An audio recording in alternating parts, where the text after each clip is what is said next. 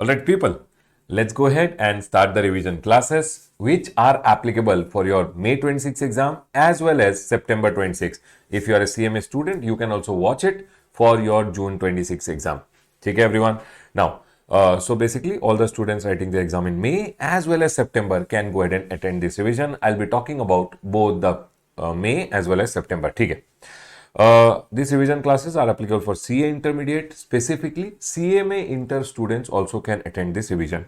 Sir, how are you going to revise? We are going to revise with the help of our chart book, the chart book version 10 which is there. Sir, I have chart book version 9. No problem, Baba. Chart book version 9 or chart book version 10, whichever you have, you can go ahead and use it. Chart book version 10, we had gone ahead and prepared for the September 26 exam, but it's okay. You have chart book version 9 or you have chart book version 10. Both the chart books can be used for the revision. So if you're a student writing in May 26, you might have chart book version 9, you can use that. If you're a student writing in September 26, you might have chart book version 10, you can use that. No problem at all. Version 9 or version 10, both are fine. Sir, I don't have the chart book at all. No problem, Baba. Whichever teachers you have studied, IDT is same. GST is same. So you can go ahead and use your teacher ka material. Done, sir. Next. Sir, I have not taken your classes. Can I watch this revision? Yes, Baba. Whether you have taken our classes, not taken our classes, doesn't matter. It's okay. Revisions are same for all. All the teachers have the same syllabus which is given by the CA Institute or the CMA Institute. So, don't worry. Whichever teachers you have taken classes, you have done self-study, you can attend this revision. Okay. Sir, will you be covering the amendments which are applicable for May 26? Yes, Baba, I'll be covering the amendments which are applicable for your May 26 as well as September ke liye one small amendment is there. That also I'll cover for the September students as well. Okay, sir. Done. That point is clear. So, sir, revisions will be in Hindi. No, Baba, revisions are in 100% English. It is in simple English. So, if you are a student who wants to watch the revision, you can go ahead and watch it. Whether in Hindi you wanted to watch it, but it will be in simple English. That's all I want to say. Okay, chalo, let's go ahead and start the revision. Everyone over here now. Everyone over here, listen. Chalo. We will go ahead and start with the first chapter, which is GST in India and introduction. Everyone, let's go ahead and get it started with the first chapter. Baba, these revisions are going to be completely exam oriented. It means whatever is not important from exam point of view, which are of least importance or not importance, will not go ahead and talk about those things. Take everyone. Now, the first chapter which is there is GST in India and introduction. While doing the revision, I'll also tell you which are the most important point which you should be focusing on. Also, the revision will be exam oriented, means we'll go ahead and focus only on those points which are very, very important or good points from exam point of view, so that you guys can take care. Done, sir. That point is clear. Now, the first chapter which is there is GST in India and introduction. Sir, what kind of a chapter is this? Baba, this chapter is a C graded chapter. Mostly maximum which they go ahead and ask is a 3-mark question, might be a 1-mark MCQ. So I can go ahead and say 3 to 4 mark can be maximum asked in the exam. Right, everyone? GST in India and introduction. It's an introductory chapter. Now, the first thing which we can go ahead and learn from here is this definition of GST. You can remember. That's all. What is the GST definition? GST means any tax on what everyone's supplying of goods, services of both except alcoholic liquor, except alcoholic liquor for human consumption. So, Baba, GST is a tax on supply. Everyone, you have to talk with me. GST is a tax on supplying of goods, services of both except alcoholic liquor. Done, sir. This point is clear. Alcoholic liquor for human consumption. Okay, sir. Sir, direct tax, indirect tax, this Baba, this just reading category wise can read at home. The next thing which I find important is the features of GST. Everyone over here, what are the various features of GST? Baba, first of all, GST is a tax. Yes, sir. GST is a tax. It's a tax on what? It's a tax on supplying of goods, services or both. Okay. Then it's a consumption tax. It's a consumption tax means whoever consumes bears the burden of the tax, and it's a destination based tax. It means the tax ultimately goes to that state where the goods are being consumed, where the goods are being destined. So, for example, I sold the goods from Karnataka to Tamil Nadu. Tamil Nadu is the destination of the goods. The tax will go to the Tamil Nadu government. Done, sir. This point is clear.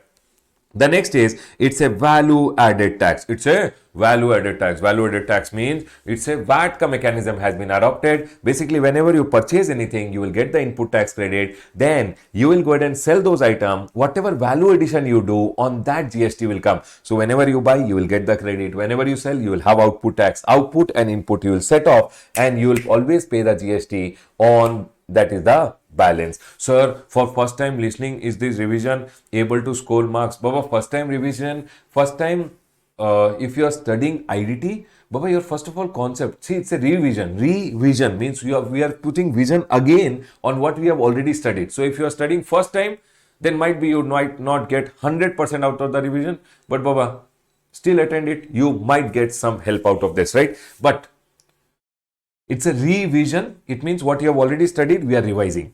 Done everyone? Chalo. ठीक है. Sir, this point is clear. These are the various features of GST. Benefits of GST, you can just go through once. Not very important from exam point of view. Let's go ahead and revise. What are the benefits of GST? Creation of unified national market. Unified national market means one nation, one market, one tax. What is the tax, everyone? GST. Then, sir, boost to Make in India initiative. Make in India initiative has been boosted. Basically, what they are trying to say is now you buy from anywhere in India, you will always get the credit. I buy from Delhi, I'll get the credit. I buy from Assam, I'll get the credit. Now, because India, one nation, one market, one tax is there, what they are going in and telling, your Make in India has been boosted. Now, if I am getting credit from wherever I am buying, then Baba, what will happen? People from outside will say, oh, making in India is cheaper. Let's go ahead and make in India, because if you buy any goods, you always get the credit. So, boost to Make in India initiative will happen. When people from outside will want to invest in India, employment will go up. Ill effects of cascading, cascading is gone. Nowadays, if you buy anything, you'll always get the credit, which you can use to set off. Earlier, there was a problem. You are not getting the credit. If you are not getting the credit, it used to become part of your cost. Cost used to go up. Now, that problem is not there. Ill effect of cascading, tax on tax is gone. You buy anything, you'll always get the credit. Ease of doing business. Baba, earlier, person was registered under service tax, VAT, excise. Now, so much headache is not there. One person is registered always under GST. The next is reduction in compliance cost. Compliance cost means, sir, earlier I was registered under VAT also. I was registered under excise also. 2 Act may register, 2 Act ka compliances. The CA used to go ahead and charge for 2 Act ka compliances. Now, Baba, the compliance cost also has come down because I have to do compliances only under GST. Automated process with greater use of information technology. Now, under GST, you will see the gst.gov.in is there, where you can take your registration, when you can make the GST ka payment, where you can file your return. Everything is automated. Next.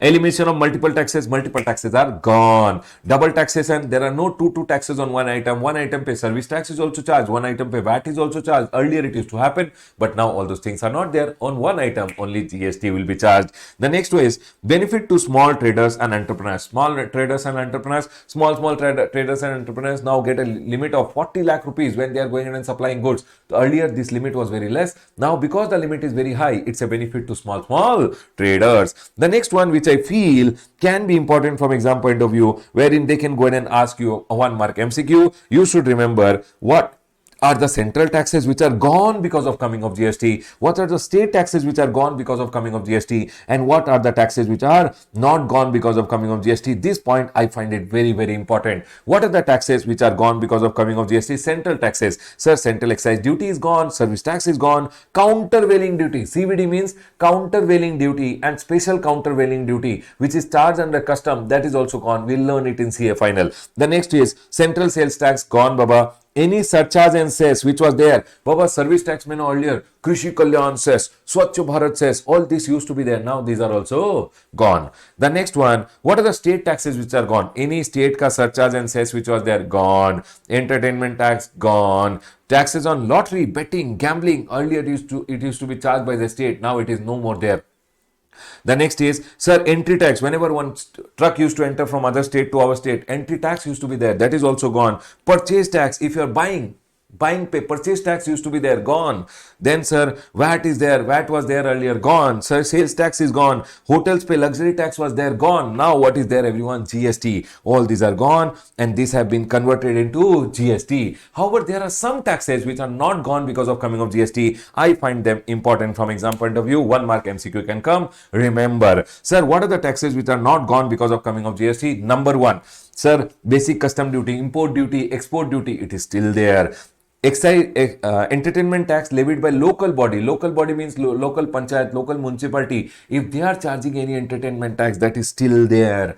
The next one, property pay, property tax is there. Stamp duty, when you are registering any document, stamp duty is still there. Electricity pay, electricity duty is still there. And Baba, state excise duty, SED means state excise duty on alcoholic liquor for human consumption. Alcoholic liquor for human consumption pe state excise duty is still charged. And Baba, central excise duty on HP man. What is HP man, everyone?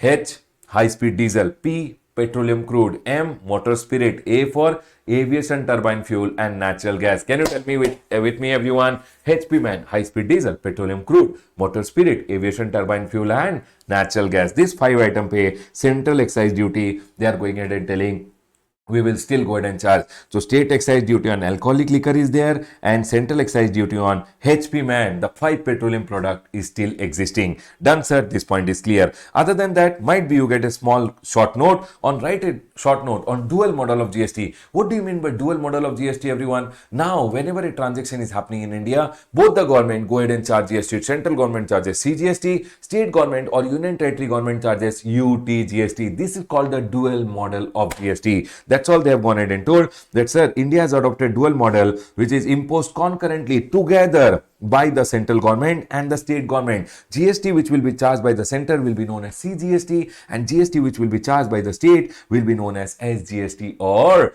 UTGST. Now the center can go ahead and charge tax on intra-state also. Earlier intra-pay only state used to charge. Now central government can also charge, and states are empowered to charge tax on services. Earlier service tax was to be charged only by central government. Now state governments also can go ahead and charge service or goods. Both the government charge the taxes now. Okay, sir. And India has adopted this model from whom? Canada. Remember this point, everyone. India has adopted the GST model from whom? Canada. Done, sir. This point is clear. Other than that, we also had gone ahead and spoken about this in the class. Sir, what is intrastate and interstate? Everyone over here now. What do you mean by intra, everyone? Whenever transaction is happening within the same state, within the same UT, so location of supplier and place of supply are in the same state, same UT, then we go ahead and call it what, everyone? Intra. Intra pay CGST, SGST or CGST and UTGST is charged. Whenever it is two different states, two different UT, one state, one UT, we always go ahead and charge, we always go ahead and call it interstate, and interstate pay we always go ahead and charge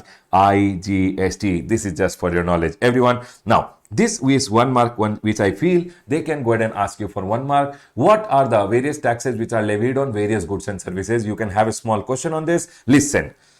The various goods and service, for example, alcoholic liquor, alcohol pay, state government charges state excise duty. When it is sold within the state, VAT comes, and outside the state when it is sold, CST is being levied. Okay, sir. HP men pay, what will be charged? If it is sold, produced, manufactured के time पे central excise duty is charged by the central government, and when it is sold inside the state, VAT is charged, outside the state, CST is charged. Then Baba, tobacco and tobacco item पे central government still charges central excise duty, and tobacco is the item on which GST is also there. ठीक है. Then Baba, OPM, narcotics, Indian hemp, all the drug items and all, on this Baba, state government charges state excise duty, and GST is also there, and all other goods and services Baba, GST and GST. Other than that, we had also gone ahead and learned about the constitutional provisions which were there. In the constitutional provision, the article number 246A, which I had gone ahead and told, was very, very important. 246A went ahead and gave, Baba, article number 246A, which went ahead and gave the power to the central government and state government to go ahead and charge GST together. Was basically central government can charge CGST, state government can charge SGST. This power to charge tax, to charge GST was given by which article of the Constitution of India? Article number 246A. Article number 246A provides power to the Parliament and state legislature to levy GST. Parliament will make the law basically for CGST, and state legislature will make the law. The state ka legislature will make the law for SGST. So, Baba, CGST ka law will be made by Parliament to charge CGST, and state legislature, this basically, for example, Delhi state government will go ahead and make the law for Delhi SGST. Karnataka state government will make the law for Karnataka SGST. Done, sir. And Baba, whenever it is interstate, two different states are involved, states will have no power. Parliament has exclusive power to make the law. Basically, they are talking about IGST, and IGST ka law is made by the Parliament. Done, sir. This point is clear. So, sir, CGST ka law will be made by Parliament, SGST ka law will be made by the state, so that CGST can be collected and SGST can be collected. What about IGST? IGST ka law will be made by whom, everyone? IGST ka law will be made by the Parliament. And Baba, remember one thing, that law will be made applicable across India. Yes, sir, this point is clear. Then we have article number 269A, that, sir, once the IGST is being levied on interstate transaction, IGST is levied on interstate transaction, what will happen to the IGST? IGST, which is levied on interstate transaction, law is made by Parliament. Collected by whom? Collected by the central government over here. And central government will go ahead and divide it between the central government and 50% to the state where the destination is there. I hope you guys recall this point, that, sir, IGST will be levied and collected by central government. Central government will apportion between the central government and the state. Which state, everyone? Destination state. The next one, which I find little important over here from exam point of view, is the GST Council. Remember one thing, GST Council, how many members are there? GST Council was constituted on 15 September. Now, 1 mark MCQ can come in the exam. What was the date of constitution of GST Council? 15th of September. 15th of September GST Council was constituted. It's a council which has central government ka members also, state government ka members also. Okay? And it has how many members? 33 members. 2 central government ka members and 31 state finance minister or any minister which is nominated by state, because 31 states are there. 31 states ka 31 state minister or the ministers which are nominated by that state. Now, how many members should be present for the meeting to be held in the GST Council? Half of the number of members. Half of the number of members means at least 33 say half of the number of members, 17 members should be present so that the meeting can be held. Don't write in the exam 17, right? Half of the number of members should be present. Okay, sir. Now, whenever a decision has to be taken, how much will be the vote ka weight of the center? It goes ahead and says 75% of the weighted votes. 75 means 3/4 of the weighted votes of the member present and voting, and weightage of the vote of center is 1/3 and state government is 2/3. Remember one thing, central government ka weight of the votes is 33%, state government ka votes ka weight is 66.67%. And, sir, for majority, how much should be achieved? 75% should be achieved. Okay. The most important part from exam point of view is GST Council ka.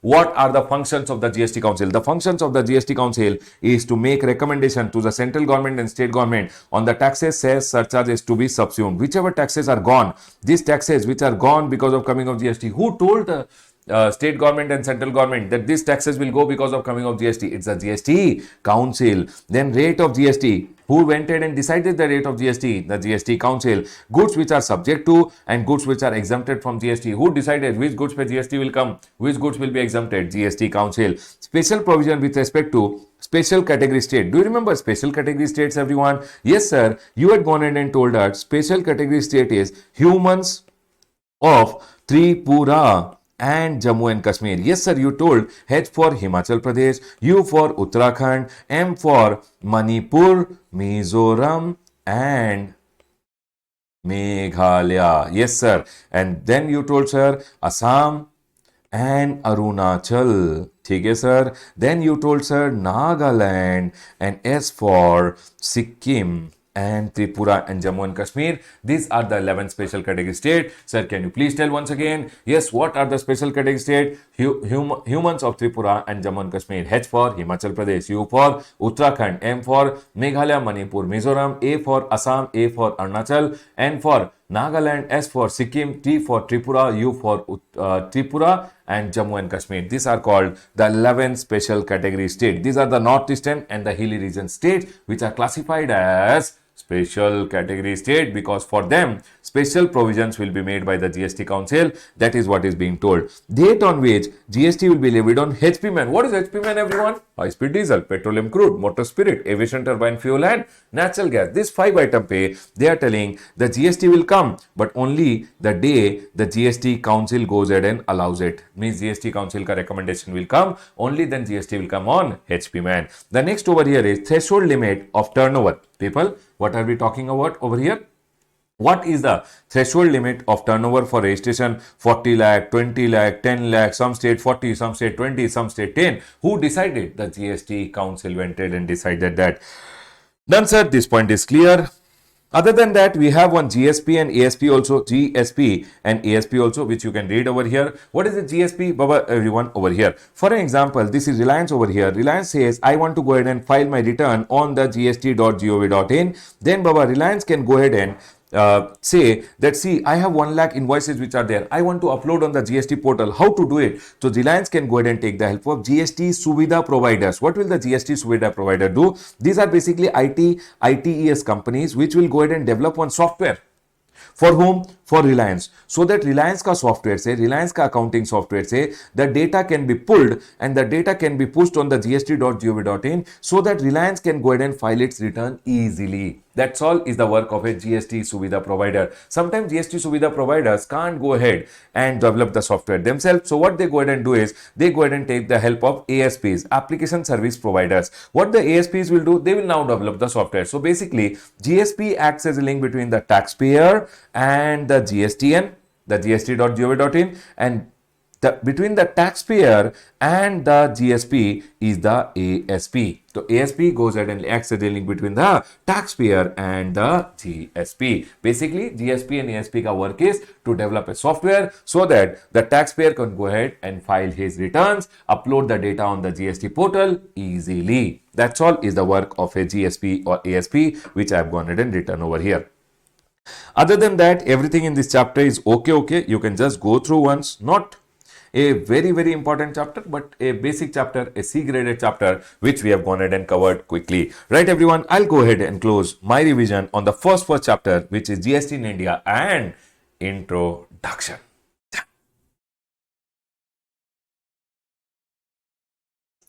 Alright, students, let's go ahead and now move to the next chapter. The next chapter is the chapter of supply. Everyone, in the chapter of supply, there's a definition of goods and service. The goods and service ka definition is okay. You can just go through quickly. There's nothing so much that I have to go ahead and explain in this. This goods ka definition is something which you can just go through quickly. The most important part of the chapter of supply is over here. Everyone, please come to the chapter of supply, everyone. Everyone over here, we went ahead and understood GST with what, everyone? Goods or service. Goods or service has to be supplied, everyone. Only when you go ahead and supply the goods or service, GST will be imposed. So now we are going to start with the chapter of supply. Okay, everyone. Now, supply has two sections, section number 7 and section number 8, which you are going to learn now. Goods and services which are there. Goods or service, once you go ahead and supply, only then GST can come. ठीक है sir, तो sir supply का definition can you please explain us? Yes बाबा, let's go ahead and talk about the definition of supply. Everyone over here now. Supply में sir what is supply? Supply is the taxable event. Supply is the taxable event. Only if you do supply, GST comes. For example, I have one mobile phone in my shop. Now, if I don't go ahead and supply it, will GST be imposed? No. So, only if you go ahead and supply something, GST gets imposed. And that is what is being taught in the chapter of supply. What are the things that will fall under the definition of supply? That is what we are going to talk over here. So, sir, supply section number 7 has section number 7 subsection 1, section number 7 1A, sir, section number 7.1a, and then we have section number 7.2, which is there. 7.2 goes ahead and talks about what are the things which are excluded from the definition of supply. Everyone over here now. Section number 7 has section number 7.1, which goes ahead and says what are the things which are included in the definition of supply. Sir, section number 7.1a has A, section number 7.1 has A, B, and C. Section number 7.1a, AA, B, and C. If you fall in section number 7.1a, B, or C, section number 7.1a, AA, B, or C, your activity will be supply and GST will come. Your activity will be supply and GST will come. ठीक है sir. But whether my activity is supply of goods or supply of service, for that we check section number 7.1. Capital A, and then Baba, if you are falling in section number 7.2, that will be neither supply of goods nor supply of service. So let's go ahead and start with the first one, which goes ahead and says what are the activities which are included in the definition of supply. Section number 7.1a goes ahead and says all forms of supply of goods, services, or both, such as sale, transfer, barter, exchange, lease, rental, license, or disposal. If you go ahead and make it or agree to do it, made or agreed to be made for a consideration in the course or furtherance of business, GST will come. What they are trying to say in this, they are going ahead and telling whether you go ahead and do sale, transfer, barter, exchange, lease, rental, license, disposal, whatever name you give, your activity co, whatever name you want, you can go ahead and give your activity co name. Okay? Plus, it should be done for a consideration. What do you mean by consideration? Whatever you receive in return. Might be received in cash, might be received in kind, might be that person only went ahead and did some service for you. It doesn't matter. It can be in cash, kind, whatever.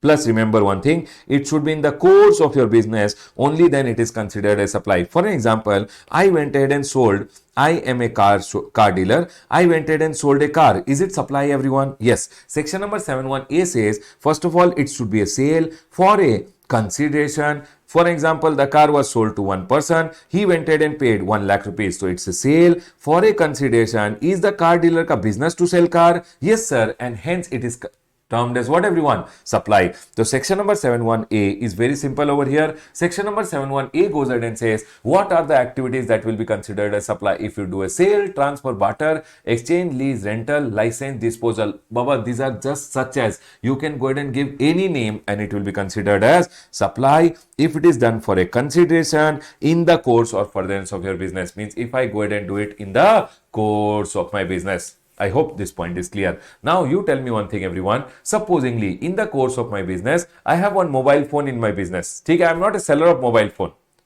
But I have a mobile phone in my business and I go ahead and sell this mobile phone. Will it also be considered as supply? Yes, Baba. Remember one thing. It can be a sale, transfer, barter, exchange, lease, rental, license, disposal, whatever name you give it. But if it is for a consideration, it might not be your business, but it's in the course of your business, that will also be considered as supply. So, for example, one dosa seller is there. He's selling dosa. Sale for a consideration in the course of business, it's a supply. I hope this point is clear to all. Done, sir. Sir, if I go ahead and rent out Zoom car, rents out the car, rental for a consideration, it's their business and hence they are doing a supply. Is this point clear to all of you? Yes, sir, clear. The next one over here is going ahead and basically trying to talk about a club memberships, etc. So, Baba, if there is a person other than individual, person can be, Baba, you can go ahead and call any person as a person, partnership firm, LLP, company, it can be an association of person, it can be a body of individual. You talk about it over here. We can go ahead and say, for example, there is a club. Club has lot of members which are there. So what they are trying to say is the club and the members are always treated as separate persons. So for example, I am the member of Bangalore Club. Only for example, I am a member of Bangalore Club. Bangalore Club is separate, I am separate. When Bangalore Club will do an activity for me and I am paying their annual subscription, when I am paying their annual subscription, whatever they are doing for me is considered as supply. Or if I do anything for them for a consideration, that also will be considered as supply. They are going in and telling, always remember, person doing it, mean the club doing it for the members or member doing it for the club. If in return what is being given? Cash, deferred payment, means might be you are paying installment to the club or any valuable consideration, it will also be considered as supply. So if I am going in and doing an activity for the club or club is doing an activity for me and it is for a consideration, it will be considered as supply. So for example, Bangalore Club went ahead and gave me the services. I paid per annum subscription. So Baba, Bangalore Club has gone ahead and done a supply for me. Whatever I pay, they should go ahead and charge me GST. The next one over here is importation of services. Importation. What is importation, everyone? Importation means supplier is outside India. Importation means supplier is outside India. Recipient is in India. Everyone with me. Supplier is outside India. Recipient is in India. And the service has been given in India. Then it is called importation. Supplier is outside India, recipient is in India, service is given in India. Then it's called importation of service. But here they went ahead and told it should be for a consideration. It means I would have gone ahead and paid something to that person. It should be for a consideration. If I import service, for example, one person from outside India went ahead and gave me legal services in India. If I go ahead and import it for business, then also it is supply. It is not in the course of my business, then also it will be considered as supply. Remember one thing, the person outside India, did he do business in India? Supply is always seen from supplier's point of view. When the person from outside India has gone ahead and done business in India, it is whether I have gone ahead and given you classes for business purpose, non-business purpose, that does not matter. I have gone ahead and given classes. Supply is always seen from supplier's point of view. So the person outside India has gone ahead and done a supply in India. Whether in India you take it for business, non-business, that does not matter. From supplier's point of view, it will always be considered as supply. But because the supply is not in India, government says who will pay the GST, and government went ahead and told the recipient in India should pay the GST under RCM. But sir, if it is a business entity, only then business entity will pay the GST under RCM. Non-business entity, for example, you went ahead and took some consultancy from a person who is sitting outside India saying, I want to go abroad and study, and the person from outside India went ahead and gave you some consultancy, then remember one thing, you will not be required to pay GST under RCM. It has been exempted. Sir, can you please tell us what did you tell till now? I went ahead and told section number 7. Section number 7 में 1A we went ahead and understood. If I have gone ahead and done an activity for a consideration in the course of my business, I am a seller of mobile phone. I sold the mobile phone. Activity for a consideration in the course of my business, it will be considered as supply. Then Baba, A we went ahead and understood. If a person other than individual, basically they are talking about clubs etc., giving services to the members paying, it will be considered as supply. Then they went ahead and told importation of service. If I do for a consideration, if outside India say I imported some service for a consideration, whether I import for business or non-business purpose, both will be considered as supply. Remember one thing, both will be considered as supply over here. Okay sir, this point is clear. Now A, and B. Is my point all clear? Is my point all clear, everyone? Can we go ahead, everyone? I want everyone to quickly send me heads up. Are we all clear till here? Can we go ahead? Yes, sir. Okay. Now listen. In A, and B, in the three activity, what was common over here? In all the three activities, what was common, everyone? This was also for a consideration, this was also for a consideration, and this is also for a consideration. Only then it will be considered a supply. First three, A, and B. If I go ahead and do this three activity, it will be considered as supply. It will be considered as supply only if it is done for a consideration. Only if it is done for a consideration. Now, sir, what if I go ahead and do an activity where there is no consideration? Will it still be considered as supply? That is what is being told over here, everyone. Sir, what if business assets are sold? Baba, business asset. For example, this is my business asset. I'm a teacher. For me, the mobile phone which I've gone ahead and bought, it is a business asset. If I go ahead and sell it, it's a sale for a consideration in the course of business. Baba, it might not be my business, but it's in the course of my business, and hence it will be considered as supply. Done, sir. This point is clear. Now listen to me very carefully. A, B. All the three are considered as supply if it is for a consideration. Now, government have gone ahead and told in section number 7(1)(c), there are 4 activities. How many activities? 4 activities which are told in schedule 1. Schedule 1, which made or agreed to be made. You do it or you agree that I will do it. Without consideration also it will be considered as supply. Everyone, even if you do without consideration, it will be considered as what, everyone? Supply. What are the 4 activities which you do without consideration or which also will be considered as supply? Number 1, if permanently you transfer or dispose of your business asset on which ITC has been availed on such asset. What they are going ahead and telling, for example, in my business, I went ahead and bought one projector to go ahead and teach it to student. I paid 50,000 plus I paid 5,000 rupees GST. I went ahead and took the input tax credit. Now what happened? For example, one charitable institution came and told me, sir, can you please give the projector to us for charity? I went ahead and gave this projector to them for charity. Remember one thing, it will be called as permanent transfer of business asset. Is projector my business asset? Yes. If I permanently transfer it to them, did I go ahead and take the ITC on the projector? Yes, you took the ITC, and hence government is saying, if you had taken the ITC, now if you go ahead and give it free of cost also, I will go ahead and consider this activity as a supply, and you will be liable to pay GST. That's all they have gone ahead and told, that sir, permanently if you transfer or dispose of your business asset where the ITC was taken on such asset. So for example, if I go ahead and tell you, I went ahead and bought one projector for going ahead and using in my business, 50,000 rupees, 5,000 rupees, I did not take the ITC. If I don't take the ITC, and now if I go ahead and give it free, my question, supply, yes or no? You can tell me Y and N. Y is yes, N is no. What do you think, everyone? If I don't take the ITC, is it supply or not a supply?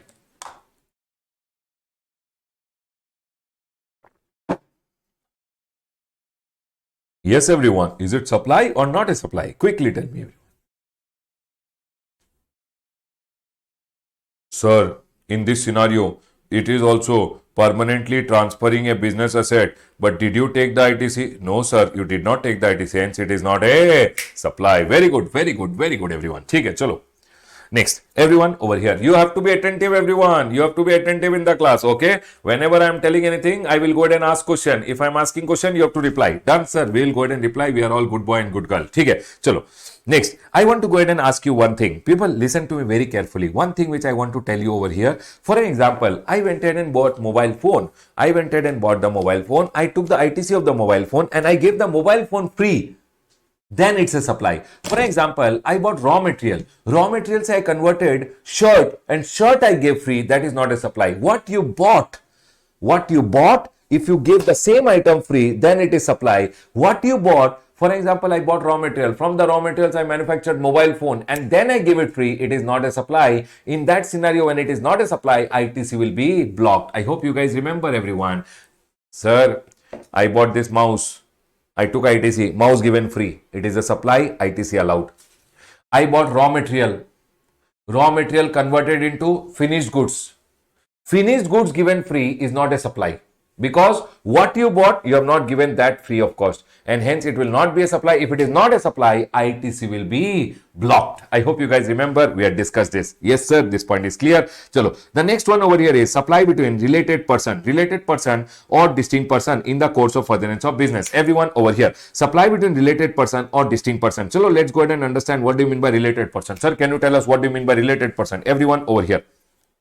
Related person, I've gone ahead and given the definition down. Related person means scope plus family plus sole agent. Sir, what do you mean by scope? S means share or stock greater than equal to 25% in both of them. Everyone listen carefully. If I am going in and holding, I am A limited, okay? In B, I am holding 25. In C, I am holding 25. If I am holding in both of them 25% share, remember one thing. I am not related to B also, I am not related to C also, but because I am holding 25 here, these two will become related. Remember, if I am holding 25 here, if I am holding 25% share here, me and B, A and C, they are not related, but B and C will become related because I am holding in both of them 25. These two will become related. The next one over here is control, whether direct or indirect. What do you mean by control, direct or indirect? Subsidy and holding and subsidy company, you have to go ahead and understand. For example, there is A limited company over here and there is B limited company over here. A limited is going ahead and controlling B limited, or B limited is controlling A limited. Then remember one thing, A and B are related person. Means A is the holding company of B or B is the holding company of A. Then they two will become related person. Okay, sir, done. A limited and B limited is there over here. A limited is controlling C limited. A limited is controlling C limited. It means they are related person. And then B limited is controlling C limited. Then they are also related person. Take everyone. Then because both of them are controlling one single person, these two also will become related person. I hope this point is clear. Okay, sir. Then Baba, supposingly A limited is there. A limited is going ahead and controlling B limited also. Because of the control, they two will become related person. A limited will also control C limited. Because of the control, they two also will become related person. Here what will happen is, because of a common person controlling both of them, these two also will become related person. I hope this point is clear to all. Chalo, remember like this. A limited, B limited. A controlling B or B controlling A, both of them will become related person. ठीक है sir. A controlling C, B also controlling C. Because of the control, first of all, these two will become related. He will become related. He will also become related. Because both of them are controlling one person, these two also will become related person. Done, sir. We have D limited over here. D limited is controlling A. D limited is controlling B. Then because of this control, first of all, they two become related person. And because D is controlling A and D is controlling B also, A and B will become related person. I hope this point is clear to all. Remember one thing. Over here, Papa controlling Mama or Mama controlling Papa. Papa and Mama are related. Papa and Mama controlling you. First of all, Papa and you are related. Papa and Mama and you are related. Because both of them are controlling you, both of them will become related. Your grandpa, Dadaji is controlling you. controlling papa, related. Dadaji is controlling mama, related person. Then baba, because one common control is there, these two also will become related person. I hope this point is clear to all of you. Remember one thing, now Dadaji and you, are you related? Yes sir, because control can be directly and indirect control. So baba, D limited and C limited also will be related person. Done sir, this point is clear. Dadaji means grandfather. Okay, everyone. Chalo, let's go ahead. Everyone over here now.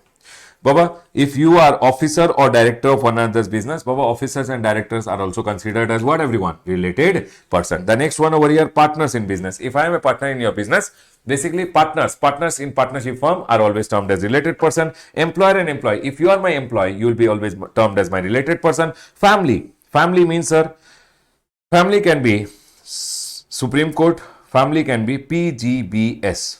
Supreme Court means my spouse and my children. For the husband, the wife is the spouse. For wife, the husband is the spouse. My spouse and my children, and parents, grandparents, brother and sister. Remember one thing, everyone. Parents, grandparents, brother and sister. PGBS. My spouse and my children are always my related person. But PGBS, if they are dependent on me, only then they are my related person. If they are independent, they are not my related person. They are not my related person. Remember this point. Okay, sir? Done. Spouse and children, always related. PGBS, only if they are dependent on me, they are my related person. Done, sir. This point is clear. Also, they have gone ahead and told, sir, scope plus family plus sole agent. If I have only one agent across India, then that person also becomes my related person. Done, sir. Point is clear. Sir, can you tell me, everyone, who are my related person over here? Scope plus family plus sole agent. If I am holding shares or shares 25% in both of them, then these two will become related. Then baba, control you already understood, holding subsidy wala control. O for officer or director, P for partner, E for employer employee, plus family means my spouse and my children are always my related person. PGBS, parents, grandparents, brother and sister are my related person only if they are dependent on me. If they are independent, they are not my related person. For example, I'll go ahead and ask you, my brother is well settled in London. Is he my related person? Answer, everyone. My brother is well settled lawyer in London. Is he my related person? Is my question to all of you.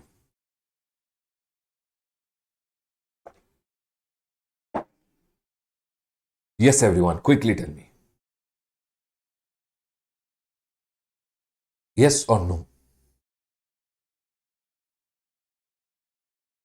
No, sir. No, because he is well settled. He is not dependent on you. He is not your related person. Very good. Okay. So if I go ahead and supply to my related person, very good, everyone. Okay. If I go ahead and supply to my related person in the course of furtherance of business without consideration, also it will be considered as supply. So for example, I am a dealer of sari. And in my shop, supposingly my wife came to my shop, and my wife I went ahead and gave one sari free of cost without any consideration. Is it considered as supply, everyone? Yes sir, because it's a supply between related person. In the course of business, I had bought saris to go ahead and supply, and I went ahead and gave it free of cost to my wife. It will be considered as supply. Done, sir. Point is clear. Because you have gone ahead and done it to a related person without consideration, also it will be considered as supply. Okay, sir. Then this point is clear. But tell me one thing. If I go ahead and give anything to my employees, remember one thing. If I give gift to my employee up to 50,000 rupees per annum per employee, it will not be a supply. If it is not a supply, remember one thing, whenever it is not a supply, the ITC also gets blocked. But whenever it is a supply, if there is any ITC, that will always be allowed. Supply is there, ITC is allowed. Supply is not there, ITC is blocked. Done, sir. This point is clear. Yes, sir. Point is clear. Chalo, let's go ahead. Everyone over here now. Supply between related person. So if you go ahead and supply to a related person without consideration, also it will be considered as supply. If it is a supply, the ITC will always be allowed. Done, sir. Yes, sir. This point is clear. The next one. Sir, tell me one thing. Employees. What is the limit, everyone? Employees ko can I give gift? Yes, sir. You can go ahead and give gift to your employee up to 50,000 per annum per employee. It will not be a supply. If it is not a supply, ITC will be always. If it is not a supply, ITC will always be blocked. But if it is a supply, then ITC will be allowed.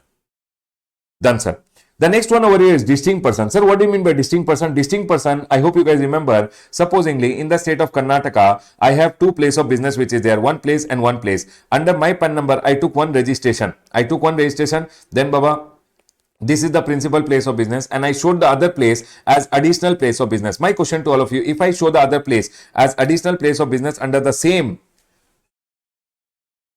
registration, will it be considered? Everyone over here now, will it be considered? In this scenario, will this be considered as my distinct person? Can everyone tell me, will it be considered as my distinct person? No, sir, it will not be considered as your distinct person because under your PAN number, you should take separate registration altogether. You should go ahead and take what, everyone? Under your PAN, one registration you have taken, one more registration you have to go ahead and take. Only then this will be considered as distinct person. Done, sir. This point is clear. Sir, same state, separate registration. Separate registrations are termed as distinct person. Okay. In one state, for example, this is the state of Karnataka and this is the state of Tamil Nadu. Under my PAN number, I went ahead and took one registration over here, and in Tamil Nadu, I took one more registration over here, one registration and one registration. Listen carefully, everyone. I have taken one registration over here and one registration over here. In Karnataka, I have taken one and Tamil Nadu, I have taken one. Can you tell me, are they distinct person, everyone? Are they distinct person, everyone? In this scenario, under my PAN number, if I take separate registration, yes, sir, they are distinct person. Done, sir. This point is clear.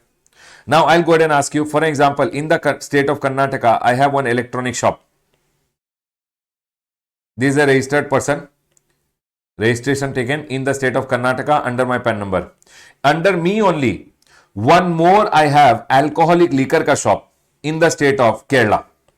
My question, are they distinct person? Are they distinct person? Remember one thing. Same state, separate registration, distinct person. One state registered, another state registered, distinct person. One state registered, one state might be alcoholic liquor, you are not registered, but still they will be termed as different person, distinct person. Remember one thing, distinct is, I hope this point is clear to all of you. Sir, what do you mean by distinct person? Same state, separate registration, distinct person. One state registered, another state also registered, distinct person. Under my PAN number, one state registered, another state not registered, might be supplying alcoholic liquor, might be petrol pump. I am not registered. If not registered, still you will be termed as distinct person. Yes, sir. Point is clear to all. Chalo. Now, next one. This exception I have told you, gift given to employees up to 50,000 rupees per annum per employee.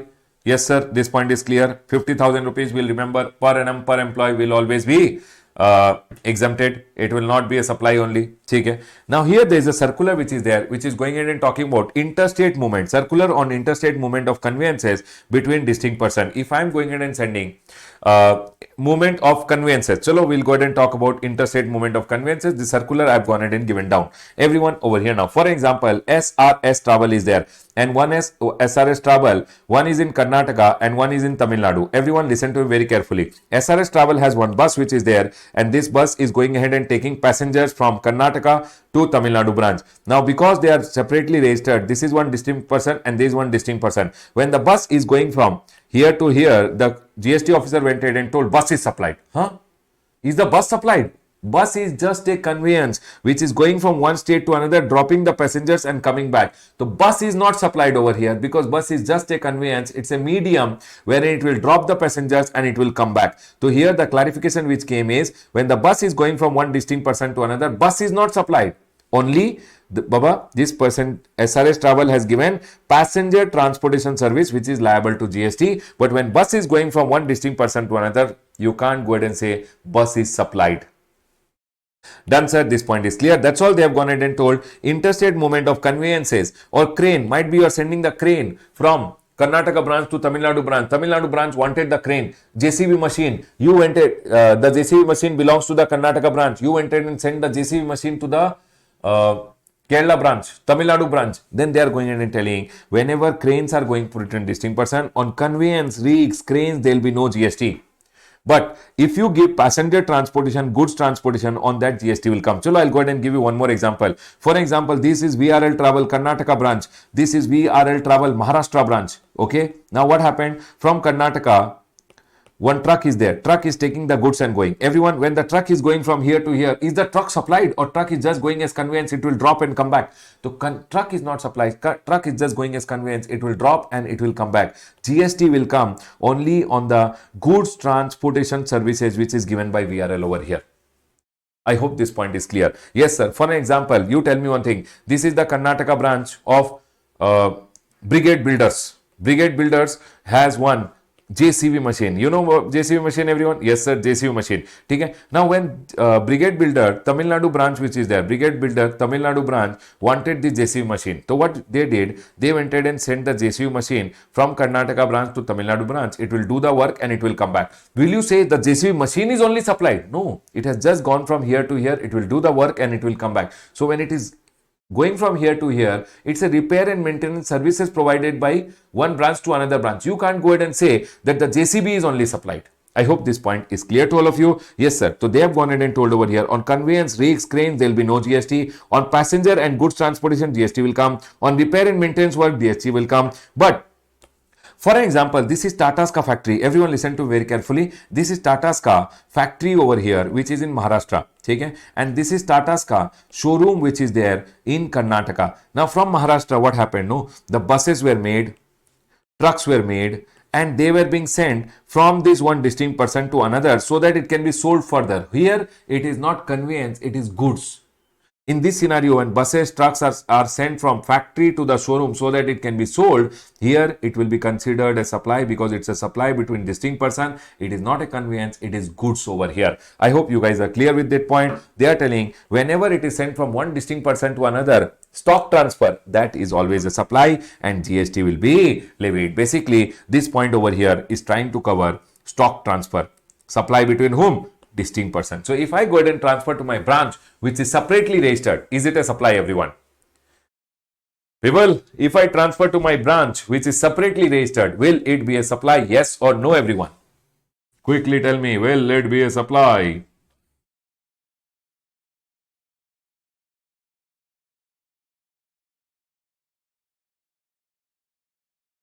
Quick. Yes or no, everyone? Yes, sir, it will be considered as supply because it is separately registered, means distinct person. Stock transfer from one branch to another will be considered as supply. Done, sir. This point is clear. The next one over here is supply of goods between principal and agent. Basically, they are going in and talking about circular on principal agent.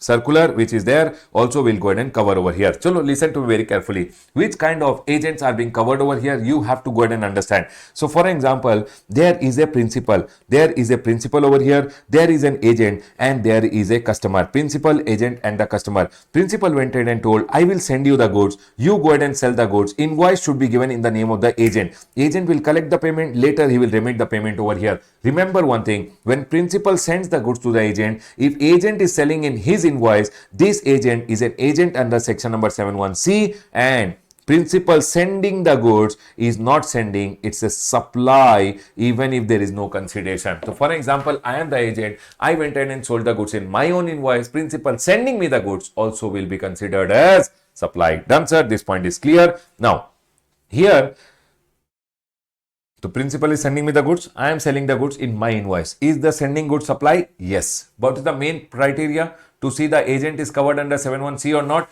You have to remember agent issuing the invoice in his name. Then agent is an agent as per 71C. Principal sending the goods also will be considered as supply. Sir, what if it is principal is directly giving the invoice in his name to the customer? Am I an agent as per 71C? No. There is no sale between principal and agent in this scenario. Remember this point. Done, sir. This point is clear. Now, for example, this is my agent. I told my agent I want to buy something. He found one supplier. The supplier will give the supply to him and agent will go ahead and give the supply to me. I am the principal over here. In this scenario, if the supplier goes ahead and supplies to the agent, invoice is in the name of the agent as a buyer, then agent giving me the goods will also be considered as supply. That is what is being told over here. I hope this point is also clear to all of you. Whereas, tell me one thing. So if supplier gives the invoice in the name of the agent and agent gives the invoice in the name of the principal, Tell me one thing, when agent is going ahead and selling to the principal, when agent buys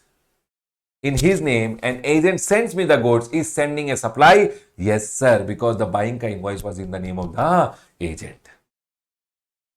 That's all they have gone ahead and told. This type of agents are covered. Which type of agents are covered in principal agent? Remember one thing, agent is further supplying in his name, that is invoice for further sale is in the name of the agent. So people, principal send me the goods, I sold the goods in my invoice over here, then I am an agent as per 71C. Principal sending me the goods will be considered a supply. Okay, if agent is buying in his name, that is goods were procured invoice in his name, then that agent is an agent as per 71C. When he sends the goods to the principal, it is not sending, it is a supply. I hope this point is clear to all of you. Yes, sir, this point is clear. That's all has been told over here in the principal agent. Which agents are covered? Who supplies in his name or buys the goods in his name, then principal sending him the goods or he sending the goods to the principal will be considered as supply. Done, sir. The next one over here is importation of service. Always remember one thing, the next point which we are going ahead and talking is importation of service. Importation of service can be from related person. Importation of service from whom, everyone? Related person. It should be in the course of business. Without consideration also it will be considered as supply. For example, I went in and imported services from my brother who is well settled in London. I took legal services from him for personal purpose. Importation of service. Is brother well settled my related person? No. I took it for personal purpose, not business. Without consideration, but it will not be a supply because these two are not meeting. For example, my father is dependent on me and he is residing in London. In that scenario, he went ahead and gave me some services in India. My father, I went ahead and told him, Papa, I want some services from you. My father is dependent on me. He went ahead and gave me some services for my business purpose in India. Importation of service. Is my father dependent on me, my related person? Yes. He went ahead and gave me some services for my business. Without consideration also it will be supplied. For example, I went ahead and called my brother. My brother is dependent on me and studying law in London. I told him I want some legal services from you with respect to my business. Importation of service for my brother dependent on me, related person, for my business without consideration also will be considered as supply. All the four to meet. And if it is supply, you are the business entity in India, you should pay GST under RCM because importation of services, always GST is payable under RCM. Done, sir. This point is clear. The next one over here is importation of service from own establishment outside India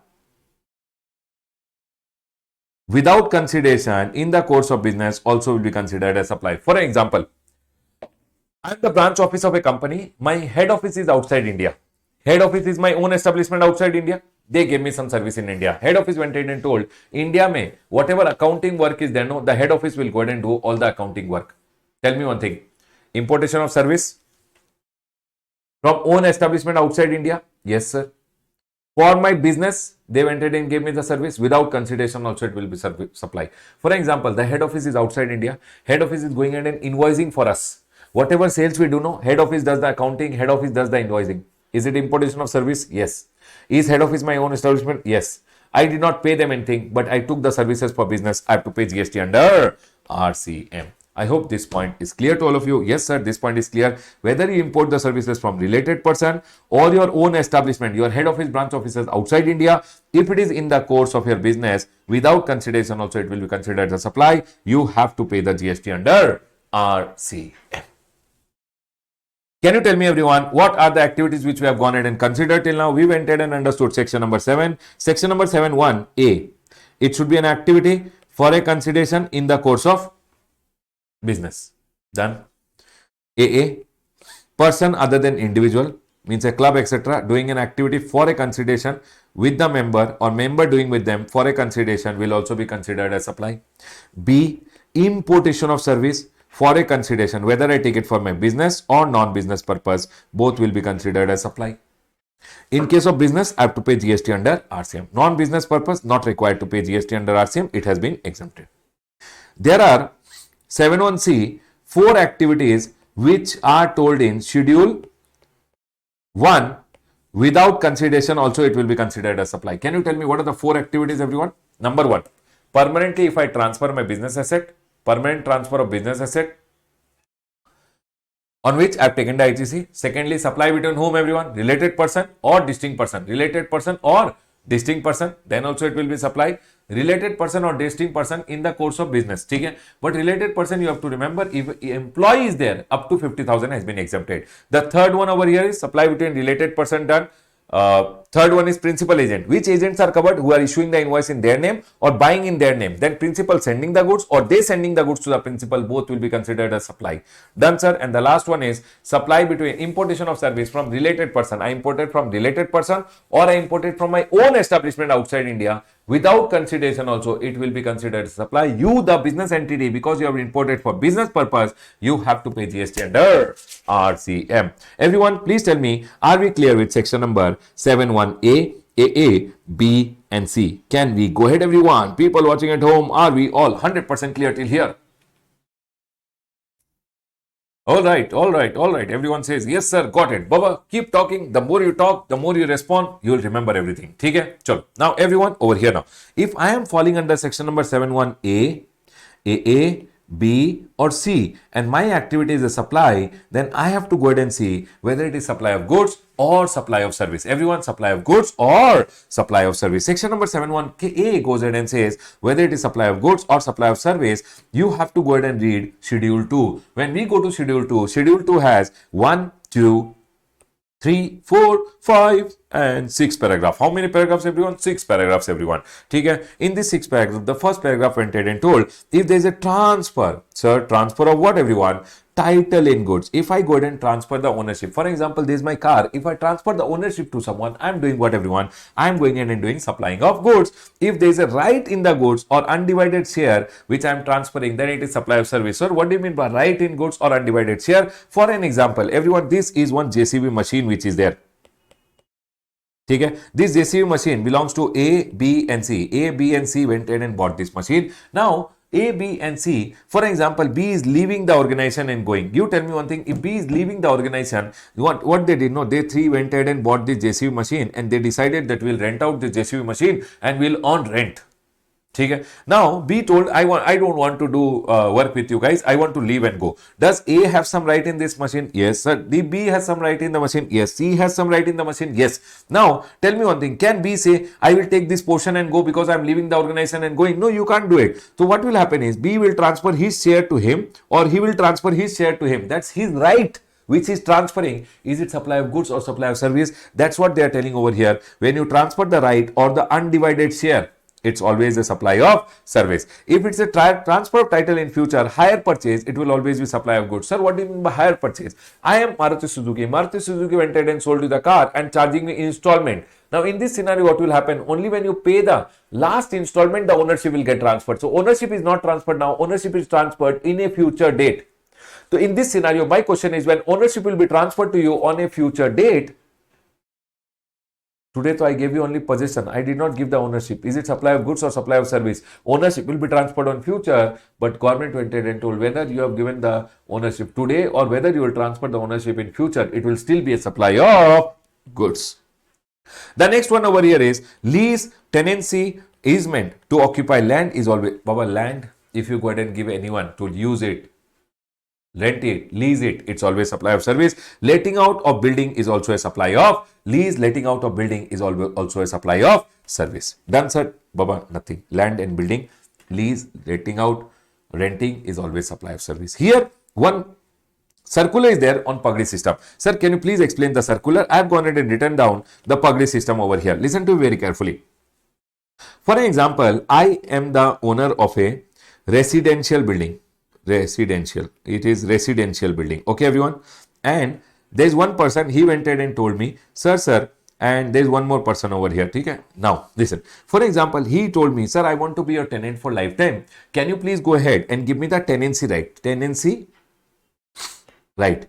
It means now he is going to be my tenant for lifetime. I can't go ahead and throw him out of my property. I transferred him the tenancy right. He went ahead and gave me tenancy premium.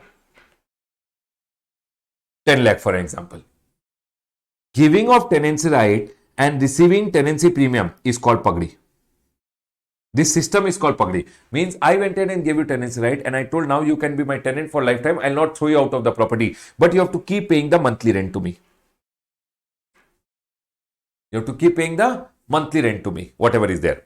Now, here the question which came was, whenever anybody is giving tenancy right to someone, is it a supply of service? So, government went and told, yes, it is a supply of service, because it's clearly told that giving anything on tenancy, it's a supply of service over here. And hence, giving tenancy right is always a supply of service, and taking tenancy premium, GST should come. But because it's a residential property, the GST will not come.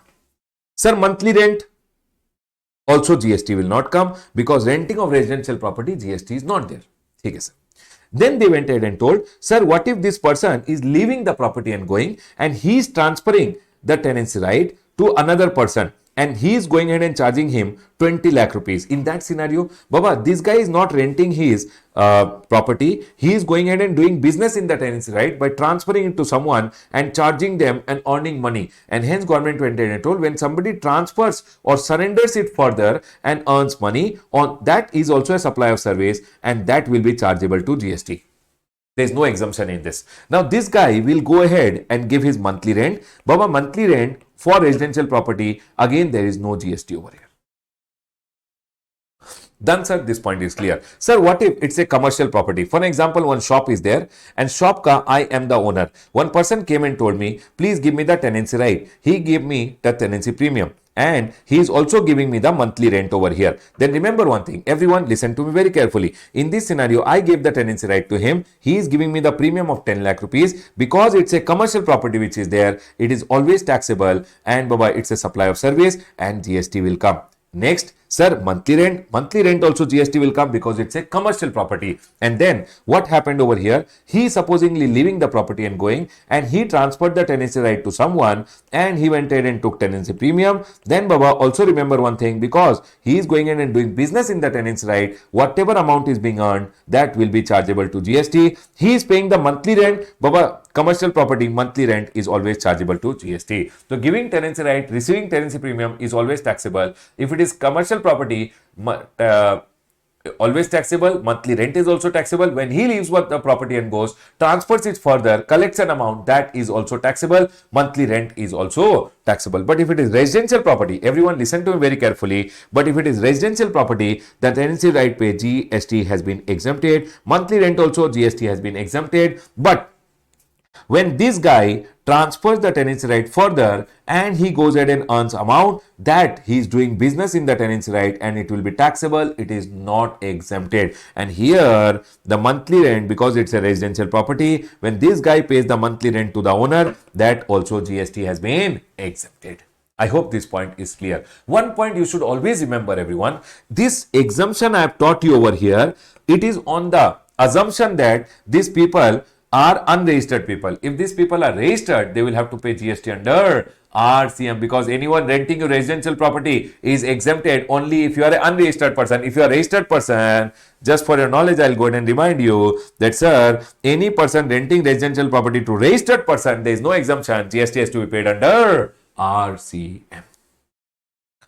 Done, sir. This point is clear to all. Everyone over here, I've gone ahead and told, see, transferring of tenancy right against tenancy premium is a supply of service. If I give you tenancy right, collect tenancy premium, it's a supply of service. But if it is residential property to unregistered person, it is always exempted. Further sale or surrendering by the outgoing tenant is also chargeable to GST. Everyone, please remember this.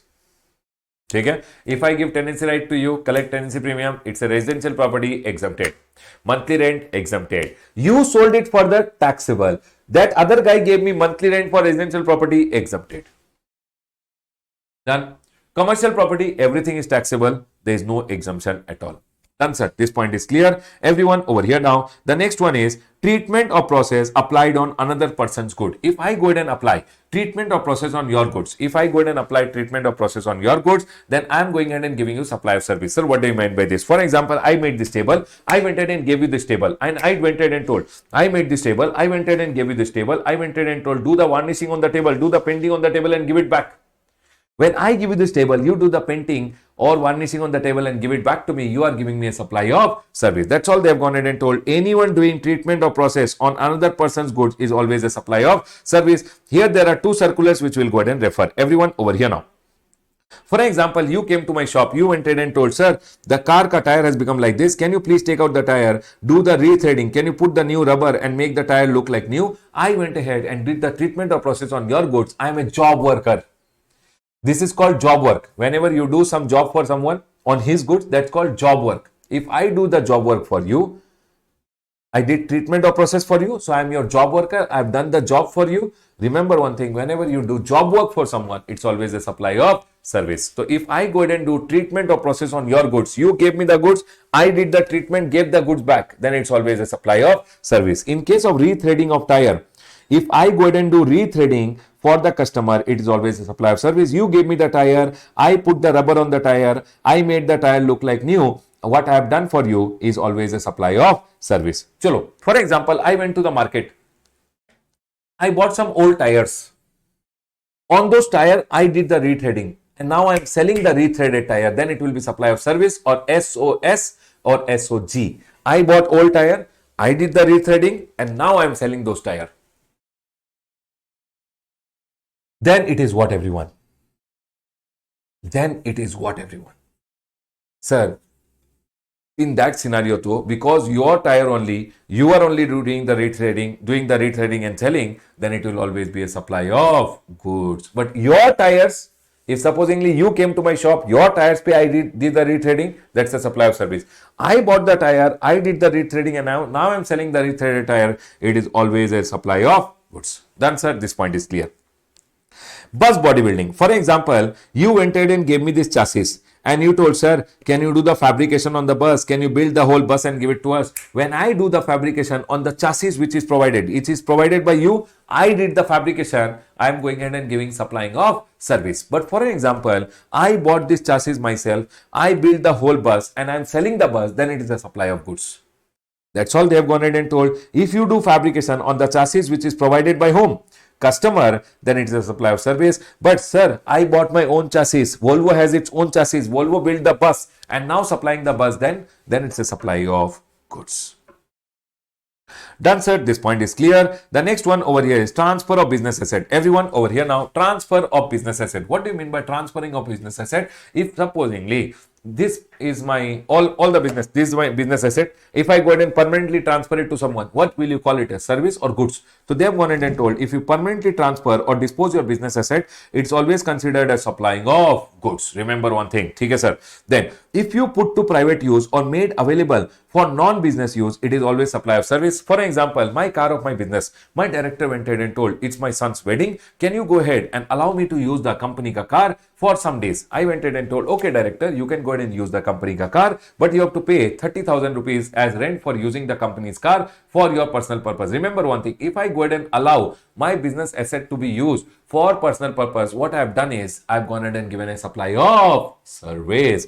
If I permanently transfer my business asset, for example, mobile phone, I transferred it permanently to someone, it's a supply of goods. If I temporarily give my business asset to someone to use, I give my business asset to someone to use, that's always considered a supply of service. Sir, what if you close the business and take all the assets home? Baba, remember one thing, government is going in and being very simple over here. Government says, Ramesh, for example, you are a registered person, you entered and bought all the assets, you entered and took the ITC, aram se maja, you use the ITC, later you are going in and telling, I'll close the business, take all the assets home. Government is telling, this taking all the assets home, I will deem it as supply and you have to go ahead and pay GST. Government is telling over here, very simple, if you close the business and you take the assets home, we'll deem that it's a supply of goods because all the assets, it's like a permanent transfer of the business asset. If you're closing the business and taking home, it means you are permanently transferring all your assets home. It's a supply of goods.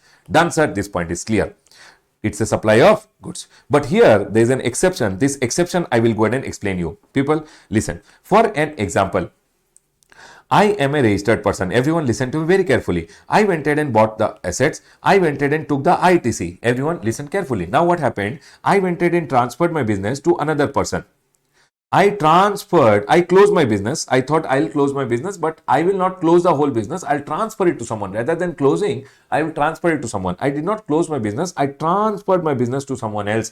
Now he will go ahead and do the business. So government says transfer of business as going concern. In our exemption chapter, it is given. 1 minute everyone. In your exemption chapter, if you go ahead and read. 1 minute. Here. If you go ahead and see over here, services by way of transfer of going concern as a whole or independent part thereof. If you transfer your business as a if you transfer your business, it will always be exempted. That's all has been told over here. If you transfer your business as going concern, it will always be exempted. Why government went ahead and exempted? Why is government not charging any GST? Because government is telling this person is there, no. We will make him take registration. In your chapter of registration, you will see this point that transferee, when you are transferring the business to someone, the transferee has to go ahead and take registration. People, section number 22, in your registration chapter, you will be seeing this point. Here, whenever you transfer your business to the transferee, he should take registration from the date of transfer or succession. But provided the transferee registered and he has transferred the business as going concern, the transferee will have to take registration. So this person will have to take registration. 1 minute. Now, when he will sell, he will collect the GST and pay the GST to the government, and hence government told when you transfer the assets and the liabilities to him, it will be always exempted because you have transferred the whole business. This guy, government will make him liable to register, he will sell, he will collect the GST and he will pay the GST to the government. Can you tell me everyone, what will happen to the ITC? Can I also transfer the ITC to the other person? Yes or no?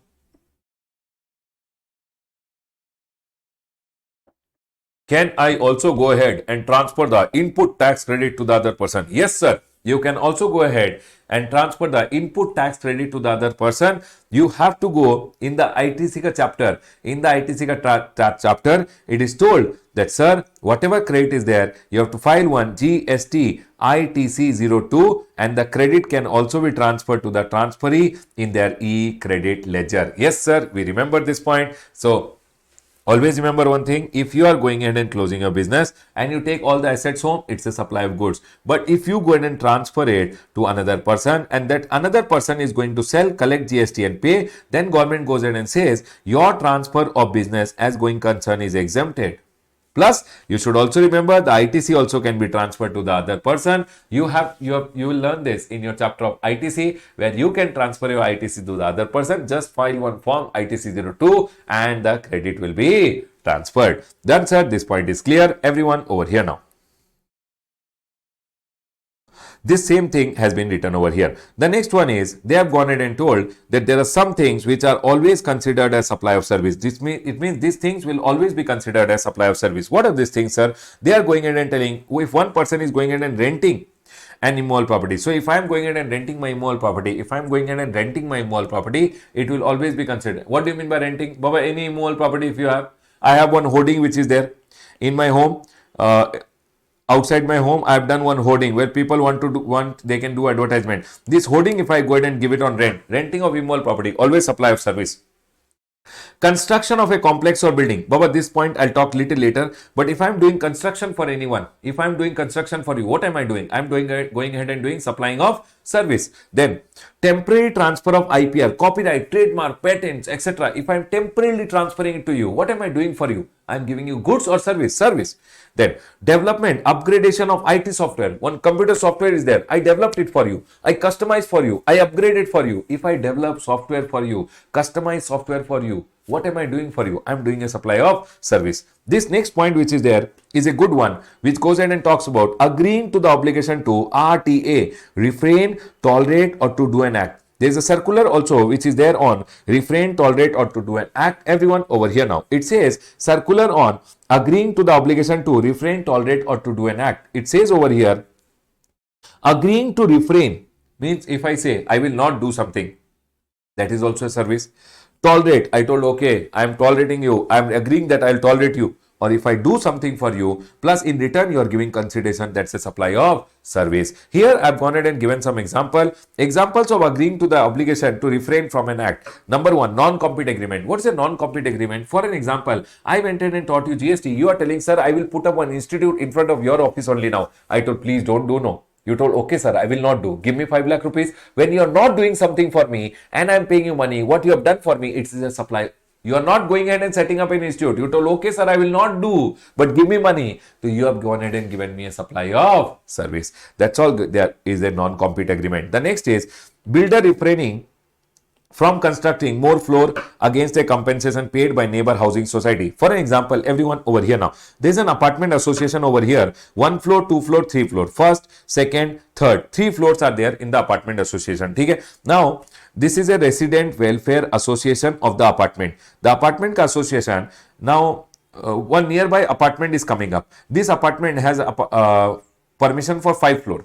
1 floor done, 2 floor done, 3 floor. The apartment, this new builder, for example, Surya Builder was about to construct the 4th floor and 5th floor because they have permission. But this association went to them and told, sir, please don't construct the additional floor. If you construct, no, the sunlight will get blocked. Our apartment may sunlight will not come, sir. Please don't construct this 2 floor. Surya Builder told, okay, I will not do it. Okay, I will refrain.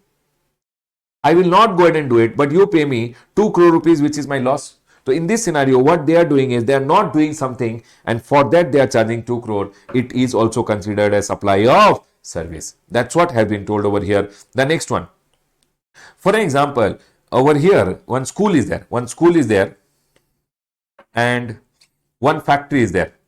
Now factory is going ahead and running, duk duk duk duk duk duk duk. So much sound is there. School ka principal went to the factory ka owner and told, hey, please don't run the factory.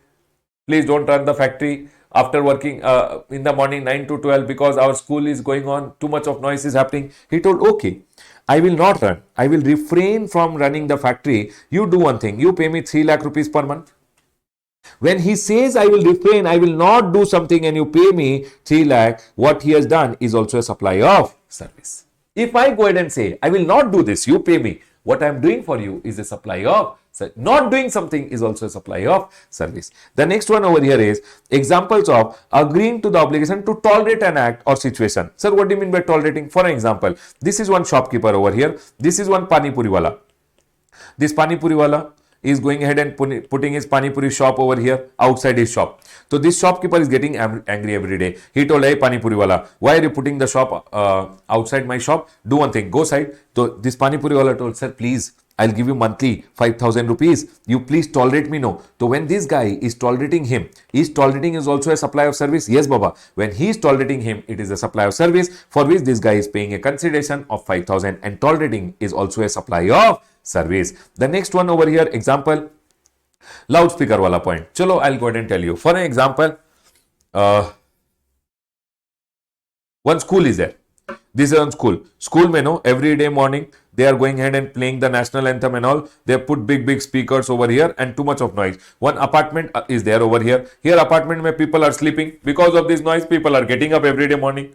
Okay? So people told, we will go ahead and complain. Resident Welfare Association. The association of every apartment has an association. The association went to the school ka headmistress and told, madam, you are making too much noise. We will go ahead and complain. So madam told, hey, please tolerate us, no. If you go ahead and tolerate us, no, we will go ahead and give you 1 lakh per month.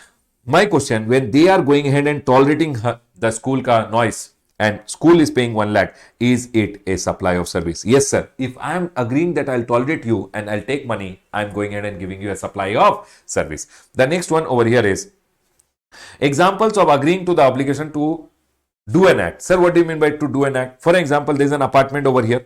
This is White Elephant apartment. The apartment is completely white. Okay, everyone. Now here there is a factory of a person which is there. The factory say no, smoke is coming out. Smoke is coming out, black, and this apartment from White Elephant is becoming black apartment. Okay. Now in this scenario, this apartment association, Resident Welfare Association, every apartment ka association is called Resident Welfare Association. Association went to the factory owner and told, sir, can you put up a big chimney on the top? He told, I am doing everything within limit. Government has no problem. What problem you have? He told, sir, please, our white apartment is becoming black apartment. Sir, please, can you put up a chimney? So he went in and told, okay, I'll put up a chimney. But you have to pay me 2 lakh rupees. So is he going ahead and doing something? Is he doing an act for them? Yes. If you go ahead and do something for someone and you charge amount, what you are doing is also a supply of service. That's all they have gone ahead and told over here that, sir, an industrial unit agreeing to install equipment for zero emission through even though the emission was within permissible limit at the request of an resident welfare association against consideration paid. Nothing, Baba, simple. If I do something for you, I'm giving you supply of service. If I tolerate you, I'm giving you a supply of service. If I go ahead and do something for you, I tolerate you, or if I go ahead and say, where is the one? Or if I say, if I'll not do something, that also is a supply of service.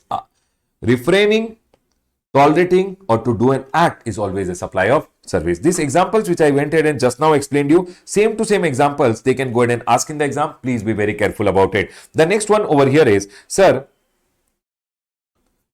transfer of right to use. For example, this is my car. You told me, sir, can you please give me your car, sir? I want to go out with my girlfriend for one day, sir. Please. I told, okay, I'll go ahead and give you the right to use. Give me 500 rupees. What I'm going ahead and doing is supply of service. For example, I'm Zoomcar. Zoomcar goes ahead and gives car on rent. I went ahead and gave my car to use to you. I'm Zoomcar. I went ahead and gave my car to use. What am I giving? I'm giving a supply of service. That's all they've gone ahead and told over here. The next one, following composite supply will always be supply of service. What they're telling is these things will always be considered as supply of service. Number one, works contract with relation to immovable property. What do you mean by works contract, everyone? Everyone over here now. For example, you wanted a building to be made. You told me, Ramesh sir, can you provide me material also, labor also, and make one building for me? What I did is I provided you material also, I provided labor also, and I made the building for you. I am doing works contract for you.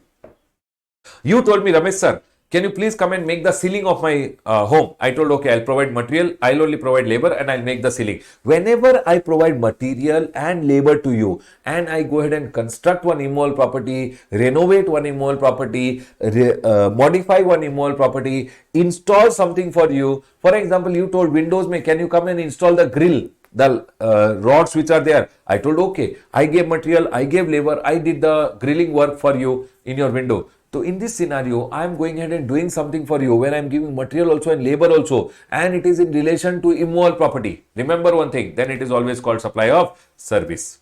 Works contract, and it is always a supply of service. So what is works contract, everyone? Whenever somebody provides you material also and labor also and does construction, renovation, modification of a immovable property, then what that person is doing for you is works contract, and what I am doing for you might involve material, but it does not matter. What I am doing for you will always be considered a supply of service. So supposingly you went ahead and told me, sir, can you come and make this building for me? I told, okay, I'll give material, I'll give labor. This giving material and labor together is called works contract service, and works contract is always supply of service. Might be I would have given you 90% material and only 10% service. Still, what I've done for you is always supply of service. The next one over here is restaurant or catering. A restaurant wala, for example, I went to 5-star restaurant, 5% food, 95% service. Still, it will always be considered a supply of service. I went to self-service restaurant, 99% food, 1% service. Still, it will always be considered a supply of service, because restaurant and catering are always considered as supply of service. People, please tell me, everyone, are we clear with this, everyone? Are we clear with all this point? These are always considered as supplies of service. Sir, what if material is not provided? If material is not provided, it's only construction, and construction is also supply of service. For example, Fardeen Khan, I went ahead and told you, please come and make the building for me. You told, okay, sir, you will give me the material. I told, I will only give the material. You only give your labor and do the construction. What you gave me is construction, and construction is a supply of service. If you give me material and labor both, then also it's a supply of service. You did only labor for me, then also it's a supply of service. Done, sir. This point is clear. Tell me one thing, everyone. What did we understand till now? We went ahead and understood section number 7, section number 7.1a, AA, B, and C. In this, if you are following and your activity is a supply, then you have to see supply of goods or supply of service. So for that, we've learned section number 7.1a, which went ahead and told, sir, schedule 2, you have to go ahead and see whether it is supply of goods or supply of service. Please tell me, everyone, are we all clear till here?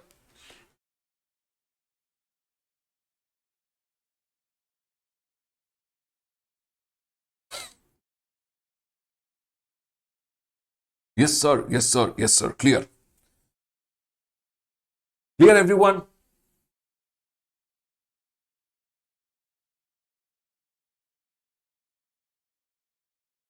Yes sir, ठीक है. Let's continue our discussion. Everyone over here now. Section number 7, we have learned section number 7.1a. All forms for a consideration in the course of furtherance of business, means activity for a consideration in the course of furtherance of business. Then we learned double A, then we learned B, then we learned C. Then we learned if your activity is a supply, whether it is supply of goods or supply of service, we learned. Now we have section number 7.2 over here, which goes ahead and says what are the things which will be neither supply of goods nor supply of service. Everyone over here now. So what will be neither supply of goods nor supply of service? In that we have section number 7.2a and we have section number 7.2b. Everyone please come to your book. Now, section number 7.2a goes ahead and says, whatever activities are specified in schedule 3, those will be neither supply of goods nor supply of service. Everyone over here now. Services by employee to employer. Now, if employee is giving to employer services and employer gives salary, perquisite, rent-free accommodation, always remember one thing everyone, services by an employee to the employer is always neither supply of goods nor supply of service. Over here they have told it should be in the course or in relation to employment. In the course or in relation to employment. Here one circular is there relating to perquisite. If employer is giving perquisites to the employee, will it be chargeable to tax? Baba, perquisites are given in terms of employment. Employer giving perquisites to the employee will be also not taxable because it is neither supply of goods nor supply of. So when I give services to the employer gives me salary, employer gives me perquisites pe there is no GST. However, if employer gives gift to the employee, you will have to remember one thing. If the gift ka value is up to 50,000, no GST. More than 50,000, then total amount pay GST will come. Next, then second one over here is, Baba, this perquisites wala circular, I have written it down here for you guys so that you can refer it. Done sir, this point is clear. Perquisites are always given in terms of employment and hence there is no GST on that. Okay sir, this point is clear. The next one we have over here,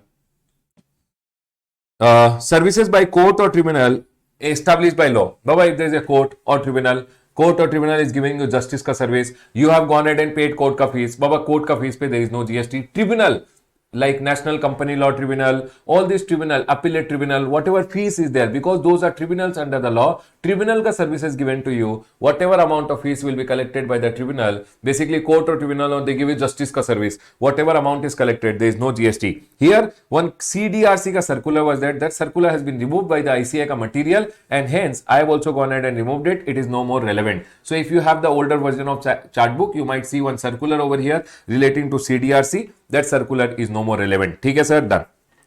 Third point over here is function performed by MP, MLA, MLCs, etc. People, I go ahead and call them as government official. Government officials like MP, MLA, MLCs, etc. which are there, or if any function is performed by constitutional post holder. Who is a constitutional post holder? Like the Prime Minister of India, President of India, Vice President of India, Controller and Auditor General of India. All these people, they are holding a constitution ka post, and whenever they are giving services to the basically they are for the public, they are going ahead and giving the services and they are getting salary. Now Prime Minister of India, do you think he will charge GST? President of India, do you think our president who is there, she will go ahead and charge GST? So they are going ahead and telling whoever is holding the constitutional post holder, for their services also there is no GST. It is neither supply of goods nor supply of service. Done sir. Function performed by MP, MLA, MLC, there is no GST. Duties performed by constitutional post holder, no GST.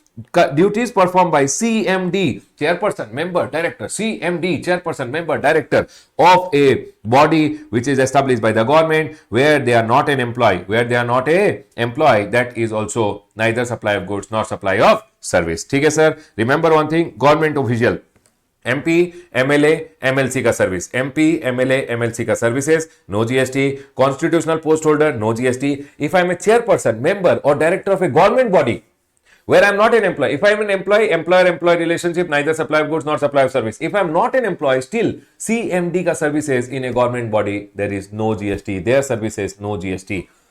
Sir, in version 9, we should cancel the circular. Yes, Baba, whatever I am not going ahead and teaching over here, version 9 also you can cancel, no problem. Next. Services of mortuary, burial, funeral. Baba, all this mortuary, burial, funeral services, no GST, including transportation of a dead person. Baba, whenever one person has died, the dead person ka body is being transported. Remember one thing, dead body ka transportation pay, there is no GST at all. Done. Sale of land and completed building. Baba, land can be, land which is there, sir, land can be agricultural land, rural land, this land, that land ka sale pe there is no GST. Remember this. Next, you have to go ahead and understand one point over here, which is relating to building. For an example, Baba, there are two dates which you have to understand over here. Everyone listen carefully. One is a completion certificate ka date, and one is a first occupancy ka date. What are the two dates, everyone? Completion certificate ka date, and one is a first occupancy ka date. What are the two dates? Completion certificate and first occupancy. You always have to remember, completion certificate is given by your local authority. First occupancy, Baba, when you have gone ahead and promised the first occupancy to your tenant, basically who have purchased the flat. For example, I am a builder. I have gone ahead and built one flat. Now, whether the flat ka building pay, I will go ahead and charge GST or no GST. When I am selling the flat, will I charge GST or no GST? The builder should see two things. Number one, completion certificate or first occupancy. There are two dates which are there, whichever is earlier. If the flat was sold before, then entire amount पे GST will come. For example, the flat के लिए I paid 1 lakh rupees to the builder here, and I paid remaining 99 lakh rupees for the flat here. Always remember one thing, if 1 rupee is also paid before completion certificate or first occupancy, whichever was earlier, if 1 rupee is also paid, the entire contract will be classified as construction, and it will be a supply of service chargeable to GST. What they have gone ahead and told, if consideration is received before completion certificate or first occupancy, everyone, completion certificate or first occupancy, whichever is earlier. Remember one thing, everyone, completion certificate and this is the first occupancy, whichever is earlier. If 1 rupee also received before this, entire contract will be a construction ka contract and entire amount pay GST will come. Done, sir. Now you tell me one thing. For an example, over here there is completion certificate and there is first occupancy over here. This is the completion certificate date. Everyone over here, now listen to me very carefully. So this will be our cutoff date. Okay? For example, one builder has gone ahead and paid here. He has gone ahead and received the amount here, 1 crore, and he has sold the flat. Will GST come? Yes, sir. Entire amount pay GST will come. For example, one builder has received the amount here, then there is no GST because entire amount is received after completion certificate or first occupancy, whichever is completion certificate, first occupancy, whichever is earlier. That is your cutoff date. If entire amount is received after, no GST. If 1 rupee also received before, entire amount pay GST will come. I hope this point is clear. If 1 crore, no GST. Here also, no GST. Here if you receive it, GST should be charged by you. Everyone, that's all has been told over here. See what they are telling. Completed building. When is the building considered to be completed? Completion certificate, first occupancy, whichever is earlier. If entire amount is received after, then there is no GST. If any amount is received before, 1 rupee also received before, the entire contract becomes construction and GST will come. Done, sir. This point is clear. The next one is actionable claim. Actionable claim except specified actionable claim. Baba, all actionable claims are goods. But all actionable claim pe GST will not come. Only 6 actionable claim pe GST will come. You have to remember only this 6 actionable claim pe GST will come. What are the 6 actionable claim, everyone? Betting, casino, lottery, gambling, horse racing, online money gaming. What are the 6 actionable claim, everyone, on which GST will come? Always remember betting, casino, lottery, horse racing, online money gaming, and betting, casino, lottery. Betting, gambling, lottery, casino, horse racing, online money gaming. Or these are the 6 actionable claims on which government have told GST will come. All other actionable claim, no GST. Done, sir. This point is clear. The next one, this 2 point over here, let's go ahead and quickly understand this. Activity of apportionment of co-insurance premium by insurer to the co-insurer for insurance services jointly supplied. Now, what is this co-insurance? Insurance, everyone listen. For example, HDFC is there over here. HDFC is there and this is Axis Insurance. What they went ahead and thought, no, they will go ahead and jointly co-insure.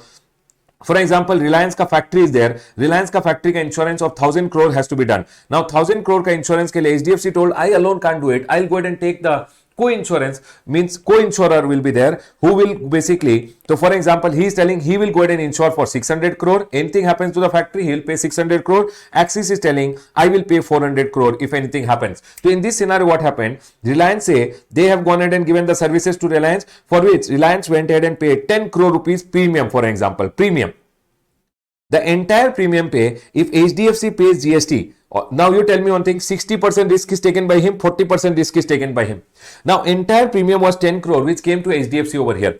HDFC has paid GST on 10 crore. Done, everyone. Now what will happen? No, HDFC will apportion 4 crore rupees to Axis because Axis is also undertaking the risk. This 4 crore which is there, on this the GST will not come. That's all has been told. What they are telling, everyone, activity of apportionment of co-insurance premium, when he is apportioning whatever belongs to him. If the apportionment is done, on the apportioned amount GST will not come, but condition is lead insurer pays GST on entire premium. It means he should have paid GST on the entire 10 crore, then this 4 crore pay GST will not come. My question to all of you everyone, what if this HDFC, in this example, HDFC is there, Axis is there, and here is the insurance insurer, basically for whom insurance has been done, factory or etc.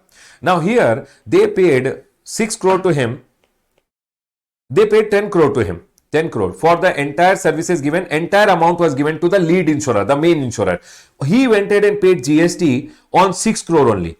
Now my question, when he pays 4 crore to him, will GST come? When the apportionment of the amount will be done, because he is undertaking 40% of the risk, you are undertaking 60% of the risk. Now out of the 10 crore, when 6 crore pay he has paid GST, that 4 crore is being apportioned to Axis. Will Axis charge GST in this scenario? Quickly tell me. Yes, everyone. In this scenario, yes or no? Yes, sir. On this scenario, GST will come on 4 crore rupees. Why? Because the entire premium pay GST is not paid by HDFC. People remember one thing. If HDFC goes ahead and pays GST on entire premium, then this 4 crore pay GST will not come. But if here HDFC paid GST only on 6 crore, then remaining 4 crore pay GST will come. I hope this point is clear to all of you. Remember one thing everyone, if the lead insurer, the main insurer pays GST on the entire premium collected, then when I am apportioning, there is no GST. I hope this point is clear. But if I don't pay GST on the entire amount of 10 crore, I paid only on 6 crore, then 4 crore which I am giving on that GST will come. I hope this point is clear. Yes, sir, this point is clear. The next is services by insurer to reinsurer for which ceding or reinsurance commission is deducted from reinsurance premium paid by the insurer. Everyone listen carefully. For an example, this is HDFC over here. HDFC got an insurance where they have to go ahead and do the insurance of a factory. The factory wala told, I want the insurance for 1000 crore. HDFC told, okay, we will go ahead and do the insurance, and for that we will go ahead and collect the premium of 10 crore rupees. How much is the premium, everyone? 10 crore rupees. Okay? Now in this scenario, HDFC went ahead. Now they are not doing jointly. HDFC went ahead and asked Axis, I don't want to do this business of insurance. I will pass on the whole insurance to you. So basically, this whole 10 crore rupees, I'll give it to you. You do the reinsurance. Means if anything happens to the factory, no, I will have to pay. But you pay me, I will pay you. This is called reinsurance. You pay me, I will pay him. What is it telling? Services by the insurer to the reinsurer for which ceding or reinsurance commission is deducted from the reinsurance premium paid by the insurer to the reinsurer, condition being GST is paid by reinsurer on the gross premium payable by the insurer to reinsurer. In this, what happens? HDFC went ahead and told, hey, Axis, I gave you the whole business, no yaar. I had got the insurance, but I passed on the whole business to you. At least give me some commission. So what HDFC will do, no? Everyone listen to me very carefully. When HDFC will collect this 10 crore, on 10 crore it will collect GST and pay the GST to the government. That's okay. Now here, when he gave reinsurance services, don't you think I passed on my whole business to him? So when I pass on my whole business to him, I will tell, I will not pay you 10 crore. 1 crore I will keep commission. Because I have gone ahead and given you a service of giving my business to you, I will take 1 crore commission. In this scenario, what they are trying to say is, it means you will pay him only 9 crore, 1 crore you will keep. Correct? So what they are trying to tell is, on this 1 crore commission which is there, there will be no GST provided on this 1 crore which HDFC have kept. Because HDFC gave the service of passing on the business, HDFC kept 1 crore rupees. On this 1 crore GST will not come, provided Axis pays GST on the entire 10 crore and not 9 crore. I hope this point is clear to all of you. Everyone listen. I got one insurance. I collected premium of 10 crore. I told Axis, you want this insurance? You want to do this insurance? Axis told yes. I told I will not give you 10 crore, but you have to pay GST on 10 crore. Axis, you have to pay GST on 10 crore. I will not give you 10 crore, but you have to pay GST on 10 crore. I will give you only 9 crore. 1 crore I'll keep commission. On my commission, the GST will not come. That's all they have gone in and told. When I give the services to him, for which he has given me this 1 crore commission, on that there is no GST. That's all they have gone in and told. See, services by the insurer to the reinsurer for which ceding or reinsurance commission is deducted from the reinsurance premium. Have I deducted the commission? On this commission, there will be no GST, provided this guy pays the GST on the entire 10 crore. Done, sir. This point is clear. Let's go ahead. The next one over here is section number 7(2)(b). Before I go to section number 7(2)(b), can you tell me which activities are neither supply of goods nor supply of service? We went ahead and learned camel G. C for court or tribunal ka services. Court or tribunal which is established under law. Their services are neither supply of goods nor supply of service. A for actionable claim. Actionable claim, which one everyone? Betting, gambling, lottery, horse racing, casino and online money gaming. Then sir, M for mortuary, funeral ka services. Then baba, E for employee giving services to the employer will also be neither supply of goods nor supply of service. L for land and completed building. Yes sir, completed building, basically where entire consideration is received after completion certificate or first occupancy, whichever is earlier. After that the entire amount is received, then there is no GST. And G for government official, sir. Government official like MP, MLA, MLC का services sir, constitutional post holder का services sir, CMD of a government body sir, their services पे there will be no GST. And I for insurance. Insurance में I taught you co-insurance का premium apportionment, and I taught you about the reinsurance ka commission which is there. I hope you guys remember these 2 points. We are done with neither supply of goods nor supply of service. Camel G, CAMELGI, camel G. People, are we all clear till here? Can we go ahead, everyone? Are we all clear till here? Any point which you guys didn't get it? You want me to repeat any point? All of you got it, all the point. Can we go ahead, everyone?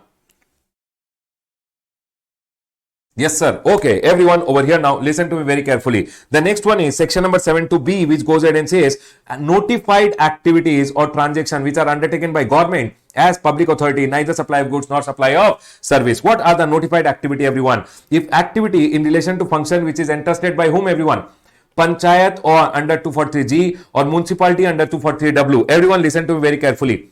Panchayat has to do those work which are told in Arey Baba, consumer dispute redressal. James, consumer dispute redressal has been deleted from the ICI material, and hence consumer dispute redressal wala, you don't have to go ahead and read. Okay, please delete it from your book. Okay, done.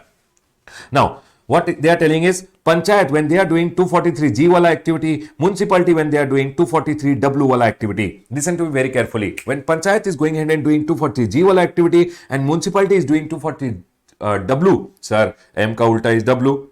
Panchayat is in village, G for gaon. Gaon means village. So, Panchayat does 240G wala activities, municipality does 240W wala activities. Everyone listen carefully. When they are doing the activities which are told in 240G and W of the Constitution of India, that will also be neither supply of goods nor supply of service. That's all they have gone ahead and told over here, that Panchayat going ahead and doing 240G wala activities and municipality doing 240W wala activities. Always remember one thing, 240G and W of the Constitution of India goes ahead and says what are the work to be done by Panchayat and municipality. Panchayat should clean the road, Panchayat should maintain the street light. All this work is told by whom? By 240G and W of the Constitution. Whenever Panchayat is going ahead and doing those activities, for example, Panchayat should go ahead and collect the garbage of home.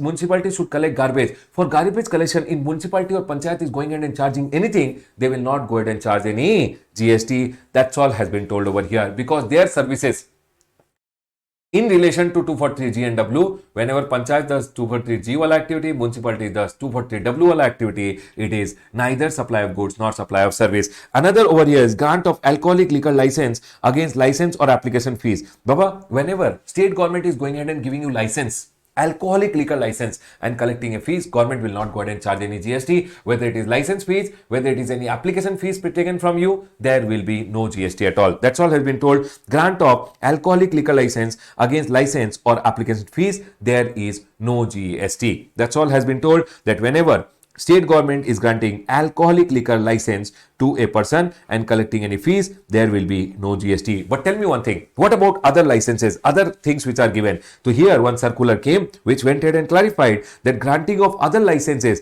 privileges by the government except alcoholic liquor license. Always remember one thing, if government is going ahead and granting you other licenses other than alcoholic liquor license, there will be GST, it will always be taxable. So it has been clarified, grant of other privileges, other licenses which are there, mining rights against consideration in the form of fees or royalty is always taxable under GST. Done, sir. This point is clear. Everyone, we are done with section number 7. Tell me one thing, in section number 7, what are the things I went ahead and told you till now? I went ahead and told section number 7 has section number 7.1.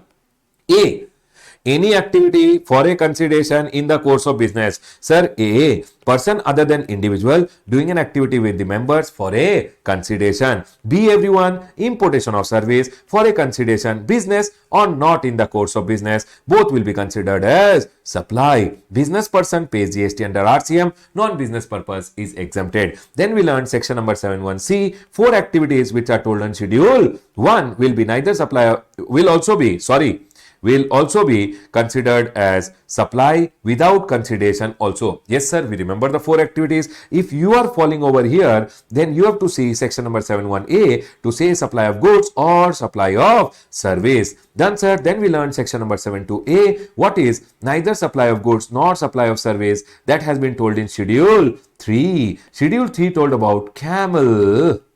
G. And the next one over here is, sir, central government, state government, local authority doing anything for the public whenever the activity has been notified, and notified is panchayat doing 243G wala activity, municipality doing 243W wala activities will be neither supply of goods nor supply of service, and state government granting alcoholic liquor license also will be neither supply of goods nor supply of service. Is any license granted by the government neither supply of goods nor supply of service? No, Baba. Only alcoholic liquor license pe there is no GST. All other license pe GST will come. I hope this point is clear to all of you. We are done with section number 7. Section number 7 has section number 7.3 also, which is total bakwas. Let's go ahead and now move to section number 8. Section number 8 goes ahead and says how composite supply will be taxed and how mixed supply will be taxed. That is told by section number 8. Please tell me, everyone, are we all clear with section number 7? Can we go ahead, everyone?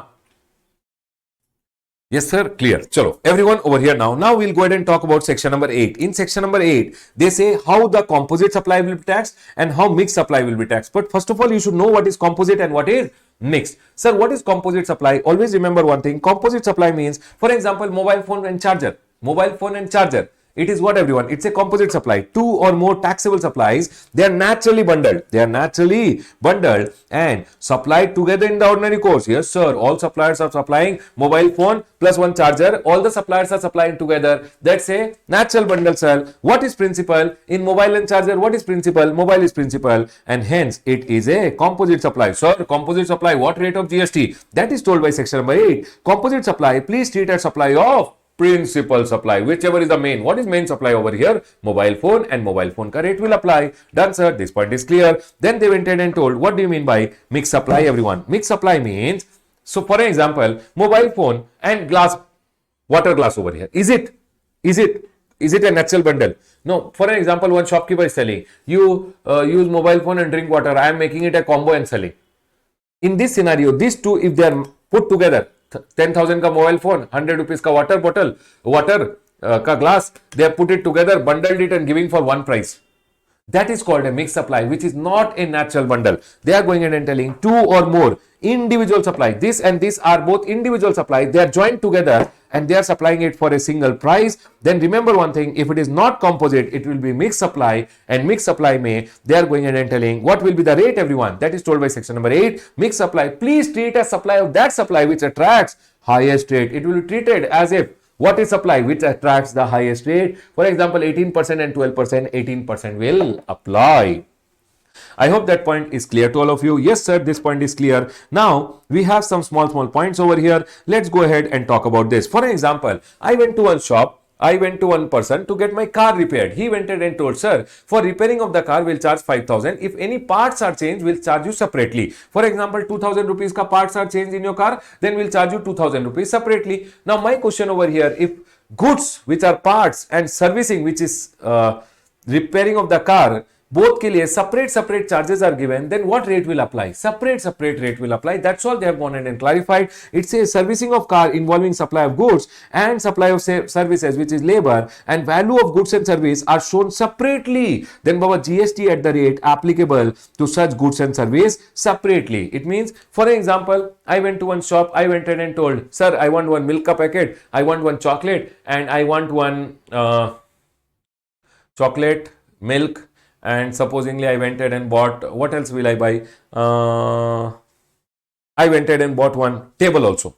Now you tell me one thing, all this thing he has gone ahead and told, for this 100 rupees, for this 50 rupees, for the table 1000 rupees. Are these composite supply? Are these mixed supply or separate supply? Arey Baba, whenever somebody is going ahead and telling you this item I'll charge 5000, this item I'll charge 2000, and he's showing both of them separately in the invoice, both are separate goods, separate rate will apply.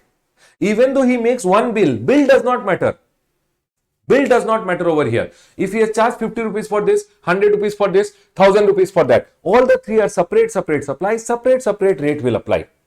I hope this point is clear. It's not mandatory that always something has to be composite, mixed. No, it can be composite, it can be mixed, or it can be separate supplies also.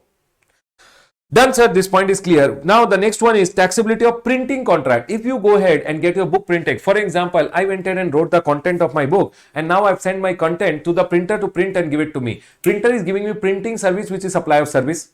Paper, ink, etc. is ancillary.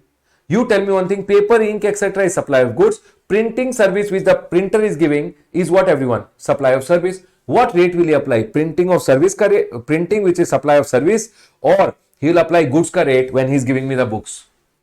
My printer printed the books and gave it to me. He gave me printing service and he gave me paper, ink, etc. also. What rate will he apply? In this scenario, printing is principal,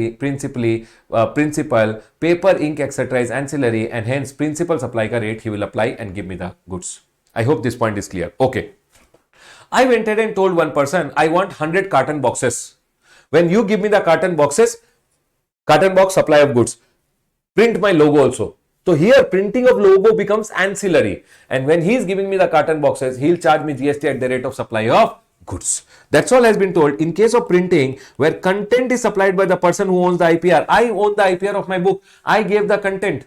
He's just printing and giving. He is giving me printing service or paper, ink, etc. He is giving me printing service, while input including paper belongs to the printer. Then it's a printing service which is a supply of service. I hope this point is clear to all of you. The next one over here is, sir, supplying of printed envelope, letter card, tissue with logo or design of the recipient. Now, for an example, if I go ahead, supplying of printed envelope, letter card, tissue with logo or design of the recipient. Now, I went ahead and told one person, supply me 1000 packets of tissue paper, print my logo. Here, logo printing is ancillary. What he is giving me principally is tissue paper, and that is supply of goods, and rate of goods will apply. That's all they have gone ahead and told. Supplying of printed letter card, envelope, tissue with logo design of the recipient is always supply of goods. Done, sir. This point is clear. For example, you went to a cinema hall. In cinema hall, they went ahead and told, if you buy the ticket and ticket plus popcorn is 400 rupees. You went ahead and bought the ticket along with the popcorn. That is a composite supply over here, natural bundle. They will go ahead and charge GST at the rate of movie ticket, which is supply of exhibition of cinema. Supply of service of exhibition. Baba, movie is called exhibition of cinema. So it's a supply of service of exhibition of cinema, plus popcorn has been given to you. Popcorn is restaurant service. What rate will he apply? He will go ahead and apply the rate of movie, which is basically exhibition of cinema ka rate, because it's a composite supply. Now, for example, you bought the movie ticket separately, and in the break you went and bought some popcorn chips, etc. Then Baba, popcorn chips, etc. is a separate service, and movie is a separate service. Movie pe movie ka rate, and popcorn chips, etc. pe restaurant ka rate will apply. I hope this point is clear. If food and beverages are bundled together and it satisfies composite supply ka definition, then taxable at the rate of principal supply, that is supply of services of exhibition of cinema. However, if it is supplied independently, it is restaurant service. Means if supposingly you went ahead and bought movie ticket separately, and in the theater you went ahead and bought in the interval food separately, then Baba, food pay, food ka rate will apply, ticket pay, ticket ka rate will apply. Done, sir. This point is clear. Other than that, one small sales promotion scheme wala question point over here. Okay.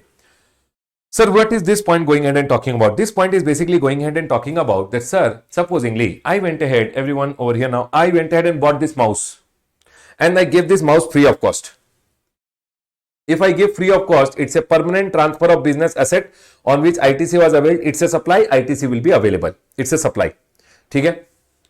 But supposingly, everyone over here now, but supposingly, I went ahead and bought raw material. From the raw material, I converted and made one shirt. And shirt I gave free, then it is not a supply, ITC will be blocked. That's all they have gone ahead and told that, sir, if goods services are supplied free of cost or as gift, if activity is a supply, then ITC will be available. If it is not a supply, ITC will be blocked. I'll go ahead and tell you again. I bought a shirt, gave shirt free. It's a supply, ITC will be available.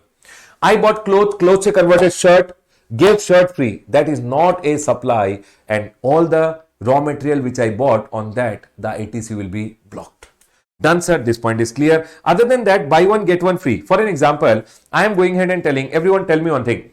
I went ahead and bought one mobile plus one charger. 1 second, everyone. I bought this mobile and a charger. Okay? I am a shopkeeper. What I do is I give mobile plus the charger. I am telling charger is free. Is the charger actually free or it's a composite supply? It's a composite supply. When I bought the mobile and the charger, will I get all the credit? No problem at all. They went ahead and told over here that it's not an individual supply of free goods. The other item is not free. It's a composite supply, and hence, but two or more individual supplies supplied for one price, it can be either composite or mixed, and all credits will be available, and it's a composite supply or a mixed supply. You tell me one thing. Buy one soap, get one soap free. Is the other soap actually free? No, it is two being supplied at the price of one. It's a mixed supply. Done, sir. This point is clear. Let's go ahead. Everyone over here now, the next one. GST on display of name or nameplate of donor by charitable organization. What are they telling everyone? GST on. Sir, when movie ticket is below 500 rupees, it is exempt or taxable, sir. Everyone here. When did I tell movie ticket is exempt? Here, always remember one thing. Cinema hall is always taxable. There is no exemption which has been given for cinema hall and all. Okay? Apex Predator, there is no exemption which is for cinema halls. Okay? It was an exemption which is only for circus, dance, theatre, award function, concert, pageant, musical performance, not for movie theatre. This exemption is not there for movie theatre. Okay? Chalo. Done, sir. This point is clear. Everyone over here now. Sir, GST on display of nameplate. For an example, you would have gone ahead and seen in movie theatres, not movie theatre. Where am I? In temple, you would have seen, for example, you donated to the temple 1000 rupees. Temple went ahead and put your nameplate. Sir, donated by Kishore in the memory of his ex-girlfriend. The temple has put one nameplate. But the temple, when it puts the nameplate, is it going ahead and giving you advertisement service? No. But so it says over here, 3 tests has to be satisfied. Donation should be made to a charitable organization like a temple, etc. Payment should have the characteristic of gift or donation. You should not expect anything in return from the temple. The purpose should be philanthropic and not advertisement. Then GST will not come. You tell me one thing. In the first and the second example, on which example GST will come? In the first example, they have just gone ahead and written your name and put the nameplate. Here they have not advertised your business. But if you see in the second case, Ranka Infrastructure Private Limited, it's a company. It's not a donation given by an individual, it's a donation given by a company, and the company name has been advertised over here. And in this scenario, when that company will give the money, the temple puts the nameplate, temple has actually advertised their business, because now people are coming to know about the company. Oh, this company has given such donation, the company is very good. Okay, so Baba, in this scenario, it's an advertisement service and it will be taxable. I hope this point is clear to all of you. Yes, sir, this point is clear. Everyone, are we all clear till here?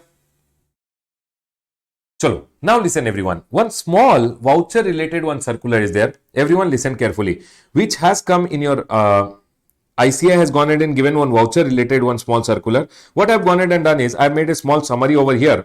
Okay? After the class gets over, you can pause and write it down. Now listen. Sir, I want to write now. Now take a picture and keep. Okay, sir? Listen. I want to go ahead and quickly talk about this voucher. Sir, where do we write and keep? Baba, you can write in one post-it and keep in your chart book. This voucher related circular has come relating to GST. I want to go ahead and quickly summarize and tell it to you. GST on treatment on voucher. You tell me one thing. For an example, I went ahead and bought one voucher from one company. One company went ahead and gave me one voucher. When the company gives me the voucher, are they supplying me goods or service or voucher? is nothing other than what I can give it to them and buy goods and service from them. So whenever one person is going ahead and supplying voucher, is voucher goods or service and chargeable to GST was the question. So government went ahead and told vouchers are instruments of payment and they are not goods and service. That their trading does not constitute a taxable supply under GST. It means, for example, I am Shopper Stop. When I sell a voucher, will GST come on voucher? For example, I gave you one voucher, took 5,000 from you, and I gave you one voucher. Is GST there on voucher? No. So when will GST come? When you will give me this voucher and I will supply you the goods and service, on goods and service GST will come. Remember one thing, GST applies to the goods and service for which vouchers are redeemed. So tell me one thing, whenever one company is selling the voucher, on voucher is there any GST? No. Company sold you 5,000 voucher, you gave the company 5,000 rupees, story over. Now when you give this voucher and you buy something, when you give this voucher and you buy something, is it not like money? Yes, that you are giving it to someone and buying something. When somebody will sell you, those goods and service pay GST will not come. GST will come. GST will come on the goods and service and not on the voucher. Done, sir. This point is clear. Now, distribution of voucher. Voucher ka distribution mein, everyone listen carefully. Distribution of voucher, principal to principal basis. Tell me one thing. For an example, I buy voucher. What is this? Voucher only. Okay? I buy voucher and I sell voucher. I buy voucher from people and I sell. For example, one company who is issuing voucher, Sodexo vouchers I bought and I sold. When I am buying voucher and I am selling voucher, is voucher goods and service? No. Voucher is not goods and service. It is like money only, which a person can use to buy something. So when I am buying voucher, supposedly 100 rupees ka voucher, I buy for 98 and I sell at 100 rupees. 2 rupees profit I make. But that profit is taxable under income tax. On voucher, buying and selling, there is no GST. Remember one thing, distributor purchases voucher at discount and sells them for a margin. 2 rupees ka margin I am making every voucher. Since they own and control the voucher, GST is not applicable on voucher trading. When I buy voucher and I sell voucher, voucher pay there is no GST. If I sell you the voucher, when you buy the goods from me, means I sell you the goods and you give me the voucher, on the goods GST will come. Done, sir. Next. Commission based distribution. Now, for example, I am over here, one Sodexo company is there. I told you want me to sell your voucher, give me your voucher, I will sell it. You sell it, but I want my commission. On the commission will GST come? Baba, commission is always for a service provided. Commission is always taxable. Remember one thing, distributor acts as an agent and receives a commission or fees. GST is applicable on the commission on supplying of, basically it's a supply of service. So for example, I told one company, I will sell the vouchers for you, give me commission. I am giving a service to them and charging a commission. Commission is taxable. I hope this point is clear. Done, sir. Next. Additional service. I told one company, I will go ahead and do advertisement for you. I will go ahead and sell your voucher. I will do advertisement for you, marketing for you, branding for you. All these services, if I provide to one company and charge them amount, is it taxable? They clearly went ahead and told, if distributor or third party provides services like advertisement, co-branding, tech support, customer services to the voucher issuer for a fees, GST will be liable on such services. So if I go ahead and told one company, I will go ahead and issue your vouchers to people, I will do branding of your voucher, I will do advertisement of your voucher, give me 5,000 rupees. Am I giving a service? Yes, for which GST will come. Next. Unredeemed voucher. For example, everyone listen to me very carefully. We went ahead and sold vouchers to people. When we sell the voucher, voucher pay there is no GST, voucher pay there is no GST. We sold the voucher to people. Okay? Later, people never redeemed. It means we never sold goods and service. When we never sold goods and service, whatever vouchers we sold the voucher, we collected 5,000 rupees. We kept it. Did we ever sell the goods or never? You never came up with the voucher to me to redeem it. Voucher got expired. When I never sold the goods and service to you, there is no GST. That's all they went ahead and told. If voucher expires unused, the retained amount does not qualify as consideration for any supply of goods and service. Thus, no GST will be payable on breakage. What is breakage, everyone? Whatever you had paid me to buy the voucher, that's called breakage, unredeemed amount. On that, GST will not come. I hope this point is clear to all of you. Yes, sir, this point is clear. Everyone, tell me one thing. If I sell voucher pay any GST? No. GST is on the goods and service which I will sell you and you will give me the voucher. When you give me the voucher and I give you goods and service, on goods and service GST come. Okay. I buy voucher, I sell voucher, I make profit margin of 2 rupees. On buying and selling voucher, is there in GST? No. You sell the voucher to the ultimate customer. I am just a commission agent. I take my commission. On commission will GST come? Yes, it's a supply of service. GST will come. I do co-branding for you, promotion for you. For that services, if I charge any amount, will GST come? Yes. I sold the voucher, I collected 5,000. You never got the voucher to me, I never supplied the goods to you. That amount which is collected is called breakage. When I did not supply any goods to you against an amount, my question to all of you, will GST come on the amount which I had collected? If I did not supply goods, GST is on goods and service, not on amount. I hope this point is clear. This is the circular relating to voucher. Later, you can pause it and write it down. If you want to copy now, you can take a picture and keep. Later, write it down in your chart book and keep. Done, everyone? You can write it down here, small circular, or you can go ahead and stick one post-it and write it down. Sir, we are done with our chapter of supply. People, supply chapter is a A graded chapter, A plus graded. I will go ahead and say 6 marks you will see minimum in your exam. Might be you can see a 2 mark MCQ, you will see 8 marks in the exam. All the things which I have told you in the chapter of supply is very, very important. Don't leave anything and go. Right, sir? We are done with the chapter of supply. Congratulations, people. Done.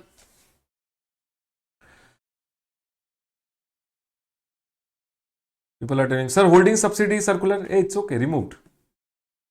Whatever I have gone in and told now, you have to study that only. For your May also and September also. For May and September both. Done? Chalo. We are done with the chapter of supply now. Is everyone ready for the next chapter?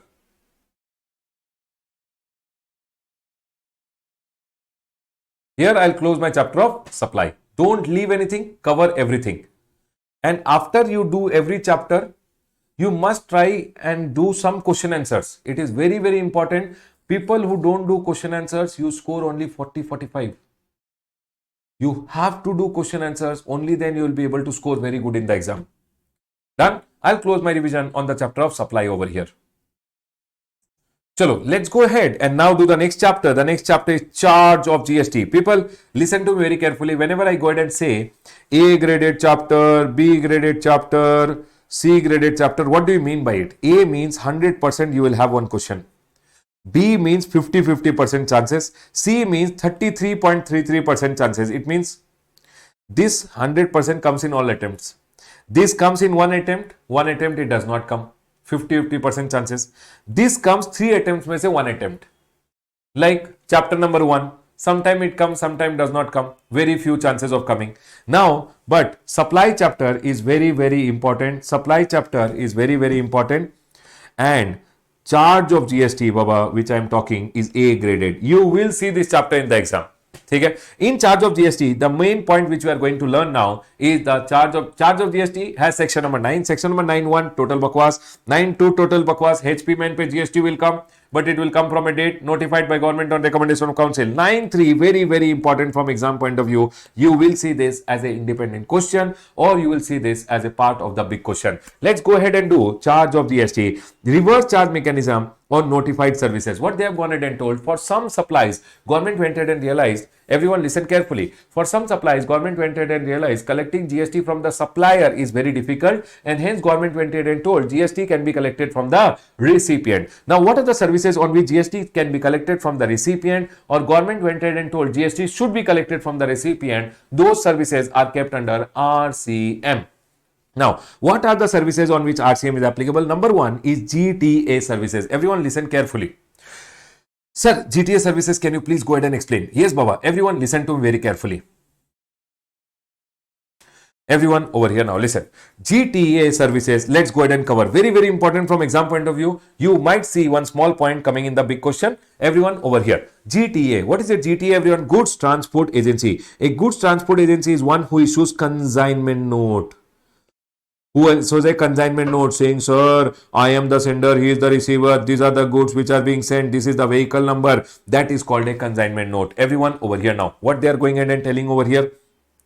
They are telling if there is a GTA going ahead and giving services, GTA का service, but truck wala companies का case में basically government is telling RCM is applicable. But is everyone required to pay GST under RCM? No. Government went ahead and told for some government went ahead and exempted, for some government went ahead and told it is taxable under RCM. Okay? Now everyone listen to me very carefully. If there is a GTA, either which is unregistered GTA or GTA is registered but opted for 5% RCM. In that scenario, opted means they are registered but they went online and told we don't want to collect GST, we will opt for RCM. It means recipient should pay GST under RCM. Here, whenever GTA is giving services, no, you have to remember, is GTA giving services to a registered person under GST, or GTA is going ahead and giving services to a unregistered person under GST. You have to remember registered person or unregistered person. If GTA is going ahead and giving services, people over here, if GTA is giving services to a registered person under GST, you have to bifurcate between two categories. One is a TDS deductor. Yes, sir, those government departments which are there, those are called TDS deductors.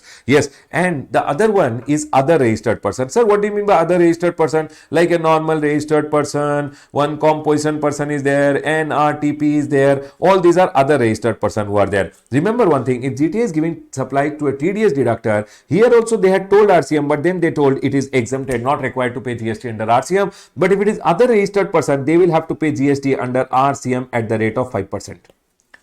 So if you are the recipient and you are a registered person, you should pay GTA services, pay GST under RCM at the rate of 5%. Done, sir. This point is clear. Now, if GTA is given services to an unregistered person can be FB Scoop. Sir, what do you mean by FB Scoop? I've written it down in your chart only over here. FB Scoop. F means what, everyone? F for factory, which is registered under Factories Act. B for body corporate, which is established under the law. S for society registered under Societies Registration Act. ठीक है. COO means what, everyone? Cooperative society established under the law. ठीक है, sir. And P for partnership firm, whether partnership firm is registered partnership, unregistered partnership, including AOP, and also includes an LLP. So people remember, if it's a factory registered under Factories Act, body corporate means it's a company, society, cooperative society, partnership firm can registered partnership, unregistered partnership, including association of person and LLP. Done, sir. In this scenario, they also have to pay GST under RCM at the rate of 5%. And because they are unregistered under GST, if they have to pay GST under RCM, they have to take compulsory registration. Now, if unregistered person is unregistered casual taxable person, remember handicraft wala, those people are also exempted. And others over here is, sir, all the other unregistered person who are there also will be exempted. For example, you took GTA services, will you pay GST under RCM? No, sir, it is exempted. And the same thing I've gone ahead and written over here, that sir, if GTA gives to a registered person TDS deductor, exempted. Other registered person like NRTP, normal person, composition, CTP, NRTP, then also RCM. If unregistered person is FB Scoop, then RCM will come. All unregistered, other unregistered person, unregistered casual taxable person, which is handicraft, craftsman, goods supplier, that also has been exempted. Please tell me, everyone, are we clear with this, everyone? Yes, sir, this point is clear. I'll tell you again over here. GTA gave services to registered person, TDS deductor, exempted. GTA gave services to other registered person, RCM, registered person should pay at the rate of 5%. GTA went ahead and gave services to FB Scoop, factory, body corporate, society, cooperative society, partnership firm. Partnership firm can be registered partnership, unregistered partnership, including association person and LLP. Then RCM will come. All other unregistered person, it is always exempted. It means only these two cases may it is RCM. Is this point clear to all of you? Yes, sir, this point is clear. Now you tell me one thing. There are two types of GTA. Everyone listen to me very carefully. One is a GTA which is unregistered GTA,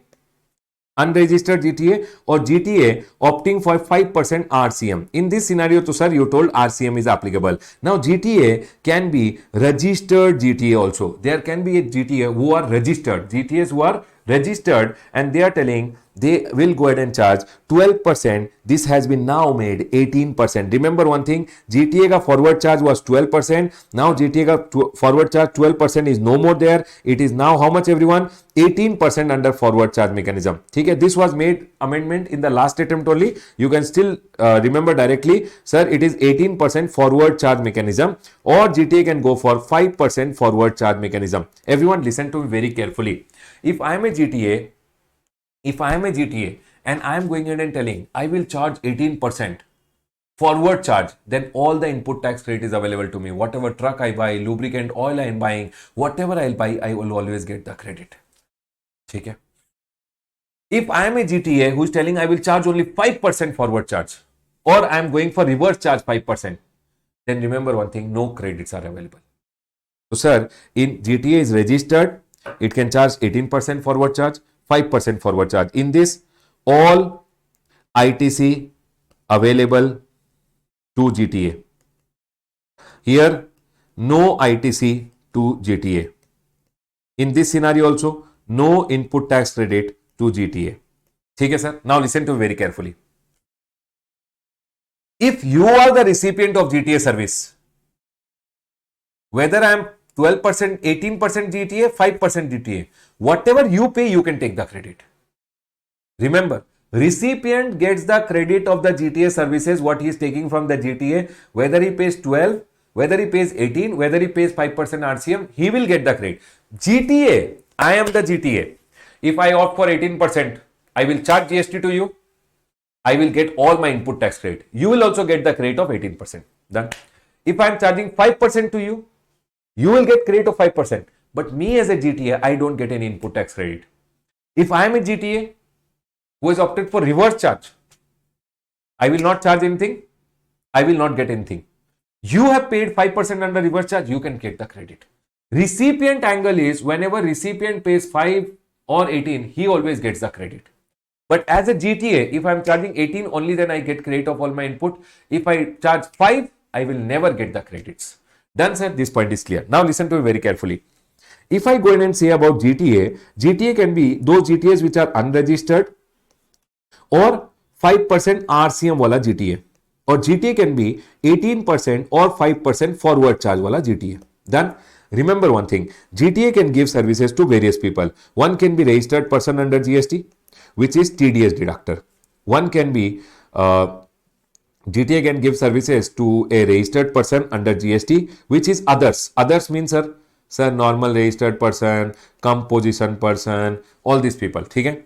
GTA can give services to unregistered person under GST, which is FB scope, factory, body corporate, society, cooperative society, partnership firm. Partnership firm can be registered or unregistered under Partnership Act, doesn't matter. Partnership firm includes LLP also and AOP, Association of Person also. Then it can be unregistered casual taxable person, unregistered person, others. Done? Remember one thing, here it is exempted, here also it is exempted. Here it is RCM. If GTA is unregistered or GTA is opting for 5% RCM, recipient should pay GST under RCM. Here forward charge, GTA will charge either 18 or 5, whatever GTA has opted. Okay? Here RCM, here FCM, GTA will charge. Here exempt, exempt, exempt, exempt. Means wherever it is exempt under forward charge, it is exempted under reverse charge also. I hope this point is clear to all of you. So can you tell me everyone, if I am a GTA under 12%, under 18% forward charge, I will charge the GST. If I am under 5% forward charge, I will charge the GST. In that scenario, recipient need not go ahead and charge GST under, pay GST under RCM. So can you tell me everyone, on which GTA services will you pay GST under RCM? If the GTA is unregistered or GTA is opted for 5% reverse charge, then recipient pays the GST under RCM. Please tell me everyone, are we clear with this point? Is everyone clear with GTA ka point everyone? Yes sir, we are all able to recall it. Chalo, let's go ahead. Everyone over here now listen. So people, tell me one thing. If GTA is opted for 5% reverse charge, who will pay the GST? Registered person or unregistered person? If registered person is TDS deductor, then Baba there is no GST. If registered person is TDS deductor, then there is no GST. Okay everyone? Then if registered person is others, then RCM will come. Registered person, unregistered person is FB scoop, then RCM will come. All other unregistered person, it is always exempted. Done sir, this point is clear. Sir, can you please repeat? Baba, after the class gets over, you see again in the repeat mode. Okay, now everyone over here now.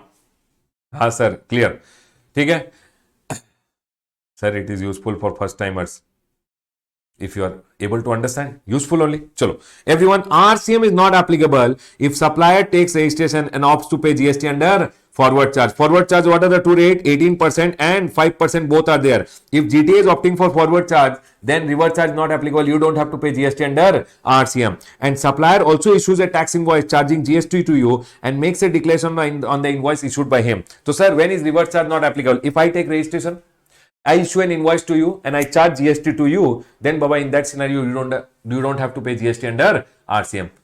I hope this point is clear. If I am not registered, you will pay under RCM. Can we go ahead, everyone? Yes, sir. Sir, if I am not registered, Then if GTA is not registered, you have to pay under RCM. If GTA is registered and says I want 5% RCM, option opted RCM, then also you have to pay GST under RCM.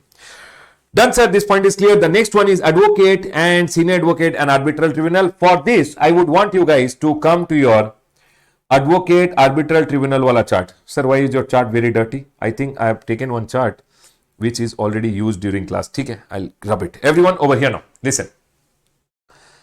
Legal services. Let's go ahead and understand about legal services. Everyone over here now. Legal services may we have arbitral tribunal, firm of advocate, individual as advocate, or senior advocate. Always remember one thing, if advocate is going ahead and giving services, you have to go ahead and pay GST under RCM. They have gone ahead and told in the RCM ka chapter. In the RCM ka chapter, what they have gone ahead and told, if advocate is going ahead and giving services, everyone over here, if advocate is going ahead and giving services to you, then you have to pay GST under RCM. But sir, which person has to pay GST under RCM? For an example, I am an advocate, I gave you services for your divorce case. Will you pay GST under RCM? And hence government went ahead and told not always RCM is applicable, but RCM is applicable only in one scenario, which I want to tell you now. Everyone over here now. If advocate is there, if firm is there of advocate, or individual is an advocate and they are going ahead and giving services to another advocate. Remember one thing, advocate to advocate services, there is no GST. Advocate to advocate services, government says there is no GST. GST is not there, it has been exempted. Brother, advocate to advocate, no GST. Okay? Then, if advocate is giving services to person other than business entity, for example, advocate gave me the services, I have taken advocate ka services for some family dispute cases. In that scenario, also remember, I don't have to take compulsory registration, pay GST and RCM, not required. It has been exempted. But if advocate is giving services, very, very important for you to remember, if advocate is giving services to a business entity whose last year, don't see advocate ka services mein current year ka turnover ever, see always the last year ka turnover. If advocate gave me the services and my last year ka turnover is less than equal to registration limit, it means last year my turnover did not cross registration limit. In the current year, if I take advocate services, I should see last year ka turnover. Last year ka turnover is less than equal to registration limit. I don't have to pay in the current year GST under RCM, not required. But if current year, everyone, if current year I took advocate service and my last year registration limit was crossed, means my turnover was more than registration limit, which is 40, 20 or 10, then I have to pay GST under RCM. Can you tell me everyone, when do you have to pay GST under RCM? Whenever advocate gave you the services and your turnover in the last year was more than registration limit. Registration limit is 40, 20 or 10 in some cases. So Baba, if you were already crossing the registration limit in the last year, it means last year you are already registered. In the current year, taking advocate service, you have to pay GST under RCM. Done, sir. Next. Advocate giving services to government, central government, state government, union territory, local authority, governmental authority or governmental entity. I have given the definitions over here just for you to read. If advocate is giving services to government, it is always exempted. Can I tell you one thing, everyone? Advocate giving services only to a business entity whose last year turnover was more than registration limit, business entity pays GST under RCM. All other advocate services are exempted. Done, sir. This point is clear. The next one over here is senior advocate. Senior advocate also same thing, everyone. Remember one thing, senior advocate giving services to person other than business entity, non-business entity. Senior advocate gives services to Salman Khan for his personal case. In that scenario, exempted. There is no GST which Salman Khan has to pay. Senior advocate gave services to business entity with aggregate turnover in the last years less than registration limit or equal to registration limit. Last year that business entity was small, not required to pay GST under RCM. Advocate gave services to a business entity whose last year, my last year turnover was more than registration limit. Then in the current year, if I take advocate service, I have to pay GST under RCM. Advocate went ahead and gave services to the government, then also it is exempted. Remember one thing, whether it is normal advocate or senior advocate, giving services to a business entity, which business entity, big or small? Big, whose last year turnover is more than registration limit. Big, whose last year turnover is more than registration limit is termed as big business entity. Then business entity should pay GST under RCM. The same in case of arbitral tribunal. Everyone remember one thing, tribunal are of two types. Everyone over here, tribunal are of two types. What are the two types of tribunal, everyone? One is a arbitral tribunal and one is a tribunal which is established under law, like a national company law tribunal, all these appellate tribunal, all these are tribunal which is established under law. Their services are neither supply of goods nor supply of services. But what's an arbitral tribunal? Arbitral tribunal is like a private tribunal. For an example, two people fought, husband and wife fought, and they don't want to go to the court. Out of court, they want one person to decide who is right, who is wrong. So that person, what the husband and wife will do, they will set up one, 2-3 people committee who will go ahead and decide who is right, who is wrong. That is called a arbitral tribunal. Arbitral tribunal is not a tribunal which is established under law. For example, Mukesh Ambani, Anil Ambani fought. They went ahead and decided that we will not go to the court. Out of court, we will go ahead and create one arbitral tribunal who will decide. That arbitral tribunal going ahead and giving services pay, GST will come under RCM only if you are a business entity whose aggregate turnover is more than registration limit in the preceding financial year. Never see current year. Never see current year. Always see the last year ka turnover. Everyone over here now. So arbitral tribunal going ahead and giving to business entity, a person other than business entity is exempted. Business entity with aggregate turnover in preceding financial year less than equal to registration limit is exempted. Business entity with aggregate turnover more than registration limit in the previous year, RCM, and arbitral tribunal giving to government is always exempted. So sir, how do we remember? You have to remember, if arbitral tribunal is going ahead and giving services, if advocate, firm of advocate or senior advocate is going ahead and giving services to a business entity and aggregate turnover of the business entity in the last year is more than registration limit, then business entity should pay GST under RCM. Are we all clear till here, everyone? People watching, please tell me, are we clear with this? So you have to go ahead and remember, in advocate, senior advocate or firm of advocate or arbitral tribunal ka services, when will RCM come? Whenever advocate, firm of advocate, senior advocate is providing services to a business entity which is in India, taxable territory, plus their turnover in the preceding year is more than registration limit, then only that business entity should pay the GST under RCM. I will go ahead and ask you, for example, one advocate is there, advocate is going ahead and providing services to Reliance over here. Reliance ka current financial year and preceding financial year ka turnover is given. They are supplier of goods, and in Maharashtra the limit is 40 lakh rupees. Current year ka turnover is 45 lakh rupees. Previous year ka turnover is only 30. My question over here, is Reliance required to pay GST under RCM or not required?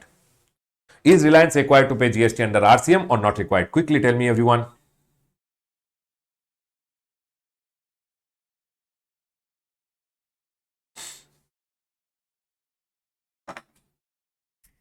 Reliance ka last year ka turnover is only 30. Current year ka turnover is 45. Not required. I hope everyone is clear. Yes, sir. Not required. Not required. Chalo, I'll ask you. Advocate went ahead and gave services to Reliance. Reliance ka current year ka turnover, current financial year ka turnover is 45 lakh. Preceding financial year ka turnover is 50 lakh rupees. My question to all of you is GST payable under RCM? Last year ka turnover.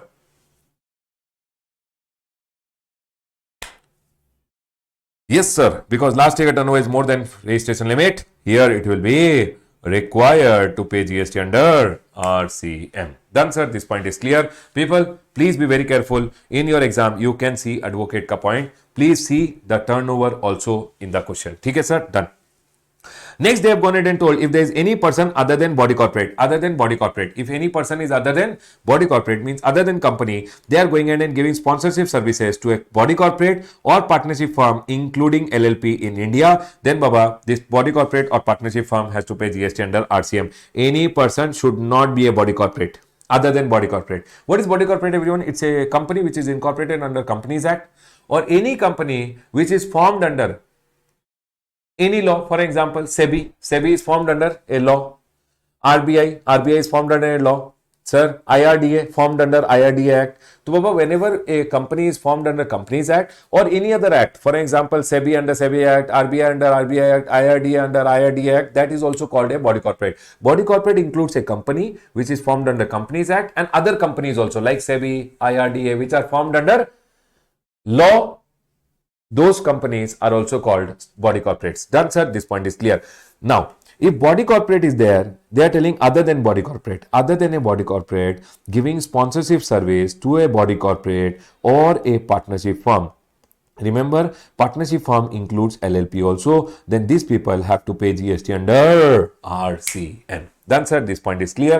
Baba, in your exam, students get confused with this, that who is the supplier, who is the recipient. Always remember one thing. Whenever sponsorship, for example, Tata's went ahead and paid 10 lakh rupees for the sponsorship service. So when Tata is paying, Tata is the recipient. Whenever you pay, you are always the recipient, and recipient should pay GST under RCM. Please be very careful in the exam. They told Ramesh Soni, an event organizer, went ahead and gave services to Tata, wherein Tata went ahead and paid 10 lakh. Who is the person responsible to pay GST under RCM? Tata has paid 10 lakh rupees to me. Tata is the recipient. Tata should pay GST under RCM. Whoever pays is the recipient. You went to eat one masala dosa. You paid for the masala dosa. You are the recipient, right? Whoever pays is the recipient, and recipient should always pay the GST under RCM. Done, sir. Point is clear. The next one over here. Baba, sponsorship services also I have seen coming in the exam. I will keep marking it. GT I have seen in exam. Advocates I have seen in exam. Arbitral tribunal I have not seen so many times, but advocates I see it coming in the exam. Sponsorship services I have seen coming in the exam. The next one over here, Baba, government related service. No, I am not teaching now. Why, sir, you are not teaching now? Because when I'll teach you exemption, along with the exemption, RCM also I'll cover relating to government. Because government ka no, in exemption, we have a big chart which is there for the government. This one. When I do this chart, I'll go ahead and cover the RCM also. Okay, sir? Not now. I'll go ahead and cover it later. Please come back, everyone. The next one over here. The next one, 5AA. Any person going ahead and renting residential dwelling to a registered person. Any person going ahead and renting what, everyone? Residential dwelling to a registered person. So if I am going ahead and giving my residential house on rent to you, if I am giving my residential house on rent to you, you have to pay GST under RCM. What they are going ahead and telling, any person renting residential dwelling to a registered person. But here you have to be careful. I went ahead and gave my residential house on rent to a registered person. Registered person will pay the GST under RCM. For example, you went ahead and gave your residential house on rent to me. I should pay GST under RCM if I am a registered person. Okay. But registered person, if he is going ahead and showing it as his business expense, using it for his staff, directors, then he has to pay GST under RCM. For example, Ramesh Soni is a registered person. Now, whenever I have taken residential house on rent, I have taken it for my personal purpose, for my family to stay. I have not shown it as my business expense. In that scenario, am I required to pay GST under RCM or not required? They are telling, Ramesh, if you have gone ahead and taken it for your personal purpose, for your own use and not for the business, then you are not required to pay GST under RCM, even though you are registered. So people always remember one thing, renting of residential house to an unregistered person, exempted. Registered person, but for his personal purpose, exempted. Renting of residential house, residence home to me.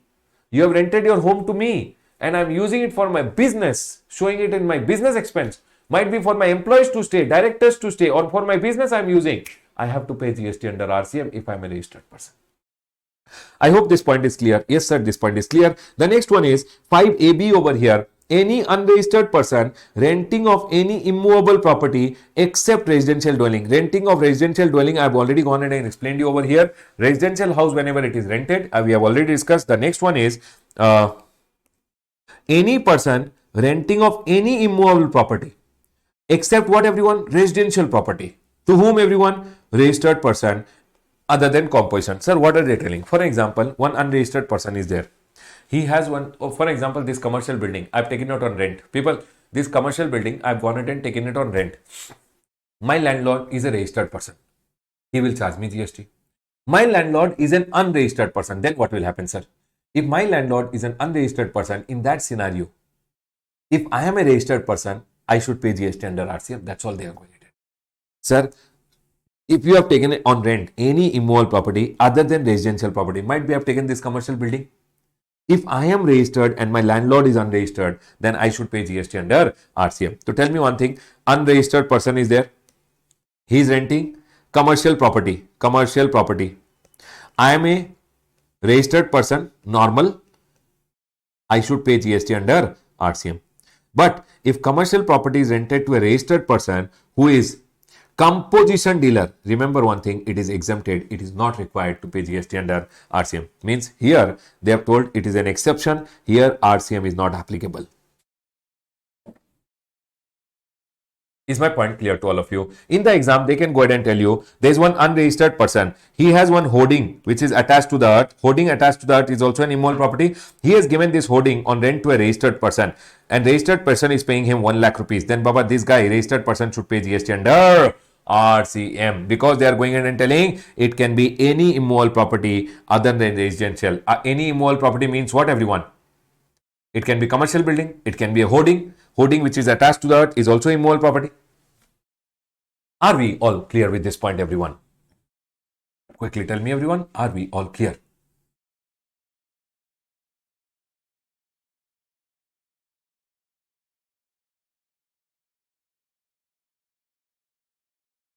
Are we all clear till here? Everyone over here now, listen. We have gone and understood the first one, the second one. The next one over here is directorial services. Everyone listen to me very carefully. The next one which goes ahead and talks about is a directorial services. If director is going ahead and giving services to a company or body corporate, who will pay the GST? So for example, Baba, now here director may you have to go ahead and understand there are three types of directors. There are actually two types of director, but let's go ahead and understand about the directors. For example, there is one independent director. Independent directors, they are not the employees of the company. They can go ahead and give services to company. There can be whole-time directors who can go ahead and give services to the company, and there can be whole-time director who can also give services to the company. Whole-time directors are generally the employees of the company, and they go ahead and company is the employer. Always remember one thing, everyone. Whenever independent director is giving services to the company, no, independent directors are never the employees. They are never the employees of the company. Whenever company pays them, company will deduct TDS under section number 194J. It is professional fees and company should pay GST under RCM. Remember this. Done, sir. This point is clear. Now, if there is a whole-time director, who is a whole-time director? Whole-time directors are employees of the company. When whole-time director gives services to the company, in that scenario, the company will go ahead and give salary. And on the salary, 192 of the Income Tax Act may TDS is deducted. So, Baba, in case of salary, there is no GST only. So, company does not have to pay any GST under RCM because this is neither supply of goods nor supply of service. But if there is a whole-time director, not in the capacity of the director, but might be in the evening after the work got over, the company told we want some help for audit. He went in and helped the company for the audit. The company paid him some professional fees, and company deducted TDS under section number 194J of the Income Tax Act. Then on that amount, company should pay GST under RCM. Everyone listen again, I'll tell you.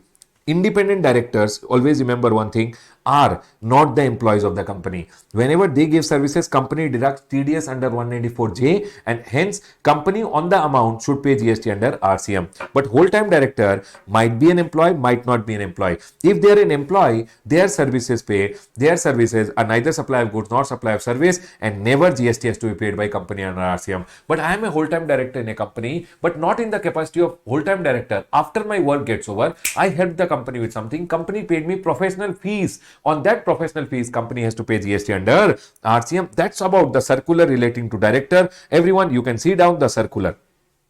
It says GST on director remuneration. Independent director, whole-time director. Independent directors are not employed. GST has to be paid by company under RCM. Whole-time director, if he is an employee, TDS under 192 is done, not a supply, no GST. But whole-time director is not an employee, paid professional fees, then Baba, and 194J में TDS is deducted. Company has to pay GST under RCM.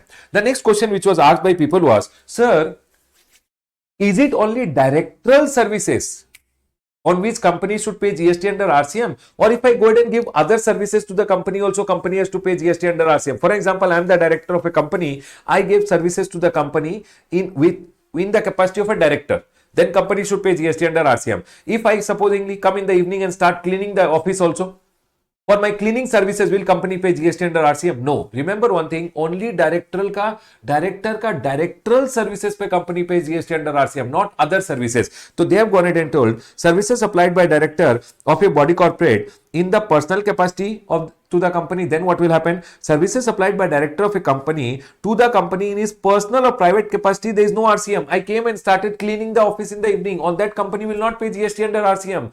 If I go ahead and give to the company directorial services, only services supplied it in the capacity of a director of that company or body corporate, tax is payable under RCM. I hope this point is clear to all of you. Yes, sir, point is clear. Let's go ahead. Sir, what about sitting fees? Are Baba, all these people, independent director, whole-time director who are not the employees, when they are paid the amount as sitting fees or any amount, when they are paid, whether you call it sitting fees or you call it any other professional amount, if TDS under 194J is done, then Baba, it is a supply and GST has to be paid under RCM. Done, sir. This point is clear. Let's go ahead. Everyone over here now, the next one. So director, I am the director of a company, independent director. Company pays me sitting fees. Company should pay GST under RCM. I am the whole-time director of a company. Company pays me salary. No GST. I am the whole-time director of a company. I go ahead and I give the services to the company. Company pays me professional fees and deducts TDS under 194J. Company should pay GST under RCM. Done, sir. This point is clear. The next one over here. Insurance agent giving services to insurance companies. Insurance companies pay GST under RCM. And the insurance agent, I give services to insurance company. Insurance company pays me commission every month. On that commission, insurance companies should pay GST under RCM. Nothing very important. Recovery agent giving services to the people. Recovery agent giving services to bank, financial institution and NBFC. I am a recovery agent. Anyone not giving loan, etc. No, I go ahead and recover the loan.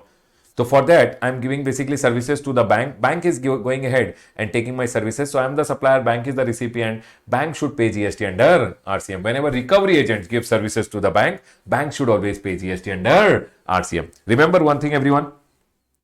I am the recovery agent. I give services to bank. I give services to financial institution. I give services to NBFC. Then, Baba, these people pay GST under RCM. What if recovery agent gives services to a car dealer?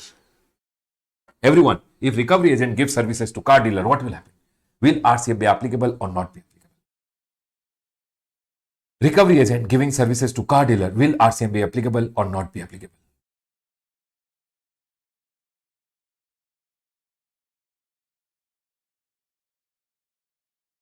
Any RCM applicable or not applicable? No, sir. RCM is not applicable in this scenario.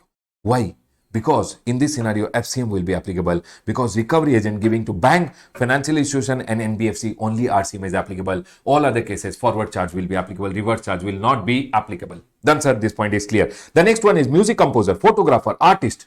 All these music composer, photographer, artist, etc. going ahead and giving services to music company, producer. All these music company, producers will pay GST under RCM. Remember one thing, photographer, artist, singers, all these people going ahead and providing services to music company or producer, music company will pay GST under RCM. Done. The next one is author. I go ahead and like the point of authors because they go ahead and ask sometime. Always remember one thing, everyone. Authors ka case mein, if author is unregistered, publisher ko, I went ahead and gave publisher my IPR to use. What does the author do, everyone? Always remember one thing. Services which are given by authors, music composers is what? Services by way of transfer or permitting the use or enjoyment of copyright relating to original dramatic, musical, artistic, original literary work. So basically what happens is, we as artists, we as music composer, we as authors, we go ahead and give our IPR to use to the publisher or music company. So for example, I am an author, I wrote one book, my copyright which is there, I am giving to a publisher, you publish my book. So when I give my copyright to a publisher,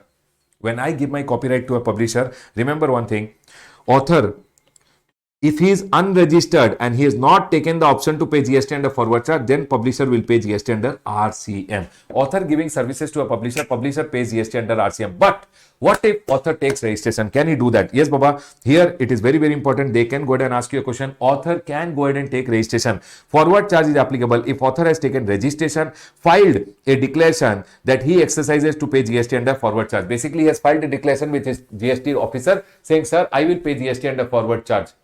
And also when he is issuing the invoice to the recipient, no, he says him, don't pay the GST under RCM. On the invoice, he will write and give, don't pay the GST under RCM, I will only pay under forward charge. See, author can take registration, filed a declaration that he pays GST under forward charge and comply with all the provision as they apply to a person liable to pay tax. Sir, he was liable, no, now I am liable. I will comply with everything, sir. and he shall not withdraw the said option for 1 year. It means once the option exercise that I will pay the GST, you should at least stick to the option for 1 year, and also make a declaration on the invoice issued to the publisher. When I'll issue an invoice to the publisher, I should tell the publisher, I will charge the GST under forward charge. You don't charge the GST and you don't pay the GST under RCM. Tell me one thing, everyone. In case of author, can author unregistered or author is not opting for forward charge, who will pay the GST? Recipient pays GST under RCM. ठीक है. Can author charge GST under forward charge? Yes. Author has to take registration, give a declaration to his officer saying, sir, I will excise the GST under forward charge. I will pay all the GST. I will comply with all the provision. He should say, I will comply with all the provision. I will not get out of this scheme for 1 year. And then recipient ko, when he is giving the invoice, publisher ko, he should write in the invoice and give, sir, you don't pay the GST under RCM, I'll pay the GST under forward charge. In that scenario, authors can also charge GST under FCM. This is a good point. Please be very careful about it. The next one is okay. Membership, members of overseeing committee. Overseeing committee, one committee is there which has been formed by RBI. They are giving services to RBI. RBI pays the GST under RCM. Okay. The next one, direct selling agent. This also I have seen sometimes coming in the exam. Direct selling agent. For example, HDFC Bank. Everyone over here now. HDFC Bank has gone ahead and appointed me as the direct selling agent. I am the direct selling agent, but I am an individual. Direct selling agent who is a, 1 minute everyone, individual. I am going ahead. I am a direct selling agent, individual, and I am going ahead and giving services under to a bank. Then always remember one thing, whenever I am giving services to the bank, whatever service I am giving, bank should pay GST under RCM. But supposingly I am a direct selling agent, I am not an individual. Might be I am a partnership firm. And if I go ahead and give services to bank, then what will happen? Can you tell me? Sir, is forward charge option available only to authors? Yes, Baba, only for authors it is available. GT also it was available. Author also it is available. For some people only it is available, not for everyone. Done. Sir, direct selling agent is not an individual giving services to the bank. What will happen? Not individual. Then Baba, forward charge is applicable, reverse charge is not applicable. Done, sir. This point is clear. Direct selling agent should be an individual giving services to bank or NBFC. Only then in the TT, taxable territory, that is India, then Baba, RCM is applicable. All other cases, forward charge mechanism will be applicable. Done, sir. This point is clear. The next one, 12 and 13 also is good point, everyone. I have seen in exam, they have gone in and asked points on this. Everyone over here now, listen. Let's go ahead and talk about a business facilitator and a business correspondent. Everyone, business facilitator and a business correspondent. Listen carefully. Who is a business facilitator and who is a business correspondent? Can you guys tell me who is a business facilitator and who is a business correspondent? Baba, listen to me very carefully. A business facilitator and business correspondent. Business facilitator is a person who facilitates the business of the bank. Business correspondent also works for the bank. Basically what they do is, for example, a business facilitator, he will go to people and he'll tell, sir, you can take banking services, open your account in the bank. Bank will go ahead and take your money. Bank will go ahead and give you interest. Sir, if you want, you can transfer your money from here to there also. Banking services are very good. They basically promote banking services. They give knowledge about banking services. Okay, everyone, they give banking services ka knowledge. Business correspondent, on the other hand, they give knowledge also. And supposingly, they go to people in the villages, they go everywhere, they tell, sir, you want loan, bank can give you a loan. Business facilitator will not give the loan, they will just give knowledge. Business correspondent, what they will do? No, they will tell, sir, you want loan, bank can go ahead and give you a loan. If you want, bank will give you the loan also.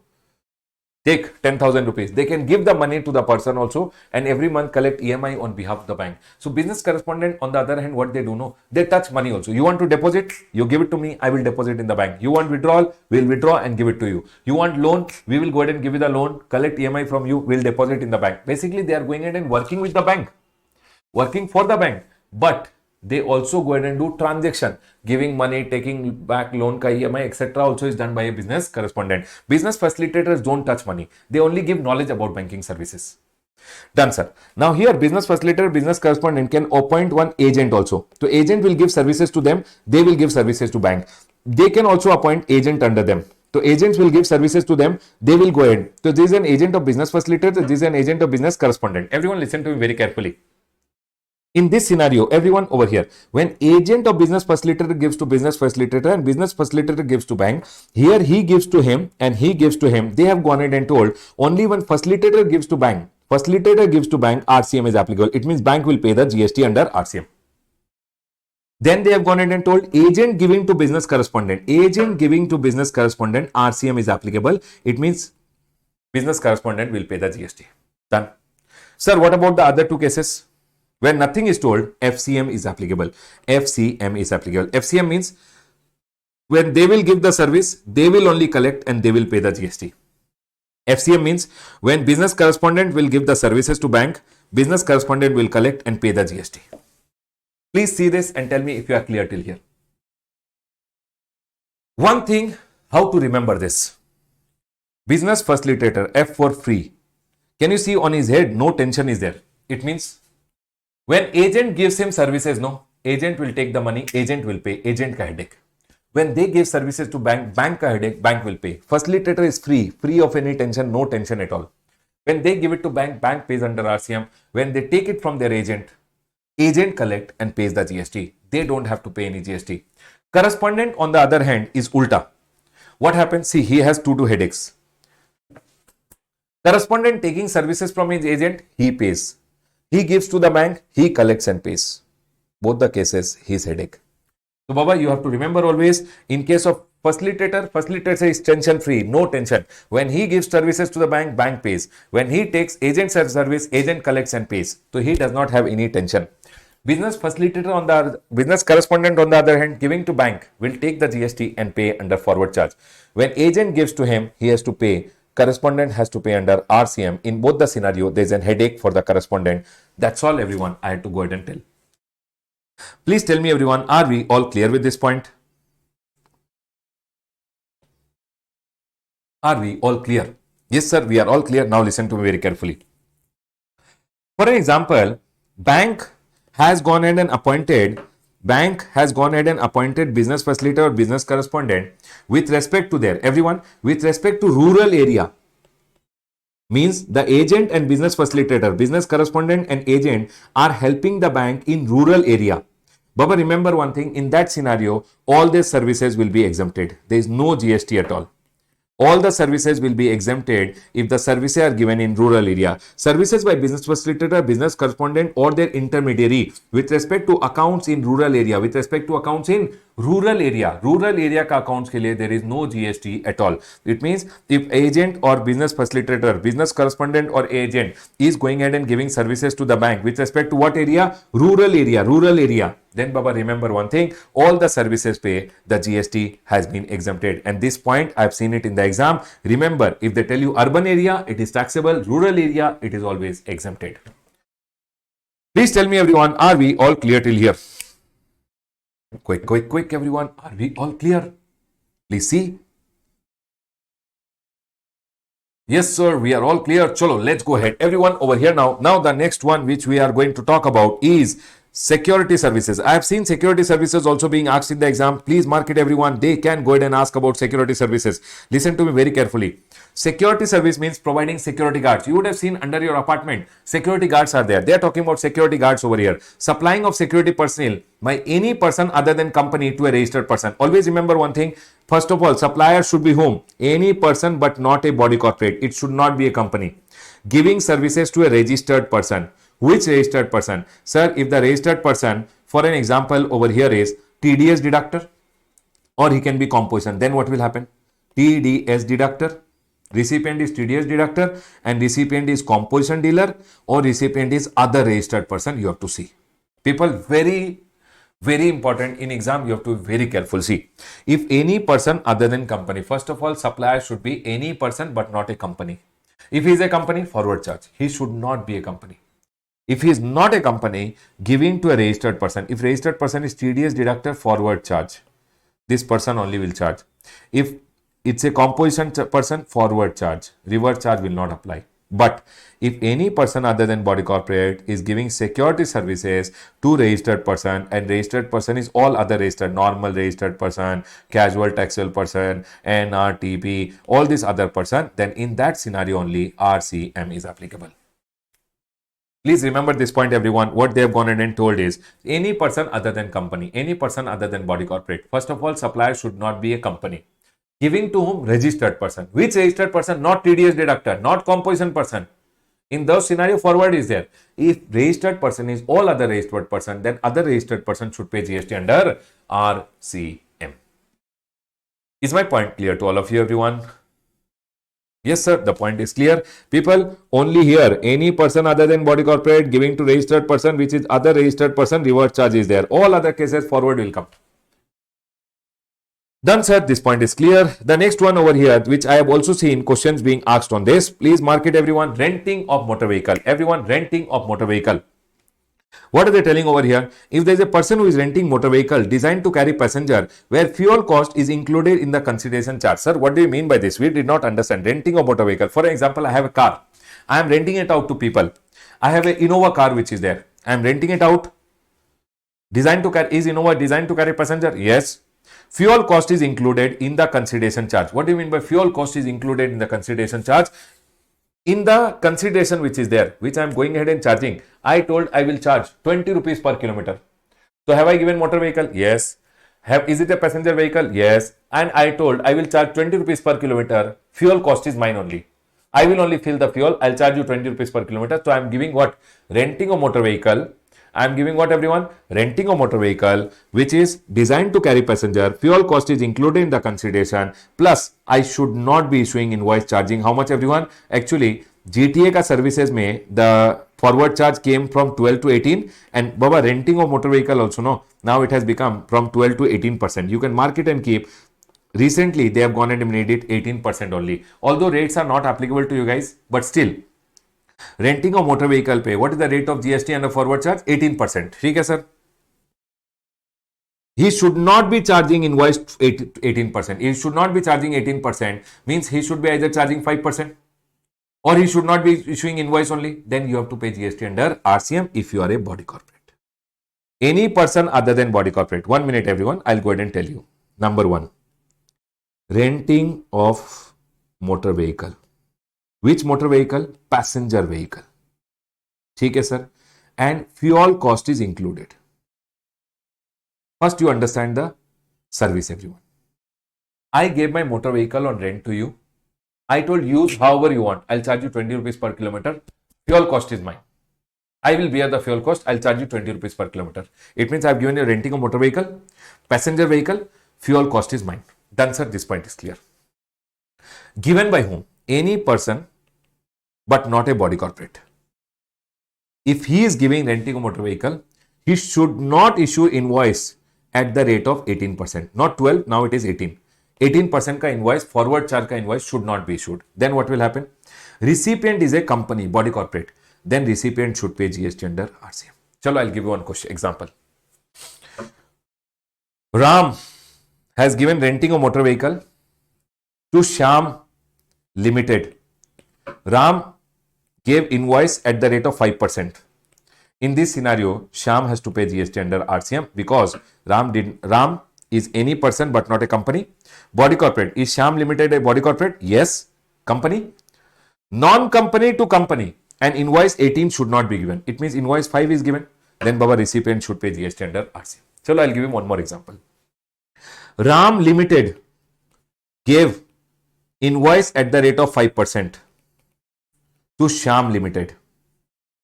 Tell me, everyone, will RCM come? Ram Limited to Shyam Limited, invoice 5%. Will RCM be applicable is my question, everyone. Is RCM applicable, everyone? Quickly tell me. Is RCM applicable?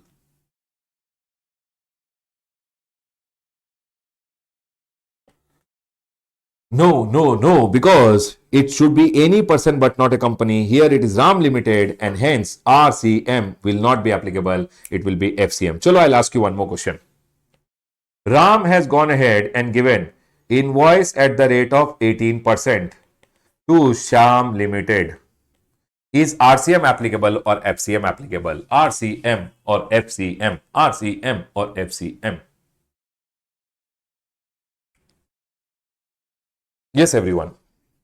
Sir, in this scenario, non-body corporate, body corporate, but invoice is 18. No, sir. It means forward charge is applicable. Very good, very good, very good, everyone. Okay, sir. Done. This point is clear. Now, I'll go ahead and give you. Ram is not going ahead. No invoice at all. Sham Limited. What will happen? Non-body corporate, body corporate. Invoice at the rate of 18 is not given. It means invoice is only not given. Invoice is only not given. I am unregistered. I did not give invoice only. What will happen? Sir, in this scenario, RCM, Sham Limited will have to pay. Non-body corporate, body corporate. Invoice 18 not given. RCM. Can I close everyone? Done.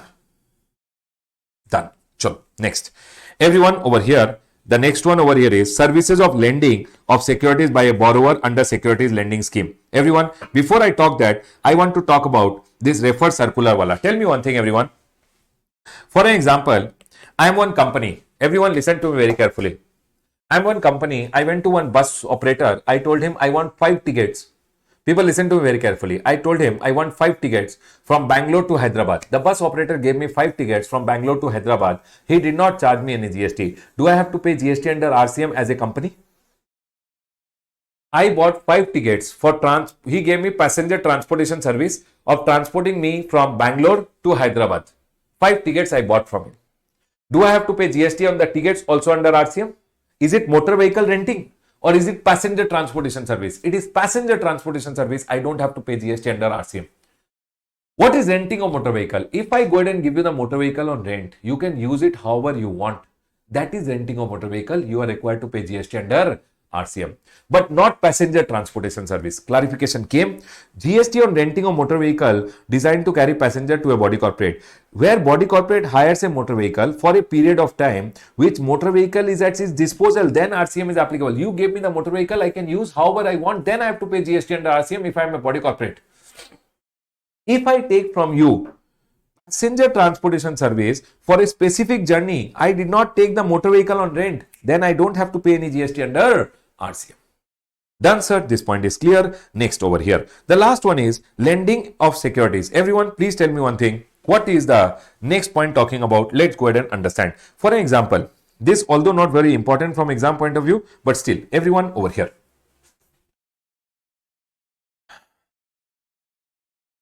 Let's go ahead and understand this. For example, one lender is there. He has some Infosys ka shares which are there. I went in and told him, can you go ahead and give me your Infosys ka share? I am the borrower over here. I want this Infosys ka share. Today is supposedly 1st of January. I told you, give me 10 share. I will sell it in the market. I sold it in the market, made 10,000 rupees. He lent me the shares, lending of shares. This is called lending of share. He lent me the shares. Okay, everyone. I went ahead and sold the shares in the market for 10,000. After 6 months, when I have to return him, 1st of June, I have to return him. When I have to go ahead and return him the share, I will go ahead and buy it back. I will buy it back from the market. 10 share, supposedly I bought from the market at 800 rupees. It means I spent only 8,000. How much profit I made? 2,000 rupees. When I am returning the shares to him, no, he will tell me, sir, please give me at least 500 rupees because I have gone ahead and given you shares on lend. That is called a lending of securities ka services. Lending of securities ka services. Okay? Everyone over here now. When lender has gone ahead and lent the shares to the borrower, always remember one thing. What the borrower did, first he sold the share, made 10,000, then bought back the share because when he has to return the share, he has to buy it back. So when he bought it back from the market, he made 2,000 rupees profit over here. When he sold it 10,000 rupees, he bought it for 8,000. He returned the shares plus he gave a lending fees also. Because he has lent the shares to me, so for that I have to give him a fees. On this fees, they are telling the borrower should pay GST under RCM. So if you lend me the share, when I am paying you the amount, on that amount when I am paying you the amount, I am the borrower, I will have to pay GST under RCM. But you know what, everyone? This transaction does not happen like this. This transaction happens to an intermediary, a broker. So first the shares come to him. He lends the share. I pay the fees to him. he pays the fees to you. So government is telling over here, this intermediary which is there. 1 minute, everyone. You give the shares to him, he gives the shares to me. I pay the fees to him, he pays the fees to me. Can you tell me, everyone, in this scenario, who will pay the GST? The borrower will pay on the fees GST under RCM. You have given me the shares on, you have lent me the share on that whatever fees I pay, I have to pay GST under RCM. Is my point clear to all of you? But tell me one thing, this broker is there, no? This broker will charge brokerage from him and him. He will charge brokerage from both of them. On brokerage, is RCM applicable or FCM? In brokerage, will RCM be applicable or FCM? When he charges the brokerage, on brokerage, will RCM be applicable or he will only charge the GST and pay the GST to the government? In brokerage, GST will come under FCM. We are not talking about brokerage, we are talking about the lending fees. Done, sir. This point is clear. I hope you guys were able to clearly understand everything. Now, in this scenario, what are the most important points you have to remember from exam point of view, everyone? I've already gone ahead and told, but still I'll tell once again. 1 second, everyone. Remember, I have seen the points like GTA coming in the exam, advocate coming in the exam, sponsorship services coming in the exam, this renting of residential house, it can come in the exam. Other than this, directors have come in the exam. Authors are very important. Direct selling agent, remember, he should be an individual only. Business facilitator, business correspondent, security service, and renting wala service. These are some of the important points which I have seen coming in the exam. Can you tell me which services pay RCM is applicable? What are the services on which RCM is applicable? You have to remember diagrams. D for director. ठीक है, we'll start from the beginning. GTA, ठीक है. Then A for advocate, A for arbitral tribunal, G done, S for sponsorship service.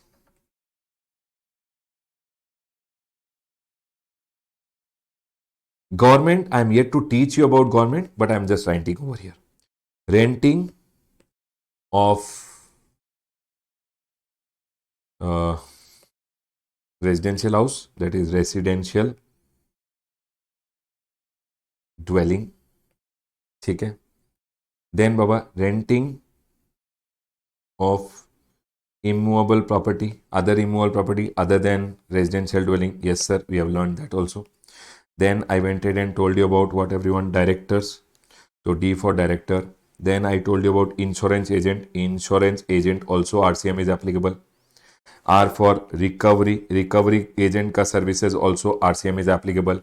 Then I went ahead and told you about music composer. M for music composer का services, artist का services और photographer का services RCM is applicable. Authors का services also RCM is applicable. Then I went ahead and told you about what? Authors के पास members of overseeing committee of RBI. You can write over here members of overseeing committee of RBI. Correct, sir. This is also clear. The next one over here is agent of business facilitator and business. A for, you can write over here agent of business business correspondent, plus you can remember only business facilitator, not their agent, only business facilitator. ठीक है sir. Next, the next one over here is security services. As for security services, ठीक है sir. Then renting of motor vehicle, done sir. And the last one was securities lending also GST is paid by whom, everyone? The borrower who is there. Can you please write it down and keep, everyone? You can take a picture also and keep it. Are we all clear till here? We have done all the RCM entries. Are we all clear till here, everyone? Can we go ahead?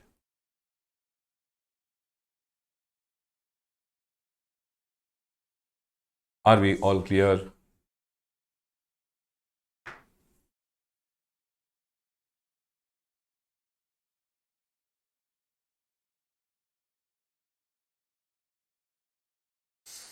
Baba, final revisions live got over last month. Final revision or inter revision? After the revision gets over, no, you can go to on my website rameshsoni.com and from rameshsoni.com you can go ahead and take the revision. For chapter wise revisions are also available on my website only. At final is 1 rupee, intermediate is just 2 rupees. Revisions are not free, 1 rupee and 2 rupee. Sir, why? Because 1 rupee and 2 rupee gets you immediate access. Are we all clear till here, everyone? Can we go ahead? Chalo, everyone over here now. We are done with all the RCM entries. Now, everyone, 9.3 done. 9.4 which is there is not applicable to intermediate. 9.5 we are going to understand now. 9.5 goes ahead and talks about those scenarios when when the e-commerce operator will be going ahead and paying the GST, there are notified category of services. Government have gone ahead and told sometimes the GST is not paid by supplier, sometimes the GST is not paid by recipient, but at least somebody has to pay the GST, and then government goes ahead and says the GST has to be paid by the e-commerce operator. E-commerce operators has to go ahead and pay the GST, but only not for all supplies, only for notified supplies. There are 4 supplies which have been told by the government on which GST will be paid by whom, everyone? The e-commerce operator. They have told notified category of services, the intrastate supply tax will be payable by whom, everyone? E-commerce operator, and all provision of the act will be applicable to such e-commerce as if he is the supplier liable to pay the tax. To people, what they are going in and telling, government have gone in and told some supplies are there where neither supplier pays nor the recipient pays, and government goes ahead and says in this scenario we will go ahead and make the e-commerce operator pay the GST, and government told but this is applicable only for notified supplies. In notified supplies for your May exam, there is one small point which has been added. Listen carefully, everyone. I'll go ahead and talk about all of them. Number 1 talks about transportation of passenger, example Ola, Uber, etc. Baba, whenever there is a transportation of passenger, listen carefully, everyone. Whenever there is a transportation of passenger by radio taxi, motor cab, maxi cab, motorcycle, or any other motor vehicle except omnibus. So, for example, Ola you booked it, Uber you booked it, or you went ahead and booked through Rapido one bike taxi, or through Ola Uber you went ahead and booked a auto, then Baba, who will be paying the GST? They have gone ahead and told whenever transportation of passenger is happening by radio taxi or motor cab, maxi cab, motorcycle, or any other motor vehicle like a auto, etc., except bus, then Baba, e-commerce operator will pay. So what I will go ahead and tell, for an example over here now, you went ahead and supposingly this is over here Fardin, ठीक है? Fardin went online to the e-commerce website and which is Ola. Ola के through directed it to a supplier. Supplier went ahead and gave the service. Can you tell me one thing, everyone? In this scenario, who will pay the GST? They have gone ahead and told always the e-commerce operator will go ahead and collect the GST under section number 95, and e-commerce operator only will go ahead and pay the GST. Whether this supply is registered or unregistered doesn't matter. Doesn't matter. If he is giving transportation services through e-commerce, e-commerce only will pay the GST. Is the first service clear to all of you? Is my point clear to all? Sir, if sponsorship service is supplier is body corporate, then sir, Baba, if supplier is body corporate, then in that scenario, supplier only will charge GST. Done for them? Chalo, everyone over here now, listen. People, is the first service clear to all of you? Yes, sir, the first service is clear. And Baba, whenever you are posting a doubt, don't keep posting again and again. If you post once also, I have seen it. I will get back to you. Don't worry, at the right time. Okay? Now, listen, the next one, everyone. The next one is transportation of passenger by an omnibus. What is omnibus, everyone? Bus, if you book it. They are going in and telling, except where the supplier is a company. Let's understand the second one. Everyone, listen. For example, this is over here, Harsha. Harsha wanted to go home, so Harsha went to redbus.com and he told, I will go ahead and book one bus. So red bus ke through one bus was being booked and bus wala went ahead and gave the service. He is the supplier, he is the recipient. But remember one thing, for example, this bus wala which is there is a company. Then Baba, remember one thing, the supplier only pays the GST. Supplier pays GST. But if this buswala company, buswala is not a company, for example, he is a partnership firm, he is a proprietorship firm, then Baba, remember one thing, if supplier is not a company, then ECO pays GST under section number 95. Basically, ECO will collect the GST and ECO will pay the GST under section number 95. But this buswala should not be a company. If this buswala is a company, they will collect the GST and they will only pay the GST. Done, sir. This point is clear. Let's go ahead. The next one over here, which we are going to talk now, is the third service. People, is the first two service clear to all of you? Yes, sir, clear. The third one is accommodation services in hotel, in guest house, etc. Now, what do you mean by accommodation service? For an example, this is over here. Who is this? Baba, someone. Okay, one person was taking a bath. Suddenly, the water stopped. If the water stopped, what to do? They went to Urban Club. Urban Club directed it to a plumber. Plumber came and gave the service. Now, in this scenario, government went ahead and saw huge services are nowadays provided through Urban Club. Who will pay the GST? So, government went ahead and told, in this scenario, you have to see if the supplier is liable to register under section number 22(1). It means he is a big supplier. Then let the supplier pay the GST. Supplier pays the GST.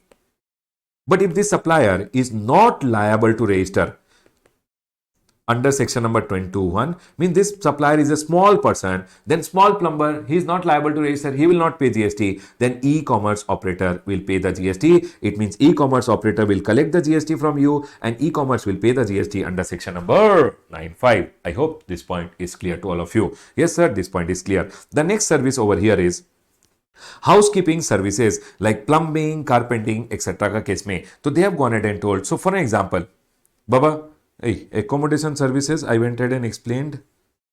Hey, oh, what I am thinking, and I went ahead and told. So sorry, Baba.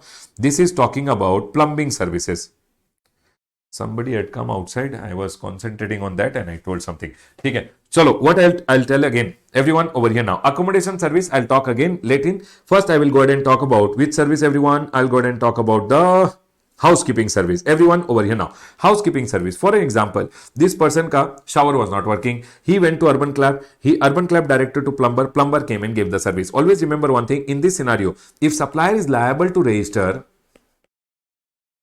under section number 22(1), the supplier pays GST.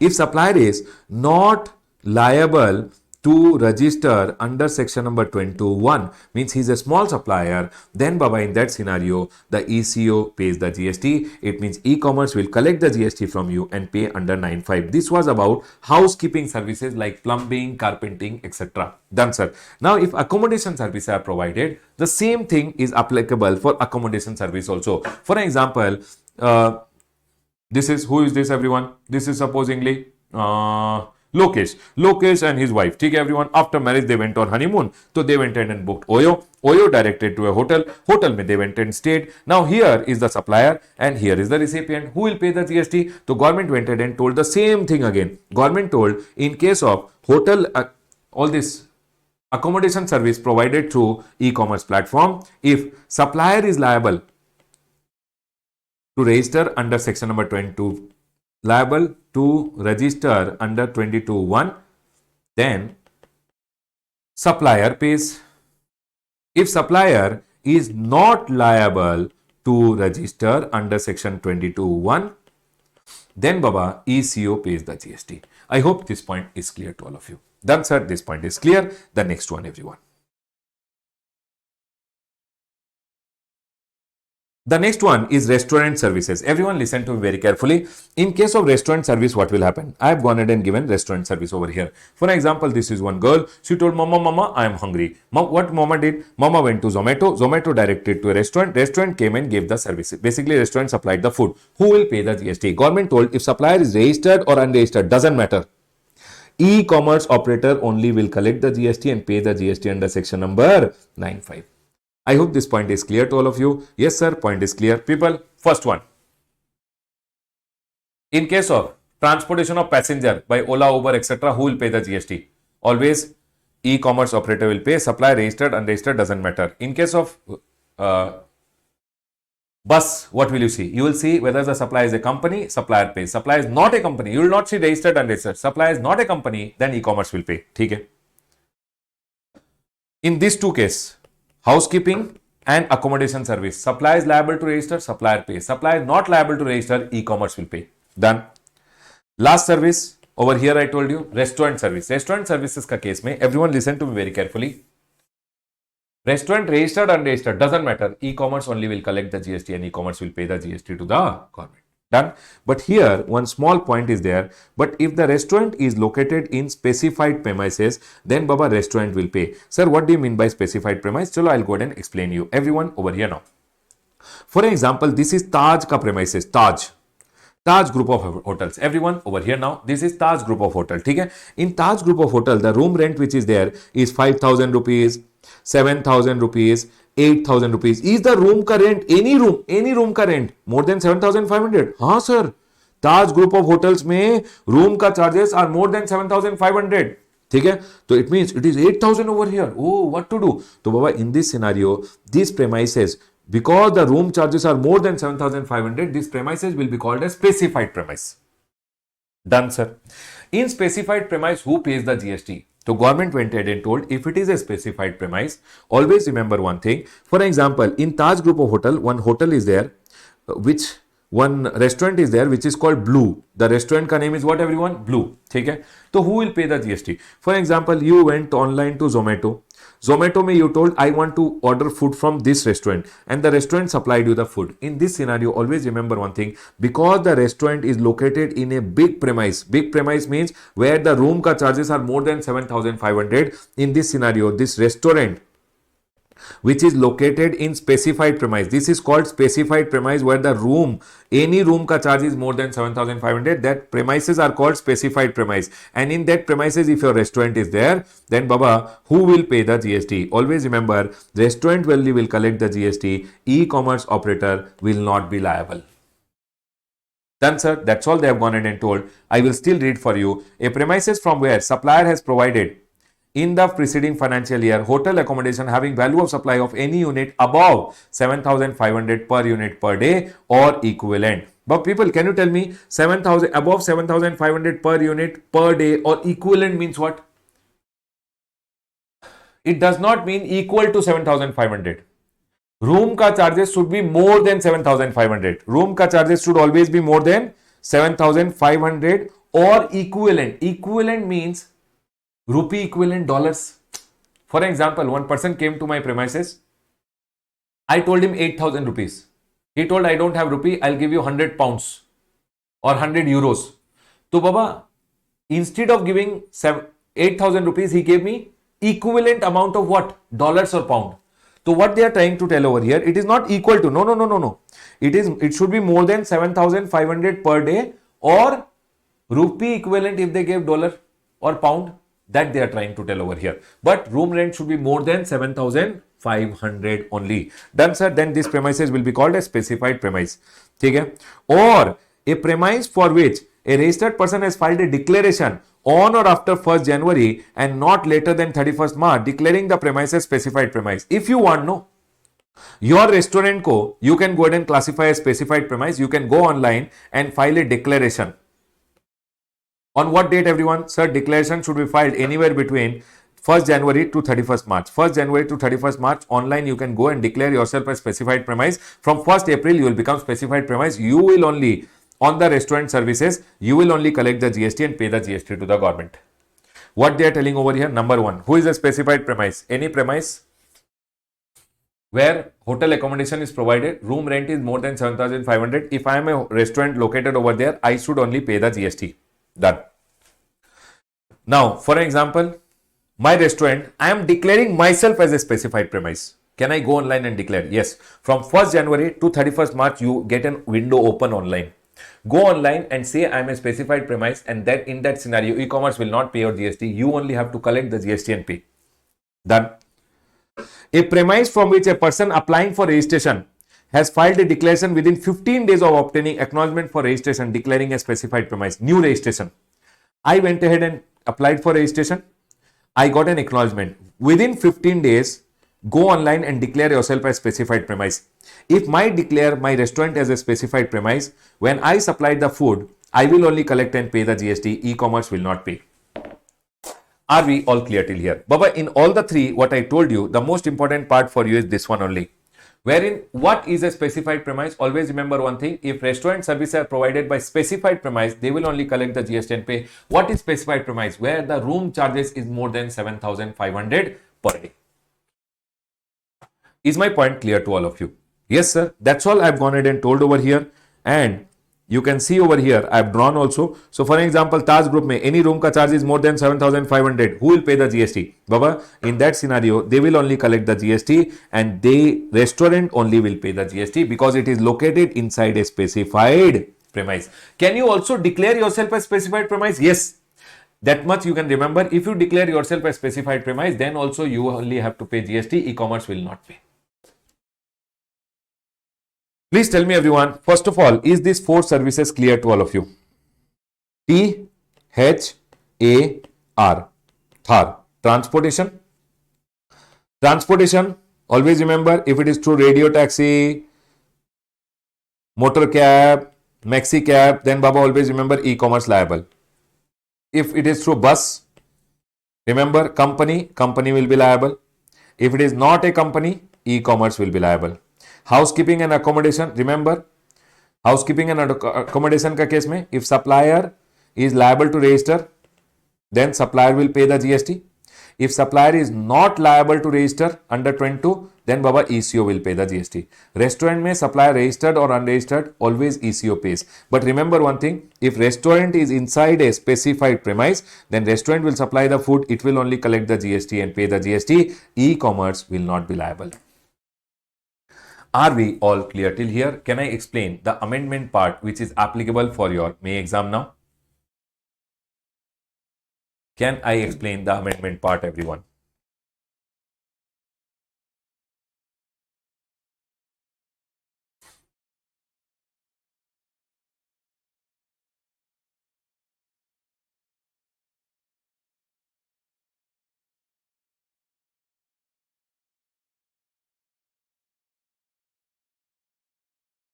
Yes, everyone. Chalo. Now I'll go ahead and talk about the amendment part, which is the local delivery services. Local delivery services. Government have gone ahead and got local delivery services into GST now, wherein e-commerce operator will pay the GST. Sir, what is local delivery services? Local delivery services, for an example, I want to go ahead and send one parcel. This is one parcel. I want to send from my home to my friend's home. Now, if I go to deliver, come back, it is going to waste a lot of time, right? So what nowadays services are there? For example, you can go online to Borzo. You can tell Borzo, I want to send my goods. You can go ahead, hand over your box to him. It will go to the, basically what will happen, you can go to Borzo. Borzo will go ahead and book one person. This person will come, take your box from you and deliver. Now, in this scenario, when you give him the box, you are the recipient of service, he is the supplier. But in this scenario, government says, Baba, all these people who are giving delivery services, no, they will not pay GST. So e-commerce operator only will collect the GST from you and e-commerce operator will pay the GST. That's all they have gone ahead and told. I'll explain again. For an example, you went ahead and booked VFast. VFast is also a facility wherein you can go ahead and, so for example, I am over here. I have 2 boxes to deliver to my friend's home. Local delivery. I want to deliver to my friend's home. What I will do? I will go to VFast. VFast will go ahead and send one person to my place. This person will come with his bag. In his bag, he will put the goods. From my place, he will pick it up and then he will deliver to my friend's place. He is the supplier. I am the recipient. Who will pay the GST? Government told VFast will collect the GST from you and they will only pay the GST to the government. Local delivery services. This is called a local delivery service and government has told supply of services by local delivery is now brought under GST. It means who will pay the GST? E-commerce operator. But here also there is a catch. What they have gone ahead and told is same thing government have told for this also. That sir, if supply is liable to register, if it means if the delivery guy is one person whose turnover is already crossed, then he will only pay GST. But if not liable to register, then e-commerce only will pay the GST. Chalo, I'll go ahead and give you one more example. You know Porter? Yes, sir. I went to Porter online. Porter directed it to one big tempo traveler who is there. This tempo traveler came with his tempo traveler. He took all the goods from me and he will deliver. So basically, he is the supplier, I am the recipient. In this scenario, who will pay the GST? Government told, see, if this tempo traveler wala guy which is there, he is already liable to register, then he will pay the GST. But if he is not liable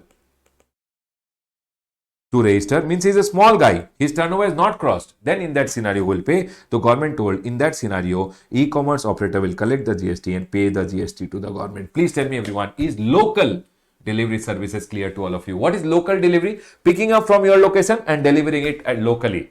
So nowadays you can book bike, tempo, who will come and deliver your goods. So in that scenario, who will pay the GST? If this supplier is a big person who is already liable to register, he will pay the GST. If he is not liable to register, e-commerce operator pays the GST. Please tell me everyone, are we all clear with this point?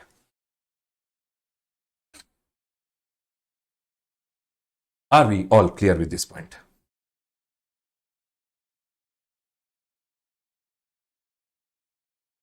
Yes, sir. Clear. This was a part of amendment which is applicable for your May 26 onwards. Done, sir. This point is clear. Chalo. In case of housekeeping, accommodation and local delivery, supplier services, e-commerce is not liable if supplier is liable. This I have already gone ahead and told you. Done, sir. This exam, May 26 exam and September. Baba, you will always, May 26 ke liye to this 9-5 is very, very important. You will see one small point will come, might come from 9-5. Okay, everyone. But either of the cases, always remember 9-3 and 9-5, whether it is May exam, September exam, whatever exam, it is very, very important from exam point of view. 9-3 and 9-5. Done, sir. This point is clear. Sir, this point and this government wala point, I'll talk later. This circular you should read after TCS ka chapter, not now. You need TCS ka knowledge also. So once we have gone ahead and revised TCS chapter, after that you can revise this point. This and this is okay. This we'll go ahead and do it after the government related services. This I want to go ahead and do now. But before I do this, one point has been written over here. For an example, this e-commerce operator. So nowadays e-commerce operator can be outside India also. For an example, tell me one thing everyone. You know Airbnb? Okay. One person went to Airbnb and he booked a house to stay. Where he went and stayed. This person went ahead and gave the service. In this scenario, tell me one thing. If supplier is liable to register, supplier will pay the GST. If supplier is not liable to register, e-commerce will pay the GST. But Airbnb told, I am to not in India only. Government told Airbnb, if you are in India, you should take registration and pay GST. You should collect and pay. If you are not in India, your representative should collect and pay. If your representative is also not there in India, appoint one representative in India who will pay the GST. That's all government told. Remember one thing, if e-commerce has physical presence in TT means taxable territory, yes, e-commerce will pay. If e-commerce is not there in physical taxable territory, then representative in taxable territory will be liable. No representative also. Hey, you want to do business in India or not, Airbnb? You should appoint a person in India that is taxable territory and you should pay the GST. Are we all clear with this point? Yes, sir. Point is clear. Everyone listen. The same GST ka levy section which was there, everyone over here. The GST ka levy section which is there, section number 9 was applicable for CGST.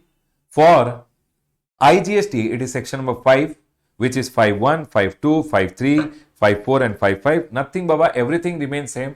Whenever intra becomes inter, for interstate supply, 9 is not applicable, section number 5 is applicable. For intra, section number 9 is applicable. For interstate supply, section number 5 is applicable. So for an example, director gave services to a company in different state in that scenario.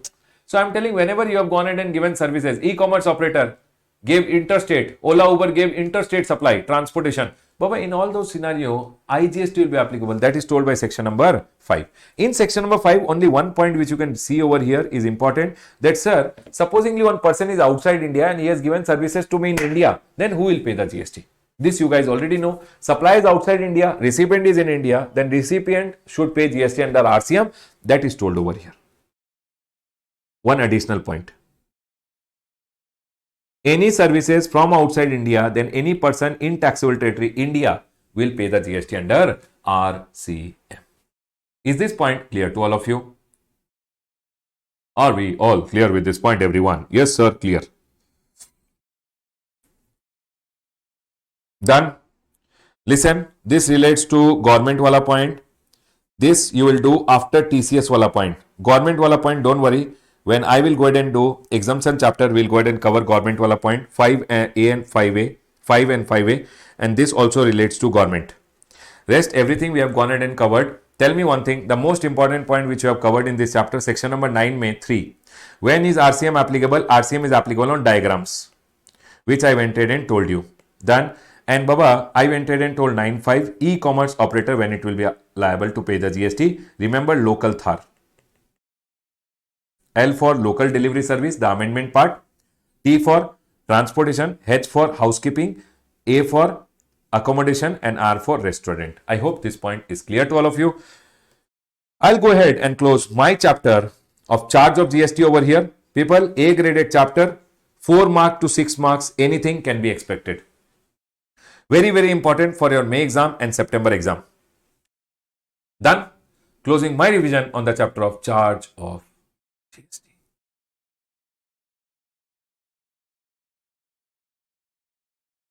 Let's go ahead and now move to the next chapter. The next chapter is composition scheme. Composition scheme, I'll classify it as B graded chapter. May come, may not come. People, A graded means 100% chance of coming. B means 50% chances coming. C is 1/3. Can I go ahead, everyone? So B graded means it might come, might not come.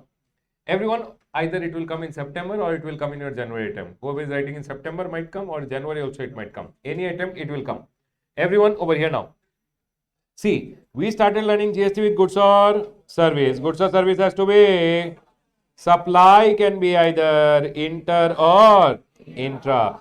Interstate, IGST gets levied, intra gets CGST and HGST gets levied. Now listen to me very carefully. Once GST gets levied, no, some people went to the government and told, sir, what is this section number 9 ka levy?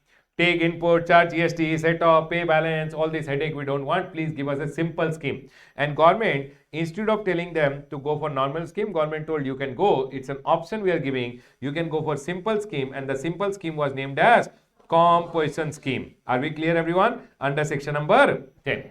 Now, in this chapter, the most important point which you should remember is composition scheme. First of all, who are the people eligible for composition scheme? You are eligible for composition scheme if your previous year, not current year, previous year ka turnover, preceding previous year ka turnover, preceding financial year ka turnover is how much, everyone? 1.5 crore or 75 lakh. 1 minute, 1.5 crore and 75 lakh excluding any interest and discount. Interest and discount which is exempt income, exempt supply should not be included. Any interest income should not be included. So sir, for whom it is 1.5, for whom it is 75 lakh. If you are from the state of Mantas, for you it is 75, and for Hoja it is 1.5 crore. Sir, who is Mantas, everyone? M cube, Meghalaya, Manipur, Mizoram. A for Assam, Arunachal. Assam will come here. Arunachal. N for Nagaland. T for Tripura, Uttarakhand, Sikkim. Tell me once again, everyone. Meghalaya, Manipur, Mizoram. A for Arunachal. N for Nagaland. T for Tripura, Uttarakhand, Sikkim. It is how much? If you are in Himachal, any other state, Jammu and Kashmir, and A for Assam, then it will be 1.5 crore. Remember like this, everyone. Assam is a small name, so it comes in small mnemonic. And Arunachal Pradesh is a long name, so it comes in long one, Mantas. You got my point, everyone? Small name Assam comes in Hoja. Big name, long name comes in long, Mantas. Can we go ahead, everyone? Everyone over here now. So people, tell me one thing. If my preceding financial year turnover is supposingly, everyone, if my preceding financial year, I am in the state of Assam, my preceding financial year turnover is supposingly 1.6 crore. And I have interest income of 20 lakh rupees. Can you tell me what is the aggregate turnover? 1.4 crore. Am I eligible? Not eligible?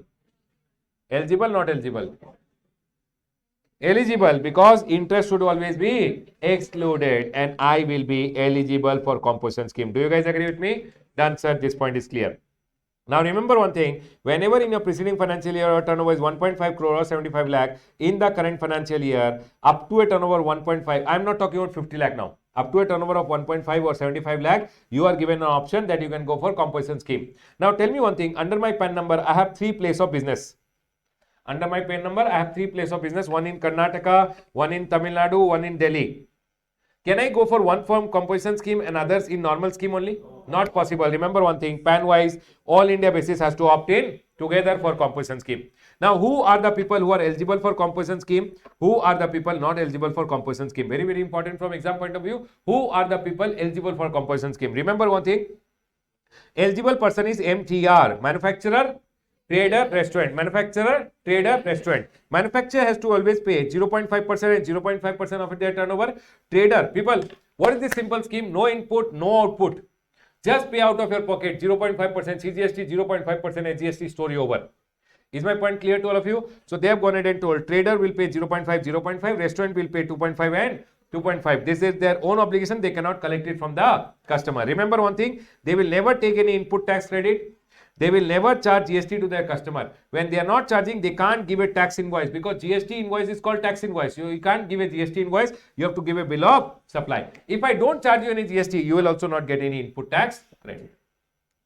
Now, whenever you take any services on which RCM is applicable, for example, GTA ka services you took, you have to pay GST at the rate of 5%. You took advocate service, you have to pay GST at the rate of 18%. Whatever applicable rate is there on reverse charge, you have to pay the applicable rate to the government and you will not get any credit of the GST paid under RCM or FCM. For example, my supply is registered, I will not get any credit, whatever GST is charged, gone. If I have to pay any GST under RCM, I will have to pay at applicable rate, not 1%. I have to pay actual rate and I will not get any credit. Will I charge any GST to my customer? No. Who are the three people eligible? MTR. Remember one thing, everyone.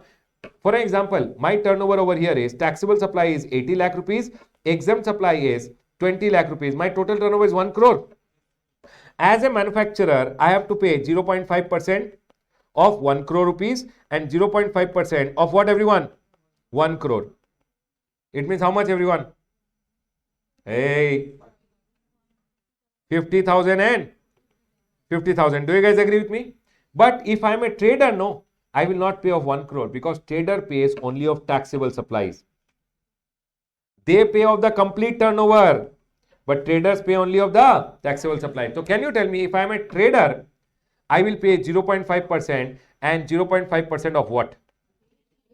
80 lakhs only. Is my point clear to all of you? So traders will pay only 40,000 rupees. But if you are a manufacturer restaurant, you have to pay on the complete turnover. Please remember this point, everyone. People, tell me one thing. If my preceding financial year turnover is up to 1.5 crore or 75 lakh, excluding any interest income, then in the current year, I will get an option. PAN-wise, all India basis, I have to opt in together. Who are the people eligible? MTR. 0.5, 0.5, 0.5, 0.5, 2.5, 2.5 out of your own pocket.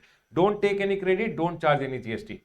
Once you become eligible also, if you go ahead and do all these things, you will become ineligible. It means if you do what things are told under section number 10.2, you will become ineligible. Means section number 10.1 told MTR is eligible. Section number 10.2 is telling if you are a MTR who is doing this thing, you will become ineligible. What are the things, everyone? You will become ineligible under section number 10.1 means MTR will become ineligible if they fall in mines. M for if you are manufacturers are eligible, right, everyone? But if you are manufacturing A tip bet, what is A, everyone? Aerated water, tip tobacco, ice cream and other edible ice, pan masala, fly ash, bricks, B for bricks, blocks, aggregate, bricks of fossil meal, similar siliceous earth, building bricks, or ET is earthen and roofing tile. Tell me one thing, if you are a manufacturer of A tip bet, people, based on a tip, you did betting. A tip bet, A for aerated water, T for tobacco, I for ice cream, P pan masala, B for bricks, various types of bricks, correct? E for earthen and roofing tile. Is my point clear? Bricks can be fly ash, bricks, blocks, aggregate, bricks of fossil meal or similar siliceous earth, building bricks. Then Baba, I for, so people tell me one thing, manufacturers are not eligible, right? Okay, I am a trader of pan masala. Eligible. Who are not eligible? Manufacturers. Can I go ahead, everyone? So remember one thing, manufacturers are ineligible means traders are eligible. Don't be confused in the exam. Traders are.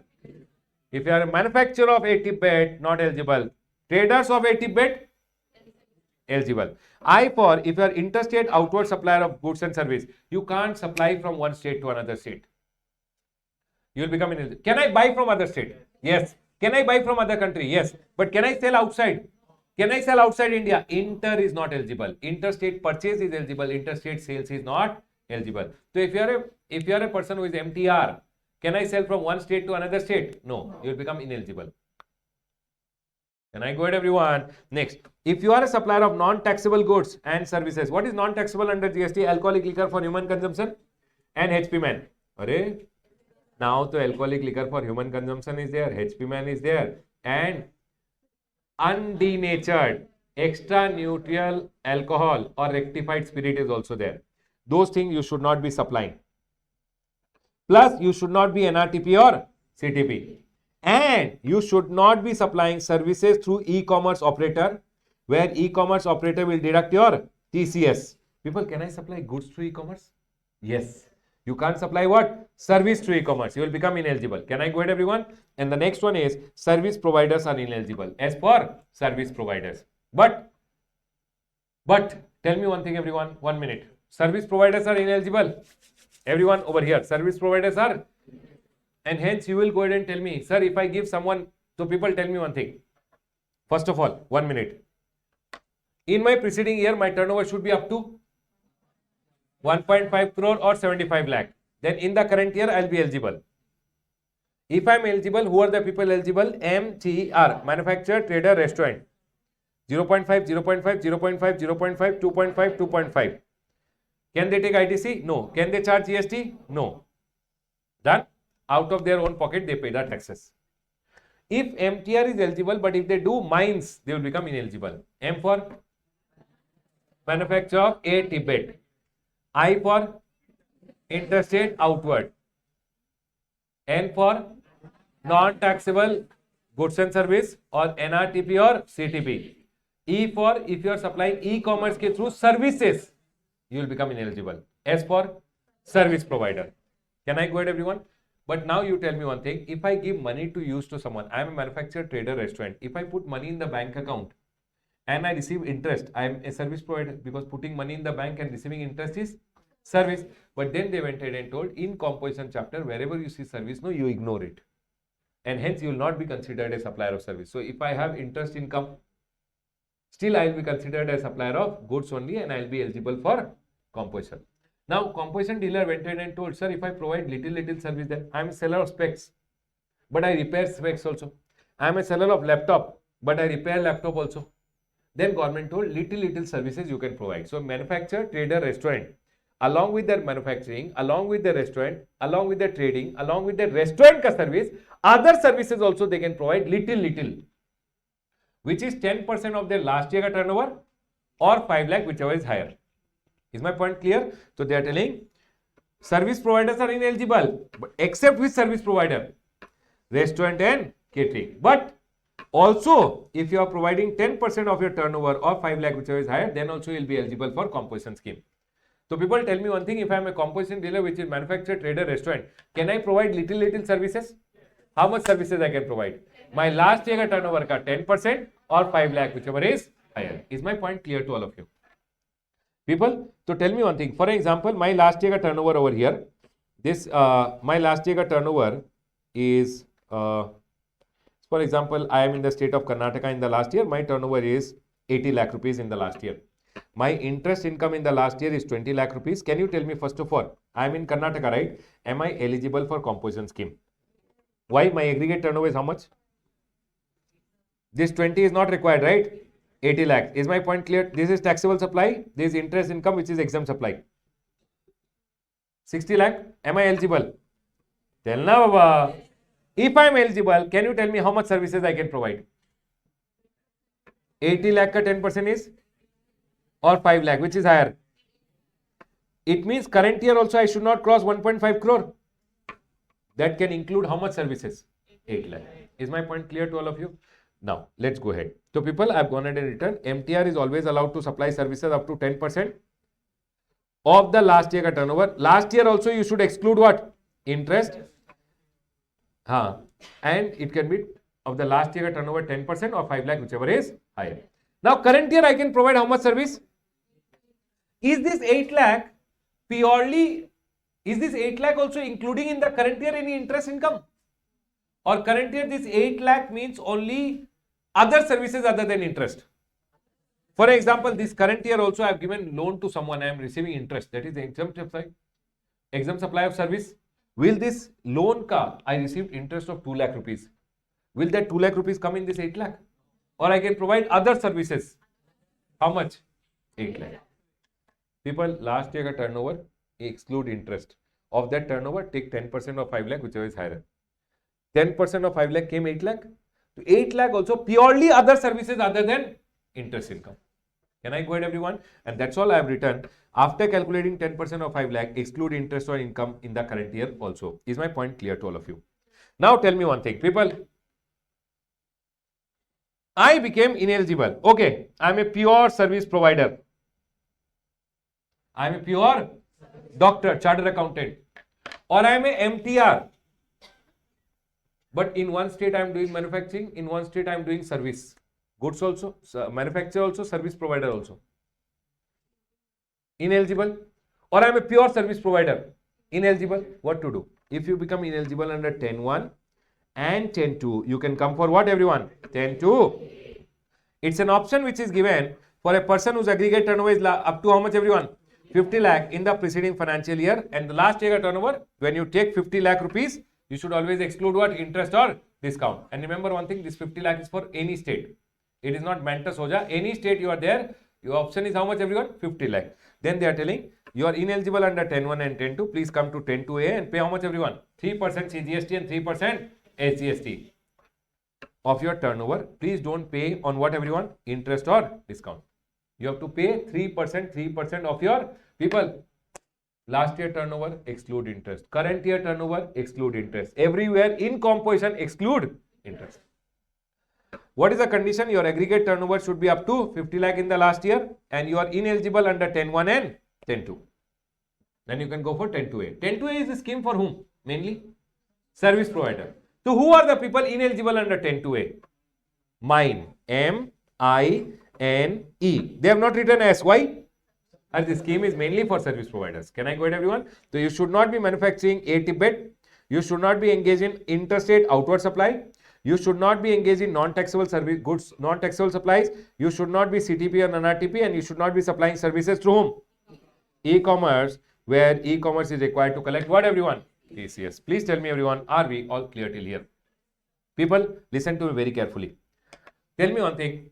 In my preceding financial year, my turnover is up to 75 lakh, 1.5 crore or 50 lakh for 10.2A, excluding interest. Then in the current year, I get an option. I can go for composition scheme. First of all, section number 10.1 mein who is eligible? MTR. Who is ineligible? MTR 0.5, 0.5, 0.5, 0.5, 2.5, 2.5 out of their own pocket. MTR will become ineligible if they do mines. Done.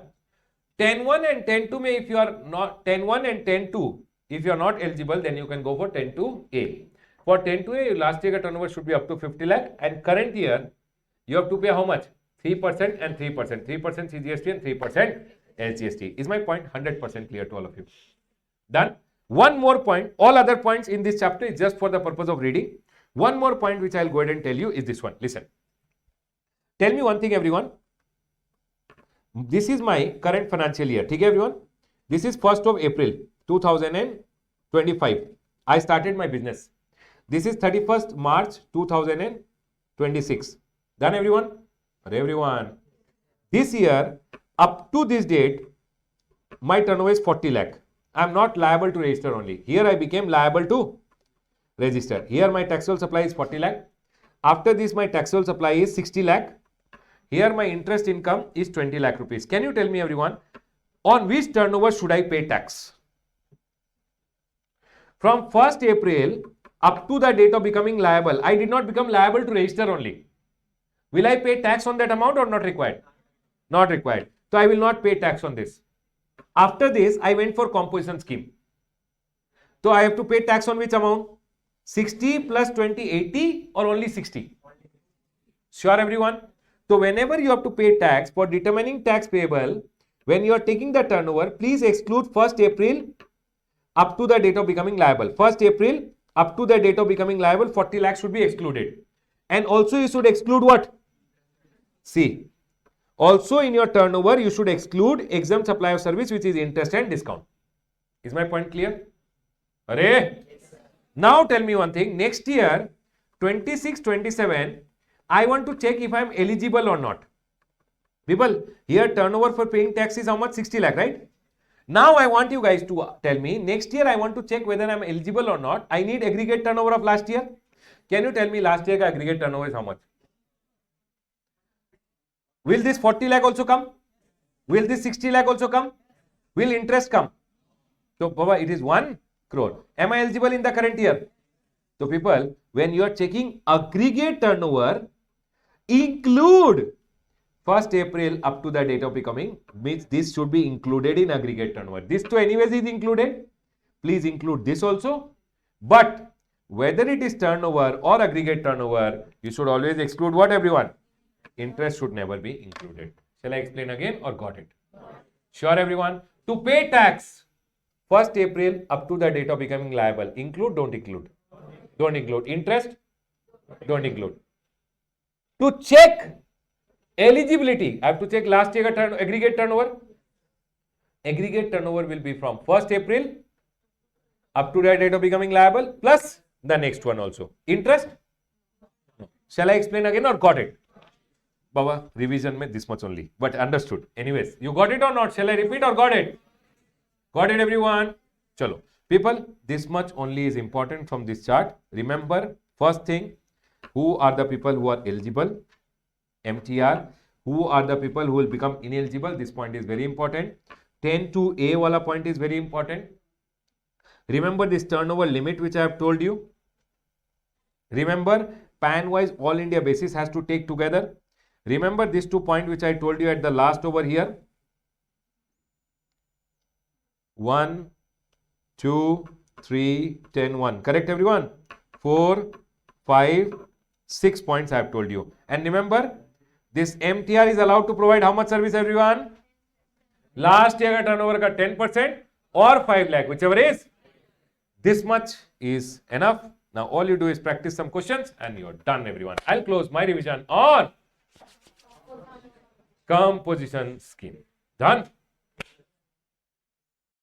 Alright, people, let's go ahead and now move to the next chapter. The next chapter which we are going to revise today is the chapter of registration. Everyone, please come to the chapter of registration. Let's go ahead and do it.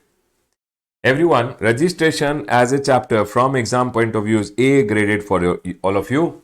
You will see one question from the chapter of registration. Very, very important chapter. Let's go ahead and start the chapter now. Everyone, registration. Sir, can you give us a quick linking? Yes, Baba. Let's go ahead and take a quick linking of the chapter. Everyone, over here. We started learning GST with goods or service. Goods or service has to be supplied. Now, supply can be either interstate supply or supply can be intrastate supply. Interstate supply, I GST gets levied. Intrastate, C GST gets levied. One GST is imposed, no Baba, then GST should be collected and paid by a taxable person. Everyone listen carefully. See, you supplied the goods. Intra, C GST got imposed. Inter, I GST got imposed. Once GST gets imposed, no, GST should be collected and paid by a taxable person. Now, sir, who is a taxable person? A taxable person is a person who is registered or liable to register. So, if I am a registered person already, then I am a taxable person. Sir, if you are not registered, but for an example, I became liable to register. I already crossed my turnover of 40 lakh, but I did not go ahead and take registration. Then also, I am a taxable person. I am liable to register, but I did not take registration. Good boy, bad boy, bad boy. You are liable. You should have taken registration. See, whenever a person becomes liable to register, he should take registration and then he will become a registered person. Okay. But if you take registration, then what you can do is you can collect the GST and you can pay the GST to the government. But if you don't take registration, for example, I crossed 40 lakh, but I did not take registration. If you don't take registration, no, then the problem is you are liable to pay the tax, but you have to pay out of your own pocket because you don't have registration. You can't collect and pay. I hope this point is clear to all of you. Yes, sir, this point is clear. So now in this chapter, we are going to understand who are these people who are liable to register. Are you guys with me till here? We are going to understand about who are these people who are liable to register.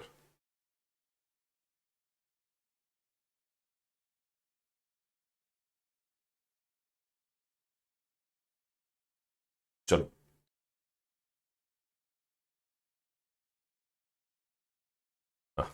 Everyone over here now.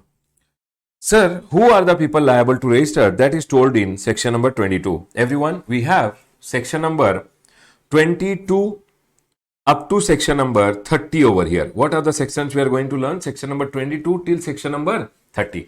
Now, sir, what does section number 22 say? Section number 22 goes ahead and talks about who are the person who are liable to register. Section number 22 said about those people who are liable to register under GST. 23 says who are the people who are not liable to register. Section number 24 talks about those people who are required compulsory registration. So these people under section number 24 who are there are required compulsory registration. ठीक है sir. चलो. Now first thing I want to go ahead and tell you guys, section number 22, there is section number 22 subsection 1 which goes ahead and says if you are a supplier, you will become liable when you go ahead and make taxable supply provided your aggregate turnover is more than 20 lakh rupees. So if you go ahead and cross 20 lakh rupees, you have to go ahead and take registration. Okay, sir. But when your aggregate turnover crosses 20 lakh rupees, sir, can you tell me one thing? What are the things we go ahead and include in our aggregate turnover? So what I've gone ahead and done, I've told aggregate turnover over here. See, Baba, who is liable? First of all, supplier is liable. Very, very important. Supplier is liable.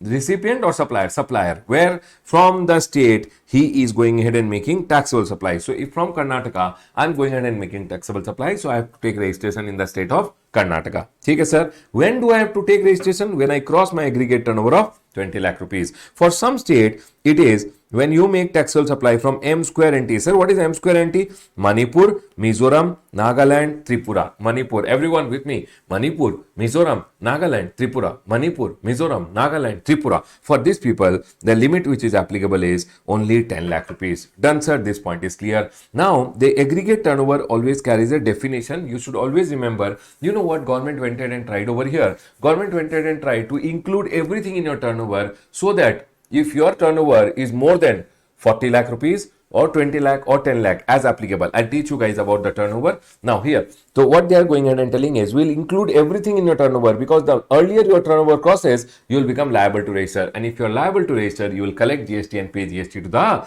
government. That's all government went ahead and told. And hence government told the definition of aggregate turnover. Sir, what is the definition of aggregate turnover? Aggregate and turnover. There are two words, aggregate and turnover. So sir, first of all, they are telling whenever we say aggregate turnover, in your turnover, you should include all your taxable supply.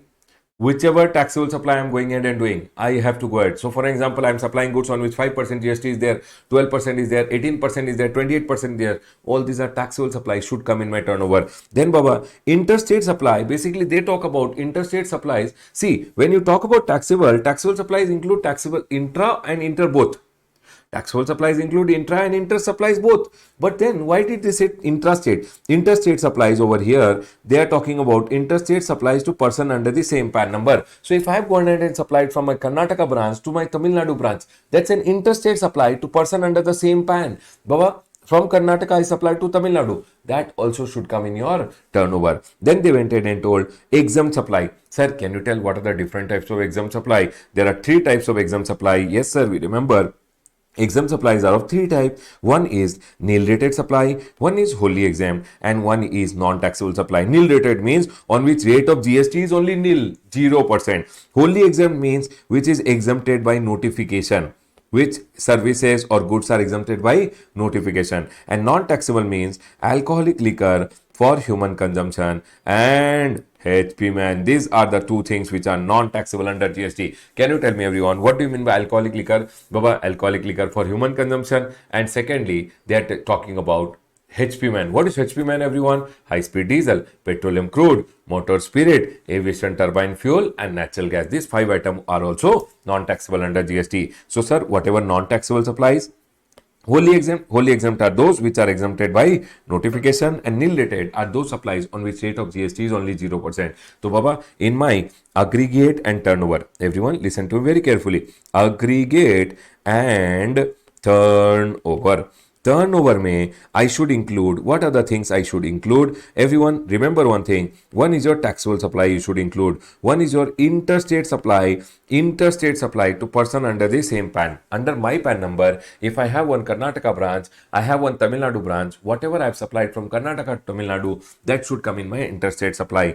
Then sir, then exempt supply, if I do any nil rated supply, that will also come. Wholly exempt supply, that will also come. Non-taxable supply, that will also come in your turnover. Then they are telling if you have gone ahead and done any export, that will also come in your turnover. And they are telling in turnover what will not come. If I purchase from someone, everyone listen carefully. Inward supply means I purchase or took some services from someone and I paid the GST under RCM. Arey Baba, just because I paid the GST under RCM, does it become my turnover? No, it does not become your turnover. And that's what they are going ahead and telling. Aggregate turnover may you should always exclude what? Inward supplies on which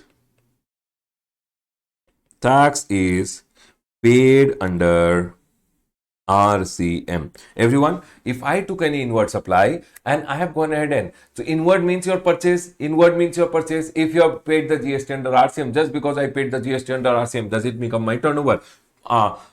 Director went ahead and gave me the service. I am the company. I am paying the GST under RCM. Does it become company ka turnover? No, it is still director ka turnover only. Just because I am paying the GST, it does not become my turnover. And the last one over here is you should always exclude CGST, SGST, IGST, UTGST and GST compensation cess. Always remember GST is never your turnover. So sir, can you tell me what are the things which are included in our turnover? Number one is your taxable supply. You should always include your taxable supply in your turnover. Number two, interstate supply. Interstate means one state to another state. If I'm going ahead and supplying two person under the same pan, that should also come in my turnover. Exempt supply should be included and export should be included. TIE square. Taxable, interstate, exempt and export. Okay, sir, done. And what should be excluded? Inward supply, always excluded, and GST, always excluded. Now, I want to ask you one question, everyone. If I go ahead and do an outward supply, for example, I am a director of a company and I did one outward supply.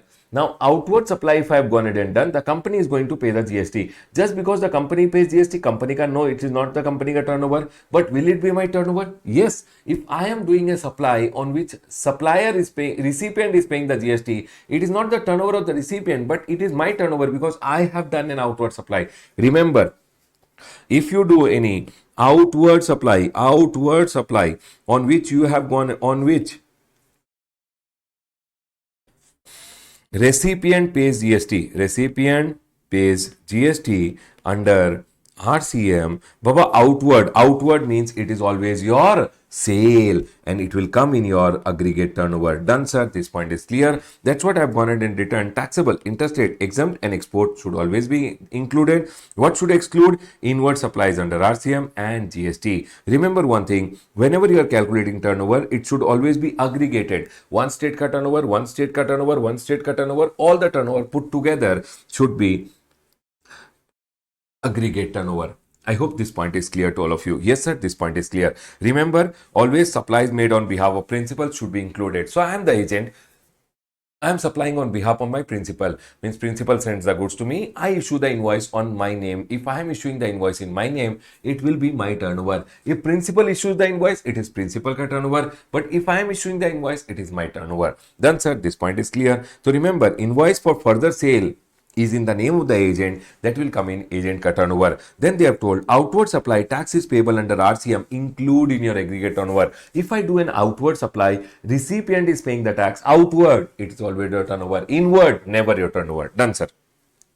Remember one more very important point. Supposingly, if I am calculating my aggregate turnover, I have received some salary. I have received some salary during the year. Does salary also become part of my turnover? My question to all of you, is salary also part of my turnover, everyone? Is salary also part of my turnover, everyone? Is salary my turnover? No, sir.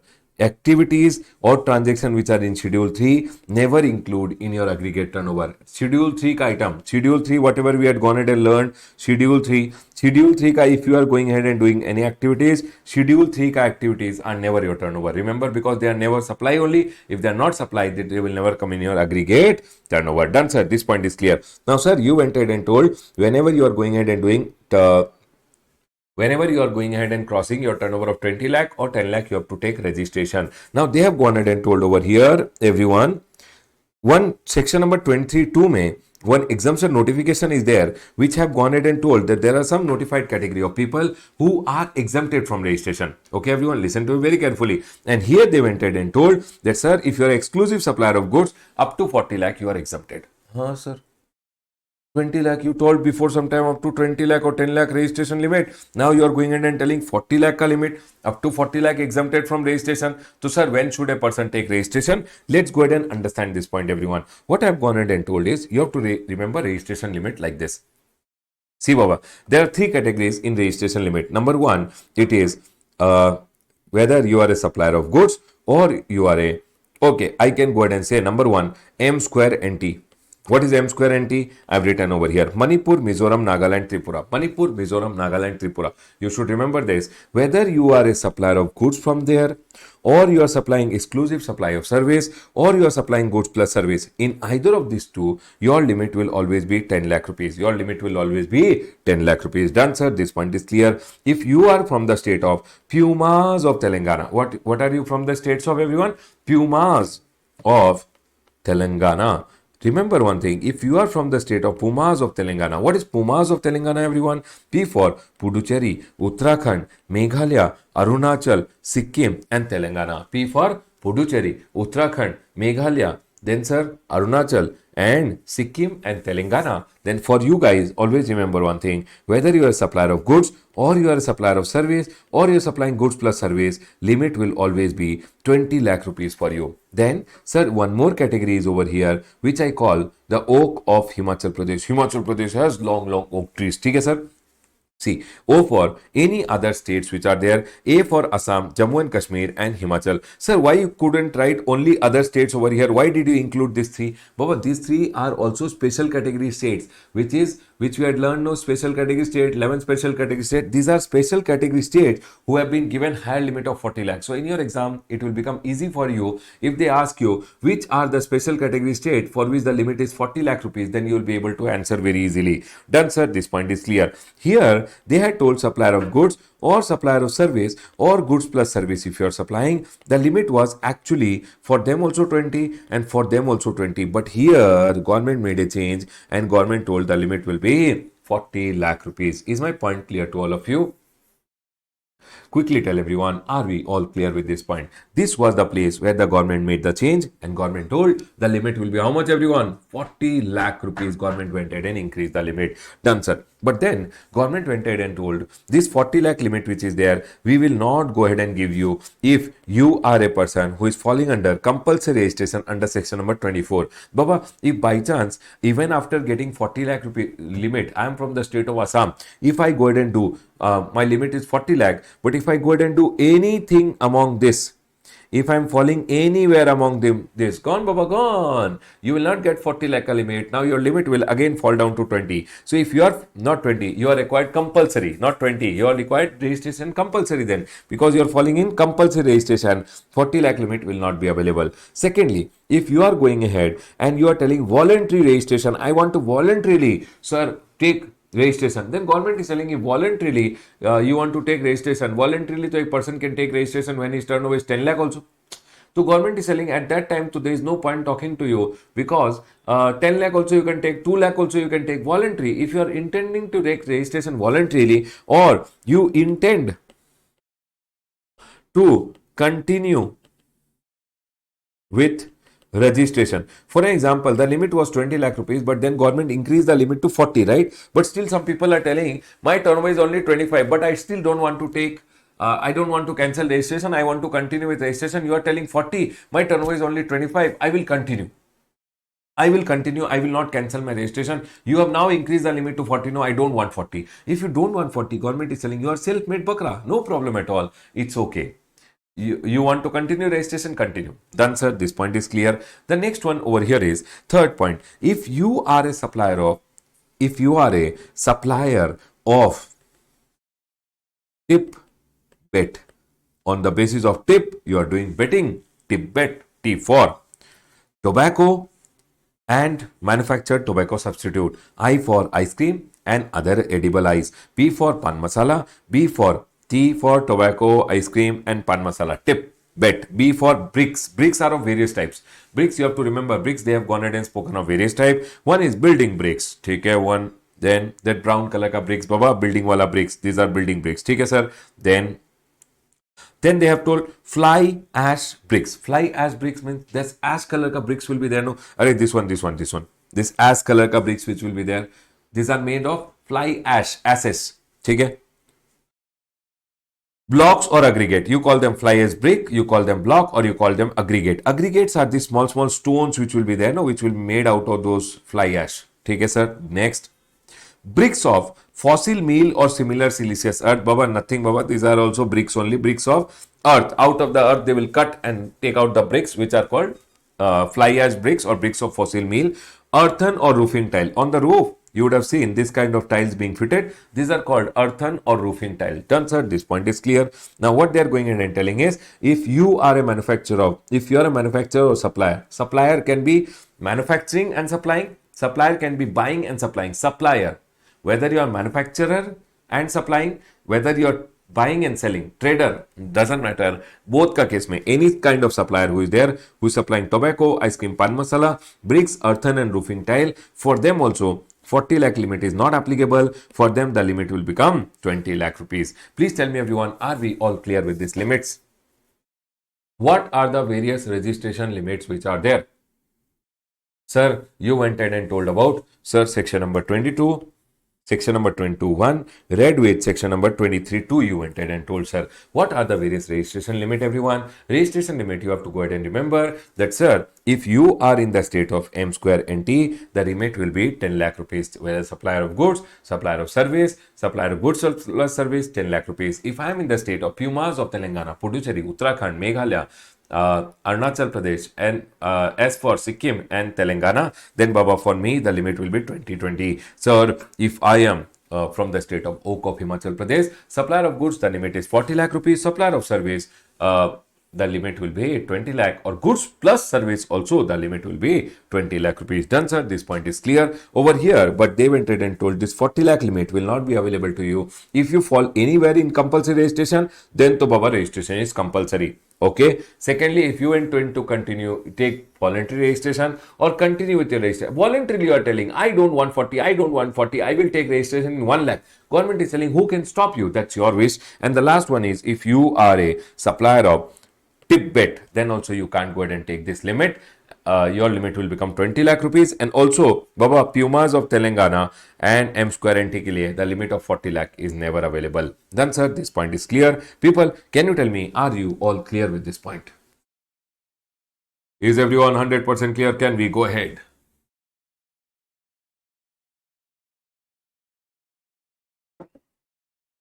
Yes sir, this point is clear. Chalo, everyone over here now, listen. Now, uh, now, one point over here which I want to go ahead and ask you guys. Tell me one thing, everyone. If I am going ahead, if I am from the state of Assam, supplying goods, what is the limit, everyone? Assam and supplying goods, what is the limit, everyone? I am from the state of Assam and supplying goods, what is the limit? Tell me.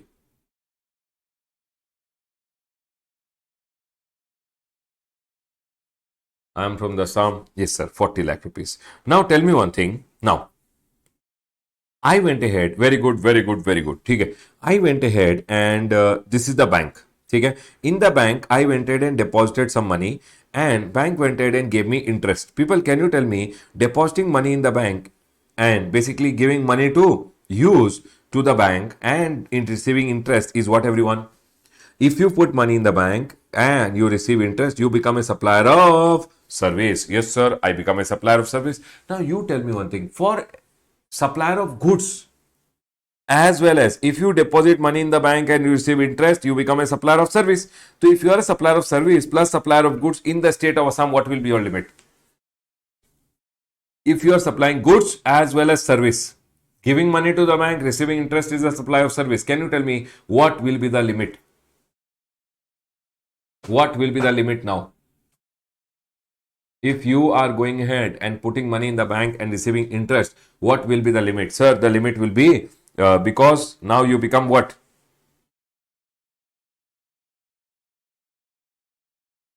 Now you go ahead and become, tell me everyone.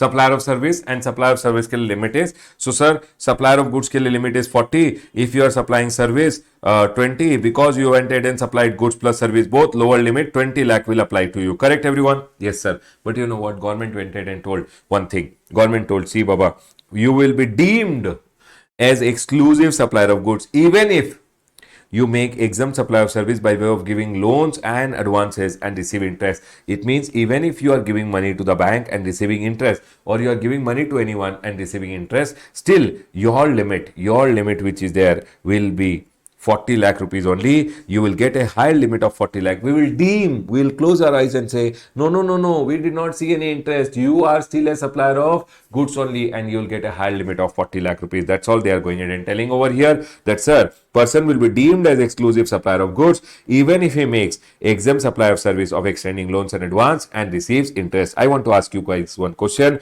So tell me one thing. I am a supplier of medicine in the state of Assam, and medicine ka turnover is 23 lakh rupees. I am also receiving interest of 10 lakh rupees. What is my aggregate turnover? My aggregate turnover is 33 lakh rupees. Can you tell me everyone, what is the limit applicable to me? Sir, interest income is a supply of service and medicine is a supply of goods, but still you will get, your limit will not become 20 lakh rupees. You will still get 40 lakh rupees, and hence registration not required. I hope this point is clear to all of you. A person is always deemed as supplier of goods even if he has some interest income, doesn't matter, still you will be deemed as supplier of goods only. Done sir, this point is clear. Here one small circular is there. People went ahead and asked, sir, one person is a guest anchor.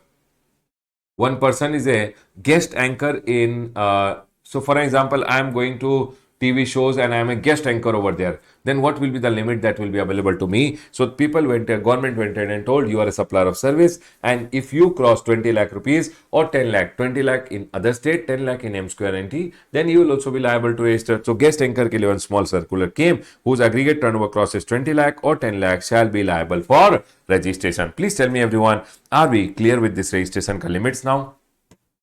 Are we all clear? Registration limits 40, 20 and 10. 10 M square NT, 20 Pumas of Telangana, 40 Oak of Himachal Pradesh, supplier of goods 40, supplier of service, supplier of goods plus service 20 lakh rupees. But if you have interest income, you'll still be deemed as supplier of goods and you'll get a higher limit of 40 lakh if you are in those states of Oak of Himachal Pradesh. Please tell me everyone, are we clear with this point?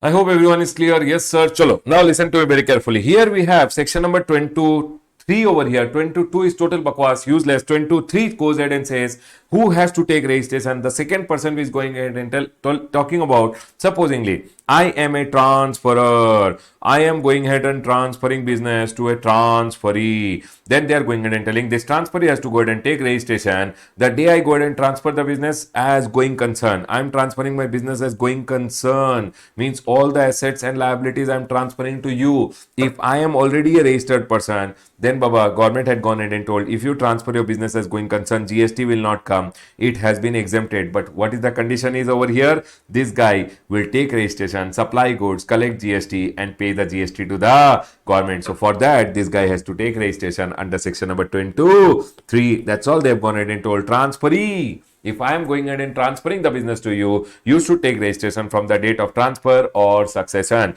If transferor was registered and business has been transferred as going concern, if I am the registered person, I transfer the business to you, you have to go ahead and take registration the day I transfer the business to you. Means the day I transfer the business, from that day you should take registration within 30 days. 30 days wala point I'll teach after some time. Done sir, this point is clear. So transferor transferring the business to you, transferee should take registration. Done sir, this point is clear.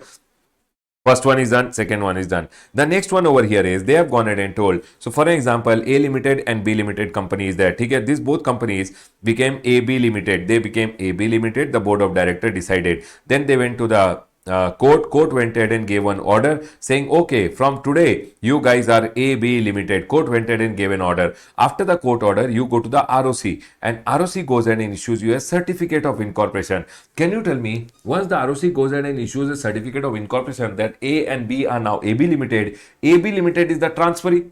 AB Limited, when will it become liable to register? You know what? Why is it important to know when do you become liable? Because, for an example, everyone listen carefully. Supplier, section number 21 told who becomes liable. Section number 21 told supplier becomes liable. When does he become liable? When does he become liable? When his aggregate turnover crosses 40, 20 or 10 lakh. Sir, when is very important, because in the next section we are going to learn over here, once you become liable, no, you should apply for registration within 30 days. We are going to learn in the next section. Everyone listen carefully now.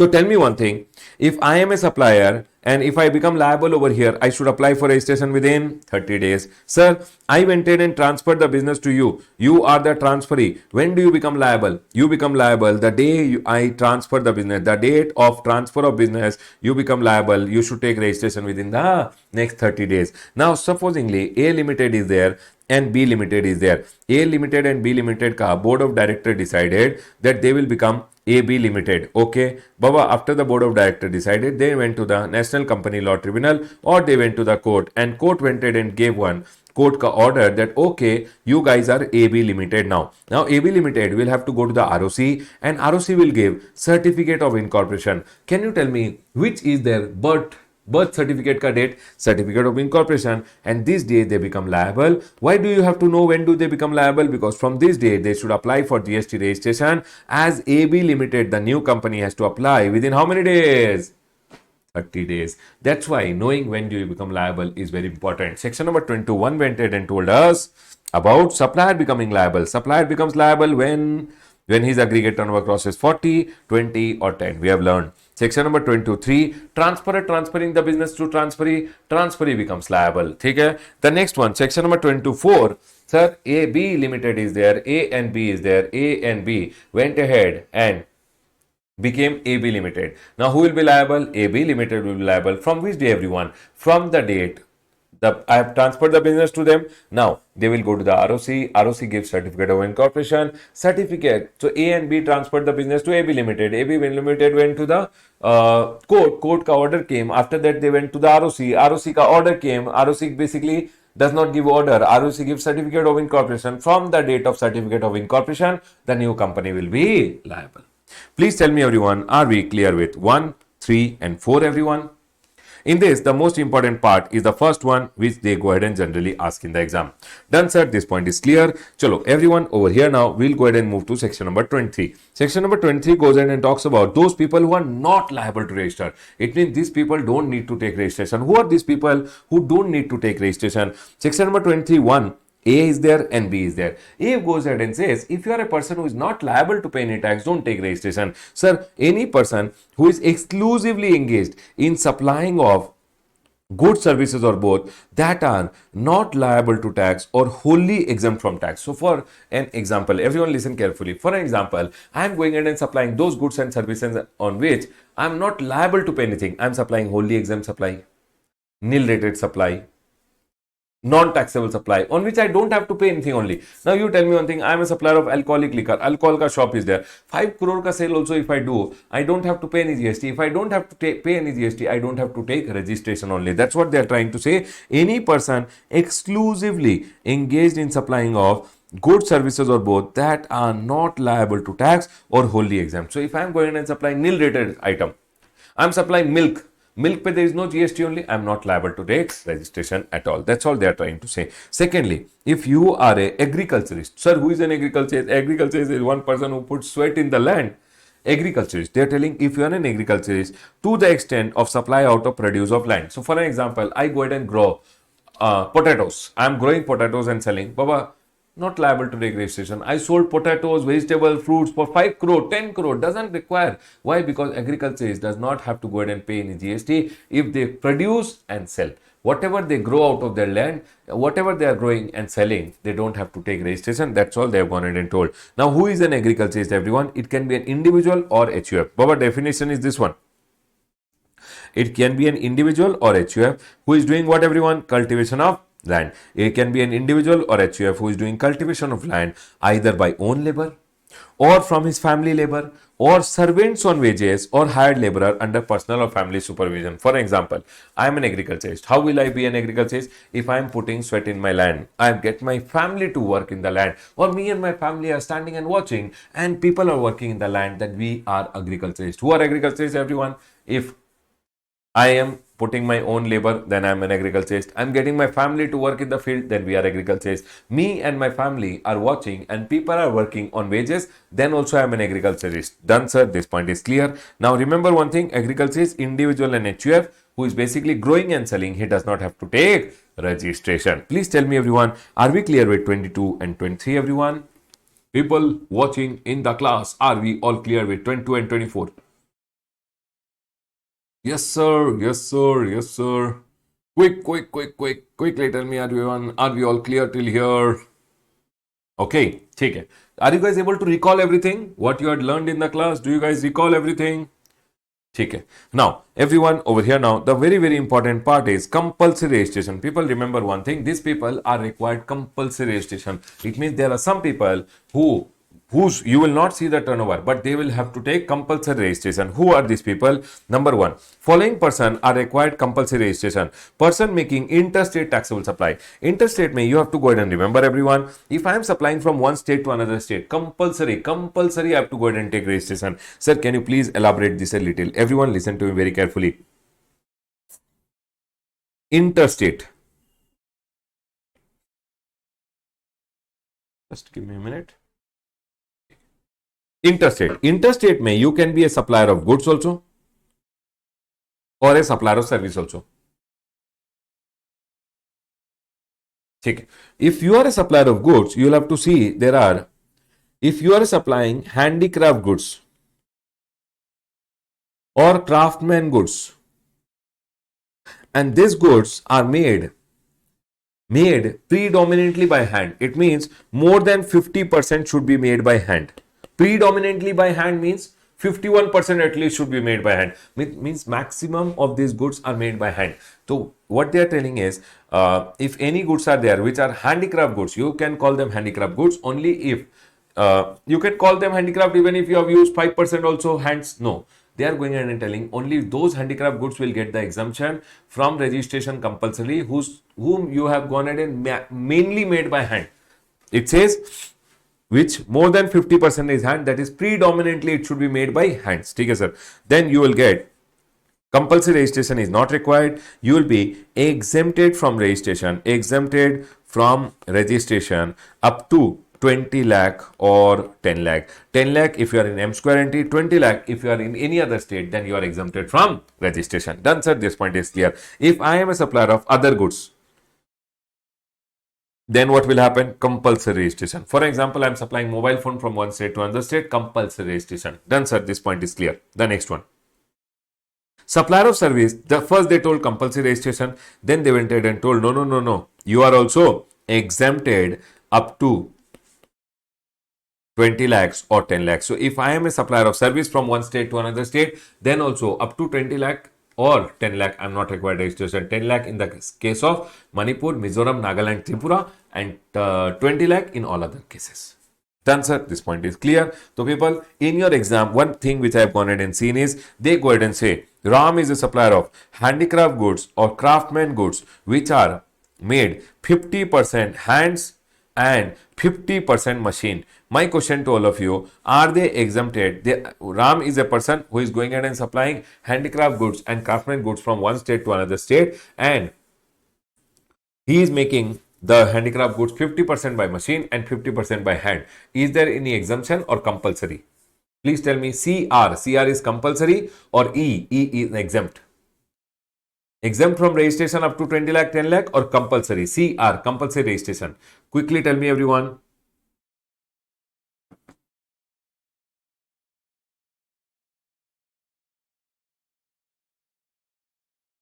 Sir, no exemption. These people are required compulsory registration because more than 50% should be by hand. Done, sir. This point is clear. Yes, sir. Baba, if it is more than 50%, means at least 51, 52, these people are required compulsory registration. Done, sir. This point is clear. Chalo. Yes. Very good. Compulsory. People who told exempted, Baba, these people are not exempted because more than 50% only when it is made by hand, then they are exempted up to 20 lakh or 10 lakh. Here, because it is 50% hand and 50% machine, there is no exemption. They have to take compulsory registration. Harsh, Amrutha and Rakshit, Are you guys clear, everyone?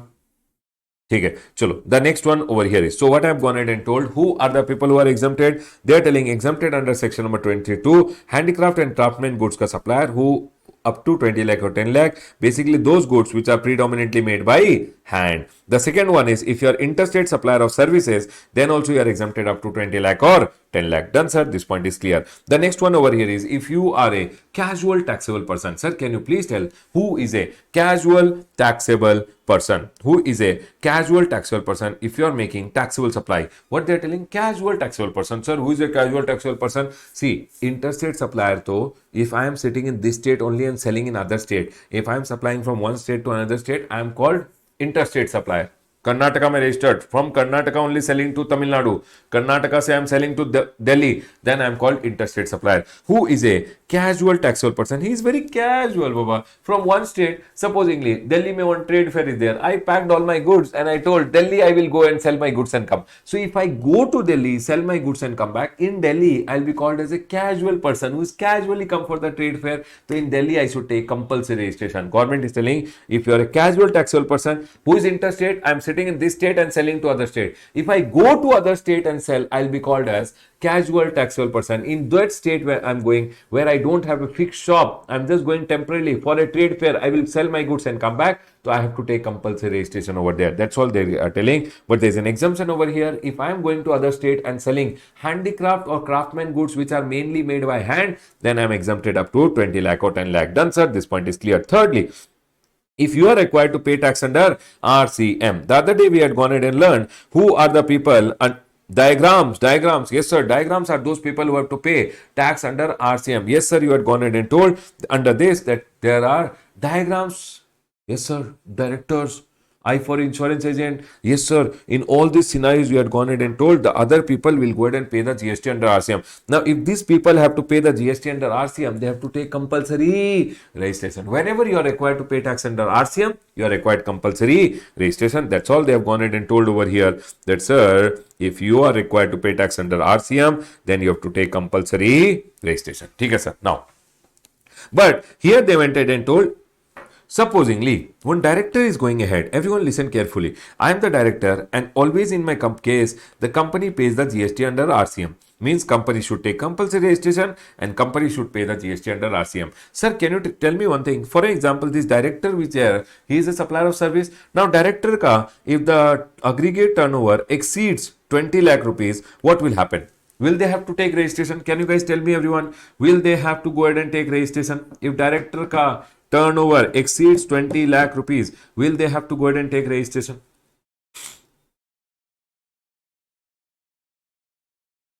If director ka turnover exceeds 20 lakh rupees, will they have to take registration is my question, everyone. Government went ahead and told, see, director ka case mein always the company is going to pay the GST under RCM. So even if the turnover exceeds 20 lakh rupees or if they are in special category state M square NT and 10 lakh rupees, still always the company will pay the GST. So if the company is paying the GST, these directors are exempted from registration. It means if their turnover exceeds, they will not be required to take normal registration also. Why, sir? Why are they exempted from registration? Because their case may always the company is paying the GST under RCM. Even if they go ahead and take registration, they will never collect and pay. And hence government went ahead and told, if you are a supplier who is making taxable supply, tax is payable under RCM, then you are always exempted. So, for example, I am the director of a company. Company is paying the GST under RCM. Company has to take compulsory registration. What will happen to the director? Director exempted from registration. That's all they've gone in and told. I will be exempted from registration. But this exemption is not applicable in case of metal scrap. Not applicable to supplier of metal scrap.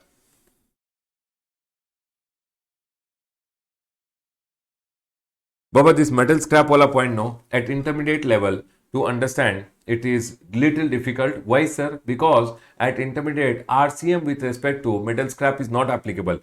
RCM for there is metal scrap pay RCM, but RCM is not applicable to you guys, and hence this point, no, at intermediate level I don't find it very important. But still, I'll quickly tell you guys. See, if there is an unregistered person and he is going in and supplying metal scrap, any metal, aluminium, zinc, metal scrap which is there. If he is selling to a registered person, everyone listen carefully, then registered person should pay GST under RCM. This is not applicable for intermediate. Just for your knowledge, I am telling. Okay? Now, unregistered person is selling metal scrap to registered person pays GST under RCM. Okay, sir? Now, here they went ahead and told if this unregistered person ka aggregate turnover crosses 40 lakh rupees, no, then Baba, he will take registration. He will not be exempted. And when he is supplying metal scrap to a registered person, he will charge the GST under forward charge. RCM will not be applicable. This has been told with respect to metal scrap कि sir, this exemption from registration is not applicable in case of supplier of metal scrap, because metal scrap का case में even if the supplier of metal scrap, see Baba, metal scrap, whenever unregistered person is supplying metal scrap to registered person should pay GST under RCM. This is not applicable to intermediate. But the next point is applicable. For that, I have to tell you this, that sir, whenever metal scrap ka supplier ka turnover exceeds 40 lakh rupees, 20 lakh rupees or 10 lakh as applicable in your state, then you have to charge GST under forward charge, and recipient is not required to pay GST under RCM. Now, if you have to go ahead and charge GST under forward charge, you will have to take registration. That's all they are trying to say. The next one, I hope you guys remember, we had gone ahead and learned about local Thar. Local Thar ka case mein who pays the GST? E-commerce operator pays the GST. Whenever the e-commerce operator has to pay the GST, local Thar means local delivery service. Local delivery service, T for transportation of passenger, housekeeping, accommodation and restaurant. E-commerce pays the GST, but whenever e-commerce has to pay the GST, e-commerce has to take compulsory registration. That's all they are going in and telling. Person or required to pay tax under section number 9.5, that is the e-commerce, then Baba, they are telling notified services under section number 9.5. Mnemonic, I have already told you over here. Thar ke saath you can add over here local Thar. Local, LOCAL. Yes sir, local delivery services. Thar में T for transportation of passenger by radio taxi, motor cab, maxi cab. T for transportation of passenger by omnibus, housekeeping, accommodation and restaurant. In this scenario, who pays the GST? E-commerce, and hence they are going ahead and telling e-commerce has to take compulsory registration. Done sir, this point is clear. The next one over here is NRTP. Like how a casual taxable person, I am going from one state to another state. See, casual taxable person, one state to another state he is going. What is an NRTP? If one person from outside India is coming to India temporarily, he will do the business and go away. Then government of India goes ahead and says, this person who is coming to India temporarily only to do business for some time, this person has to take compulsory registration. NRTP. NRTPs are those people who are coming to India. In India, they don't have a fixed shop also, fixed establishment also. In India, they don't have a fixed residence also. You have to remember these 2 points. He does not have a residence also in India. He does not have a fixed place of business also in India. Then that guy in India will be called as NRTP, and NRTPs always have to take compulsory registration. Now, the next one is TDS deductors. Sir, TDS deductors are also required compulsory registration. In TDS chapter, we'll go ahead and talk about TDS deductors. As of now, TDS deductors, you know TDS deductors because it's a revision series. I think you guys already know, but still, as of now, we'll not talk about it. In TDS ka chapter, when I talk about TDS, then I'll tell you TDS deductors are also required compulsory registration. Done, sir. The next one over here is, so for example, one is my principal.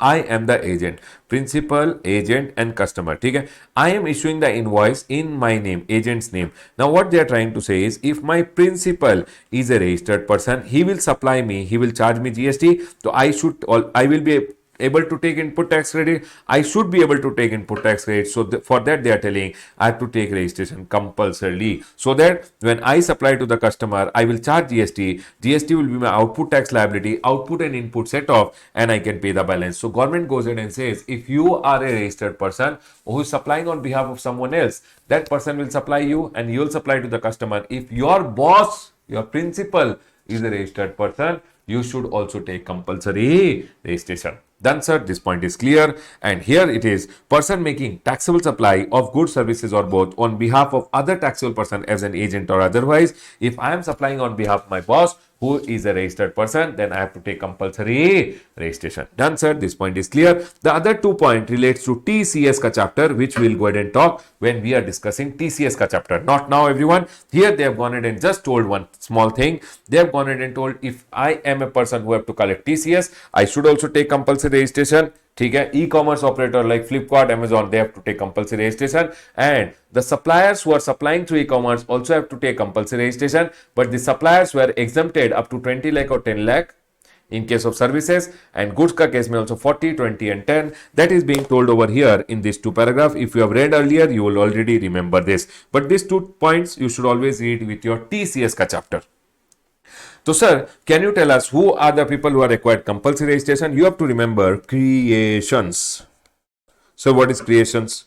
C for casual taxable person. R for if you are required to pay tax under RCM. E for ECO under section number 95. A for agent, agent of a taxable person. If my boss is registered, I have to take compulsory registration. TDS deductor. TCS collector. But TDS deductor and TCS collector, you understand when you go ahead and do the TDS and TCS chapter. I for interstate supplier. If I am supplying from one state to another state. O is nothing. Okay? And O actually you learn in finals at intermediate level, nothing. N for NRTP. These are the people who are required compulsory registration. Please tell me everyone, are we all clear till here? Chalo, now listen, everyone over here now. One small circular is there which I have gone ahead and written down here. For example, I am an agent who is supplying on behalf of agriculturist. Now, is agriculturist registered person? No, sir, he is not registered. Agriculturist never takes registration. I am a agricultural produce marketing committee का agent. Agricultural produce marketing committee का agents, they sell agricultural produce on behalf of whom? Agriculturist. So Baba, when agriculturist will sell me, if agriculturist is not registered, I am his agent, agricultural produce marketing committee agent. Then Baba, if I am selling on behalf of agriculturist, because agriculture is not registered, I also don't require compulsory registration. Secondly, because agricultural produce marketing committee ka agents, they charge commission. On commission also there is no GST. Secondly, they are selling agricultural produce. On that also they are not GST, and hence they are not required registration is the point over here which has been told. Done, sir. This point is clear. Chalo, everyone please come down now. Now, the next one I want to go ahead and talk about is section number 25. Everyone over here, listen to me very carefully. Section number 25 they have gone ahead and told about the procedures for registration. The procedure for registration. Everyone over here. What is the procedure for registration? People, listen carefully. Section number 25 has gone ahead and told people, listen. Section number 25 has section number 25(1), which goes ahead and says if you are a person who is liable, then you should always apply for registration within 30 days. Sir, can you please tell us, if I am becoming liable today, I should apply for registration within how many days? 30 days. How will you calculate this 30 days? Always remember, for example, if you become liable on 1st January, you became liable to register under section number 22 or 24, you became liable. Then always remember, you should take registration within the next 30 days. Sir, can you tell how to calculate 30 days? Baba, January, how many days are there? 31 days, no? 1 day gone, no? Directly minus 1 day. So it is 30 days. So basically, 31st of January, between this time, you should go ahead and apply for registration is what I'm trying to tell over here. They are telling, whenever a person becomes a taxable person, it means he became liable, then he should apply for registration within how many days? 30 days. Here there are some provisos which are there, which went ahead and told if you are a casual taxable person, you should always apply 5 days prior to the commencement of business. Sir, can you please tell once again? See, if I become liable, I should apply for registration within 30 days. And Baba, if I am a casual taxable person or an RTP, before starting my business, 5 days prior only I should apply for registration. 5 days prior only I should apply for registration. Sir, if I am an SEZ unit or developer, government have gone ahead and told Ramesh, you have 2 units which are there. One unit of yours in a SEZ is there. One unit is outside. Outside unit ka separate registration. SEZ ka should always take separate registration. SEZ and this unit can't take common registration.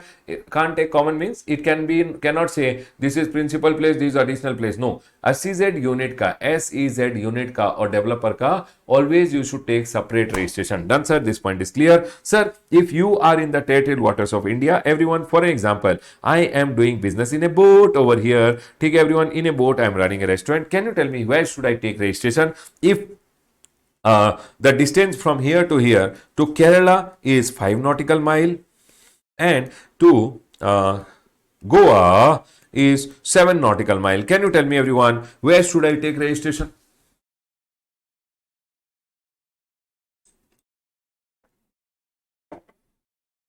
Where should I go ahead and take registration in this scenario? Can you guys tell me everyone?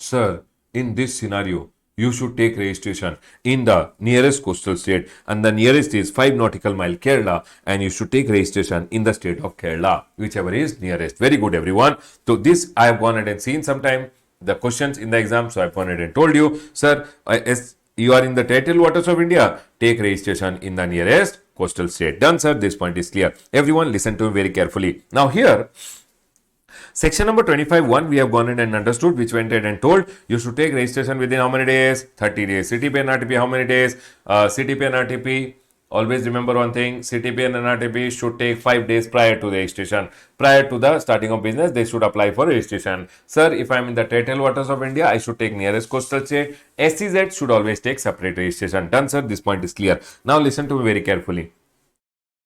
Here, I have gone ahead and given the procedure for registration. Baba, this procedural part, I will not go ahead and discuss this now. Rule number 8, sir, I'll go ahead and quickly tell you. Sir, you apply for registration. GST officer will verify. Application is going in rule number 8.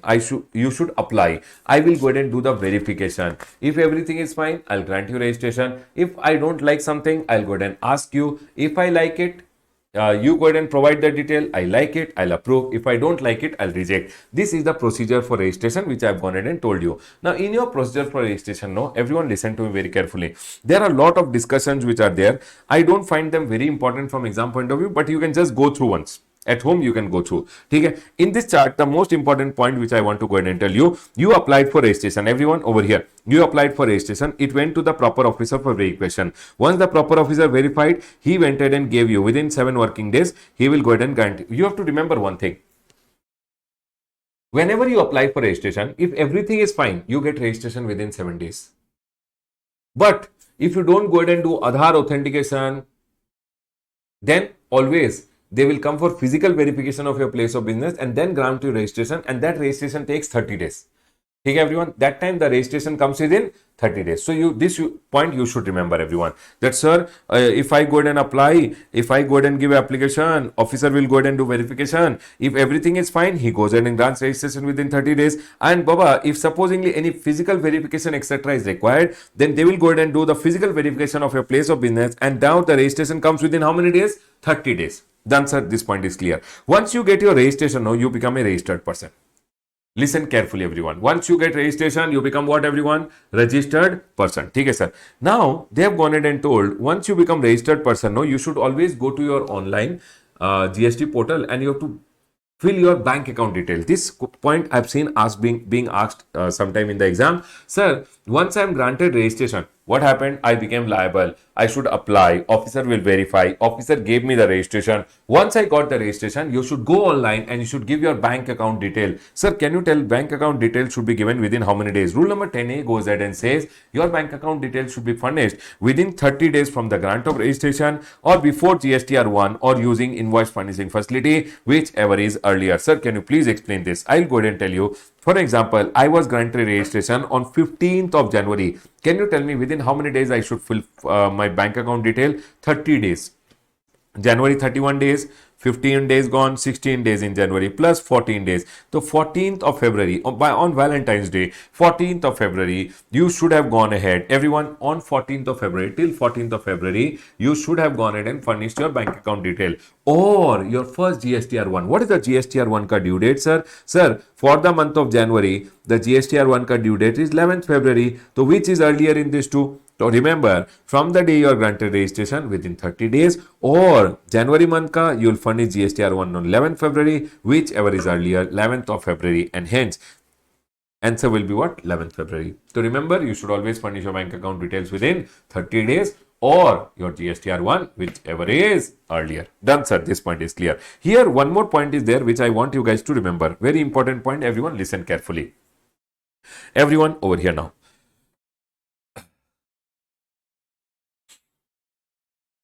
People, listen. If I become liable, everyone over here now, I became liable on 1st of January. Can you tell me within how many days I should apply for registration? Sir, you should apply for registration within 30 days. Everyone over here. 30 days. Okay, sir. I became liable on 1st of January. I should apply for registration within 30 days. ठीक है sir, 30 days gets over on 31st January. For example, I applied for registration on 25th of January. I applied. Very good boy, sir. You applied for registration. And 2nd of February, I am granted the registration. Can you tell me, everyone, which is the day registration will be effective from? All the people who are watching at home, can you tell me which is the day my registration will be effective from? If I go ahead and apply within 30 days and registration, I applied over here, RC was granted over here. Can you tell me when is RC valid from? Sir, because you went ahead and applied within 30 days, RC will be valid from the date of becoming liable. From the date of becoming liable. So here the RC will be valid from 1st of January. Please tell me, everyone, are we clear with this point that my registration will be effective from 1st of January? Yes, sir, this point is clear. It means from 1st January till the date of RC, from the 1st of January till the date of RC, whatever supplies I have gone ahead and gone, for these supplies, I can collect the tax and pay the tax to the government. Yes, sir, you can collect the tax and pay the tax to the government. For that, I can issue revised tax invoice within 1 month from the date of RC. RC date is 2nd February, so 1 month will get over on 2nd of March. Within 1 month, I should issue what, everyone? Revised tax invoice, collect the tax and pay the tax to the government. Please tell me, everyone, are we all clear till here? So, sir, what they are telling over here, I became liable and here 30 days gets over. Within that time, I should apply. I applied and RC was granted. RC will be effective from the date of becoming liable. ठीक है sir. So, sir, in this scenario, from the date of becoming liable till the date of grant of RC, whatever supplies I did, I can go ahead and issue revised tax invoice. This point is very, very important. Everyone, if you are submitting application within 30 days, yes sir, I submitted within 30 days, then your registration is effective from the date of becoming liable. Done, sir. I'll ask you one question, everyone. Tell me one thing. If I became liable on 1st of January, I should apply for registration by 31st of January. I did not go ahead and apply. I applied on 2nd February. 2nd of February, I went ahead and applied. And 10th of February, RC was granted. Can you tell me when is RC effective from? Can people tell me when is this RC effective from? In this scenario, can you tell me when will my RC be effective from?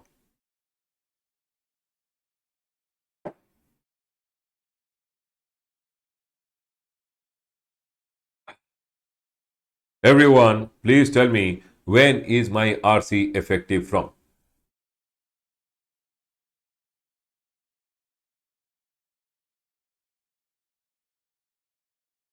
10th of February. My question to all of you, for the supplies which are done from the date of becoming liable till here, can I issue a revised tax invoice? No, Baba, revised tax invoice can't be issued. In this scenario, you have to pay GST out of your own pocket because you did not apply for registration within 30 days. So very, very important from exam point of view. Please mark this, do some questions on this and go. Okay? These 4 points which I went in and told you is also good points from exam point of view. Please mark it. Okay? And bank account detail, I've already told you, you should furnish within how many days? 30 days. Besides that, they have gone ahead and given one small point over here down. They have gone ahead and told Aadhaar authentication ke liye, there are 3 people for whom there are 3 things for which Aadhaar authentication is mandatory. I have gone ahead and told there are 3 things which are there for which your Aadhaar authentication is mandatory. Even if you have taken registration without doing your Aadhaar authentication, these 3 things ke liye your Aadhaar authentication is very, very important. What are the 3 things? I call them RRR. Sir, what is RRR?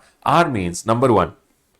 If you are filing revocation application, so my registration is cancelled, please revoke. Then Baba, revocation application whenever you are going ahead and filing. Then remember one thing, revocation application whenever you are going ahead and filing. Sir, please, my registration is cancelled, please revoke, cancel the cancellation order. That time your Aadhaar authentication is mandatory. You have to do your Aadhaar authentication, only then they will take revocation application. Secondly, sir, if you are applying for refund under section number, under rule number 89. Baba, this rule number 89, no, you will learn in CA final. It is not there in intermediate level. But still, sir, if you are applying for refund, means you are telling, sir, I have paid some tax, please give it back to me.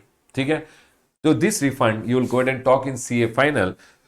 When you are giving application over here, refund ka application, then also Aadhaar authentication is mandatory. And the third one is, if you are applying for refund under rule number 96, again rule number 96 will come for you guys in CA final, because refund chapter is only not applicable to you guys at intermediate level. Then remember, if you are giving again a refund application under rule number 96, 89 and 96 will learn in CA final. Then also your Aadhaar authentication is mandatory. What are the three cases your Aadhaar authentication is mandatory? R. Revocation, refund under rule number 89, refund under rule number 96. Refund and revocation. Done, sir. This point is clear. But here you have to go ahead and remember rule number 10B goes ahead and says this. So, sir, what is rule number 10B? Rule number 10B says for three things your Aadhaar authentication is mandatory. What are the three things for which your Aadhaar authentication is mandatory? They have gone ahead and told, if you are a registered person other than 25/6D. Sir, 25/6D, will you explain? Yes, Baba, 25/6D. I'll go ahead and talk about this after some time. Okay?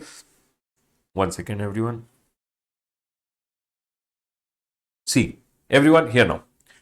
When we learn section number 25, 6A, 6B, 6C and 6D. Section number 25, 6A, 6B, 6C and 6D. Section number 25, 6A, 6B, 6C and 6D. With effect from 1st April 2020, Aadhaar authentication was launched. Basically, your Aadhaar will be verified when you are granted registration. Okay, sir? Now listen to me very carefully. So when you are taking registration, your Aadhaar verification will be done with effect from 1st April 2020. Okay. Now you tell me one thing, sir. GST came on 1st July 2017. 1st July to 1st April 2020. If I had already taken registration, I am called already registered person. Correct? Sir, if you am already registered person, do I have to do Aadhaar authentication? You also have to do Aadhaar authentication, but from date to be notified. I will be notified a date. From that day, I have to go ahead and do Aadhaar authentication is what they are trying to say. 6B goes ahead and says, if you are individual and you are applying for registration with effect from 1st April 2020, individuals have to do Aadhaar authentication if they want registration. Then 6C says AMK. A for if you are an authorized signatory. If you are a authorized signatory means you are filing all the GST returns, etc. Then Baba, basically GST return mein whoever will sign the return is called the authorized signatory. Okay? M for if you are a managing and authorized partner. If you are a managing and authorized partner in a partnership firm, then also you are required Aadhaar authentication. K for Karta. Then Baba, Karta in a HUF is also required Aadhaar authentication. Sir, can you tell me who are the people required Aadhaar authentication? I for individual. A for authorized signatory. M for if you are a managing and authorized partner of a partnership firm, basically, you are also required Aadhaar authentication. And K for Karta.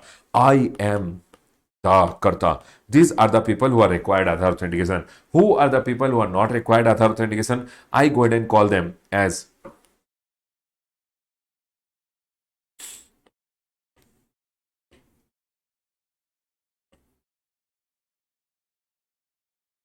NDL, New Delhi, PSU. Sir, what is New Delhi PSU? And for not a citizen of India. If a person is not a citizen of India only, how will he do Aadhaar authentication? ठीक है, तो Aadhaar authentication not required. D for department. If there is a department of central government, department of central government or state government, then also not required Aadhaar authentication. L for local authority. Any local authority which is there, not required Aadhaar authentication. P for PSU, public sector undertakings are not required Aadhaar authentication. S for statutory body, then also Aadhaar authentication not required. And U for UIN holder. Sir, can you please tell us who are the people required Aadhaar authentication and who are the people not required Aadhaar authentication? Sir, if you are individual, authorized signatory, managing and authorized partner, and Karta. I am the Karta. Individual, authorized signatory, managing and authorized partner, and Baba Karta. Then you are required Aadhaar authentication. These are the people who are required Aadhaar authentication. Who are the people not required? Sir, not required are NDLPSU. N for not a citizen of India, Department of Central Government, State Government. L for local authority, P for PSU, S for statutory body, and U for UIN holder. These people are not required Aadhaar authentication. Now, what they are going ahead and telling is, sir, but supposingly in all of this, If you don't do Aadhaar authentication also, you could have gone ahead and taken registration by getting physical premises ka verification. Yes, sir. But they are going ahead and telling there are three things for which if you have not done Aadhaar authentication and you have taken registration also, but now you have to do Aadhaar authentication if you want to do those three things. What are the three things, everyone? R. Whose Aadhaar authentication must be done? Let's read this. Rule number 10B says registered person other than 2560. Other than 2560 means NDLPSU. Not a citizen of India. D for Department of Central Government, State Government. L for local authority. P for public sector undertaking. S for statutory body. And U for UIN holder. What are they telling everyone? If you are a registered person other than this, if you are issued a registration certificate, you should undergo Aadhaar authentication of proprietor. Sir, whose Aadhaar authentication must be done? In case of proprietorship firm, proprietor ka. If you want to do these three things, whose Aadhaar authentication must be done? Number one, you should do Aadhaar authentication of proprietor and of the authorized signatory. ठीक है? Then, in case of proprietorship firm, partnership firm में, in case of any of the partner, in case of partnership firm, any of the partner and of the authorized signatory. ठीक है, sir? Karta, in case of HUF and of the authorized signatory. Okay. Next, managing director, whole time director in case of company and of the authorized signatory. Okay. Any of the members of the managing committee of an association, body of individual or society. Sir, any of the members of the managing committee. Okay. And the authorized signatory. Then of the trustee in case of board of trustees, in case of trust, who's trustee and the authorized signatory. Baba, for example, in my office, I am the proprietor, I have an accountant, accountant is the authorized signatory who signs all my GST return. Then mine and my accountant. Partnership firm, partner and the accountant. Partner and the authorized signatory. Done, sir? I hope this point is clear. Yes, sir. Remember one thing. What are the three cases for which you will do Aadhaar authentication? I have told for filing revocation application, for refund application in GST RFD 01 under rule number 89 and 96. Baba, this you have to just remember because this is not applicable for your intermediate exam. Next. Rule number 89 and 96 not applicable, so can't go ahead and teach you. The next one. Sir, I don't have Aadhaar. No problem, Baba. If you don't have Aadhaar, go online.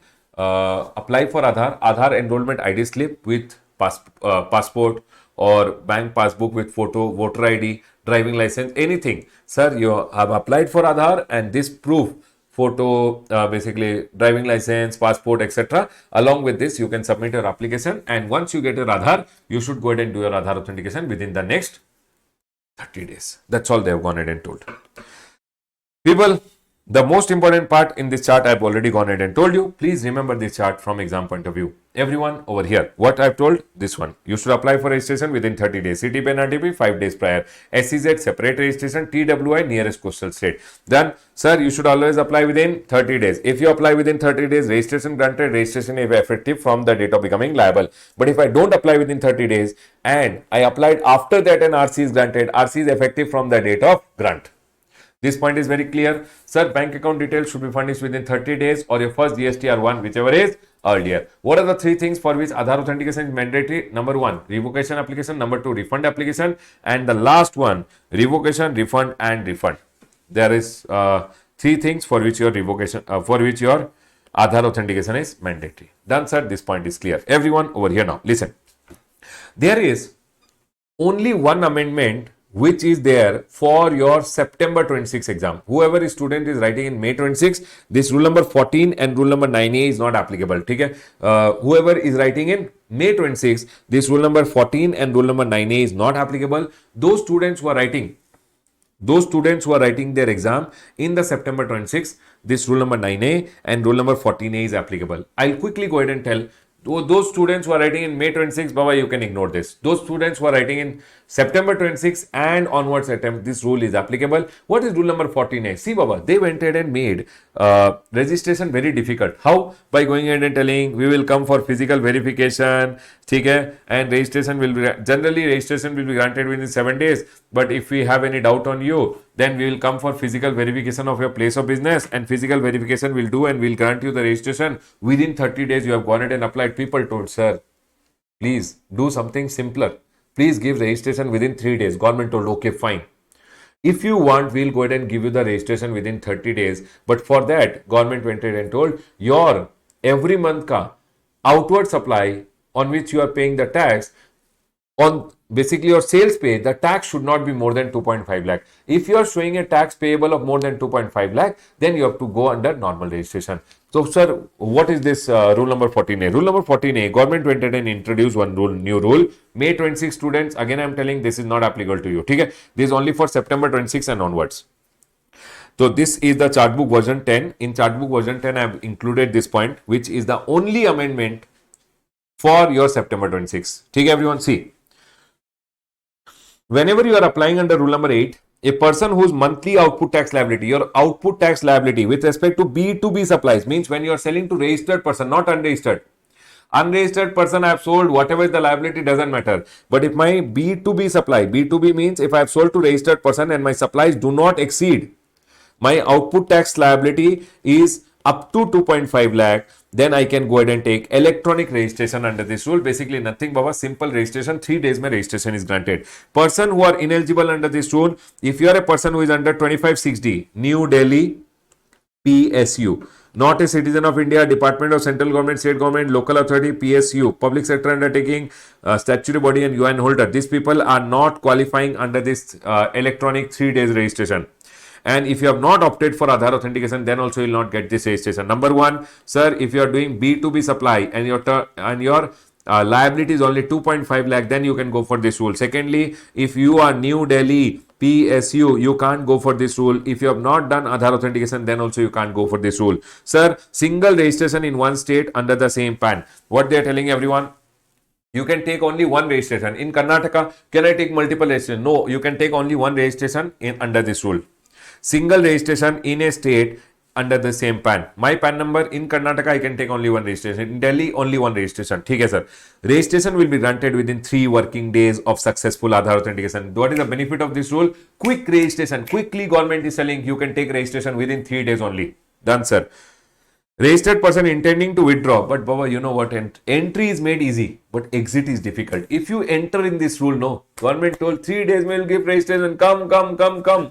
I entered in this rule and I took registration within 3 days. Now I am going and applying. Government says if you ever want to get out of this rule and go to normal registration, see Baba, what is this rule number 14A? It's a special registration. Within 3 days you will be granted registration. Keep supplying. B2C supply, how much ever you want, you do it. B2B supply, your liability should not be more than 2.5 lakh. Done.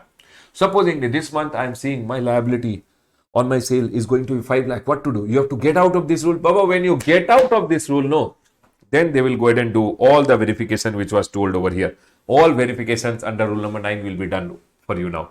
Now, if they want, they will do physical verification. If they want, they will call you for Aadhaar authentication. All those things will start happening. What they are telling over here? Registered person intending to withdraw has to file GST REG 32. Registered person shall not be allowed to withdraw unless he has furnished return for a minimum period of 3 months if application is filed before 1/4/2026. So what they are telling you, if you have gone ahead and filed an application saying, sir, I want to withdraw. So Baba, remember one thing, at least you should have been under this rule for 3 months. Okay? Return for 1 month if application is filed on 1/4/2026. Baba, after 1/4/2026, if you are filing an application, then what they are telling over here, you can withdraw, but you should have at least filed a return for how many months? 1 month. All the returns due from the effective date of registration till the date of application for withdrawal should be filed. Sir, they are going in and telling you took registration here and here you are getting out of it. Whatever returns were due, all should be filed. Only then you can get out of it. Okay, sir. Baba, nothing. They are going in and telling if you have taken registration under this rule, all the returns which are due. You took registration here, you are getting out here. Whatever returns were due, you should have gone ahead and filed. Only then you can get out of this. Okay, sir. Then, any amendment in registration particular should be done before filing application for withdrawal. Baba, listen to me very carefully. First of all, what they went ahead and told, if your liability, B2C's liability, B2B liability, not sale, liability is only 2.5 lakh, then you can go for this rule. Okay, sir. But for going under this rule, your Aadhaar authentication must be done and you should not be New Delhi PSU. Only then you can take this rule. Okay, sir. Done. In this rule, what will happen, sir? Single registration in one state you can go ahead and take, and your turnover should, and what they are trying to say is, registration will be given within 3 days. Done, sir. Balle balle, aram se, no tension. Take registration within 3 days, start doing business. ठीक है. But if you want to get out, then remember one thing. When you file the application, at least if you have filed the application before 1/4/2026, 3 months ka return should have been filed. If you are filing the return after, if you are filing the withdrawal application after 1/4/2026, at least 1 month ka return should be filed. And they are telling from the effective date till the date of withdrawal, whatever returns are due, all returns should be cleared. Your backlogs are cleared. Now you can go ahead and withdraw. What they are telling. And sir, if you want to change any details in your registration, any amendment in registration particulars should be done before filing application for withdrawal. When you are going ahead and withdrawing, before withdrawal only, you have to go ahead and before you are going ahead and withdrawing from this rule, always remember one thing. Any amendment if you want to do in registration, please do it. ठीक है sir, total bakwas. Now what they are telling is, after you are telling I want to get out, now see, they are telling based on data analysis and risk parameter, Aadhaar authentication, biometric Aadhaar authentication, photo capturing along with original document verification will be done at the time of what everyone may be done at that. If you want to get out of this, no, getting out made difficult. They are telling now you want to get out of this simple registration and come under normal registration. When you want to get out, no, that time we'll go ahead and do all the verification. We'll do biometric based Aadhaar authentication. We want to call you, we'll call you, do every verification done. Withdrawal application shall be verified as per rule number 9, means all these procedures will apply when you withdraw. Done. Proper officer shall issue an order allowing withdrawal or rejection of application within a period specified under rule number 9. Basically, they are going in and telling once you say I want to get out of this, officer will do the verification. After the verification, he will tell you can get out of this rule number 14A and come under normal registration, or he will reject your application. Then post withdrawal, taxpayer can report liability exceeding 2.5 lakh from the first month of the succeeding month in which order is passed. You went ahead and told, I want to withdraw. After this, officer gave an order saying, okay, you can get out. Now, once your order has come, from the next month onwards, you can start reporting your liability more than 2.5 lakh because you are not under this rule. You can report your liability more than 2.5 lakh. And registered person shall not amend any past data to exceed the liability of 2.5. You are telling, now that I am out of this rule, let's do one thing. 2-3 months prior, when I was under that rule, no, I had not shown liability more than 2.5. Let's do one thing. We will go ahead and do amendment in the prior data. No, Baba. After you got out of this, you can't amend any prior data, prior returns ka details which are there. What they are telling, registered person shall not amend past period data to exceed the liability. You are telling last month I reported only 2 lakh. Let me go ahead and make it 3 lakhs ka liability. You can't go ahead and show more sale. You can't go ahead and increase the liability more than more than 2.5 lakh. You can't go ahead and show any liability for the previous months also. And rule number 9A also introduced, which went ahead and told that, sir, here you are granted registration under special circumstance only within how many days? 3 days. Any person who has applied for registration upon verification on the portal and data analysis and risk parameter will be granted registration electronically within how many days? 3 days. Can I go ahead and summarize this rule? Baba, summarizing of this rule is very simple. Remember one thing, if my liability P2B supplies is more than 2.5, P2B supplies liability is more than 2.5, then I can go for electronic registration. Registration will be granted within 3 working days. But Aadhaar authentication must be done and I should not be falling under New Delhi PSU. Done. Sir, if I want to get out, Baba, when you get out, normal verification will happen. Aadhaar authentication, all those things will apply to you normally. Basically, all the verification will be done. And after that, only officer will let you get out of this and be under normal registration. I hope this point is clear. But this point is only applicable for those students who are writing their exam in September 26 onwards. Not for May 26. Done. Chalo, Baba, May 26 or September 26, all the students now come back. Procedure for registration mein, Baba, everything is just for your reading. What was important is who are the people who, everything under this rule is only for your reading. The most important point I have already gone ahead and told you, who are the people required Aadhaar authentication? Who are the people required Aadhaar authentication? I am the Karta. Individual, authorized signatory, managing and authorized partner and Karta. Individual, authorized signatory, managing and authorized partner and Karta. ठीक है? Who are the people not required? I've already gone ahead and told you. If you are not a citizen of India, Department of Central Government, State Government, local authority, public sector undertaking, and statutory body and UIN holder. Done, sir. This point is clear. Now, the next one over here is section number 26 is total bakwas. Section number 27. Please come to section number 27. Everyone over here. Section number 27 goes ahead and says those special provision which are applicable to NRTP and CTP. Always remember one thing, NRTP and CTP, before commencing their business, how many days prior they have to apply for registration, everyone? They have to apply 5 days prior. Sir, how many days prior they have to apply for registration? CTP and NRTP should always apply 5 days prior to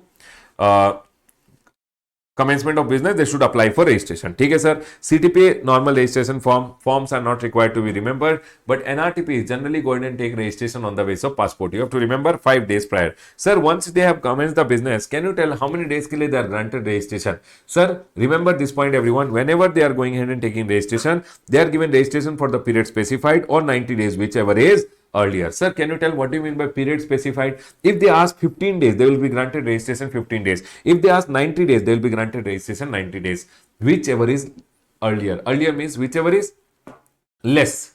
If they ask for 15 days, 15 days. If they ask for 20 days, 20 days. If they ask for 90 days, 90 days. Maximum is 90 days. Remember one thing, they will always be granted registration for how many days? 90 days. Sir, can they ask for any extension? Yes, Baba, extension can also be 90 days. It means CTP and RTP 5 days prior should apply for registration. How many days are they granted registration? 90 days plus 90 days. People, please remember this point.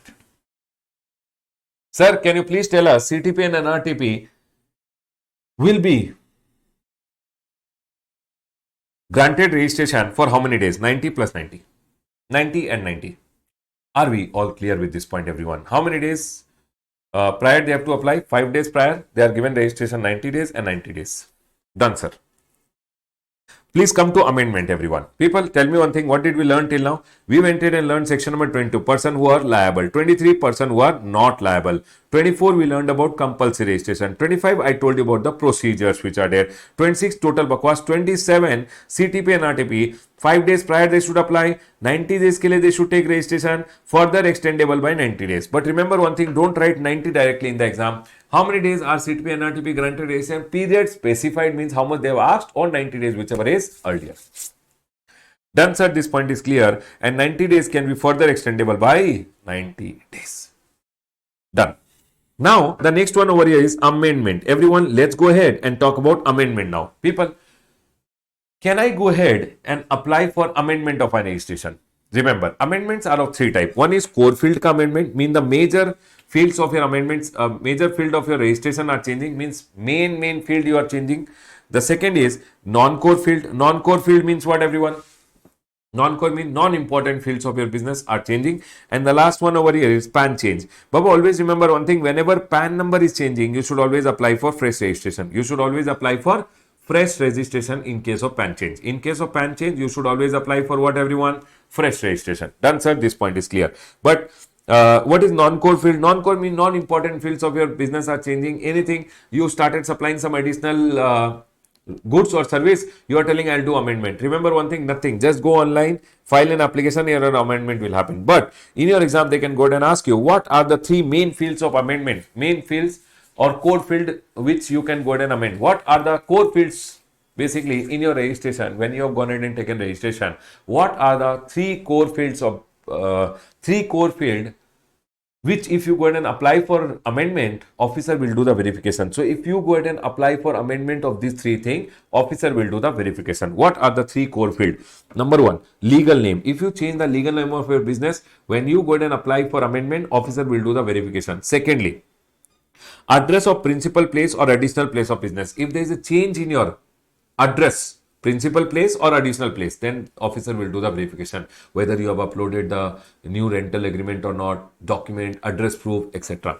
Next, if there is an addition, deletion, retirement of partner, director, karta, managing committee, board of trustees, CEO who are responsible for day-to-day affairs of the business, we do not need cancellation. If officer is going ahead and telling, if you are going ahead and applying, saying, sir, director has changed, partner has changed, karta has changed, whoever, all these changes, whenever they happen, they are telling officer will go ahead and do verification. These are the 3 cases which are known as core field amendment. They can go ahead and tell you in the exam, what are the 3 core field amendment? Please remember, nothing, Baba, whenever core field amendment happens, change happens, please apply for amendment within how many days? Give your application within 15 days along with the supporting document. Officer will do verification, and if officer is of the opinion that amendment warranted and document complete and correct, he will approve the amendment and issue an order. But officer thinks no, amendment is not required, not warranted, documents are incomplete, then he will give you a love letter, show cause notice. You have to reply within 7 working days, and then if he finds your reply satisfactory, he'll approve the amendment, or else he will go ahead and reject and pass an order saying, get lost, I will not grant you the amendment. So people, what are the 3 amendments which are important? You have to remember core field amendments. What are the 3 core field amendments? Number 1, legal name of your business has changed. Sir, address of principal place or additional place of business has changed. Then sir, addition, deletion, retirement of partner, director, karta, board of trustees, etc. has happened. Then you can apply for core field amendment in your registration certificate. Basically what you had already told earlier, you want to change now, you can apply for amendment. Done, sir. These 3 things are very, very important from exam point of view. The next one which we are going to understand is section number 29. Please come to section number 29. In section number 29, basically they go ahead and say when your registration will be cancelled. Section number 29 goes ahead and talks about when your registration will be cancelled. Everyone over here. Section number 29 may, the most important point is section number 29.2, which I'll go ahead and talk now. Section number 29.2 goes ahead and says when your registration will be cancelled. Everyone, chalo, let's go ahead and revise section number 29.2. Baba, all other things are okay. You can just go through them.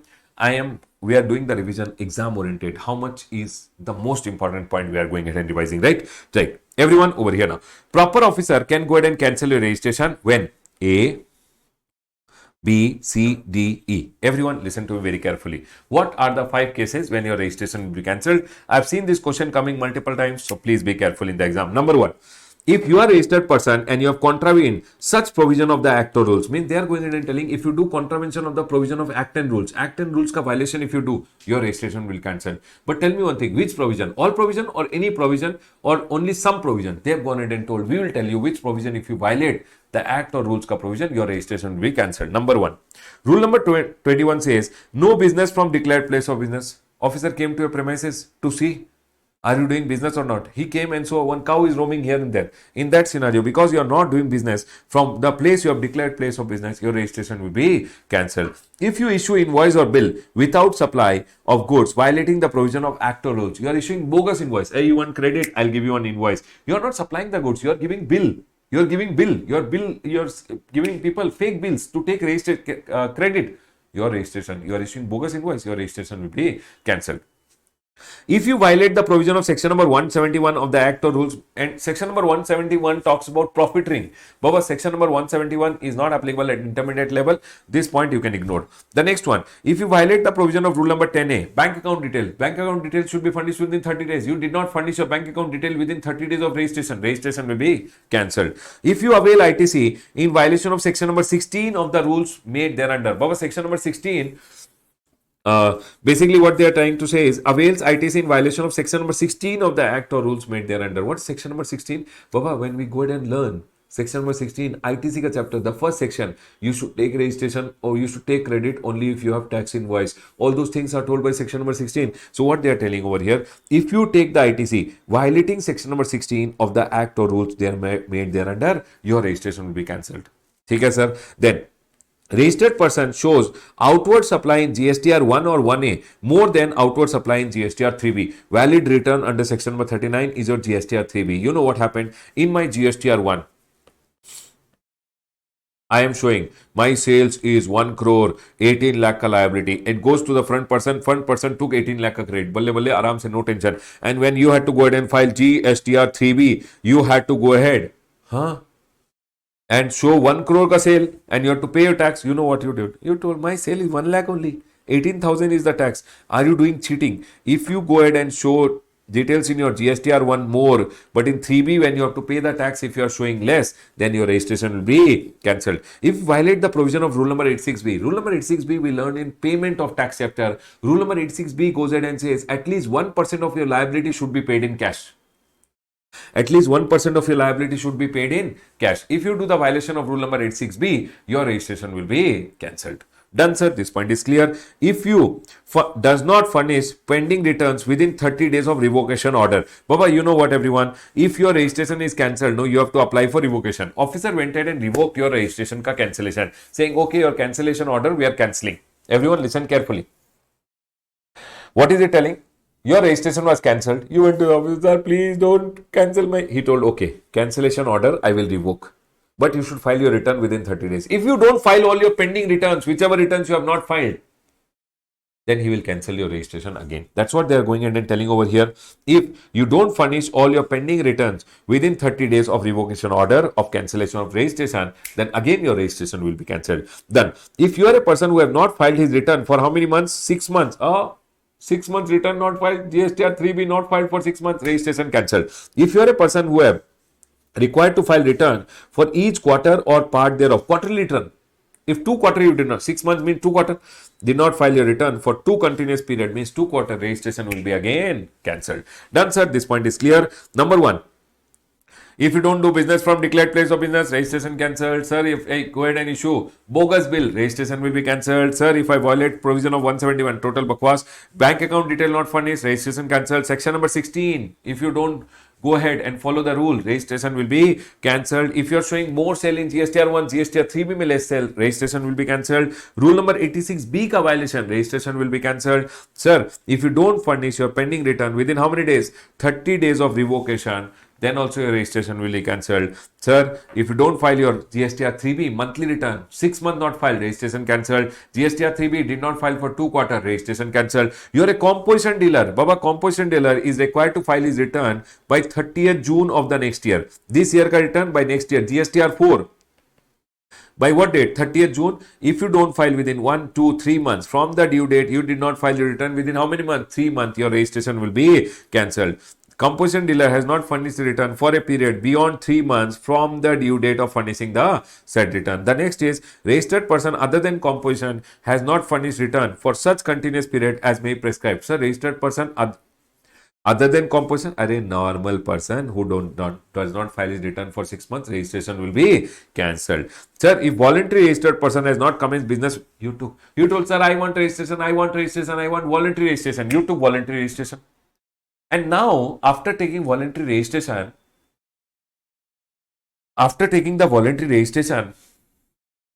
they are telling over here, if you have not commenced business within how much time? 6 months. Registration you took 1, 2, 3, 4, 5, 6. Government is saying nil return. 6 months you are finding nil return. Voluntarily you took registration saying I will do business, I will pay GST, and now 6 months you are not doing business only, registration will be cancelled. If you take registration by fraud, willful misstatement or suppression of fact, if you do fraud things, wrong things, and you go ahead and take registration, then Baba, they are going in and telling, what I did know, I took my friend's bank account, I took my friend's rental agreement, I did cleaning, etc., and put my name over there and took registration. My registration will be cancelled because I've gone ahead and done a fraud over there. Done, sir. This point is clear.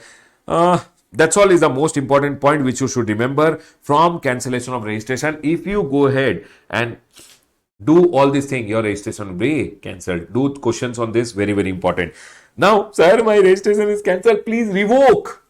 Revoke means cancel the cancel. Sir, this registration you have cancelled. My registration you have cancelled. Please cancel the cancellation order. That's called what, everyone? Revocation. But here the most important point which I've seen as MCQ coming in the exam is revocation. You should apply within how many days? They have gone ahead and told you should apply within 90 days. Once your cancellation order has come, you should apply for revocation within 90 days. Sir, if I can't apply within 90 days, can I get more time? You can get 180 days ka more time. Done, sir. Once I apply for revocation, if officer is satisfied that my registration cancellation order should be revoked, I should be allowed back in GST, my cancellation order should be revoked, then he will go ahead and make revocation order within 30 days. But if he is not satisfied, he will issue me a love letter, show cause notice. I have to reply with clarification information document. Clarification information document within how many days? 30 days. If he is satisfied, he will revoke. If he is not satisfied, he will reject. But remember one thing, whenever you are filing for revocation, any pending returns are there, please file it. And then apply for revocation. That's all. Done, sir. This point is clear. People, this chapter which is there is a A-graded chapter. I want you guys to remember 22, 23 and 24 is A graded from exam point of view. Very, very important. In this chart, I've already gone ahead and told you this part you should remember. Rule number 10A you should remember.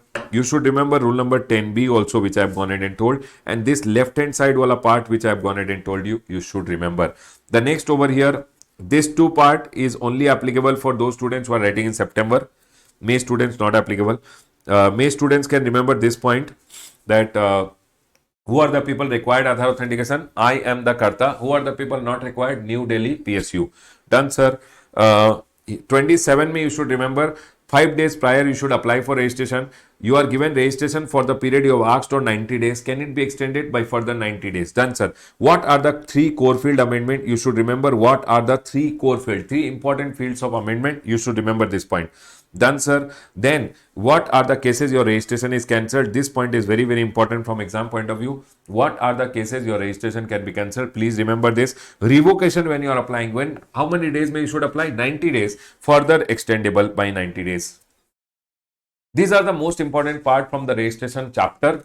Rest, Baba, you can go ahead and revise now, it. Solve next chapter which we are going to study is the chapter of my revision exemption. Everyone over here now, let's go ahead and get started.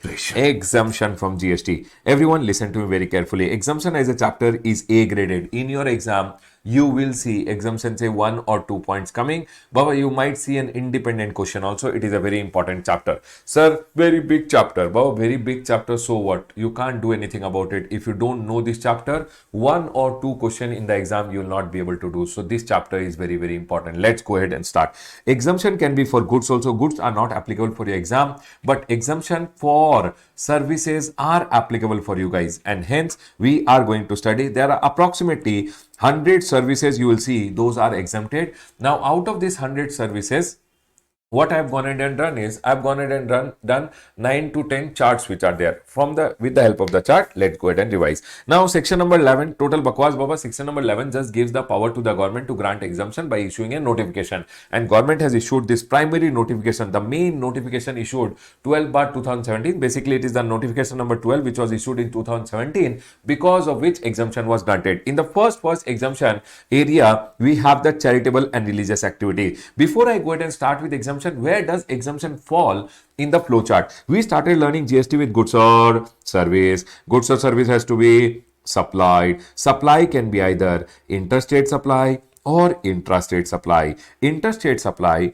IGST gets levied. Intrastate, CGST gets levied. Once GST gets levied, no person should collect and pay if you are a taxable person. Yes, sir, we understood. But in between, no, here government goes ahead and grants exemption sometime. And if government has granted exemption, then you don't have to pay GST. Today, we are going to learn what are the things on which exemption has been granted. Government uses the power under section number 11 to go ahead and grant exemption. Let's go ahead and understand about exemption.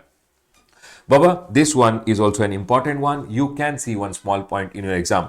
Entity which is registered under 12AA or AB of the Income Tax Act. See Baba, income tax mein there is a section number 12AA and 12AB which goes ahead and grants income ke liye exemption. If you are an entity which is registered under 12AA or AB, you get income tax mein exemption. Now if you are an entity registered under 12A or AB and you are doing charitable activity, then GST may also you will get exemption. Basically whatever charitable activity you do, whatever you collect, you don't have to pay any GST. So sir, what do you mean by charitable activity? I am going ahead and teaching CA student. Is it charitable activity? No sir. Charitable activity, as per the definition, charitable activity means what? Charitable activity should be relating to public health. You should be going ahead and doing something relating to public health. Sir, what should I do for public health? You should be going ahead and giving care or counseling. You should be doing care and counseling of terminally ill people. Terminally ill people means who are about to go. Only for classroom purpose. Everything told in class is only for classroom purpose. But terminally ill means who are about to go. Severely physical, mentally disabled people.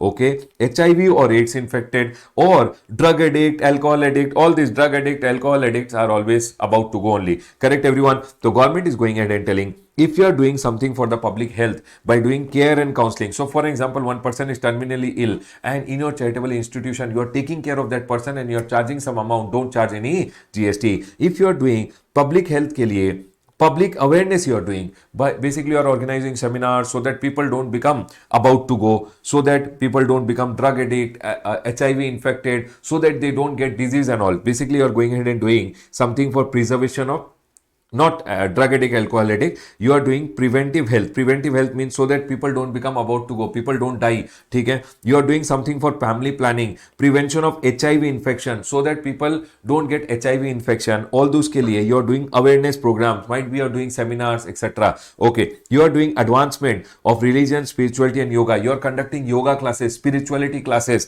Okay, if you are going ahead and doing advancement of educational program, you are doing educational program, skill development program for whom? For abandoned orphan homeless children. Homeless children के लिए you are going ahead and teaching them and earning something. Don't go ahead and charge them any GST. ठीक है? If you are doing educational program, skill development program for those who are mentally abused, traumatized, physically abused, ठीक है, then prisoners के लिए if you are going ahead and doing educational program, if you are doing educational and skill development program for person who is greater than 65 and residing in rural area, government is doing all these people के लिए if you are doing educational program or skill development program, don't charge any GST. Then if you are doing anything for preservation of environment, watershed, forest, wildlife, Baba, then also you should not go ahead and charge any GST. Basically, they have gone ahead and told if you are going ahead and doing charitable activity, first of all, you should be an entity which is registered under 12A or AB. Then I can call you to a charitable institution. If you are doing charitable activity, which charitable activity? PAPI activities. Sir, PAPI activities means what? P for if you are doing public health related activity like care and counseling of these people, or you're doing public awareness, ठीक है sir. A for advancement, P for public health related, A for advancement of religion, spirituality and yoga, P for preservation of environment, water bodies, environment, forest, wildlife का protection के लिए if you are doing something, and E for educational program and skill development program if you are going ahead and doing, then Baba, your activities comes in charitable activity and you don't have to charge any GST. In exam, please be very careful. They will tell you Ram has gone ahead and done education program for person greater than 65 residing in urban area. Urban area is taxable, Baba. Only if you are giving in rural area, it is exempt. Please be very careful about it. Done, sir. This point is clear. Second point, Baba, this point is a good point. They can go ahead and ask you in the exam. Second point, if you are going ahead and running an old age home, so basically you are an entity registered under 12A or AB and you are running a old age home, Baba, for the old people, you are running an old age home for residents greater than equal to 60. In exam, this can be tested. You have to be very careful. It can be 60 or above, greater than equal to 60 ke liye if you are running a old age home. Secondly, they should not be non-resident. There should be Indian residents which are there, and consideration should be 25,000 you are going ahead and charging per person per month. Supposingly in the exam they went ahead and told you 50,000 charge for husband and wife. Are husband and wife means 25, 50 will be exempt because per person is 25. So two people 50,000 will be exempted. So please be very careful about it when they tell you in the exam. It says, note, old age home can be run by central government, state government is also exempted up to 25,000 per month per member. So basically, if the old age home is run by an entity registered under 12A or AB, exempted, and if the old age home is run by central government or state government, then also it is exempted. The next is, if there is an entity which is registered under 12A or AB and it is going ahead and renting the precincts of a religious place, basically, what do you mean by precincts of a religious place? Precincts of a religious place means, Baba, area of a religious place. For example, temple is a religious place, gurudwara is a religious place. So all these places ka, if you are renting out the area, the precincts, okay, then they are going in and telling the GST will be exempted. Now here you have to remember this temple etc ka area, Kalyan Mandapam etc, renting out can be done by an entity registered under 12A or AB. That entity can also be a trust, institution, body or authority also, no problem. So for example, there is a temple which is there and the temple is going ahead and renting out the areas of the temple. For example, they have a Kalyan Mandapam over here. Kalyan Mandapam mein, who wants to get married? Pawan Kalyan ka Kalyanam is happening. Okay, this is Pawan and this is Pawan ka girlfriend. Okay, everyone, Pawan and Pawan ka girlfriend went ahead and thought we will get married in the Kalyan Mandapam. So what happened over here? The temple will go ahead and give you the Kalyan Mandapam. If the temple is going ahead and charging you 10,000 rupees, they will charge you GST. Do one thing, don't pay them 10,000 rupees. Put 1 rupee in the temple ka hundi and give them 9999. They will not go ahead and charge you any GST. That's all they have gone ahead and told. Okay. Now, when you are getting married, Baba, people will come. So, people ke liye you need rooms in the temple also. This room ka charges, if it is 1000, then GST will come. Do one thing, put 1 rupee in the temple ka hundi, they will charge you 999 and 999 pay. There is no GST which is there. Then, sir, after you got married, Baba, after marriage, honey will be there if money is there. No money, no honey. Baba, everything told in class is only for classroom purpose. Okay? Now for him, money is required. So what they told? They told the temple, please, me and my wife, we want to run a small shop. What will we run? One laddu shop we will go ahead and run. Okay? And garland shop, etc. So temple went ahead and gave you this shop on rent. Now remember one thing, if the temple is going ahead and giving you the shop on rent and the temple is charging 9999, the GST will be exempted. If the temple charges you 10,000 per month, then the GST will come. Please be very careful about it. So, sir, always remember one thing. If the temple is going ahead and giving you room on rent up to 999 per day, it is exempted. Premises or kilometer nahi baba, Kalyan Mandapam, 9999 per day will be exempted. Shop, 9999 per month will be exempted. Always remember 999 and 9999 is exempted because 1 rupee you put in the hundi and 999 is exempted. Here you have to remember one thing. In the exam, don't write 999 is no, right? Below 1000 and below 10,000 is exempt. You have to remember this point. Done, sir. This point is clear. I think last time one MCQ also had come for this 999. Okay, sir. The next one over here, if anyone is going ahead and doing religious ceremony, for example, you called one Panditji for doing your marriage, Panditji came for doing one puja at your home, Panditji go, whatever the Pandit, the priest who is coming, if you pay any amount, there is no GST because he is conducting a religious ceremony for you. Anyone doing a religious ceremony for you, they will not go ahead and charge any GST. Done, sir. This point is clear. Till now, I went ahead and told you charitable institution doing charitable activity, which is PAPI activity is exempted. Then I told running an old age home for resident greater than equal to 60 years is also exempted. Done, sir. But 25,000 rupees per month. Renting of precincts, area of the temple, Gurudwara, etc. is rented out. 999 is exempt. 9999 is exempted. And sir, if anyone is going ahead and doing any religious ceremony, so for example, I called one Panditji came and did my son ka naming ceremony, or he came and did, for example, one person was getting married, for him, he came and did puja, whatever amount the Panditji, etc. is charging, they will not go ahead and charge GST because it's a religious ceremony. Done, sir. This point is clear. Here, I have also gone ahead and see Baba, this point has come in the exam, this point has come in the exam, this point also I have seen in the exam, and the last one also I have gone ahead and seen in the exam. Here, you have to be very careful, listen carefully. They are telling entity registered under 12A or AB. Everyone over here, entity registered under 12A or AB, and if they are going ahead and giving training or coaching in sports, So if I am an entity registered under 12A or AB, I am a charitable institution, and if I am giving training or coaching in badminton, cricket, etc., I should not charge GST.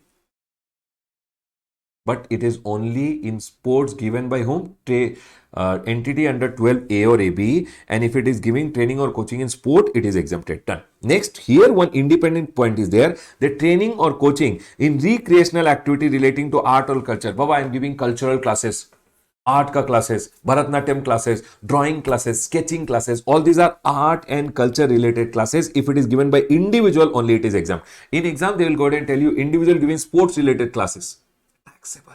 Sports ka classes only by charitable institution is exempt.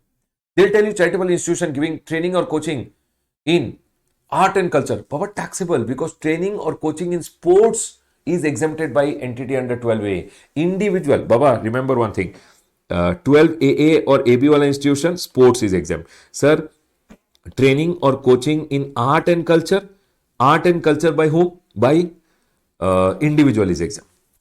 Please remember this point. Okay, sir. They will interchange and ask you. Please be very careful. Religious pilgrimage. They went and told 2 religious pilgrimages are exempted. 2 religious pilgrimages are exempted. KMVNL, Kailash Mansarovar Yatra. You wanted to go to the Kailash temple. Kailash Mansarovar Yatra done by Kumaon Mandal Vikas Nigam Limited, exempted. Then Hajj committee goes in and takes you for Hajj. It is exempted. Now what they will tell you, no. KMVNL, Kumaon Mandal Vikas Nigam Limited took you for Manali Yatra. And Manali Yatra is taxable. Only Kailash Mansarovar Yatra is exempt and Hajj committee taking you for Hajj is exempt. Done, sir. This point is clear. After that, they have gone ahead and told rehabilitation professional going ahead and giving you service. Sir, who is this rehabilitation professional? For an example, we have James over there. James, sir. James is James has become drug addict only for classroom purpose. Now drug addict, then Papa will put him in a rehab center. What happens? No, one rehab center may one person will be there who will come and he will go ahead and do your treatment. This is James over here. James ka treatment will be done in the rehab center by whom everyone rehabilitation professional. So what government is telling, these rehabilitation professionals are not doctors, but their services, when they are going ahead and giving their services in a rehab center, their services will be exempted. So I am a rehabilitation professional.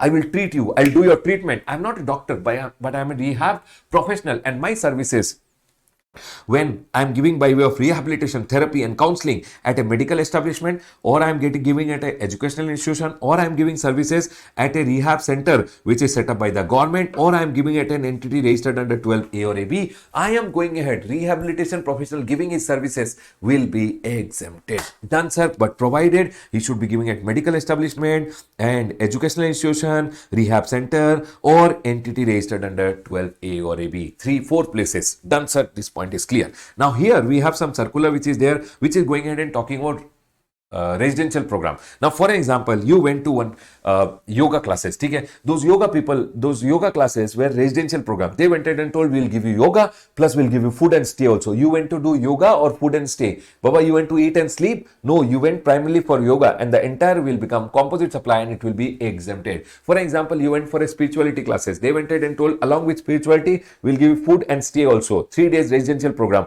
Entire amount will be composite supply and it will be exempted. Done, sir. This point is clear. But supposingly, I am an entity, I am a institution who is telling, sir, we go ahead and we are a religious and charitable trust, but we are running a restaurant. For example, ISKCON is there. ISKCON is going ahead and running a restaurant. But our restaurant is taxable over there. Remember one thing, if charitable or religious trust merely provides accommodation, they are running hotel, serving food and drink and telling what we are taking, no, that is the donation, sir. That is not donation. Donation means when you don't give anything in return. You are telling people you can stay over here, you can eat food over here and give me 100 rupees. That will always be taxable. Done, sir. This point is clear. Activities such as, sir, Baba, what is exempted? Fitness ke liye, yoga. What was exempted was only 3 things. Religion related activities, yoga related classes and spirituality related class. Somebody is doing fitness camp, classes, aerobics, dance, music, or it will always be taxable. Done, sir. This point is clear. In your exam, I am telling you, I've seen question from this, I've seen question from this, I've seen question from this, and this also I've told you what I've gone ahead and seen. These 4 points are very, very important from exam point of view. Are we all clear till here? Quickly give me likes in the videos, everyone. Are we all clear till here? Your likes tell me whether you like the video or not, or whether you are enjoying or not. Quickly tell me, everyone, are we all clear till here?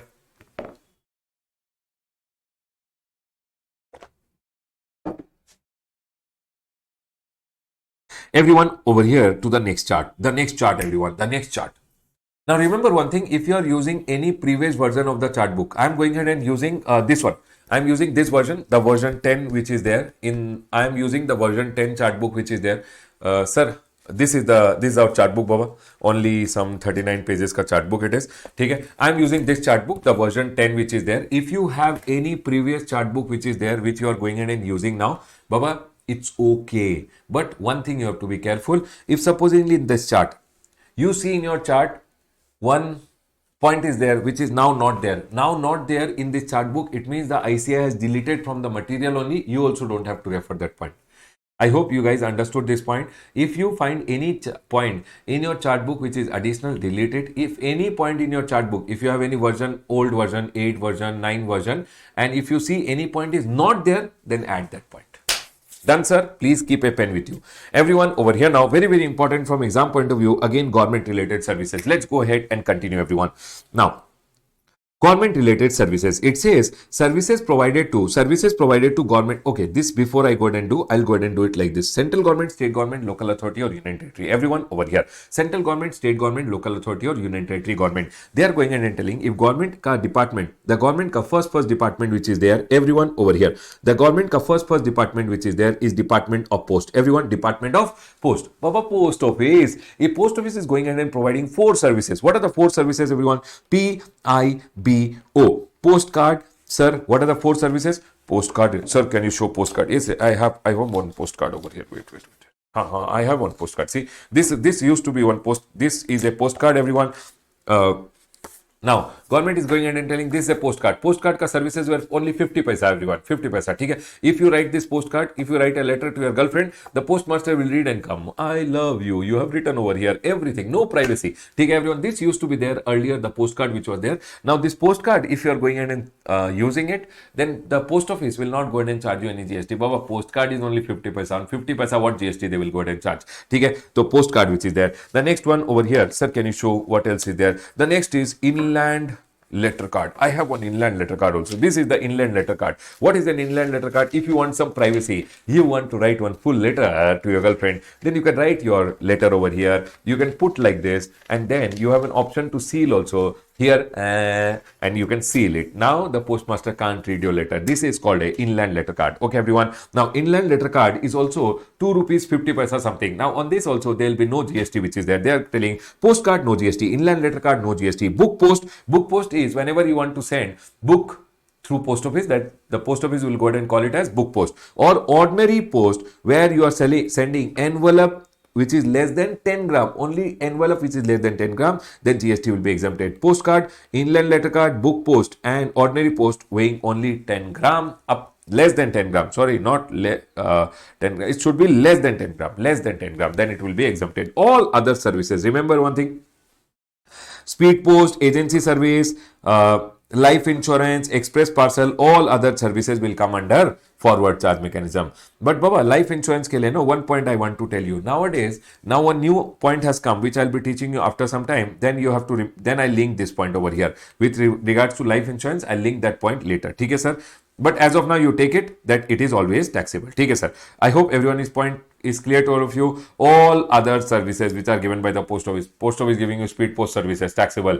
Express parcel ka services, taxable. Agency services, taxable. All other services given by the post office are always taxable. Done, sir? This point is clear. Now, they are going ahead and telling if government is going ahead and giving services in relation to an aircraft or vessel, aircraft or a ship inside or outside an airport or port, then GST will come under forward charge mechanism. For example, there is an airport which is run by government. Everyone over here, there is an airport which is run by government, or there is a port which is run by government. In the airport, what will happen, everyone? In the airport, this aircraft will land, parking services will be provided, air traffic control will go ahead and provide the services to the aircraft. All these people, when they are providing service, one ship has come over here, this port is managed by government. Government will giving loading, unloading ka services. Government will provide lot of services. Remember one thing, whenever government run ports or airport, this is a port or this is an airport is providing any services to ship and aircraft, always GST will come under FCM. Done, sir? Then one point you have to always remember, Indian Railways ka all services are under forward charge. Indian Railways, which is the government ka department only, but Indian Railways ka all services are under forward charge mechanism. They are telling Ministry of Railways, Indian Railways, always GST will come under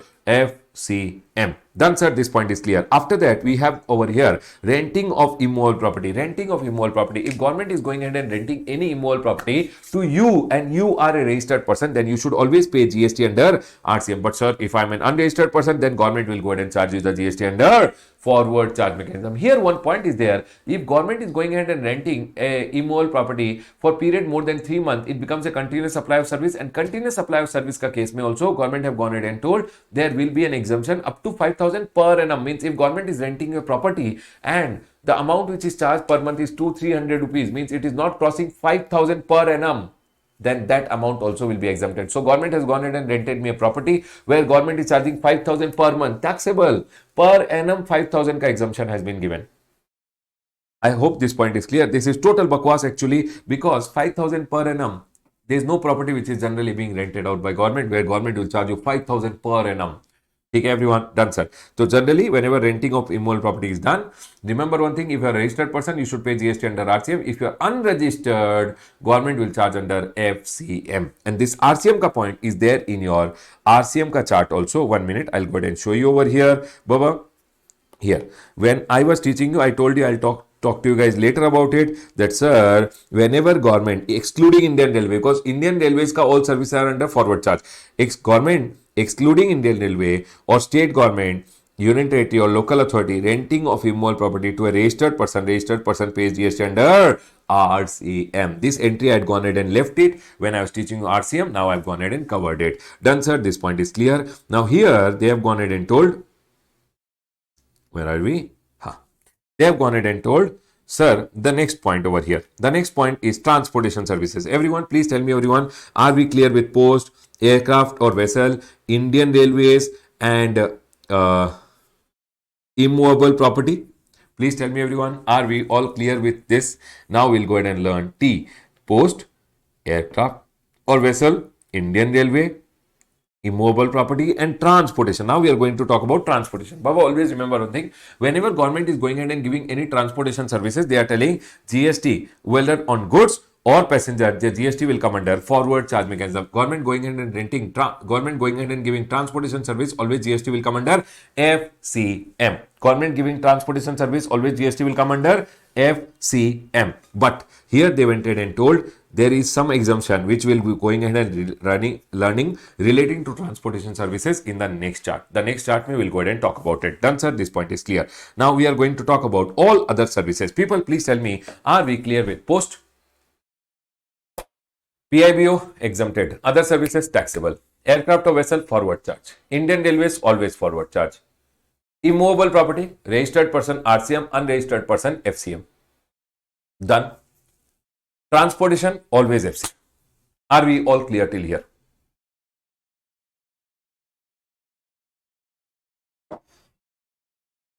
Now you have to understand one point. They have gone ahead and told all other services other than this post, aircraft, Indian Railway, which I have gone ahead and told you, all other services other than this post, aircraft, Indian Railway, immovable property and transportation, which I just now taught it to you, forget them. If any other services are provided, for example, government provides Z level security to Mukesh Ambani, what will happen? If government provides any other services other than this, which I have already told you, this I have already explained to you, other than this, any other services which are provided by the government, you have to remember, if it is provided to business entity, RCM. Other than business entity, it is always exempted. For example, government went ahead and gave Pragati, which is there over here. Pragati went ahead and told government, I want security, I want police security. Government told, okay, we'll provide you police security. When government is providing her police security, government will charge an amount, but she does not have to pay any GST under RCM. But so, for example, government went ahead and provided me police security, and I am a business entity. I've taken it for my business purpose. Then I have to pay GST under RCM, but only if I am a business entity whose last year ka turnover is less than registration limit, exempt. If it is more than registration limit, I have to go ahead and pay GST under RCM, provided I'm paying the government more than 5,000. If I'm paying less than 5,000, it is exempted. So tell me one thing, government went ahead and provided Mukesh Ambani ko Z level security. Mukesh Ambani is his company is a business entity. Now they are going in and paying 1 crore rupees per annum. For example, 10 lakh rupees per month. Is Mukesh Ambani ka company required to pay GST under RCM? Any other services provided to a business entity, if it's a big business entity whose last year turnover is more than registration limit and they are paying more than 5,000 to the government has, in that scenario, you have to pay GST under RCM. Is my point clear to all of you? Can we go ahead, everyone? So government went ahead and provided me any other services if I am a business entity whose last year turnover is more than registration limit, plus I am paying more than 5,000 to the government, then I have to pay GST under RCM. Please tell me, everyone, are we all clear till there? Done, sir. This point is clear. Now listen to me very carefully. And this point only I wanted to tell you guys here in our RCM. Central government, state government, union territory or local authority, other than post, airport, immovable property, Indian Railway and transportation services, leave them. Leave them. I have written it down only here only. Post, aircraft or vessel, immovable property, Indian Railway and transportation. Other than them, because for them I have specifically told you for these services what is to be done. I have specifically told you. Other than them, other than these services, any services which are provided to a business entity, you have to see the business entity has to pay GST under RCM, provided the amount business entity aggregate turnover is more than registration limit in the last year and the amount paid to the government is more than 5,000, business entity has to pay GST under RCM. That's all has been told over here in your RCM ka chart also. Can we go ahead, everyone? Can we go ahead, everyone? Government gave you a mining license for which you are paying the government 1 crore rupees per annum. Do you have to pay GST under RCM? Government went ahead and gave you a mining license for which you are paying the government more than 5,000, might be 1 crore rupees per annum. Do you have to pay GST under RCM? Yes, because if government is giving any other services to a business entity, you are being given mining license, you are a business entity. If your turnover in the last year is more than registration limit and if you have paid more than 5,000, you have to pay GST under RCM. People say yes, yes, yes. Very good, everyone. Chalo, everyone over here now. Now, Indian Railways, they went ahead and told all GST will come under forward charge, but later they went ahead and told Indian Railways ka, everyone listen to me very carefully, they went ahead and told Indian Railways ka some services will go ahead and exempt, and that services they went ahead and exempted. Indian Railways ka all services forward charge, but only government went ahead and told if services by Ministry of Railway, Indian Railway is going ahead and selling to individual platform ticket. Baba, Indian Railway sold you platform ticket for 10 rupees, no GST. They are giving you facility of retiring room, waiting room, so that you can wait over there. They will charge you some amount, no GST. They are giving you clock room to store your goods. They will not charge GST. Battery operated car services, you would have seen in the railway station, battery operated car. Baba, there is no GST on all those things. Okay, sir? Done.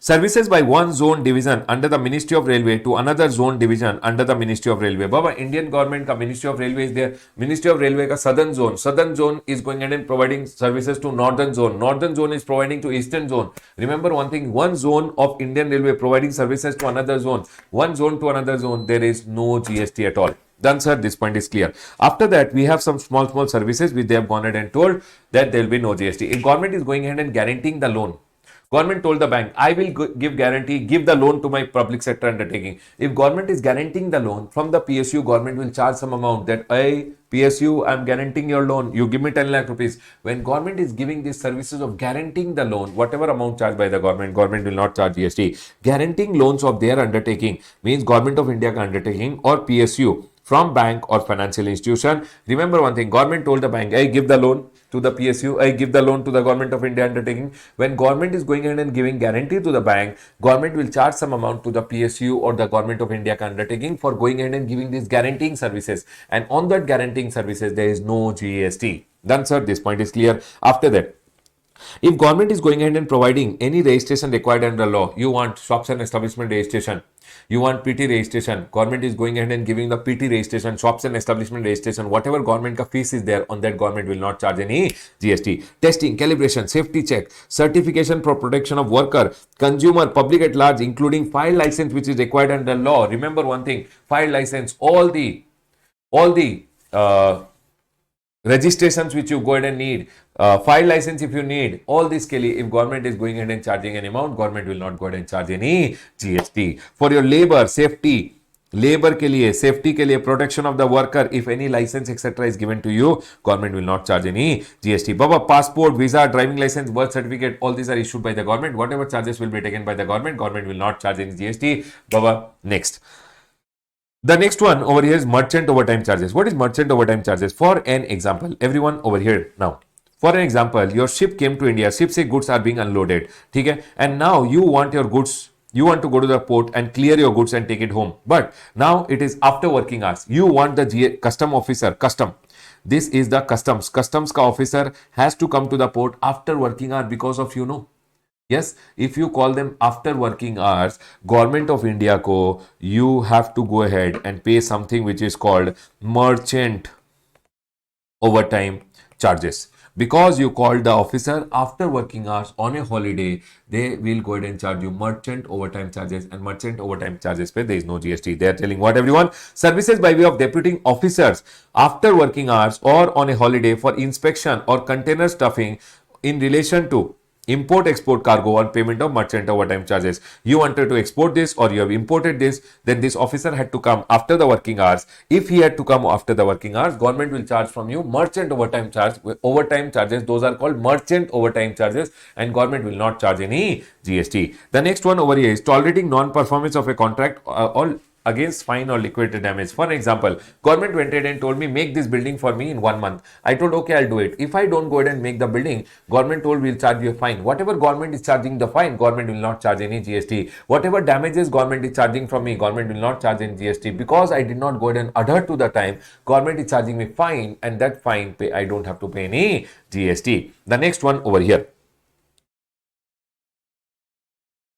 हाँ बाबा, guaranteeing this one, this guaranteeing loans wala service which is there is only applicable to central government, state government, union territory. It is not applicable in case of local authorities. It is only applicable to central government, state government and union territory. Done? ठीक है. Who is this COVID-19 awareness 79? I don't like the name COVID. Change. Can we go ahead, everyone? Here now. ठीक है. Assignment of right to use natural resources to individual farmer for cultivation of plant. Baba, everything told in class is only for classroom purpose. ठीक है. हाँ. The next one. Assignment of right to use natural resources to individual farmer for cultivation of plant and rearing of life form of animal. For example, one farmer is there. He is telling, sir, one river is going through my land. Can you please allow me to use the river for going ahead and doing irrigation, for going ahead and using the river for taking my animals to drink water? Can I go ahead and use the river? Natural resources, all natural resources belong to the government. If government gives you the right to use the natural resource, whatever amount government will go ahead and charge, government will not charge GST, provided you are using it for cultivation of plant, and cultivation of plant and rearing of life form of animals means for your sheep, goats, etc. Remember, except horses. Government went ahead and gave you a land so that you can make a stud farm for your horses. Baba, GST will come on that. If government is giving you land, water, river, etc., all these are natural resources given by the government.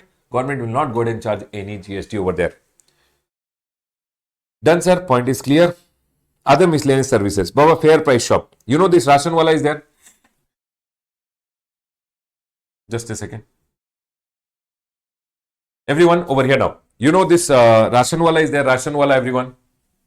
Ration wala का shop में, ration wala का shop का commission which is there. For example, I am the ration shop wala. ठीक है? I am the ration shop wala. I will go ahead and distribute ration. And for distribution of ration, see, I am the ration shop over here. Everyone listen carefully.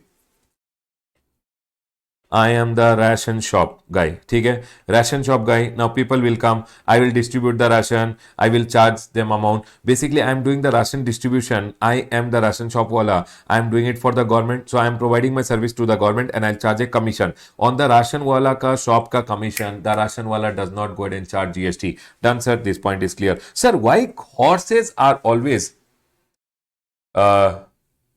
taxable? Baba, because horses are generally used for commercial purpose. Horses are used for gambling, okay, in the horse race, etc. Generally, horses are more commercial in nature, and government have gone ahead and told, in this case, we'll always go ahead and charge GST. Okay, next. Sir, services provided to fair price, services provided by fair price shop. So I have already gone ahead and told you, if they are providing the fair price shop, the ration shop ka owner is providing services to the government, then whatever commission is charged, there will be no GST. The next one over here, training program. Baba, these 3 points I have seen in the exam. You have to be very careful, everyone. Training program for which 75% or more expenditure is borne by the government. For an example, everyone over here now. Central government went ahead and told me, Ramesh, can you go ahead and give training to my employees? I told, okay, government, I will go ahead and give training to your employees. Government told, when you give the training services, I will pay 75% of the expenses. Whatever is the expense, I will pay 75%. They will pay 25%. Remember one thing, if it is 75%, then the total amount which I am going ahead and charging over here, I will not charge any GST. GST will be exempted. But sir, what if government is paying only 70%? Then the amounts will be taxable. Remember one thing. Here in your exam, they will not tell 75. They'll tell you government is going ahead and bearing 76. 75 or more than that is always exempt. Government is bearing only 70, taxable.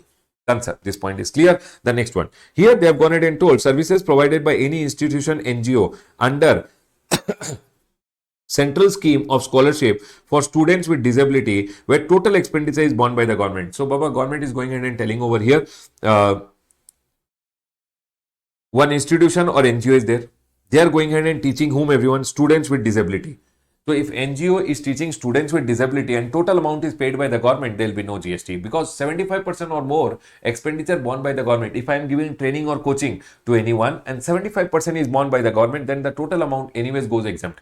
So if I am an NGO and I am going ahead and teaching students with disability, whatever amount I'll go ahead and charge, there will be no GST because more than 75% is borne by the government. The next one, insurance scheme, total premium is paid by the government. Government went ahead and told over here, government told my employees are there, can you go ahead and do the insurance? I'm an insurance company, I did the insurance and government went ahead and paid me the premium. Remember one thing, I will not go ahead and charge GST because the premium is paid by the government. The total premium should be paid by the government. Now here, I want you guys to be very careful. I have gone ahead and seen in your exam points being asked from fair price shop, 75% wala point, last wala point. I have seen questions coming from there, guaranteeing loans wala point. This 3-4 points I have seen. Besides that, I've already gone ahead and told you post wala services, aircraft or vessel, Indian Railway, immovable property. Immovable property is something which you can see in your exam. Done, sir. People, are we all clear till here? Quickly tell me, everyone. Any point which you did not get it, quickly tell me. Are we all clear till here, everyone?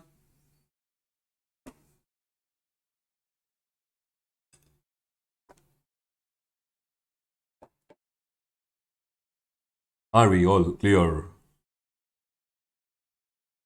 Yes, sir. Done. Everyone over here now. The next one, listen to me very carefully. They are going ahead and telling over here, central government, state government, local authority or union territory. If government is going ahead and providing services to the government only, Baba, government to government services, brothers, central government providing to state government providing to central government to central government, state government to government services are always exempted. Done, sir. This point is clear. But remember one thing, it is not applicable in case of post, Baba, post office department providing to police department some services. Remember one thing, Baba, post, airport or port, Indian Railway and transportation may this government to government is not exempted. It will still be taxable only. Done, sir. This point is clear. Everyone over here now, listen to me very carefully. Sir, what about facilities management? Baba, it is coming now. Okay, listen. For example, this is the central government, state government, union territory or local authority. Okay, listen. For example, local authority is doing 243G and WL activities. It is neither supply of goods nor supply of service. For example, local authority had to do cleaning of road related services, street light maintenance. Okay. All these services which are there, when local authority is providing, it is neither supply of goods nor supply of service. Now you tell me one thing. Do you think panchayat or municipality, the head who is there, he will climb on the pole and he will change the street light bulbs and all? No, they will outsource it. So for example, the panchayat or municipality has to do 243G and W ka work. What they will do, they will go ahead and give it to someone else who will help them in doing it. So for example, I am helping the panchayat in cleaning the road. I am going ahead and helping the panchayat in maintaining the street light. I am going ahead and helping the panchayat in doing those things which are told under 243G and W. Then my services to the panchayat will also be exempted because panchayat and municipality is doing 243G and W ka work. To do this 243G and W ka work, whatever services they will take, that will also be exempted, is told over here. See, if anyone is providing purely services or composite supply of goods and service, so I am providing purely services to them or I am providing them goods as well as services,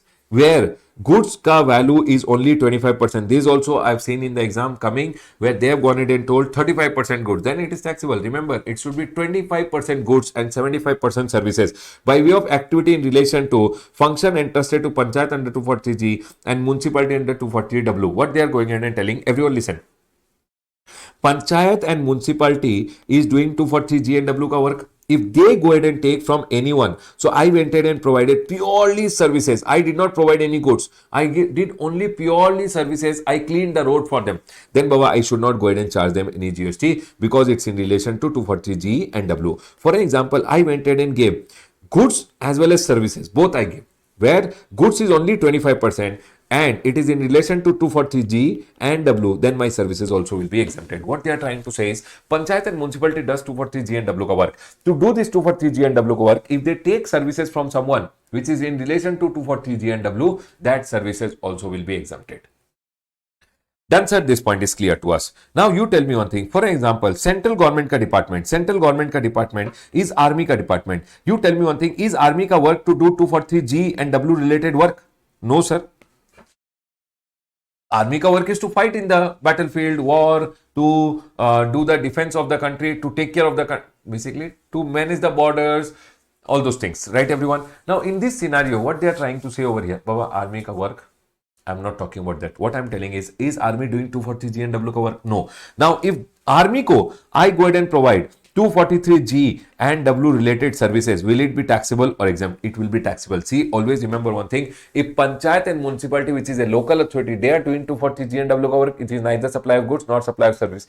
To do this 243G and W work, if they take pure service or composite supply where goods is only 25%, then these services also will be exempted. Done. Now, if government is not going ahead, if central government department is not doing 243G and W work, if they go ahead and take any services like sanitation, cleaning, etc. ka services, now might be they went ahead and took some 243G and W ka services with respect to their own premises, or they went ahead and took, but they are central government department, then remember one thing, those are not exempted. What they are telling, sanitation, convergency services provided to army or other central government department who do not perform 243G and W ka work as a local authority, and hence there is no exemption. Remember, local authority does 243G and W ka work. If they take any services in relation to 243G and W, it is exempted.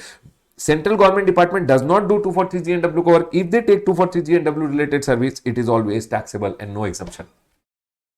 Done, sir. This point is clear. Now they have gone ahead and told facilities management services to McD nahi baba, McDonald's nahi. It is Municipal Corporation of Delhi headquarter. Baba, Municipal Corporation of Delhi is there. Their building is there. To now, if they are doing 243G and W related work, to do this work, if they take 243G and W related services to do this work, then these services given by anyone is exempted. Correct? If they go ahead and take any services to manage their own facility, to manage their own building, is that service exempt? Are you guys able to understand? See, if they take 243G and W related service to provide 243G and W related service, then this service is exempted. But if they take any service for their own facility, for their own building, that will not be exempted. That's all they have gone ahead and told. Facilities management services to manage their own building, if they take any services, then Baba, it is not exempt under entry number 3A. Done, sir. Point is clear. It is not under any exemption. Done. Now listen to me very carefully. Baba, local authority does 243G and W related service. It is neither supply of goods nor supply of service. Now what local authorities do is they go ahead and they form governmental authority or governmental entity. Sir, what's a governmental authority and a governmental entity? Baba, a governmental authority and a governmental entity is basically, remember, governmental authority or a governmental entity is an authority, board or any other body which government has formed, and 90% participation is by government, and it is formed to do 243G and W wala work. Nothing, Baba. Governmental authority means 90% is with the government. Governmental entity also means it's a board or authority which 90% is with the government only. You know, sewage board, water supply board, all these are basically governmental authorities, okay, which board ka 90% belongs with the government. Now, governmental entity does any function for the government. What is the difference? They do any function, and governmental entity does any function for the government, and governmental authority does only 243G and W wala work for the government. Whenever they are, see, local authority doing 243G and W wala work, neither supply of goods nor supply of service. Now, governmental authority, which is 90% belonging to the government only, it's a board which 90% belongs to the government, like sanitation board, water supply board. If they are going in and doing 243G and W wala services, that is also exempted. If governmental entity is doing any function for the government, for which government will give them grants, then Baba, their services are also exempted. Please tell me, everyone, are we all clear till here? Local authority doing 243G and W allow services, neither supply of goods nor supply of services. Local authority will form governmental authority doing 243G and W allow services, neither supply, it is exempted. Now, governmental entity doing, if governmental entity is going ahead and doing any function for the government, that is also under exemption. That's it. Now, if they are taking pure services or composite supply where goods is only 25% in relation to 240G and W, it is also exempted. Now here they are telling if governmental entity, if governmental authority to do this work, Baba listen, governmental authority to do this work, they will take some services like water supply related services, sanitation related services, slum improvement related services. So they have gone ahead and told everyone over here, if services provided to governmental authority by way of water supply, public health, sanitation, solid waste management, slum improvement, all these services provided to governmental authority is also under exemption. Not to governmental entity, no, only to governmental authority. What services, everyone? Water supply related service, public health related services, sanitation related services, then solid waste management related, slum improvement. Then Baba, all these services also will be exempt. Everyone over here now, please tell me, are we all clear? Listen, local authority doing 240G and W wala service, neither supply of goods nor supply of service. If they take 240G and W related service, that will also be, what will happen to that? That will also be exempted. Done. Now, governmental entity and governmental authority. Governmental authority 90% control with government. Governmental entity also 90% control with government. What is the difference? Governmental authority does 240G and W wala work mainly. Governmental entity can do any work for the government. Done. Now, governmental authority doing 240G and W wala work, exempt. Governmental entity doing any work for the government, exempt. Governmental authority taking services like water supply, sanitation related service, slum improvement related service, water supply related services, exempted. Please tell me, everyone, are we clear with this point? If they are doing 240G and W wala services, it is exempt. Governmental authority doing any work for the government for which government will give grant, that is also exempted. Are we all clear with this point? Can we go ahead, everyone?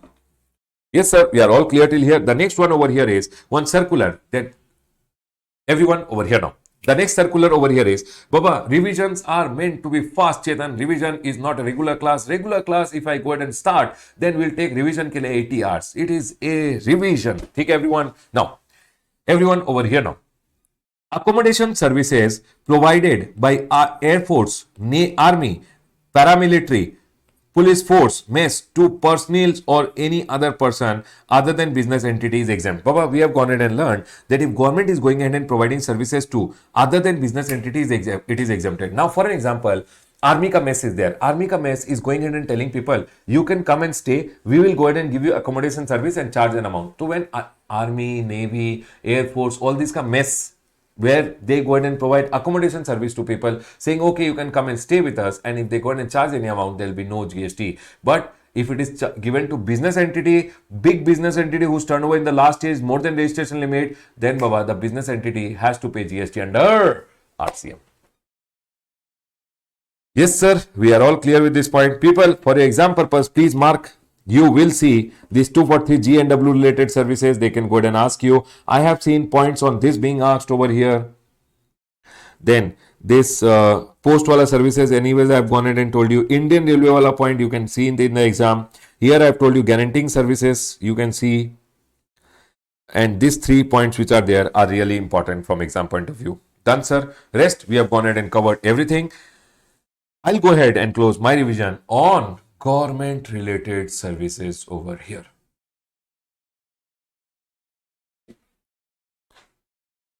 Can we go ahead, everyone? Can we go ahead, everyone? People, now the next one which we are going to do is the transportation service. Sir, is it important from exam point of view? One small amendment is there. So it is important from exam point of view. Let's go ahead and now cover over here transportation service. Everyone over here in transportation services. Now they have gone ahead and told there can be transportation of passenger also and there can be transportation of goods also. I am giving transportation services. So if I am going in and giving transportation service, I can transport passenger also, I can transport goods also. If I am transporting passenger, passenger might have their own suitcase or might they don't have any luggage. So what they are telling over here, passenger can be with or without accompanied belongings. Means passengers might have bags with them, might not have bags with them. You might have your suitcase, you might have your bag, or you might not have. But still, I will go ahead and call it passenger transportation only. Done, sir. This point is clear. Now, whenever anyone is giving passenger transportation, whenever anyone is going ahead and giving what everyone? Passenger transportation. You have to remember passenger transportation by air. So for an example, Indigo Airline, all these airline companies, what they do everyone, they go ahead and give passenger transportation service. So you have to remember, if passenger transportation service is given, then if in economic class it is given, so Baba, airline companies, they are going ahead and transporting passengers in economic class, where the flight is embarking from means the flight is starting from, or the flight is terminating in means the flight is going to or flight is coming from. You have to remember everyone, if airline company has gone ahead and given you a ticket where the flight is going from or the flight is coming from, where sir? Going to or the flight is coming from which airports everyone? You have to remember Bagdogra airport in West Bengal, then they are telling Arunachal Pradesh, Tripura, Manipur, Meghalaya, Mizoram, Assam, Nagaland and Sikkim. Baba, Batmans, you know Batmans fly without any GST. What is Batmans everyone? B for Bagdogra in West Bengal. You are going to Bagdogra, you are or you are going to Arunachal Pradesh, Tripura, Manipur, Meghalaya, Mizoram. A for Assam, Nagaland and Sikkim. Going to Batmans or coming from Batmans, there is no GST at all. But remember one thing, in all these states, any airport which is there except West Bengal. West Bengal may only one airport has been exempted, which is Bagdogra airport. Done sir, this point is clear and the GST shall be exempted. So people in your exam, they will go ahead and tell you, if you are going ahead and going in business class, then what will happen everyone? In your exam, they tell you business class is always taxable. Economic class is only exempted. If you are going to Batman or coming from Batman, it is always exempted. Done sir, this point is clear.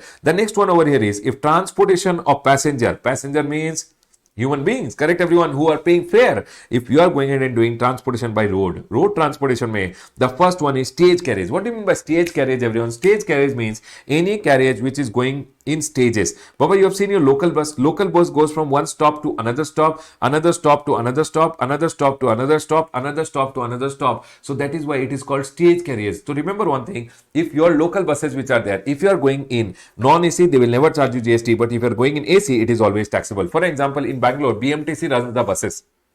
BMTC local buses, non-AC, there is no GST only. If AC, you go ahead and get inside the AC bus, they will charge you GST, because if you can afford AC, you can afford GST also. Done sir, this point is clear. After that, we have contract carriage. Sir, what do you mean by contract carriage?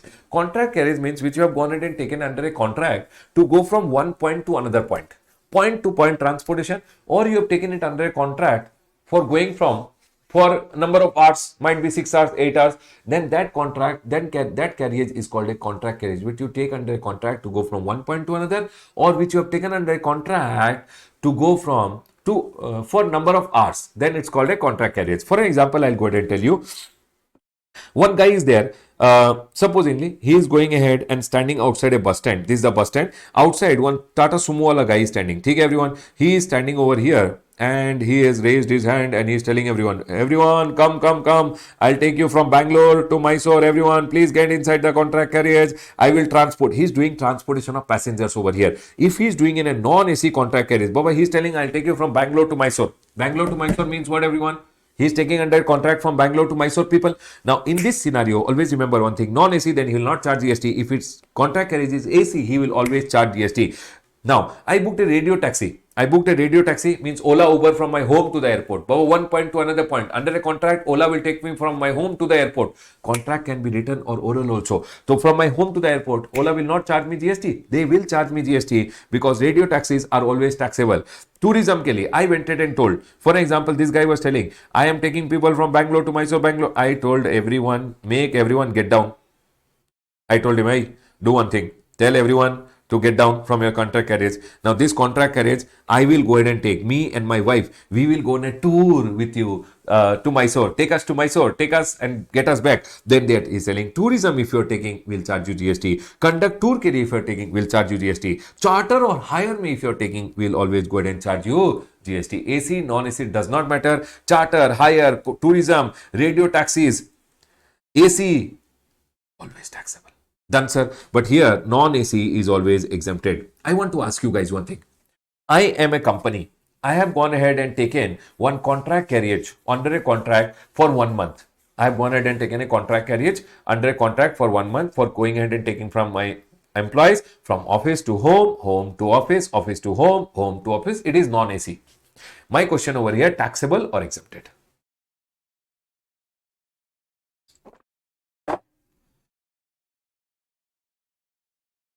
T or E?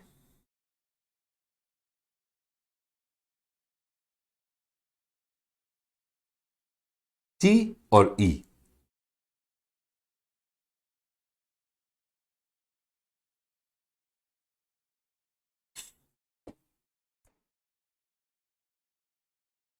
Taxable, taxable, taxable. Because if you go ahead and take it on higher, whether AC, non-AC does not matter. Take it out for tourism. AC, non-AC does not matter. And that clarification also had come over here. Hiring, if you hire a non-AC contract carriage by a firm for transportation employee is always taxable. Done, sir. This point is clear. Tell me one thing. Stage carriage, non-AC exempted. AC, taxable.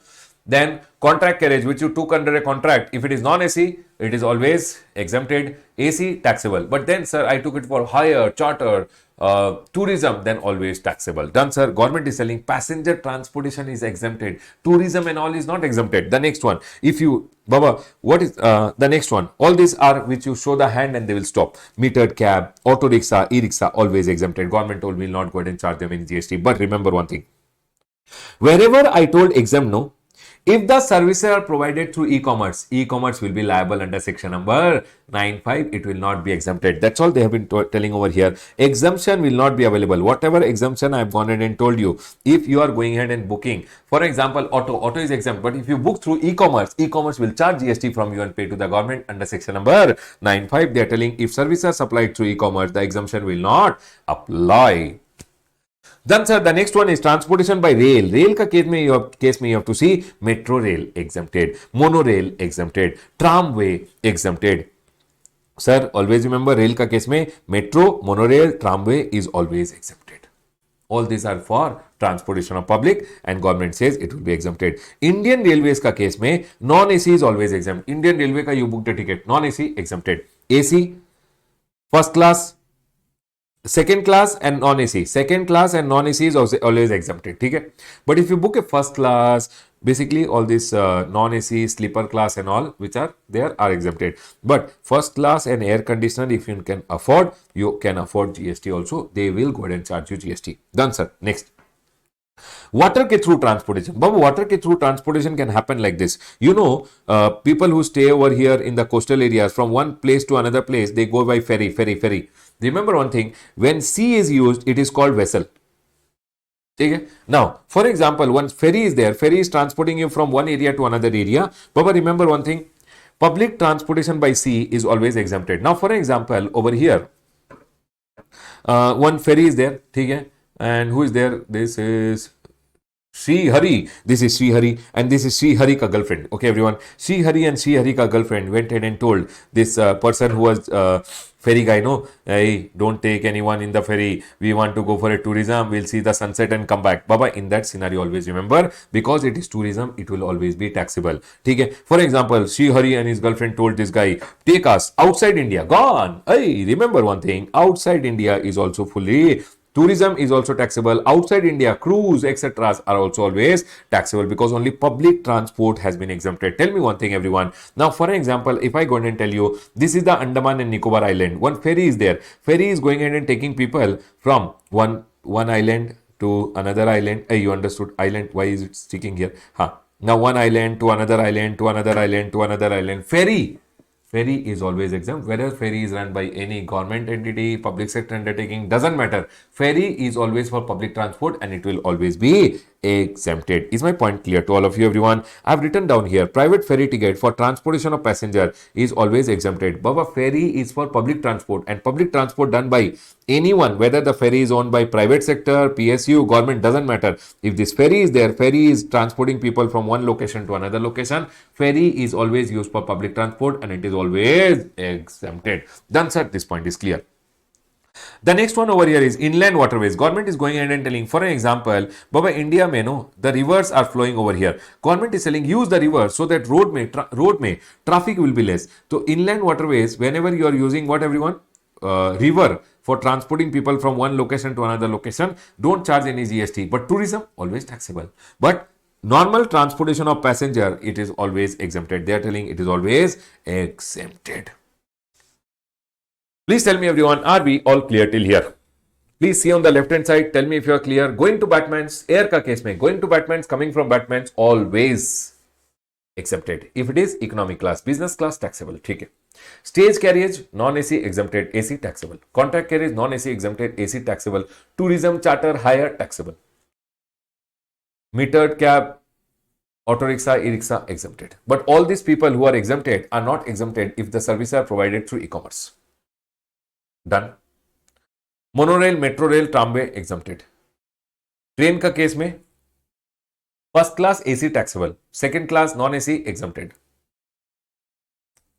Water का case में inland waterways using the river exempted, using the sea public transport exempted, tourism always taxable. Please tell me everyone, are we clear on the left hand side? Anyone, any doubt till here? Can we go ahead everyone? I hope everyone is able to recall. If you are not able to recall when I am going ahead and revising, it means your preparation levels have to be little up. People who are not able to recall, it means you have not prepared well till now. You should be preparing first and then listening to the revision.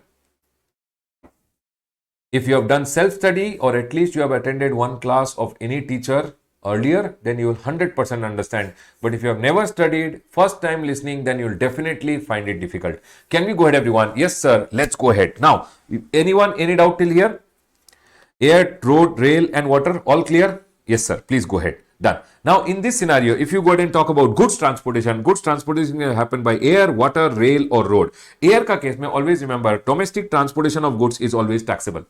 Domestic transportation of goods is always taxable. International transportation from outside India to India is always exempted. From India to outside is always taxable. That's not very important. Okay. Water transportation, inland waterways, you use the river to transport person or transport goods, it is always exempted. Done sir, this point is clear. But ship, if you are going ahead and using, remember one thing, ship ke through public transport was exempt, but if you are transporting goods, for example, people from coastal areas know they send goods from one location to another, from one location to another location by using ship. So whenever you are transporting goods, inland waterways using the river is always exempt, but using the sea, it is taxable. Remember one thing everyone, if it is coastal transportation, one coast in India to another coast in India, it is always taxable. But random items are exempt. What is random item everyone? Remember, very, very important from exam point of view. What are random item? Relief material, agricultural produce, newspaper and magazine, defense and military equipment, organic manure, milk, salt, food grain, rice, flour and pulses. Everyone with me, random item means what? Relief material, agricultural produce, newspaper and magazine, defense and military equipment, organic manure, milk, salt, food grain, rice, flour, pulses. These items pay. If transportation is done coastal area may also, then GST will not be charged on the transportation charges. That's all they have gone ahead and told. Coastal transportation services, if any transport services are provided, it is always, remember one thing, it is always taxable. What is exempted over here? Random item. Random items are being exempted. What is random item everyone? Relief material, agricultural produce, newspaper and magazine, defense and military equipment, organic manure, milk, salt, food grain, rice, flour and pulses. Done sir, this point is clear. The next one. Vessel ke through, if transportation is done, which is international transportation. International transportation means from outside India goods are coming into India, or I am transporting goods from India outside India. On my transportation charge, always GST will come, whether from outside India to India or India to outside India. Government told no exemption. From India to outside India or outside India to India, always taxable. Done sir, this point is also clear. I like this point everyone. Please be very careful about this in the exam. Now, rail ke through, Baba, this point is also important. Rail ke through, always remember, if you are transporting goods by rail, it is always taxable. But what has been exempted is only random item. Sir, can you tell me what is random item? Relief material. Everyone with me, you have to remember this. Relief material, agricultural produce, newspaper and magazine, defense and military equipment, organic manure, milk, salt, food grain, rice, flour, pulses. Remember this and go. Very, very important from exam point of view. And now, road transportation. Road transportation, if you are going in and doing, means you are transporting the goods by road. If you are transporting the goods by road, courier is always taxable. GTA is always taxable. GTA, sir, you have already gone ahead and told TDS deductor exempted, other people taxable, other registered person taxable, unregistered person, FB scoop, was taxable, unregistered person, unregistered CTP was exempted. This we had learned in RCM chapter. But remember one thing, if GTA ke through transportation of goods is taxable in this scenario, it will not be taxable if it is random item. If it is which item, everyone? Random item. Remember, random item. Everyone, please remember random item. GTA going ahead and doing transportation of random item. Relief material, agricultural produce, newspaper and magazine, defense and military equipment, organic manure, milk, salt, food grain, rice, flour, pulses. I am telling again and again so that you remember it in your exam also. In your exam, you will feel as if I am sitting on the side and telling you. Done. Chalo, everyone, now. If anyone else is doing transportation, everyone listen to me very carefully. If anyone else is going ahead and doing transportation, like other than courier, other than GTA, for example, I am a normal truck wala, okay? Listen carefully. I am standing outside a shop. Anyone buying refrigerator, they tell me, sir, can you drop it to my home? I drop it to their home. Do I issue consignment note? No, I'm not a GTA because GTA issues consignment note. Anyone other than a GTA who is doing transportation by road, like individual truck wala, tempo operator, cart, bullock cart wala, they are always exempted. Always exempted. But for an example, now everyone listen. I came out of a shop. I bought a refrigerator. Now I wanted a truck. I went to online over here to Porter. Porter ke through I that directed to one truck wala. Let me draw one truck. Hey. Array. Wait. How to draw one truck? Okay. This is one truck. Okay, everyone. Truck. Okay. Now truck is there. Truck wala will come. He will drop it for me. Now you tell me one thing. Have I booked it through Porter? In this scenario, when he is going ahead and providing me services, this services gets covered under section number 95, local delivery services. And local delivery services, I hope you guys remember, we had gone ahead and told Porter ke through, supposingly, I went ahead and booked one truck through Porter. This is a truck which I went ahead and booked through Porter over here. Then you tell me one thing, who will pay the GST? In this scenario, sir, you went ahead and told, if you go to Porter, you booked a truck wala gave you the service. If the supplier is liable to register, then supplier pays. I hope you guys remember. 1 minute, I'll show you over here. We had gone ahead and learned about local delivery services here.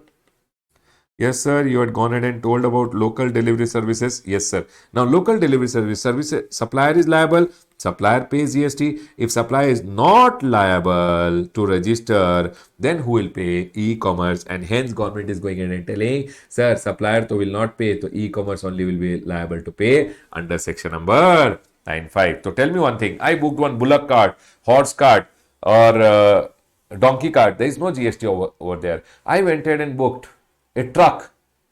Directly I booked, no GST. If I book through e-commerce, e-commerce will collect the GST and pay the GST to the government because local delivery services, there is no exemption. Please tell me everyone, are we clear with this point? Do you recall everyone? Please tell me, are you guys able to recall this point? This point is the amendment which is applicable for your May exam. Please tell me everyone, are we clear with this point?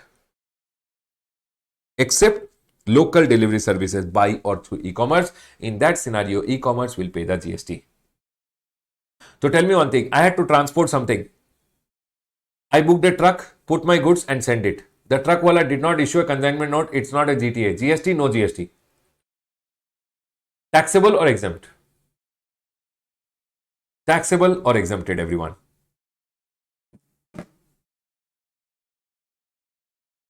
Taxable or exempted? I booked a truck directly because I had to transport some goods. Taxable or exempted? Sir, exempted. But I went to e-commerce and e-commerce ke through I booked it. Then it will be taxable under section number 95. E-commerce will collect the GST and pay the GST to the government. People, are you guys able to understand this point? Please tell me everyone, are we all clear with this point?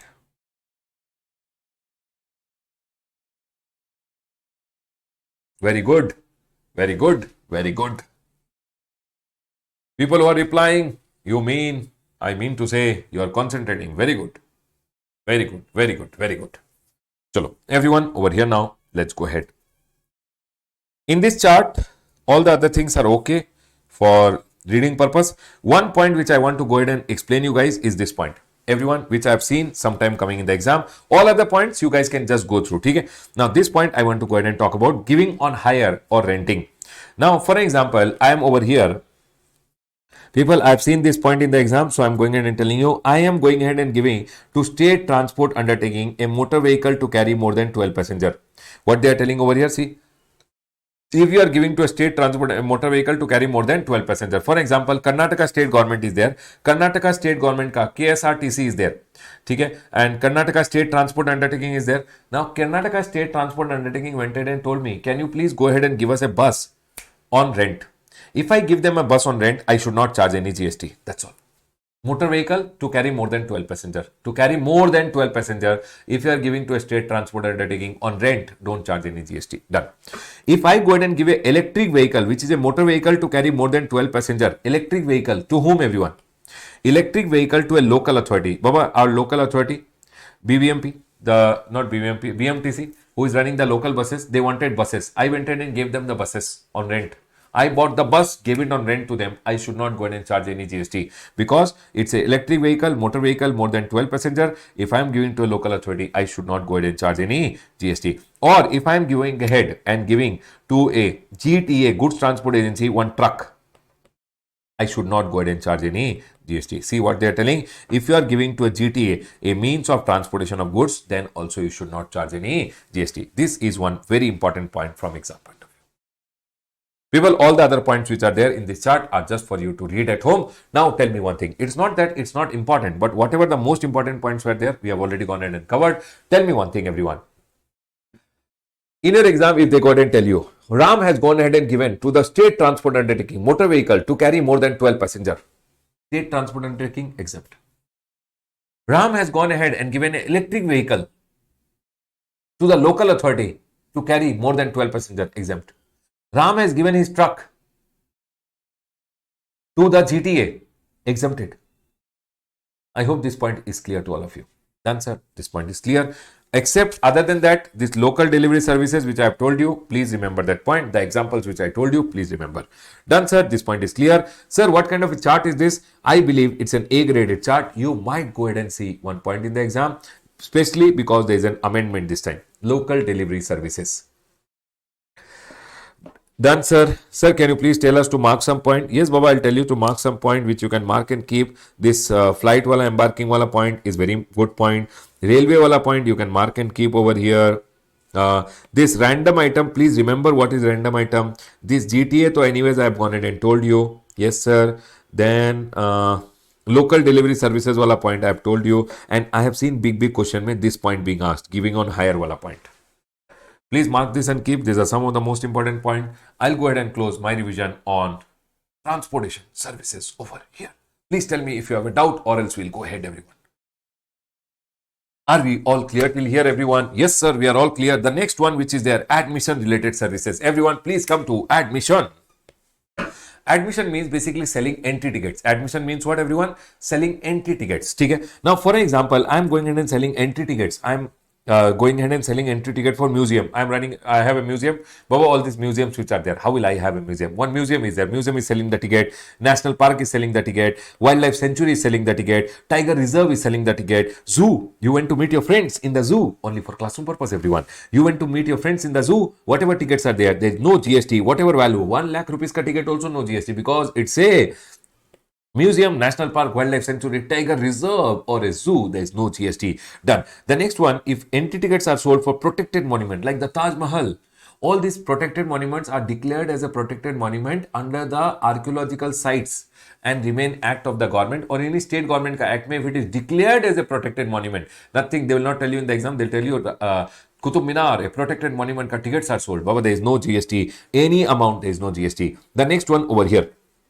They told circus, dance, theatrical program, drama, ballet, award function, concert, pageants. Pageant means ramp walks, Baba, all these fashion shows, music performance, any recognized sporting event other than recognized sporting event. Can you tell me, everyone, recognized sporting event other than recognized to cricket, hockey, etc. What is other than recognized? Which is not recognized sporting event?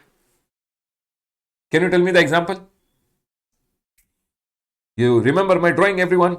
Sir, yes, we remember. You had gone ahead and drawn this in the car class. This is a cow. Baba, we have the Jallikattu festival, which is cow running behind human being running behind cow. That Jallikattu festival which happens, correct? In this scenario, what happens? This is not a recognized sporting event. Whatever tickets are sold, there will be no GST if the amount is only up to 500 rupees per person. Remember, basically they are going ahead and trying to cover over here regional sports which are there. Okay, sir? Done. Next, or any recognized sporting event or planetarium. If the tickets are sold and the consideration is only up to 500 per person, it is exempted.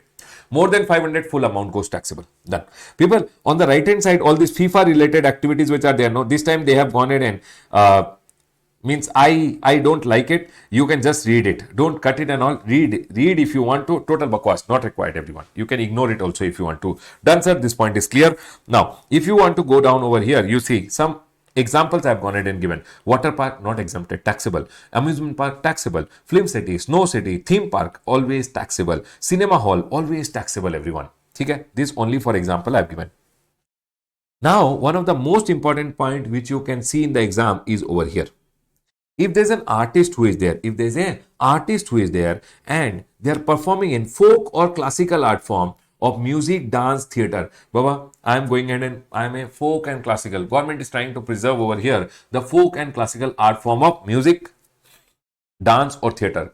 I went in and told the government, I will do, not government, I was called by an organizer. He told me, sir, can you please come and do Bharatnatyam?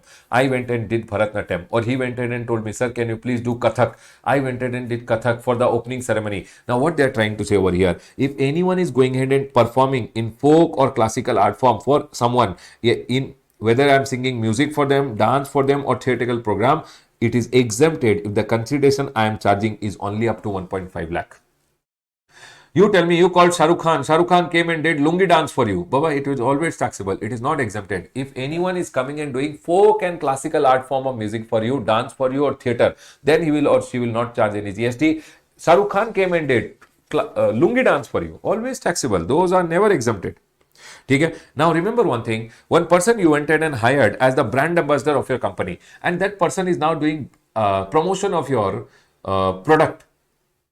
Even if they are doing a dance which is a classical dance, but because they are the brand ambassador of your company, whatever amount they will go ahead and charge GST will come. Means all these people, if you make your company a brand ambassador, then it is always taxable. This point I have gone ahead and seen in the exam. That's why I'm telling you to be very careful. And the next, this you can see it in the exam over here, wherein they can tell you about might be a recognized sporting event, etc. 500 rupees is exempted. These 2 points are the most important. Otherwise, this C graded from exam point of view.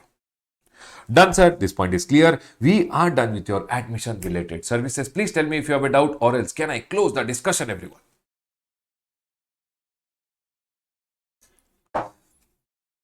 Done, sir. Please go ahead. Let's go ahead. Come to the next one.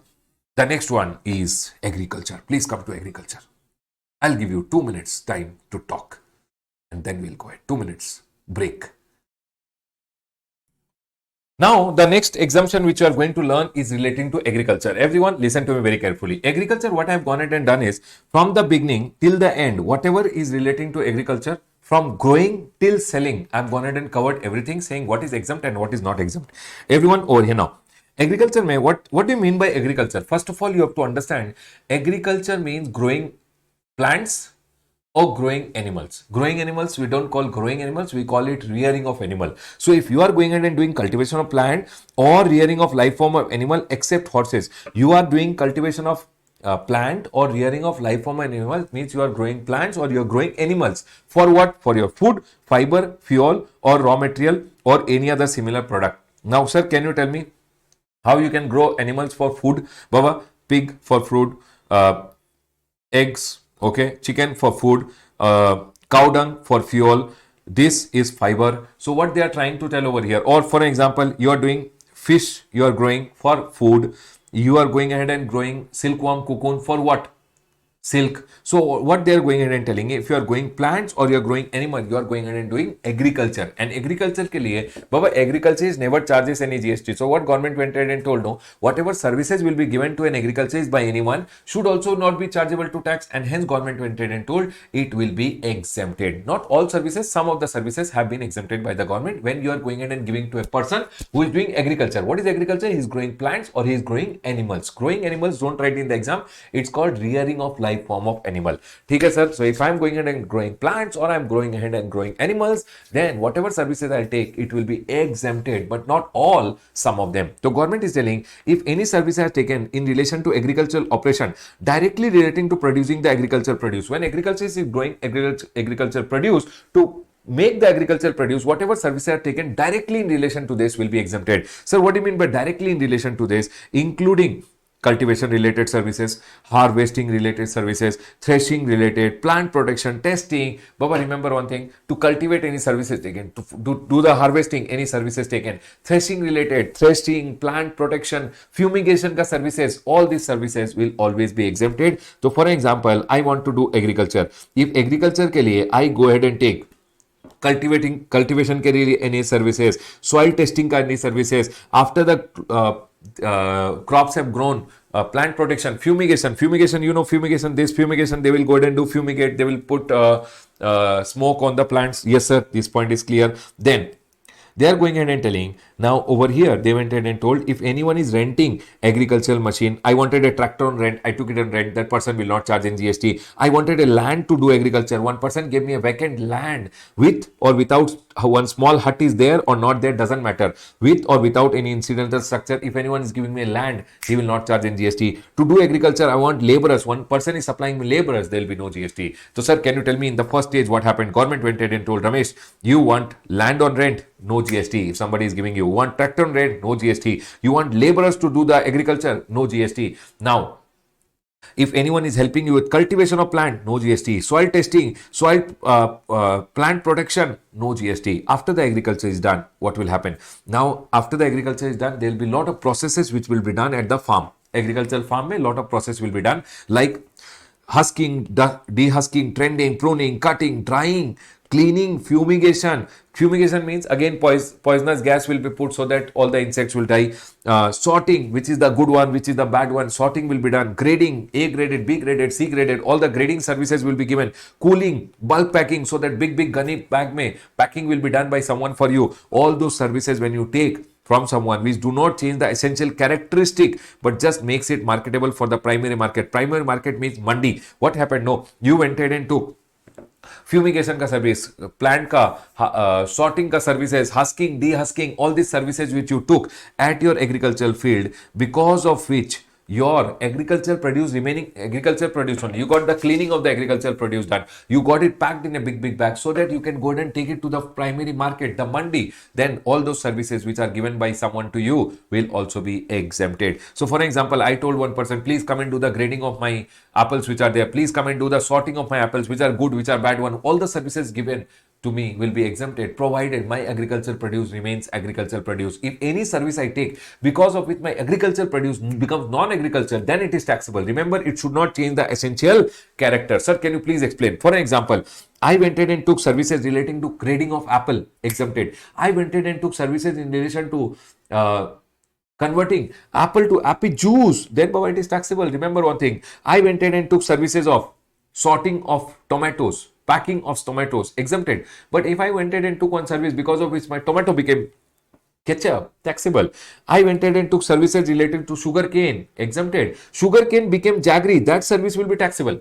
I took one service in relation to paddy, cutting, husking, dehusking, exempted. But paddy converted into rice, milling ka services, taxable. Remember one thing, for example, one person gave paddy ka milling ka service. This meal which is there is service exempt or taxable. Paddy is agricultural produce. Rice is not agricultural produce. Converting agricultural produce to non-agricultural, that process will be taxable. And hence they are telling it is not exempted. Remember one thing, Baba, any process which is done, any service in relation to agricultural produce which makes agricultural produce remain agricultural produce only is exempt. But any service taken because of which agriculture becomes non-agricultural, then it is taxable.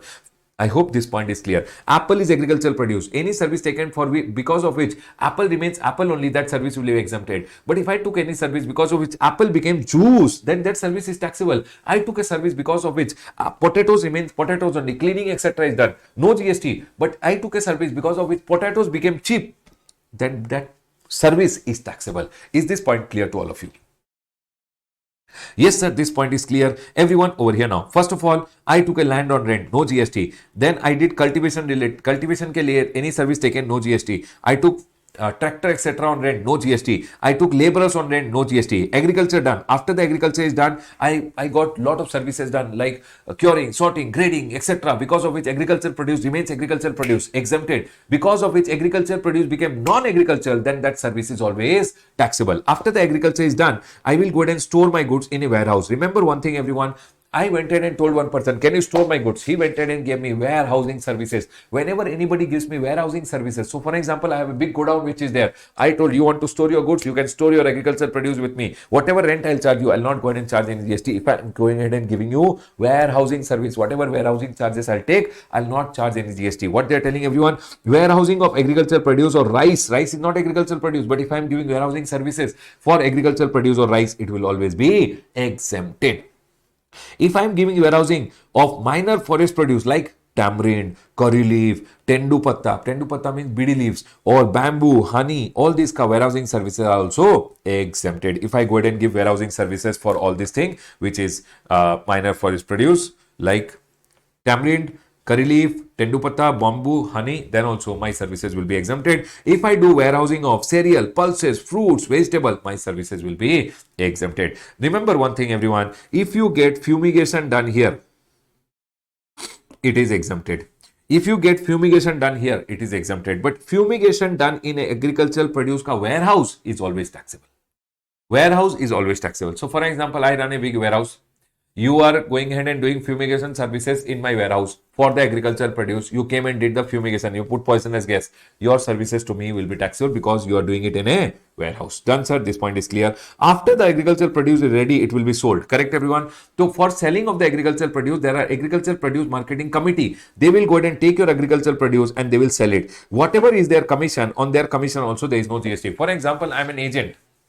Under the Agricultural Produce Marketing Committee, I am an agent. I go ahead and take the agricultural produce and sell the agricultural produce. I take the agricultural produce and sell it. Whatever commission I will go ahead and charge from the agriculturist or from the person who I am selling, I will not charge any GST. That's all they have gone ahead and told. After the agricultural produce is sold, what will happen, everyone? Loading will happen. Remember, loading, unloading, packing, storage of agricultural produce. Anyone going ahead and doing this for you, what they are doing? They are loading, unloading, packing, storing your agricultural produce or rice. They will not charge you any GST. After the agricultural produce is loaded, what will happen? Transportation will happen. We have already learned over here, transportation of agricultural produce is always exempted. Sir, transportation of agricultural produce, rice, by what?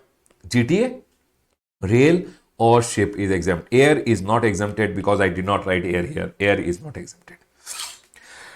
Done, sir. This point is clear. People, I hope you guys understood agriculture related services. What we went ahead and understood over here. People, I'll tell you once again. First, agriculture related. What happened over here? You went ahead and took some services wherein one person went ahead and gave cultivation related service, exempted. Land on rent, exempted. Agricultural machines on rent, exempted. Laborers on rent, exempted. After the agriculture is done, farmhouse mein, agricultural farm mein, whatever services are given because of which agriculture produce remain agriculture, exempted. Agriculture become non-agriculture, taxable. After the agriculture is done, storing ka services, basically warehousing services, exempted. After that, selling ka services, exempted. After that, transporting the services, loading, unloading, transporting the services of agricultural produce or rice is also exempted. Are we all clear with this point? Besides this, in this chart, everything is just for going through purpose. One point you can remember over here, any artificial insemination of livestock, baba, sheep, goat, etc. to multiply them, you go ahead and get art, like how human beings have IVF technology to make babies. For animals, we go ahead and call it artificial insemination, and that is also exempted, but not for horses. Remember one thing, any services taken for horses is always taxable. Other than that, everything in this chart is okay. You can just go through, nothing very important. I've told you from the beginning till the end of agriculture, whatever is exempted, remaining are just for you to go through. Okay? Sir, what kind of a chart it is? I have hardly seen B or C graded. You can go ahead and classify. I've not seen many time questions being asked from this chart. Just for you, whatever important points were there, I've gone ahead and told you. Now, we will go ahead and do the next chart, which is healthcare. Healthcare is B graded. Sometime one question comes in the exam. Please come to healthcare, everyone. Please come to healthcare, everyone. Exemption as a chapter, you can spend hours to learn it. In practical class also, we go ahead and do it 2-3 days. Aram se slowly, one chart we analyze. But when we are doing a revision, no, from exam point of view, we have to cover how much we can quickly cover so that you can revise it again and again. Done, sir? Chalo. Now, everyone over here, we are going to do health services. Healthcare services, B graded chart, everyone. Let's go ahead and cover. Healthcare. What do you mean by healthcare? I have seen questions coming on this. It's a good one. Listen. Care of the health. Healthcare service. First of all, you have to understand healthcare services are what, and healthcare services given by whom are exempt. That we'll talk later. Healthcare services means any services by way of diagnosis, treatment, and care. You went to the hospital. First, they diagnosed whether you have a problem. After the problem was diagnosed, they gave you treatment. After your treatment was done, they will keep you in a hospital bed. They'll take care of you. That is care. Diagnosis, treatment, and care. All the three phases are covered. You went to the hospital. First of all, one person went to the hospital. They diagnosed you have a problem. Then they will do your treatment. After that, the treatment, the care will be done. All the three are covered in healthcare. Now, if diagnose, treatment, and care, DTC, diagnose, treatment, and care is done for what? Pregnancy, abnormality, any illness, any injury, or any deformity. Deformity means sometimes you'll see people are born with something less. Might be hand is little small. Whenever it is something less, it is called deform. Okay, everyone. Now, what they are trying to say over here is, if anyone is giving diagnosis services, treatment services, or care, diagnose, treatment, and care is health care if it is provided for pregnancy.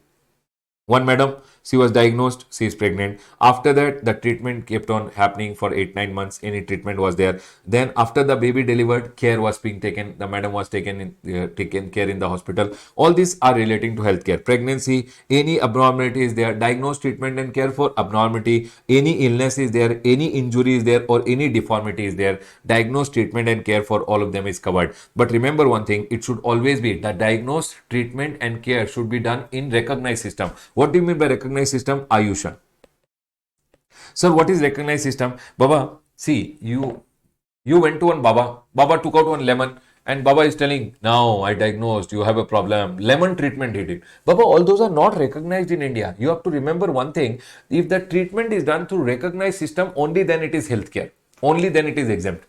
Now, what they are telling over here, what is recognized system in medicine in India? In recognized system of medicine in India is allopathy, yoga, Unani and Siddha. All this Unani and Siddha is all that study booty wala treatment, basically leaves, etc. get through treatment. Homeopathy, Ayurveda, and naturopathy. What they are telling over here, if any diagnosed treatment and care is done to pregnancy, for any abnormality, for any illness, for any injury, or for any deformity in recognized system of medicine in India. What do you mean by recognized system? It's all the diagnosed treatment and care should be done through this system only. What is recognized? They are telling allopathy, Western medicine is recognized. Yoga ke through diagnosed treatment and care is recognized. Unani and Siddha treatment which is there. Then homeopathy, Ayurveda, and naturopathy, these are some of the fields which are recognized in India. Through that, if somebody is doing your diagnosis, treatment, and care, then his services will be under exempted. Now, what they are going ahead and telling, what are the things which are not recognized system? Acupuncture, that needle wala treatment which is there, acupuncture is not recognized in India. So, anyone providing acupuncture treatment, it is taxable. Chinese medicine, Baba, you ate some Chinese medicine. Chinese medicine, taxable or exempted? Exempted. No, taxable. It is not recognized in India. Taxable. Reiki treatment, taxable. All these are not recognized and hence it will always be taxable. Done, sir. This point is clear. Any diagnosed treatment and care done for pregnancy, abnormality, illness, injury, and deformity in recognized system of medicine in India is always healthcare. Remember one thing, healthcare always includes services by way of transportation of patient to and fro clinical establishment. Means if a patient is taken to the hospital and brought from the hospital, that is also included in healthcare. Now, whether it is air ambulance, whether it is road ambulance, doesn't matter. Done. Here, very important, everyone, you should remember here transplant and cosmetic surgery is not included in healthcare, Baba, if it is for beautification. But if it is to restore or restructure defect or injury, for example, one baby was born with a cleft lip. Now, in this scenario, the baby ka treatment has to be done. That will be covered. That baby ka treatment which will be done for this cleft lip will be covered in healthcare even if it is cosmetic surgery. But for example, this is over here. Who is this? Harsha. Okay, Harsha which is there. Harsha hair treatment, he got it done. Now Harsha ka hair treatment when it is done, it is for beautification. When you can afford beautification, you can afford GST also. It is not exempted. Done, sir. This point is clear. Sir, can you tell us what did you tell in healthcare? I went ahead and told what is healthcare. Diagnose, treatment and care for pregnancy, abnormality, illness, injury and deformity. In which system? Everyone recognize system of medicine. Allopathy, yoga, Unani, Siddha, homeopathy. Then A for which one did I miss over here? Ayurveda, and N for naturopathy. And then transportation of patient is also healthcare. And the last one over there, they went ahead and told if it is hair transplant and cosmetic surgery for any beautification, it is always taxable. If it is to restore or restructure any injury, any problem, deformity, then in that scenario, they are going ahead and telling that will be covered under healthcare. Done, sir. This point is clear. Now, healthcare services given by whom is exempt?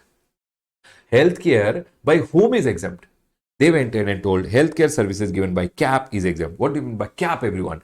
CAP means clinical establishment, any hospital, nursing home, sanatorium, anyone who is providing diagnosed treatment and care in pregnancy, abnormality, illness, injury and deformity is a clinical establishment, like your hospital, your nursing homes, all these are clinical establishment. If authorized medical practitioner, doctors who are recognized with the Doctors Ka Council, who are registered, are also providing healthcare service, exempt. P for paramedics. Paramedics means these are trained healthcare professionals like nursing staff, physiotherapist, technician. Their services are also exempted because they are giving healthcare. Can you tell me healthcare services by whom exempt? Clinical establishment, all these are hospitals, etc. Authorized medical practitioner who are registered doctors. P for paramedics. Paramedics are not doctors, but they are trained healthcare professionals like nurses, technicians, physiotherapists. All this comes under trained healthcare professional. Basically, they are also, their services with respect to healthcare is also exempted. Done. Here, one small point is there. If one hospital is going ahead and giving bed and bed charges are 5,000 per day, then it is exempt. But if you can afford a bed of more than 5,000 per day, then Baba, that will always be taxable. Means if hospital is going ahead and giving you a bed and bed charges are more than 5,000 per day, then it will always be taxable. Done. But remember one thing, bed people take by choice. When a person is admitted, bed is selected.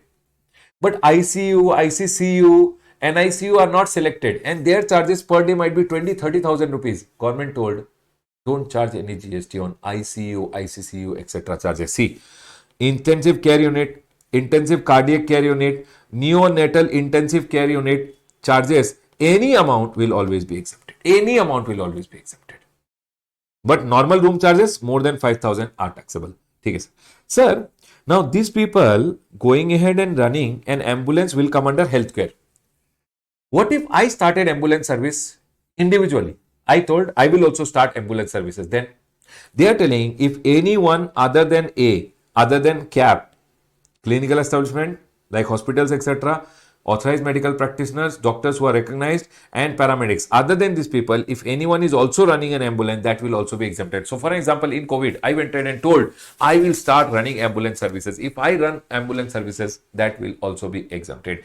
Ambulance services by clinical establishment, authorized medical practitioner, and paramedics is also exempt. And if I am running ambulance service, that is also exempt. Done, sir. Then they went in and told, why should human beings have all the fun? Veterinary clinic giving services to healthcare services to dogs and cats, birds are also exempted. Basically, animals ka healthcare services are also exempted. Now here, 2 points I have written. But when a baby is born, the baby is connected with the mother with an umbilical cord. This umbilical cord, no, they will go ahead and preserve. Nowadays, preservation of this umbilical cord is done, which is connected to the mother and the child. That umbilical cord is being preserved. These preservation services are done by cord blood banks, and that services pay always taxable. The services are always taxable. Okay. Besides that, in the hospital, no, all this waste blood, waste tissues, waste organs, all this will be lying. All this will be collected by a person who is called a biomedical waste treatment wala. He will come, he will collect everything, and they will treat it so that disease don't spread. They will come to the hospital, collect all the garbages which are there, they will collect it and go, and this service ke liye they will charge an amount to the hospital, and that charges are taxable. Remember one thing, any services by biomedical waste treatment facility wala, basically always GST will be payable. Done, sir. This point is clear. Now here they went ahead and told if room charges are taken from a person who is admitted, is it taxable or exempt? Room charges are for care. Care is always exempt up to 5,000 per month. Not per day per person. Not per month. Per month, nahi baba. Per day per person 5,000. If it is more than 5,000, taxable. Done. Now doctors went ahead and told, sir, this is a hospital.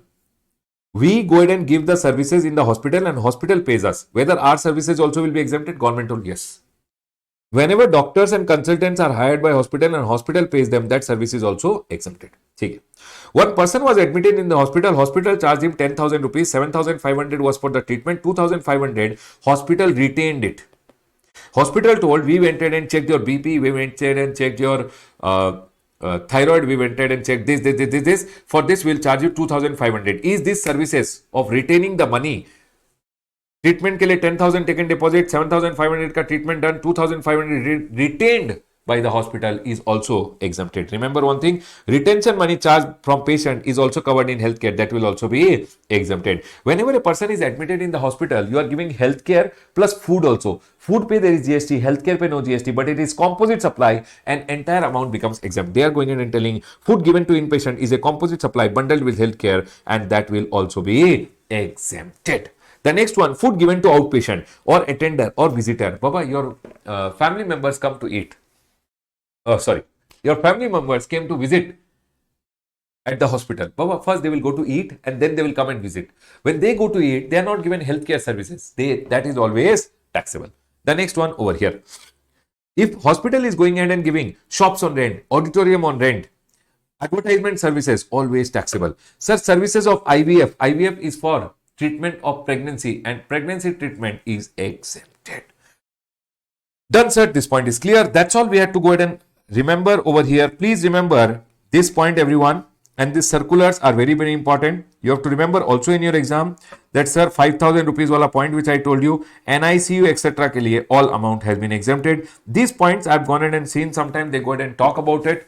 Please be careful about it. Beautification is always taxable. Cosmetic and plastic surgery for any injury, any defect is always exempted. Are we all clear with this point? Please tell me, are we all clear? Anyone, any doubt, please tell me. Or else we'll go ahead. People are telling, all clear, sir. Let's go ahead. Everyone over here now. Now listen to me very carefully. Legal services we are already discussed along with RCM, which when we are discussing that arbitral tribunal, advocate, senior advocate or firm of advocate. We had already discussed this when we were discussing charge of GST. Baba, always remember their services only if they are giving to a business entity whose last year turnover is more than registration limit, RCM will come. All other services given by them is exempted. This we had already gone ahead and understood when we were learning RCM. But you can remember this still point that, sir, whenever advocate, arbitral tribunal, senior advocate giving services to a business entity whose last year turnover is more than registration limit, then business entity should pay GST under RCM. All other services exempted. Very, very important. You can see advocate related one small point in the exam. Please be very careful. Please come to your education related chart, A graded chart, everyone. Please come to education. Please come to education, everyone.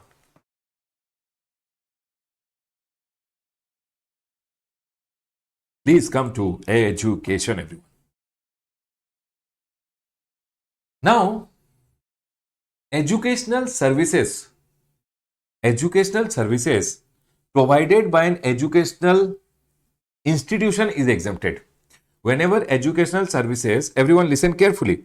Whenever educational services are provided by an educational institution to its student, faculty and staff, it is exempted. What do you mean by educational institution? Because only if an educational institution is going ahead and providing services to its student, faculty and staff, it is exempted. Sir, can you please tell us what do you mean by educational institution? So sir, they have gone ahead and told educational institution of three types. Number one, educational institution means preschool up to 12th. Baba, all these preschools are there, no schools.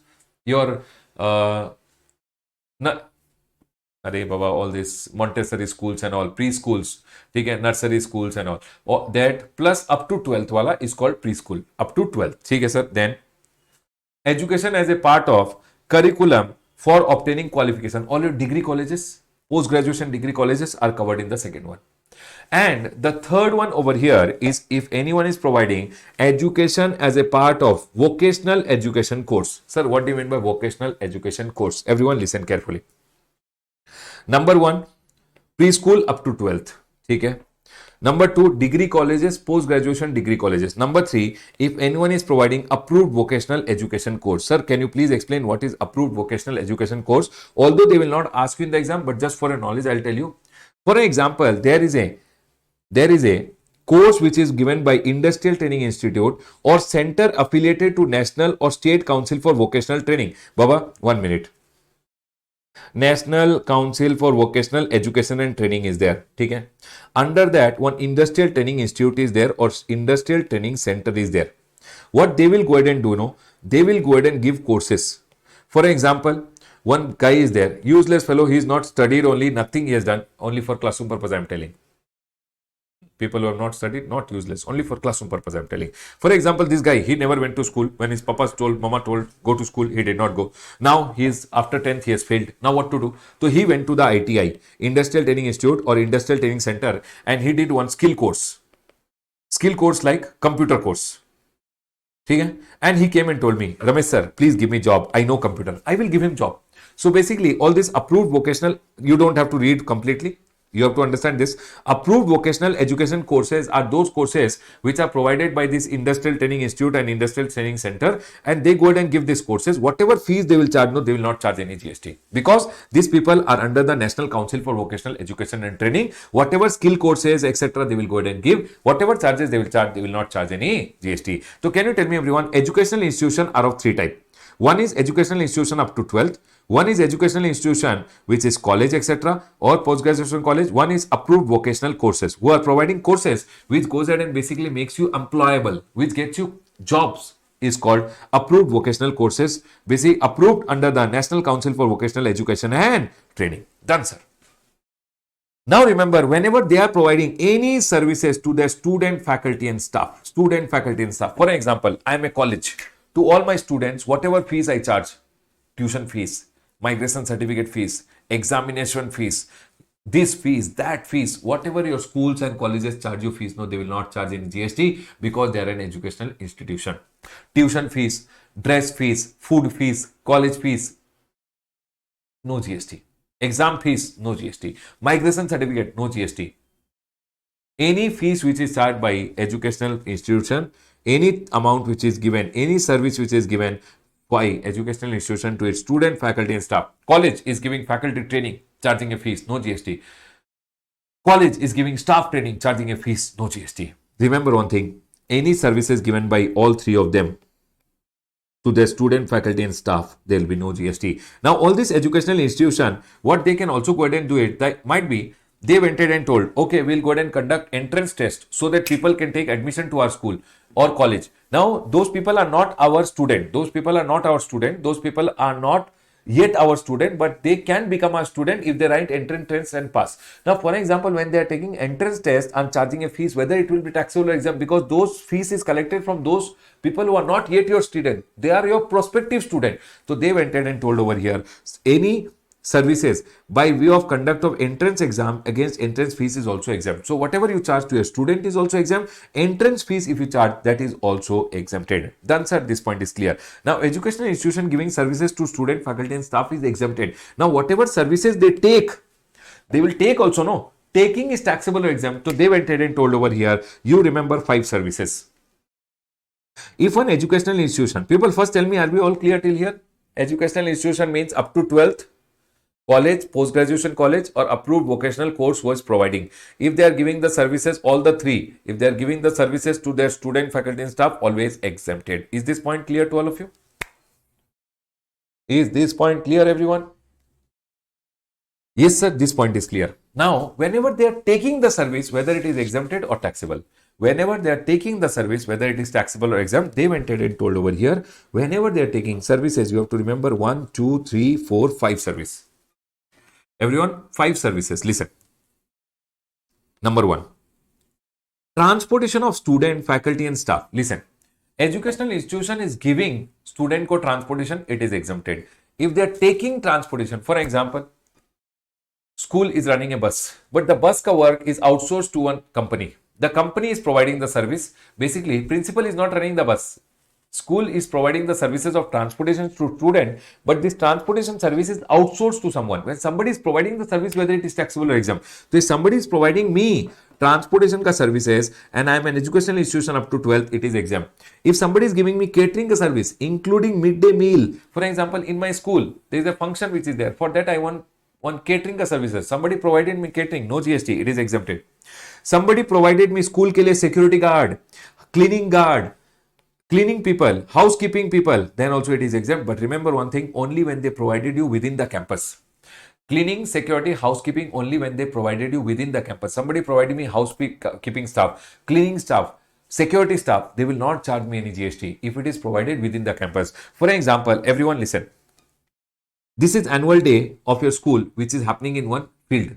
This is your school. School is very small. So school mein place is not there. So what your school did, school took one ground on rent. In this ground, what is happening, everyone? All the annual day will happen. People will be throwing javelin throw. Correct, everyone. Somebody will be throwing that shot put. One ball is there. Correct, everyone. All this will happen. Now, in this scenario, what will happen now? For an example, this is Lokesh. Lokesh, yes, this is Lokesh and his girlfriend, okay, school girlfriend. Now, Lokesh is telling, I don't feel like playing anything. She is telling, I also don't feel like playing anything. Let's run away from the ground, go and enjoy. You would have done it during your school time. Now, in this scenario, what the principal will do? No, principal will put security guards over here who will be standing over here so that you don't run away from the ground. Now, all these security guards are not provided within the campus. They are provided outside the campus. So, any company providing security, cleaning, housekeeping services outside the campus, it will always be taxable. Remember one point, everyone, what they're going in and telling, security, cleaning, housekeeping performed within the campus is always exempted, outside the campus is always taxable. Now, preschool educational institution, which is up to 12th, is going in and taking exam of the student. Exam or entrance test of the student. For that, they are telling someone to set the question paper, print the question paper, admit card printing, invigilator ka services, all services which are taken for admission or conduct of exam is always exempted. Online educational journal and periodical ka services are cut over here. It means taxable. So can you tell me, everyone, what is educational institution? Educational institution means educational institution up to 12th. Educational institution up to 12th. Then college, then approved vocational course who is providing. If they are providing the services to student, faculty and staff, always exempted. If they are taking the services of transportation, catering, security, cleaning, housekeeping, or they are taking admission or conduct of exam related service or online educational journal, online newspaper, online magazine, ठीक है, educational journal like newspaper and magazine, you cut this, all these services given to them are always exempt. Now, same thing I've written over here, transportation, catering, security, cleaning, housekeeping, admission or exam related service like exam paper printing, exam ka question paper setting, exam ka paper correction, all services taken, or online educational journal related. Remember one thing, this is cut, this is cut, this is cut, only these two services given to college is exempt. See, cut. Only this and this service given to college is exempt. Done. In case of approved vocational course wala, admission, transportation, catering, security, cleaning, housekeeping, admission or conduct of exam related service or online journal, all cut. Only this service is exempt when given to approved vocational course wala. See, everyone, cut. Only one service when it is given to him is exempted. Can you please see once and tell me if you're clear? Then I'll ask you one question.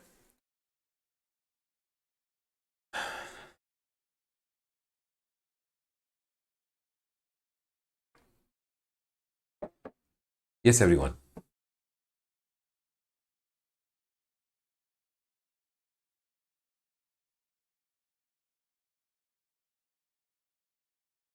Are we all clear till here?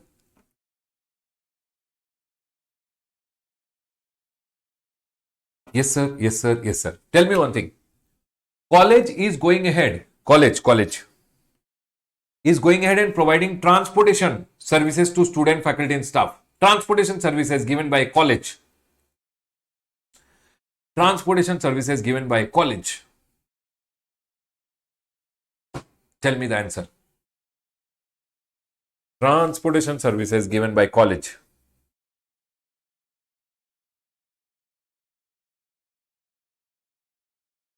Quickly tell me the answer.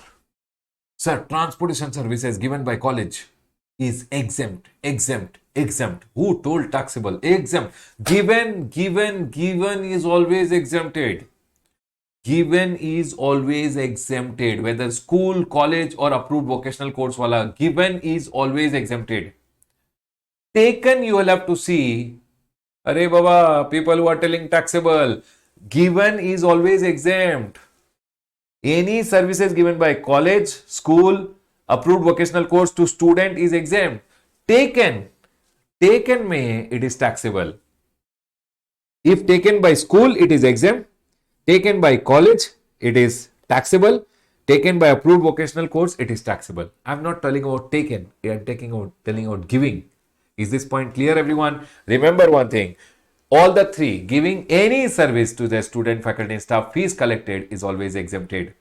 But taken, may you have to remember, only in this case, everyone, taken ka case may, here, these four are exempted, here, only two are exempted, and here only one is exempted. Is this point clear to all of you? Yes, sir. Clear, everyone? Now, I have gone ahead and written some circulars over here. Maritime training institutes are educational institutions and courses conducted by them are exempted. Maritime training institutes, no, they are going in and providing courses which are approved by Director General of Shipping. Their courses, basically, maritime training institutes, no, they provide degree or in ship related courses, and their services are also exempt because they are giving degree related services. They are giving degree in shipping courses, so their services are also exempted. Done, sir. Next, sir, tell me one thing. One school is there. School is providing food and beverages to student. Any service given by school is always exempted. But supposingly, school, what they went ahead and did, everyone tell me one thing. This is on college. College is giving food and beverages to students, selling and collecting money. It is always exempted. But for example, this college is there. College went ahead and outsourced it canteen to someone else, and that canteen wala is selling the food and charging an amount. Always GST will come. Always GST will come. But if school is directly going and selling, school itself is running the canteen, then it is exempted. What they're telling, supply of food and beverages by educational institution itself to student, faculty, and staff is always exempted. But if supplied by any other person based on a contractual agreement with the educational institution, always GST will be payable. So people, if your educational institution itself is providing food and beverages, always exempt. If it gave it, outsourced it to someone and that guy is selling, always GST will be payable. Sir, school is charging you entrance test fees, eligibility certificate fees, migration certificate fees, always exempt. School charging you any fees is always exempted. The next one, Anganwadi. Remember one thing, everyone, Anganwadis are preschool. Anganwadi is a preschool where kids go, learn little, eat little, come back. Okay? Now in Anganwadi, what happens? Catering services will be provided by a caterer. Is it taxable or exempt? So the clarification came, Anganwadi is a preschool. Anyone providing catering service will always be exempted. Now catering services ka, might be the caterer is giving the school ko food. Money might be paid by a company. Money made by a corporate social responsibility one company has paid. Money might be paid by government. Doesn't matter. Catering services given to Anganwadi. Anganwadi is a preschool and it will always be exempted. That's all they have gone ahead and told over here. Ki sir, Anganwadis provide preschool non-formal education, hence serving of food to them is always exempt, whether it is paid by government or donation by company. Doesn't matter. Anganwadi is a preschool. Food given to them, catering services given to them is exempt. Whether caterer has got the money from government, whether the caterer has got money from company, doesn't matter. The next one, IIM. Baba, remember one thing, IIMs are also educational institution. They fall over here. Whenever they are giving degree courses to their students, it is always exempt, but they are giving short-term courses. where they are not giving degree, they are just giving certificate. Certificate courses are always taxable. I have written over here, IIMs are educational institution. All long-term courses which give degree is always exempt, but short-term courses given by them are always taxable because they don't give degree. They are just certificate courses, and certificate courses are always taxable.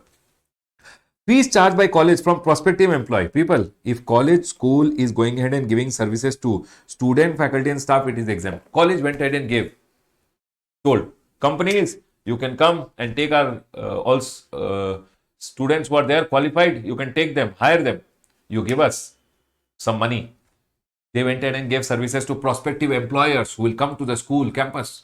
If school is charging any amount, college is charging any amount from those people, that will be taxable because that service is not given by college to student, faculty and staff.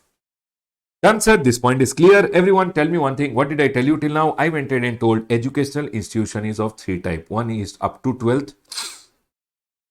One is your college and post-graduation college. One is approved vocational course provider. Any services given by them, student, faculty and staff is always exempt. Okay. If they are taking the service, you have to see transportation, catering, security, cleaning, housekeeping, admission or exam related service. Done. Here only admission or exam related and online journal related service. Here only admission or exam related services are exempt. Admission or exam related services are like paper printing, paper setting, paper correction, all these services. Done, sir. This point is clear. In the exam, you have to be very careful whether the services are taken or the services are given. Please be very careful. Done, sir. This point is clear. Other than that, they have gone ahead and told over here some points. People, tell me one thing. This CBSE board is there. CBSE board, ICSE board, all these are state board. All these boards which are there, they will go ahead and take your exam of the student. Government told they are also educational institution only when they are taking your exam. Otherwise, they are not educational institution. See, central board, state board are treated as what, everyone? Educational institution only for the limited purpose of taking exam. Only when they are taking your exam, they are treated as what, everyone? Educational institution, and their services will be exempted whenever they collect any fees.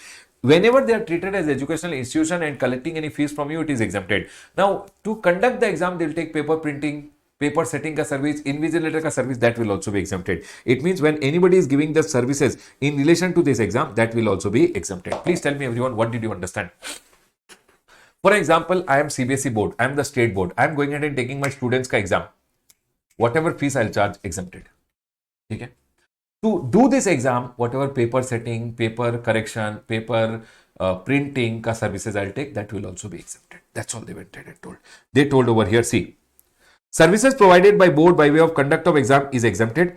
Input services taken by board to conduct the exam as a result, such as result publication, printing of admit card, question paper received by the board is also exempted. Means all the services taken with respect to this exam, because they are educational institution taking exam exempted over here. So to do this exam, whatever services taken also have been exempted. Done, sir. Now you tell me one thing. All these state boards, state board, central board, they will go ahead and give affiliation to your schools. This school is affiliated under central board. This school is affiliated under this board, that board, etc. Yes, sir. Now, all these affiliation services you have to remember. If any board is providing affiliation services by university to college is always taxable. Any university, Bangalore University affiliating your college, whatever amount charged, taxable. Affiliation services given by your central and state board like the CBSE, state board, etc. Then to government school is exempt. To any other school is always taxable. Please remember this point. So tell me one thing, everyone. I am the central board. Doing the exam of the student, no GST. Taking exam related service, no GST. I am the central board. I am giving affiliation services to school. Government school, no GST. Other school, taxable. University is giving affiliation service. Universities giving affiliation service. What will happen?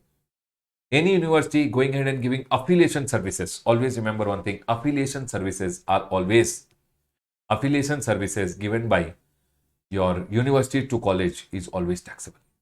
Are we all clear? Yes, sir. Now, you know one thing, everyone. National Testing Agency is there, NTA. They will go ahead and take JEE ka exams, NEET ka exams and all.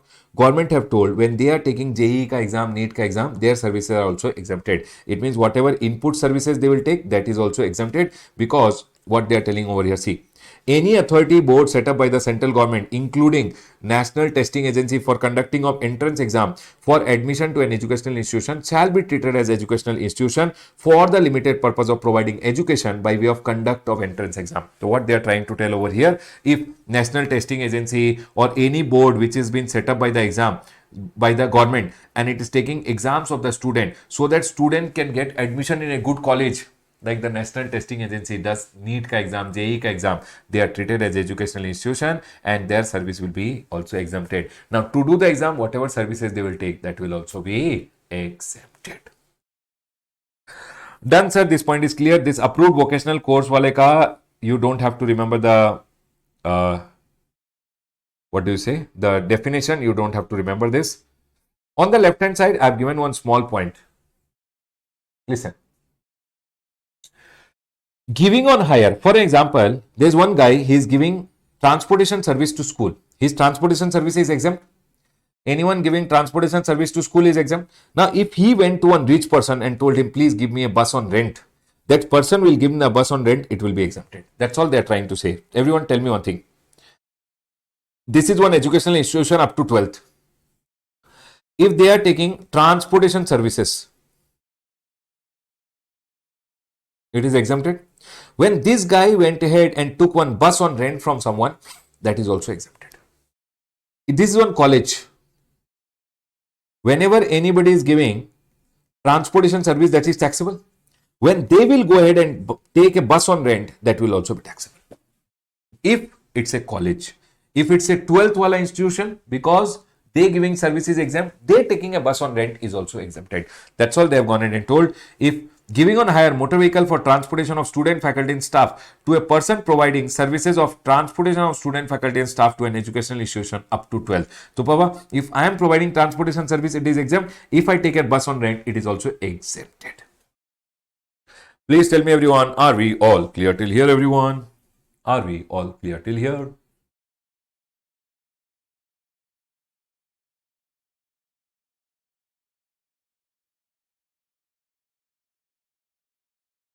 Here, education, I have gone ahead and told you, skill related some exemptions are there. These are for your reading at home. Don't leave it and go. Just go through once and go for exam.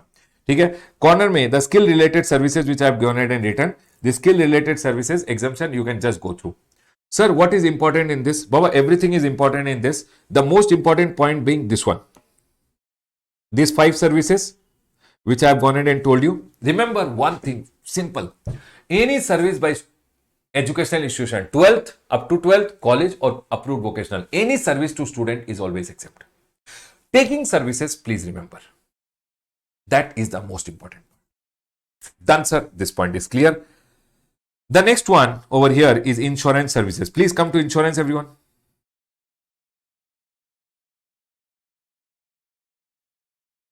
Please come to insurance. Chalo, now we'll go ahead and understand about the insurances which are there. Everyone listen to me very carefully. This insurance ka chart which I have gone ahead and drawn, I've just gone ahead and drawn so that you can read the various types of insurances which are given. Okay? It's just a chart which has been given so that you can read the various types of insurances which have been exempted by the government. The most important point which I want to go ahead and talk in this chart, Baba, this chart is very miscellaneous. You can just go through all the insurances ka name. That's all. I don't have to teach anything in this. One point which I want to go ahead and talk in this chart is this one, which is an amendment ka point. Very, very important from exam point of view also. I want to go ahead and talk about this. This is an amendment. People who have version 9, you can write it down. You can take a small screenshot and you can write it down in your chart book and keep. Okay? Other than this, all the points which are there in this chart, now you can just go through them. Now, I want to talk about life insurance services. Everyone listen to me very carefully. What government have gone ahead and told, for example, this is the HDFC company and they are going ahead and giving life insurance of a person, or it can be health insurance, life insurance and health insurance. Either the person has taken for himself or he has taken for his family, his wife, his kids. Okay? Whatever premium will be connected. Baba, whenever life insurance services, health insurance services are given, whatever premium will be collected, government is selling the premium pay, there will be no GST. Government is encouraging life insurance and health insurance and government is selling. Whenever one insurance company is selling life insurance, health insurance, whatever amount is collected, don't charge any GST. Whether the individual has taken or the individual has taken for his family. Means I have gone ahead and taken life insurance from HDFC. I paid them premium, they will not charge GST. I have taken health insurance from HDFC. I paid them premium, they will not charge any GST. Whether I have taken for me or my family, which is there, my kids, whatever is my family. I hope this point is clear. Done, sir. This point is clear. Now, so they're telling services of life insurance and health insurance and reinsurance. What do you mean by reinsurance? I'll talk about it. Where the insured is not a group. Explanation. Exemption applies to insurance of individual or individual and family of the individual. So me and my family ke liye, if I've taken life insurance or health insurance, whatever premium I'm paying, there is no GST. But it should not be a group insurance. For an example, everyone over here now. This is HDFC. HDFC के पास I went and told for my whole Ramesh Soni classes, all my employees which are there, all my employees of Ramesh Soni classes, I want to take the insurance. In this scenario, HDFC will give me group insurance and HDFC will charge me a premium.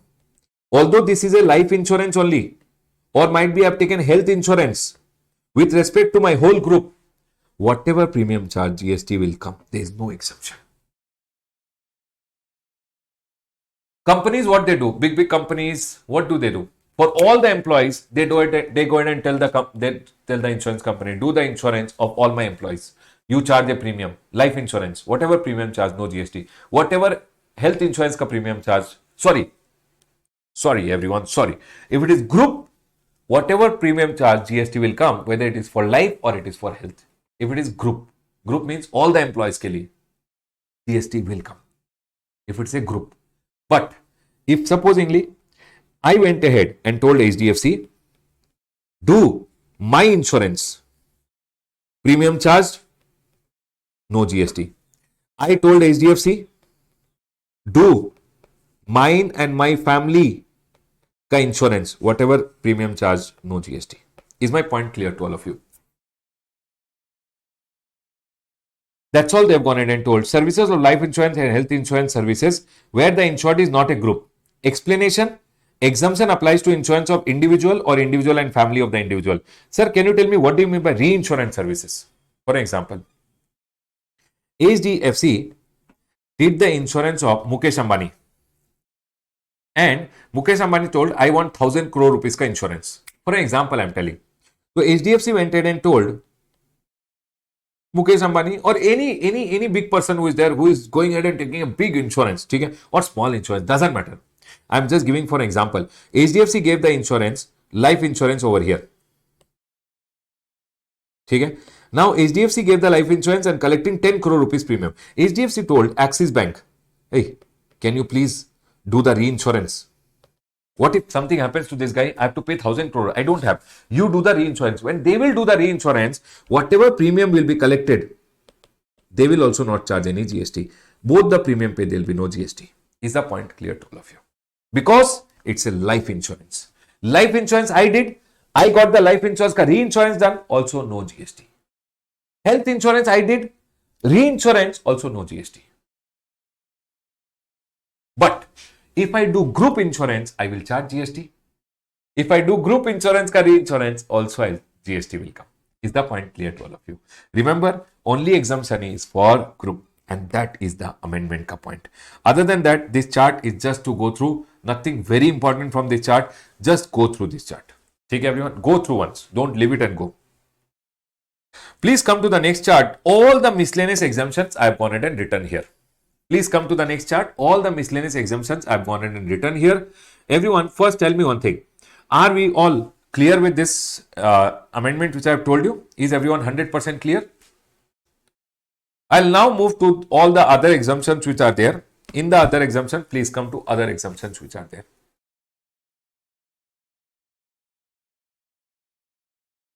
Please come to all the other exemptions which are there.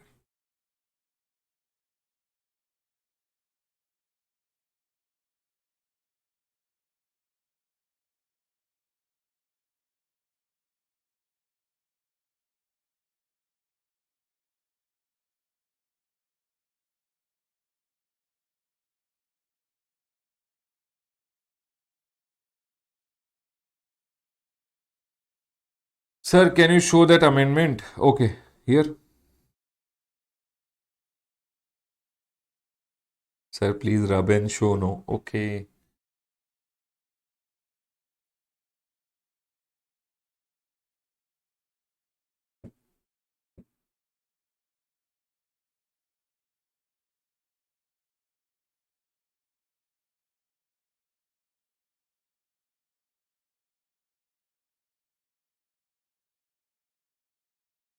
Can we go ahead, everyone? Everyone over here now. Now let's go ahead and read the all the other exemptions which are there. Please come to all the other exemption. Please come to all the other exemptions.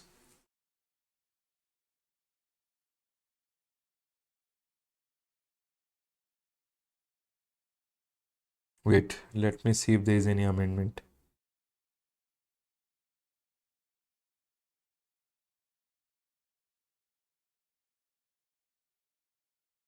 Just give me a second, everyone.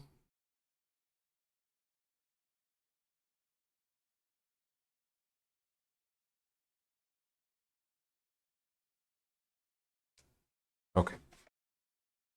चलो. Done copying.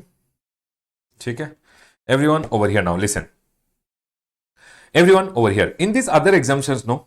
Everyone listen. Number one is this residential property wala rent. If anyone is going ahead and giving you residential property on rent, everyone listen to me very carefully. I am going to go ahead and giving you residential property on rent. If you are unregistered person, exempted, no GST. But if I give you and you are registered person, you are using for business, RCM. If I give you your registered person, but you are using for your personal purpose, registered, but you are not using it for your business, not showing as business expense, it's for your personal purpose, then also exempted. Done. And this was not applicable. Renting of residential house was not applicable. So, for example, I went ahead and gave a PG to you. Baba, people used to say PG is also a residential house only. No, you are giving residence to students. Remember one thing, this exemption is not applicable in case of PGs. So, they went ahead and told anyone renting residential house is always exempted, but exemption except when the residential house is rented to a registered person.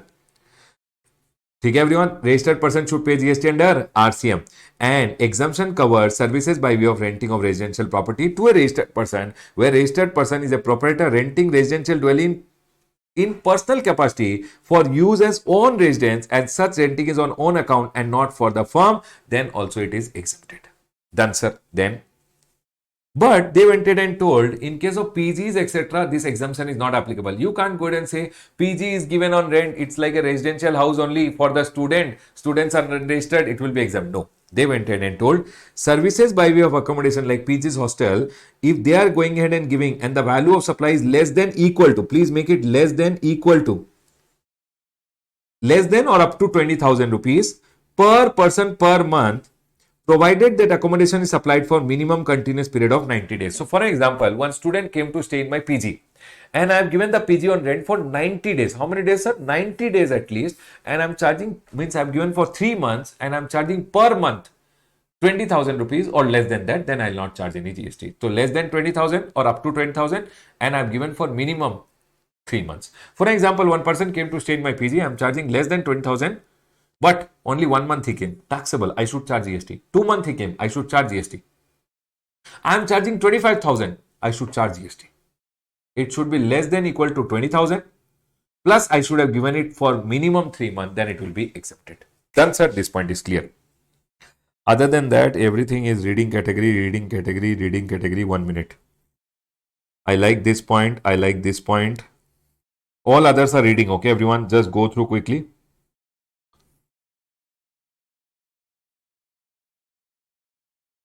This already you know, interest on loans and advances is always exempt. Interest is always exempt, but interest on credit card is never exempted.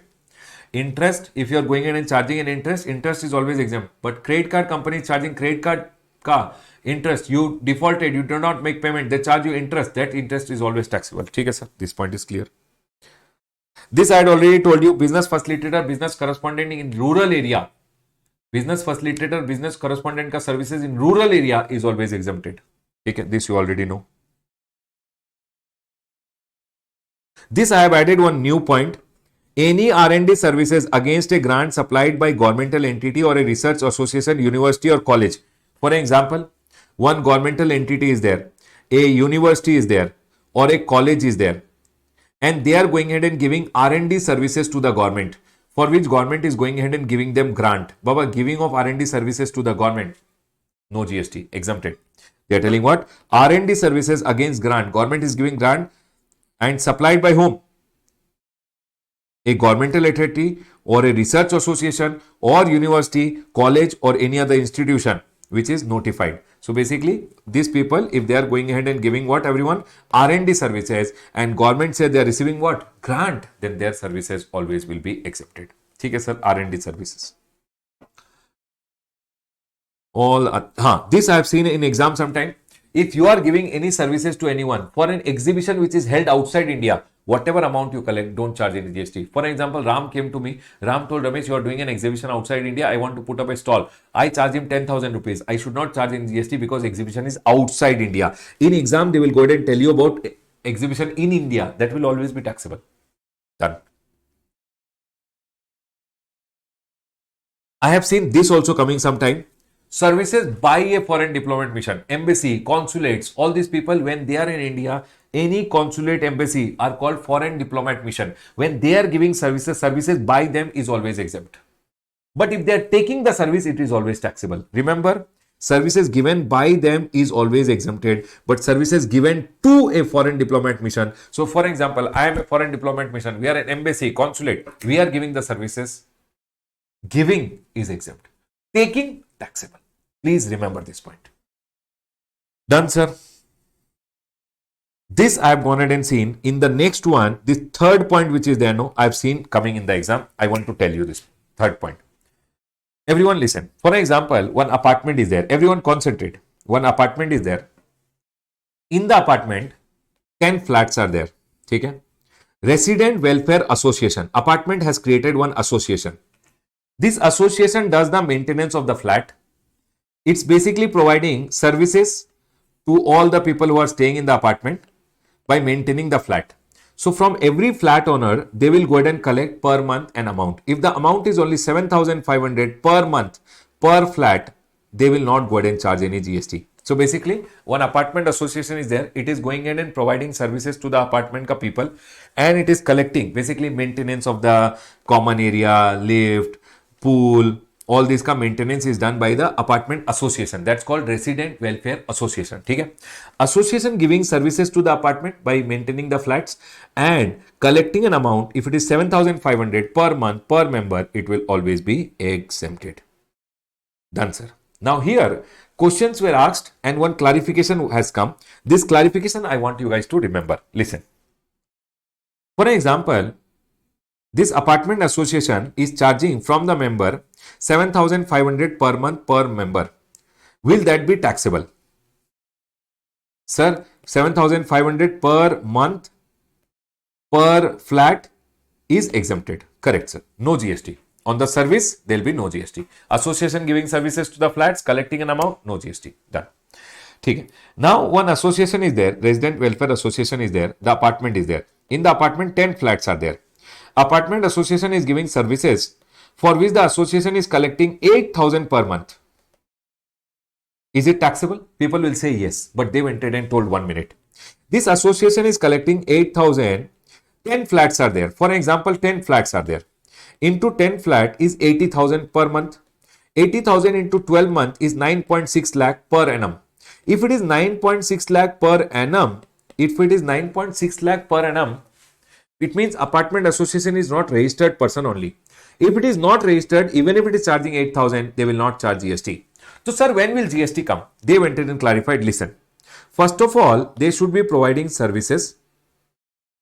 Okay. And they should have already been a registered person. And then they should be charging more than 7,500. For example, they are charging 8,000, then GST will come if they are registered. It means they should have already taken registration and charging more than 7,500, then GST will come. Done, sir. This point is clear. Thirdly, they are going ahead and asking, sir, what if the apartment association is already a registered person and whenever they are taking the service, giving the services, they are charging GST because they are charging 8,000 rupees per month. They are already registered. Might be their turnover is already crossed and they are registered and charging 8,000. So they are charging GST. Whatever raw material they will buy inputs, they will take services of plumber, electrician, they will buy machines, they will buy generator, etc. Will they get ITC? Government told, yes, they will get the ITC. Next. The next one, people went ahead and asked, sir, tell me one thing. For example, Ramesh sir has two flats over here. Two flats means Ramesh sir paid 7,500 into two flat, 15,000 rupees. How much, sir? I paid for the, in the apartment, the services are given to me and I had two flats. So I paid 15,000. It will be taxable or exempted. So they went in and told 15,000 is for two flat. Two flat means per flat is 7,500. It will be exempted. Per flat it has to be seen, not per person. When they say per person 7,500, they mean per flat 7,500 is exempted. That's all they went ahead and told over here. RWA is required to pay GST, Resident Welfare Association, only if subscription is more than 7,500 per month. Per member means per flat, and aggregate turnover of the association is more than 20 lakh or 10 lakh. 10 lakh in M square and T. Manipur, Mizoram, Nagaland, Tripura. Manipur, Mizoram, Nagaland, Tripura. The next one. Apartment can take, association can take all the ITCs if they are going ahead and charging GST also. But here they are exempted, so no ITC. Next. Ceiling limit of 7,500 is applied for each apartment separately. Sir, what if apartment association is already a registered person and they are charging 9,000? GST will come 9,000 minus 7,500 on 1,500. No, GST will come on the entire amount if the amount exceeds 7,500. Done, sir. If amount exceeds 7,000, GST will be payable on entire amount. Done, sir. This point is clear. Other than that, there are 2 points which I want to go ahead and tell. Everyone listen, these 2 points are also important from exam point of view. For example, there is one person, he wants to make a house and he is under Pradhan Mantri Awas Yojana. Pradhan Mantri Awas Yojana mein government goes ahead and says, I will give you 2 lakh rupees ka support for an example so that you can make your house. You can make your house means original work ke liye. You can make your own house. Original work means you can make your new house, or you can renovate your house, or you can repair your house. You can get anything done. Now this guy, poor fellow, he went ahead and got, for example, 2 lakh rupees from the government. He came to me. I am going ahead and telling, okay, I will go ahead and repair your house. Pure labor services I'll provide. Pure labor contract it is. It means I will not give any goods. I'll give only services to you and I'll repair your house, or I'll renovate your house, or I will go ahead and do modification of your house, or I'll make a new house for you. Remember one thing, when I am charging him, for example, 1 lakh or 2 lakh rupees, I should not charge in GST. Baba, because anyways, this guy has got a support from the government. Just imagine if I charge him GST and again give back GST to the government, then I will tell the government, hey, why did you support me? He is charging GST, giving to you. What is the point of supporting? And hence government told no GST. So if I go ahead and give labor, only labor, I don't give any goods, only pure labor services to one person, and I am collecting money from him. He is this guy under Pradhan Mantri Awas Yojana, then whatever amount I collect, I should not collect any GST. Whether he is making his new house, whether he is renovating his house, whether he is repairing his house. Done, sir. Now you tell me one thing. I am making my own home, but I am not under Pradhan Mantri Awas Yojana. I did not get any support from the government. Don't I want to make my own home? Yes. I went to one person. I told him, please provide me pure labor services, labor contract it is. You make my home, please supply laborers and make my home. He went ahead and charged me 2 lakh. He will also not go ahead and charge GST. If I am making new home, means it's a original home, original work. Original work means not renovation, etc. Original work of a single residential house. If I'm making my home and I tell one person to provide me only pure labor services, whatever amount he will charge, he will not charge me GST. If I'm making a single residential house, not an apartment, single family ke liye, my own family ke liye, I'm making my home. I told him, please provide me laborers, make my home. He is charging me an amount, he will not charge me any GST. Is this point clear to all of you, everyone? But remember one thing, what is the difference between above one and this one? Number one, you should remember here, if a person is under Pradhan Mantri Awas Yojana, even if he takes services for repairing, renovating, that is also exempt. But here, if anybody is giving me only new home के लिए services, original work के लिए services, that is exempt. If I tell one person to repair my home, whatever amount he'll charge me GST because I'm not under Pradhan Mantri Awas Yojana. I told one person to renovate my home, whatever amount he'll charge me GST because I'm not under Pradhan Mantri Awas Yojana. Remember, what is told over here, services of pure labor, when it is provided of construction, read everyone, pure labor, services of pure labor by way of construction, erection, commissioning, installation, completion, fitting out, repair, maintenance, renovation of a civil structure or original work pertaining to beneficiary-led housing construction under Pradhan Mantri Awas Yojana. So, if a person is under Pradhan Mantri Awas Yojana and he is taking repair, maintenance, renovation, all pure labor services given to him will be exempted. But if I am not under Pradhan Mantri Awas Yojana and I am making my own home, pure labor services of construction, erection, commissioning or installation, only original work is exempt. It means if I am making a new home, only then it will be exempted. Please remember, these 2 points are very, very important also from exam point of view. I have gone ahead and told you whatever the important points are there. Please mark them, everyone. 1, 2, here this one, interest, business facilitator point, R&D services, exhibition outside India, foreign diplomat mission wala point, non-profit entity mein this C point which has this circular, and the last 2 point over here. These are some of the most important points which I have quickly gone ahead and told you. Rest, Baba, in this quick revision, I've tried to cover 90% at least of all the points which are there relating to exemption. I hope you guys enjoyed it. I'll go ahead and close my revision on exemptions over here.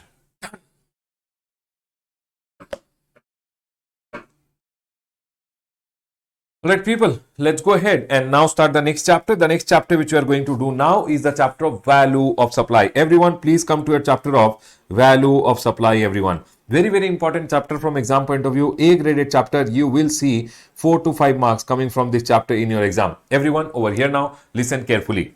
Value of supply. Sir, can you please give us a quick linking? Yes, let's take a quick linking and then we'll go ahead and continue. We started learning GST with goods or service. Goods or service has to be supplied. Now, supply can be either interstate supply or supply can be either intrastate supply. Interstate supply, IGST will get levied. Intrastate supply, CGST will get levied. Once GST gets levied, no, GST should be collected and paid by a taxable person. Sir, how will he collect? How will he pay? He will calculate GST is equal to value of supply into rate of tax. So, sir, value of supply over here it is. Now, when they calculate GST, they need the value multiplied by the rate of tax. And value we calculate under section number 15. Section number 15 goes ahead and says on what value you have to pay the GST. So what do you mean by value of supply? Value of supply, it is that value on which government wants GST. So basically, you have to calculate the value of supply because on value of supply, you have to pay GST. Now, what they have gone ahead and told in value of supply chapter, we have section number 15.1, 15.2 and section number 15.3. Section number 15.1 goes ahead and says, see sir, when you have to calculate GST, you have to calculate value multiplied by rate of tax. If rate of tax is 18%, then Baba, for example, I went ahead and supplied something for 10,000, rate of tax is 18%, then Baba, it is 1800 rupees GST which I have to collect and pay. So sir, on what value did I pay GST? So they say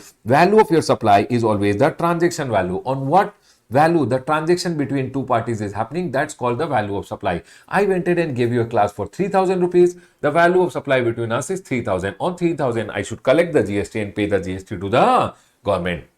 It says value of supply is the price actually paid or payable. The price which is paid or the price which is payable. Okay, sir, done. This point is clear. The price which is actually paid. So for example, I gave you the class, you gave me 5,000 rupees and you told remaining 5,000 I'll pay later. So you have paid me 5,000, 5,000 you told you'll pay later. So can you tell me 5,000 which is paid plus 5,000 which is payable? I gave you a class for 10,000, which out of which 5,000 you have paid, 5,000 you are going to pay later. Total value is how much, everyone? My value of supply is 10,000 rupees.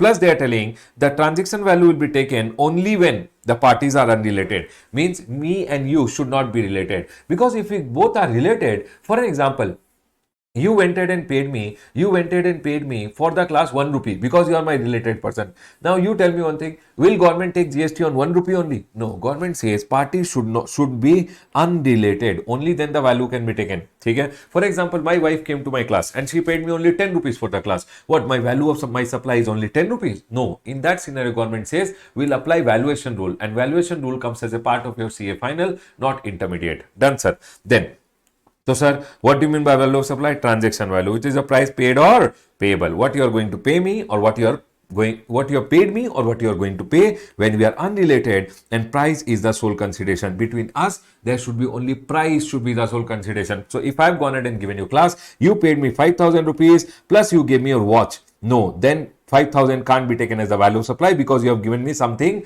else also. In that scenario, valuation rule comes, which is again not applicable at intermediate level. Done, sir. This point is clear. Baba, very simple for all of you. If I have gone ahead and given you a supply, what is the value of my supply? What is the value of my supply? The value of my supply is at what price the transaction is happening between us, and we both should not be related. And you should have paid me only money. If you have paid me money plus something else, then only money cannot be taken as the value of supply. Then we have to apply valuation rule, which will deal in CA final. Done, sir. This point is clear. So, sir, value of supply is always the transaction value plus they are telling there are some things which are to be included. Everyone listen to me very carefully. What are the things which are to be included in value of supply? They are telling over here, in your value of supply, any duties, any taxes, any cess, any fees other than GST, if charged separately, should always be included. So if I have gone ahead and charged you, for example, I told I'm giving you my commercial property on rent. You have to give me 20,000 rupees plus 2,000 rupees. I'll charge you municipal taxes. So 22,000 I'm charging you. What is the value on which I should charge you GST? 20 or 22? They are telling any taxes charged separately should be included. I went in and told you, sir, I will give you a movie ticket for 100 rupees. Local entertainment tax is there. Local entertainment tax is not subsumed. 5 rupees ka entertainment tax. So 105 is there. What amount will I charge you GST? I'll charge you on 105. Basically, any duties, any taxes, any cess, any fees other than GST, if charged separately, should always be included. Done, sir. This point is clear. Then they are going in and telling, remember one thing, everyone, under Income Tax Act, if any TCS has been charged, then TCS is under income tax is not to be included in your value of supply, as it's an interim levy and does not have the characteristic of tax. Remember, TCS, which is charged under income tax. For example, one car company sold me a car for 11 lakh rupees, and the car company went ahead and charged me 1% TCS, which is 11,000 rupees. The car company will give this 11,000 rupees to the government, and government gives TCS back to me 11,000 rupees if I am the buyer of the car. Now in this scenario, this TCS which has been given to the government and government gives it back to me, that TCS is never taxed because it has anyways come back to me, and hence government goes ahead and says TCS never to be included in value of supply. The car company is basically whoever is going ahead and supplying you something on which they have gone ahead and collected TCS under Income Tax Act. It will never be included in value of supply, and they'll charge GST only on the 11 lakh rupees which is there. Basically, if anyone has supplied you something and they have gone ahead and charged TCS, TCS is never to come in the value of supply. Other than that, any taxes, please go ahead and include it. Then, sir, this point is clear. The second one over here, any obligation of the supplier met by the recipient not included in the price paid or payable. Any obligation of the supplier met by recipient. For example, you went ahead and supplied me one machine. You went ahead and told me, sir, I have to pay my vendor. You had one supplier whom you have to pay 50,000. You told me, I'm giving you one machine for 1 lakh rupees. Do one thing, 50,000 you pay that other vendor and 50,000 you pay me. I went ahead and paid you only 50. What, your value of supply is 50 or 1 lakh? People, please tell me, your value of supply is 50 or 1 lakh? In this scenario, your value of supply is 50 or 1 lakh?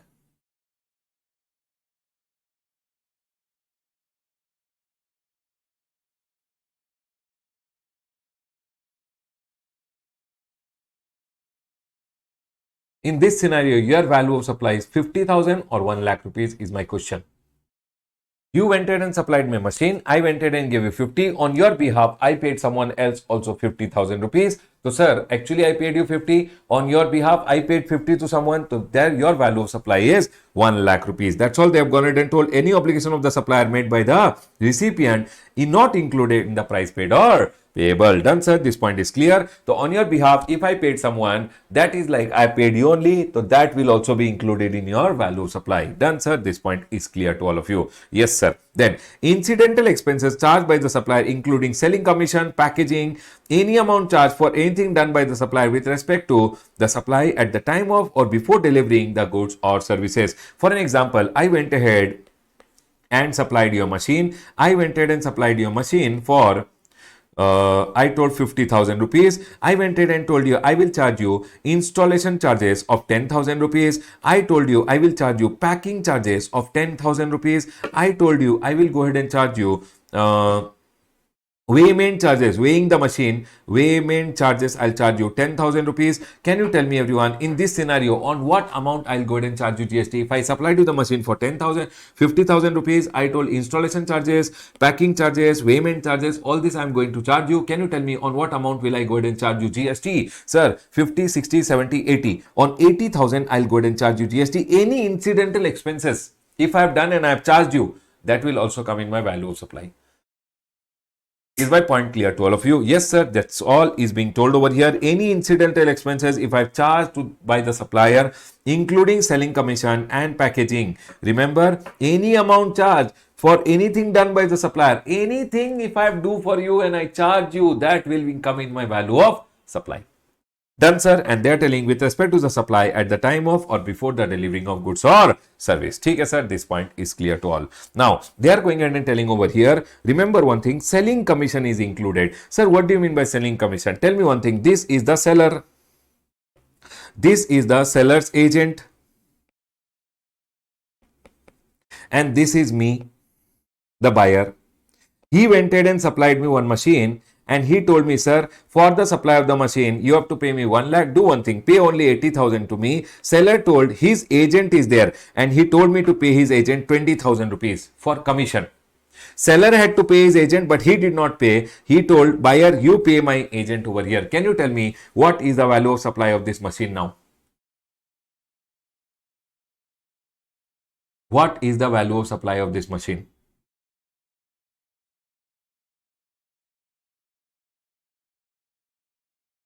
In this scenario, what is the value of supply of machine?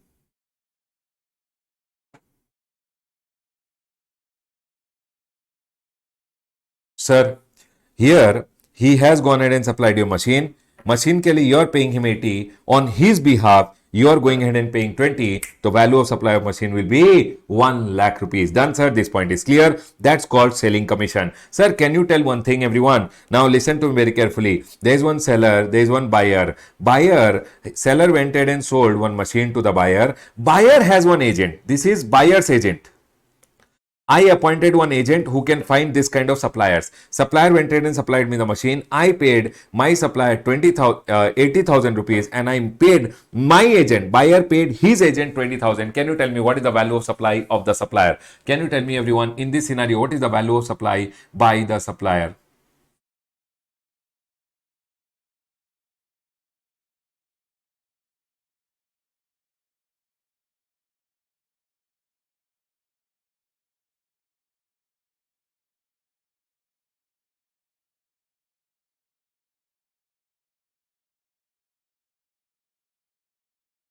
Very good, very good, very good. Students are telling 80,000. This will not be included.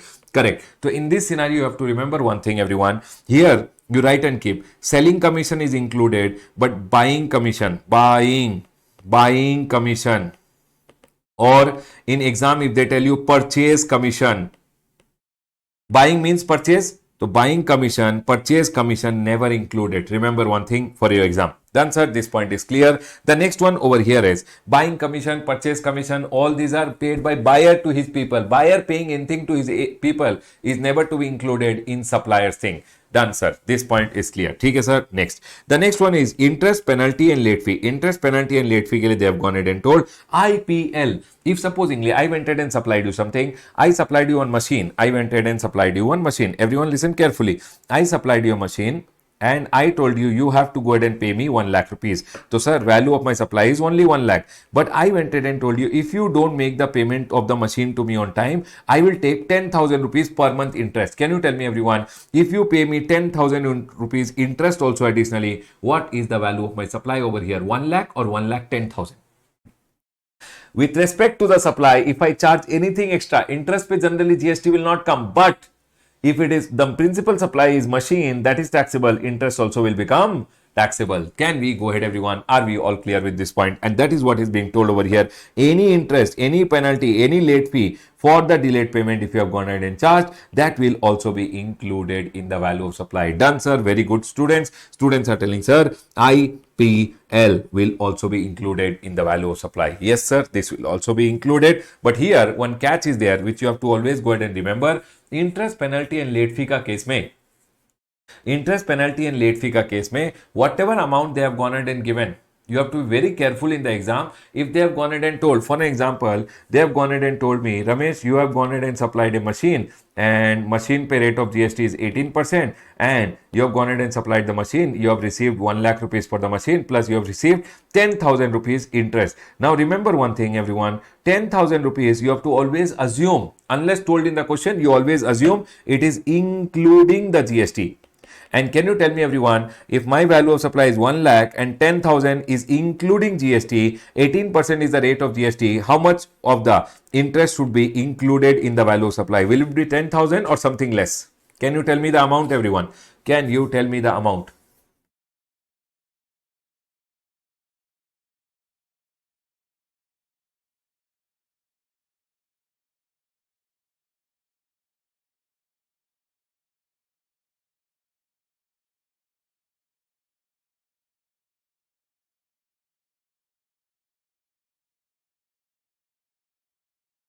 Can you tell me, everyone, in this scenario, 10,000 rupees interest which is there, 10,000 rupees, say how much amount will be included in the value of supply? Sir, 10,000 rupees is including 18% GST. We have to assume it is 118. We have to take it divided by 118 into 100, means 18% should be excluded from this, and hence you can go ahead and tell me, sir, 10,000 rupees divided by 108 into 100 will give you 8475, 8475, 8475, and hence your value of supply will be 1 lakh 1,08,475. Done, sir. This point is clear. I hope everybody got this point. What they are trying to tell over here, if I'm going ahead and charge you 10,000 rupees interest, if you are paying me 10,000 interest, now you know what happened. Generally, the suppliers, generally in the exam question, you will go ahead and see that they would have told Ram went ahead and received interest, and interest के साथ I never received separately the amount of GST which is there. So interest is assumed to be including GST. Everyone listen carefully. 10,000 is including GST. So you always have to divide it by 118 into 100. You will get 8475. 8475 which is to be included in your value of supply. 8475 plus 1 lakh rupees. Done, sir. This point is clear. Please practice some questions on this and go for exam.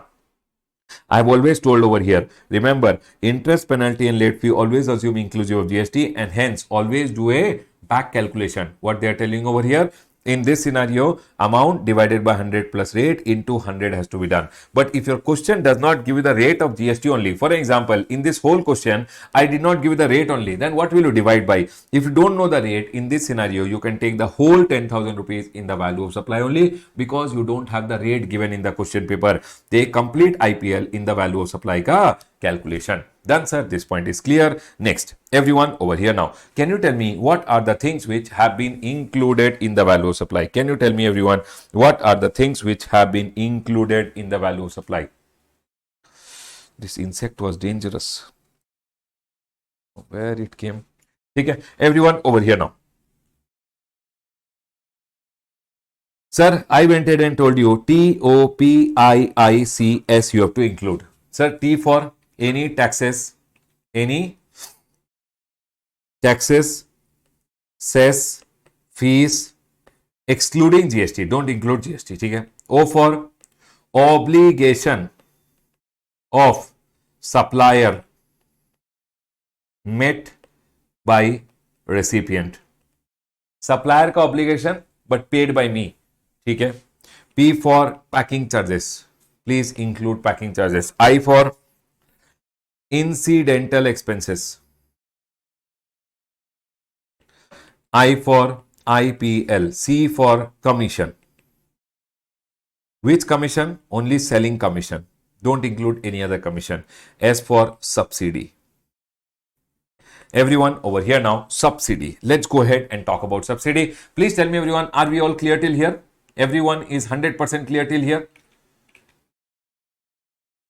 Chalo, done. Sir, now we'll go ahead and understand subsidy. Everyone listen carefully. Sir, can you please explain subsidy? Everyone listen subsidy. Listen subsidy now. ठीक है? Everyone over here. Sir, S is subsidy. Topics में S is subsidy. ठीक है? Sir, what is subsidy? Let's go ahead and understand about subsidy. ठीक है? Listen. Everyone concentrate. ठीक है? For an example, I am selling one calculator at 100 rupees. ठीक है? The GST on the calculator is 10%, 10 rupees. Can you tell me how much came in my pocket? 100. How much government got? 10 rupees. My pocket 100 came, government got 10. So it means government got 10 rupees because of my sale. ठीक है? In the second example, I'll give one more example now. Now I received 50 rupees subsidy. And from an NGO gave me 50 rupees. And I went ahead and sold the same calculator. Earlier selling price was 100, no? I told I have gone ahead and received subsidy and the subsidy is 50 rupees over here, and hence selling price after considering subsidy is 50. Selling price after considering subsidy is how much everyone? 50. Okay.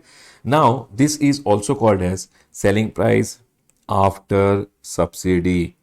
Selling price after considering subsidy. Selling price net of subsidy. You can call it net of subsidy, after considering subsidy, selling price after subsidy is only 50 rupees. Okay? Now I'll go ahead and charge GST to the customer 10%. If I charge 10% means 5 rupees, 55 I went ahead and sold the goods. Okay? Now you tell me one thing everyone. If you see over here, in my pocket 50 rupees came from NGO, 50 rupees came from customer. So in my pocket 50 plus 50, 100 rupees came. Government got only 5. Earlier I was getting 100, government was getting 10. Now I am getting 100. 50 from subsidy, 50 from customer, 100 in my pocket. But government is getting only 5 rupees. Who is at loss? Government is at loss. So government told, I can't be at loss. I want my 100% GST. Government told, see Ramesh, 100 rupees when you are selling it, you are paying me 10 rupees. Now you are telling you got a subsidy. So 100 rupees ka item you are selling at 50 and you are paying me GST on 50 only. I don't want GST on 50. I want GST on complete 100 because in your pocket the 50 you got from customer, 50 you got as subsidy, in your pocket 100. I want GST on 100 only. I don't want GST on 50. If your selling price is 50, please add subsidy and pay me GST. GST has to be given to the government on 100 rupees. Government says value of supply is that value on which government wants GST, and government does not want GST on a lower price. Government says please add back the subsidy. If you are selling, if your question paper tells you selling price after subsidy means selling price is over here, what to do? Add back, and 100 rupees which is the total selling price on that government wants GST. Is the point clear to all of you? So in this scenario, my selling price is 50, don't pay GST. Selling price net of subsidy. Net of subsidy is only 50. Government says add back the subsidy 100 rupees. Please collect GST on 100 rupees and give it to me. Is this point clear to all of you? So people tell me one thing. If I will go ahead and receive one subsidy and they have gone ahead and given you, everyone, I want to ask you guys, if I have got one subsidy and they have gone ahead and given you in the question paper, price after considering the subsidy, NGO subsidy it is, what to do? Add back. Add back because government wants GST on the full price. Is this point clear to all of you? They have told you in the exam gross. Then what will happen? They did not give you the net amount. They told you gross. Then what will happen? They told you selling price, which is gross selling price, and you have got 50 rupees subsidy. They have not gone ahead and reduced the price. They have given you the gross selling price. Will you add again? No. Don't add again. Listen carefully, everyone. If they have told you the price after considering subsidy, price net of subsidy, price after reducing subsidy, if they have given you the reduced price, then you add it back. If they have already given you the original price, they are telling price without considering subsidy, price gross price without considering subsidy. If they have given you the price here and they have told 50 rupees subsidy, will you add it again? No, don't add it again. But if they have given you reduced price, selling price after considering subsidy, price net of subsidy, then you have to add back. Is this point clear to all of you now? Yes, sir. Point is clear. And that's all they have gone ahead and told everyone over here. See, subsidies which are directly linked to price, please add back. So if I have gone ahead and got a subsidy, which is, now subsidy can be received from central government, state government, or subsidy can be from others. Remember one thing, you have to see others wala subsidy. Others wala subsidy mein, you have to see over here, subsidy can be linked to price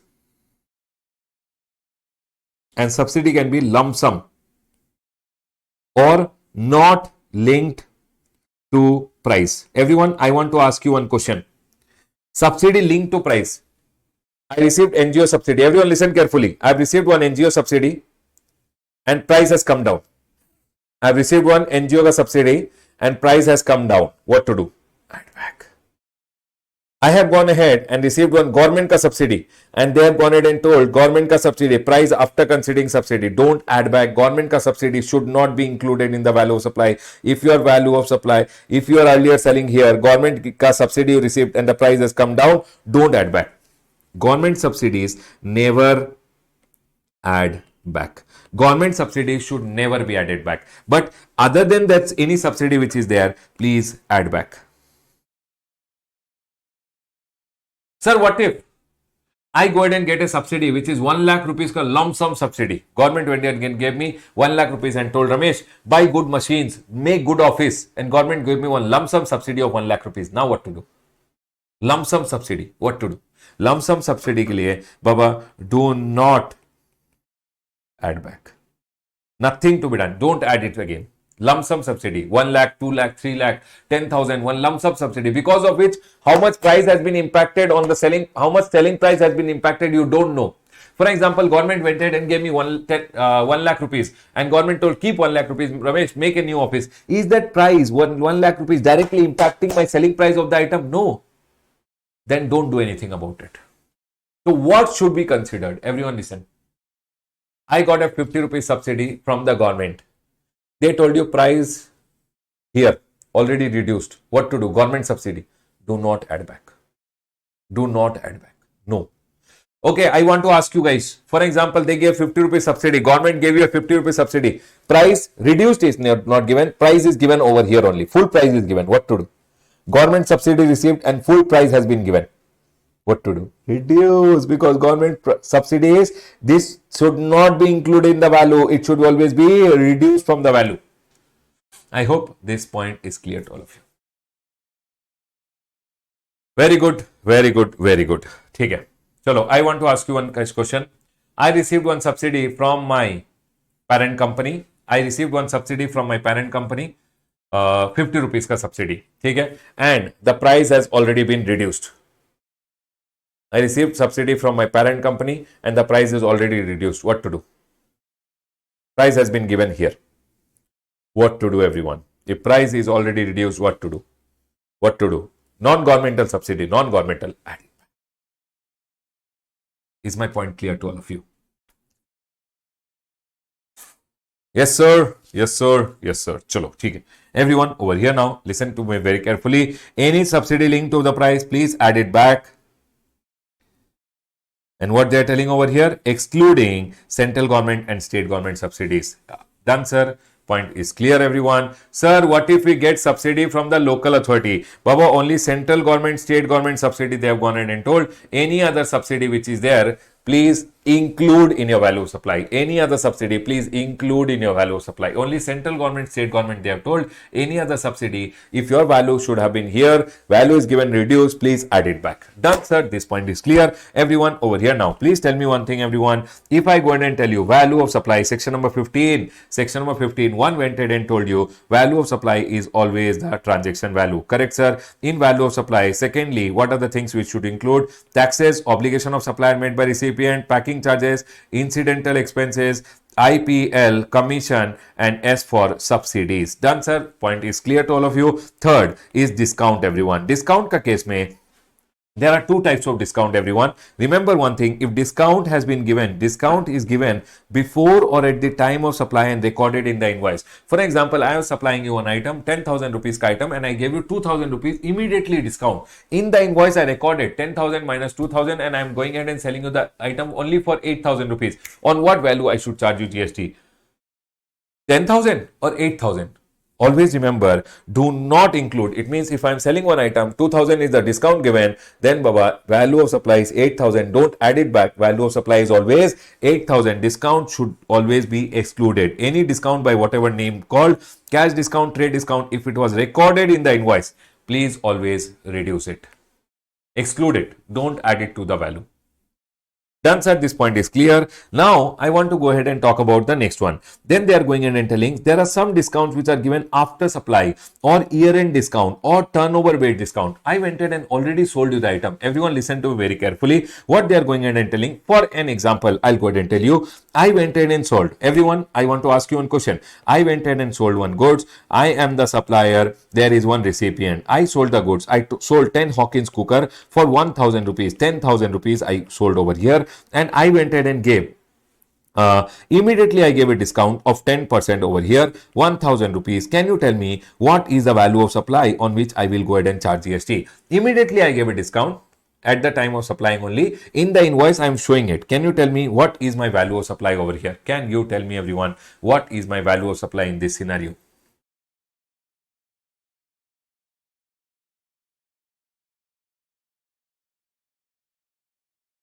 9,000 rupees. Very good. And I will go ahead and charge GST on 9,000. Correct, everyone? Yes, sir. Point is clear. No tension at all. 9,000. If 10% is the GST, government will get 900 rupees. Done, sir. Done, sir. Done, sir. Okay. Now, for an example, I went ahead and sold to one supplier. This is the month of April. I went ahead and sold 10 Hawkins cooker of 1,000 rupees. I charged you 10,000 rupees. And I went ahead and told you, discount, you told discount, I told, hey, get lost, nothing giving discount and all, but I will do one agreement with you. I told you, I will do an agreement. If year end pay, you go ahead and sell all the goods, then I will go ahead and give you a further discount at the year end. At the year end, what will I do? I will go ahead and give you a further discount, which is there. Okay?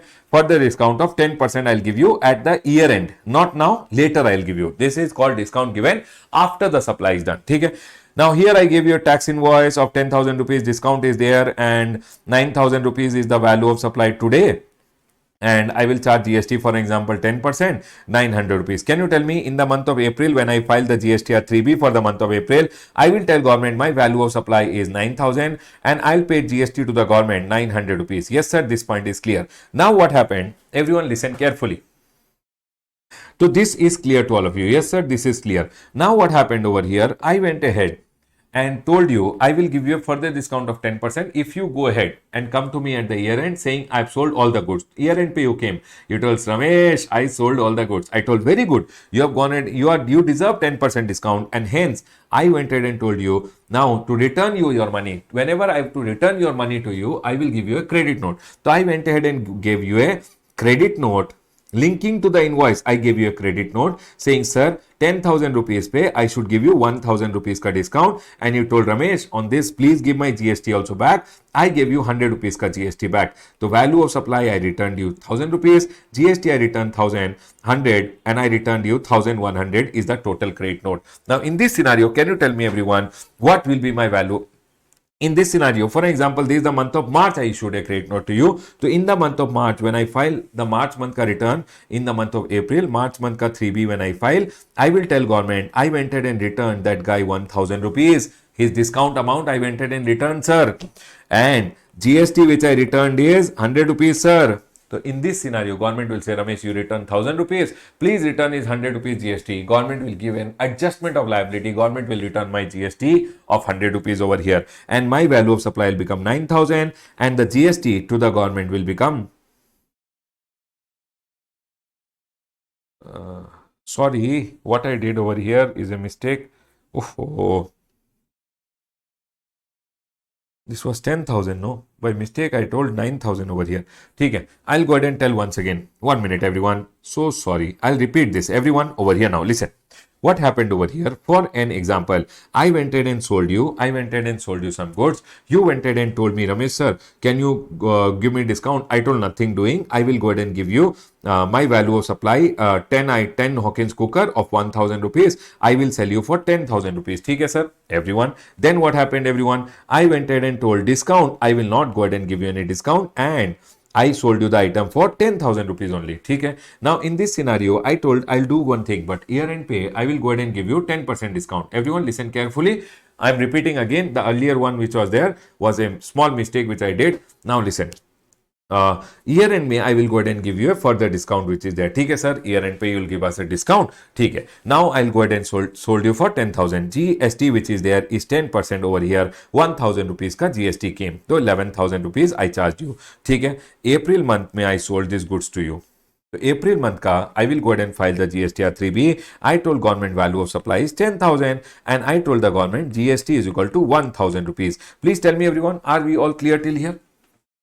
Please tell me, is this example clear to all of you? First of all, till here, is the example clear to all of you?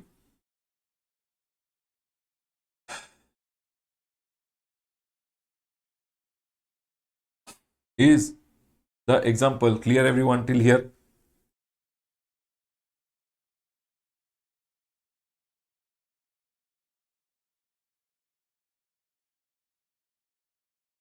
Yes. Okay. Now listen. Everyone over here now. Now what happened? In the month of March, you came and told me, sir, you had done an agreement that year end pay will give me a discount of 10%. I told, yes, I had done an agreement. Now tell me one thing, how much credit you have already taken? Input tax rate 1,000 rupees you have already taken because you have given me 1,000. Okay? Are we done till here? Now what happened? March me, you came and told me, Ramesh sir, you had told me that year end pay you will give me a discount of 10%. Can you please give? Because I made all my sales target is done, please give me a discount. I told, okay, 10,000 rupees ka, I will go ahead and first of all issue a credit note to you, which is 10% of 10,000, which is 1,000 rupees. I'll return your money. 1,000, not 10,000, 1,000 I'll return your money, and GST which is 10%, 100 rupees I'll return it to you, and 1100 rupees ka credit note I gave it to you. Listen to me very carefully. In the month of March, what will happen now? March month ka GSTR 3B, I'll go ahead and file in the month of April. I will tell the government, that guy whom we had sold 10,000 rupees ka item, no, he had come. I returned his value to him, means I returned 1,000 rupees ka amount to him. I returned GST of 100 rupees to him. And government will tell, okay, fine. In this month return, you pay me 100 rupees less GST. That's called adjustment of liability. And now, can you tell me, with respect to this sale, what will be my value of supply? My value of supply will be 10,000 minus 1,000, 9,000 rupees. Can you tell me that 1,000 minus 100, how much GST government got? 900 rupees. But you know what happened? This guy, recipient, already took 1,000 rupees ka credit and government has got only 900 because government returned my 100 rupees. So in this scenario, he should reverse 100 rupees ka credit and his credit also will become 900. If this much drama can happen, then my value of supply will be 9,000 and GST to the government will be 900 and your credit also will be 900. What is the drama, everyone? Number one, you should do an agreement saying, hey, prior agreement, hey, I will go ahead and give you a year-end discount of 10%. If you meet the sale target, I'll give you a year-end discount of 10%. Take and go. So today I did not go ahead and give any discount, but I also paid the GST to the government. Year-end pay. If you meet the sale target, you will come to me. I went ahead and gave you a further discount over here. I returned your GST also. Now in this scenario, government will also return my GST. So did I issue a credit note to you? Linking to the invoice, you should issue a credit note. Linked to the invoice, you should issue a credit note. And thirdly, the ITC should be reversed by the recipient. How much GST I returned? That much GST he should reverse it. Only then my value of supply will become 9,000 over here. Is my point clear to all of you? Yes, sir. That's all they have gone ahead and told. See, number one, you should do a prior agreement. Number two, discount can be specifically linked to invoice. Linking to the invoice, you should make a credit note and return the discount. Okay. Then attributable ITC has been reversed on the basis of the credit note. Means what happened over here? He has gone ahead and reversed the extra GST which is there. I gave him credit note. I returned 100 rupees GST. He should reverse 100 rupees ka credit.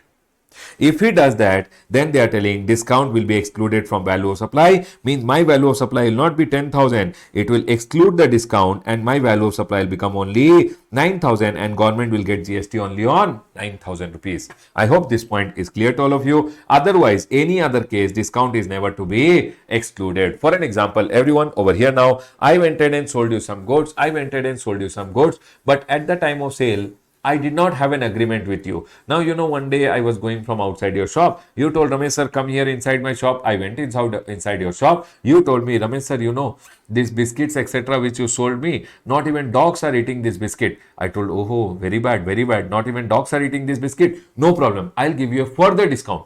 Everyone listen carefully. In this scenario, I went ahead and told you, I will give you a further discount of 10%. But for that, there was no prior agreement.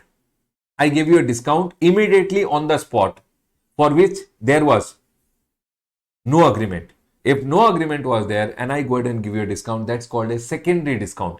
In this scenario, Baba, I will just return your money. I will not return your GST. From government point of view, the value will not reduce. Government will say, Ramesh, I will not go ahead and return your GST. In my view, if you had earlier sold the goods for 10,000 rupees and paid the GST, that is only the value of supply. Now, if you are returning 2,000 rupees to him, whatever amount you are returning to him, that is out of your pocket. Don't return him GST because government will not go ahead and give my GST credit back.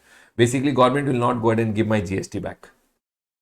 Is this point clear to all of you? What they are telling over here, any other case not to be excluded. So, for example, I sold you goods for 10,000 rupees. Later, you complained. So, after you complained, I told, okay, fine, I'll go ahead and give you 2,000 rupees ka discount. In that scenario, that is called secondary discount for which agreement was not there. If agreement is not there and you return some amount to the person, don't return him GST because government will not return your GST. Done, sir. This point is clear. So, sir, can you tell us about discount? Discount given before or at the time of supply? Excluded. Discount given after. There are three conditions which are given. Agreement. Okay. Then, link to invoice. Agreement should be there. Linking to the invoice, I should give you a credit note. Thirdly, you should have reversed the credit. ITC should be reversed. Only then that discount will be excluded. Otherwise discount is not to be excluded. Done, sir. This point is clear. After that, we have some small point over here about refundable deposit. Refundable deposit do not constitute consideration, hence do not include in the value of supply. What is refundable deposit? For an example, you came to stay in my property. I went ahead and told per month you have to give rent 20,000. Baba, that is for renting. You are paying 20,000. That is my value of supply. But you, for example, commercial property, okay, everyone, not residential, anyways, exempt, commercial, you think. I went ahead and gave you the property on rent. You went ahead and gave me per month rent. Rent is a consideration, but you had gone ahead and given me at the beginning 2 lakh rupees deposit, which I am going to return you when you leave the property and go. My question, this 2 lakh rupees deposit which you gave me, which I am going to return you, have I given any service for that? No. And hence it will never be included in my value of supply. They are telling, sir, refundable deposit do not constitute consideration, hence do not include in the value of supply. Now, one point over here is FOR. In sometime the question paper, no, you will see FOR contract, FOR contract, FOR contract is there. What do you mean by FOR contract? FOR contract means freight on road. It means seller is responsible for making the goods reach to the premises of the recipient. It's my responsibility to make the goods reach to your premises. That is called FOR contract. So if I told I will sell you the goods, I will go ahead and take care of the transportation. That's called FOR contract. Now my question to all of you, if it's an FOR contract, seller is telling he is responsible for the transportation, but recipient pays to the transporter. I told I will go ahead and supply the goods, I will transport the goods, but you paid the recipient paid the transporter. Then will that amount be included in the value of supply? My question to all of you, FOR means transportation is the responsibility of the supplier. See, I'm the supplier over here. You are the recipient over here. I went ahead and put the goods in a truck and I send it to you. Now this truck wala ko, I had to pay 5,000 rupees. But you know what I told you? I told you pay me instead of 1 lakh, you may pay only 95,000 rupees. When this truck will reach, no? When this truck will reach over here, you pay him 5,000. Instead of me, you pay him. No problem. My question to all of you, tell me one thing. Whose obligation was to pay this truck wala? This guy had to pay, but paid by me. Can you tell me, everyone, in this scenario, what is the value of supply of this guy? I paid the truck wala. He should have paid him. Can you tell me? I paid him only 95,000. What is his value of supply? What is his value of supply in this scenario?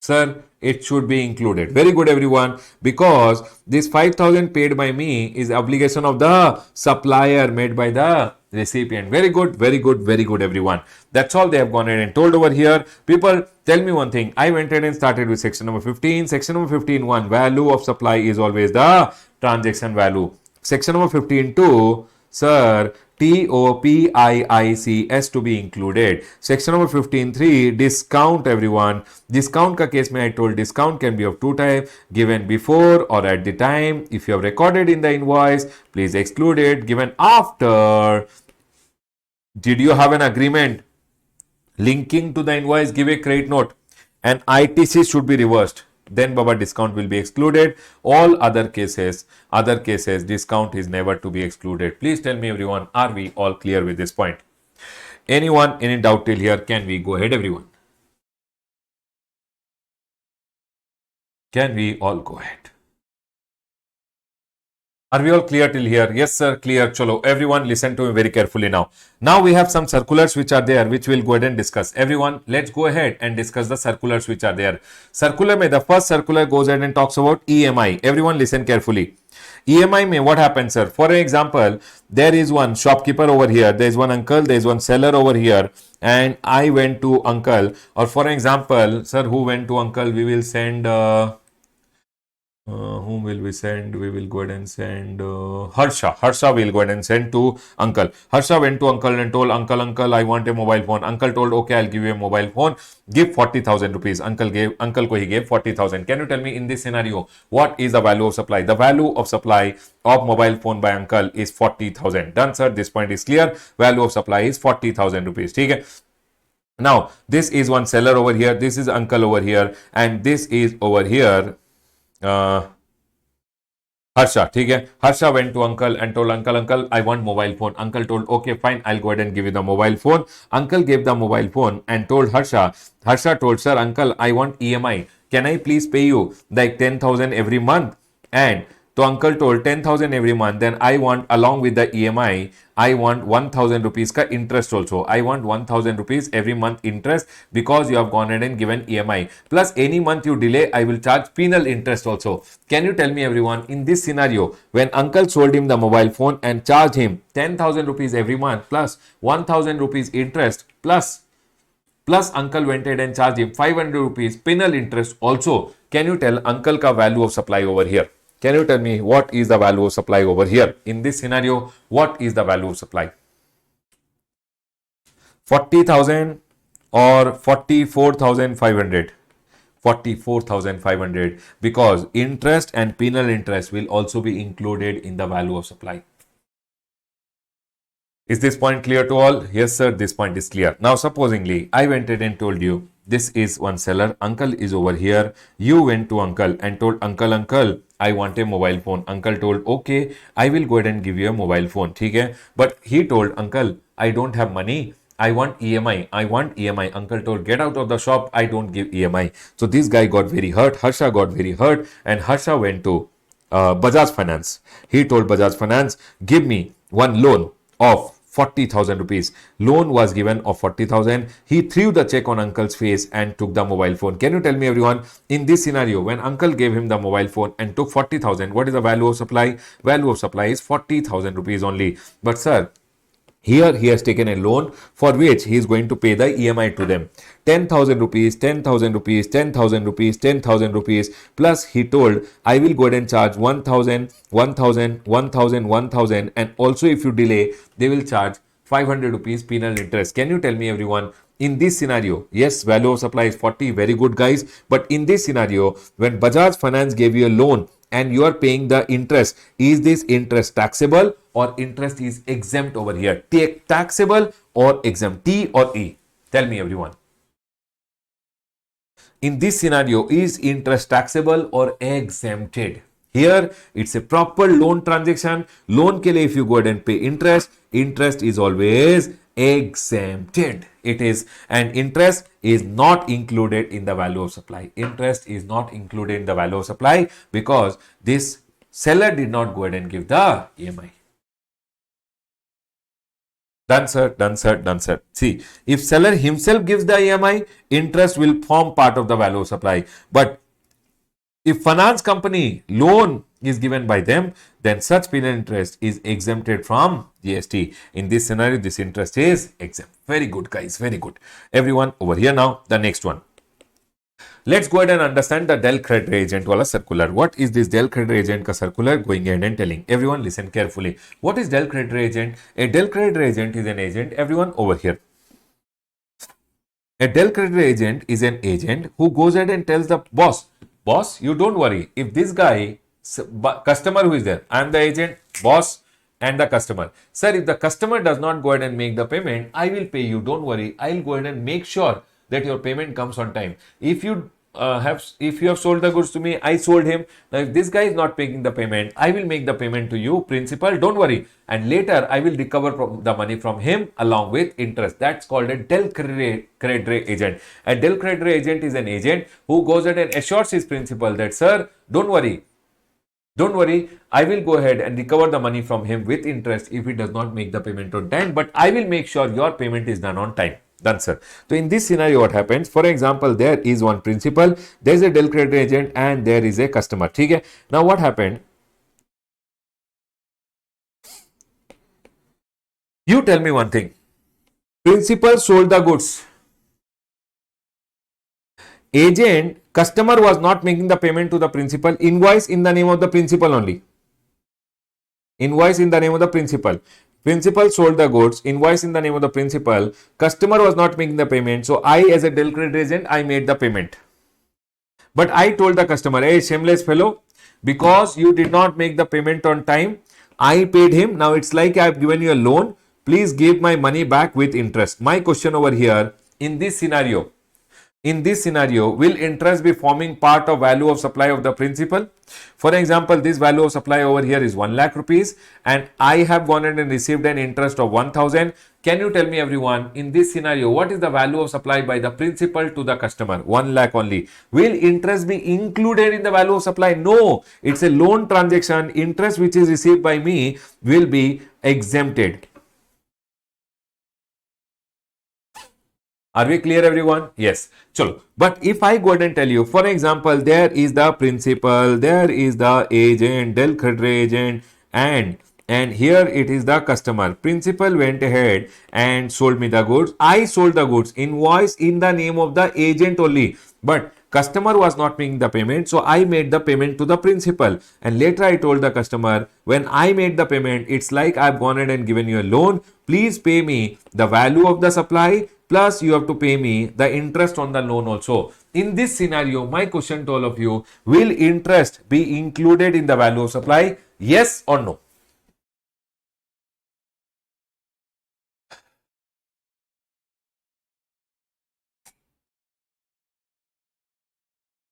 Will interest be included in the value of supply? Yes or no, everyone?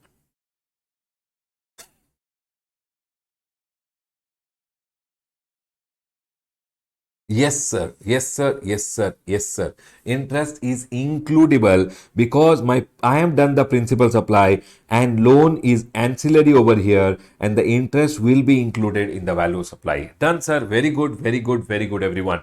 So, people, yes, sir. ठीक है, तो interest will be included. That's all they have gone ahead and told over here. Listen. Principal sold the goods directly. Customer was not making the payment. I made the payment to the principal. Now, in this scenario, I went ahead and told him, he did not. I told the principal, I'll make the payment. Customer is not making the payment. I told, now you pay me the amount with interest. I have given you a loan by making the payment to the principal to give me the interest. Interest is exempt over here. But principal went ahead and gave the goods to me. I already supplied. People, 1 minute. Sorry, I'll explain like this again. Everyone, again. This is the principal. This is the customer. Principal and the customer. Okay? Customer was not making the payment, so I paid the principal. Customer was not making the payment, so I paid the principal. Principal has directly sold the goods. Okay? Principal has directly sold the goods to the customer. Customer was not making the payment, so I made the payment to the principal and the del credit agent. I told the customer, shameless fellow, I made the payment. Now you pay me the amount along with interest. You pay me the amount along with interest.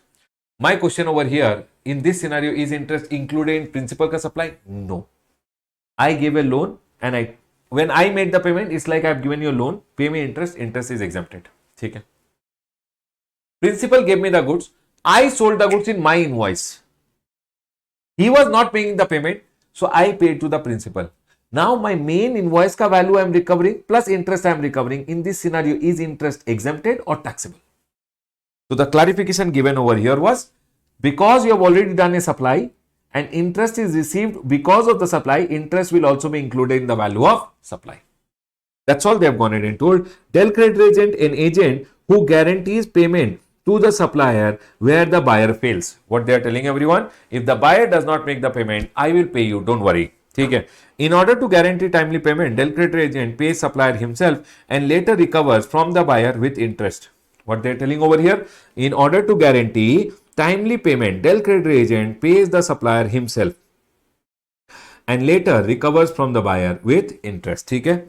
If del credit agent falls in schedule 1 means I am giving the invoice in my name, recovering the amount, recovering interest, then it will be included in the value of supply. It says temporary loan no longer retains its independent character of independent supply and is subsumed in the supply of goods by the del credit agent to the recipient. Interest will be included in value of supply. But if principal has gone ahead and supplied and I made the payment to the principal and I am only giving you a loan and recovering interest. Basically, when I make the payment to the principal, it's like I've given you a loan. Now I'm recovering interest. Here, interest will be excluded. It says if del credit does not fall within schedule 1, paragraph number 3, temporary loan to the recipient is independent transaction and not to be included in value of supply. I hope this point is clear to all of you. Yes, sir, this point is clear. That's all I've gone ahead and told over here. The principal ka value of supply mein interest will not come because it's a loan transaction and interest has been received. That's all. The next one over here is taxability of no claim bonus. Everyone, no claim bonus ka case mein, what is the taxability? People, please tell me everyone, are we all clear till here? Now listen to me very carefully. No claim bonus in insurance companies. You know what happens? Insurance companies go ahead and tell you, for example, I've taken my car insurance. Insurance company went ahead and told me, Ramesh, if you don't go ahead and claim anything in the last year, you get a discount. Generally, what happens if you don't claim anything? Insurance company does not go ahead and do an agreement like that. But if you don't claim anything in the last year, no, they go ahead and give you a discount, which is called a no claim bonus. In the premium. So now what happened over here? One officer went ahead and told Ramesh, you gave a service to the insurance company. What service? By not claiming anything, not to do anything is also a supply of service. Refraining from claiming anything in the last year, and that's why they gave you no claim bonus. I told, sir, no. They sold me a policy, 10,000 rupees premium. They gave me 50% no claim bonus. It's a discount. But officer is telling, no, Ramesh. You gave a service. I told, what service? You refrained from not claiming anything. Refraining is also a supply of service. You refrained from not claiming anything, and that's why they went ahead and gave you no claim bonus. I told, no. They went ahead and gave me a policy, and in the policy, because I did not claim anything, they have given a discount. So here, sir, who is correct? The clarification came. No claim bonus cannot be considered as a consideration for supply provided by the insured to the insurance company in the form of agreeing to the obligation to refrain from the act of lodging insurance claim during the previous year. It cannot be considered as consideration. It means you can't go ahead and say that I have gone ahead and agreed that I will not go ahead and claim anything. Everyone listen to me very carefully. I cannot go ahead and say that I've agreed that I will not claim anything and that's why you are giving me no claim bonus. No, no, no. I have not gone ahead and agreed that I will not go ahead and claim anything in the last year. Please give me no claim bonus. No, there was no agreement. It says no claim bonus is just a permissible deduction for calculating value of supply of insurance services. GST leviable on actual premium payable by policyholder after deducting no claim bonus. What they are telling over here? Sir, insurance company has gone ahead and sold you insurance policy and they have given you a discount. No claim bonus is just a discount. Exclude it and pay GST on the net amount. Is the point clear to all of you? Yes, sir. I have not given a service to the insurance company. Insurance company has gone ahead and given me insurance service in which they have given me a discount and discount ka name is no claim bonus. That's all. Done, sir. This point is clear. The next one over here is staggered discount. What do you mean by staggered discount? By 10,000, 10% discount. By 20,000, 20% discount. By 30,000, 30% discount. By 10%, 10,000 discount, by 20,000, by 10,000, 10% discount, by 20,000, 20% discount, by 30,000, 30% discount. These are called staggered discount. In this scenario, they went ahead and told these discounts are shown in the invoice and hence to be excluded from value of supply. For example, I went to Big Bazaar. Big Bazaar sold me goods worth 10,000 and they gave me 1,000 rupees ka discount. Discount is always to be excluded. It says buy more, save more. Shown in the invoice, it is always to be excluded. Done, sir. Then periodic or year-end discount. This I have already gone ahead and told you. Sir, if Ali condition is satisfied, then it is always excluded from your value of supply. If I already had an agreement with you and because of that agreement, I went ahead and gave you a credit note and you reversed your ITC, then my value of supply will come down. Done, sir. This point is clear. This we had already discussed. Secondary discount, which is not known at the time of supply. I went ahead and sold you 10 rupees ka packet, 10 rupees per packet ka biscuit and 1,000 packets I sold you, 10,000 rupees ka sale. Later what happened?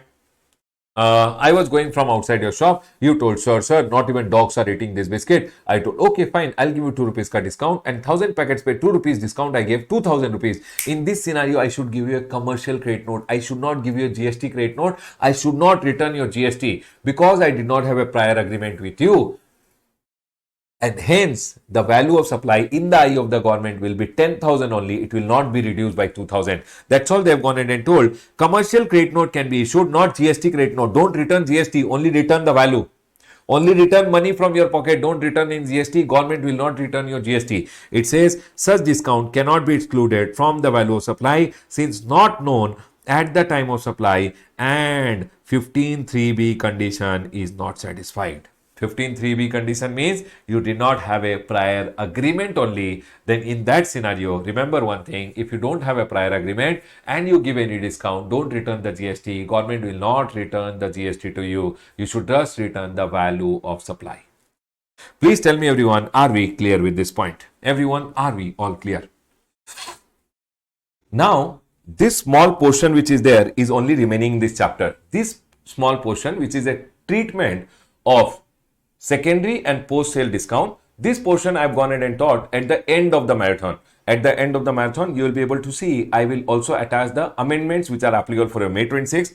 In that amendment portion, I'll go ahead and teach this part. So now I'm not teaching, otherwise it will be a repetition. So by the end of the marathon, you will see I've gone ahead and taught this along with the amendment. Right, everyone? So as of now, don't worry. Aram se leave this portion. At the end of this marathon series, you will find this portion being taught. Right, everyone? Now we are done with the chapter of value of supply. So let's go ahead and now do the next chapter, everyone. The next chapter is tax invoice, credit note and debit note. Everyone listen to me very carefully. We started learning GST with goods or service has to be. Supply can be either interstate or intra. Interstate IGST, intrastate. One GST gets levied. GST should be by a taxable. How will he collect and pay? He will calculate GST is equal to value of supply into rate of tax. Now, once I calculate, value is 10,000, rate is 18%, 1800 I have to take from you. I'll tell, hey, give money, 1800 rupees. You will tell what? Give me tax invoice. Do you guys agree? And hence, the next chapter which comes is tax invoice. If I want to charge you something more, I will give you what? Debit note. If I want to return you money, I will give you credit note. And hence, the next chapter is whenever you want to collect the money, you have to give the tax invoice. If you want to charge something more, you will give the debit note. If you want to return the money, you will give the credit note. Is my point clear to all of you? And that is the next chapter. Section number 31, 32, 33 and 34 deals with this chapter. Everyone, tax invoice, section number 31.1 goes ahead and says that, sir, if you are a supplier of goods, when will you go ahead and issue the tax invoice? If you are a supplier of goods, it says supply involves movement of goods. For an example, my goods are in Karnataka and I am sending the goods to Delhi. So when should I make the invoice? When the goods reach over there or when the goods leave from my premises? They are going in and telling before or at the time of removal. When you remove the goods from your office only, you should go ahead and make the invoice. Is my point clear? Before that also you can make, or at the time you are removing from your factory or your office, you should make the invoice. If any other case, for an example, we went ahead and took this building. The day we took this building, no, in this building, all these chair tables were already there. So the person who was going ahead and leaving this building and going, he went in and told, sir, my premises में all this chair, table, television, etc. is already there. Do you want to buy it? I told, okay, sir, I will buy it. He gave me. He told, okay, all these are from today. I am making it available to you. All these are for you. That now, is there any movement of goods or goods are here only? The day he told me no, that at the time he made it available to me or he gave me delivery. He told today risk delivery means giving the risk and reward. He told risk also your, benefit also your. Anything happens to this chair, that is also your. Any benefit if you have from this chair, that is also your. So my question over here, in this scenario, is there any movement or no movement? So when will he make the invoice to me? He sold me, right? At the time he gives me the delivery, means the risk and reward, or he makes it available. Everything is yours. That day he should go ahead and make the invoice. So if goods involve movement, before removal or at the time of removal, they should make the invoice. If there is no movement, the time of making it available. Now remember one thing, whenever one person is going ahead and giving me the invoice, he should mention in the invoice description, quantity, value, tax, and such other particulars which are told in rule number 46. In case of goods, always invoice should have how many copies, everyone? Triplicate, 3 copies. One for the buyer, one for the transporter, one for himself. One for the buyer, one for the transporter, one for himself. Original for the buyer, duplicate for transporter, triplicate, third copy for himself. Can I go ahead, everyone? If you are a supplier of service, for example, I am giving you service, right? When should I make the invoice? They are going in and telling before providing the service or after the provisioning of service. Provisioning of service means what, everyone? When you complete the service. Complete the provisioning of service means when the service is complete. After that also you can give the invoice, but within how many days? 30 days. And NBFI के लिए proviso says for NBFI, what is NBFI, everyone? NBFC, banking company, financial institution and insurance company. It is how many days, everyone? 45 days. Is my point clear to all of you? Everyone, and in case of service, quantity is not required. You should just mention in your invoice description, value, tax, such other particulars as told in rule number 46. It should be always 2 copy. Baba, can you transport service? Can I transport haircut? Not possible. You can't transport service. So service is only 2 copy. One for the king, one for the supplier. Is my point clear to all of you, everyone? Tell me one thing. In case of goods, I went ahead and sent you the goods on 25th of January. The goods reached you on 30th. When should I make the invoice? 25th. Can I go ahead, everyone? Service may, I went ahead and gave you a service on 30th September. When can I make the invoice? Before? Yes. Can I make on that day? Yes. Or after? Within how many days? 30 days. Maximum days is how many? 30. Can I go ahead, everyone? In case of NBFI, if I am a banking company, I can make the invoice within 45 days. 31.3 went ahead and told you, section number 31.3 went ahead and told you, if you are a registered person, people, 31.3 has A, B, C, D, E, F, G. 31 31(3), A went ahead and told you revised tax invoice. Registered person may issue revised tax invoice within how much time? 1 month of registration certificate. I hope you guys already remember. Sir, I became liable on 1st of January. I should apply for registration on what date, everyone? 31st January. I applied over here on 25th of January. When did I apply? 25th January. And registration was granted on 1st of February. My question over here, RC is granted. RC is valid from which date? RC is valid from 1st January. So tell me one thing, 1st January to 1st February, whatever supply I have done, I can issue what, everyone? Revised tax invoice within how much time? 1 month. 1 month gets over when? 1st February. So it is 1st of March. 1 month is date to date. Can I go ahead, everyone? Are we all clear till here? Now, revised tax invoice also, just imagine, for all the sales, I will go ahead and issue 1111 revised tax invoice. Correct, everyone? But then government went ahead and told Ramesh, listen, for all the sale, you can't go ahead, you don't have to go ahead and give 1111 revised tax invoice. You can give consolidated revised tax invoice also. If you had gone ahead and sold during this period to registered person, whether it is intra or inter, consolidated revised tax invoice is not possible. It means you have to give individually one revised tax invoice for all the sales which you have done to whom, everyone? Registered, whether intra or inter. But if you had sold during this time to unregistered person, for example, all of you unregistered people, all these are unregistered people, all useless. What will they do?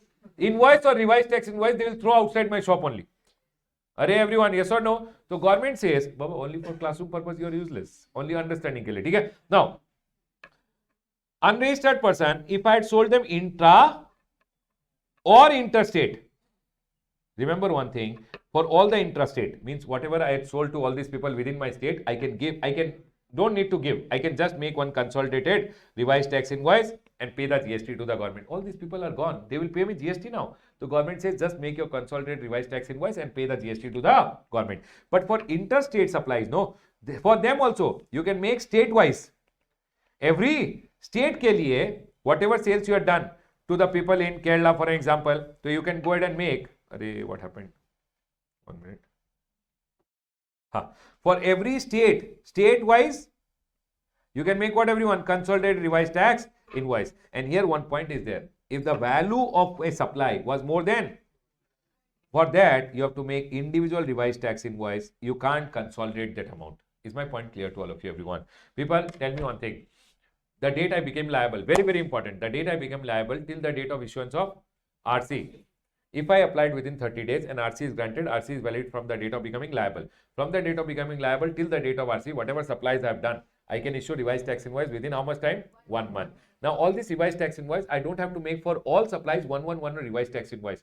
For all the supply, if I have done 2 supplies to registered person, I can make revised tax invoice separately, intra or inter. But for unregistered people, whatever I had sold, intra, consolidated. Inter, also every state-wise I have to make consolidated. But if the sale amount was more than 2.5 lakh, I have to make individual revised tax invoice. Is my point 100% clear to all of you? Very good. Please do a question on this from your book and go, don't leave it. Everyone, the same thing I have written over here. The next is, if I am going ahead and supplying where the value of my supply is less than 200 rupees, remember one thing, not required to issue any tax invoice except in case of what, everyone? Multiplex. Because multiplex theater ke liye, they have specifically gone ahead and told a multiplex theater has to compulsorily issue what, everyone? E-ticket. In your mobile phone, ticket will come, no? You guess? You remember? When you go with your girlfriend, they will give you what? Not manual ticket. No girlfriend. No problem. You go alone. Still they will give you a ticket only. Compulsory to issue what, everyone? Electronic ticket. And he became sad suddenly. No problem, Baba. You go alone. Still they will give you what? E-ticket. And E-ticket is only there. Tax invoice. It need not have your detail or your girlfriend ka detail also. Recipient detail is not required. They'll just give you the ticket. And Baba, also they will issue a ticket even if the value is less than 50 rupees ka ticket. You went early morning show, 30 rupees, 40. I don't know what is the price. Okay. Early morning show, you went 70 rupees, 80 rupees. Still, they will give you e-ticket even if the value is less than 200. Everyone over here now. If the value is less than 200 plus recipient should be unregistered. Tell me one thing, I went in and sold 100 rupees ka item to a registered person. Do I have to give invoice or not required? Required. Only if you are selling to whom? Unregistered person, not required. Can I go ahead, everyone? Number one, if I sell to registered person, any amount of sale, I have to give tax invoice. But if I'm selling to whom? Unregistered person, value is less than 200 and you don't require an invoice, then I don't have to give invoice. For example, I'm a shopkeeper. All of you came, uncle, 1 rupees ka chocolate, uncle, 10 rupees ka chocolate. I went in and sold you 10 rupees, 12 rupees, 5 rupees, 6 rupees, 10 rupees, 5 rupees. All these sale ke liye I don't have to give invoice because all of you are useless, unregistered. Registered people, compulsory to give tax invoice. But if I am selling to whom? Unregistered, if the value is less than 200, I don't have to give tax invoice. But all this 1 rupee, 2 rupee ka sale, no. At the end of the day, people who are continuously talking, kindly. At the end of the day, registered person has to make consolidated tax invoice at the end of the day for all such supply. Is my point clear to all of you? Remember, the next, if I am going in and supplying exempt supply or I am a composite dealer, will I ever issue tax invoice? No. You should always issue what, everyone? Bill of supply, and no bill of supply if the value is less than 200. Whenever you receive an advance, you should issue the front party what, everyone? Tell me one thing. One person gave me an advance. I should pay the GST to the government. Only in case of service, when you receive the advance, you pay GST to the government. Goods ka case mein time of supply is when you issue the invoice. On advance, you don't have to pay GST. Time of supply chapter. Remember? So when you receive an advance, you have to pay GST to the government. And to this person, you will issue a receipt voucher. Receipt? Remember, if you don't do any supply, no supply done, no tax invoice given, and this guy says, please return my money. When you return the money to him, you should issue a refund voucher. Or if you issue a refund voucher, no, only then government will refund the GST to you. Is my point clear to all of you? I received an advance. What should I issue you? Receipt voucher and pay the GST to the government. I refunded the money to you. I should issue a refund voucher. Always remember one thing. Registered person on receipt of advance issue a receipt voucher evidencing the receipt of payment. If supply and rate of tax, I don't know, sir, I received advance, I don't know if I'm going to supply within the state or might be I am supplying outside the state. What is the rate? What item I'm going to supply? I don't know. Government told no problem. Imagine IGST and pay 18%. Advance if you receive and you don't know what is the rate of GST, whether it is inter, what is you going to supply, then you can just go ahead and pay what, everyone? IGST at the rate of 18% to the government. Later, if you don't do any supply and no tax invoice is issued against the advance, if you refund, you should always issue a refund. This is F point is the most important part because it's an amendment this time. Everyone listen to me very carefully. Whenever anybody, everyone over here now, if supposingly one person has gone ahead and supplied, my director has supplied me directorial services. I am a company. I should pay GST under. If my director is a registered person, he will go ahead and give me a tax invoice. He will say, sir, 1 lakh rupees ka service. GST over here is 18,000. Correct? He will only give me a tax invoice. Do you guys agree with me, everyone? But supposingly my director is there and my director is not a registered person, he is an unregistered person. He went ahead and supplied me, I am a company and I should pay GST under. He will not give me a tax invoice because he is not a registered person. He is an unregistered person. Unregistered person cannot issue tax invoice, which is a GST invoice. See, Baba, when my director issues me a tax invoice, no, I will pay him only 1 lakh. 18,000 I will pay under RCM. Because in this invoice he'll write, please pay the GST under RCM. But he will give me a tax invoice. But if my director is an unregistered person, no, he will not give me a tax invoice. In this scenario, section number 31(3)(f) says, please make your own tax invoice. In practical life, we call it self-invoice. I should myself make my invoice when I take the service saying 1 lakh ka service taken, GST is 18,000 rupees and I should pay the 18,000 to the government and 1 lakh to the director. So my question over here, tell me one thing, everyone. Whenever I receive services from a registered person, should I make my own invoice or not required? Not required. But they are going in and telling, if registered person, you have to pay GST under RCM, you should within 30 days of receipt issue an invoice in respect of goods services received from whom, everyone? And if it is received from TDS deductor also, Baba, if government has given you a service, government is registered as what? TDS deductor. Still, you consider government as if government is unregistered person. Did you understand what I am telling? Unregistered person will include TDS deductor. Who is TDS deductor, everyone? Government department, which is registered as TDS. Yeah, 1 minute. In your TDS chapter, you will learn this point that government departments take themselves registration as what, everyone? TDS deductor. So are they registered under GST? But still, TDS deductor should be considered as what, everyone? Unregistered person, and you have to pay the GST under RCM. So you should make your own invoice. My question to all of you, everyone, tell me one thing. I went in and received services from a person who is a registered person, and I have to pay GST under RCM. I have received a service from a person and I have to pay GST under RCM. He is a registered person. Should I make my own invoice or not required? Not required. I should pay the GST under RCM and I should pay him the amount. Clear? One unregistered person supplied me and I should pay the GST under RCM. I should make my own invoice, self-invoice. Is my point clear? That person is registered, but registered as TDS deductor. Is my point 100% clear? Can you tell me within how many days I should make the self-invoice? That is told now. That's the day you receive the service, no? From that day, you should make within how many days? The day you receive the goods or service, you should make the invoice within. It says you should 30 days of receipt. This is the amendment point, everyone. Can we go ahead, everyone? Earlier they used to say when you receive, you should make. Now they're telling once you receive, within 30 days, you should make. Can I close the discussion, everyone? People, I received the service on 1st January. Can you tell me when should I make the self-invoice? 31st January.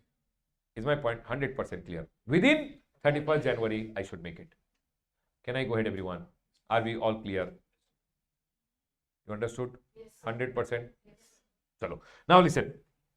Whenever you are paying them, no, this guy or this guy, for payment, you should always make a payment voucher. Whenever you are making the payment, you should always make a payment voucher. Can you tell me, everyone, self-invoice is in first case or second case? Second case. But payment voucher is in first case or second case? Both cases. Always remember, whenever you have to pay GST under RCM and you are paying that guy, the supplier, where at the time of making the payment to supplier, whether supplier is registered or unregistered, you should always issue what, everyone? Payment voucher. Please tell me, everyone, section number 31.3, is it clear? Quickly see. Done, everyone. Everyone over here now. Section number 31.4 goes ahead and talks about continuous supply of goods. Everyone, what is continuous supply of goods? Whenever you are supplying goods under a contract, whenever you are supplying a goods on contract on continuous basis to someone, when will you make the invoice? It says, for example, I am going to supply you goods for a month continuously on recurrent basis every day. Why will I give invoice 1111 every day? I can give for the whole month. When I am giving the statement to you, saying, sir, this is your statement, this many goods I supplied in this month. Supposingly every month ka last day I give you the statement. The day I give statement, I should give the invoice. You told Ramesh, I don't want statement from you. You come on the last day, I'll make the payment. The day you are making the payment, I should give the invoice to you. What they are telling, everyone? If you are giving anyone continuous supply of goods, I am going ahead and continuously supplying you goods. For an example, you told Ramesh, sir, in my office stationery is required every day. Now every day will I come, give one pen, give one invoice, give one pen, give one invoice. So I can go ahead and give you invoice when? When successive statement of accounts I am giving you, then invoice should be before at the time each statement is given. If I am not giving statement to you, but you are making payment to me. So it says where successive payments are involved, then whenever each payment is received, the time you are making the payment, I should give you the invoice. So invoice can be given before or at the time I give you statement, or before or at the time when you make the payment. Clear, everyone? The next one is very, very important, everyone. Section number 31.5. Before I tell you 31.5, you should remember 31.3 like this. 31.3, you remember how? RN bar SP. R for revised tax invoice. N for no tax invoice if value of supply is less than 200 and recipient is whom, everyone? B for bill of supply if you are supplying exempt supply or you are a composition dealer. A for advance का case में receipt voucher you should issue. Refund का case में refund voucher you should issue. Self invoice within how many days? 30 days. And last one is payment voucher whenever you are making the payment to these guys. Basically, whether supplier is registered or unregistered, you should always go ahead and issue payment voucher. Is my point clear? RN bar SP. RN bar में the SP went and caught everyone drinking. Okay, RN bar SP. Take everyone here now, sir. Next. Continuous supply of service. Whenever you are giving, I am giving service to you, which is for more than 3 months, wherein you are not going to pay me one shot. You are going to pay me in installment. That's called what everyone, continuous supply of service. For example, you came to my class. Class is going to be for 8 months. You told, sir, please give the service. Hey, everyone. People who are talking in revision class also. Normal class you talk, that's okay. Revision class also coming and talking. Can we go ahead, everyone? Everyone over here. Where will we? I am giving continuous supply of service. You came for 8 months to take class. You told, sir, every month, whenever one subject will get over, I'll make the payment to you. Or I told, see, 8 months class, no. Every month first, I want 10,000. So when should I give you invoice? On or before that first. Because it's a continuous supply of service which is provided for more than 3 months. Now, where contract told due date of payment is ascertainable. Every month first, you have to make 10,000 ka payment to me. So I should give invoice or before or the due date. You told, sir, whenever Papa will give, no. Then I will come and give you the money. Whenever you are giving me the money, due date is not there. But whenever Papa gets money, you give it to me. So I will give it the invoice when? Due date not ascertainable, on or before the. You told, sir, I told you, sir, account subject got over, you should pay 10,000. Tax got over, 10,000. Audit got over, 10,000. So whenever event is happening, completion of the event, then I should give invoice on or before completion of that event. Is my point clear to all of you? The next one is 31.5. Supply of service ceases before completion. I am giving you a haircut. Half haircut given, you told I don't like it. Generally, service may I should give you the invoice when the service is completed within 30 days. Here, so service not completed only. Half service and you're going. It means I'll never give invoice. Government told, beta, if service is ceasing, means he's telling I don't want the service, catch him. That time only give him invoice for the service you have given. I'll tell you, wait, half haircut, take the invoice. So, sir, invoice at the time of cessation to the extent of supply which was given before cessation. For half haircut, I should give you the invoice at the time you are going. Take invoice. Can I go ahead, everyone? The last one. Sir, goods sent on approval or return basis. And we want listen to me very carefully. Whenever you are sending some goods for approval, no, it is not a supply. People, when I'm sending goods for approval, it is not a. When should I give the invoice? For example, 1st of January, I send the goods. Sending is not a supply. Why? For example, I have sent my paintings to the exhibition center for exhibiting. When I am sending the paintings for exhibition center for exhibiting, at that time it is not a sale because nobody has purchased it or nobody has agreed to buy. I am just sending for showing it. So it is not a supply now. But you know what? I can send it only for 6 months. Basically, 180 days is the maximum time limit I can send it for exhibition. Now, in between, if somebody approved it, approval given here, then it's a supply because he agreed to pay, right, everyone? And I should go ahead and make the invoice. Even if within 6 months nobody approved, then the last day I should go ahead and make the invoice. Is my point clear to all of you, everyone?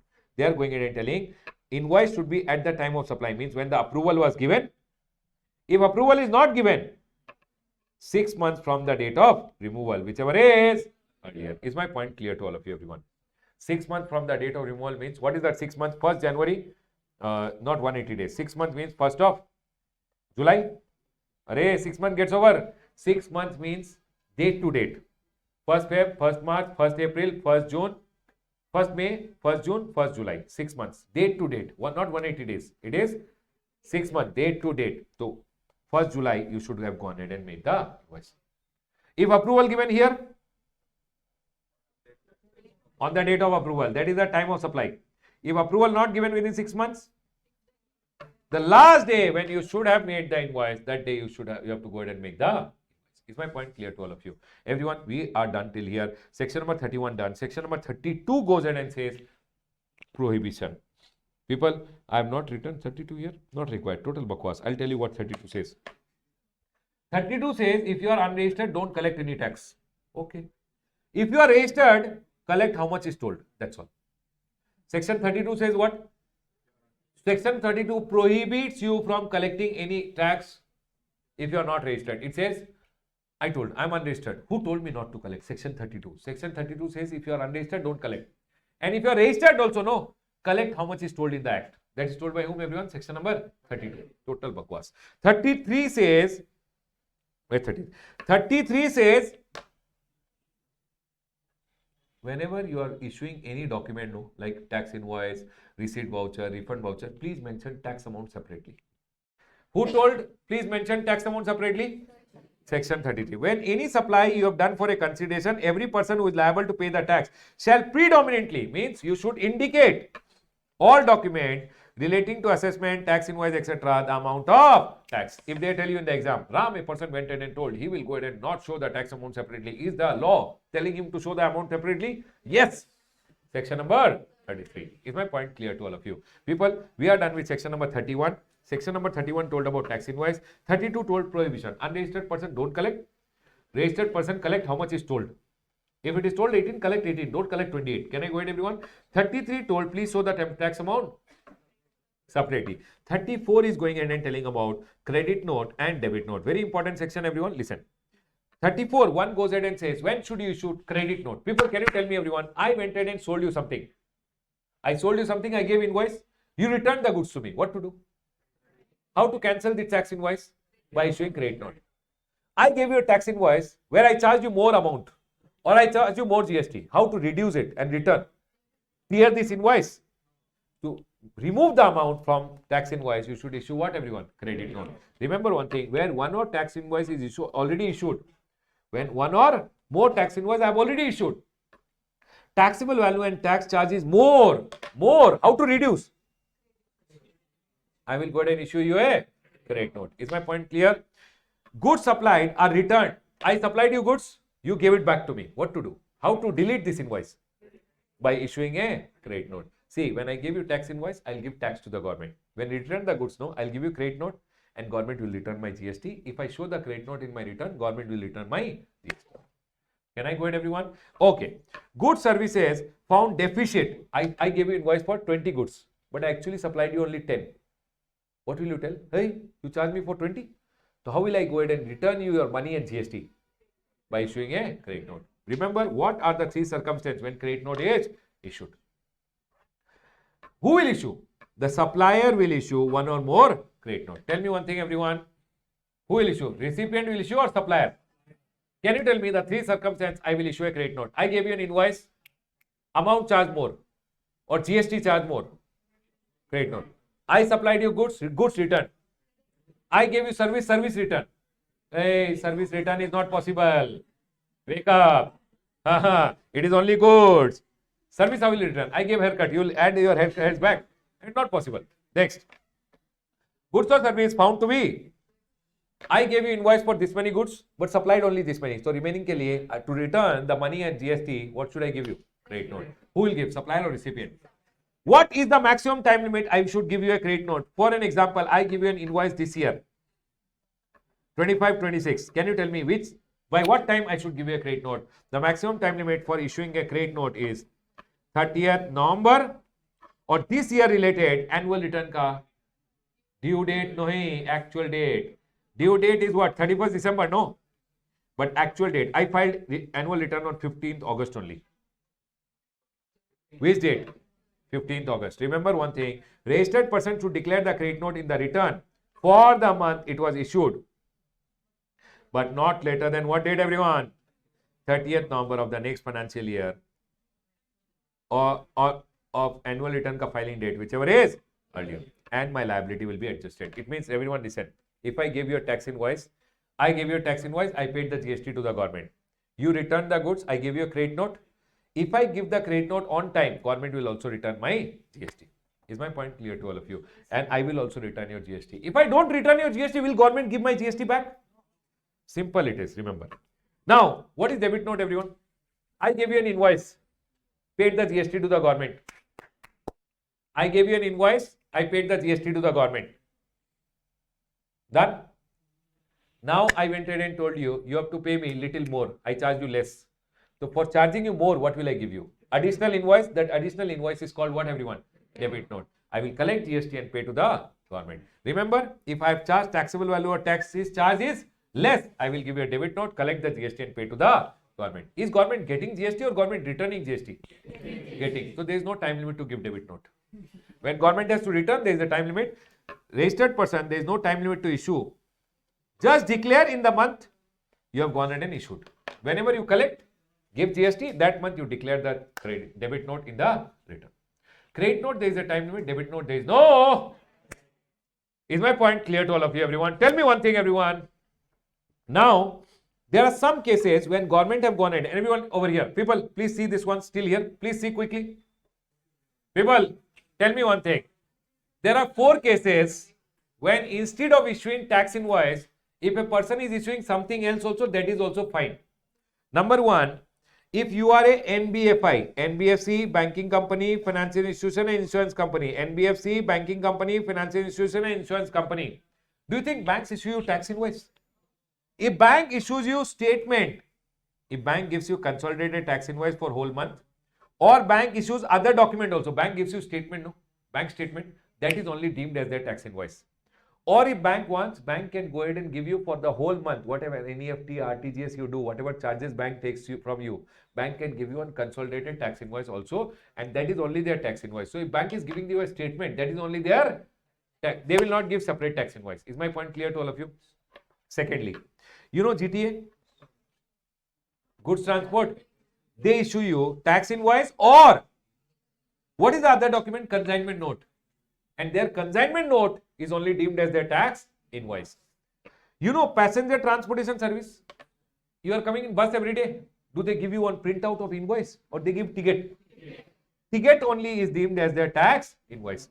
Multiplex, they give invoice, e-ticket, and e-ticket is only deemed as their tax invoice. So can you tell me what are the 4 cases which I have taught you? B, banking company. GTA, passenger transportation and multiplex. BG, Prime Minister. BG, Prime Minister. B for banking. Whenever I say banking, you'll remember NBFI. They give what? Consolidated tax invoice or statement. G for GTA gives what, everyone? Tax invoice or consolidated or consignment note. Passenger ticket in any form, electronic or printed, whatever. Multiplex gives what? And that is only their tax invoice. Is my point clear to all of you? Now, there is a concept of e-invoicing. What is e-invoicing, everyone? E-invoicing means registering your invoice on the e-invoice portal. Government ka portal is there, e-invoice1gst.gov.in. And remember, listen, sir. You have to normally generate one invoice. You have to put the details in the government ka portal, which is e-invoice1gst.gov.in. or e-invoice 2, 3, 4, like that 10 portals are there. You have to put the details in the invoice portal, and e-invoice portal will give you an invoice reference number, IRN number. Remember, if you are a person who is required to do e-invoicing, you have to generate IRN number, otherwise your invoice is not an invoice only. You got my point, everyone? First of all, generating a normal invoice in your tally, and then going ahead and giving those details in the e-invoice portal. You have to put the detail, and portal will give you IRN number, and portal will give you one QR code. If this QR code anyone will scan, no, they will get all the invoice ka detail. This QR code is called QR code having embedded IRN number. It means if anyone will scan this QR code, no, they will get all the invoice ka detail. People, what is e-invoicing? Making your normal invoice, putting the details on the e-invoice portal, and e-invoice portal gives your invoice one number and one QR code. That is called e-invoicing process. Who are the people who are required to do e-invoicing is main question. If your turnover in any preceding financial year, 17, 18, 18, 19, 19, 20, 20, 21, 21, 22, 22, 23, 23, 24, 24, 25, now is what? 25, 26? No. Last year you have to see. Any last years. Any of the year. If your turnover was more than, then Baba, for you e-invoicing required for all your B2B sale, business to business. When you are selling to whom? Registered person, and for your export. People, tell me one thing. For whom is e-invoicing required? Whose last year turnover is more than? for all their B2B sale and for export. For whom is e-invoicing not applicable? Government department, local authority, SEZ unit, or BGPM. People, can you tell me for whom is e-invoicing required? If my turnover in the last year is more than, plus I am selling for B2C or B2B? B2B plus exports. For whom is e-invoicing not required? PG Prime Minister riding a GLS car, Mercedes GLS. B for banking, NBFI. Do you remember everyone? Banking means what everyone? NBFI. P for passenger transportation. G for government department. S for. My question everyone, I am supplying to an SEZ unit. Invoicing required, not required? Required. Supplier should be these people. If these people are supplier, then not required. If these people are recipient, then required. Arey, I am supplying to these people. Government department. I am government department. Government department required, not required? If I am supplying to government department is registered as TDS deductor. Registered person? No. Are yes or no? Is government department registered person? If government department is supplying, not required. If I am supplying to government department, they clarified also. Registered person has to issue invoice for supplying to whom everyone? Even if they are registered as what? TDS deductor. Can I go ahead everyone? People, is my point clear to all of you? Now, nowadays you go to the shop, no? They give you one QR code. You tell uncle, I want masala dosa, 25 rupees. He will show you one QR code in the machine. Or in the invoice, they will print one QR code and give it to you. That's called a dynamic QR code, which you can scan and immediately in your mobile phone, the amount will also come. That's called a dynamic. It is changing for all. You took a masala dosa. If you scan the QR code, it will come 25 rupees. Your friend took masala dosa and coffee. For them, they scan, it will come what? 40 rupees. Why? Because it is dynamic. It is changing for everyone. Is my point clear? That's called a dynamic. For whom is dynamic QR code mandatory? If you are a registered person and your aggregate turnover in any year is more than, sir, this uncle, shopkeeper, his turnover is more than 500 crore. No, Baba, he is doing for convenience. It is for mandatory for whom? Whose turnover is more than? With respect to B2C sale only, not B2B. B2C. It is basically government wants to enable UPI payment. And for whom it is not applicable?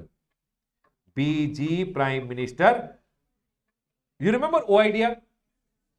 Netflix, Amazon Prime, online, information, database, access, retrieval, service provider. Basically, these are Netflix, Amazon Prime, etc. OIDR ka in detail discussion you will have in CA final. Can I go ahead, everyone? Now listen.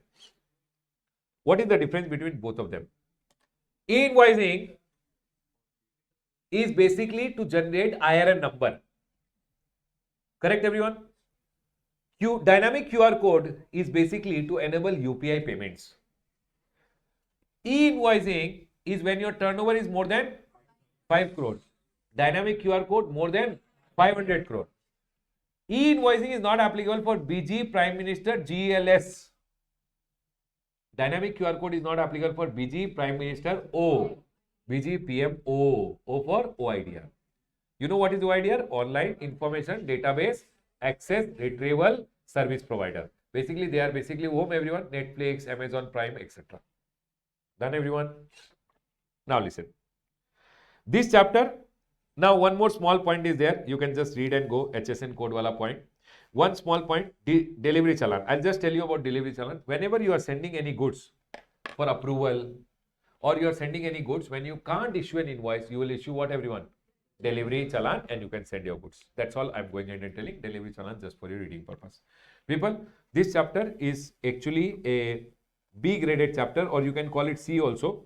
3 to 4 mark is maximum expected, but this time I'll classify as B only because amendment is there, no? B. This is the amendment ka point over here, correct? Now listen. This chapter is important because if you don't know this chapter, your time of supply chapter becomes difficult. So today at home, you have to detailed में आराम से relax and read this chapter and come for the next class, because time of supply, when I teach you, I want you guys to remember this chapter properly. Done? Will you do it, everyone? Now listen. This chapter, the most important part is 31.3. 31.3, very, very important. 31.5, very, very important. 31.7 is important. 34, debit note and credit note is important. Beside that, these two, E-invoicing and dynamic QR code. People, tell me one thing. E-invoice ka QR code, if you scan, what will you get? Invoice ka detail. Dynamic QR code, if you scan, what will you get? Payment. It is used for payment. Are we clear? Beside that, one small point is there which I will tell you. 1 second, everyone. Tell me one thing. If I am going in and supplying to a registered person, taxable supply and exempt supply, and if I am supplying to unregistered person, taxable supply and exempt supply, for taxable supply I will issue tax invoice, exempt supply I will issue bill of supply. Taxable supply, tax invoice, exempt supply, bill of supply. Correct, everyone? If you are selling to unregistered person, vegetables also and one perfume also together, you tell me one thing. If I go ahead and supply you, you came to my shop, I gave vegetable also and perfume also. For perfume, I gave you tax invoice. For vegetable, I gave you bill of supply. What will you do with both the bill? In my dustbin only, you'll throw and go. Correct, no? So for unregistered people who are useless, you give one document, which name is invoice come. Don't give two document. It is not required. You can give one document only. But provided the sale is to whom? I can give for all your sale, whether taxable or exempt, I can give one document which is known as what, everyone? Bill of invoice come, bill of. But it should be a taxable and exempt sale to whom? Closing my discussion on the chapter of tax invoice, credit note, debit note and delivery. Were you able to recall, everyone? Today at home, please spend some time, revise it again and then come for tomorrow's class. Right, everyone? Have a great day, everyone. I'll see you guys in the next chapter, everyone. Now, let's go ahead and move to the next chapter. The next chapter is accounts and records. Accounts and records as a chapter is C graded from exam point of view. You will see a 2-mark question or might be a 4-mark question coming in the exam. Now, in accounts and records, we'll go ahead and focus only on the most important points which are there, which we have to go ahead and cover. Everyone over here now. The first point which is there, it goes ahead and says, section number 35(1), who has to maintain? People, when I talk about accounts and records, I will also go ahead and talk about the questions which are asked. Okay? Who is required to maintain accounts and records? So you have to remember, every registered person is required. Where is he required to maintain accounts and records? He is required to maintain at principal place of business, which is mentioned in the registration certificate. Who is required to maintain?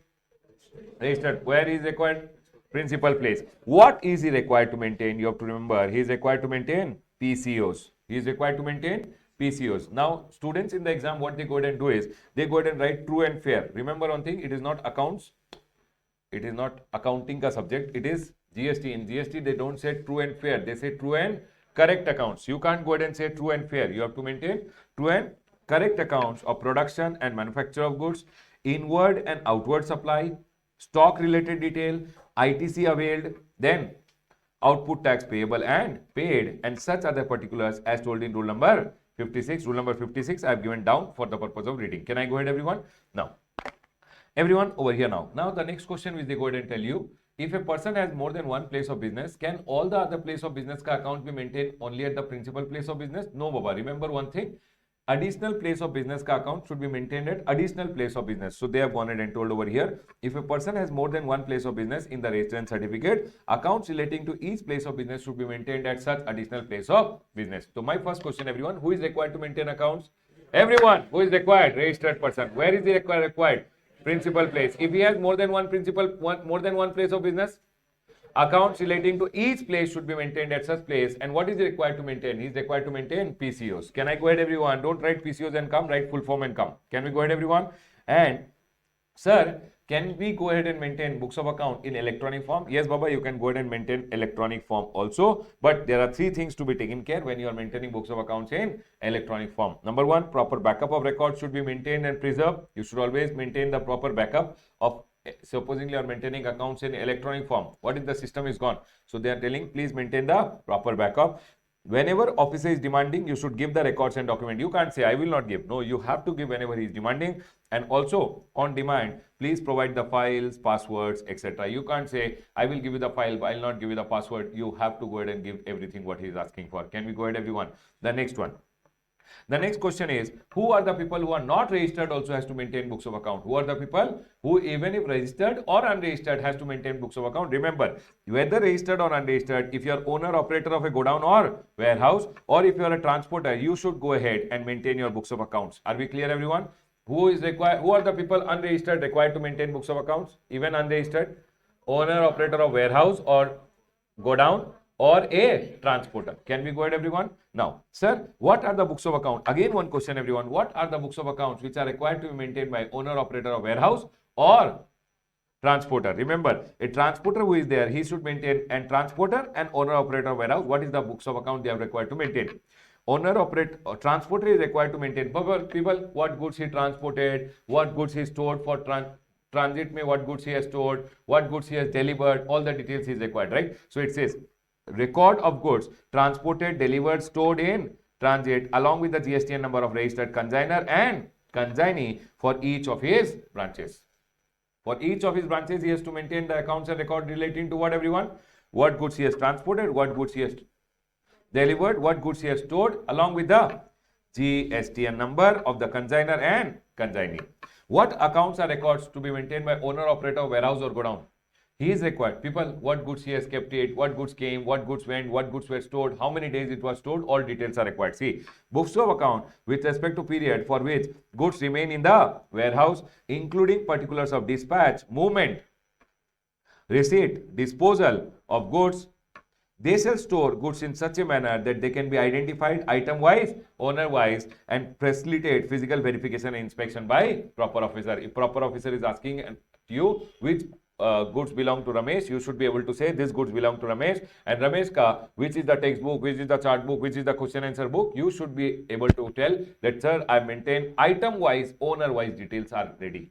Can I go ahead, everyone? So that way, the books of accounts should be maintained by owner operator of warehouse, and that way, the books of accounts should be maintained by the transporter. Now, one more question which they go ahead and ask, how much is the time period a books of accounts should be maintained? Always remember one thing. For an example, this is the year 2025-26. 25-26 के लिए you should maintain from the annual return का due date. 31st December 2026 is the annual return का due date. From here, you should maintain the books of account for 6 years. 1, 2, 3, 4, 5, 6.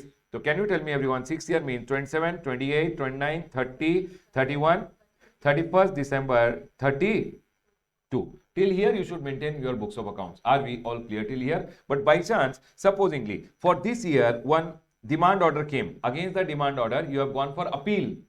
Against the demand order, you have gone to a higher authority and doing an appeal saying, I don't agree with the demand. Now, the appeal is going on, going on. Year got over, 72 months got over. Will you burn the books of account? No. They are still telling, once the appeal ka final order comes, from that day also, you should maintain for how much year? 1 more year. Is my point clear to all of you? Everyone over here, this is the point which is told by section number 36. Other than that, rule number 56, which went ahead and told what are the additional books of accounts to be maintained by the people. See, people, normally a person should maintain PCO. PCOs may assist such other details which they have gone ahead and told. Like, sir, if you are a registered person, you should maintain your tax invoice, advance receipt voucher, refund voucher, all those details should be maintained. So they have gone ahead and told over here what are the other details to be maintained by a registered person. But here, the most important question being, what details are not required to be maintained by composition dealer? Can you see except composition? So they can ask you which books of accounts are not required to be maintained by whom? Composition dealer. So you have to write that, sir, stock related details are not required to be maintained by composition dealer, and secondly, tax payable ka details are not required to be maintained by whom, everyone? People, which books of accounts are not required to be maintained by composition dealer? Stock related detail and tax payable related detail. Please write these 2 paragraphs completely and come for from your exam. Okay, everyone? This and this. Is my point clear to all of you? The next one, which I have generally gone ahead and seen, they go ahead and ask this, sir, which books of accounts are to be maintained if you are an agent? So, sir, if I am an agent, what books of accounts I will maintain? First of all, an agent should have an authorization from the principal that he can sell the goods on behalf of the principal or receive the goods on behalf of whom? Principal. So he should maintain the particulars of authorization which he has received from the principal either to receive or to supply. Secondly, he should have particulars. He should maintain the particulars relating to description, value, quantity of goods which he has received and goods which he has received and goods which he has supplied on behalf of whom, everyone? First of all, authorization letter. Secondly, what goods he has supplied, what goods he has received. Thirdly, what accounts he has furnished to the principal. Sir, this many goods I sold, this much was the amount collected, this much was the commission, this much is the balance payable. That accounts which he would have given to every principal, no, that also he should maintain in his accounts and record. And lastly, what is the tax which he has paid on whatever goods he has sold? What was the tax paid by the agent? That accounts is required to be maintained by agent. Last to last time in the exam they had gone ahead and asked this. It's a good question to come. What accounts are maintained by a agent? Is my point clear to all of you? People, what accounts will be maintained by agent? What are the goods he has supplied? What are the goods he has received? Accounts he has given, authorization letter, then tax paid. Can I authorization letter mean details of the authorization which he has received and the tax paid on the goods and service which he has supplied? Can I go ahead, everyone? These details you have to remember. Lastly, this you can remember, everyone. What are the books of accounts to be maintained by works contractor? This also came in the exam. Actually, you will not believe, agent and works contract both they went ahead and asked in the exam. Okay, these two are very, very important. Works contractor. What do you mean by works contract, everyone? If I am going in and supplying you material also, if I am going in and supplying you labor also, then I'm going ahead and making an immovable property for you. For example, you told me, can you make a building for me? I went ahead and supplied you material also. I went ahead and supplied you labor also, and I made this building for you. I'm going ahead and doing what, everyone? Works contract for you. So if I'm a works contractor, what accounts I should maintain? For whom I did the works contract, what goods and service I used in the works contract, correct, everyone? How much payment I received for each works contract, whatever goods I supplied, from where did I buy it, all those details are required. So they have gone ahead and told name and address of person on whose behalf works contract was done, for whom did I do the works contract, description, quantity, value of goods received for doing the works contract, used in the works contract, sir, details of payment which are received with respect to each works contract, and name and address of supplier, people from whom he received the goods and service. From whom did I receive the goods and service? For whom I did the works contract? What was the payment received from the works contract? All details are required to be maintained by whom, everyone? Works contractor. Are we all clear till here? So these are the some important points which I've gone ahead and told you. Section number 35.1, section number 35.2, section number 36. Then here I told you what details are not required to be maintained by whom, everyone?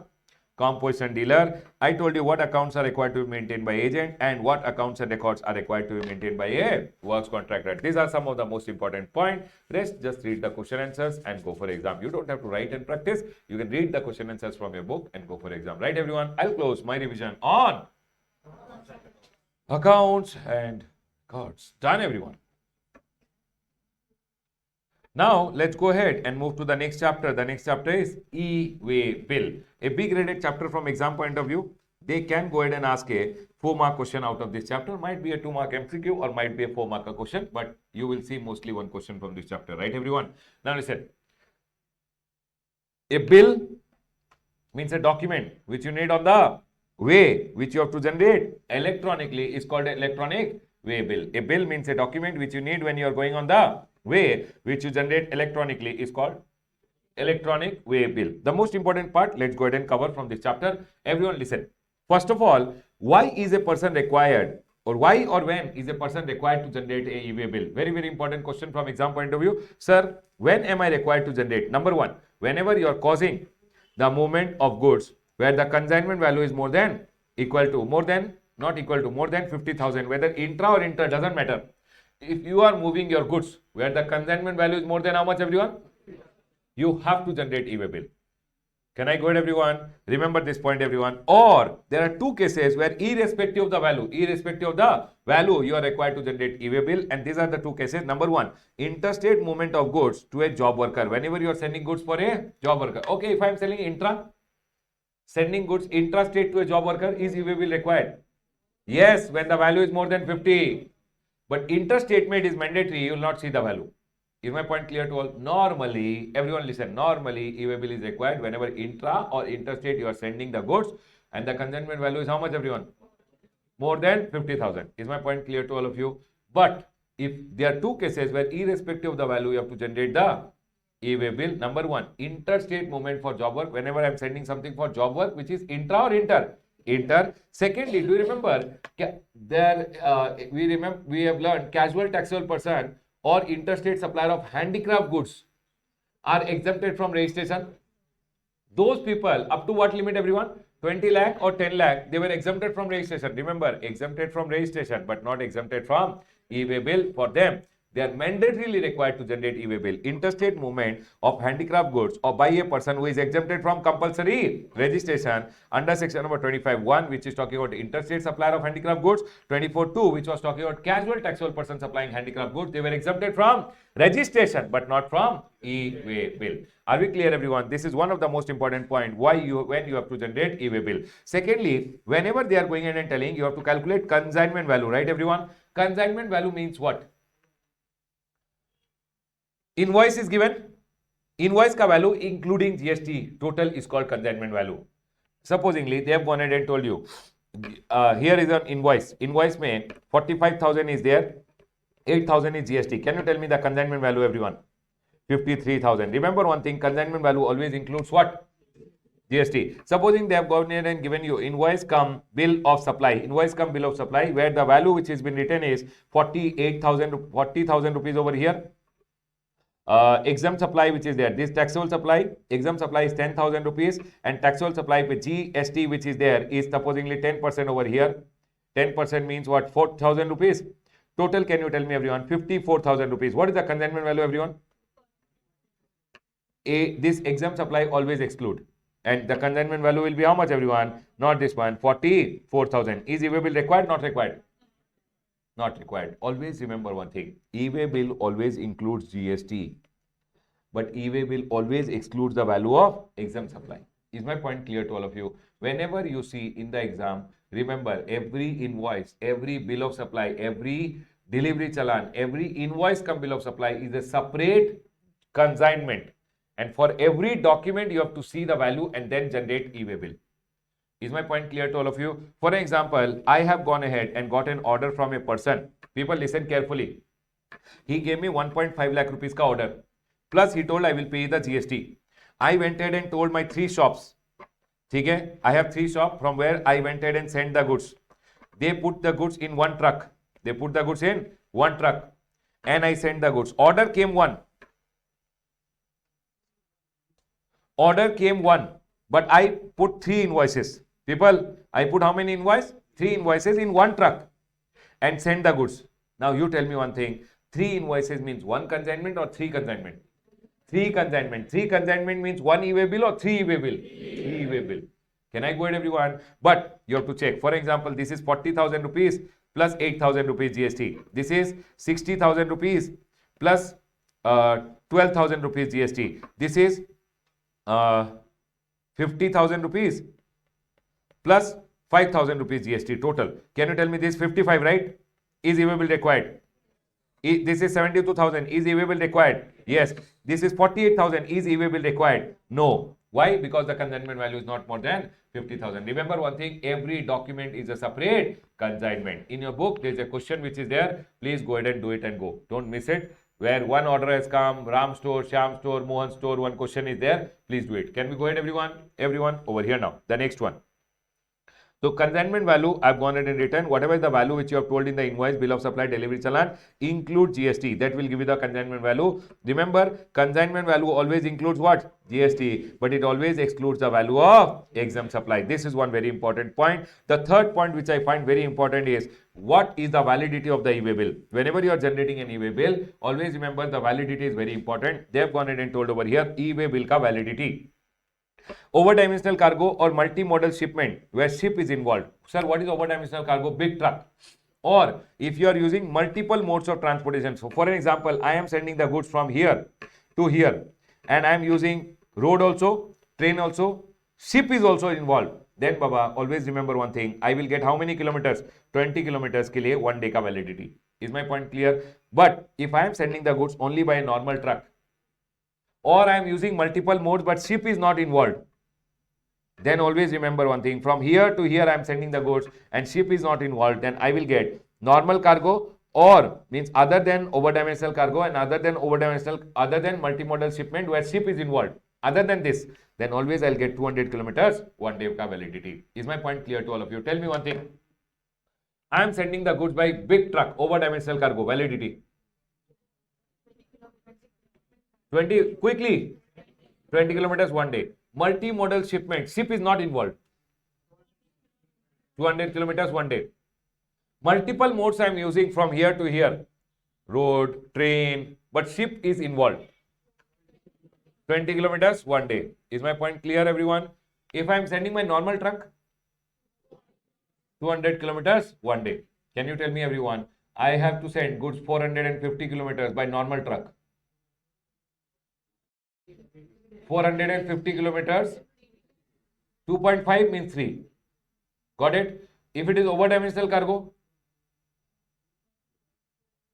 20 kilometers one day, 450 kilometers, then how much? 20 kilometers, 100 में 5. 450 divided by 20, how much? Huh? 20, 25, 22.5. It will be 23. Is my point clear to all of you? Remember this point. Okay, everyone, done. This is also a good important point from exam point of view. And tell me one thing. How do you check the validity of the e-way bill? One day will be calculated how? So for example, today is 5th of August. Today, if I generate one e-way bill, today early morning I generated one e-way bill. When does the validity starts? Immediately validity will start. But one day calculation ke liye, you will get today midnight to tomorrow midnight. It means till tomorrow midnight, the e-way bill will be valid. Is my point clear to all of you? So today early morning I generated, they will not see from now. Now e-way bill is valid. But one day calculation starts from what? Today midnight to tomorrow midnight. That is one day. Can I go ahead, everyone? Are we all clear till here? So e-way bill is valid if I generated today early morning 6 o'clock, tomorrow early morning 6 o'clock, or tomorrow night tak it is valid.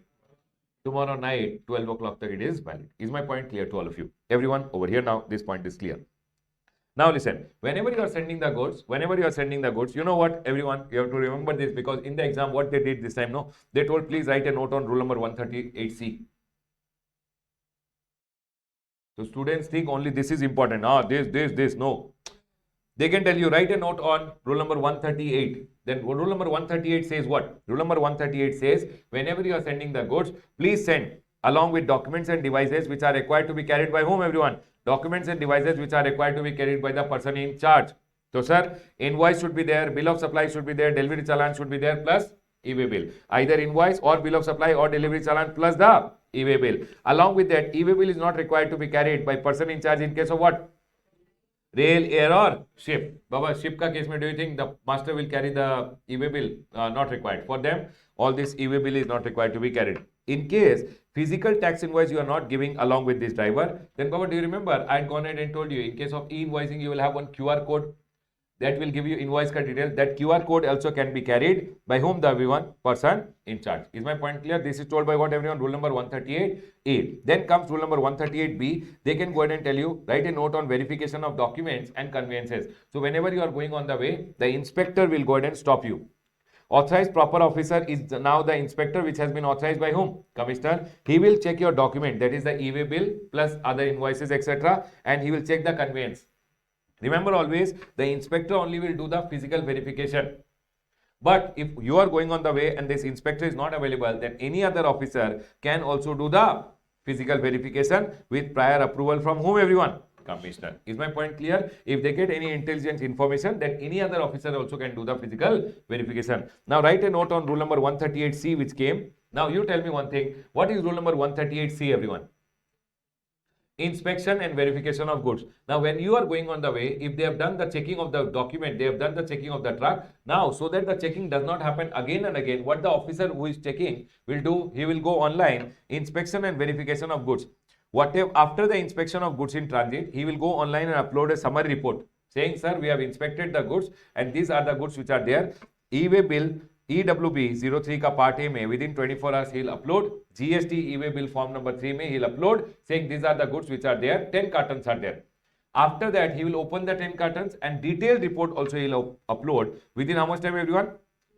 Final report within 3 days, plus commissioner can extend it by further 3 days. And now that he has uploaded a report, no further checking will happen again, because every officer will know, oh, this truck checking is done. But if they get any doubt, then they can do the, if any intelligence information has come, it's an exception, they can go ahead and do the checking again. Is my point clear to all of you?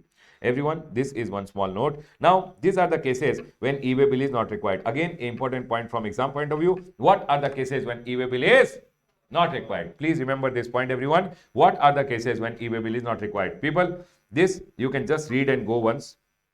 Don't leave it and go. Read and go. What are the cases when e-way bill is not required? Please remember this point, everyone. Okay? This paragraph, you have to read it. There is nothing for me to explain in this. You just have to read and go. What are the cases when e-way bill is not required? Chalo, please come to the next page, everyone.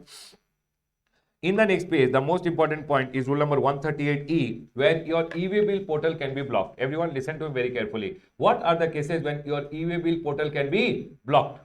They can go ahead and tell you what are the cases a person will be stopped from generating his e-way bill. Now, remember one thing. If you are a person in default who has gone ahead and done some 4 things, which I'll go ahead and tell you. If you have done this default, then for your sales, you cannot generate e-way bill.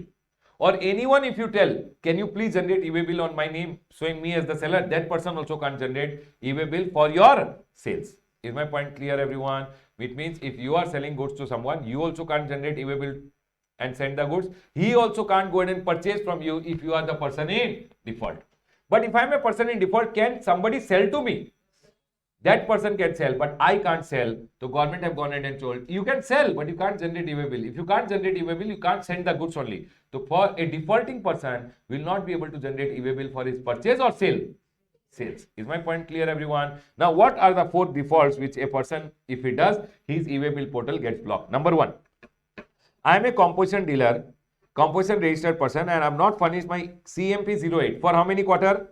2 consecutive quarter. Baba, do you remember composition dealer every quarter he has to pay the tax and file CMP 08. Every quarter he has to pay the tax and file CMP. Now, if I have not done it for 2 quarters, my e-way bill portal will get blocked. Secondly, if I am a person other than composition, means normal registered person, everyone. If normal registered person has not furnished return, which is the return, everyone, normal person GSTR 3B. If he has not filed it for 2 tax period, 2 tax period means if I am under monthly return, then 2 months. If I am under quarterly return, then 2 quarter. If I don't file my GSTR 3B, which is my monthly return for how many months? 2 months or 2 quarters, then e-way bill portal will get blocked. People, do we also file GSTR 1? Being a person other than A, means other than composition dealer, normal person, he has not furnished GSTR 1 for any 2 months or 2 quarters. People, GSTR 1 not furnished for 2 months, 2 quarters. GSTR 3B not furnished for 2 months, 2 quarters. Is my point clear, everyone? And CMP 08 for 2 quarters. Then Baba, e-way bill portal gets blocked. Or do you remember suspension? If your registration has been suspended under the GST law, which is basically under rule number 21A, they will suspend your registration. If your registration is suspended during that time, you can't generate e-way bill. Can you tell me, everyone, what are the 4 cases when you can't generate e-way bill? Composition dealer, CMP 08 not filed for 2 quarters. Normal person, GSTR 3B not filed for 2 months or 2 quarters. GSTR 1 not filed for 2 months or 2 quarters. If your registration is suspended, you can't go ahead and file your e-way bill. You can't generate e-way bill. Is my point clear? Sir, please allow me. Then Baba, go to the commissioner. Please give an application in e-way bill form number 5, and commissioner can go ahead and give you on order in e-way bill form number 6, and he can go ahead and allow you to furnish the details in your e-way bill. Is my point clear to all of you? Some important points which I have gone ahead and written over here. Everyone listen to me very carefully. I have 3 invoices. For 3 invoices, I should always generate how many e-way bill? 3 e-way bill. Are we clear? 3 e-way bill, can I consolidate in 1 e-way bill? Yes, that is called e-way bill form number 2. Transporter can go ahead and generate 1 consolidated e-way bill. My question to all of you, 3 invoices ke liye, can I directly generate 1 consolidated e-way bill? No. 3 invoices, first generate 3 e-way bill, and the 3 e-way bill ka details can be consolidated in 1 e-way bill, which is called consolidated e-way bill. Is my point clear to all of you, everyone? Next. Sir, can I cancel my e-way bill? Yes, within 24 hours you can go ahead and cancel, but before being verified on transit. After verification, you can't say, sir, okay, I will cancel and I'll generate. If any mistake is there, you can cancel the e-way bill and you can generate a new e-way bill within how much time? 24 hours, but before checking is done. If checking is done, then you can't cancel it. Next one, sir, I have generated e-way bill in Karnataka. Is it valid across India? Yes, Baba, you transport goods from here to anywhere. If you have generated e-way bill in Karnataka, that is valid across India. Sir, if I don't go ahead and generate e-way bill, when I have sent the goods by rail, what will happen? Railway will not give it a delivery. At the time of delivery, railway will show Tell, show me the e-way bill, only then we'll give the delivery. Sir, can I generate e-way bill if the value is less than 50,000 also? Or up to 50,000? Yes, it's optional. It's free. If you want to generate, you can generate. Now, they have gone ahead and put this one important amendment over here. Do you remember, everyone? If you are a casual taxable person who is exempted from compulsory registration, you are not registered, right? You are a casual taxable person taking your handicraft goods from one state to another state. How do I generate e-way bill? If I am not registered only, how do I generate e-way bill if I am a casual taxable person? Or if I am an unregistered supplier, unregistered recipient is there, and we want to generate e-way bill, how to generate? So they went ahead and told, ki sir, unregistered person who are required to generate e-way bill, like the handicraft supplier who are exempted from registration, or any unregistered person who wants to generate e-way bill, can generate the e-way bill by submitting which form, everyone? GST ENR03 on the common portal, and one unique enrollment number shall be generated. Tell me one thing, everyone. Can unregistered person generate e-way bill? Yes. How to generate? Go on the GST portal, file ENR03, and one unique e-way bill number will be given to you. Is my point clear to all of you? People, in e-way bill, there are two parts. One is part A and one is part B. In part A, we go ahead and give which detail, everyone? Transaction detail. Who is the seller? Who is the buyer? What are the goods? In part B, we give transportation detail. How are the goods being transported? Rail, road, ship, etc. Do you guys agree with me, everyone? Now they are going in and telling, when you are people, whenever you are sending the goods, no, always remember, whenever you are sending the goods by road, part A, transaction details, which is who is the supplier, who is the recipient, what are the goods you are sending, all details should be mentioned. Okay, part A should be completely filled, and part B also, how you are transporting, truck ka detail, railway receipt number, air ka case mein airway bill number should be mentioned. Now there is one exception where even if part B is not filled, your e-way bill is valid. What is the exception, everyone? See, if I am sending the goods, everyone listen to very carefully. I am sending the goods from my premises to the goods transport agency. Then remember one thing: if you are sending the goods in your truck to transporters' place of business, which is intra-state. Number one, transporter's place of business. Number two, it is within the same state. Up to 50 kilometer. Number three, up to 50 kilometer if you are sending, then from your premises to his premises, you can only fill part A and you can send the goods. Part B, who will fill? From your truck, he will put in his truck, no? So his truck detail, part B, he will fill. Who will fill? So everyone? Transporter. So from your premises to his premises, is part B required? Not required. Not required. But remember, number one, when you are sending to transporter. Number two, within the state. Number three, distance should be up to 50 kilometer. What if the distance is more than 50 kilometer, everyone? Both part A and part B will be required if you are sending the goods from your premises to the consignor to the transporter. Can I go ahead, everyone? Now, goods reach from here, ding, ding, ding, ding, ding, to Delhi GTA. From here, it will be unloaded and taken to the final destination here. If here, the distance is up from transporter's place, if you are taking to the final consignee, and distance is up to 50 kilometer intrastate movement, then part A is only required, part B is not required to be updated. Means new trucker details are not required to be updated. But if distance is more than 50, part A is also required, and part B also new trucker details has to be put. Is my point clear to all of you? Tell me one thing, everyone. Generally, e-way bill is valid only part A and part B is filled. What is the exception to the rule? If you are sending to the goods transporter or transporter's place to final consignee, if the distance is up to 50 kilometer, part A is only required, part B details are not required. Is my point clear to all of you, everyone? These are some of the most important points which this is okay, this is just for your reading. If you are sending to weighing bridge for weighing of the truck, then Baba, only delivery challan is required if the distance is of 20. If the distance is more than 20, delivery challan plus e-way bill. This is okay. People, can you mark what are the important points? Here I have already told you, right, everyone? They can go ahead and tell you this. They can tell you write a note on rule number 138A, 138B, 138C, because this time they asked 138C. I just go read and go. What are the cases e-way bill is not required? What are the cases e-way bill is not required? Here, restrictions which I have already told you. Some important points I have told you, and the last one, this one, from your place to the transporter and transporter's place to the final consignee, if the distance is up to 50 kilometer, part A is required, part B is not required. These are some of the most important points. Can an unregistered person also generate e-way bill? Go online, ENR03, GST ENR03, one form is there, fill it, and one unique e-way bill number will be generated. Right, everyone? Closing my discussion on e-way bill. Done.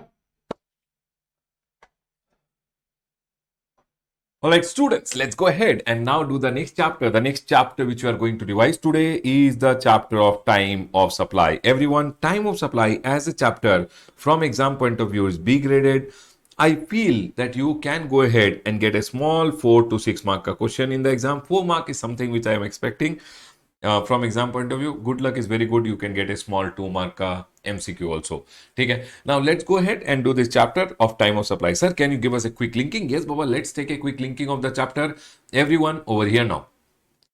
Sir, we started learning GST with goods or service. Goods or service has to be supplied. Now, supply can be either interstate supply or supply can be either intrastate. Interstate supply, IGST will get levied. Intrastate, CGST gets levied. Once GST is levied, sir, GST should be collected and paid by a taxable person. How will he collect and pay? He will calculate GST is equal to value of supply into rate of tax. In the previous class, we had learned about value of supply. Do you guys remember? Yes, everyone.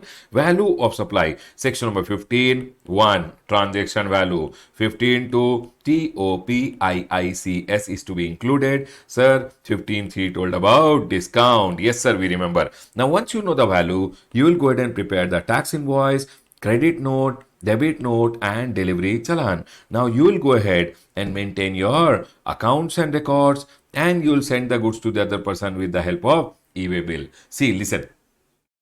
Everyone over here now.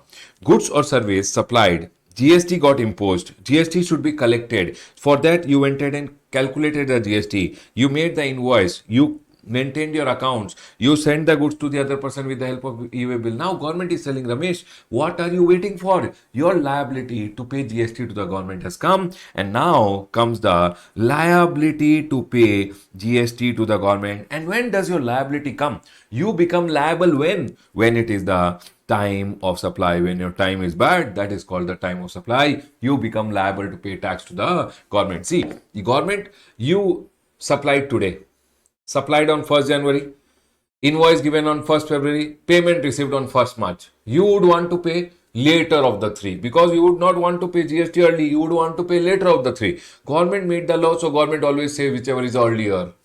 That's all we are going to understand in this chapter. When do I have to pay GST? That's all is being told by the chapter of time of supply. Time of supply has section number 12, section number 13 and section number 14. But 14 at intermediate level is not applicable. We are just going to learn section number 12 and section number 13. Done, sir. This point is clear. Now, when I am going ahead and teaching you this chapter, in this chapter, there were earlier 2-3 circulars which were there. Now the ICI has removed the circular for intermediate level and hence those circulars are no more there in this chapter. Okay? Now, let's go ahead and start the chapter of time of supply. Time of supply, section number 12.1. Sir, you become liable to pay GST on the goods which you have sold when at the time of supply. Sold or received, both ka case mein. If received, then RCM, sold then forward charge. Okay, sir. Sir, when do I become liable? When it is the time of supply. Okay, sir, how do I find out time of supply? For that, they have section number 12.2, 12.3, 12.4 has been deleted now, 12.5 and the last one is section number 12.6. Everyone over here now. Section number 12.2 goes ahead and says, if you are a supplier of goods, I went ahead and supplied some goods. For example, I supplied one mobile phone. Now I have to pay GST. When do I become liable to pay? When do I become liable to pay? Which month ka liability it is, that is being told by the chapter. Chalo, let's understand. Forward charge mechanism means supplier's point of view. For example, I am a supplier of this calculator. I supplied this calculator. When do I pay GST on this calculator now? That is told over here. That, sir, date of issue of invoice. This chapter, no, one thing I have seen very difficult, students find it because in the exam, what students find it little difficult to solve questions on this chapter because in the exam, no, they go ahead and give you a lot of dates and students get confused. Baba, you don't have to get confused. You should always go ahead and write in your paper saying, I want date of invoice. I want last date to issue invoice. That's all. I want 2 dates. If I find these 2 dates in the question, whichever is earlier is the answer. Story over. Don't consider all the dates which they give in your paper. You should be very careful in choosing. In time of supply, you have to choose what you want. Whatever you want, pick it up. Others, everything in the question is crap. Can we go ahead, everyone? Yes, sir. Done. Now listen. Time of supply may forward charge mechanism. Forward charge mechanism means if I go ahead and supply something, what is the liability date? It says date of issue of invoice by the supplier. Sir, just give me a second.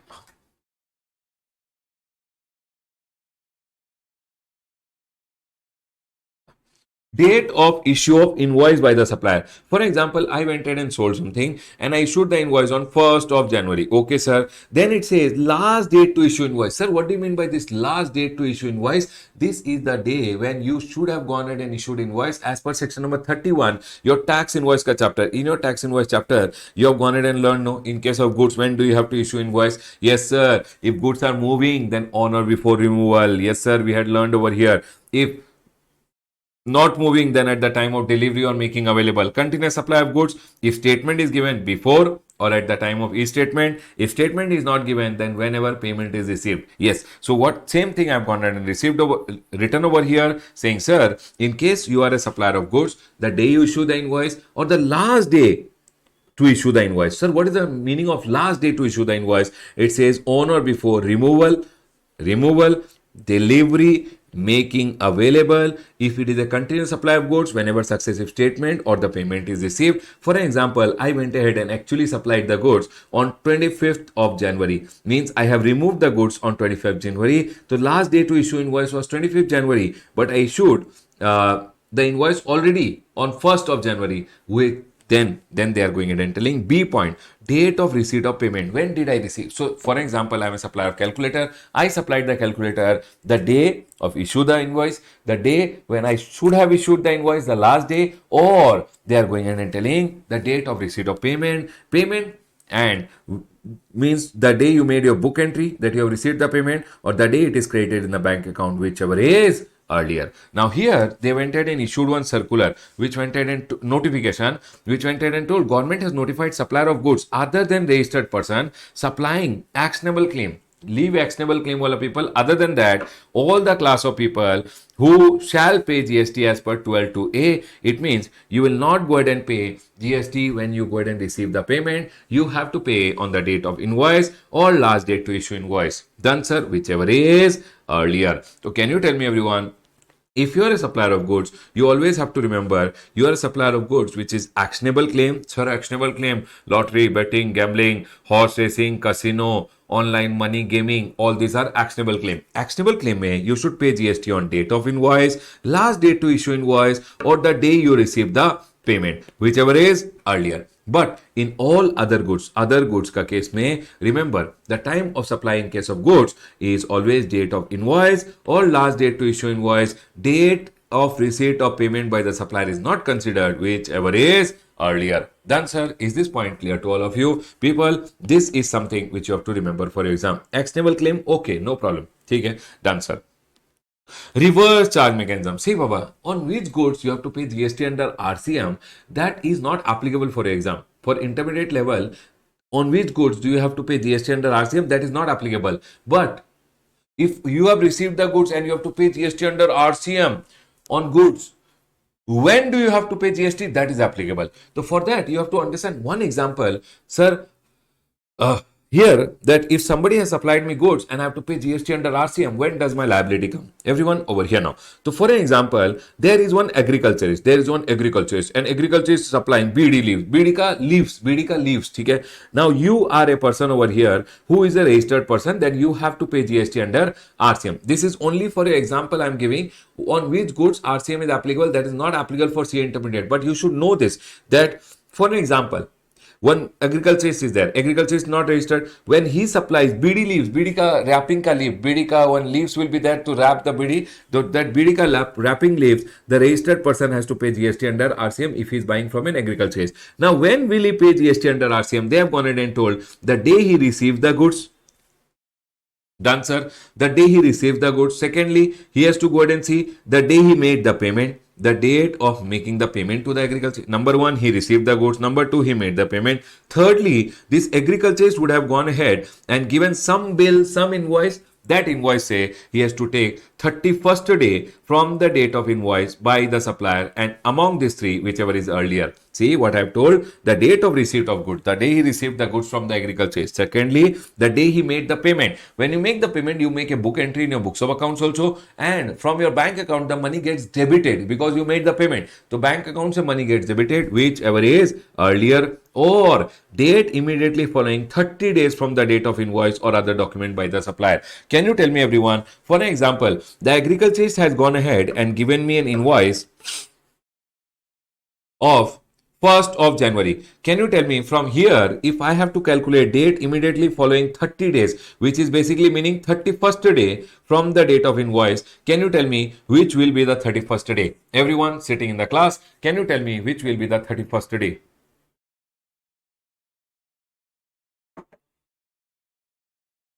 In this question, what will be the 31st day? Can you guys tell me, everyone? Quick, quick, quick, everyone. Quick, quick, quick.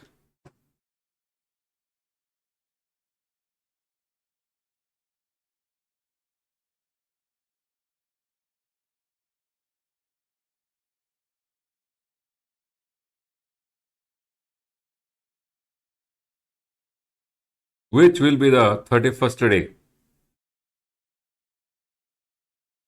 All the students sitting in the class, quickly tell me what will be the 31st day from this date. Date, quickly tell me. Chalo, everyone over here now. Sir, January has 31 days. First day gone, so 30 days in January. You need the next day, so one more day. So it will be the 1st of February. I will go ahead and tell you once again. Yes, sir. Very good, Puneet. Puneet says 1st of February. Chalo, tell me one more date. For an example, I have gone ahead and done one supply. In this scenario, the supplier has gone ahead and given one invoice. Supplier has gone ahead and given one invoice, supposingly of 10th of February. Can you tell me from here 31st day? 10th of February, can you tell me from here 31st day, everyone? Can you tell me the 31st day? I want everyone to participate and tell me what will be the 31st day from here.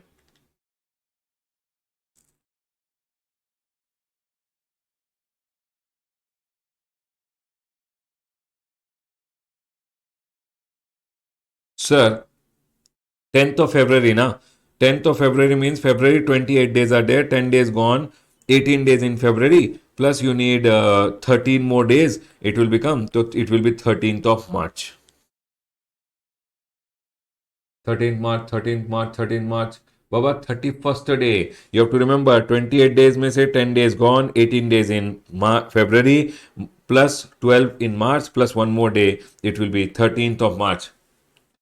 Done, sir. Done, sir. Done, sir. It is not 30 days. It is 30 days plus one day. Done, sir. This point is clear. So always remember one thing. Date, I have received the goods. The day I received the goods, the day I made the payment, or from his invoice, 31 days, whichever is earlier. That's all. For an example, they are going in and telling Ramesh, you don't have all these 3 dates. You don't have all these 3 days. I did not go ahead and receive the goods also from the agriculture till now. Okay. I did not make the payment also till now. Okay. Agriculture did not give me an invoice also.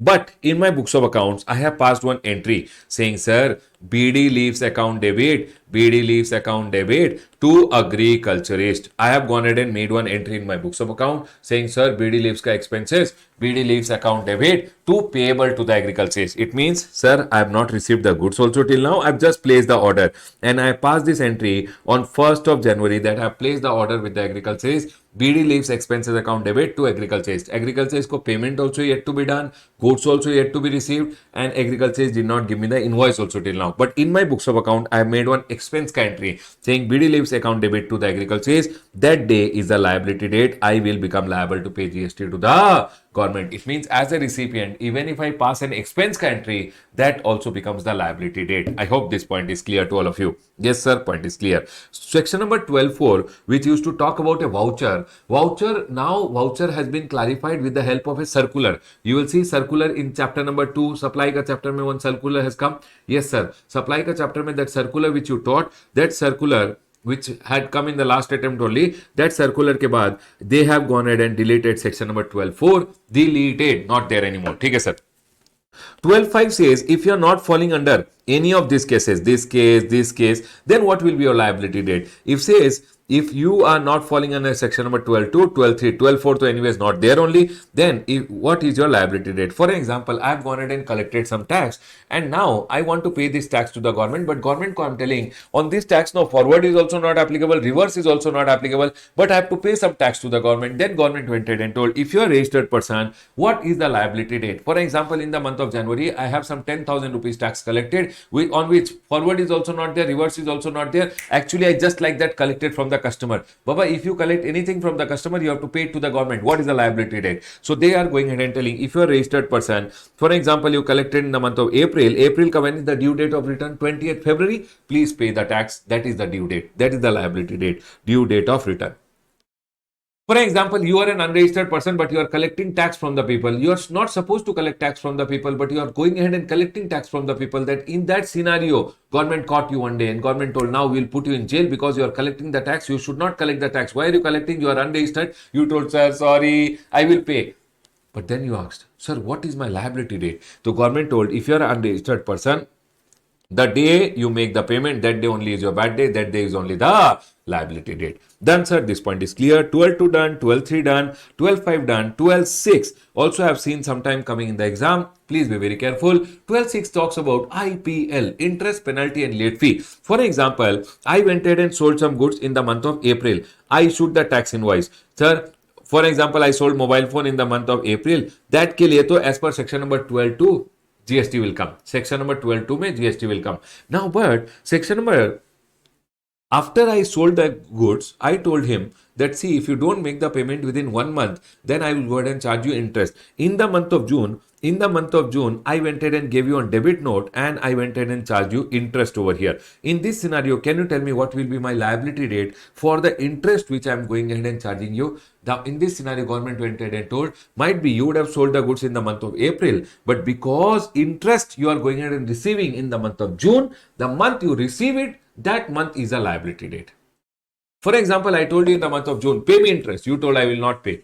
If you take interest, Ramesh, then I will not go ahead and buy anything from you. It means you did not give me interest. If you don't give me the interest, am I liable to pay? Not liable to pay. Interest, penalty, and late fee. Always remember, interest, penalty, and late fee, the day you receive, that day is your liability date. If you don't receive, no liability. If you receive, the day you receive, that day is your liability date.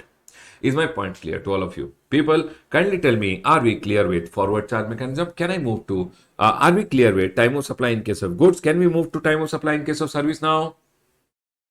Is everyone clear with time of supply of goods?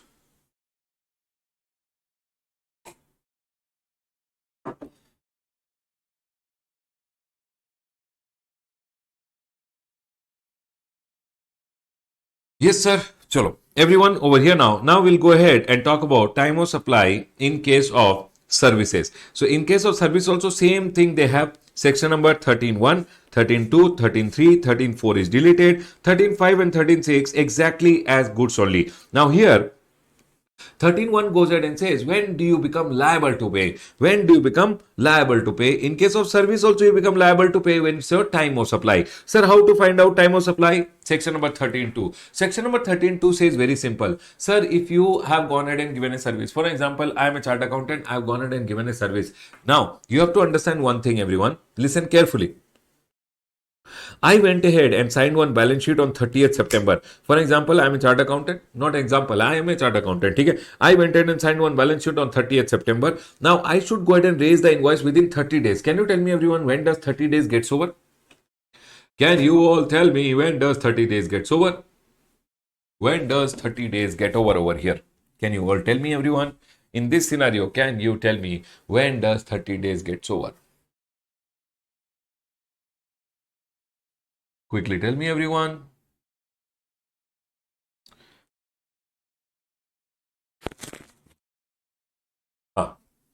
When does 30 days get over? Sir, 30 days means this day you leave it, 30 days you add it, to 30th October. Very good, everyone. Now, always remember one thing. Do you guys remember, in case of services, I should raise the invoice within 30 days. So, for an example, I am a chartered accountant. I went ahead and raised the invoice over here. and I received the payment over here. They are telling Ramesh, if you raise the invoice on time, which is basically 30 days, 45 days in case of NBFI. Do you guys remember everyone? Yes, sir. Non-banking financial corporation, banking companies, financial institution, telecom companies. Yes, sir. In tax invoice chapter, I have told you. If I raise the invoice within time, invoice or payment, whichever is earlier. That's it. Okay, sir. Sir, what if I don't raise the invoice on time, I raise the invoice here? Then remember one thing, it is the day I provided the service, date of provisioning of service. It means the day the service is complete or the day the payment is received, whichever is earlier. If I raise the invoice on time, invoice or payment, whichever is earlier. If I don't raise the invoice on time, invoice is useless. The day I provided the service or the day I received the payment, whichever is earlier.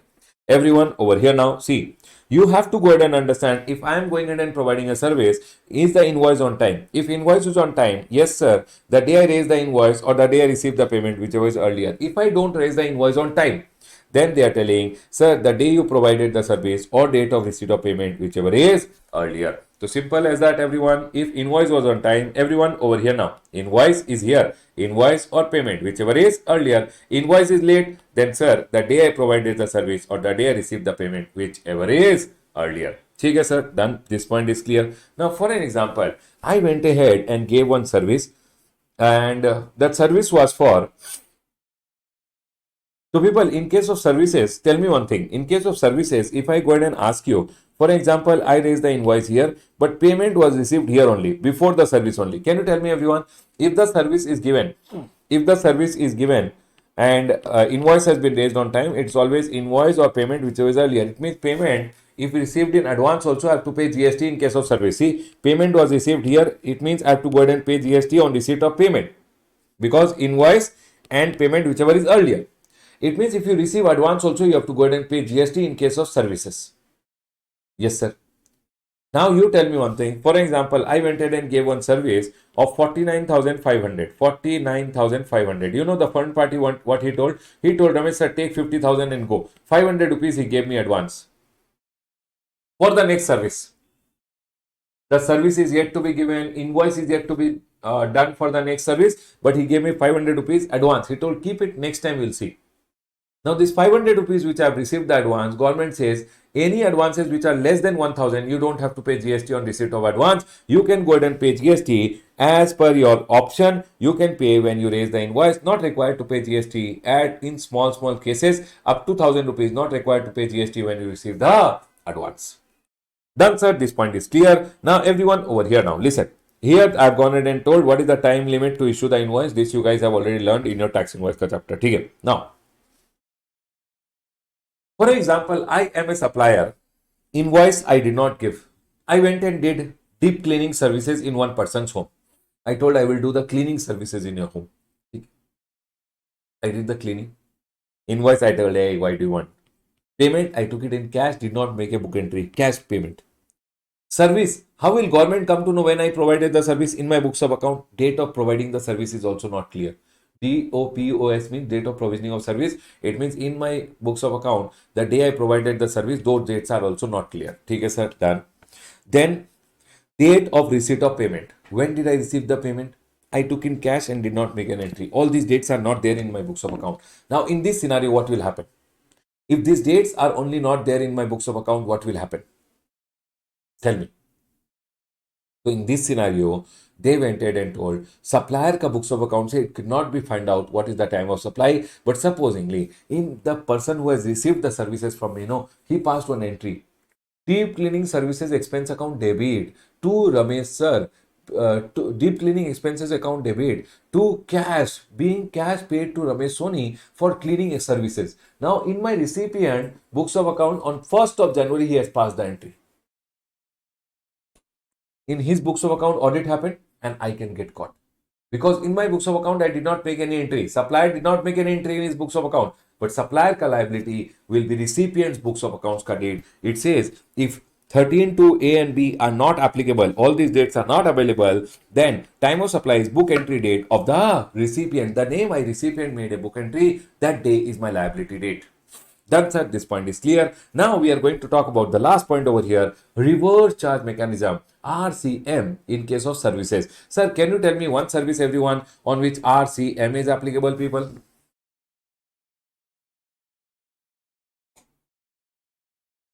Can you tell me one service on which RCM is applicable?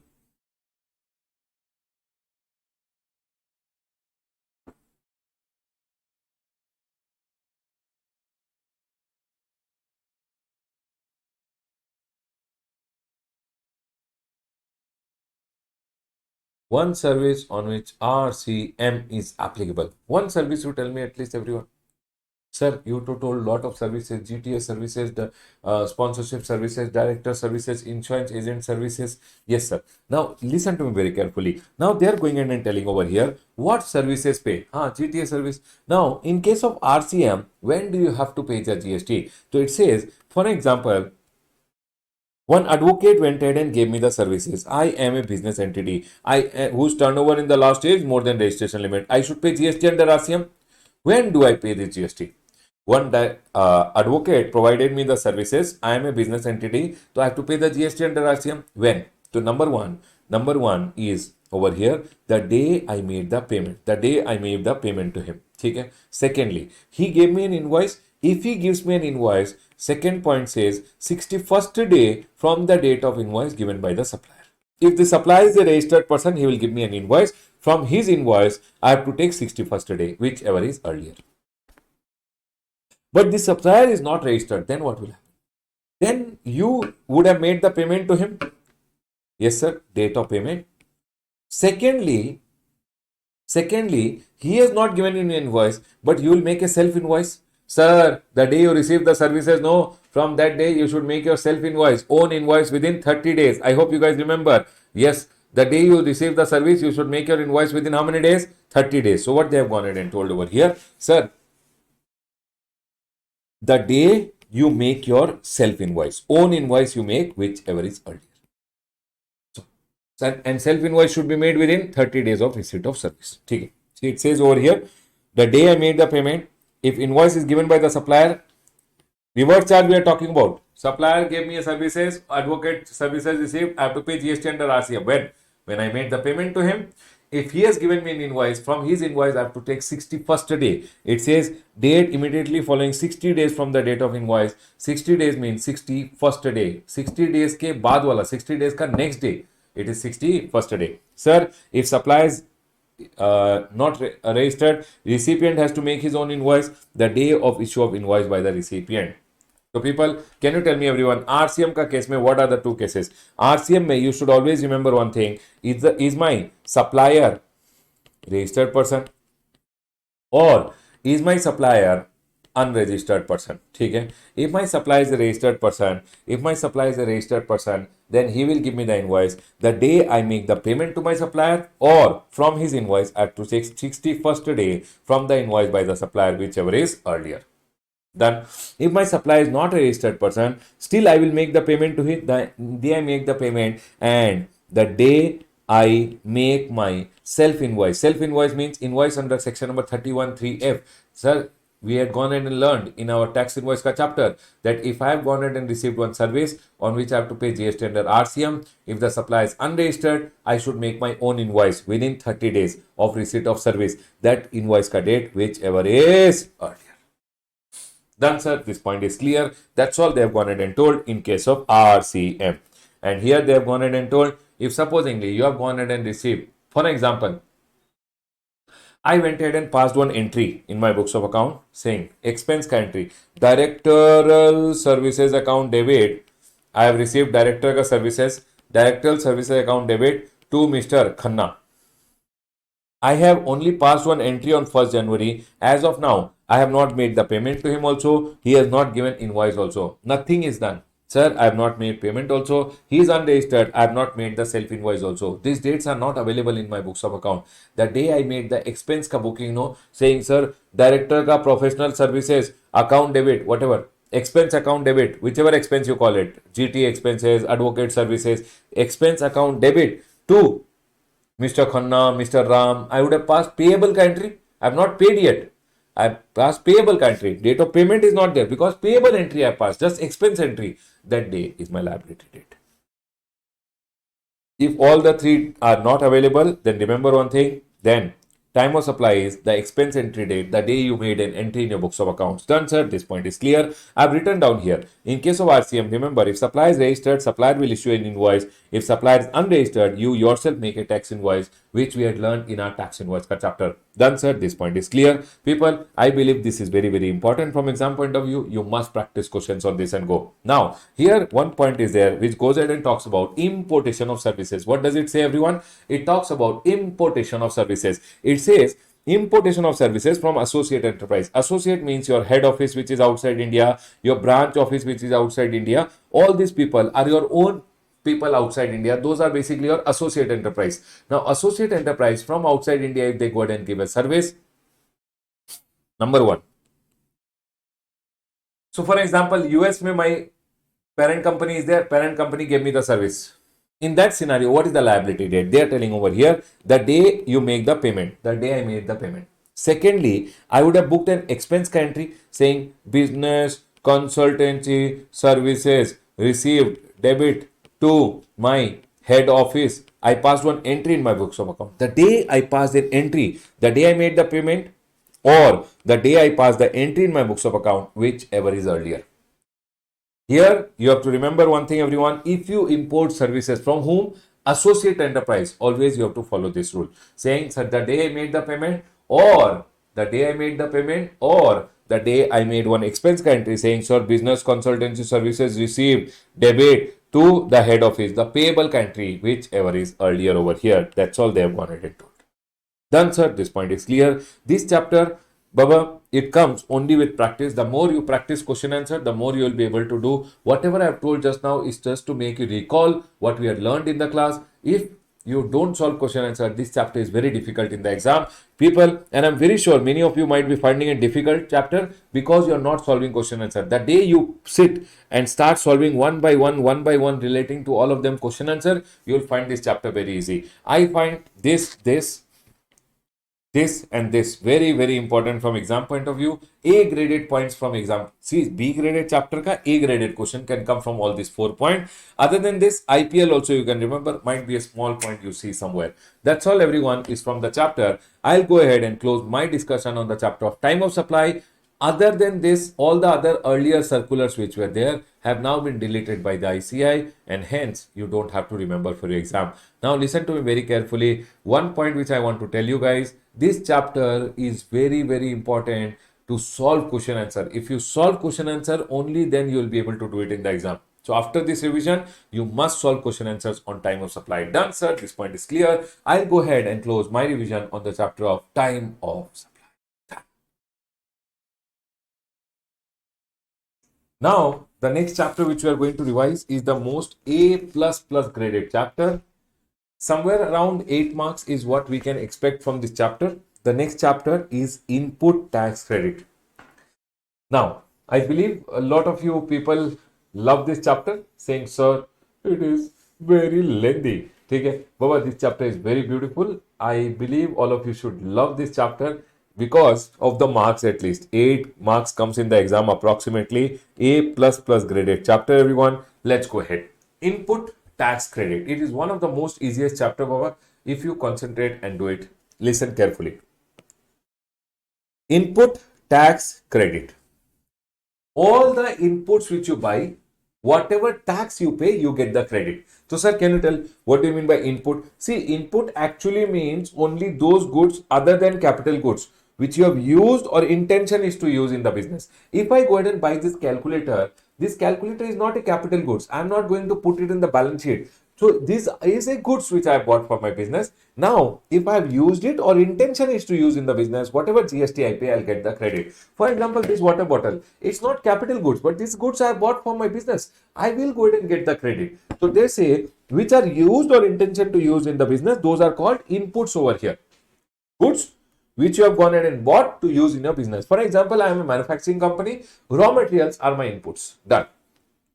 What do you mean by input services? Input services means any services which are used or intention is to use in the business. Any services. For example, for my business, I take Wi-Fi ka services, telecom services, printing services, what repair and maintenance ka services. Now, house, I went ahead and took a building on rent. All the services which I go ahead and take for my business, is also input services and capital goods. What do you mean by capital goods? This camera I bought, laptop I bought, iPad I bought, all this I bought for teaching. These are all capitalized in my balance sheet. They are telling whether you buy inputs, whether you buy input services, whether you take any capital goods which are basically capitalized in your books of account, used or intention is to use in the business, you will always get the credit. So they did not write the name as input service and capital goods tax credit. But Baba, your name can't be as per your qualities, no? Saying this. No, name has to be short. So they kept the name as input tax credit. But what they meant was, even if you buy input, even if you buy input services, or you buy capital goods for your business, whatever tax you pay, tax means what, sir? Tax means whatever GST you pay. Tax means whatever GST you pay, you will always go ahead and get the credit. Credit you will always get in your e-credit ledger. That's all they have gone ahead and told. Sir, what do you mean by tax? Tax means whenever any GST has been paid under forward charge or you have paid any GST under reverse charge. Whether you have paid to the supplier, he paid to the government, you will get the credit. Whether you have paid the GST under reverse charge, then also you will get the credit. All the credits are allowed, whether paid under forward charge, whether you paid under reverse charge, you can take the credit. It can be CGST, HGST, IGST, UTGST, and always whenever you import any goods into India. For example, I went ahead and imported some goods into India. Whenever you import the goods into India, those imports pay, you have to go ahead and file one bill of entry. Listen carefully, everyone. Bill of entry, and you have to pay custom duty, plus you have to pay IGST. This IGST which you pay whenever you import the goods or services also you import, you have to pay IGST. That IGST also, input tax credit, is available to the importer. So that's what they are telling, whether it is CGST, SGST, IGST or UTGST, and include the IGST on imports also. But remember one thing, it does not include composition tax. Baba, composition tax 1%, 1%, 5%, 6%, there is no credit. Done, sir. This point is clear over here, and the credit always comes in your e-credit ledger. Now, in your input tax credit chapter, the most important section which is there is section number 16. But before I go ahead and talk about section number 16, I want to go ahead and talk about why the chapter of input tax credit. What is the linking of the chapter? See, we started learning GST with what, everyone? Goods or service. Goods or service has to be supplied. Now, supply can be either interstate supply or supply can be either intrastate supply. Interstate supply, IGST gets levied. Intrastate, CGST gets levied. Once GST gets levied, GST should be collected and paid by a taxable person. How will you collect and pay? You will calculate GST is equal to value of your supply into rate of tax. Once you calculate, you will maintain your accounts and you will send the goods to the other person with the help of e-way bill. Before this also, once you calculate, you give the tax invoice to the person to collect the GST. Then you maintain your accounts and you send the goods to the other person with the help of e-way bill. Now, your liability to pay GST comes. And liability comes at the time of supply. For example, my liability is 1000. How do I pay my liability? The first thing you're going to use is input tax credit, and that's what they have wanted and told. For example, my credit is 500 rupees. I'll use it, and remaining amount I will go ahead and make the payment. And sir, here comes the chapter that once you are liable to pay something, what will you go ahead and use? You will go ahead and use your input tax credit to pay it.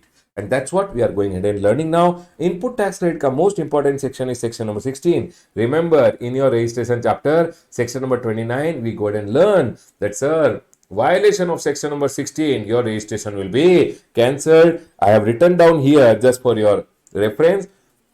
If you violate section number 16, then the rules, registration may be cancelled by your proper officer. Done, sir. This point is clear. This is just for your knowledge. I've written over here.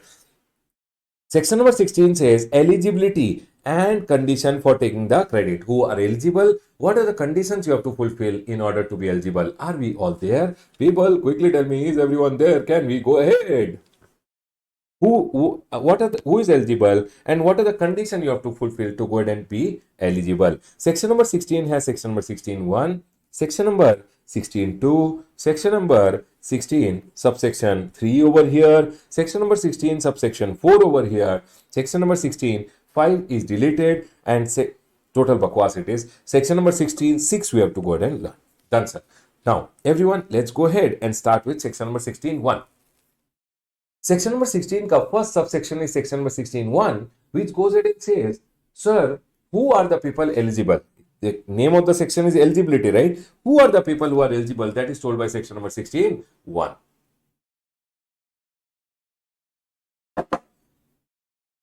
Section number 16(1) says, if you are a registered person, you are eligible. Who is eligible, everyone? Registered person. Of what is he eligible? Of whatever goods he buys, whatever services he takes, or a combination of goods and services he goes ahead and buys, then also he can go ahead and take the credit which he has used in his business. So whether I buy goods or I buy services, I can go ahead and take the credit of the amount, and the amount shall be credited to my e-credit ledger. So, sir, who is eligible? Registered person. Of what is he eligible? Goods, services, or both which he buys. Sir, which he buys for his personal purpose or business purpose? Business purpose. And the credit comes to his e-credit ledger. Story over. Section number 16(1) is done. Okay, sir. Now comes section number 16(2), the most important section. You will see in your exam one or the other point from section number 16(2) has come. Listen carefully.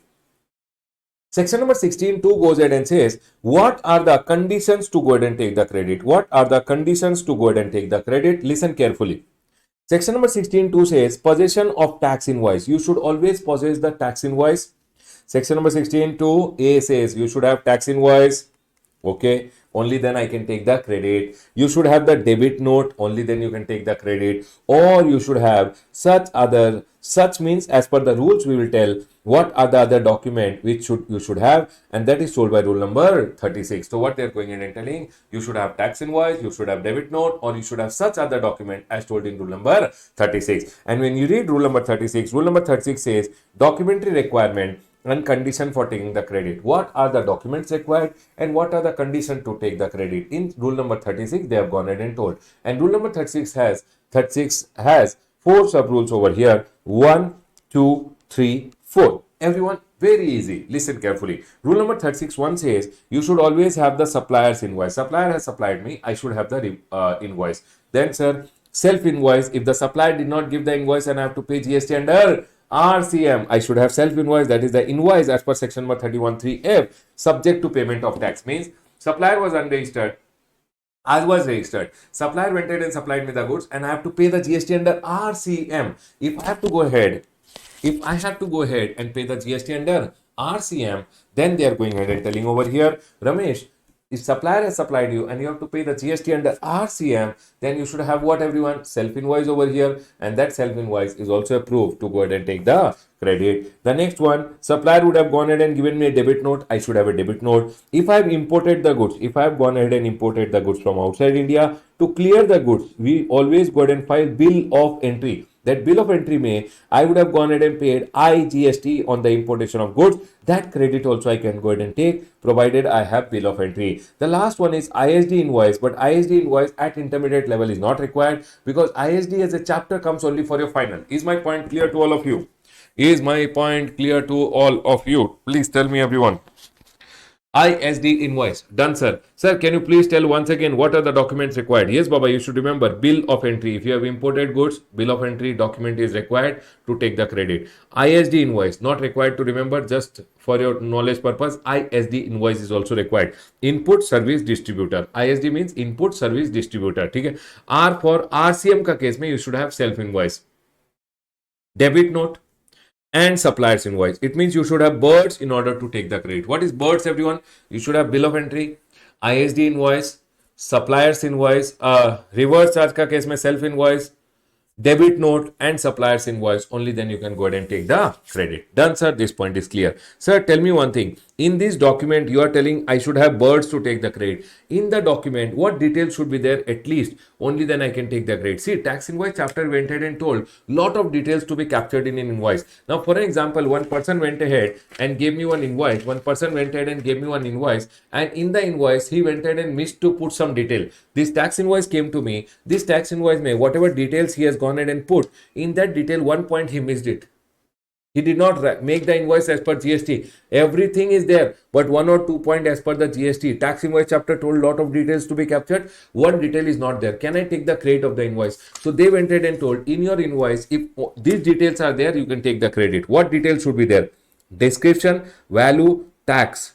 Whatever description, if in the invoice, description of the goods is written, value of the goods is written, tax is written, GST number of supplier and recipient both is written, and place of supply in case of interstate. In case of interstate, place of supply means if supplier has gone ahead and supplied to me, I am in Karnataka, he should have written the place where it is supplied is Karnataka.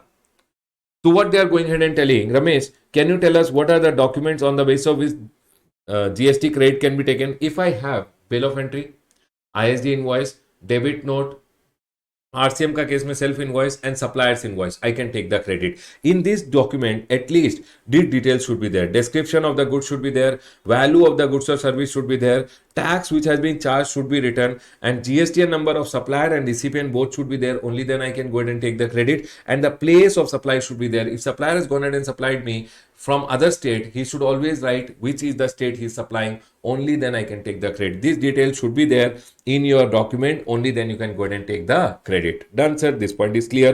Thirdly, no ITC of any tax paid in pursuance of demand confirmed on account of fraud, willful misstatement, and suppression of fact. What they are telling over here, everyone listen to me very carefully. One person, I went ahead and sold the goods. Everyone listen. I went ahead and sold the goods, but he told, hey Ramesh, don't give the invoice. I did not give him any invoice. We were trying to do a fraud. ठीक है? GST department caught me saying, Ramesh, useless fellow, you are not giving any bill. Why are you doing all this thing? Wrong thing. I told, sir, sorry. Department told nothing, sorry. You have to pay the GST. 1 lakh rupees pe department demanded from me 18,000 rupees GST.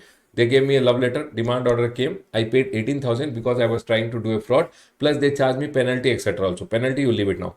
Now this 18,000 which I paid, I called Suresh. Hey Suresh, the goods which I sold you without invoice, no, because of you, I had to pay to the department 18,000 tax. Now I will give you one tax invoice.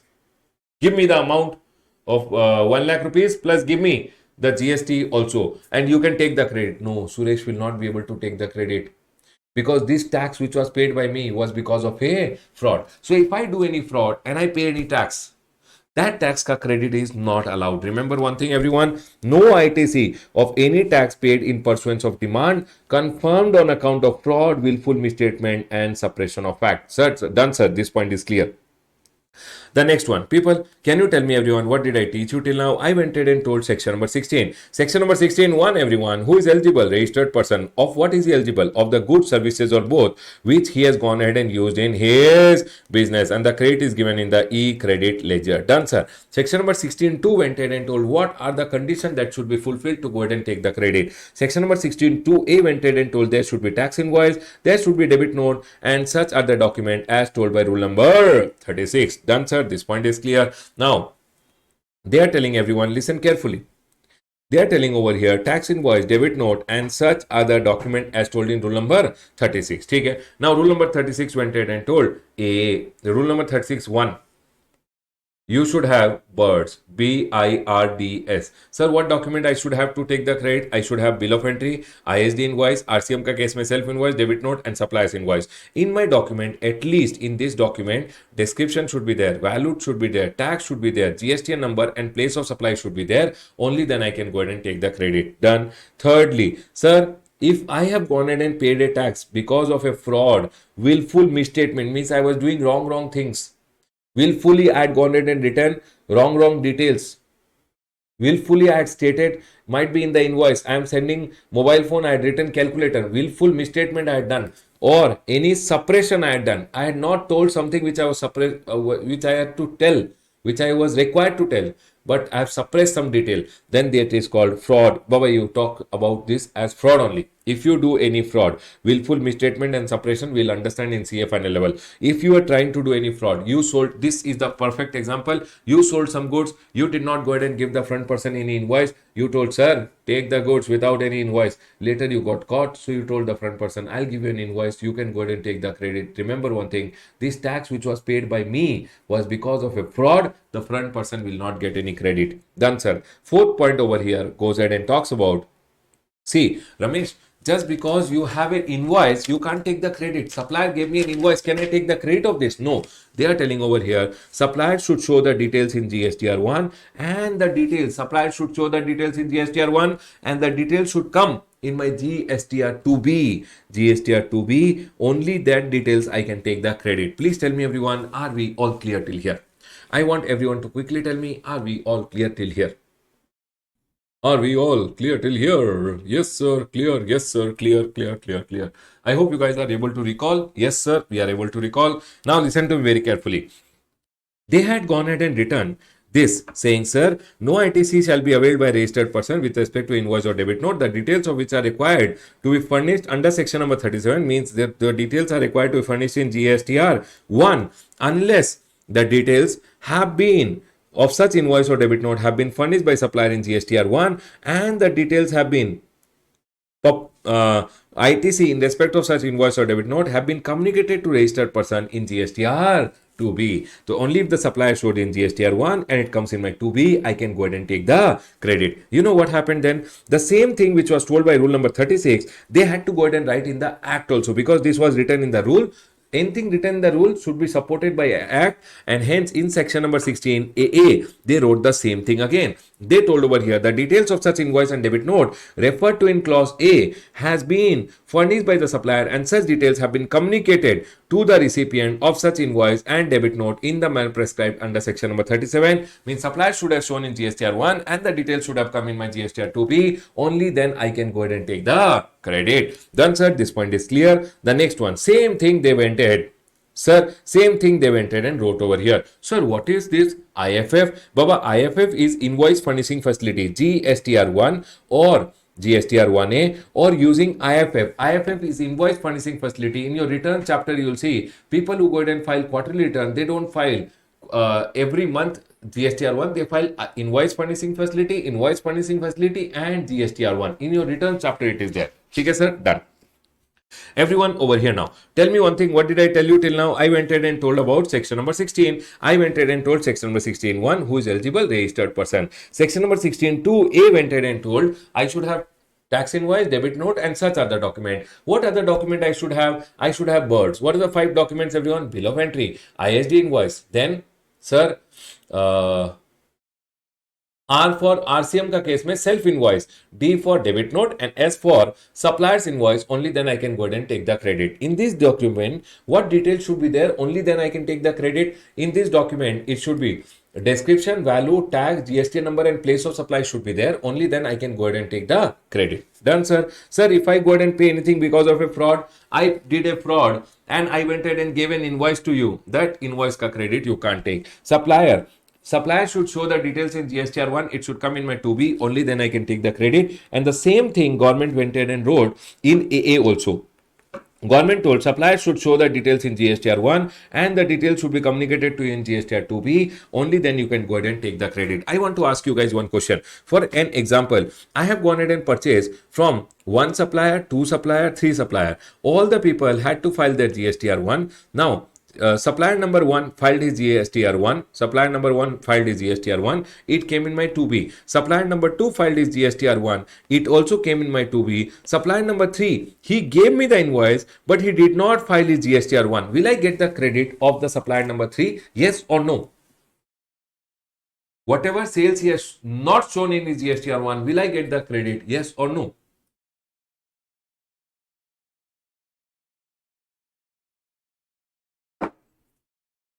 Yes, everyone. Will I get the credit? Yes or no, everyone?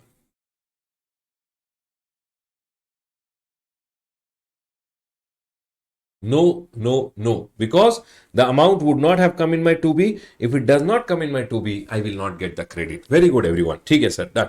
Now, Sir, you know what happened? Supplier went ahead and showed in GSTR 2B. Baba, you know what? In GSTR 2B also, government is selling only in 2B. Coming is not important. In 2B also, government has created 2 columns which are there. One is ITC available and one is ITC not available. It means whenever supplier goes ahead and shows in GSTR1, no, listen carefully. Whenever my suppliers will go ahead and show in GSTR1, the details come in my 2B. In my 2B also 2 columns are there. One is called ITC available, one is called ITC not available. If the details come in my ITC not available, no, those details I can't take the ITC. Means there are some conditions which are there. There are some conditions which are there which you don't have to remember. Because my supplier is a defaulter, because my supplier is a defaulter, he has done some wrong thing. Because of that, what will happen? No, whenever he will file GSTR1, the details will come in 2B. But in my 2B also, there are 2 parts which government have done.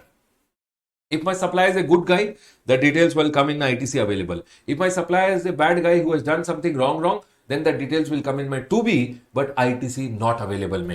Is my point clear to all of you? So they have gone ahead and told, sir, see here everyone, they are telling the details of ITC with respect to supply communicated to the registered person under section number 38. You don't have to remember section number 38 has not been restricted. It means the details came in my 2B, but still I can't take the credit if it is restricted credit. It is telling ITC not available, that credit I'll not get.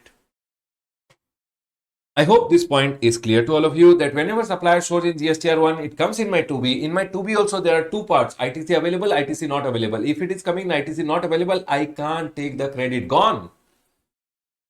Done, sir. This point is clear. So can you tell me everyone, sir, what did you tell till now? I went ahead and told section number 16, 1, who is eligible, registered person, of what goods, services or both which he has used in his business. You have to keep repeating, only then you will remember this chapter properly. Section number 16, 2 went ahead and told, sir, what are the details what are the condition you will get the credit? You should have tax invoice, you should have debit note, or you should have such other document as told by rule number 36. Rule number 36 goes ahead and says you should have bill of entry, ISD invoice, RCM का case में self invoice, debit note and suppliers invoice. Only then you can take the credit. In your document you should have description, value, tax, GST number and place of supply. In case of interstate, only then you can take the credit. Fraud ka case mein, you will never get the credit. Supplier should show the invoice in GSTR1. It should come in your 2B. Only then you can take the credit. The same thing they went in and wrote in AA also.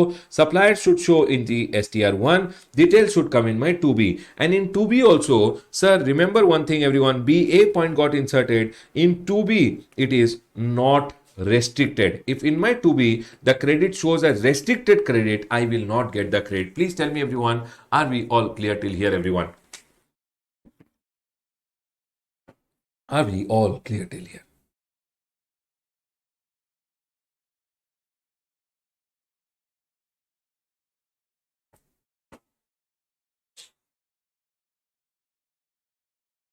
Yes sir, yes sir, yes sir. Okay. Now listen to me very carefully. This was about invoice should be there. Invoice should be given by him. Invoice should show in GSTR1. It should come in my 2B. 2B may also not restricted. It should be available credit. Done, sir? This point is clear. Baba, just because you have the invoice, you can't take the credit. No. Now they are going ahead and telling supplier should show in GSTR1. It came in your 2B. You have the invoice. You can't take the credit unless you received the goods, services or both. The next condition over here is you should have received. See, just because I received the invoice, I can't take the credit. I should have also received the goods. That's what they are telling over here. Sir, you should have received the goods, services or both. Only then you can go ahead and take the credit. And it says deemed received concept is also fine when goods or services are provided by the supplier to the recipient or any other person on the direction of such registered person. For an example, I went ahead and told my supplier, do the billing to me, but I went ahead and told my supplier, do the billing to me, but ship the goods directly to my buyer. So what it is called bill to ship to. He will do the billing to me. He will ship the goods over there directly to my buyer. In this scenario, when he gives me the bill, no, I can take the credit if my ultimate recipient has received it. This is called bill to me, ship to him. Bill to me, ship it to him. When he receives it, I can go ahead and take the credit even though I have actually not received the goods, but it will be deemed that when my buyer has received the goods, I can go ahead and take the credit. Supplier gave me the invoice, shipped the goods directly. I can go ahead and take the credit. That's all has been told over here. That sir, you received the goods, services. Deemed received concept is also fine when goods, services are provided by the supplier to the recipient or any other person on the direction of such registered person. So sir, if supposingly Ram is over here and this is Sham over here and this is Mohan over here. Mohan has gone ahead and bought some goods from Sham. Sham went ahead and placed the order to Ram. He told Ram, bill it to me, but do one thing, send the goods directly over here. When Mohan receives, I can go ahead and take the credit of the bill which I have received over here because he will give me the bill, I will give the bill to him. Listen to me very carefully, but the goods are going directly over here. I did not receive the goods, but I can take the credit. When ultimately this guy receives it, it will be deemed that I have received and I can take the ITC of this bill. Bill received, I can take the credit if my ultimate recipient has received the goods. Done, sir. This point is clear. The next one over here, listen to me very carefully. 1, 2, 3. We have gone ahead and learned A point. A point. B, received the goods and the credit should not be restricted. Now, next one over here. Everyone listen to me very carefully. Supplier gave me the document. I received the goods. Next step is supplier should have paid the tax to the government. Supplier should have paid the tax to the government. The next step over here is tax should be paid to the government through cash or credit utilization. I want to go ahead and tell you guys little in detail about this. Everyone listen carefully. I'm very sure you guys might be wanting to understand this point little in detail. I will talk in little details over here. Listen everyone. Supplier is over here. I am the recipient. Listen carefully everyone. Supplier went ahead and filed GSTR1. Okay? The details went to the front person in GSTR2B. He showed 1 crore rupees ka sale, 18 lakh ka liability. This guy got input tax credit 18 lakh rupees. Done, sir. Now, supplier has GSTR2B. Somebody else would have filed GSTR1, it would have come in as GSTR2B. I will also file my GSTR1. Correct? When I filed my GSTR1, I told my sale is 1.5 crore. Liability is, for example, 30 lakh rupees. Done. He has input tax credit, for an example, of 10 lakh rupees. Okay. On 20th of every month, he will also file his GSTR3B. Listen carefully. And when I am filing my GSTR3B, I should go ahead and avail the credit.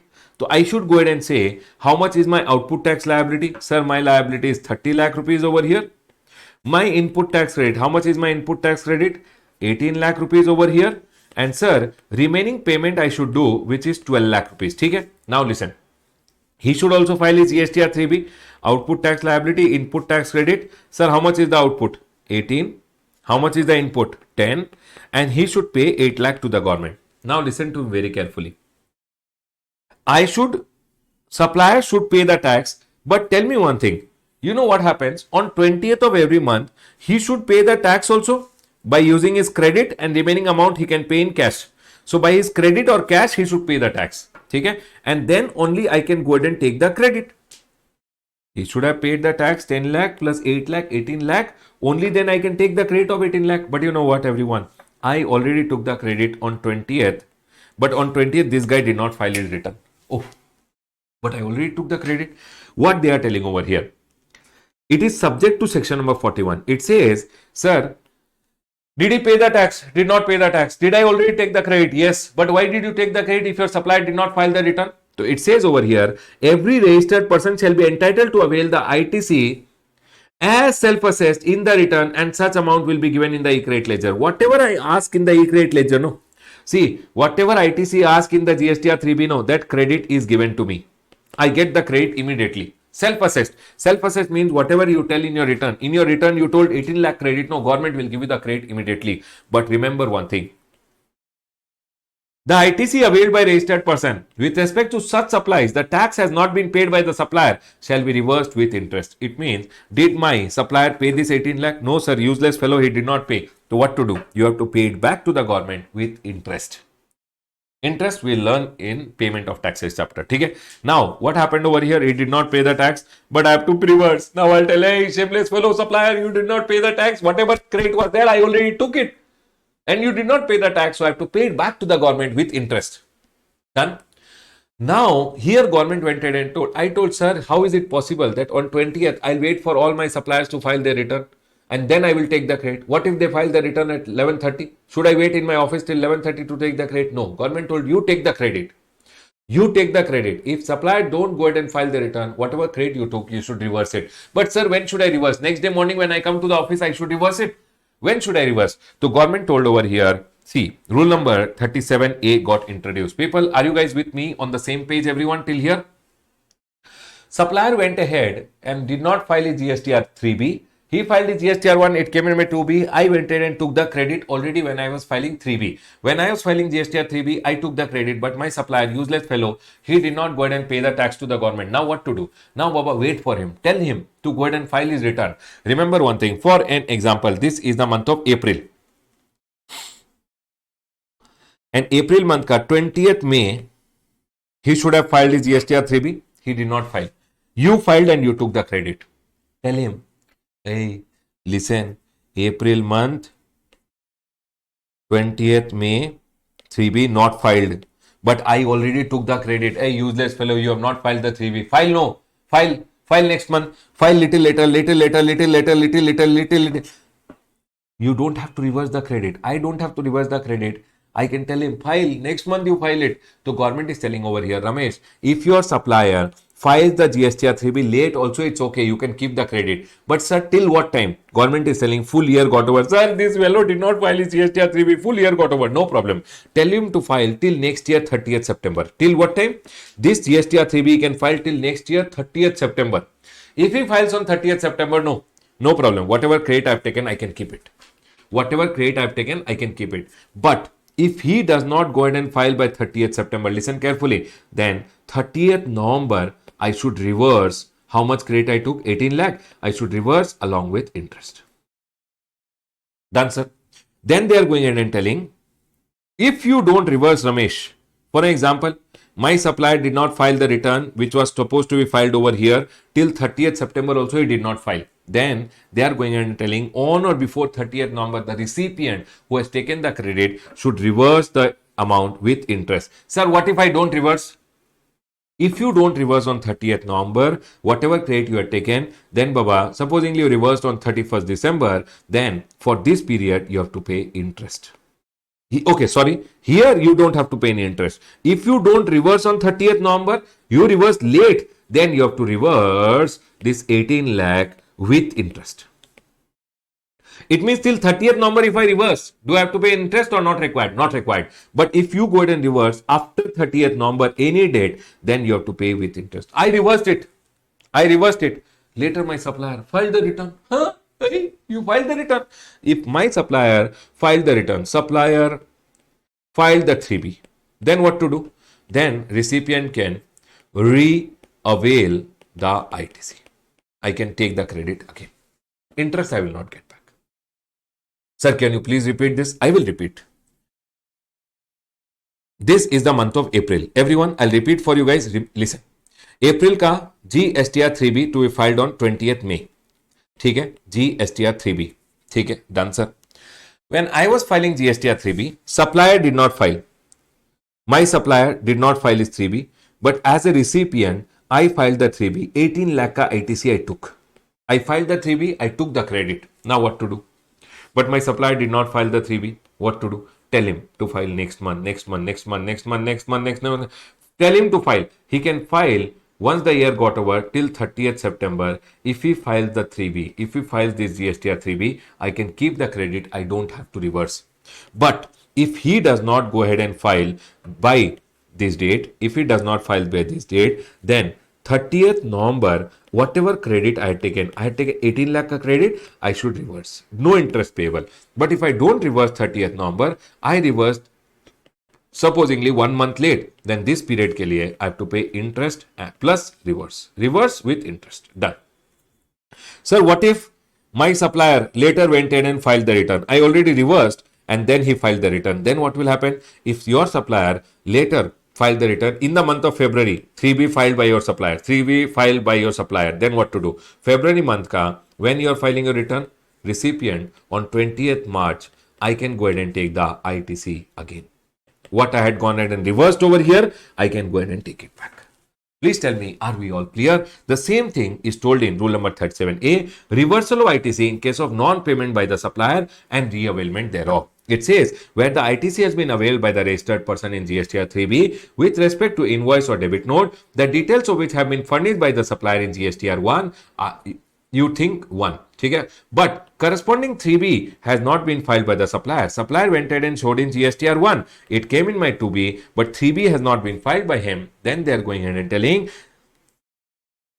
till what date? Next month. till 30th next year, 30th September. If it does not file, then following the end of the financial year in which the ITC has been availed, the said ITC shall be reversed by the registered person while furnishing the GSTR 3B on or before 30th November. So my supplier did not file his GSTR 3B. Then I can tell him file in the next month, file in the next month, file in the next month, file in the next month. If it does not file by 30th September also, next year ka 30th September, then 30th November I should reverse the credit. If I don't reverse, if ITC is not reversed by the registered person, such amount shall be payable by the said person along with interest. It means if I reverse it after 30th November, I have to reverse with interest. ठीक है sir. Sir, I reversed it. I've taken the credit, I paid it back. If I paid it back, then what happened later? Supplier filed his 3B. If supplier subsequently furnishes the GSTR 3B, the registered person may re-avail the credit in the GSTR 3B for the tax period after. So what happened over here? Listen carefully. My supplier did not file his 3B. Can I keep the credit? Yes, you can keep the credit.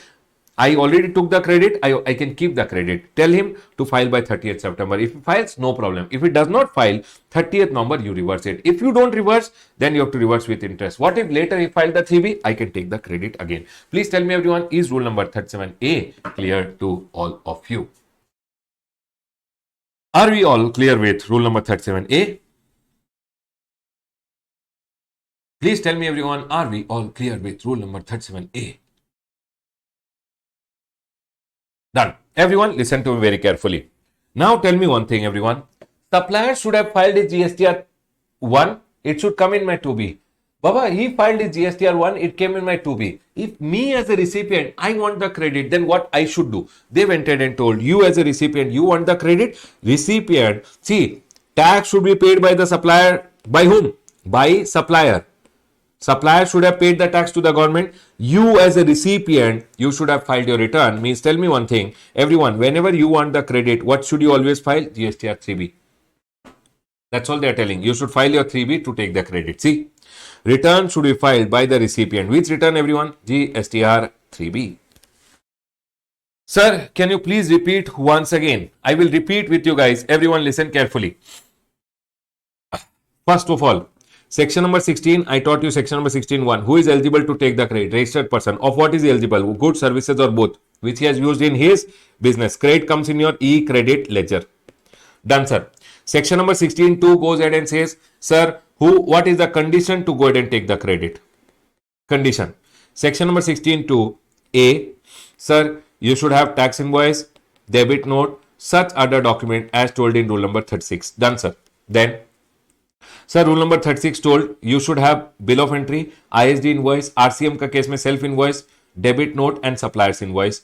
In the document, what details should be there? Description, value, tax, GST number and place of supply. Supplier, if any tax has been paid by supplier because of fraud, I can't take the credit. Sir, fraud, then supplier should show in GSTR 1. It should come in my 2B. Only then I can take the credit. Same thing I went ahead and wrote over here. Supplier should show in GSTR 1 and it should come in my 2B. And Baba, BA told in 2B it is not restricted.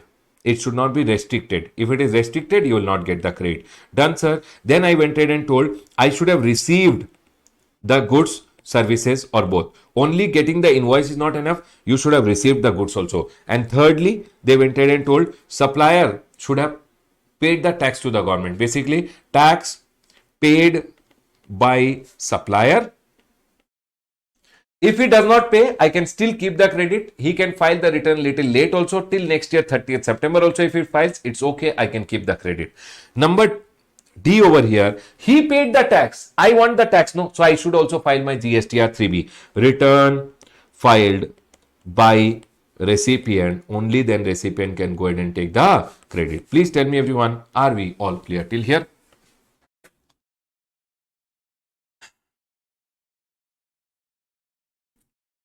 Now, everyone, in the next page, they have gone ahead and told some provisos which are there. Section number 16.2 ka one proviso is there. Proviso to section number 16.2. If goods are against an invoice are received in lot or installment, registered person entitled to avail ITC on the receipt of the last lot. For example, I went ahead and told one person to give me 10,000 bags of cement. One invoice he gave me. One invoice he has given me. Against that, he has sent the goods in January. February, March. 10,000 bags of cement. Some goods are coming in one truck, some are coming in other, some is coming another. 3 trucks are going to come, one in January, one in February, one in March. Can you tell me when can I go ahead and take the credit? January, February or March? So they went ahead and told over here, you can go ahead and take the credit on the receipt of the last lot, which is received in the month of March. Basically, when you receive the last truck, you can go ahead and take the credit. That's all they've gone ahead and told. Done, sir. This point is clear. After that, there is a proviso to section number 16.2, which goes ahead and talks about, sir, payment to the supplier should be made within 180 days from the date of invoice. That is the value plus the tax both. If not, then the ITC availed, you should pay it back to the government or reverse along with interest in the manner prescribed. And that is told by rule number 37. Sir, can you please explain? Yes, I'll explain. For an example, this is the month of January. I've received one invoice. In the month of January, if I receive an invoice, I should go ahead and take the credit when I'm filing my return in the month of March, basically January, then February. 20th February, I should go ahead and take the ITC. For example, January month ka invoice was 10 lakh rupees ka invoice and credit was 1.8 lakh. So I will go ahead and take the input tax credit 1.8 lakh. Listen to me very carefully. Now, if from the date of invoice, when does 180 days gets over? 15 January ka invoice, for an example. January, how many days? 31 days, 15 days gone, 16 days January, February 28 days, March 31 days, April 30 days, May 31 days. Sir, how many days gone? 16 plus 28 plus 31 plus 30 plus 31. So 136 plus this is Jan, Feb, March, April, May, June. June 30 days again. Okay, plus 30 days June gone. July, how many days we need? 166. So we need 14 more days in July. So July 14. 14 July, 180 days getting over. Listen to me very carefully. My supplier went ahead and gave me an invoice in January. I should make the payment to the supplier within 180 days. When is 180 days getting over? July. If I make the payment here, no problem. I can keep the credit. I did the payment here to my supplier. I made the payment. Then I don't have to reverse this credit. I can keep the credit which I have taken. But if I did not make the payment, for example, I made the payment later, might be after July. Then Baba, July month May, whatever input tax credit, supplier had gone ahead and paid the tax. I took the credit. Now government is going and telling Ramesh, the credit which you entered and took, you have to pay it back to the government because you did not make the payment to the supplier within 180 days. You did not make the payment. So July got over here. July month ka, when will I file the return? 20th August, when I file the return, I should pay back this 1.8 lakh to the government along with interest. Simple. Supplier gave me an invoice, I took the credit. If I don't go ahead and make the payment of this invoice within 180 days from the date of invoice, if I don't make the payment, the day 180 days gets over, that month ka when I am filing the return, July my 180 days got over, August 20th, I should pay back the GST credit which I had taken back to the government. That's all they have gone ahead and told over here. See, reversal of ITC in case of non-payment of consideration. Registered person shall pay back or reverse an amount equal to ITC availed in respect of supply proportionate to the amount not paid to supplier. If I had paid 50% to the supplier, I can keep 50% credit, 50% only reversal has to be done. It says you should pay it back along with interest while you are furnishing the GST 3B for the period immediately following 180 days from the date of invoice. The day 180 days got over, the month 180 days got over, that month ka, when you are filing the return, you have to go ahead and pay it back to the government. And that's all they are going ahead and telling. Now, sir, can you please repeat, sir? Once again, I'll tell everyone over here. Supplier gave me an invoice. From the invoice, I should pay it back to the supplier within 180 days. If I don't make the payment within 180 days, the day 180 days got over, I should pay it back. That month ka when I'm filing the return, I should pay it back to the supplier. Done, sir. This point, not supplier, sorry. The credit which I had taken, I have to pay it back to the government. Okay, done. No reversal with respect to, there are some suppliers for which reversal is not required. Means even if I don't pay the supplier within 180 days, government says no problem. If you don't pay the supplier within 180 days also, no problem, Ramesh. What are the 3 points over here? They are telling supplies on which tax is payable under RCM. Supplier went ahead and gave me BD leaves. BD leaves ke liye I paid the GST under RCM. I can keep the credit even if I don't pay the supplier within 180 days. Government says let the supplier go to hell. You don't pay him within 180 days. You paid the tax, no, you take the credit. Over story. Done, sir. Secondly, supplies without consideration. Schedule 1. Do you guys remember Schedule 1? Permanent transfer of business asset, where ITC has been availed. Supply between related person or distinct person. For example, my factory has transferred some goods to me where there is no consideration which is payable, but according to GST, it's a supply even without consideration.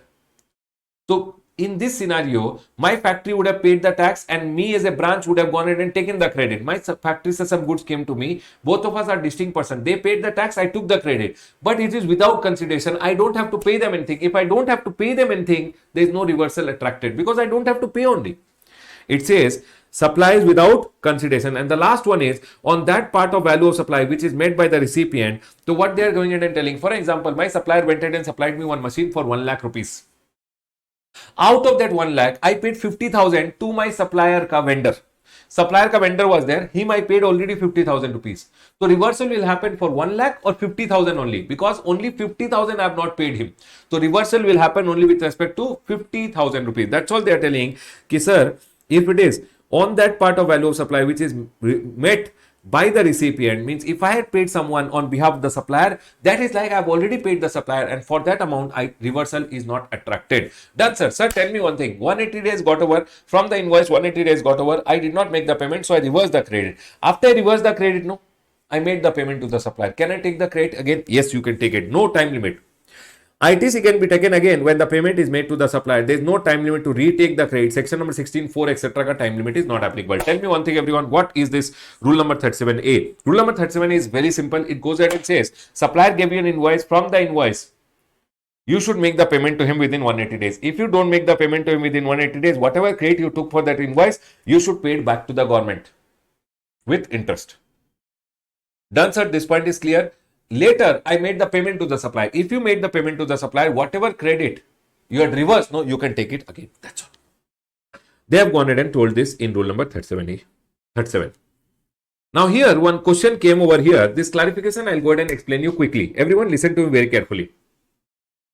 Ex-works contract ka one clarification has come. Okay, this had come last time only.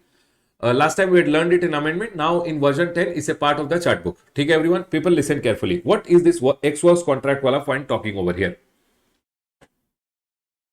For example, everyone, I'll explain, listen carefully. This is my supplier.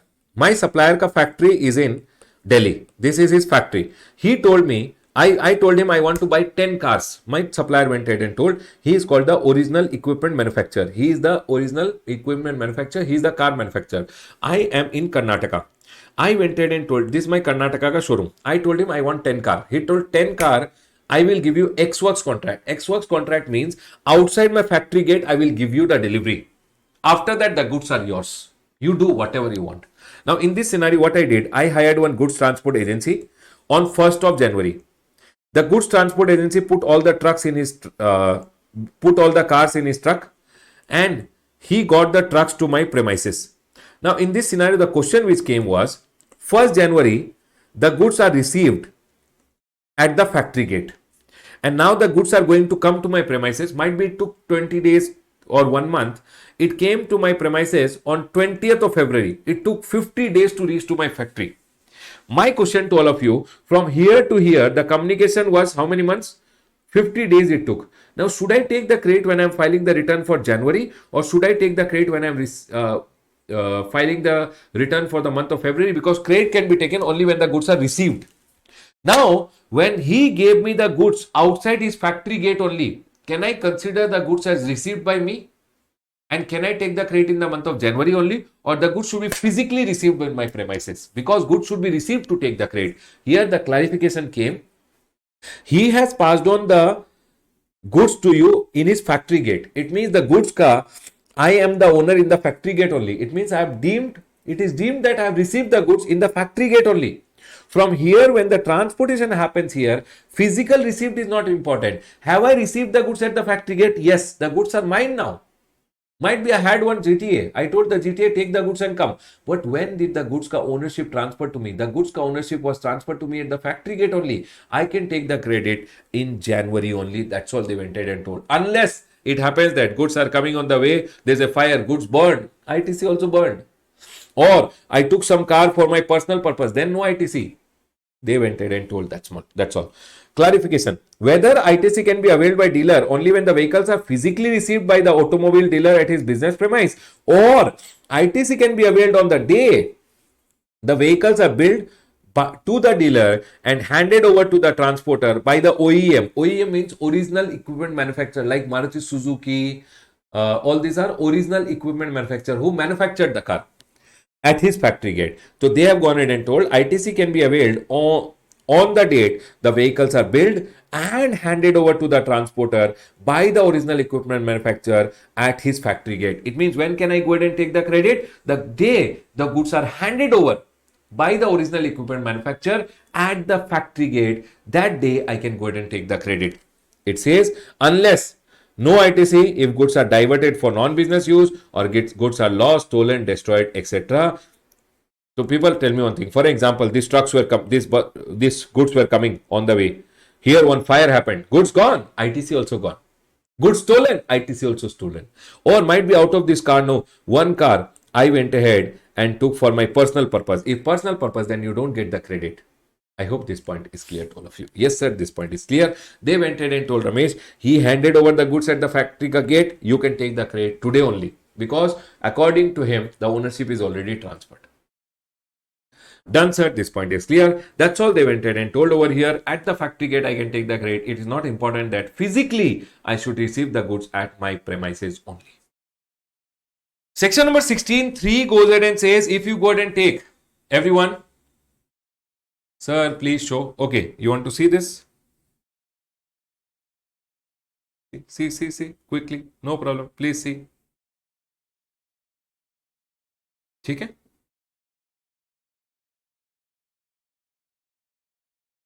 Everyone over here now, listen. The third one now. See, we learned section number 16(1), who is eligible, registered person. Section number 16(2), condition to take the credit. Yes, sir, conditions you went ahead and told. Now we are learning section number 16(3), which goes ahead and says, for example, I bought one asset for 1 lakh rupees. I paid 18,000 rupees ka GST on this asset. Can you tell me, can I take 18,000 rupees ka ITC? Yes, I can go ahead and take ITC of this 18,000. But remember one thing, then you should depreciate only 1 lakh, not 1 lakh 18. If I go ahead and do one thing, I go ahead and take depreciation of 1,18,000 total amount. It means I took depreciation of this 18,000 GST also, then I will not get any input tax credit. Remember one thing, if you take ITC of the GST portion, then Baba, depreciation cannot be claimed on the GST portion. But if you claim depreciation on the GST portion, ITC is not available. Both are. You have to be very careful. If you take ITC, don't take depreciation. If you take depreciation, don't take ITC of the GST component. I am going ahead and telling. Done, sir. This point is very simple. There is nothing. Registered person, if claims depreciation on the tax component of the capital goods and plant and machinery under the Income Tax Act, no ITC on the tax component. You will not get the credit of the tax component if you take depreciation of the tax. Okay. Done, sir. For example, in your exam, they went ahead and told you 10 lakh rupees ka asset bought, 1.8 lakh rupees GST paid. The total invoice value was 11.8 lakh. The buyer has gone ahead and taken depreciation on 11.8 lakh. Full depreciation taken on 11.8 lakh. Is ITC available? Yes or no, everyone? Is ITC available? Yes or no?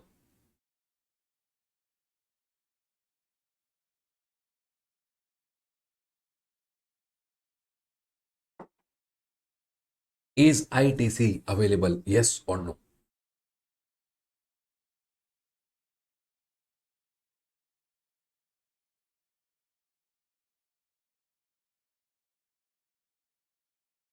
No. Because you have taken GST component also, you have taken the depreciation. I hope this point is clear. If you take depreciation on this whole amount, ITC is not available. Done, sir. Everyone over here now, let's go ahead. The next one over here is section number 16(4). Before I talk about section number 16(4), tell me one thing, everyone. Section number 16(1), I told you who is eligible, registered person. Section number 16(2), I told you condition to take the credit. Section number 16(3), I am going ahead and telling you ITC taken, don't take depreciation. Depreciation taken of the GST component, don't take ITC. That's all. Section number 16(4), for an example, everyone, I received one invoice. Okay? This invoice I went and received. I told, invoice, very good. I took this invoice, I folded the invoice, kept down and sat on the invoice and forgot to take the credit. I received the invoice, I forgot to take the credit. When can I go ahead and now take the credit? So they are going ahead and telling, for an example, I received one invoice in the month of April. April may I received the invoice or debit note. I had to take the credit on 20th April ka 20th May, but I did not take the credit. Why? Because I forgot. I kept the invoice, I sat on it and I forgot. Can you tell me for this invoice, when can I go ahead and take the credit? If I did not take the credit of the invoice, that time, then when can I go ahead and take the credit? They are telling Ramesh, do one thing, no, next month return take it, next month return take it, next month ka return may take it, next month ka return. What is the last day I can go ahead and take the credit with respect to an invoice which is received in 1 year? Or if I have received one debit note, when can I take the credit? They are telling, take it in the same month, take it in the next month, take it in the next month. But remember one thing, the last date to take the credit with respect to invoice is 30th November. 30th November. This year finished. For example, 25-26, then this is 30th November 2026. 30th November 2026. Done, sir. This point is clear. Now listen to me very carefully. Everyone over here, listen. If you don't go ahead and take the credit by 30th November, then gone. You can't go ahead and take the credit. So it says what? 30th November of the next year or annual return ka actual date. Annual return ka due date is what? 31st December is annual return ka due date. But they are not telling due date. They are going ahead and telling the actual date of filing annual return. If I filed annual return on 15th of September only, I filed the annual return on 15 September only. What is the last date to take the credit? 15 September. If I did not file the annual return here, then what is the last date to take the credit? 30th November. Remember one thing, the last date to take the credit with respect to any invoice or debit note is always 30th November or annual return, whichever is earlier. Is this point clear to all of you? Can you tell me everyone, for an example, 2025-26, 15th August, annual return filed. 30th November. What is the last day I can take the credit, everyone? Any invoice with respect to this year, invoice or debit note, what is the last date to take the credit? August or 30th November? 15th August or 30th November? Can you guys tell me everyone, 15th August or 30th November? 15th August or 30th November?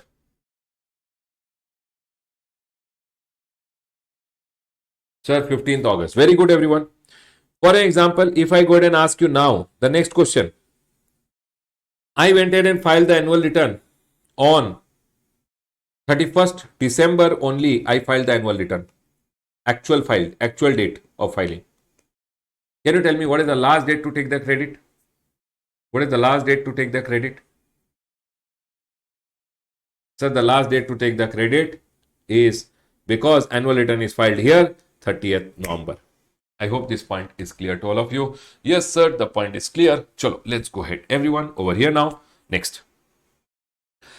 Okay, we already found the invoice. Okay, now done.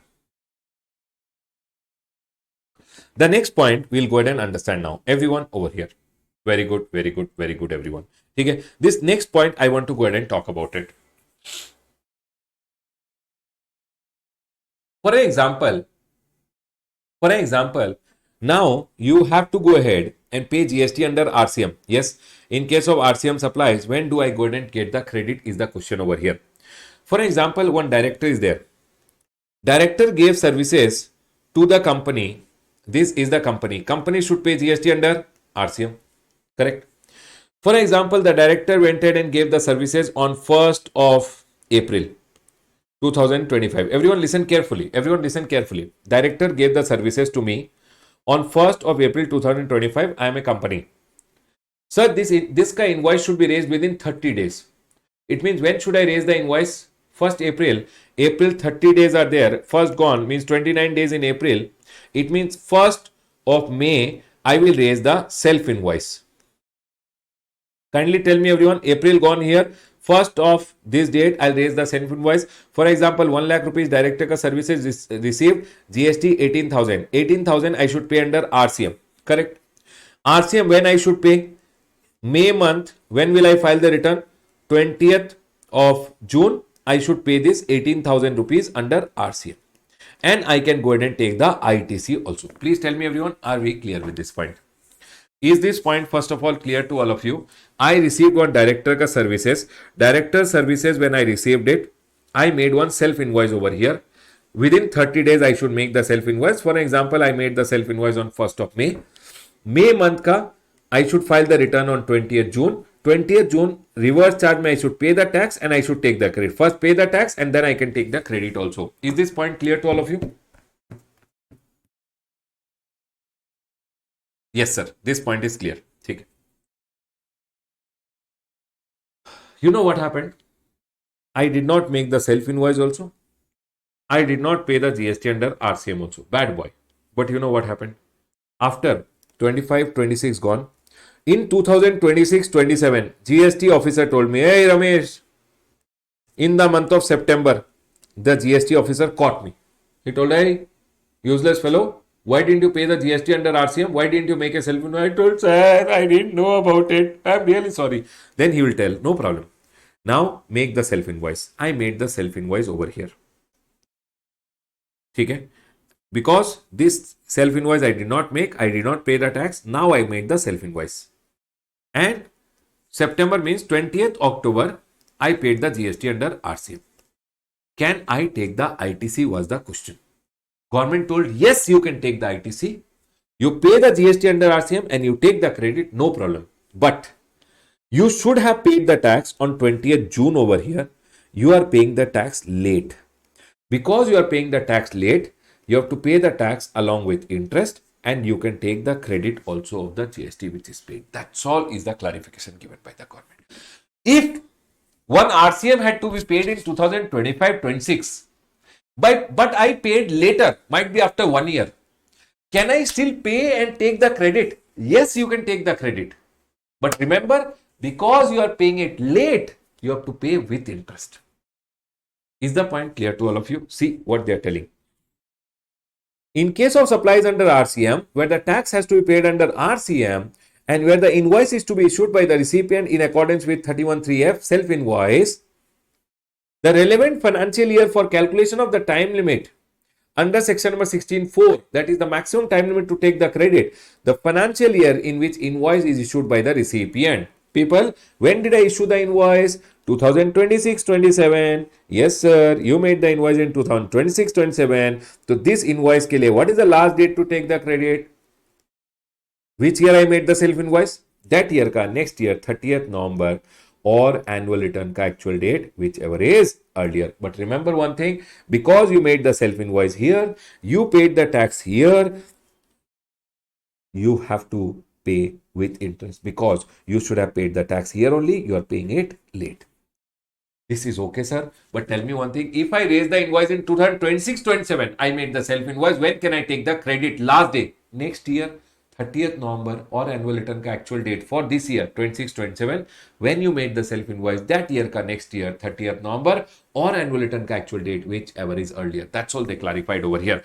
That's all, sir. Done. Okay. It says subject to payment of tax and fulfillment of other condition. In case, because you are paying the tax late, you are required to pay along with interest. Done, sir. Sir, can you please repeat once again? Yes, I'll repeat for you. Listen. I should have made the self invoice here and I should have paid the tax here. But I missed it.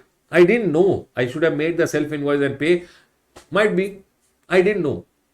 I missed it. Now what to do? Next year, GST officer pointed out, I make the self invoice, pay the tax. Because I am paying the tax late, I have to pay RCM with the interest amount.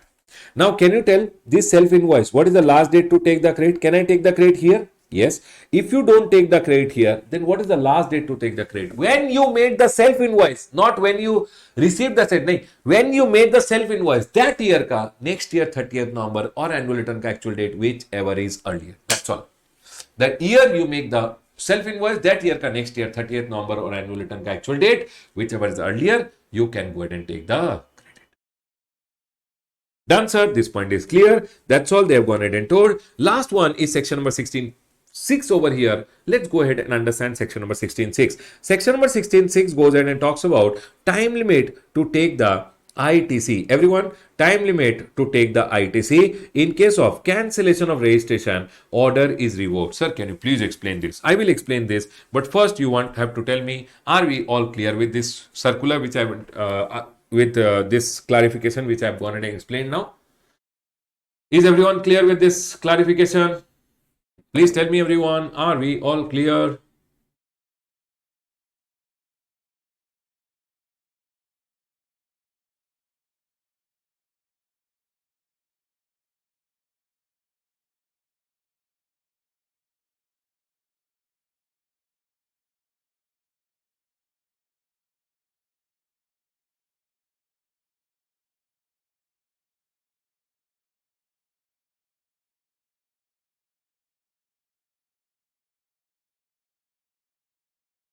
Just give me a minute.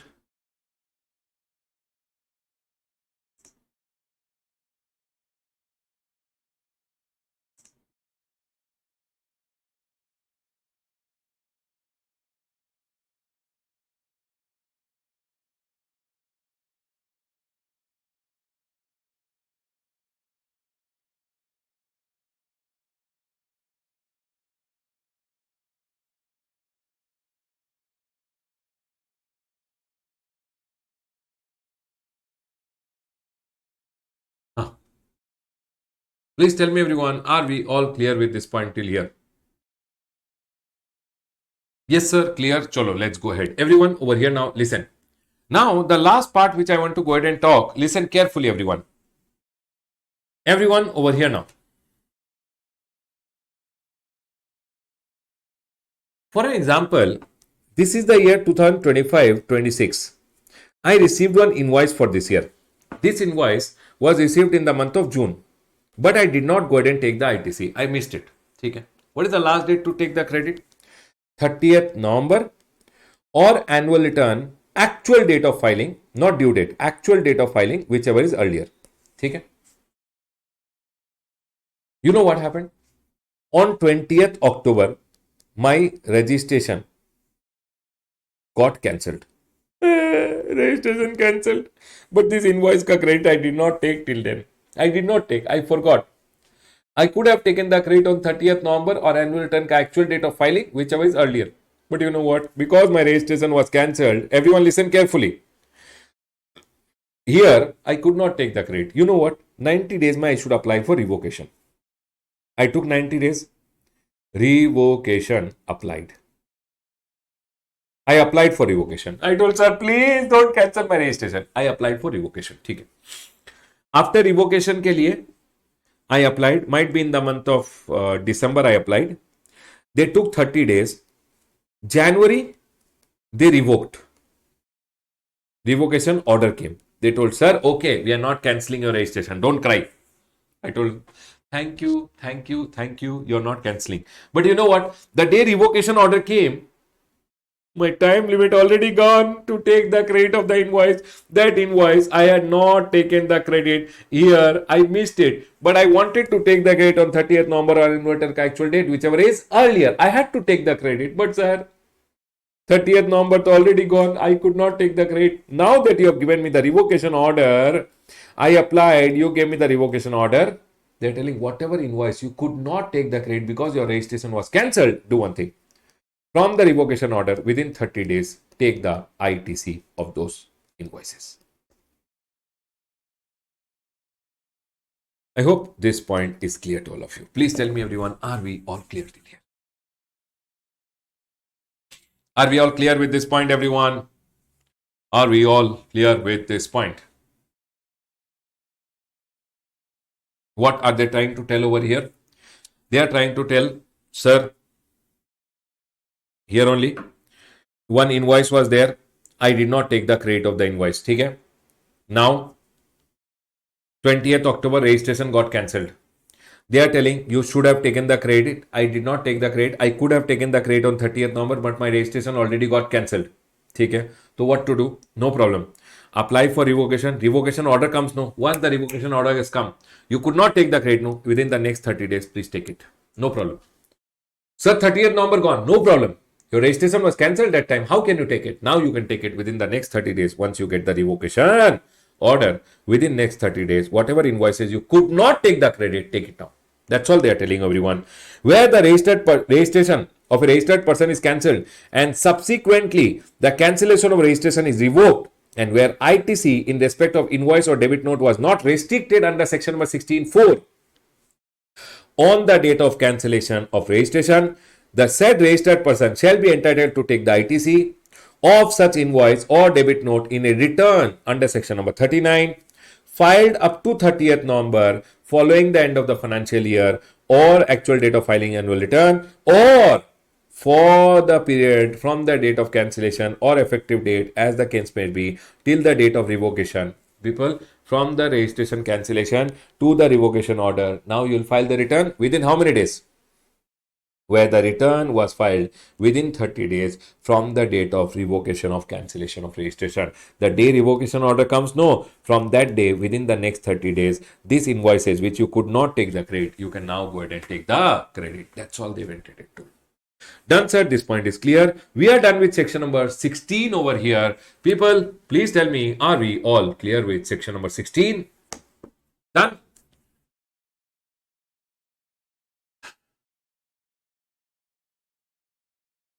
Done. 17, if you come over here, section number 17 may, we have section number 17, 1, 2, 3, 4, 6, which is not applicable for CA intermediate level. 5 is applicable, which is the most important part, A graded. Your exam may, you will see either a direct question on 17.5, which is block credit, or you will see it as a part of the big question. If you don't know 17.5, very difficult. Everyone over here now. Section number 16 is A graded. Section number 17 is also A graded from exam point of view. Section number 17 may we have only section number 17.5, which is block credit, which you should remember for your exam, everyone. Can I go ahead, everyone? Block credit. Everyone over here now. First of all, block credit means what, everyone? Remember one thing. All the credits are allowed in your business. Whatever you buy for your business, you will always get the credit. Input service, capital goods, you will always get the credit if you have bought it for your business. But some things government went ahead and told, even if you buy for your business, we will not go ahead and give you the credit. And that is called what, everyone? Block credit. Are we all clear till here? Generally, you get all the credits. Yes, everyone? Generally, you get all the credits. But some things government have gone ahead and told, the credit will not be allowed to you, and those things are put in block credit. So can I go ahead and tell one line, everyone? Unless blocked, all credits are allowed if you have bought it for your business. Do you guys agree with me, everyone? If blocked, then only blocked. Otherwise, all credits are always allowed. What are the credits which are blocked, everyone? Motor vehicle. People, what do you mean by motor vehicle? Any vehicle which has a motor, like bike, scooter, etc., or all motor vehicle. And motor vehicle ka credit is blocked if it is for use for what, everyone?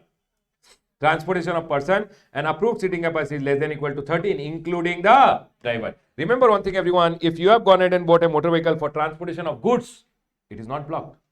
What is blocked is transportation of person, and seating capacity is up to 13. I went ahead and bought a 5-seater car for my director. Blocked. Remember one thing, I bought a car where seating capacity is 13, excluding the driver. Excluding the driver, it means including driver, it will be 14. 14 is allowed. Please be careful, everyone. If it is including driver 13, then blocked.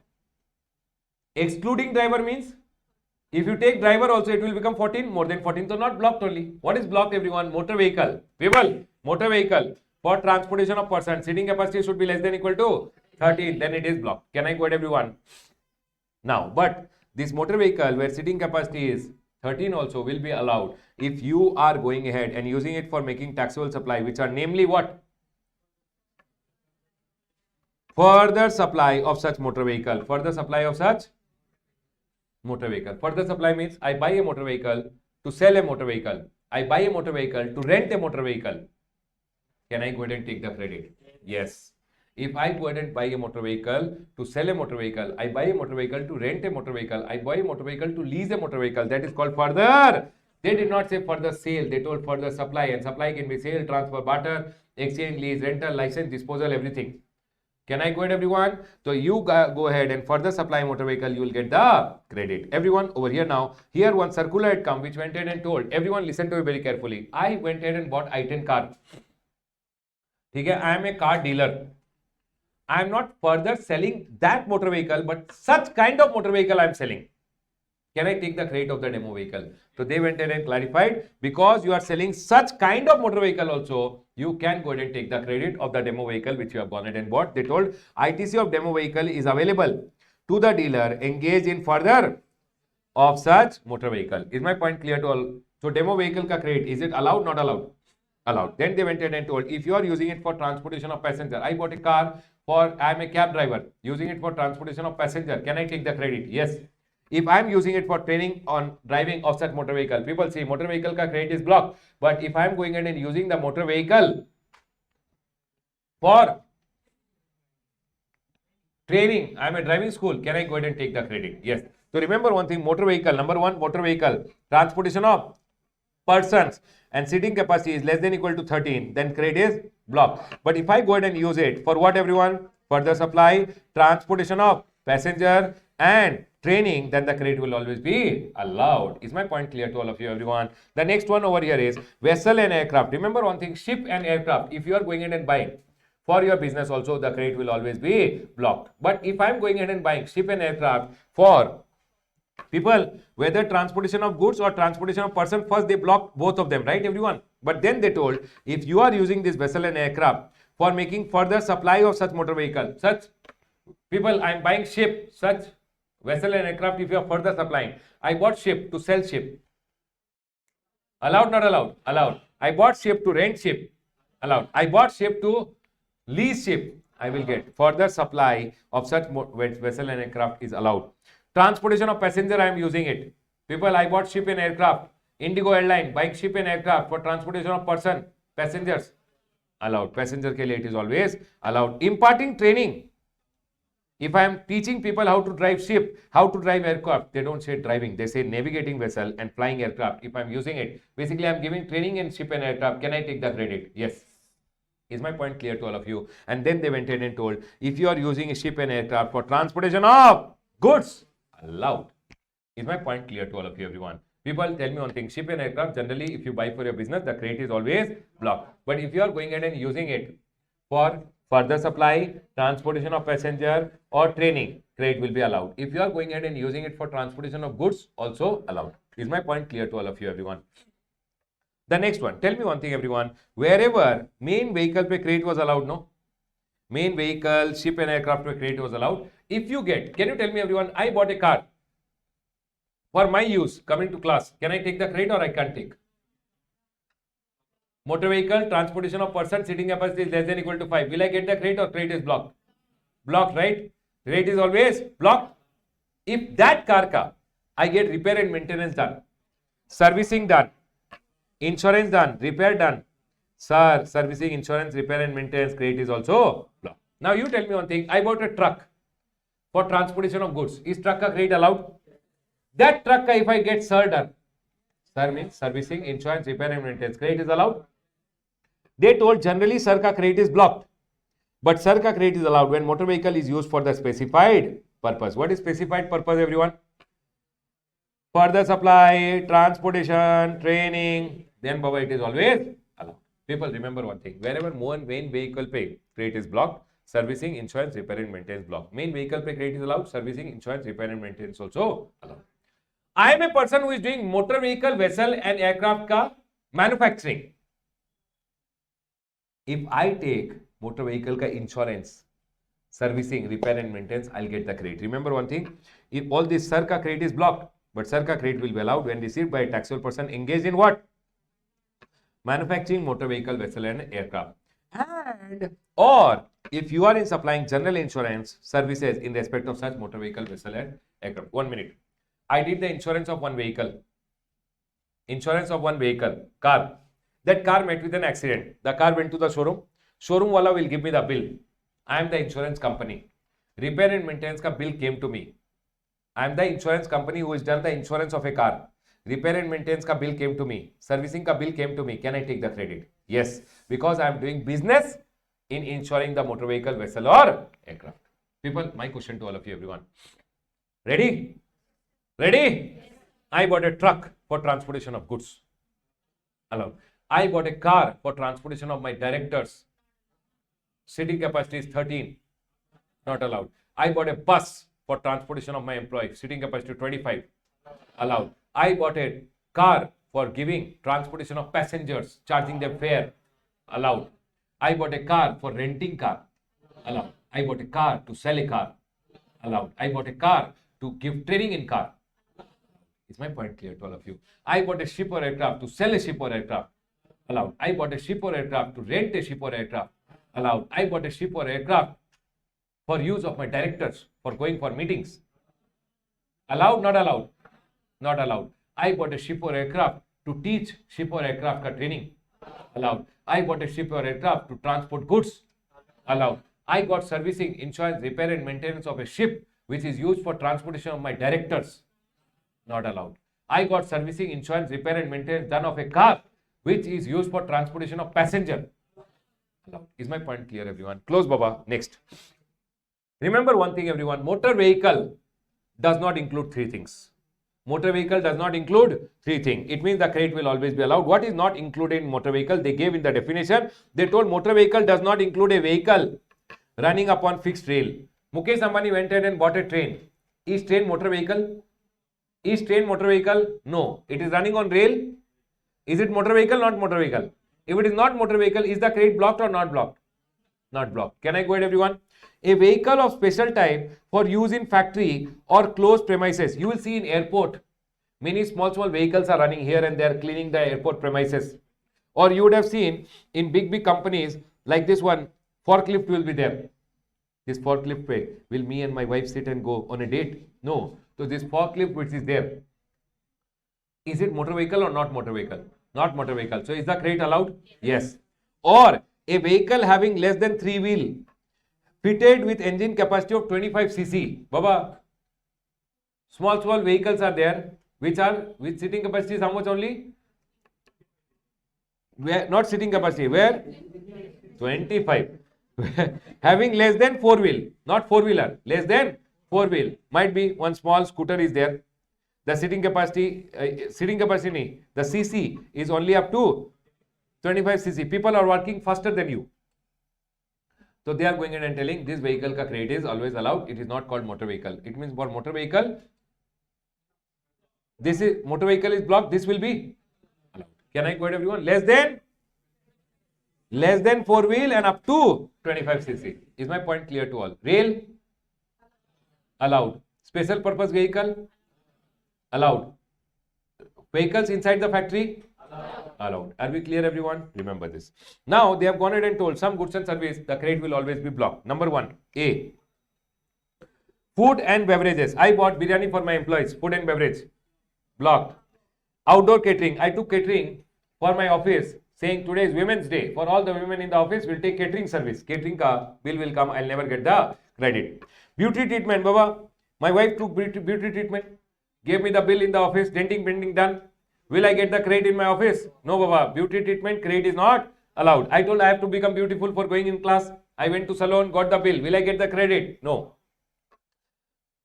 But it is my business expense only. Maintaining the hair, coming to class. Correct or not, everyone? But you will not get the credit. Government is telling even if you say it is for your business, you will not get the credit. The next one, leasing, renting, hiring of motor vehicle, vessel and aircraft. Remember one thing. I will tell you very simple thing. If you buy a motor vehicle for your director, do you get the credit or blocked?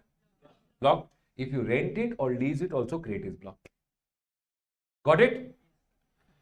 If you buy a motor vehicle and lease it or rent it, credit is allowed. If you take it on lease and give it on lease, also allowed. If you take it on rent and give it on rent, then also allowed. Is my point clear to all of you? Next. Circular. Leasing of other item like machinery, ITC is always. People, you understood this leasing, renting, hiring of motor vehicle wala point? If you buy motor vehicle and rent, sell motor vehicle, rent motor vehicle, lease motor vehicle, allowed, no? Buying is allowed.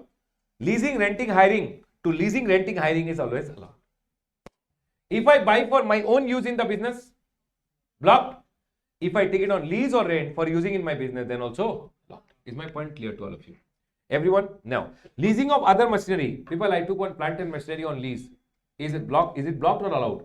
There is no problem. Leasing, renting, hiring of motor vehicle, vessel and aircraft is blocked. not other miscellaneous ITC will always be available.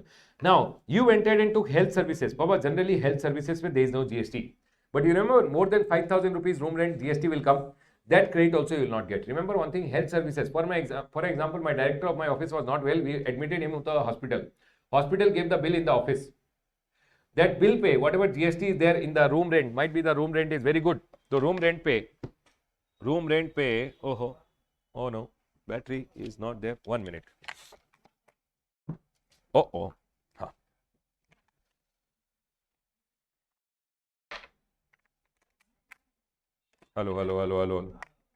Hello.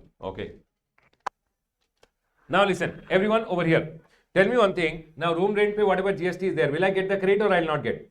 I'll not get. Now cosmetic and plastic surgery, if you get it done, my wife got cosmetic surgery, plastic surgery done, gave the bill in the office. Will we get the credit? I got cosmetic surgery done, plastic surgery done. I'll get the credit. No credit. Life insurance, health insurance, always remember all these things. Generally, there is no credit. But sir, subcontracting by credit is allowed. Listen to me very carefully. What do you mean by subcontracting? One food and beverages wala gave services to another food and beverages wala. I am supplying the food and beverages. If I buy food and beverages, I'll get the credit. I am giving catering. I took services from another caterer. I will get the credit. For everyone. Caterer to caterer, food and beverage wala to food and beverage wala, beauty treatment wala gave services to another beauty treatment wala, ultimately giving services to the client, beauty treatment to beauty treatment wala, credit will always be allowed. Sir, leasing, renting, I am into leasing, renting, hiring motor vehicle. If I take a motor vehicle on lease, can I take the credit? Yes. The next one, sir, health services. I am giving health services or I am giving cosmetic surgery, plastic surgery. For example, Shahrukh Khan came. Shahrukh Khan wanted a plastic surgery. I am a surgeon, but I wanted help of another surgeon. He will give me the service. Ultimately, service will be done on Shahrukh Khan, but I will get the bill. Can I get the credit? Yes. Life insurance wala from another life insurance wala. Baba, do you remember? I went ahead and passed on the insurance to another person. So I am telling over here, for example, one insurance wala gave me services and I am going ahead and giving insurance services to someone. Insurance wala giving services to another insurance wala, whatever GST will charge, I can go ahead and take the credit. Subcategory may always credit is allowed. The next one over here is, sir, if it is element of a taxable composite supply or mixed supply, all these are element of composite supply or mixed supply, then credit will be allowed. For example, everyone listen to me very carefully. I am an event management company. I am giving service which is taxable. Now this guy went in and told me, sir, in my event, you get the food and beverages. I bought food and beverages to supply him food and beverages. He told, sir, catering you take care. I took caterer ka service to provide the caterer ka service over here. He told, sir, in my marriage, whatever car is required, I took it on lease to provide the car on lease over here, so that he can use in the marriage. My question over here, whatever services are taken, all these are given as a part of my main supply, right? So this becomes a composite supply, or you call it mixed supply. I will get the credit as an event management company. Is my point clear to all? I am an airline company. I give airline service. Along with that, I give food also to the client. It's a composite supply. Whatever food and beverages I buy, I'll get the credit. Is my point clear to all of you, everyone? If all these are taken as what, everyone? All these are a part of your main supply. It's a composite supply, then you will get the credit. Everyone over here now, next. Sir, you told your director, you have become verified, go to the gym. You send your director to the club, you send him to health and fitness center. Remember one thing, company will never get any ITC. Whatever the bills are there, company will never get the ITC. The next is you send your employees on vacation. Travel benefit given to employees on vacation. Remember, no input tax credit. If you send all your employees on vacation, whatever the bill will come, the travel company gave you the bill saying you have sent the employees on vacation. All these are the travel bills. Whatever bill will come, you will never get the credit because you have sent them on vacation. Now remember one thing, this service, if it was given by an employer to the employee because it was obligatory under law, then you will always get the credit of all the three. For an example, in the law it was told, in the Factories Act it is told, for an example, that you have to give food to your employee, you have to give catering services to your employee. In the Factories Act it is told, to fulfill my statutory obligation, which is told in the law, I am giving food and beverages to my employee, I will get the credit. Is my point clear to all of you, everyone? So remember, all these things, this, and this, if it is given to the employee because of a statutory obligation, I will get the credit. It is told in the law that mining companies should take life insurance of their employee. I took life insurance of my employee. Why? Because it's told in the law. Can I take the credit? Yes. The next one over here, everyone. Works contract service. Everyone listen to me very carefully. If you take works contract service, if you take what everyone? Works contract. What is works contract? You told someone to provide you material also, you told someone to provide you labor also, and make what everyone? Immovable property for you. Everyone, he went ahead and supplied you labor also and material also and gave you an immovable property, he made it for you. For example, to make this building, I told one person, get your material, get your labor and make this building for me. He got the material, he got the labor and made this building for me. Remember, for construction of immovable property, whatever amount he will charge me at GST, I will not get the input tax credit. Done everyone? But he gave me works contract service. Everyone listen to me very carefully. For example, this building is there. To make this building, I went ahead and took works contract service where that person provided me material also and labor also. He charged me 1 crore plus 18 lakh GST. Will I get ITC or no ITC? Is my point clear to all of you? In this building, I wanted to construct one big boiler machine, plant and machinery. Everyone listen to me very carefully. For plant and machinery, I told him get the material, get the labor and make the plant and machinery for me. Is the plant and machinery attached to the building, everyone? Movable, immovable? Immovable. It means it's a works contract service where he went ahead and gave me what, everyone? Material also and labor also, he gave works contract service to me. He made a bill saying this capital goods, or you call it plant and machinery ke liye, I'll charge you 10 lakh rupees plus 1.8 lakh rupees GST. My question over here, is this plant and machinery? Yes, I will get the input tax credit. Is my point clear to all of you? Remember one thing, if it is plant and machinery, you will get the ITC. Okay, I am giving works contract service for someone and I took works contract for service from someone. For example, I am making a building for someone and to do the building ka work, I took help of another works contractor. He will give me the bill. Can I take the credit? Works contractor to another works contractor, subcontracting credit is always allowed. I will ask you one question. For an example, in my building, one small portion was broken over here. I took works contract service where that person provided material also and labor also. He gave me a bill of 10,000 rupees plus 2,000 rupees GST. Can I take the credit of this 2,000? Yes or no? No. Remember one thing, but if you go ahead and put this amount in the P&L account, no, then you can go ahead and take the ITC. If you put this amount in the balance sheet, capitalize, if you capitalize it, then the ITC is blocked. But if you put this expense in the P&L, then ITC is allowed, because works contract pay credit is not allowed only if you. Is my point clear to all of you? In the same expense, tell me one thing everyone, this 1 crore, I put it in the P&L. I did not capitalize it. 1 crore rupees expense I put in the P&L. Can I take the ITC? Yes. Everyone, remember one thing, if expense is put in the P&L account, then ITC is allowed. If expense is put in the balance sheet, then the credit is always. Is my point clear to all of you, everyone? Remember, works contract service, the credit is blocked because works contract generally people put in the balance sheet only. But by chance, small expense is there and you put it in the P&L account, then the credit will be. Can I explain again or got it, everyone? Got it. Okay, everyone. Next one. Now, you told, who will go ahead and take works contract service? I will buy my own material. I will buy my own labor. I will go ahead and buy my own cement, stone, etc. I will hire some laborer and get the building done. Government told, beta, you go ahead and you take works contract or you make it yourself. Then also credit is always blocked. So they went ahead and clarified over here. Goods, services or both received by taxable person for construction of immovable property on own account also. There is no ITC. But if I construct plant and machinery, ITC allowed. Okay, if I am taking all this stone, cement, etc. to make building for someone else, allowed. But if I am taking it for making for myself, material plus labor bought, make the building for myself, not allowed. People, can I explain again or got it? Everyone over here now, listen to me very carefully. What do you mean by plant and machinery, everyone? Plant and machinery ka credit is always allowed, right? What plant and machinery ka credit is always allowed. So they went ahead and told over here, plant and machinery means any apparatus, any tools, any equipment, any machinery which is fixed to the earth by foundation or structural support used for making what? Outward supply, and it includes such foundation and structural support. 1 minute. What is plant and machinery? Anything which is fixed to the earth by support. So Baba, this foundation ke liye, you tell me one thing. Am I getting ITC if I am taking works contract service for plant and machinery? I took works contract to make the foundation. Will I get ITC? Might be one support I had to get it done here like this. For the support I took works contract service. Will I get the ITC? Yes, because plant and machinery includes foundation and structural support and you will get the ITC. But remember in your exam, plant and machinery does not include what?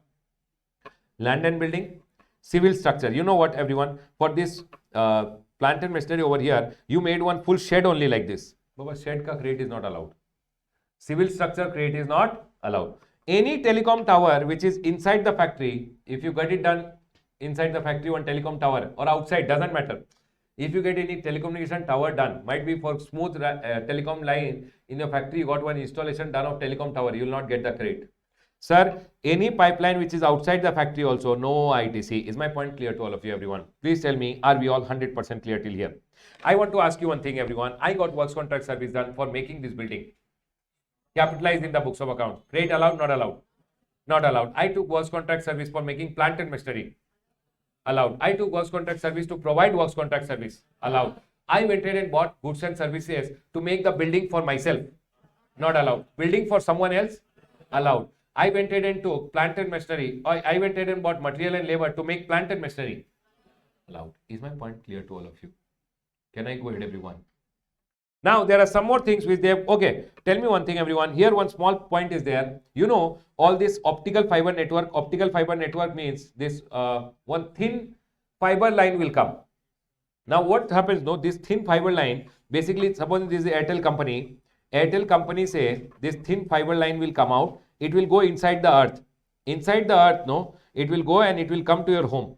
Now, this thin fiber line which is there, no, it will be covered by pipeline. It is not pipeline, it's called a duct. It's called a duct, and there will be one manhole also over here where people can go and this pipeline can be taken out from here. Is my point clear to all of you? Now, this duct which is there, people went in and asked in optical fiber network, where basically internet is being given by Airtel or from here to your home, this optical fiber will come out from a duct. This is a duct. Is duct ka credit allowed? One thin pipe kind of a thing will be there, which is called what, everyone? Duct. Arey, that optical fiber, one thin pipe, thin wire, can you pass through the earth without the duct? So to provide your telecom services, you need to have this duct. Do you guys agree with me? And this manhole, all these are required in order to provide what? Telecom services, and hence they went ahead and told all this optical fiber cable mein duct and manhole which is there, the crate is always allowed. Is my point clear to all of you? Now here, there are some things for which the crate is always blocked. Well, composition tax, crate is allowed or blocked? Blocked. NRTP, if you are an NRTP who is coming from outside India into India and doing business in India, NRTP, who has come temporarily into India, right? NRTP, whatever things he will buy in India, whatever services he will take in India, always the crate is blocked. Sir, exception is there if the goods are imported. If the goods are imported, the crate is always allowed. If the goods are imported, you will pay custom duty, you will pay IGST on import. That IGST ka credit is allowed. Sir, if you are buying something for your CSR activity, don't take any credit. CSR activity ke liye, whatever you buy, you bought laptop to donate in CSR activity. But CSR activity mein whatever you buy, government says do full CSR, don't take any credit. If I buy anything for my personal purpose, I bought something for my wife, I bought something for my personal purpose, credit allowed, block. Goods lost, destroyed, gifted, thief case. Do you remember, everyone? Remember, goods lost, ITC lost. Goods stolen, ITC stolen. Goods gifted, ITC gifted. Can I go ahead, everyone? Next, tax paid in accordance with section number 74. Earlier it was section number 74, 129, 130, etc. Now they have kept only section number 74. If you pay any tax because of a fraud, willful misstatement or suppression. Section number 74 in CA final you will learn that whenever you pay tax because of any fraud, willful misstatement or suppression, you don't get the credit. Do you remember, everyone? In section number 16 also we learned the same thing. You are going on the way, you caught and you paid some tax to the government, that tax ka credit will never come. You are going on the way, you did not go ahead and take the bill and go. They caught you. When they caught you, you paid tax because of a fraud. That tax ka credit is never allowed. Section number 16 also told the same thing. Here also it is telling the same thing. I call it total thief. Do you remember, everyone? Total, complete thief. Is my point 100% clear to all of you? People, now tell me one thing, everyone. In this case, I've gone ahead and drawn this. Do you remember, everyone, this one? What are the services on which credit is blocked? What does this guy need? He needs little plastic surgery, beauty treatment, correct, everyone? Health services. So he went ahead and took motor vehicle, vessel or aircraft. and then he went to the gym ka credit is also blocked. He went to the club ka credit is also blocked. He became bodybuilder and he started doing conflict, CONFLICTS, C for construction, whether you do works contract or own construction. CSR activity credit is always blocked. O for outdoor catering credit is always blocked. N for credit is always blocked. Food and beverages, life and health insurance credit is always. C for composition tax credit is always. T for travel benefit, thief and total complete thief. When you are caught and you pay any tax, then also credit is always blocked. Right, everyone? People, from exam point of view, you can't leave any point and go. You will see one small question in the exam. Please practice some question. I'll close my revision on section number 17. 5. Now the next section, which is section number 18. Please come to section number 18, everyone. Please come to section number 18. Section number 18, from exam point of view, I can call it B graded. Not very important, but might be you can go ahead and see a small question in section number 18. Section number 18 has section number 18 1, section number 18 2, section number 18 3, 18 4, 18 5 is total because, and section number 18 6. Everyone listen to me very carefully. Section number 18, 18 1 is the most important part and 18 6 is the most important part. All others are just for you to read at home. Okay, everyone? Now let's go ahead and read section number 18 1. 18 1 goes ahead and says, sir, 18 1 has 4 cases which are there. I want you guys to practice these 4 cases from your Q&A material and then go for your exam. Listen. Section number 18 talks about credit in special circumstances. They have gone ahead and told there are 4 special circumstances. Everyone listen to me very carefully. Section number 18 1 goes ahead and says there are 4 special circumstances when you will get the credit. Number 1, if you go ahead and take a new registration. Everyone, people listen carefully. You were unregistered person, you became registered, you became liable to register. When you become liable to register, you have to apply within 30 days. You applied, registration granted, registration is effective from the date of becoming liable. So from here, whatever supplies you have done, you have to pay GST. So you are telling the government, from here anyways I am going to charge GST. Earlier I was unregistered, right? But now some stock is lying with me. That stock up, please give me the credit. And hence government goes ahead and says, on the day you become liable, if you apply within 30 days and registration is granted, the registration is effective from here. 1 day prior, whatever inputs are lying in your stock, some inputs, the raw material which you purchase, you convert it into semi-finished goods. Some input you convert it into finished goods. All these inputs are lying with you. Everyone, you did not go ahead and sell them yet. You are going to sell them now and you are going to charge GST, right? So whatever inputs are lying with you, you can go ahead and take the credit.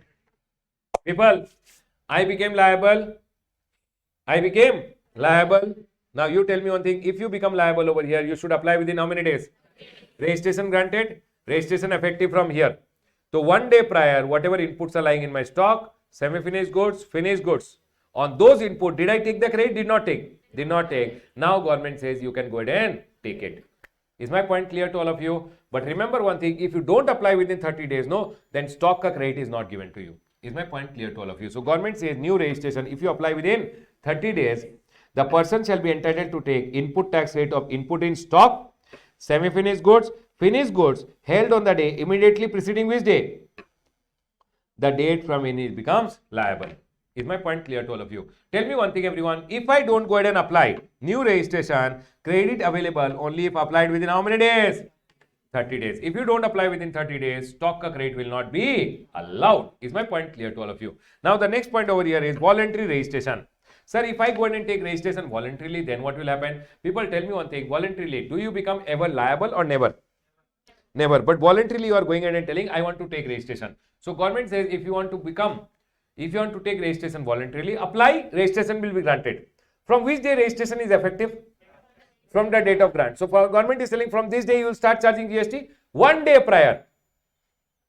Prior to the date of grant of registration, 1 day prior, whatever input is there in your stock, input is there in your semi-finished goods, input is there in your finished good, take out the invoices and take the credit.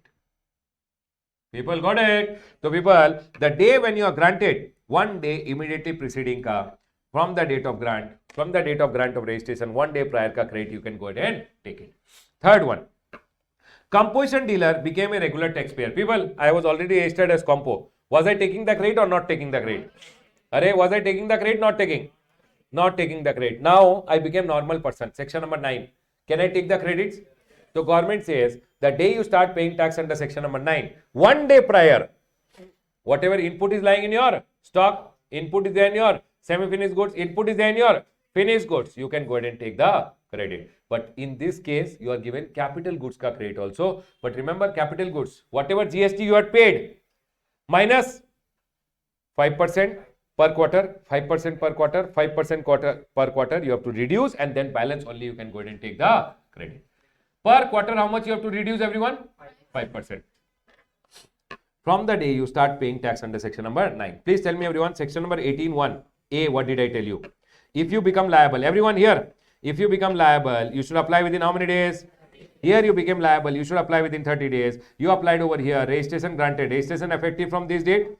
So 1 day prior ka stock ka credit you will get. Do you guys agree with me? People! The next one, I am repeating because I feel you did not understand. Is it clear till here, everyone? But still I'll repeat.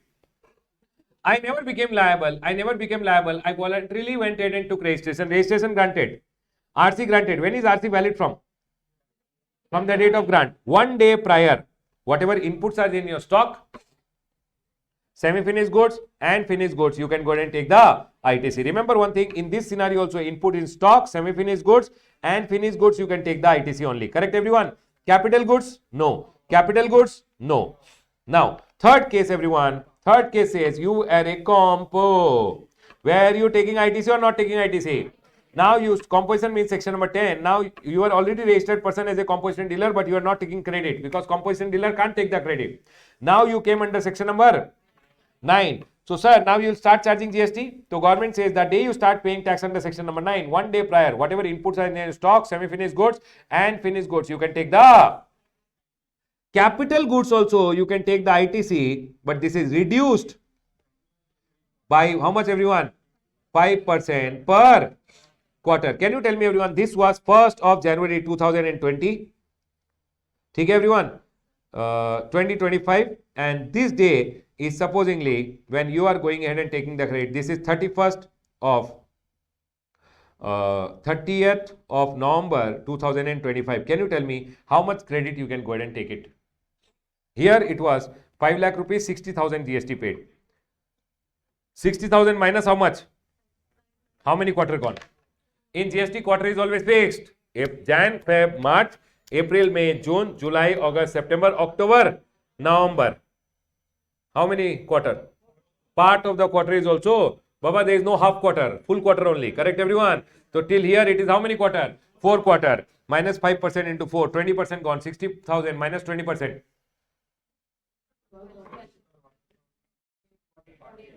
You can take the credit. For stock, full credit you can take. Whatever you had paid, you can take it. Can I explain again or got it? Everyone over here now. The next one, exempt supply of a registered person became taxable supply. Earlier I was supplying what, everyone?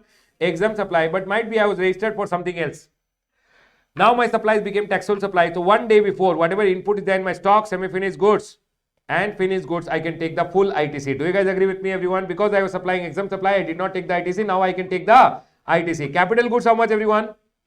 5% reduce. Can I go ahead, everyone? These 4 cases, always remember one thing. These are the 4 cases which I have gone ahead and told you. Remember, of the inputs and capital goods which you are taking the credit, if invoices are older than 1 year, forget it.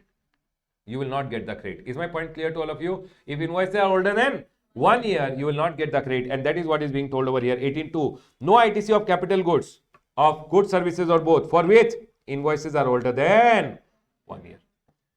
Can I go ahead, everyone? Means whether it is normal goods or it is capital goods. If you have invoices older than 1 year, special credit is also not allowed. I want you guys to do one question from your book which is there. Done, everyone? Next. Sir, in case of section number 18(1) C and D, people, this C and D, can you take capital goods ka credit also? How much? How much reduced? 5% per quarter or part thereof reduced. Do you guys agree with me, everyone? 5% per quarter. What do you have to do? You have to just go online and file one form ITC 01 and the credit will come in your e-credit ledger.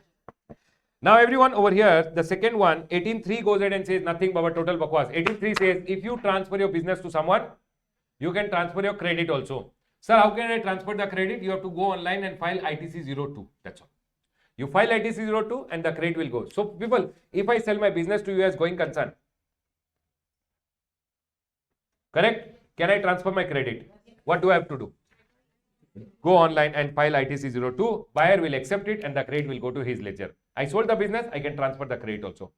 Can I go ahead, everyone? Can I transfer my credit to my distinct person if for example, in Karnataka, we have two places of business which are under one registration. Now I took separate registration. So this place has more credit. Can I transfer the credit to the other person? Yes. What do I have to file? ITC02A. That's all. People, if I transfer my business to you, can I transfer my credit? What do I have to pay? File ITC02. If I want to transfer my credit to my distinct person, then 02A. That's all, everyone. Can I go ahead, everyone? Tell me one thing, everyone. If composition person becomes regular, you get the credit, right? If exempt supplies become taxable, you get the credit, right? What if it is ulta? Regular became compo, reverse the credit. Taxable supply became exempt supply, what will you do? Reverse the credit. This reversal is being told by section number 18.4, saying, sir, if composition becomes taxable, composition person becomes normal person, then you get the credit. Normal person becomes composition, reverse the credit. Taxable supplies become exempt, reverse. And that reversal, not very important, but you guys can just read at home once. Can I go ahead, everyone? Now comes 18.6, which is very, very important, everyone. Listen to me very carefully. Can I tell? What is section number 18.6 talking? Section number 18.6 goes ahead and says, sir, if you go ahead and sell capital goods and plant and machinery on which you are gone ahead and taken the ITC. For example, everyone, I went ahead and bought one plant and machinery on 1st of January 2025. And I went ahead and sold this plant and machinery on 1st of April or 31st of March 2026. Okay, everyone, I bought this for 10 lakh rupees and I paid GST 18%, which is 1.8 lakh rupees. Now here I went ahead and sold it for 8 lakh rupees. Can you tell me how much tax I have to pay to the government? Can you tell me, everyone? I sold it for, so tax on transaction value is how much? 8 lakh into 18%. How much?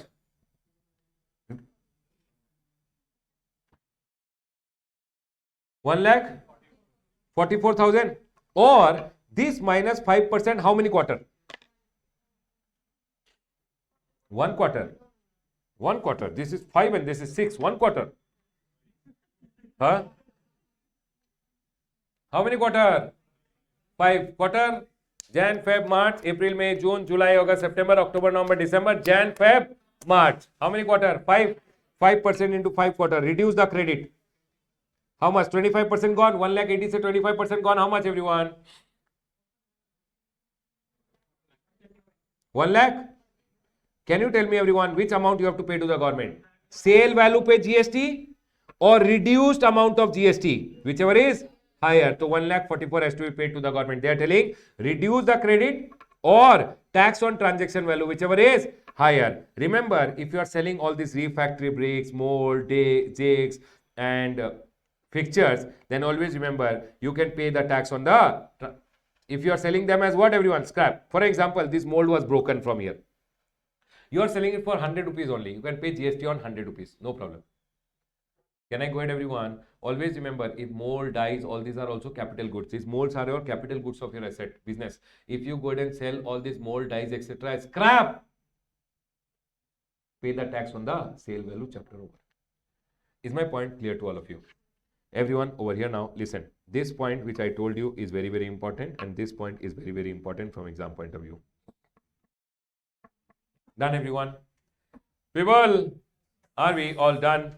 That's all, everyone. This circular is, you can just read at home. I'll go ahead and close my revision on the chapter of input tax credit. People, listen to me very carefully. Input tax credit, section number 16, which I told you, is very, very important. You can't leave anything and go. Section number 17, 5 block credit is very, very important. You can't leave it. Section number 18, 1 and 6 are the most important point. Done, everyone? Please do some question on section number 18 also. 18.1 and 18.6, which I have told you. I'll close my revision on the chapter of input tax. Let's go ahead and now move to the next chapter. The next chapter is payment of tax. A graded chapter, Baba.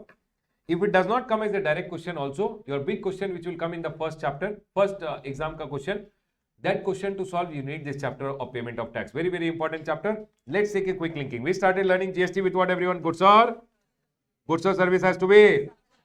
Supply can be either interstate or intrastate. Interstate supply, I GST gets levied. Intra, C GST gets levied. Once GST gets levied, GST should be by a taxable.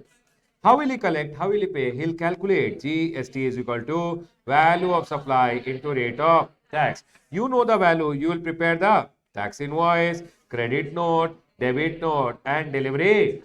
Now you will maintain them in your accounts and records, and you will send the goods to the other person with the help of. Now your liability to pay GST will come. It comes at the time of your liability is 1000. You will go ahead and use your input tax. For an example, you use your credit of 500. Remaining amount you will have to make the. And here comes the chapter of payment of tax. In payment of tax chapter, we go ahead and learn two sections over here. The first section is section number 49, which we are going to learn. And one is section number 50, which talks about interest. So section number 49 is nothing other than this whole chart which is drawn over here. Can we go ahead, everyone? Everyone over here now. Section number 49 basically starts from here only, that whenever a person becomes liable, no, or you want to take voluntarily registration, you take registration on the gst.gov.in. The portal goes ahead and gives you how many accounts, everyone? 3 accounts. One account is known as e-liability ledger, one is known as e-credit ledger, and one is known as the e-cash ledger. Is my point clear, everyone? One is known as what, everyone? E-liability, e-credit, and e-cash. E-liability ledger will always have one debit and one credit. Credit ledger will have one credit and one debit. Here also one credit and one debit will be there. Is my point clear to all of you? Now, sir, what will be debited in your e-liability ledger? Always remember one thing, all these ledgers go ahead and work on the basis of your GSTR 3B. On the basis of what, everyone? GSTR 3B. So listen to me very carefully.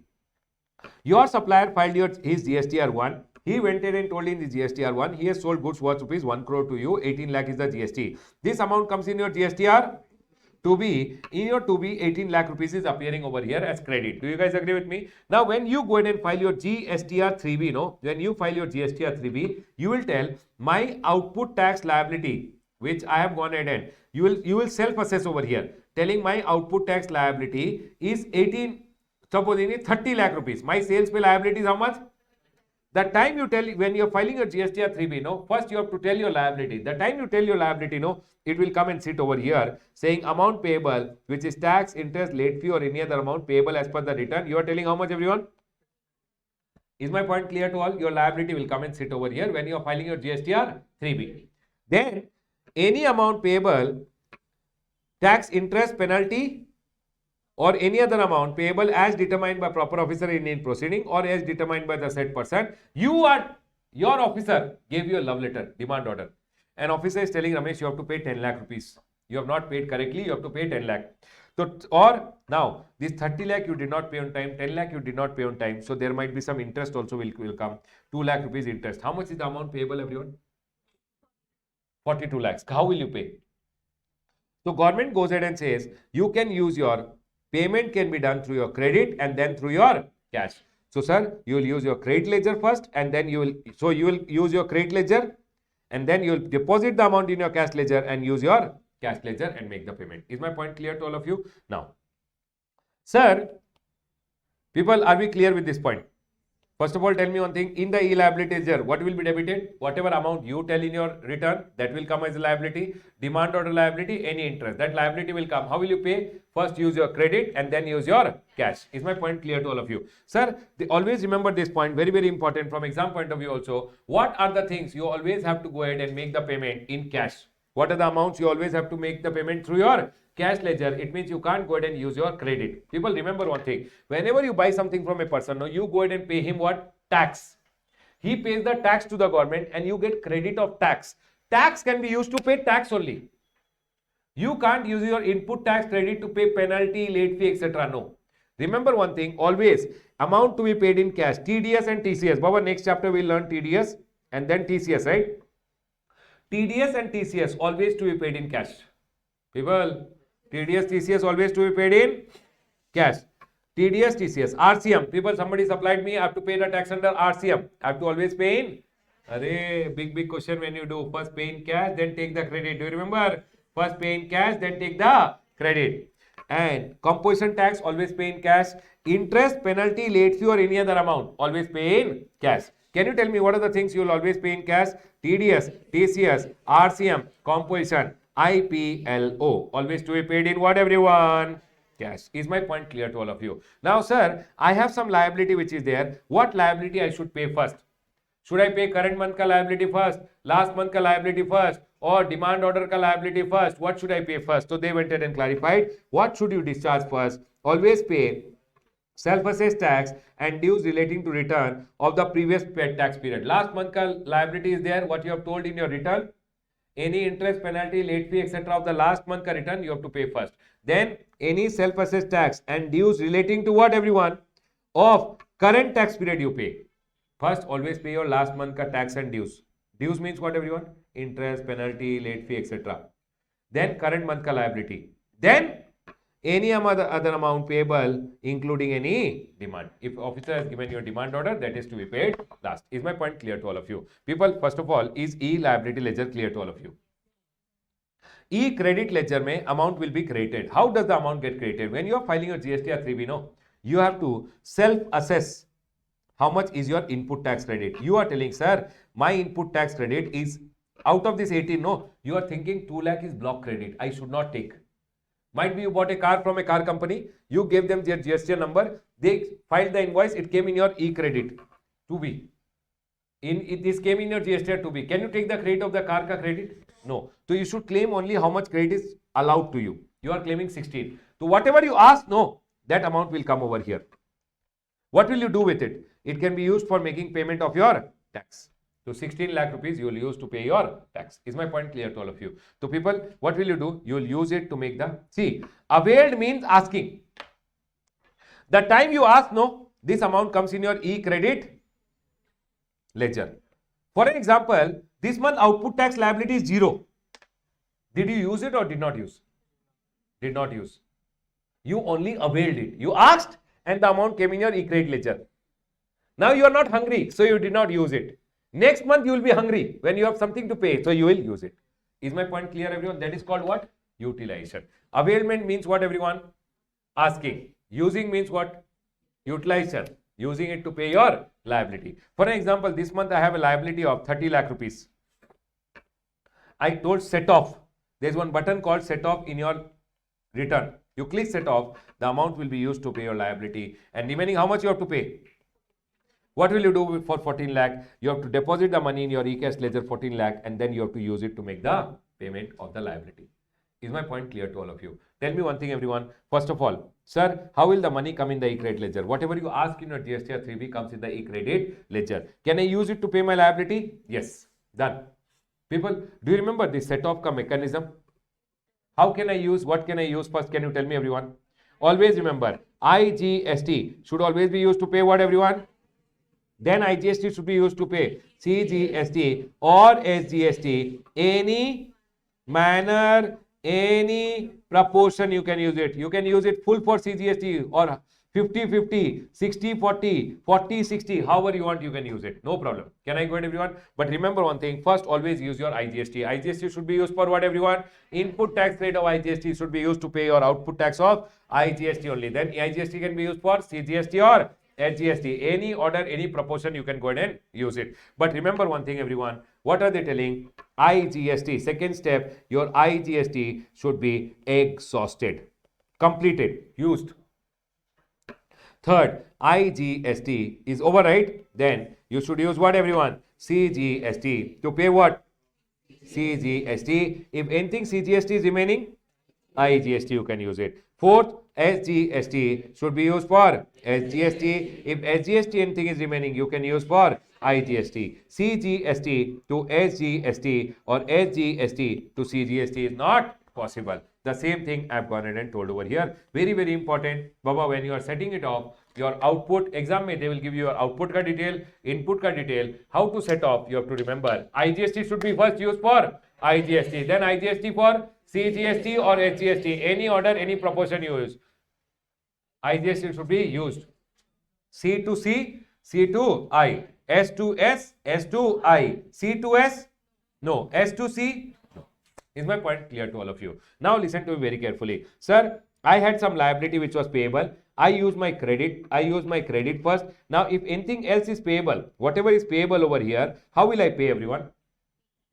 First, I have to deposit money in my e-cash ledger and then use the e-cash to make the payment of the liability. So they are going ahead and telling over here, sir, how to deposit the money in the e-cash ledger? First, go online, generate one challan, which is the payment ka challan, PMT06. Now, one CPIN gets generated. As soon as you generate challan, no, one CPIN number gets generated, which is common portal identification number. Now you have to make the payment online. People, remember one thing, how much is the maximum payment? You can go ahead and make the payment through net banking, IMPS. What are the various modes of payment? UPI, credit card, debit card, NEFT, RTGS. But you can also pay in cash, check or DD. But the maximum amount is how much? 10,000 rupees per month, per tax period, per challan. Can I go ahead, everyone? It means in 1 month, I can't pay 10 times. One time only. Is my point clear to all of you? People, over here now, once I go ahead and make the payment, the scene will get generated. Challan identification number and the amount will come in my e-cash ledger. Can you tell me, everyone? First, you have to generate a challan, make the payment, and the amount will come in my e-cash ledger. People, can I deposit anything in my e-cash ledger? Tax, interest, penalty, late fee, or any other amount? Yes. And then what will I do with it, everyone? I will go ahead and use it to make the payment of tax, interest, penalty, late fee, or any other amount. Everyone, tell me one thing. First of all, whenever one person will go online and take registration, what are the 3 accounts open, everyone? E liability, E credit, E cash. E liability ledger, one debit will be there, one credit will be there. Here, one credit, one debit, one credit, one. First, here, whatever self-assessed liability I am telling, it will come over here. Whatever demand order ka liability will come over here. Any interest is there, for example, it will come over here. 22 lakh payable, correct? What will I do? Whatever I ask in my GSTR 3B, it will come in my e-credit ledger. Correct, everyone? In my e-credit ledger, supposingly I asked for 10 lakh rupees, it came. What will I do? I will go ahead and use it to pay my liability, 10 lakh rupees used. Remaining how much I want? So I will go ahead and deposit by using my NEFT, RTGS, UPI, etc. I will deposit 12 lakh rupees over here. Once I deposit, can I transfer it to my e-liability ledger? Transfer it over here. My liability will become 0 and then I can file my return. People, is my point clear to all of you? Everyone?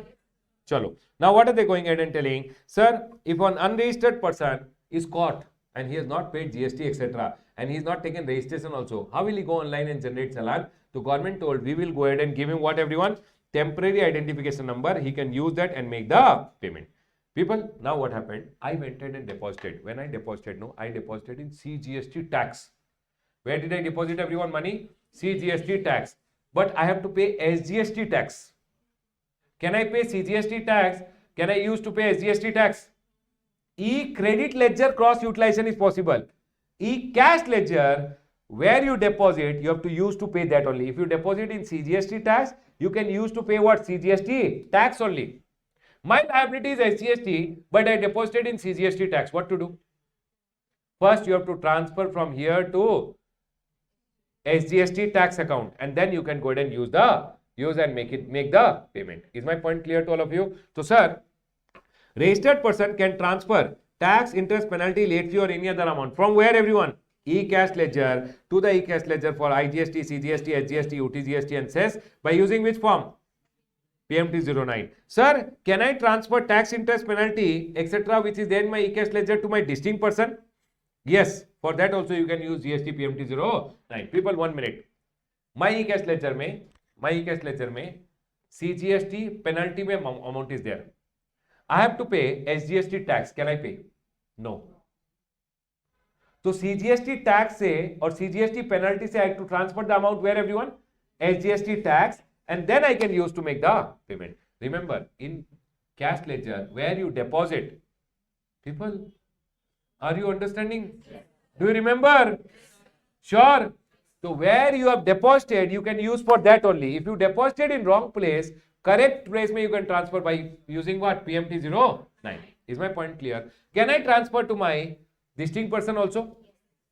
By using which form, everyone? PMT09. Is my point clear? But whenever you are transferring to a distinct person, remember one thing, if you have any liability, first pay that and then only you can transfer from your e-cash ledger to your distinct person. Is my point clear to all of you, everyone? People, now tell me one thing. Now, one of the very important sections over here. Okay, rule number 86A. Rule number 86A goes ahead and says, condition for use of amount in the e-credit ledger. In your e-credit ledger, if you have some amount, can the commissioner go ahead and block the credit which is there in your e-credit ledger? Might be commissioner came to know you took the credit in violation of section number 16. You did not receive the goods only. You took the credit. You got bogus bill. Can you take the credit? No. So, Baba, rule number 86B says, whatever amount is there in your e-credit ledger can be blocked. By whom, everyone? Commissioner. It says, commissioner or any officer authorized by the commissioner, if has reason to believe that the ITC availed in e-credit ledger has been availed what?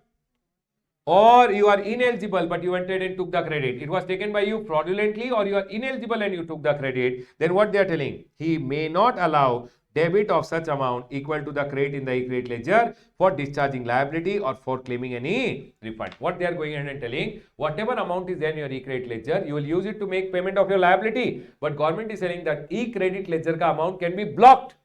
By whom? Commissioner. When? Exam question.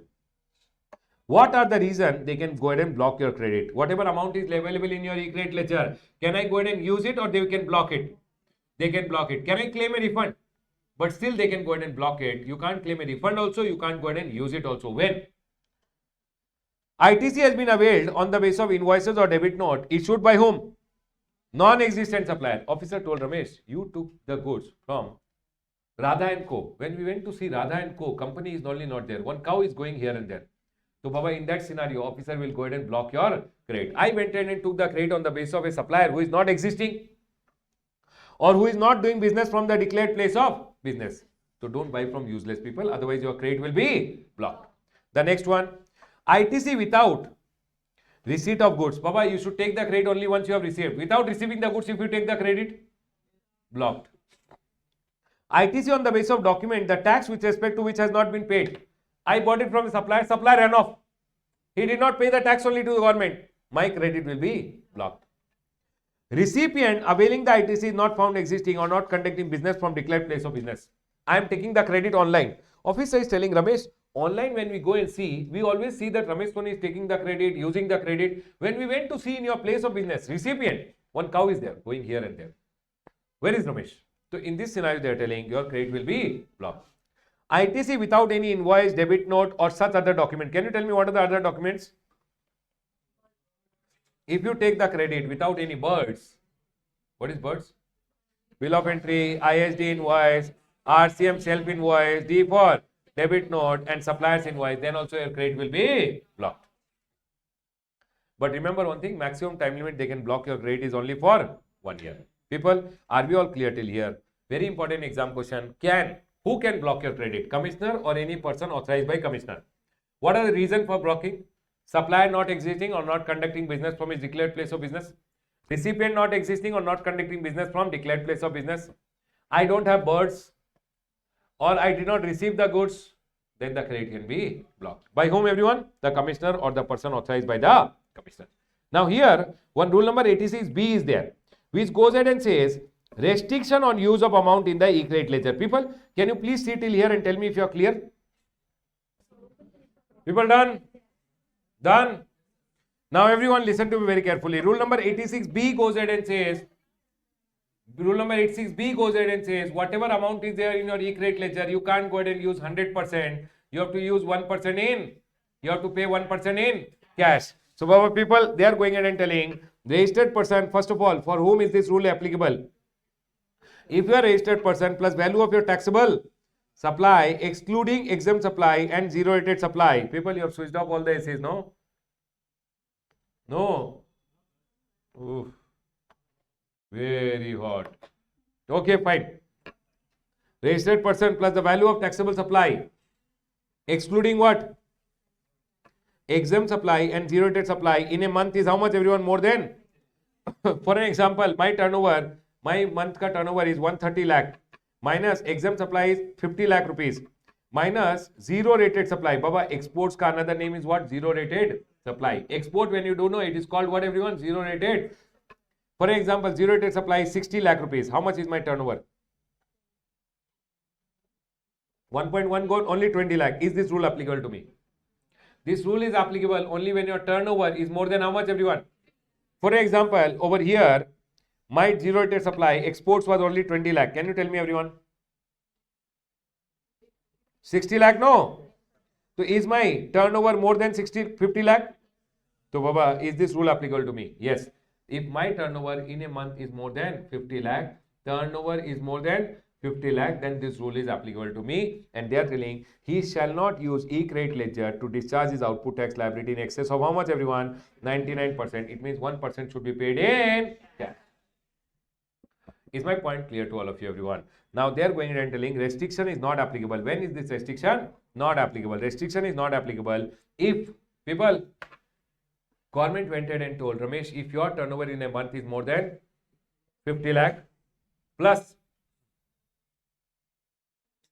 if your turnover in the month is more than 50 lakh rupees, so then you have to go ahead and make the payment of your liability 1% in cash. Whatever is your GST liability, 1% should be paid in cash. Only 99% credit can be used. Is my point clear to all of you? Now they are going ahead and telling when is this restriction not applicable? This restriction is not applicable if you are a registered person or proprietor or karta or managing director or any two partner, whole time director, member of managing committee of association or board of trustee has paid more than 1 lakh rupees income tax in the last 2 financial year. People, tell me one thing. What is rule number 86B? If my turnover in a month is more than 50 lakh, whatever is my liability, 1% I should pay in cash, 99% only credit. It means 1% I have to pay in cash.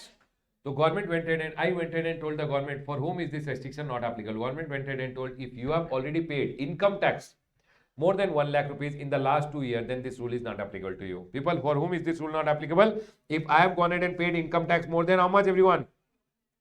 In the last 2 years. Or I have got a refund of the input tax credit.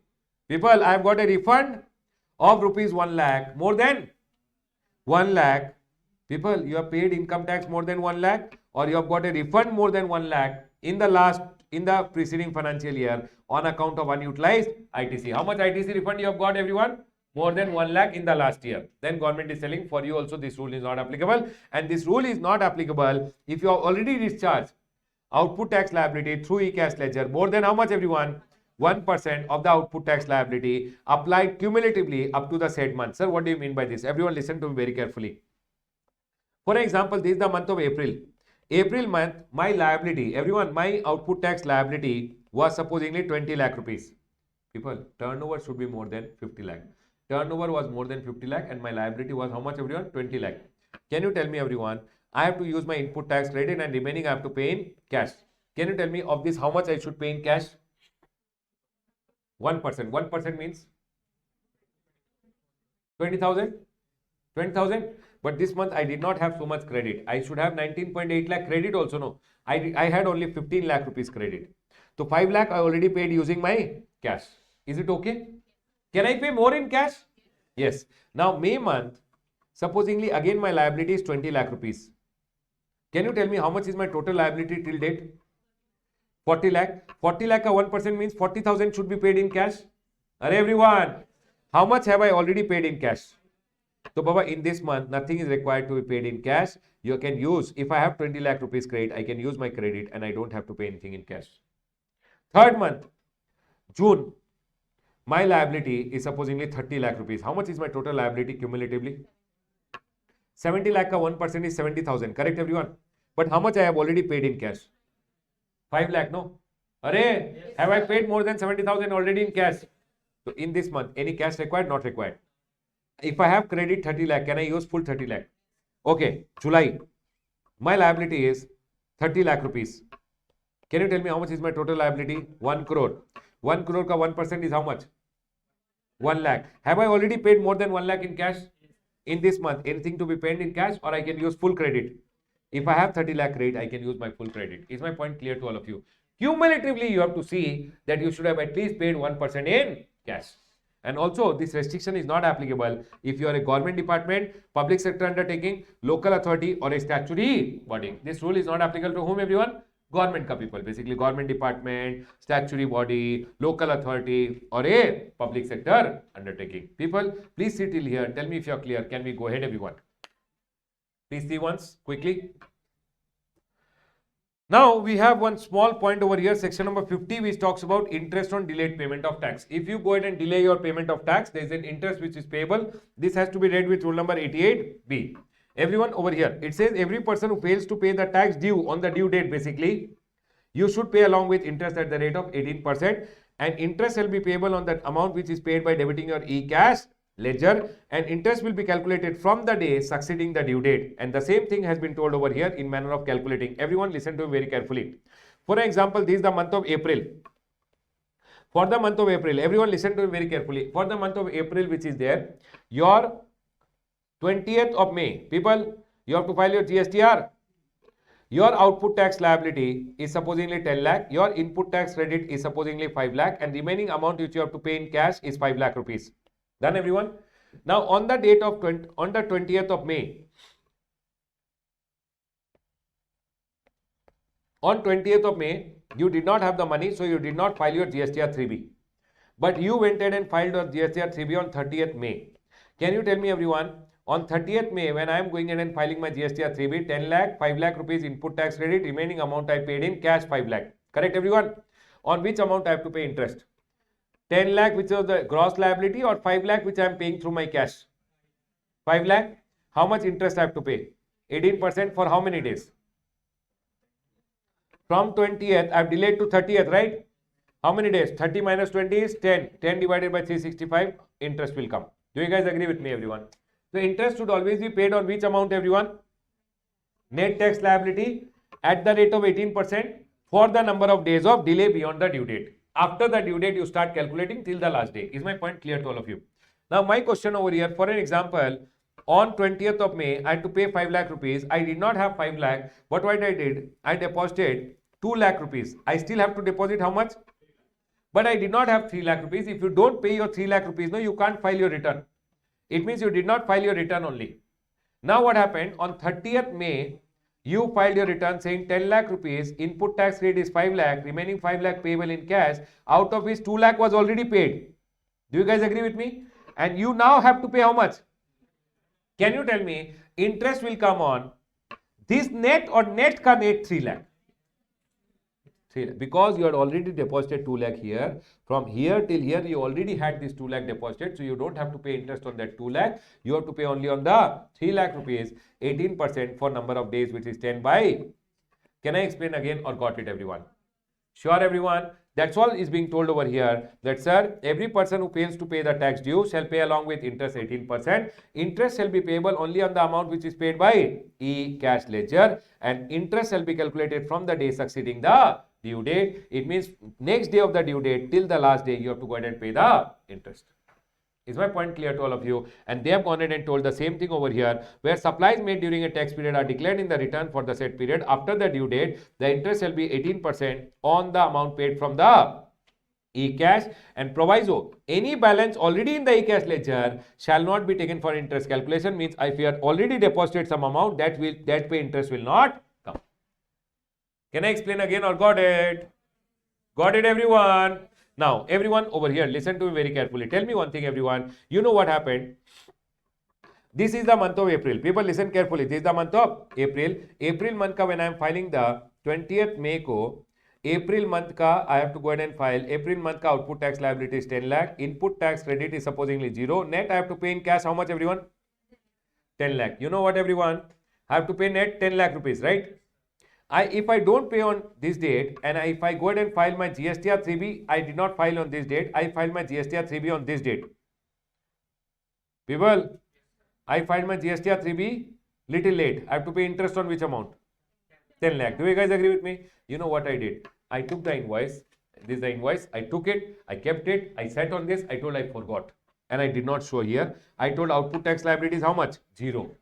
And I paid 0 in cash and I filed my return. Return filed.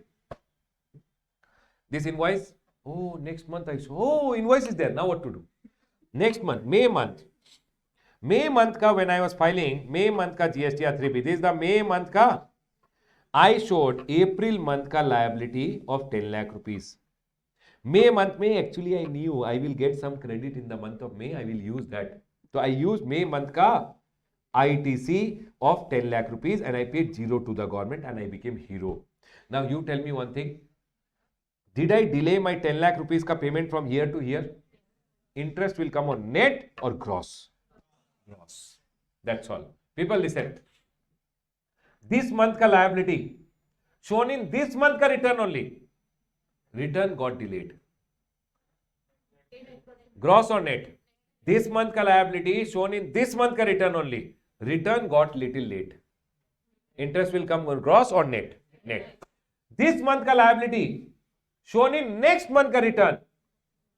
Interest will come on net or gross. Government is telling, beta, you are using next month ka credit. No problem, but interest you have to pay on the gross. Can I explain again or got it? People, they have gone ahead and told, see, simple. Where supplies made during a period are declared in the return for the same period. But after the due date, then interest will come on the amount which is paid by e-cash ledger. But this month ka liability shown in next month ka return. Next month ka credit used. Is my point clear to all of you? Can I go ahead, everyone? Everyone over here now, the next one, listen. And remember one thing. If any other case, this month ka liability shown in next month ka return, see, in any other case, interest shall be calculated on the amount which is gross tax liability from due date till the date of payment. Can you tell me, everyone, interest will come from here till here. On which amount? 0 or 10? 10. Can I explain again or got it, everyone? The next one over here is, sir, if you go ahead and take some wrong credit and use it, ITC, wrongly availed and utilized, interest payable is how much, everyone? No interest on wrongly availed credit but not utilized with effect from first. What do you mean by this? If you take some credit wrong and you use it, then you have to go ahead and pay interest at the rate of 18%. It is telling ITC wrongly availed and utilized shall be calculated from the date of utilization till the date of reversal or payment. Sir, can you please explain? Everyone listen. For example, this is the month of April. Everyone please listen to me very carefully. April, May, 20th May, I went ahead and filed my GSTR 3B. When I filed my GSTR 3B, I told my output tax liability actually was 0. People, actually output tax liability was input tax credit which was there, no? I went ahead into block credit. Am I eligible to take it? I took it. I took 5 lakh rupees ka credit. Okay? And might be by chance my input was also, output was 5 lakh. Did I avail the credit? And then I clicked on set off and used it also. And I paid 0 to the government. Did I do something wrong? The day I paid back to the government, no. I took wrong credit, right? Used it also, no. The day I paid back, I have to pay interest for this many days at the rate of, because wrong credit taken and used. Can I go ahead, everyone? Now, my question to all of you. For an example, April month, my liability was 0. How much credit I took? 5 lakh. And I had to pay 0 anyways. Can you tell me in my e-credit ledger, how much credit availed? Did I use it or did not use? Next month, oh no. Next month, May month, I'm like, oh no, this 5 lakh rupees credit I took, but I did not use, right? And May month when I was filing the return, no, 20th June, I paid back this 5 lakh rupees to the government. I told government by mistake, reversed it, paid it back. Do I have to pay interest or not required? Did not use, don't pay interest. In this case, if I go ahead and use it, then, sir, what is use? For example, April month, my output tax liability, 20th May, when I was filing the return, was 5 lakh rupees. Input tax rate, I took wrong. Without invoice, I took the credit. Is it right or wrong? Wrong. Block credit, I took the credit. Right or wrong? Wrong. I took 5 lakh rupees credit. I used it also and I paid 0 to the government. Did I do wrong credit? Now, May month went off. June month went off. Oh, I realized June, May. Oh no, I taken the wrong credit. June month, when I was filing the return for June in 28th July, I reversed 5 lakh rupees paid back. Do I have to pay interest? At the rate of? Is my point clear? But if I don't use it, no interest. If I use it, from the day you use it till the day you paid back. Is my point clear to all of you? Can I ask you one question, everyone? Can I ask you one question? Tell me. Wrong credit taken in 1 month, okay? 5,000. Correct credit taken. Okay, I'll take wrong credit taken 1 lakh. Correct credit was 1 lakh. My output tax liability was only 1 lakh. And my credit ledger balance will be how much now? Correct credit for this month, right credit for this month, and output tax liability is this much. First, I will use this correct credit 1 lakh, 0, correct? This wrong credit, is it still lying over here? Did I use the wrong credit or did not use? Sure. Any interest I have to pay or don't have to pay? So it means whenever in my credit ledger always 1 lakh is there, it means I have never used the wrong credit. Chalo, I'll give you one more next question. 1 lakh is the wrong credit taken in this month. Correct credit is 1 lakh. It means this I did not have invoice or might be block credit, I took it. This month output tax liability was 1.5 lakh. First I will use this. Then I use from here 50,000. Correct everyone? How much is lying over here? Is wrong credit used? How much? 50,000. Interest will come on what? 50,000. The day I used, interest will come on 50 till the day I paid back. So when is wrong credit deemed to be used? When your credit ledger falls below the wrong credit used taken. How much was the wrong credit? 1 lakh. Your credit ledger is 50. Have you used the wrong credit? How much? 50. Interest will come on. Is my point clear? Did you got it? 100%. Wrong credit deemed to be utilized when your credit ledger falls below the wrong credit taken. Will you remember this point, everyone? Done, everyone. We are done with our interest calculation. All other things in this chapter are just for the purpose of your reading. Everyone, closing my discussion on the chapter of payment of tax. Please mark the important points, everyone. Please do question or utilization. Please remember, what are the things always to be paid in cash? TT, RC, IPLO, TDS, TCS, RCM, composition tax, interest, penalty, late fee or any other amount. How do you pay your liability? Please remember this. Interest calculation, please do some question. I have already told you. Rule number 86A and rule number 86B.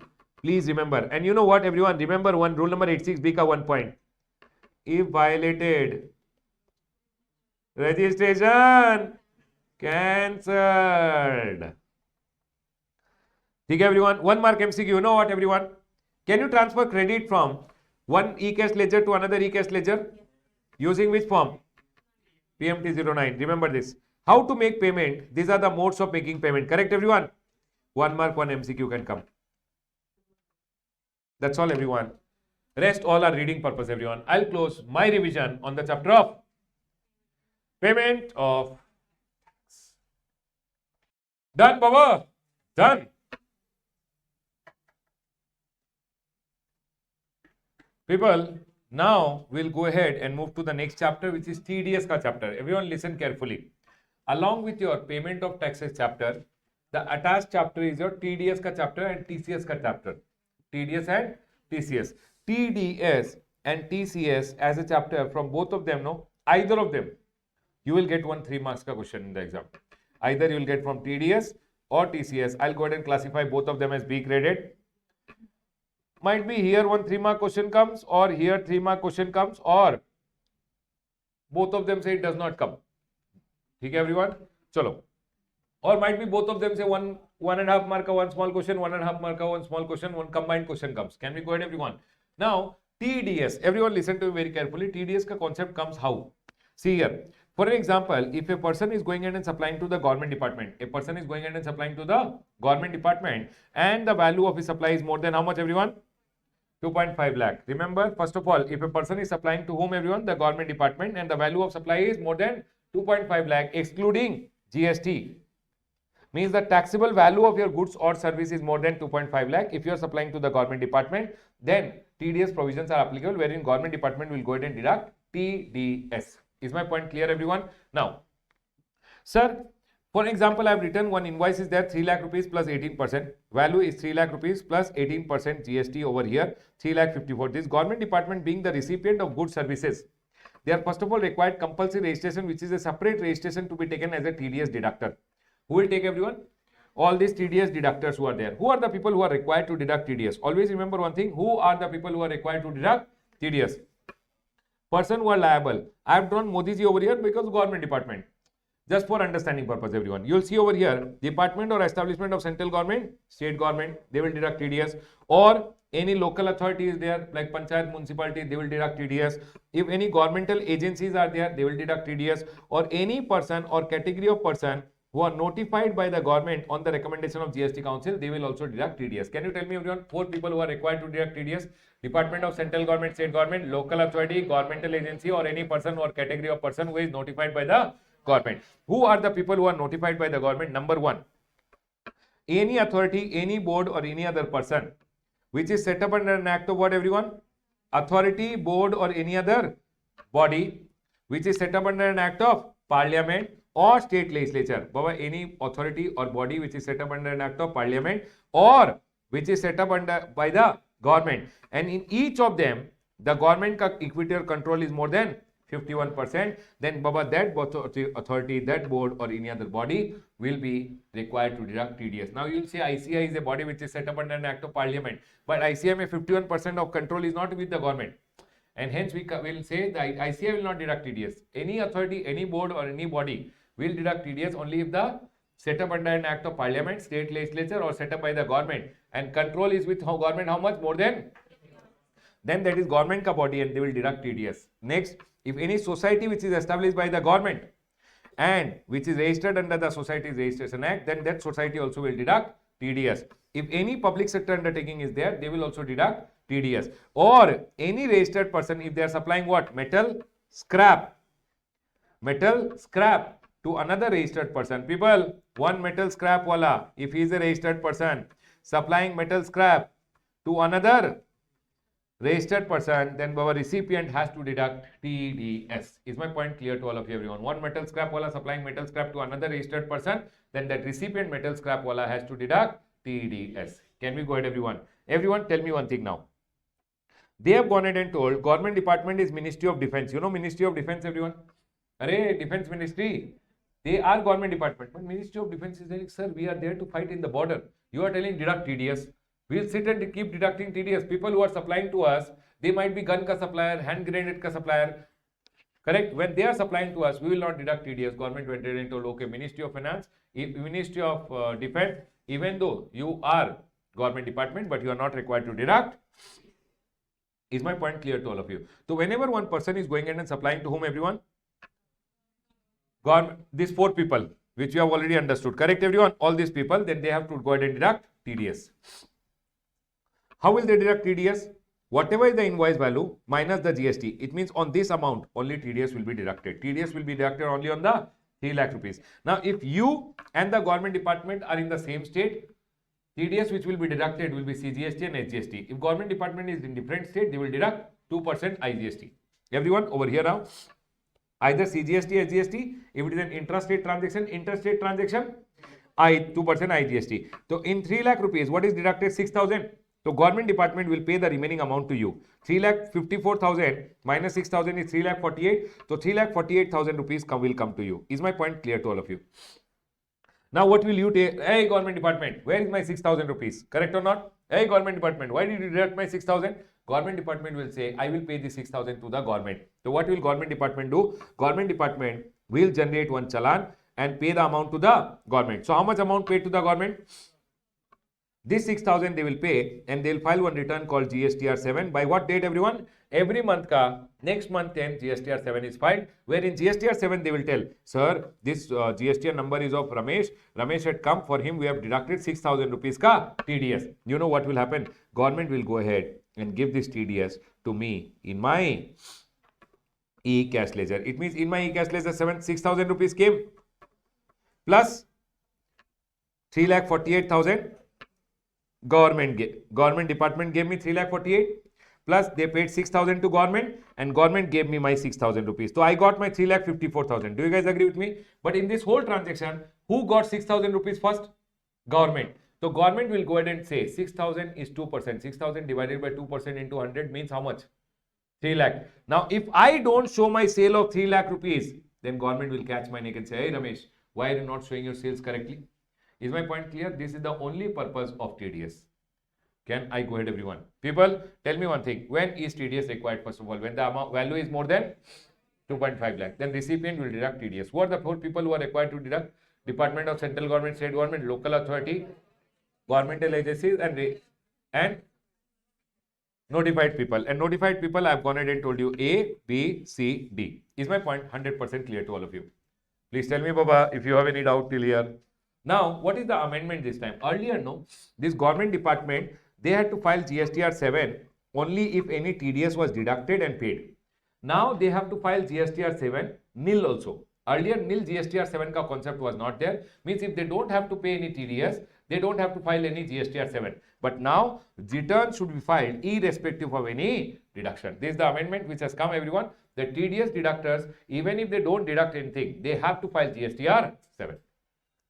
Now, the very, very important point from exam point of view, what are the cases when TDS is not applicable? Remember one thing, no TDS if goods and services are supplied from one person to another person, takes place between one person to another person specified in clause A, B, C, D. People, one TDS deductor supplying to another TDS, Department of Government supplying to local authority supplying to governmental agency, all these cases where TDS is not applicable.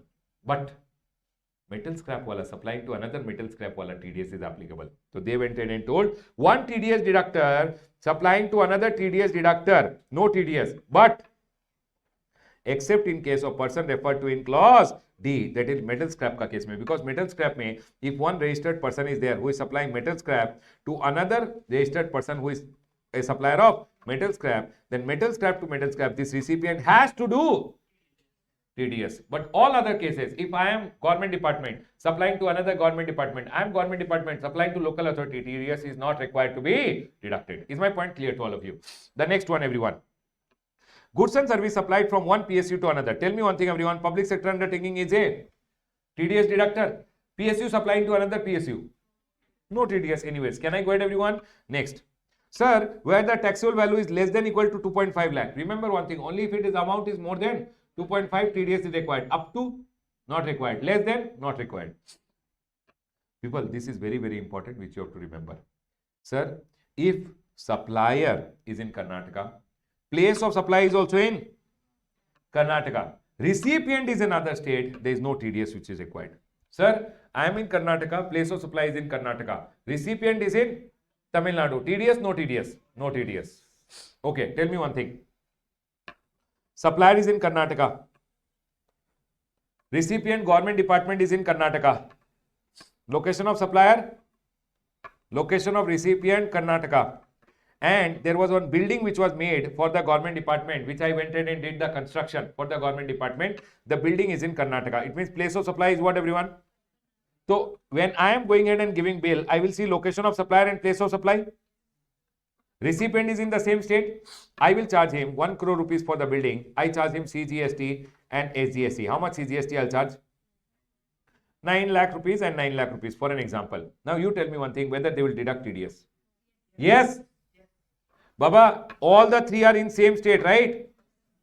No problem. I will charge CGST, SGST, no. He will deduct. I will charge Karnataka SGST. He will deduct 1% CGST, 1% Karnataka SGST. Listen. This amount will go to the government and government will give me the credit of 1% CGST, 1% Karnataka SGST. Any problem? No problem. No problem. Now, I am in the, everyone listen, I am in the state of Karnataka, recipient is in the state of Tamil Nadu. I made a building for the recipient in Tamil Nadu. It means place of supply is also. I will go ahead and give a bill where I will go ahead and charge 1 crore rupees and IGST 18 lakh. Do you guys agree with me? Because I am in Karnataka, place of supply is in Tamil Nadu. People listen, I am in Karnataka, location of supplier Karnataka, place of supply Tamil Nadu. I'll charge IGST. How much they will deduct?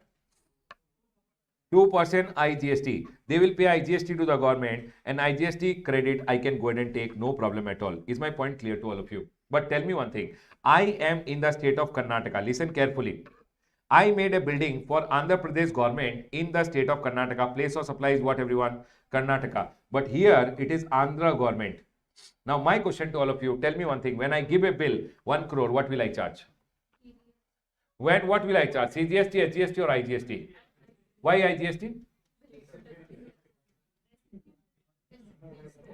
Location of recipient doesn't matter. What you matters? Location of supplier. Correct? Can you tell me what will I charge? And I will charge Karnataka HGST. Correct? Baba, for determining intra or inter, no, you need location of supplier and place of supply. You don't see recipient location. But now tell me one thing. In this scenario, Andhra government should deduct 1% CGST, 1% Karnataka HGST. Do you guys agree with me? And they should pay it to the government. But if you are registered in Andhra, no, you can't pay Karnataka HGST. You will pay what? Andhra Pradesh HGST. And if you pay CGST and Andhra Pradesh HGST, I will not be able to take the credit in Karnataka. Free flow of credit will not be there. Is my point clear? And hence government told in this scenario, when you are in one state, place of supply is in the same state. You are in one state, place of supply is also in the same state. Recipient is in other. He will not deduct any.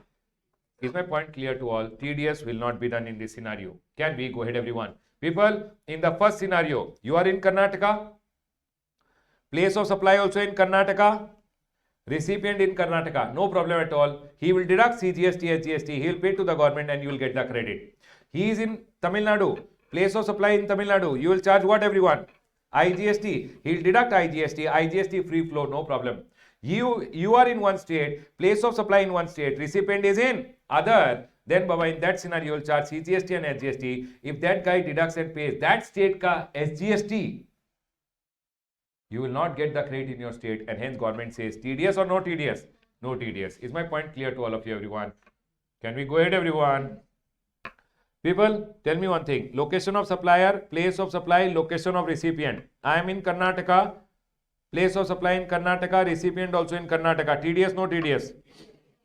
I am in Karnataka. Place of supply in Tamil Nadu. Location of recipient, Tamil Nadu. TDS. I am in Karnataka. Place of supply, Karnataka. Recipient in Tamil Nadu. No TDS. Okay. Now you will tell you are in Karnataka. Place of supply in Kerala. Recipient in Tamil Nadu. What will I charge? First of all, tell me. IGST. Will he have any problem in paying the IGST? Will I have any problem in taking the credit? So TDS, no TDS. Only this scenario TDS is not there. What scenario? When you both are in one state, recipient is in other. Remember this point. Can we go ahead, everyone? Everyone over here now. Let's go ahead. Next. People, supplier and place of supplier in different state from the state of the recipient, then there is no TDS. Is my point clear to all of you, everyone? The next one. Transaction is out of scope. People, you remember section number 7.2? Neither supply of goods nor if I am going in and supplying you and that is not a supply only, then will you do TDS or no TDS? When it is not supply only, don't do any TDS. I supplied alcoholic liquor. When any transaction is nil rated, wholly exempt, non-taxable, there is no TDS only. When there is no GST, there is no TDS. Transaction on which tax is payable under RCM. I supplied to the government department and government department paid the GST under RCM. On those transactions, government department will not do any TDS. I am going ahead and supplying to the government department and I am an unregistered person. If government department deducts TDS and pays to the government, how will I get the credit if I am unregistered? And hence they will not deduct any TDS. Is my point clear to all of you? Always remember one thing. If supplier is a unregistered person, government department will not do any TDS. Can I go ahead, everyone? The next one small point which you should remember, everyone listen to me very carefully. Generally, whenever I am supplying to the government department, you will see the value of supply. Do you guys agree with me? You will always see the value of supply should be more than how much, everyone? 2.5 lakh. But supposingly, me and the government department entered into a contract for 10 lakh rupees. Government department told me, Ramesh, whole year you have to supply me stationery. I told, okay, I'll supply the stationery, and the contract was entered at 10 lakh rupees. How much, everyone? 10 lakh rupees. Now listen. Now, when I went ahead and supplied to the government department, first month supply only 1 lakh. Second month I supplied only 1 lakh. Third month I supplied only 1 lakh plus GST, whatever is there. My question to all of you, in this scenario, when government department is making the payment to me, every month, will it deduct TDS or no TDS? Supply value is only 1 lakh. Now, the supply is done under a contract, right? In individual invoice amount will not matter. Whenever they are paying 20,000, 30,000, 50,000, 1 lakh, whatever, on the payment they will do the TDS. Is my point clear, everyone? Generally, whenever I am supplying to the government department, they will see the individual sale invoice value. But if I am supplying under a contract, then you see the contract value. If contract value is more than 2.5, whatever invoice you are giving doesn't matter. Whenever they are making the payment, they will deduct TDS because the contract value was more than 2.5 lakh.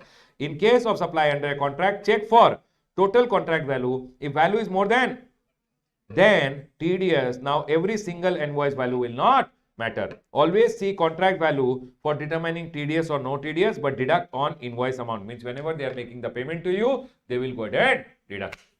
Is my point clear to all of you? Please do one question from this chapter. At least one question you must do and go. Right, everyone? I'll go ahead and close my revision on TDS. Listen, everyone.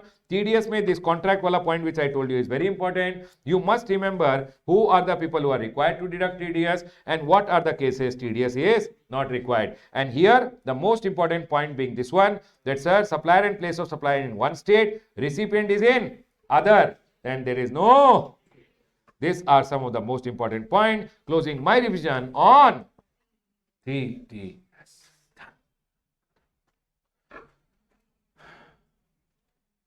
The next chapter which we are going to revise is the chapter of TCS. Everyone listen to me very carefully.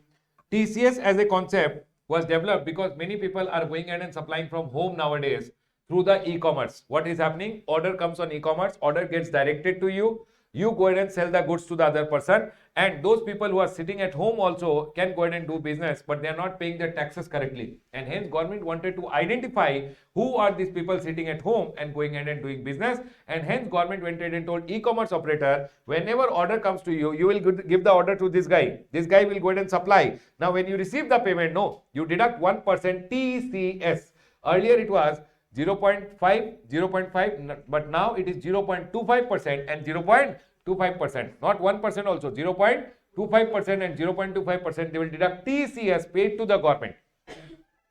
So when government will come to know, oh, there is one person sitting in home and he is doing business from e-commerce. Now if I don't go ahead and show my sales correctly, government can catch me. And that is the whole concept of what, everyone? TCS. So supposingly one person is there who wants to buy something online. Who is this, everyone? Where is Yogesh? This is Yogesh, everyone. Okay? Yogesh has a cap. Okay? This is Yogesh, everyone. And Yogesh is in love. Okay? Yogesh went online and he placed an order on Flipkart. What will Flipkart do? Flipkart will direct the order over here. People, Flipkart directed to the order to a supplier. Who is this? Baba Kempama. This is Kempama. And what is Kempama's work? Kempama is supplying sari. Remember, everyone, says Kempama, and Kempama's work is to supply sari. So order came from here, order came over here, and she went in and packed the goods and sent it. Now in this scenario, she is the seller, he is the buyer. Correct, everyone? Now he will go ahead and give one invoice to her saying, madam, the bill is 50,000 plus 5,000, 55,000. If they both are within the same state, he'll charge CGST as GST, or else he'll charge IGST. Remember one thing. Now when she will make the payment over here, when she will make the payment over here, e-commerce operator has been told to take registration as a TCS collector, and he will go ahead and pay the TCS to the government. Can you tell me, everyone, 50,000 rupees, how much TCS will be done?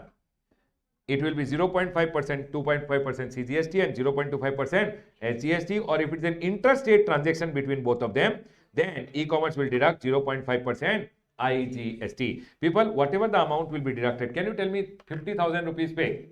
0.25% and 0.25% is how much, everyone?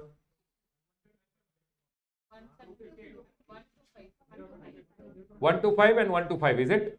So 1 to 5 and 1 to 5, this will be paid. They will file GSTR 8 and they will say, hey, Kempema had come, 29CC BPS 7777R. This is Kempema ka GST number, and this is 125 and 125 rupees which we have collected TCS. And you know what? Balance amount they will pay to her. Balance amount means after deducting the amount, the balance which is there, it will come to Kempema. Kempema will shout, hey, Where is my remaining amount? They will tell we paid it to the government and government will make it available to her in her dashboard. She has to say, 125 belongs to me and the amount will come in her e-cash ledger. Is my point clear? But tell me one thing, who got involved in this whole transaction? Government. Now, if Kemperman does not show her sale correctly, will government catch her? That's all is the whole concept of TCS. Is my point clear to all of you, everyone? Can you tell me, everyone? Listen to me very carefully. I am going ahead and selling through my own website. For an example, I am going ahead and selling through my own website, rameshsoni.com. I am selling my own goods through my own website. Is TCS applicable? Will I deduct TCS for myself? If you are using your own website, TCS provision are not applicable. Correct, everyone? Okay. I sell goods to Flipkart over here and Flipkart sells the goods to the customer. I sell the goods to Flipkart and Flipkart sells the goods to the customer. I raise the invoice. I am Ramesh Soni over here, invoice in my name and Flipkart raise the invoice in the name of the Flipkart. He makes the payment, they make the payment to me. It means Flipkart is acting as my what, everyone? Agent. My question, is TCS provision applicable? Not applicable. Not applicable. Can I go ahead, everyone? When is TCS provision applicable? Order came. I sold the goods. Payment went, payment came. Sale is only one. Who sold? I sold to the customer. But payment is routing through whom? Flipkart. Then Flipkart will deduct TCS. Is my point clear to all of you? Tell me one thing. I sold the goods directly. Payment came directly. TCS? No TCS. No TCS. I sold to Flipkart. I gave the invoice to Flipkart in their name. They sold to the customer. To sale. TCS? No TCS. No. TCS is when, everyone? Order came. I sold the goods. Payment went. When payment is released, they will deduct TCS. Is my point 100% clear, everyone? People over here now, remember. Separate registration they have to take. E-commerce has to take as what, everyone? TCS, collector, PAN is mandatory and no TCS if amount is received directly. I sold, I received the payment. If e-commerce does not receive the payment, they will never deduct what, everyone? TCS. Is my point 100% clear, everyone? Sir, you know what? What are the transactions on which TCS will not come? No TCS in the following cases. Everyone, transaction is out of scope. Section number 7.2. Land and building is sold. For an example, everyone listen. You went to 99acres.com. 99acres.com directed it to me. I am a seller of my land. I sold my land to you. You made the payment to 99acres.com. They will make the payment to me. In this scenario, no TCS. Why? Because land and building pay, there is no GST only. No GST, no TCS under GST. Everyone, I sold you nil rated item. I sold you wholly exempt item. I sold you alcoholic liquor for human consumption. You went to Madhuloka online. Madhuloka directed to me. I am a seller who is selling wine, alcohol. I sold alcohol to you. You made the payment to Madhuloka online. They made the payment to me. No TCS. Why? Because these things where there is no GST. On those things on which GST is not there, there is no TCS under GST. And the same concept is applicable for TDS also. Transaction on which tax is payable. Okay. I sold something. People, I sold something to you. You have to pay the GST under RCM. When GST is already paid, here there will be no TCS. Next. When transaction is nil rated, wholly exempt, non-taxable, no TCS. Can I go ahead, everyone? When supplier is unregistered, same, everyone. If I am unregistered, how will I get the credit? And hence, e-commerce will not deduct TCS. No TCS on services covered under section number 9.5. Do you remember THAR? THAR. On this THAR services, to e-commerce operator only pays the GST, no? Array, whenever GST is payable by buyer, or whenever GST is paid by e-commerce operator, then e-commerce operator paying me the amount. In case of THAR service, restaurant amount went there, restaurant amount came to me. But because e-commerce already paid the GST, they will not do any TCS. Government is bothered about GST. Government is telling if e-commerce operator paid under 9.5 or recipient paid under reverse charge, TCS provisions are not applicable. Is my point clear to all of you? Everyone. So people, tell me one thing. I went in and sold some goods through e-commerce. I went in and sold some goods to e-commerce. 10 lakh rupees ka goods. How much, everyone? This month 5 lakh rupees ka goods came back. On which amount they will deduct TCS?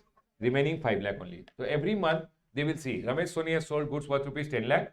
5 lakh rupees ka goods are returned to him. So how much is the actual sale Ramesh Soni did? 5 lakh. So they will deduct TCS only on 5 lakh amount. Sir, I sold through them restaurant services. Will they deduct TCS or not required? Payment came from the customer to e-commerce. Will e-commerce pay TCS? Will e-commerce deduct TCS? No. But will e-commerce pay GST? Yes. But will they deduct any TCS? Not required. Baba, remember, always exclude notified supplies under section number 95 THA. Is my point clear to all of you, everyone? People, I want you guys to tell me, see and tell me if you are 100% clear with this. Please see. People done? Tell me one thing, everyone. E-commerce has to deduct TCS, no? So it has to take compulsory registration. You tell me one thing. I have to go ahead and take the credit, no? So I should also take compulsory.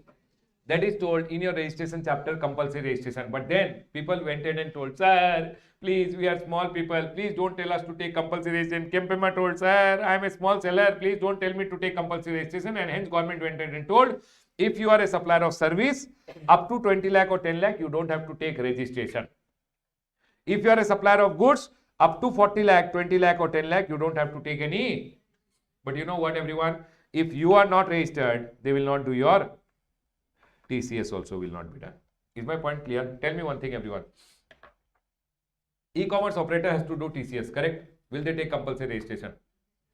Arey? Yes. In your registration chapter, compulsory registration, e-commerce operator has to take compulsory. Secondly, your TCS will be done. So you want credit in your e-cash ledger? How will you get e-cash ledger? You should also get your compulsory registration. But then government went ahead and gave one exemption. The government told if you are a supplier of service up to 20 lakh or 10 lakh, you are not required compulsory registration. If you are a supplier of goods, 40, 20 or 10 lakh, you are not required compulsory. I told if I am not required compulsory registration, they will deduct TCS. Government went ahead and told unregistered person ka, they will not deduct any TCS also. Is my point clear to all of you? Tell me one thing. I am Flipkart. I am going ahead and you are supplying through me. For example, madam, your name? Jayashree madam is supplying through me. She is a supplier of service through e-commerce. Her turnover is only 10 lakh. Am I going to deduct TCS or not required? Not required. Is she required compulsory registration or not required? Not required. Her turnover is 30 lakh rupees. Supplier of service. Supplier of service in Karnataka. Is she required compulsory registration? 30 lakh rupees. Yes. If she is registered, will I deduct TCS also? Yes. Is my point clear to all of you? He is supplying through me THAR service, transportation, housekeeping, accommodation, restaurant, on which he is only paying the GST. On which not him. E-commerce is only paying the GST. No TCS. Is my point clear to all of you? Can I go ahead, everyone? Tell me one thing. I'll tell you one thing. Do you remember housekeeping service? What if supplier is registered? He will only pay no. That time I'll deduct TCS. If supplier is not registered, then e-commerce will pay. If e-commerce is paying the GST, then no TCS. But if supplier is registered, supplier will pay the GST, no? That time government is selling better do TCS. You remember accommodation service? Hotel not registered. Accommodation service, the hotel in guest house is not registered. Who will pay? E-commerce. I am paying the GST. TCS, no TCS. No TCS. But hotel is not registered. Hotel is registered. Hotel will pay the GST. Do you remember? Will I deduct TCS? When I pay the full amount, I should deduct TCS. Can I go ahead, everyone? THAR service. If e-commerce pays the GST, no TCS. If e-commerce does not pay GST, TCS. Can I close the discussion, everyone? That's all is important from this chapter. Rest of the things are just for your purpose of reading. Remember one thing, everyone. If THAR service is there, if e-commerce pays, then no TCS. THAR service, e-commerce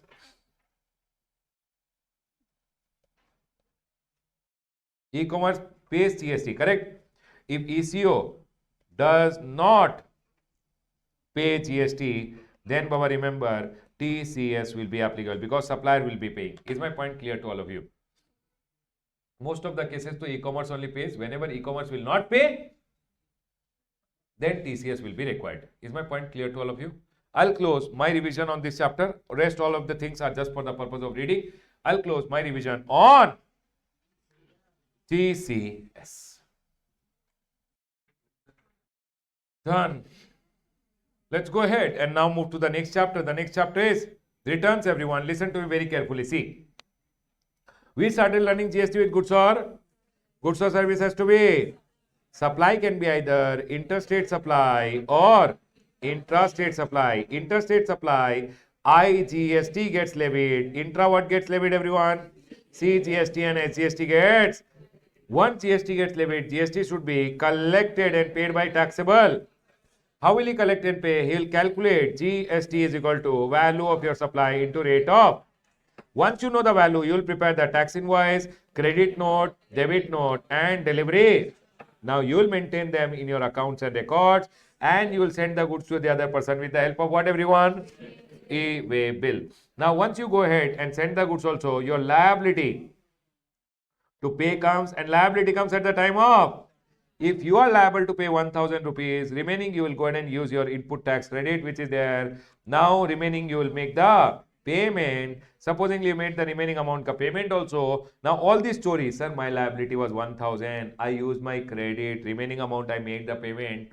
You will call and tell the government. No, government is telling, don't call me. Please go ahead and file a return. A return is nothing other than information to the government which you have to go ahead and give, and this information is given with the help of what, everyone? Can I go ahead, everyone? And here we are in the chapter of returns, everyone. Returns, please come to the chapter. As exam point of view, I find it a very C graded chapter, but definitely C graded, so what? You will see a 3 to 4 mark question can come in the exam. Can we go ahead, everyone? People, let's talk about the various types of returns which are there. What is a return, everyone? Basically a communication between you and the government. You and the government. How will you do? With the help of return. Everyone over here. Whenever you start your business, you don't have to take registration. But one good day or one bad day, you will become liable. When you have gone ahead and fallen under section number 22 or section number 24, you will become liable. Is my point clear? Whenever you become liable, no, you should always apply for registration within how much time, everyone?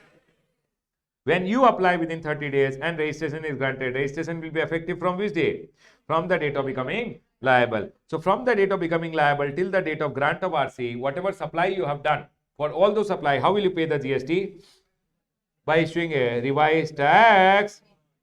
All these revised tax invoice, no, government have gone ahead and told, if I issue revised tax invoice to you, you would want your GST? Arey, do you want credit or not if you are a registered person? How will you get the credit? So government went ahead and told all the revised tax invoice should be shown in the first return which you go ahead and file. The first return which I'll go ahead and file, in that I'll show all the revised tax invoice. Is my point clear to all of you? So that the front person can go ahead and get the credit. Are we clear till here, everyone? Now every month I will go ahead and start filing what, everyone? My regular types of returns which are there. What are the regular returns which a person has to go ahead and file? Section number 37 talks about GSTR1. Which is your details of sales, and whatever sales I will show, it will go to the front person in GSTR 2B, and then section number 39 says every month you should file GSTR 3B also. People, normal person files what, everyone? GSTR 1. What is GSTR 1? My sales ka detail. Every month I'll go ahead and file GSTR 1.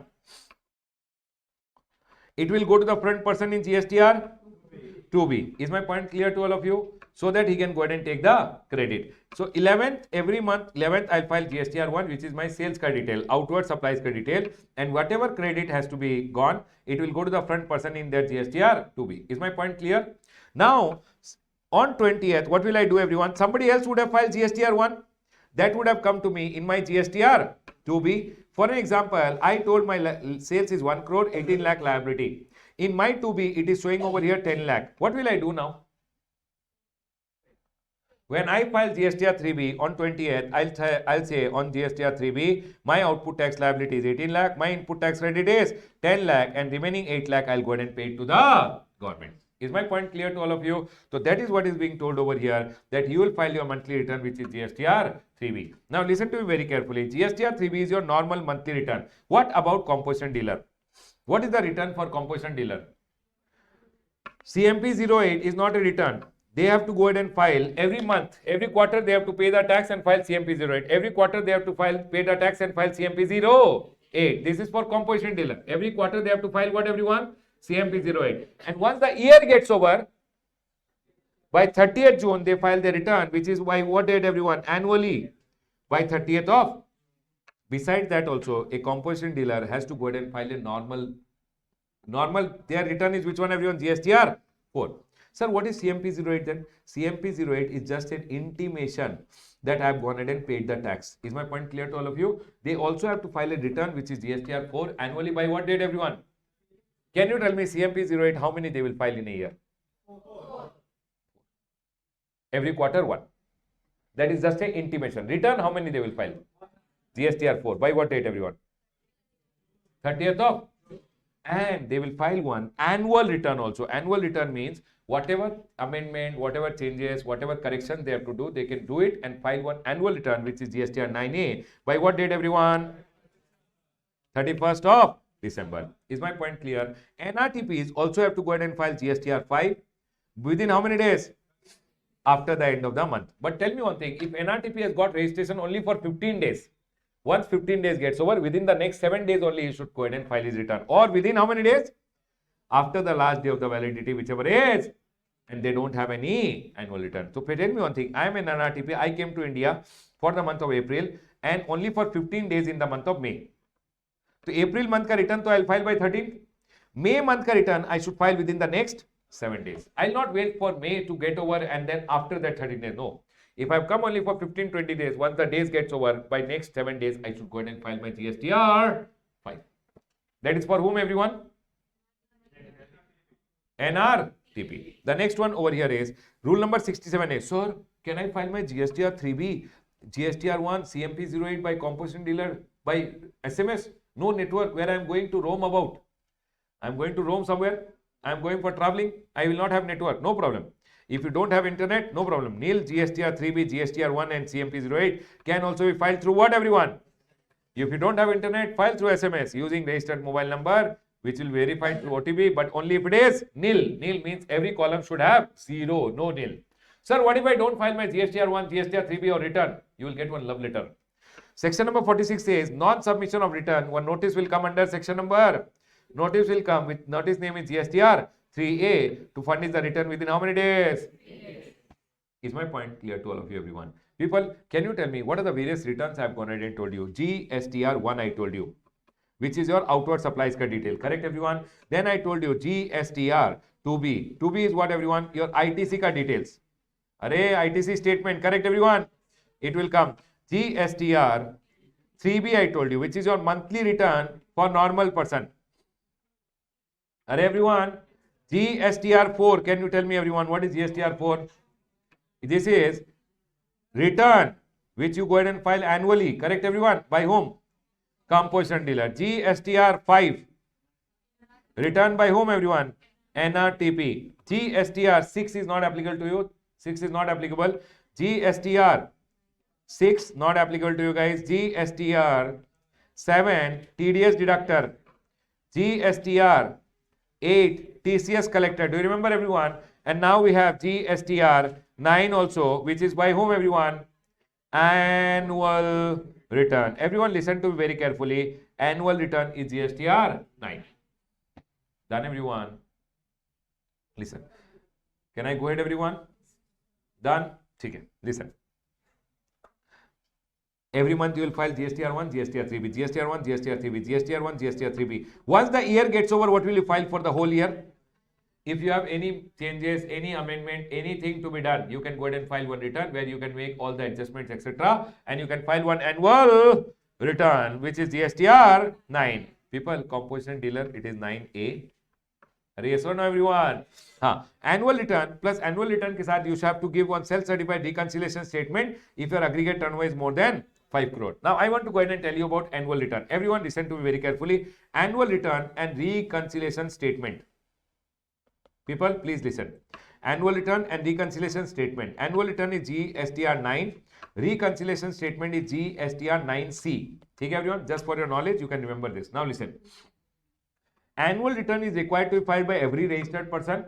This is required only when your aggregate turnover is more than 5 crore. Can I go ahead, everyone? Now, but for the year 17-18, to the year 24, 25, 23, 24. Actually 24, 25 also they will exempt it till the year 23, 24. No, they have gone ahead and told now, and every year they are doing this only. They are going ahead and telling if your aggregate turnover is up to 2 crore, no, up to exempted, not required annual return. If you don't require annual return, anyways, reconciliation statement is more than 5 crore. Correct, everyone?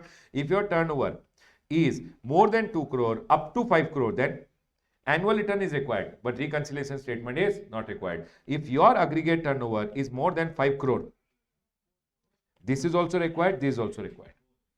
Is my point clear to all of you? Can I go ahead, everyone? Yes, sir. Okay? Now listen. One more thing they have told, this annual return and reconciliation statement, no, it is not required if you are whom, everyone? Central government, state government, local authority whose books of accounts are audited by whom?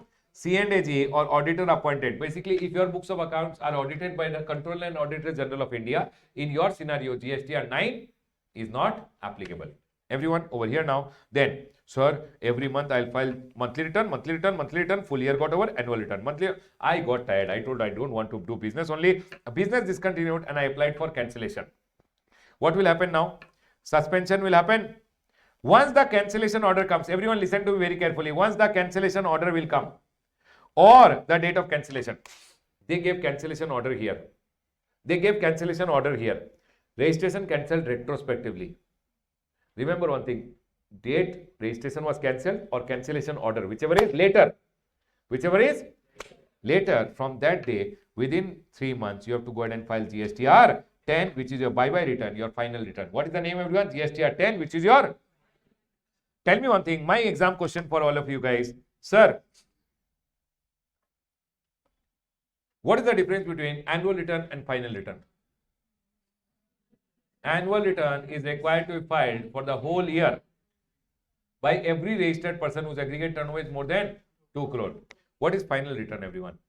Only once your registration is cancelled from the cancellation order or the actual date of cancellation. For example, they gave you order on 15th March, but registration cancelled from 1st April. From whichever is later, you have to file within how much time, everyone? 3 months. What do you have to file? Then, which is a final return. Can I go ahead, everyone? Are we all clear till here? Please see this, everyone. Please see this quickly. Now listen, everyone. Tell me one thing, everyone. Normally, a person will file what, everyone? For example, April. What will I file first? 11th May. 11th, I should go ahead and file what, everyone? 11th of every next month. Correct, everyone? I'll file GSTR 1. When I file GSTR 1, it will go to the front person in GSTR 2B. Do you guys agree with me, everyone? Okay. Then I should go ahead and pay the GST. And then 20th, I should go ahead and file GSTR 3B. Do you guys agree with me, everyone? Okay. May month, what will I do? GSTR 1. It will go, the credit will go to the front person in GSTR 2B. And then I will pay the GST. And I'll file GSTR 3B. Do you guys agree with me? Again, what will I do in the month of June? File GSTR 1. It will go to the front person in GSTR 2B. Do you guys agree with me, everyone? And then I will pay the GST and file GSTR 3B. Anyone, any doubt till here? Please tell me. Arey Baba. You guys know all this? Now, some people went to the government and told, sir, what every month GSTR 1, pay tax, file 3B. Pay tax, file 3B. GSTR 1, pay tax, file 3B. Headache. So people went and told us, sir, we don't want so much headache. Please give us a simple scheme where we don't have to file every month return, etc. So government went ahead and told, if your turnover in the last year is less than 5 crore or up to 5 crore, then I will go ahead and give you an option of quarterly return. You don't have to file GSTR 1 and GSTR 3B for the whole every month. For the whole quarter, you can file what? How many GSTR 1? One GSTR 1 and one GSTR 3B. It means government gave which return, everyone? Quarterly return. Government gave which return, everyone? Quarterly return. Government told you don't have to file monthly return, you can file quarterly return. People told, sir, what about the tax ka payment? Government told, payment I want every month. That is why government gave the scheme ka name, payment every month. Correct, everyone? Quarterly return, one GSTR 1, one GSTR 3B, but monthly payment, and that is the scheme called QRMP scheme. What is the scheme, everyone? QRMP scheme. Please come to the next page first. QRMP scheme. First of all, who are the people who are eligible for QRMP scheme? You have to remember for your exam, who are the people eligible? If your turnover is less than equal to 5 crore in the last year, you are eligible for QRMP scheme. Are we all clear? So in the current year, is my option there that I can go for QRMP scheme? Yes. So for example, quarter 1, am I eligible? Yes. Quarter 2, yes. Quarter 3, my turnover crossed 5 crore. Quarter 3, you are eligible, but quarter 4, you will become. That quarter your turnover gets crossed by 5 crore, that quarter you will still be eligible. Next quarter you will become ineligible. Is my point clear? My question, this year my turnover is already more than 5 crore. Next year eligible, not eligible? Is my point clear to all of you? Whenever you are taking QRMP, option is available GST and wise. It means if under my PAN number, two state may I have two separate GST, and one can be under QRMP scheme, one can be under monthly return scheme also. Like composition mein to everyone has to go composition together. But QRMP mein this is not the point. Quarterly return, if you want to file, one can file quarterly return under your PAN number. One GST number can file monthly return, no problem at all. Can I go ahead, everyone? And they say option once you have taken, no, it will continue unless you get out of it. Sir, how can I go online and take QRMP scheme? Listen, Baba, online you have to log in to your login, and one option is there. Click, tick, you will get QRMP scheme. Do you remember in class we did that you have to click and you will get QRMP scheme? Sir, how do I click that option? See, if April, mouse, correct. April, May, June, you have to use your mouse and click. April, May, June के लिए, if I want QRMP scheme, can you tell me how many days before I can opt? Government told April, May, June के लिए, if you want QRMP scheme, 2 months prior the option will be open. It means February and March the option will be open. Plus 1 month after the schemes, after the quarter starts also you can go for QRMP scheme. So April, May, June के लिए 2 months prior also I can opt. Once the quarter starts also, after that also within 1 month I can opt for QRMP scheme for that quarter. Is my point clear to all? So 2 months prior and 1 month, this is the time limit I can opt for the QRMP scheme. Is my point clear to all of you? Now you told me, sir, my first question, everyone, who are the people eligible for QRMP scheme?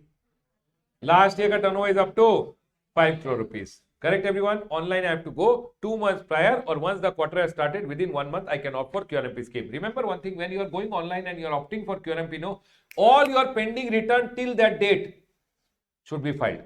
It's written, registered person should have filed all the return due on the date you are going ahead and taking your QRMP scheme. All old returns are pending and you want QRMP, not possible. Can I go ahead, everyone? Now you will tell me, sir, what is the option? Tell me one thing. Everyone over here now, listen. People, now tell me one thing. If I am not filing GSTR 1, I am not filing GSTR 3B, I am not filing GSTR 1 and I am not filing GSTR 3B, then how will the front person get the credit in the month of April, May? So government went ahead and told, I will introduce one scheme, because people to want credit every month, right? If my buyer is there, he is telling I am filing monthly return, I want monthly credit. You are not filing GSTR 1, I will not buy from you. So how do I give him credit? So government went ahead and told, I will introduce one scheme called invoice furnishing. You can show only B2B invoices in this of those people who want the credit. So instead of filing every month GSTR 1, I can file what, everyone? Invoice furnishing facility. I can show all the invoices which the front party wants the credit. Is my point clear to all of you? Is the problem solved? Next month, can I file IFF, everyone? Which invoices I'll show only B2 and the front person will get the credit. Sir, for the whole quarter, I have to file GSTR 1. What will I show in the GSTR 1? April month ka B2C invoices, May month ka B2C business to consumer unregistered person, whatever I sold, and June month ka B2B and B2C, all invoices I'll show. Means all the, plus any B2B pending invoices which were there, any B2B pending invoice which was there, I will show it over here in the GSTR 1. Is my point clear to all of you? Tell me one thing, everyone. Every month I was filing this return like this. Every month I was filing the return like this. Correct, everyone? Now in QRMP scheme, what happens? GSTR 1 I will not file, 3B I will not file. For the whole quarter, one GSTR 1, one GSTR 3B. Correct, everyone? What is the first problem? Sir, how will my front party get the credit? Yes or no, everyone? And hence government introduced that, Ramesh, your front party is a registered person. He wants the credit. Do one thing. File what? IFF, invoice furnishing facility, you can do it. Is my point clear to all of you? So that your front person can go ahead and take the credit. Is my point clear to all of you? Done? And the front person will get the credit. But in IFF, you show only what invoices? B2B. And whatever is the remaining invoices for whole quarter, you will show in GSTR 1. Anyone, any doubt till here? Is my point clear? Can I go ahead, everyone? Now, sir, but you are telling, for I have to pay the tax, correct? Sir, how will I pay the tax? Because if I am filing GSTR 3B, no, sir, that time only I am calculating what is my output, what is my input, I will set up and I will pay the balance, correct? But now I am not filing GSTR 3B. How will I pay tax every month? And government went ahead and told, okay, fine. After you have opted for quarterly return, but monthly payment has to be done, right? So you have options which are given to you, which is fixed sum method and self-assessment method. What are the two methods, everyone? Fixed sum method and self-assessment method. Government have gone ahead and told, see, for the whole quarter, for example, April, May, June, you have to go ahead and make the payment. Arey everyone.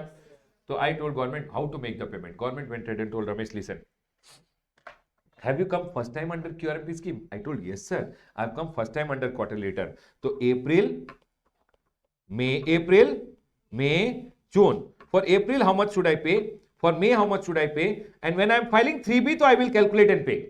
But for April, how much should I pay? And for May, how much should I pay? So government told, see, first time you have come under QRMP scheme. No, listen. In the month of March, when you filed your 3B, you told your output tax liability is 10 lakh. Your input tax credit you told is 8 lakh. And you paid in cash how much? It means on an average in cash, how much are you paying?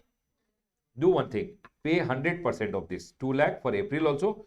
2 lakh for May also. But I told it's not correct. Government told, wait, Baba. Now, April, May and June, no? When you do the whole quarter ka calculation, when will you do? 3B, no? So you do the whole quarter ka calculation. Your whole quarter output tax liability is supposingly 25 lakh. Your input tax credit supposingly is 10 lakh only for the whole quarter. How much you have to pay in cash? You have already paid how much?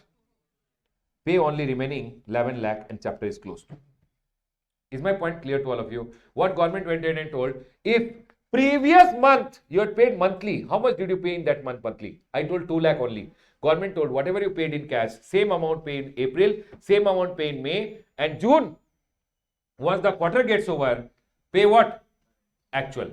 Can I go ahead, everyone? And this is called what, everyone? Fixed sum method. Government told, see, 25 April month ka when will I make the payment? 25th May. May month ka when will I make the payment? 25 June. April, May, June ka when I am filing GSTR 3B, and GSTR 3B for quarterly return is 22nd and 24th. Can I go ahead, everyone? Now you tell me one thing. Sir, how will I make the monthly payment?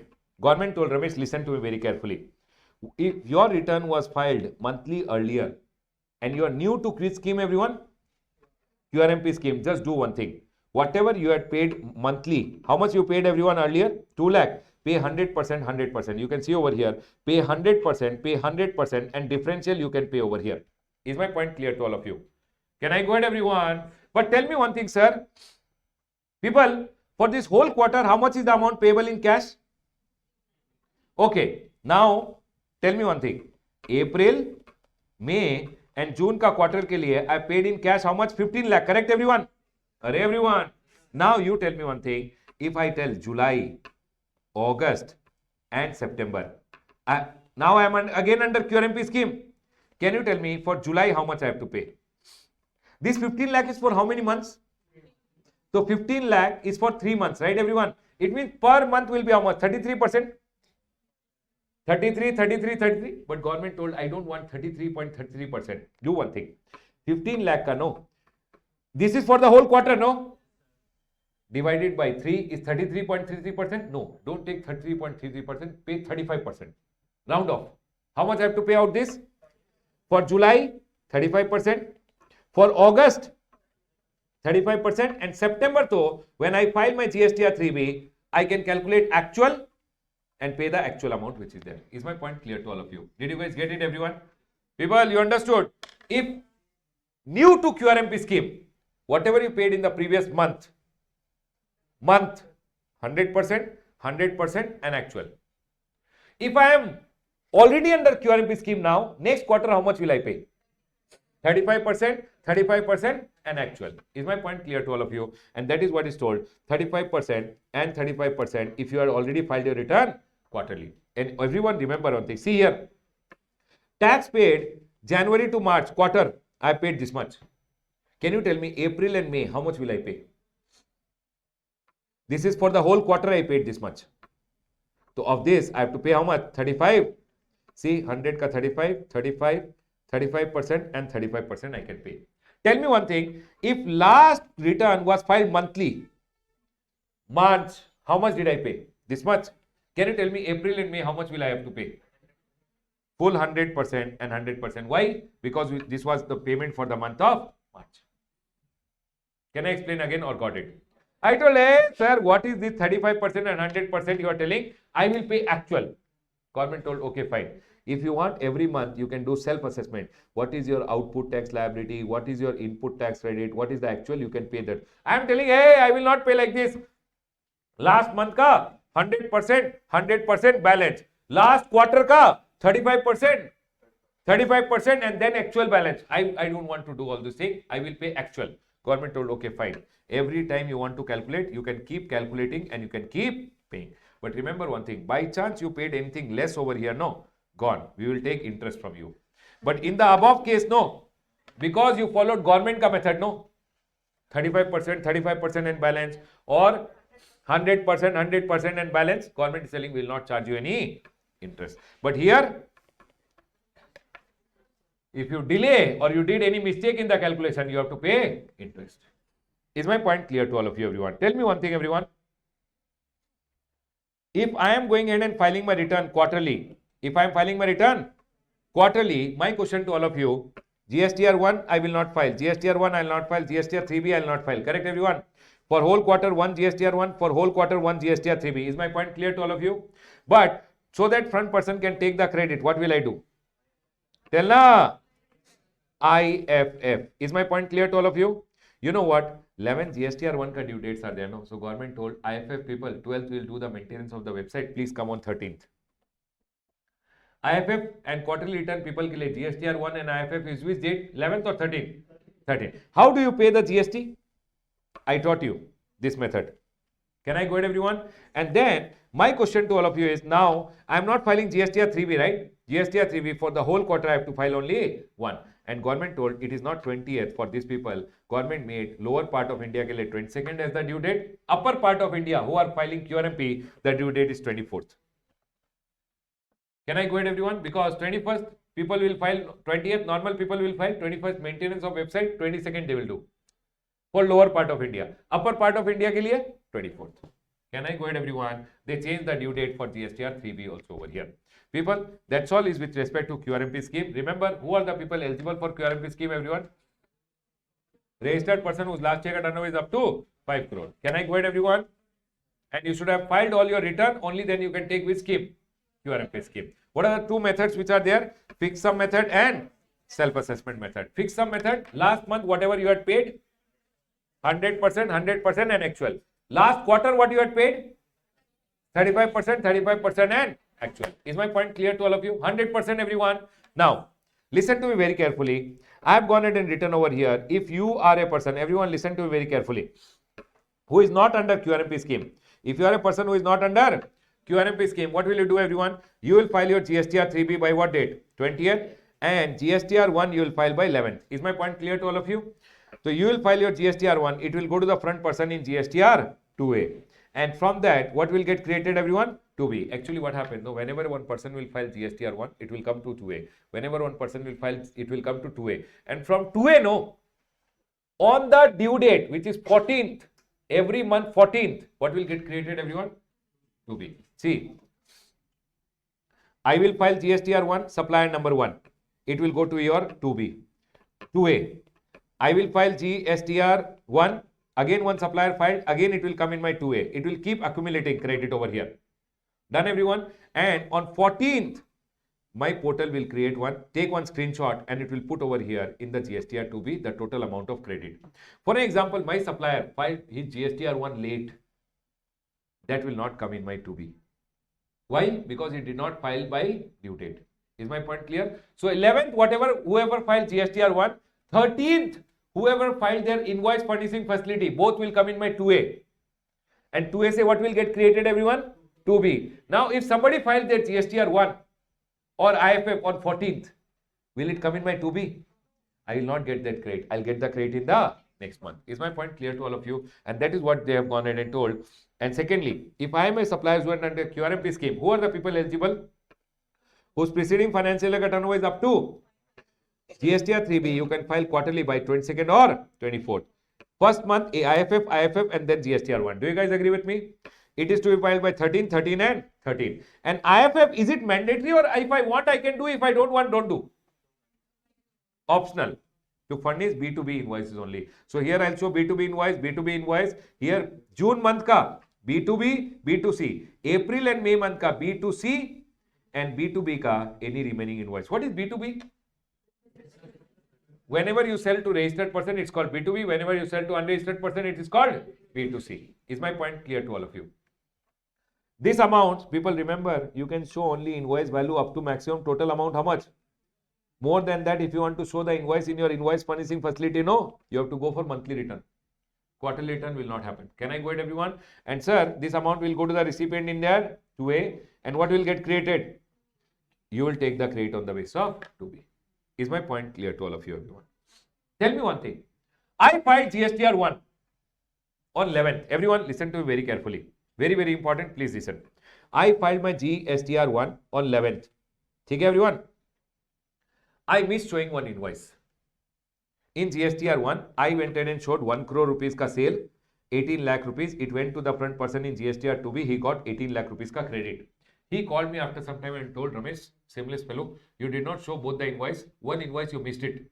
It did not come in my 2B. How will I get the credit? I told, oh no, I missed it. 11th ko I should have shown in my GSTR 1. Now what happened? If I have not yet filed my GSTR 3B, people listen carefully. In my GSTR 3B, this liability though will come. Are yes or no?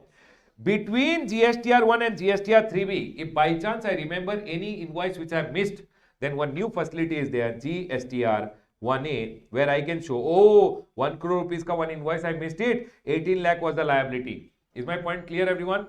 Can I go ahead, everyone? Now you tell me one thing. 1 minute. When I showed it in the month of April, it went to the front person.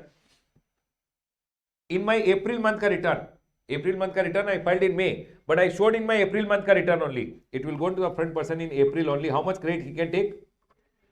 When he is filing April month ka return in May, he can go ahead and take this credit. Do you guys agree with me? Everyone, I showed in GSTR 1, the front person can go ahead and take the credit. Do you guys agree with me? You know what? I missed showing one invoice. Can I show this invoice now? I can use one return called GSTR 1A and I can show this amount. And now in my liability, how much will come? This April month ka liability. When I am filing April month ka GSTR 3B, how much liability will come? 18 plus 18. My liability will be 36 lakh. I can use my credit and pay the balance. Done, everyone? So people, if I miss showing some invoice, can I show in my GSTR 1A? Yes or no, everyone? But you know what? Because I did not file the GST, I filed the GSTR 1 on 11. GSTR 1A was filed after 11, no? Front person will not get the credit in the same month because it should be shown in GSTR 1, only then the front person will get the credit in the same month. If I filed GSTR 1, you know, the front person will get the credit in the next month, he can take the credit. But I have to pay the tax in the same month. People, what is GSTR 1A? It's an optional facility to furnish what details? Additional details or amend the details which are filed in GSTR 1 of the current month. Corresponding effect of the change made in GSTR 1 on the liability. People, liability will come in the same month. Liability will be reflected in 3B for the same period. But recipient end, who is the recipient? Baba, the recipient, who is the recipient? My receiver.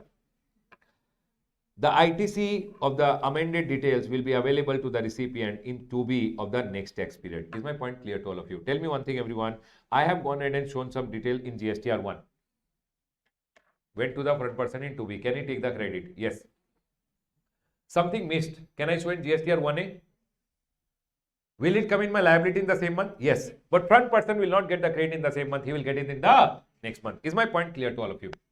Everyone, are we all clear? Yes, sir, clear all. Now, listen to me very carefully. This is just for reading. This is very, very important, which I want you guys to remember. Listen, everyone.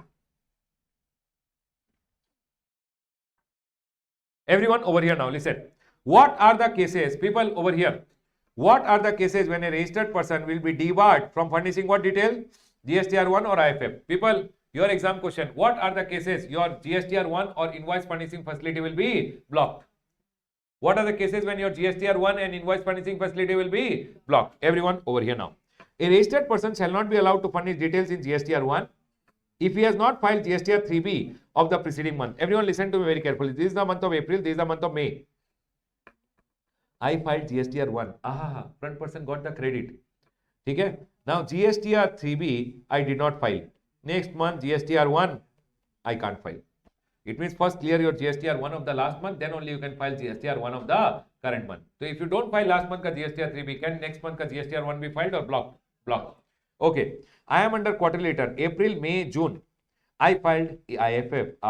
Front person got the credit. IFF. Front person got the credit. When I had to file GSTR1, I filed GSTR1. Front person got the credit. Now I have to file what? I told, who will file? Government is telling, beta, July, August, September. No IFF also.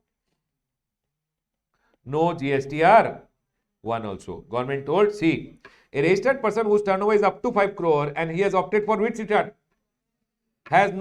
Will not be allowed to furnish details of GSTR1 or use which facility? If he has not furnished GSTR 3B for the preceding last quarter ka GSTR 3B not filed, then next quarter IFF also not allowed, GSTR 1 also not allowed. Is this 2 point clear to all of you? One is normal person, one is who is under QRMP. People, normal person, GSTR 1 not filed. GSTR 1 filed, GSTR 3B not filed last month. Next month GSTR 1 blocked. Can I go ahead, everyone? Last quarter GSTR 3B not filed. Next quarter IFF and GSTR 1 blocked. The next is, if you have gone ahead and done violation of rule number 88C. Sir, what is rule number 88C? I have written over here. Rule number 88C. Can I explain, everyone? Can I explain directly, everyone? What is rule number 88C? Everyone, rule number 88C. Please read this, okay? In your book, you have to read it, but I'll explain you. Everyone here now. See, in my GSTR1, I showed my sale is 1 crore and my liability is 18 lakh. Front person will go ahead and get the credit in their 2B 18 lakh rupees. Is my point clear to all of you? You know what? When I had to go ahead, for example, in my GSTR 2B, my input tax credit over here is 0. Now I have to file my GSTR 3B. Can you tell me how much sales should I show? 1 crore, and how much should be liability? Input tax rate is 0, right? And I should pay cash how much? I told, no, sir. My actually sales is only 1 lakh. 18,000 I have to pay. And I paid only 18,000. Did I do cheating? Here liability I am showing 18 lakh. Passing the credit 18 lakh. And here I am paying only how much? 18,000. Is it correct or wrong? Cheating? No. You will get one love letter. You will get one notice. Okay? Either you pay the difference within 7 days or you reply. Listen to me very carefully. That is told by rule number 88C. Either you pay or you reply. If you pay, no tension. If you reply within 7 days, he likes your reply, no problem. If he does not like your reply, no. What will the GST officer do, everyone?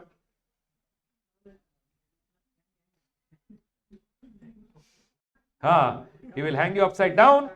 Array, you are hanging over here. And they will recover the money from you. Right, everyone? This is told by rule number 88C. And you know what, everyone? Last month, if you had done like this cheating, and one notice has already gone to you, unless you reply to that notice or you don't pay the difference, no. Next month, GSTR1 is blocked. Got it, everyone? This is told by whom, everyone? Rule number 88C. It says manner of dealing with difference in liability reported in GSTR1 and 3B. If GSTR1 ka liability and GSTR3B ka liability, there is a difference, you will get a notice. Notice, either you pay the difference or reply. If he likes the reply, very good. If he does not like the reply, the amount will be recovered. Is my point clear to all of you? And 1 minute. This month, if you have got a notice and you have not replied or you have not paid the difference, next month, GSTR1 will be blocked. It says, a registered person to whom intimation has been issued under rule number 88C in respect of a tax period shall not be allowed to furnish GSTR1 or use IFF for a subsequent period unless he deposits the amount specified in the intimation and furnishes a reply explaining the reason why the amount was not paid. Unless you go ahead and pay or reply, they will go ahead and block your GSTR1 for the next month. Can I explain everyone again or got it? Got it everyone. Now listen to me very carefully. Same example if I go ahead and tell you. 1 minute everyone. Now I am going to teach you rule number 88D. Now this is rule number 88D which is telling over here. Sir, what is rule number 88D? I have gone ahead and given over here. Rule number 88D. Listen to me very carefully. You know what happened? Listen, sensor. You are actually, this is rule number 88D. People listen carefully. You know what happened? Your GSTR 2B may credit is 0. You have to pay 18 lakh, no? You went ahead and claimed a credit of 18 lakh I have to pay, no? I claimed credit 18 lakh. I told who will come to know? And I paid 0. What did you become hero over here? Credit, how much was there? 0. But you took how much credit everyone? Right or wrong? You will get one notice. Either you pay this 18 lakh or you reply. Are we clear everyone? If officer does not like your reply, no. Either you pay then chapter close. If it does not like your reply, they will go and give you a demand order and then they will hang you upside down and recover the amount. Is my point clear? This is told by whom everyone? See, 88D told GSTR 1 and 3B difference. 88D told GSTR 2B and 3B ka difference. Then what will happen everyone? You will get one notice. If you don't pay the difference, then they will go ahead and demand and recover from you. Is my point clear everyone? This is told by whom everyone? Difference in GSTR 2B and GSTR 3B is told by whom everyone?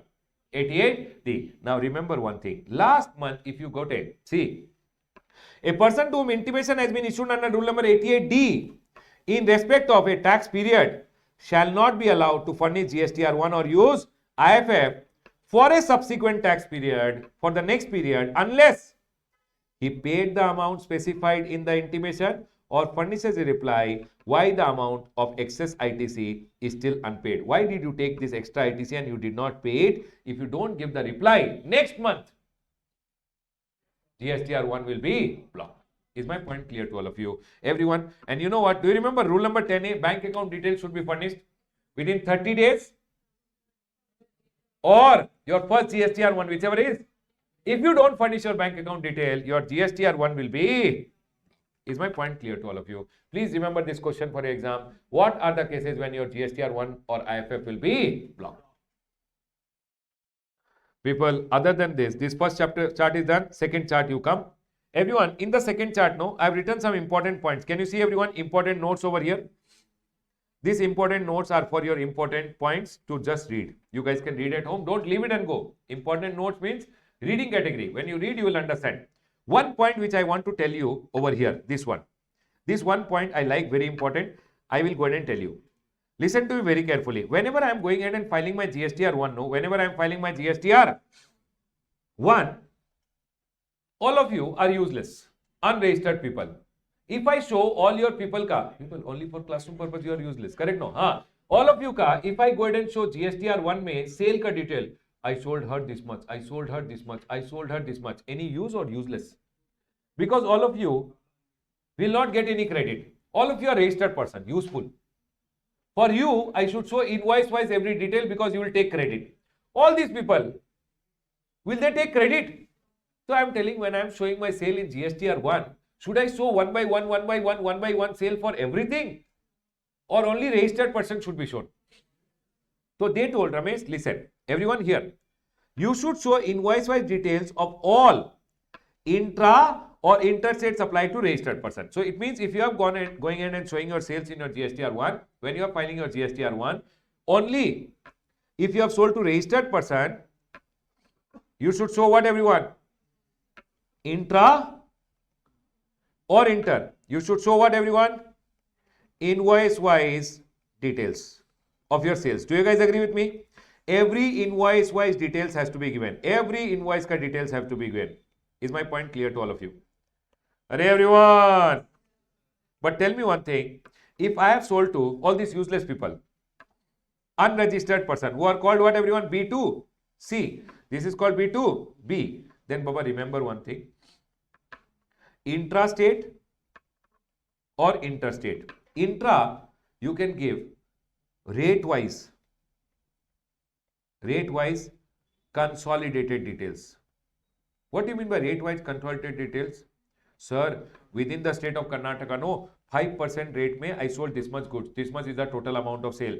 12% may this much is the total amount of sale. 18% may this much is the total amount of sale. Like that, rate wise, I have to tell how much I sold to all these people who are in Karnataka. Done, everyone? Inter ka case में also, inter ka case में you have to give state wise, rate wise, consolidated details. It means Kerala, 5% में how much I sold to Andhra, in 12% how much I sold. Every state,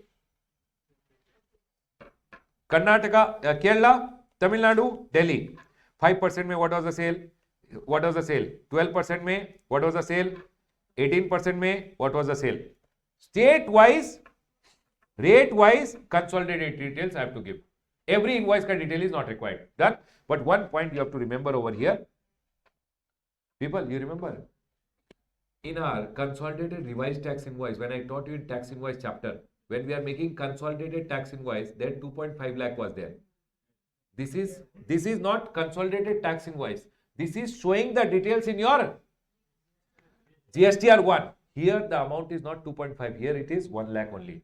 See, they have gone ahead and told interstate supply with invoice value more than 1 lakh to unregistered. Also, you should give invoice wise. It means if interstate to unregistered person is there, you have to give separate. For that sale, invoice wise details has to be given. Is my point clear to all of you? People, can you tell me one thing, everyone? I have sold to registered person, consolidated or invoice wise? Registered person, invoice wise. I have sold to registered person intra, invoice. Inter, registered person, invoice wise detail, correct? Intrastate, unregistered person, consolidated. Intrastate, unregistered person, interstate, unregistered person, value is only 50,000. Consolidated I can give. Everyone. Unregistered person, people tell me one thing. Registered person consolidation is possible or invoice wise only? Unregistered person, intra or inter, both consolidated details only I have to give. But if any sale which I have done inter to unregistered person and value is more than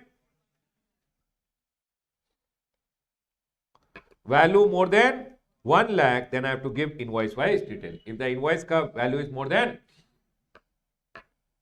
1 lakh, that has to be given invoice wise detail. Is my point clear to all of you? All other details, people see consolidated detail of all intrastate supply made to unregistered person, state wise interstate with invoice value up to 1 lakh made to all unregistered person with respect to each state, consolidated details can be given. Is my point clear to all of you, everyone? Done? This one point I liked it, so I went ahead and told you that we can do. All other points which are there are reading category. You can just read it. People, did you understand this one, everyone? One question is there in your book. You have to do it. Tax invoice chapter. To make consolidated tax invoice, the amount is 2.5.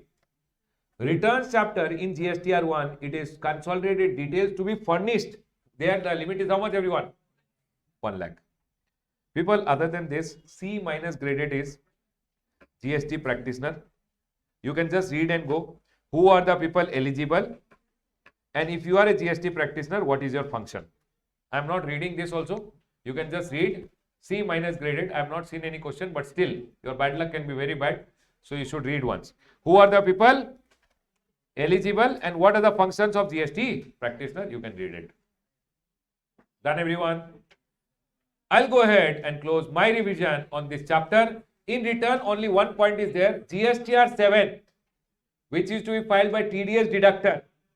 Everyone, which I already told you in TDS chapter.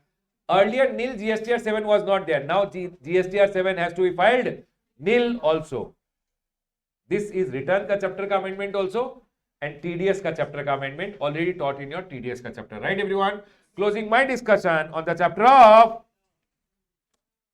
returns, everyone. Done, Baba, done.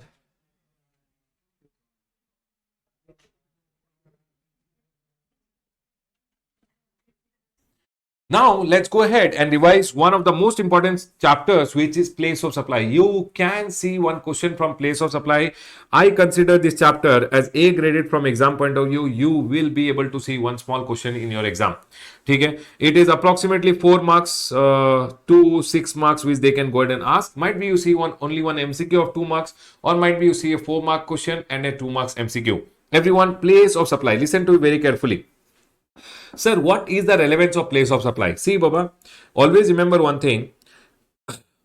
If you want to check whether intra or interstate supply it is, then you always need location of supplier and you need place of supply. This place of supply, you don't need location of recipient. No, no, no, no. Supplier location and you need place of supply. And this place of supply, how to find out what is the place of supply? Generally, in case of goods to it is very easy. I supply to Telangana. Then, Baba, my place of supply is Telangana. I am in Karnataka supplying to Telangana interstate.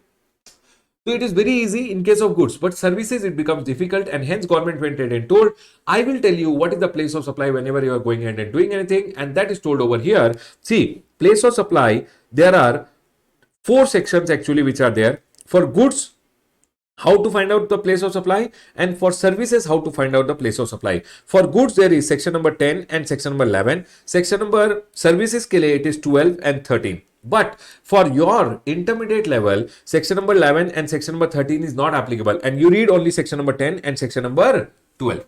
That is what we are going to learn now. Place of supply, we have section number 10 and we have section number 12. Listen carefully, everyone. Let's go ahead and do place of supply over here. Place of supply में section number 10(1) with respect to goods, it is always 10(1)A, B, C, CA, D and E. 6 subsections are there. Okay? Section number 10(1), people remember one thing, when we are learning section number 10 and 12 over here, it is the IGST ka section. IGST Act ka section number 10 and section number 12. Section number 10(1) goes ahead and says, whenever supply involves movement, whether the movement is done by supplier, recipient or any other person. For example, I have some goods in Karnataka. These goods are moved from Karnataka to Tamil Nadu. So goods are going from Karnataka to Tamil Nadu. Is there movement? Yes. Where is the movement terminating? Tamil Nadu. Place of supply is Tamil Nadu. What they are telling is, where movement terminates for delivery to the recipient. If my goods are moving from Karnataka to Tamil Nadu, place of supply is Tamil Nadu, because where the movement is terminating for delivery. So people, I am going ahead and sending my goods from Karnataka to Delhi. What is the place of supply, everyone? Delhi. That's all. Okay. Build to ship to model. What is build to ship to model? I went ahead and told one person, do one thing, bill it to me. He is the supplier. I told, send the goods directly to him. So he is the recipient over here. So he will bill me, I will bill him. Okay? Now in this scenario, what they are telling, if you told one person to bill it to you, but ship it to other person, he is the actual supplier, he is the actual recipient, you are a third party in between. Third party. Now what they are telling over here, for example, this guy is in Karnataka, I am in Tamil Nadu, then they are going in and telling the location of supplier is Karnataka, the place of supply will be Tamil Nadu, where the third party is located. Then when I will bill him, I am from Tamil Nadu, goods have reached, for example, Kerala, then place of supply will be Kerala. This is section number 10(1)B, which goes ahead and says bill to, ship to. People listen carefully. Bill to, ship to, this guy, supplier will always see the place of supply as this guy ka location and not the actual recipient. I hope this point is clear to all of you. And then when this guy goes ahead and supplies to the last person over here, in this section, section number 10(1)A is applicable, which goes ahead and says location of supply is Tamil Nadu. Place of supply is where the movement terminated, Kerala. So here it is 10(1)B, and when from here to here billing will be done, it will be 10(1)A. Done, sir. This point is clear. So bill to ship to ka model mein. So people tell me one thing. For example, there is one supplier, there is one recipient. Supplier is sending the goods to this guy, billing, and this guy will bill to him. So in this scenario, bill to him, but ship it directly over here, ship to the other person. In that scenario, can you tell me, sir, what will be the place of supply? 10(1)B is applicable over here, which says bill to him, but ship it to him. In this scenario, always remember one thing, it's a bill to ship to model. Bill to ship to model may location of supplier supposedly in Karnataka, and this guy is the third party in between. His location is Delhi, then place of supply is always Delhi. This guy ka location is taken, not the last recipient. When he will go ahead and bill him, then this guy ka location is Delhi. Here it is supposedly Assam, then place of supply will become Assam. In the second transaction, 10(1)(a) is applicable, where the movement terminated. Done, sir. This point is clear. The next is supply does not involve movement. For example, I have some goods lying in my building. I am vacating the building. One person is coming inside the premises and he is now going to take the building on rent. I am vacating the premises. In that scenario, government goes ahead and says, what is the place of supply? The place of supply is the goods are here only. Place of supply is here only because there is no movement only. So it says location of the goods at the time of delivery means where I gave him the risk and reward. I told today, from today, the goods are yours. The goods are here. The goods are yours only. So where is the delivery given? I am in Karnataka. Delivery given in Karnataka. Place of supply Karnataka. There is no movement. If movement, then where movement terminates. If no movement, where the goods are, that is only the place of supply. I am vacating this building. One new person is coming in. I am not moving the goods. The goods are where it is, as it is, condition may. Here only the goods are there. Here only I am giving the delivery. Delivery means risk and reward. I am telling from today the goods are yours. So what is the place of supply? Here only. Done. So tell me one thing. For example, this is my factory in Delhi. In my factory, some machines, etc. is there. I am vacating the factory. Another person is going to take over the factory. Location of supplier, I am registered in Delhi. My goods are in Delhi only. I told him, hey, from today the goods are yours. Now you are coming in the premise, you take the goods. What is the place of supply? Delhi. Where the goods are, that is only the place of supply because the goods are not going to move. When there is no movement, where the goods are, that is only the place of supply. Done, sir. This point is clear. The next one is supplying to an unregistered person. Unregistered person. For an example, I am a shopkeeper. Everyone over here now. I am a shopkeeper over here. One person from Delhi came. He came to my shop from Delhi. Ding, ding, ding, ding, ding, ding, ding. He told, uncle, I want a mobile phone. When he is an unregistered person, he will take the goods and go back to Delhi. But if I am selling goods to an unregistered person, you came to my shop, I sold you the goods. In that scenario, what is the place of supply? If you tell me that you are coming from Delhi, address is given by you, the place of supply is Delhi. If you don't tell me where are you coming from, according to me, I am from Karnataka. I have built you in Karnataka, place of supply is Karnataka. So what they are telling is, if you are selling to an unregistered person, always remember one thing. If the location as per the address of in the invoice, if he gives you the address, you take the address. If he does not give you the address, your address is the place of supply. So can you tell me everyone, if one person from Delhi came to me and he bought one mobile phone, he gave me the address of Delhi. What is the place of supply? Delhi. He does not give me the address. I am from Karnataka. Place of supply. Done, sir. This point is clear. Here one circular is there. Circular goes ahead and talks about, everyone listen to me very carefully. Circular is there. This circular goes ahead and talks about place of supply of goods to unregistered person. Place of supply of goods particularly being supplied through e-commerce to whom? Unregistered person. Chalo, theek hai, I'll go ahead and ask you one question. For an example, this is Flipkart over here. I went ahead and ordered something from Flipkart. I am from Karnataka. Flipkart is registered also in Karnataka. I am also from Karnataka. I told Flipkart, I want a mobile phone. Do one thing, bill the mobile phone to me, but do one thing. I don't want the mobile phone to be delivered to me. Deliver it to my father in Assam. Can you tell me everyone, in this scenario, it is sold to not a registered person, unregistered person. Okay? It is sold to an unregistered person. In this scenario, there are two addresses which is given. One, I have given Karnataka address, but delivery address is Assam. So people went ahead and asked, when Flipkart ke through the billing will be done, what will be the place of supply? The supplier who is there, he is selling through Flipkart. This supplier is supposingly, 1 minute, I'll go ahead and explain like this. Flipkart is there. There's one seller in Flipkart. This seller is registered in Karnataka. I am also registered in Karnataka. But I told him to deliver the goods in Assam. So this guy is selling the goods to Flipkart. He will do the billing. Billing may he's given my address, but shipping he is doing to Assam. He's got two address now, billing address and shipping address. So in this scenario, what will he do? So remember one thing, Place of supply, particularly being supplied through e-commerce to an unregistered person, where billing address and delivery address are different, shall always be the delivery address, and the supplier can record delivery address as the record address of the recipient on the invoice to determine place of supply. Can you tell me, everyone, in this scenario, what will be the place of supply? According to the supplier, what will be the place of supply? The place of supply will be Assam, because that's the destination, that's the delivery address, and GST is a destination based tax.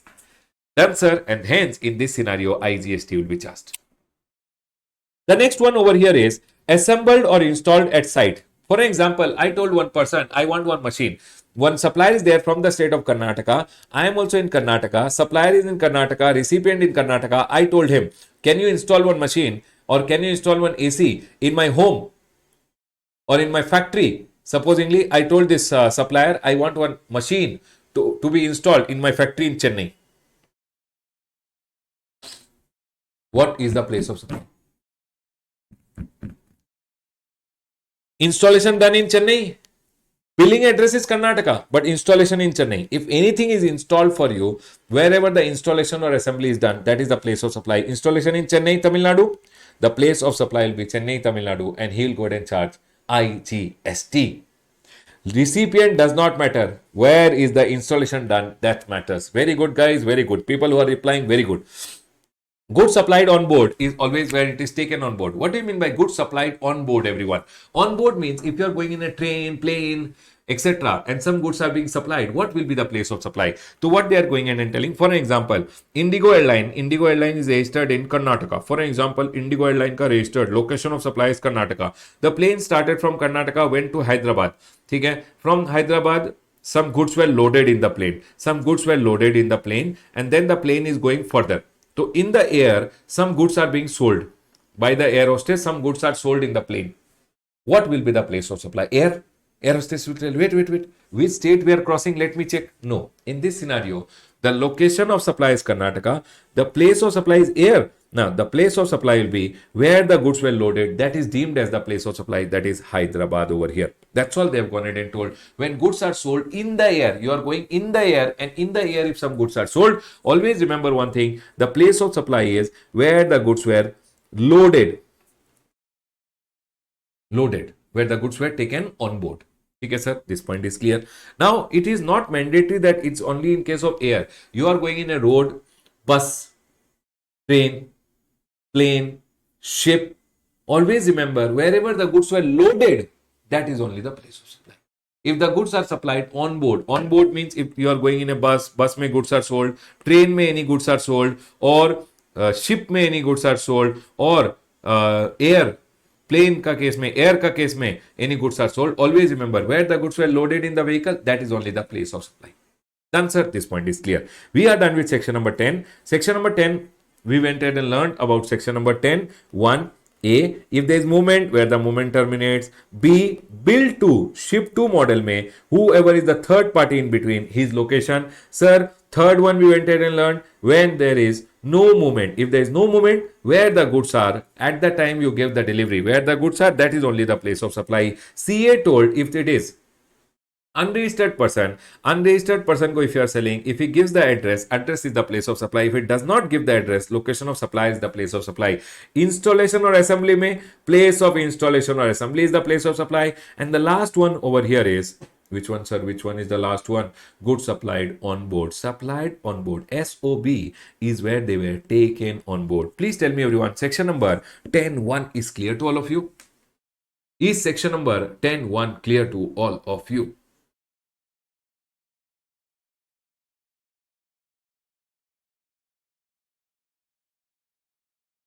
Are we clear with section number 10.1? Yes, sir. Yes, sir. Yes, sir.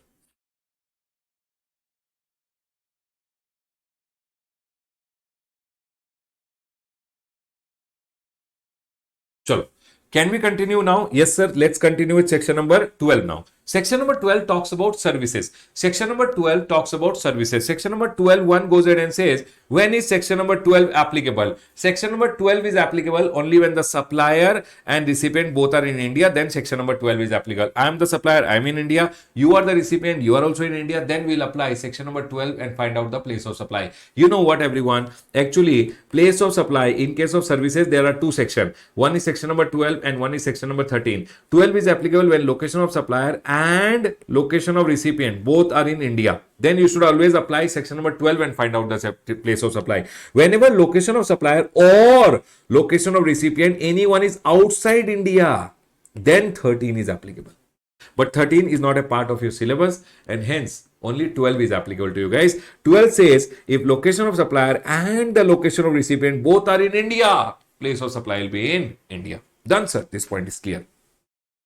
Now here, let's try to find out place of supply. This is general rule. It means if you are not falling under any of the specific rule, then general rule is applicable to you. But if you are falling in any specific rule, you should always apply the specific rule and find out the place of supply. But if you are not falling in any specific rule, then always the general rule is applicable. For example, chartered accountants don't fall in any specific rules which are there. The other sections which are there, we don't fall in any one of them. So we always apply general rule.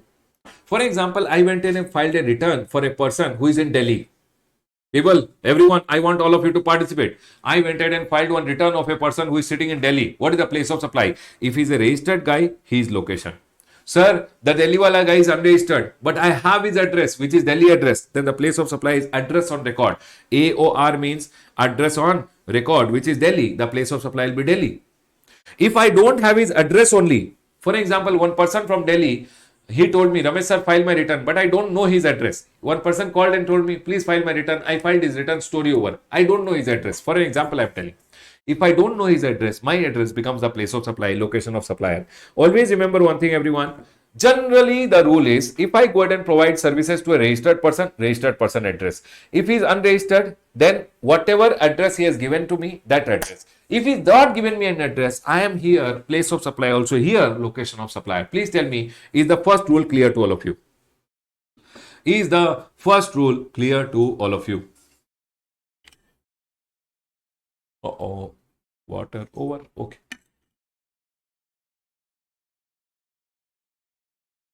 Yes, sir, this point is clear. The next one, everyone. The next one is services in relation to immovable property. Services in relation to immovable property. Baba, always remember one thing. If you are giving any services for an immovable property, you are giving services directly in relation to immovable property. For example, I was called to do an interior designing of a building, and the building is in Delhi. The place of supply is Delhi.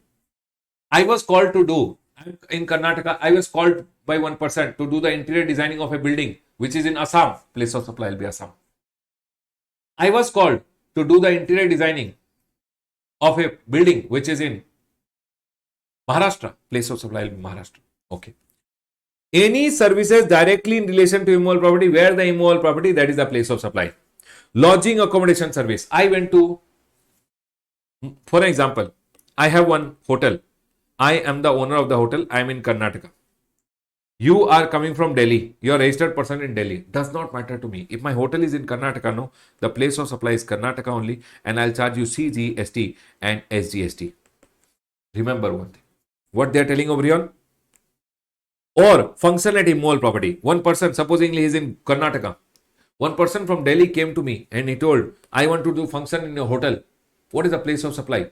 The place of supply is where the hotel is located. That is the place of supply. Remember one thing, any services directly in relation to immovable property, lodging accommodation services, function at immovable property, or any ancillary services supplied along with this, might be along with my hotel accommodation, I am giving food also. Remember one thing, it's a composite supply, principal supply you have to see always. Whatever is the place of supply for the principal supply, that is applicable to the whole service. And they have gone in and told, location or intended location of property, boat, ship, always will become the place of supply. Everyone, for an example, I am in Karnataka, giving my property on rent, which is in Karnataka. Place of supply, Karnataka only. I am in Karnataka, my hotel is in Karnataka. Place of supply is in Karnataka only. Whether the recipient is from Delhi, Maharashtra, doesn't matter. Where the property is, that is the place of supply. Okay. You tell me one thing, everyone. I am from Karnataka. Location of supplier Karnataka. Location of recipient SRK. Shahrukh Khan. Baba Shahrukh Khan is from Maharashtra. Shahrukh Khan told me, Ramesh sir, can you do the interior of my home, which is in Delhi? Can you tell me, everyone, what is the place of supply in this scenario? Can you all tell me what will be the place of supply in this scenario, everyone? What will be the place of supply? I am from Karnataka. Recipient is in Maharashtra, and interior designing done of a property which is in Delhi. Where is the place of supply? What will be the place of supply in this scenario? The place of supply will be where the property is there. The property is in Delhi. The place of supply will be Delhi. And when I am billing, I will charge IGST. Done, sir. This point is clear. Where the property is, that is the place of supply. Okay. Now, for an example, in the same question over here, I am from the state of Karnataka. Okay. And one SRK is there. SRK Shahrukh Khan from Maharashtra. Shahrukh Khan told he has a property which is in Dubai. And he asked me to do the interior designing of a property which is in Dubai. Can you tell me, everyone, in this scenario, location of supplier is Karnataka. What is the place of supply, everyone? What is the place of supply, everyone? Dubai. Government says if the property is outside India, if the immoral property is outside India, always remember one thing, you have to take location of the recipient. Where is the recipient? Maharashtra. The place of supply will become Maharashtra. If the property is in India, you have to take property location. If the property is outside India, then you have to take recipient location as the place of supply. That's all is the most important part. All other things are okay, everyone. Nothing very important. But the most important part was if I am giving services in relation to an immoral property, the place of supply is where the immoral property is there. If the immoral property is outside India, then you have to take the place of supply as the recipient location. Is my point clear to all of you? Is my point clear to all of you, everyone? Quickly tell me. Yes, sir, this point is clear. The next one over here is performance-based services. What do you mean by performance-based services? Performance-based services means when you have to perform the service. For example, I have to do one cosmetic surgery. I have to perform it on you. I am going ahead and doing I am going ahead and giving you food and beverages. I am supplying hotel, restaurant services. That is, I am performing the restaurant services. Okay. Or, so what are the various performance-based services? I have gone ahead and written over here only for classroom purpose, Baba. I love RCB. It's called RCB failed pathetically. Only for classroom purpose, Baba. Okay? I love RCB otherwise. R for restaurant services, cosmetic and plastic surgery, beauty treatment, fitness services, personal grooming, denting, painting, personal grooming ka services, or health services. For an example, I'll give you one example. One person from Delhi came to Karnataka. I am a restaurant wala owner in Karnataka. He ate the food in Karnataka. Can you tell me what is the place of supply? So they are telling where the performance was done, that is the place of supply. Where did I perform? Where did I perform my service? Restaurant service in Karnataka, place of supply in Karnataka. Okay, I'll give you one more example. Cosmetic and plastic surgery. Shahrukh Khan went to Delhi and took one cosmetic and plastic surgery in Delhi. What is the place of supply? Where the surgery happened? Delhi. The place of supply will be Delhi. Remember one thing, RCB failed pathetically. R for restaurant and catering services. Cosmetic plastic surgery. B for beauty services. F for fitness services. P for personal grooming. H for health services. All these services ke liye, always they have gone ahead and told where the poop is there. Place of performance is the place of supply. Is my point clear to all of you? Please tell me, everyone, are we all clear with this point?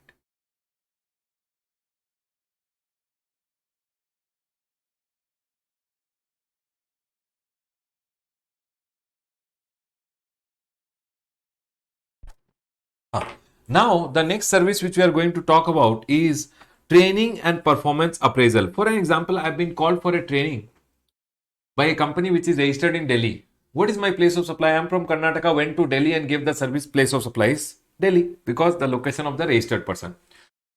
Now, it says if you give it to an unregistered person. For an example, one person from Delhi called me to give training services to his employees who are sitting in UP at a client location. See, I am going from Karnataka to give services to a person who is registered in Delhi, but his employees are sitting in UP.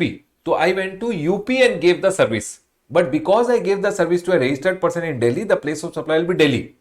What if this guy in Delhi is not registered? If he is not registered in Delhi and I give the services in UP, the place of supply will be UP. Simple as that. I went to supposingly West Bengal on behalf of a registered person who is from Assam to give training to his employees who are sitting in West Bengal. Might be his employees are working at a client location in West Bengal. So I went ahead and gave the service. From Karnataka, I went to West Bengal and gave the service. But because I am billing the person who is registered in Assam, the place of supply will be Assam. What if the person in Assam is not registered? Then where I gave the service, place of performance, poop, becomes the place of supply. Done, sir. This point is clear. The next one. The next one goes ahead and talks about admission to an event or park and any ancillary services. What do you mean by admission to a park? For an example, or an event, Arjit Singh ka show is happening in Karnataka. I am selling the tickets in Karnataka. What is the place of supply? Karnataka, because the event is happening in Karnataka. Supplier from Karnataka, event from in Karnataka, I'll charge GST, GST. Where the event is, that is the place of supply. If I am going ahead, for example, Wonderla, the park is located in Karnataka. Supplier is selling the ticket from Karnataka. Park is in Karnataka. What is the place of supply? Karnataka. Where the park is there, that is the place of supply. So they have gone ahead and told if ticket admission to an event means ticket of an event or park is sold or any ancillary services are provided along with the ticket, you are telling you will get food also. Food ke liye you will not see separate place of supply. It's a composite supply. The main place of supply only will apply.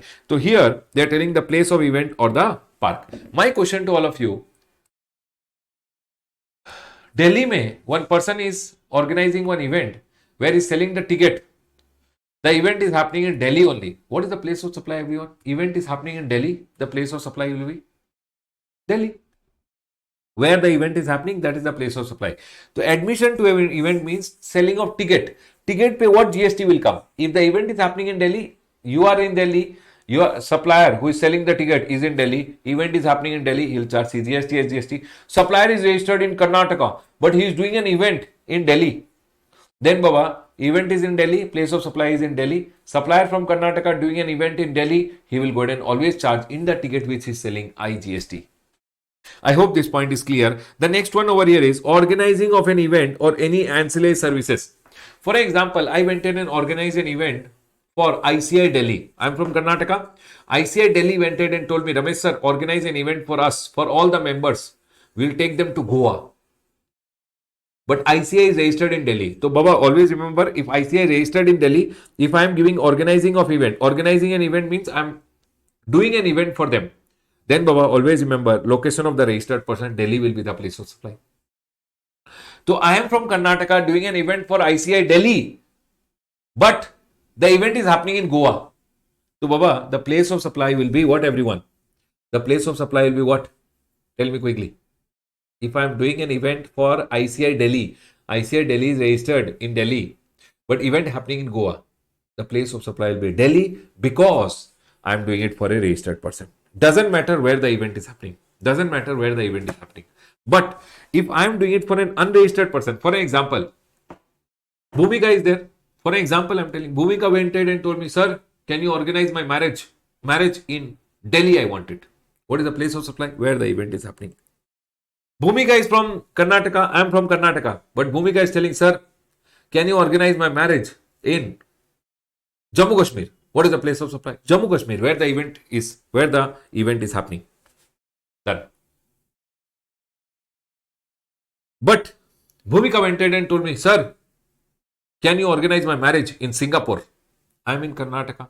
She is in Delhi. I am from Karnataka. Bhumika is from Delhi.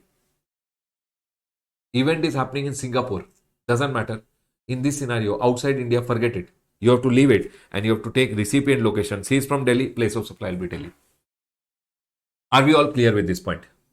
Done. Very good. Next. If event is happening in multiple states, for example, Bhumika went ahead and told me, sir, I'll give you 30 lakhs. I told, okay. Can you organize my marriage first engagement in Kolkata, marriage in Delhi, and reception in Maharashtra. Maharashtra, Delhi, and West Bengal. 3 places. Place of supply in 3 places. In 3 places, how do I divide that 30 lakh rupees? She gave me 30 lakh. 1 day in Delhi, 1 day in West Bengal, 1 day in Maharashtra. 30 lakh, 1:1:1 का ratio में I have to divide. That's all they have gone ahead and told. Place of supply in each of the respective state. Place of supply, if 3 states, then 3 states ka place of supply. The value shall be in proportion to the value collected separately. Either I should collect separately, or in terms of the contract, we have to figure it out, or we have to go ahead and apply gap. Gap means you go ahead and apply your brain and find it out how you would do the accounting. 1:1:1. Are we all clear? Baba, very simple. I organize an event for ICI, which is registered person in Delhi. Event happens anywhere, doesn't matter. 3 location, 4 location, doesn't matter. Place of supply is always Delhi only. But if I organize it for an unregistered person, then place of the event. Event in 3 location, place of supply in 3 location. Event outside India, unregistered person, event outside India. Then what will happen? Then it is location of the recipient.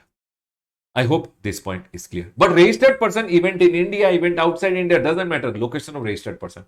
Unregistered person, place of the event. Event is happening outside India. Unregistered person, event is happening outside India. Unregistered person ka location. I hope this point is clear. Yes, sir, point is clear. Now, I am going ahead and giving transportation of goods ka service, or I am giving passenger transportation. Baba, can you tell me transportation of goods ka service, including mail and courier wala? If I am giving transportation of goods ka services, for example, I am a goods transport agency. I am giving you transportation of goods ka service. You are a registered person, your location is always the place of supply. I am goods transport agency located in Delhi. I am a goods transport agency located in Delhi. You are from Karnataka. You came to Delhi. You bought some goods and gave it to me in Delhi only. But you are registered in Karnataka. For me, the place of supply always will be Karnataka because you are registered in Karnataka. But if you are not a registered person, I am a GTA in Delhi. You are not a registered person. You handed over the goods to me in Delhi only. The place of supply will be Delhi. I hope this point is clear. But if you are registered in, I am from Delhi, goods transport agency. You are registered in Tamil Nadu, place of supply Tamil Nadu. You are registered in Rajasthan, place of supply Rajasthan. Wherever you hand over the goods to me, it doesn't matter. But if you are not a registered person, then where you handed over the goods to me, that becomes the place of supply. DTDC courier gives me a services. I am Ramesh Soni. Ramesh Soni classes registered in Karnataka. DTDC from Karnataka, I am registered in Karnataka. They will charge me always CGST and GST.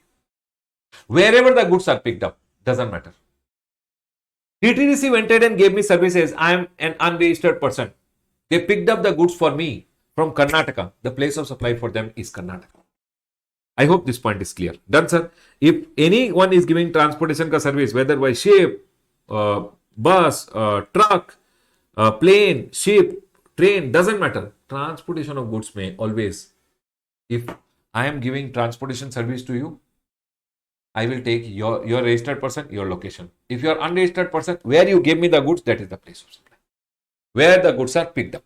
Done, sir. Next. Passenger transportation service. What is passenger transportation service? Indigo Airline. They are transporting passengers. If Indigo Airline went ahead and told me, Indigo Airline registered in Maharashtra. Indigo Airline went ahead and told me, Ramesh sir, we will transport you. Air ticket. They sold me.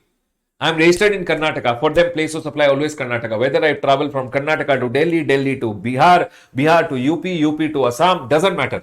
They will not see where I am going and all. They will see always the location of the registered person. Ticket can be from Karnataka to Delhi, Delhi to Assam, doesn't matter.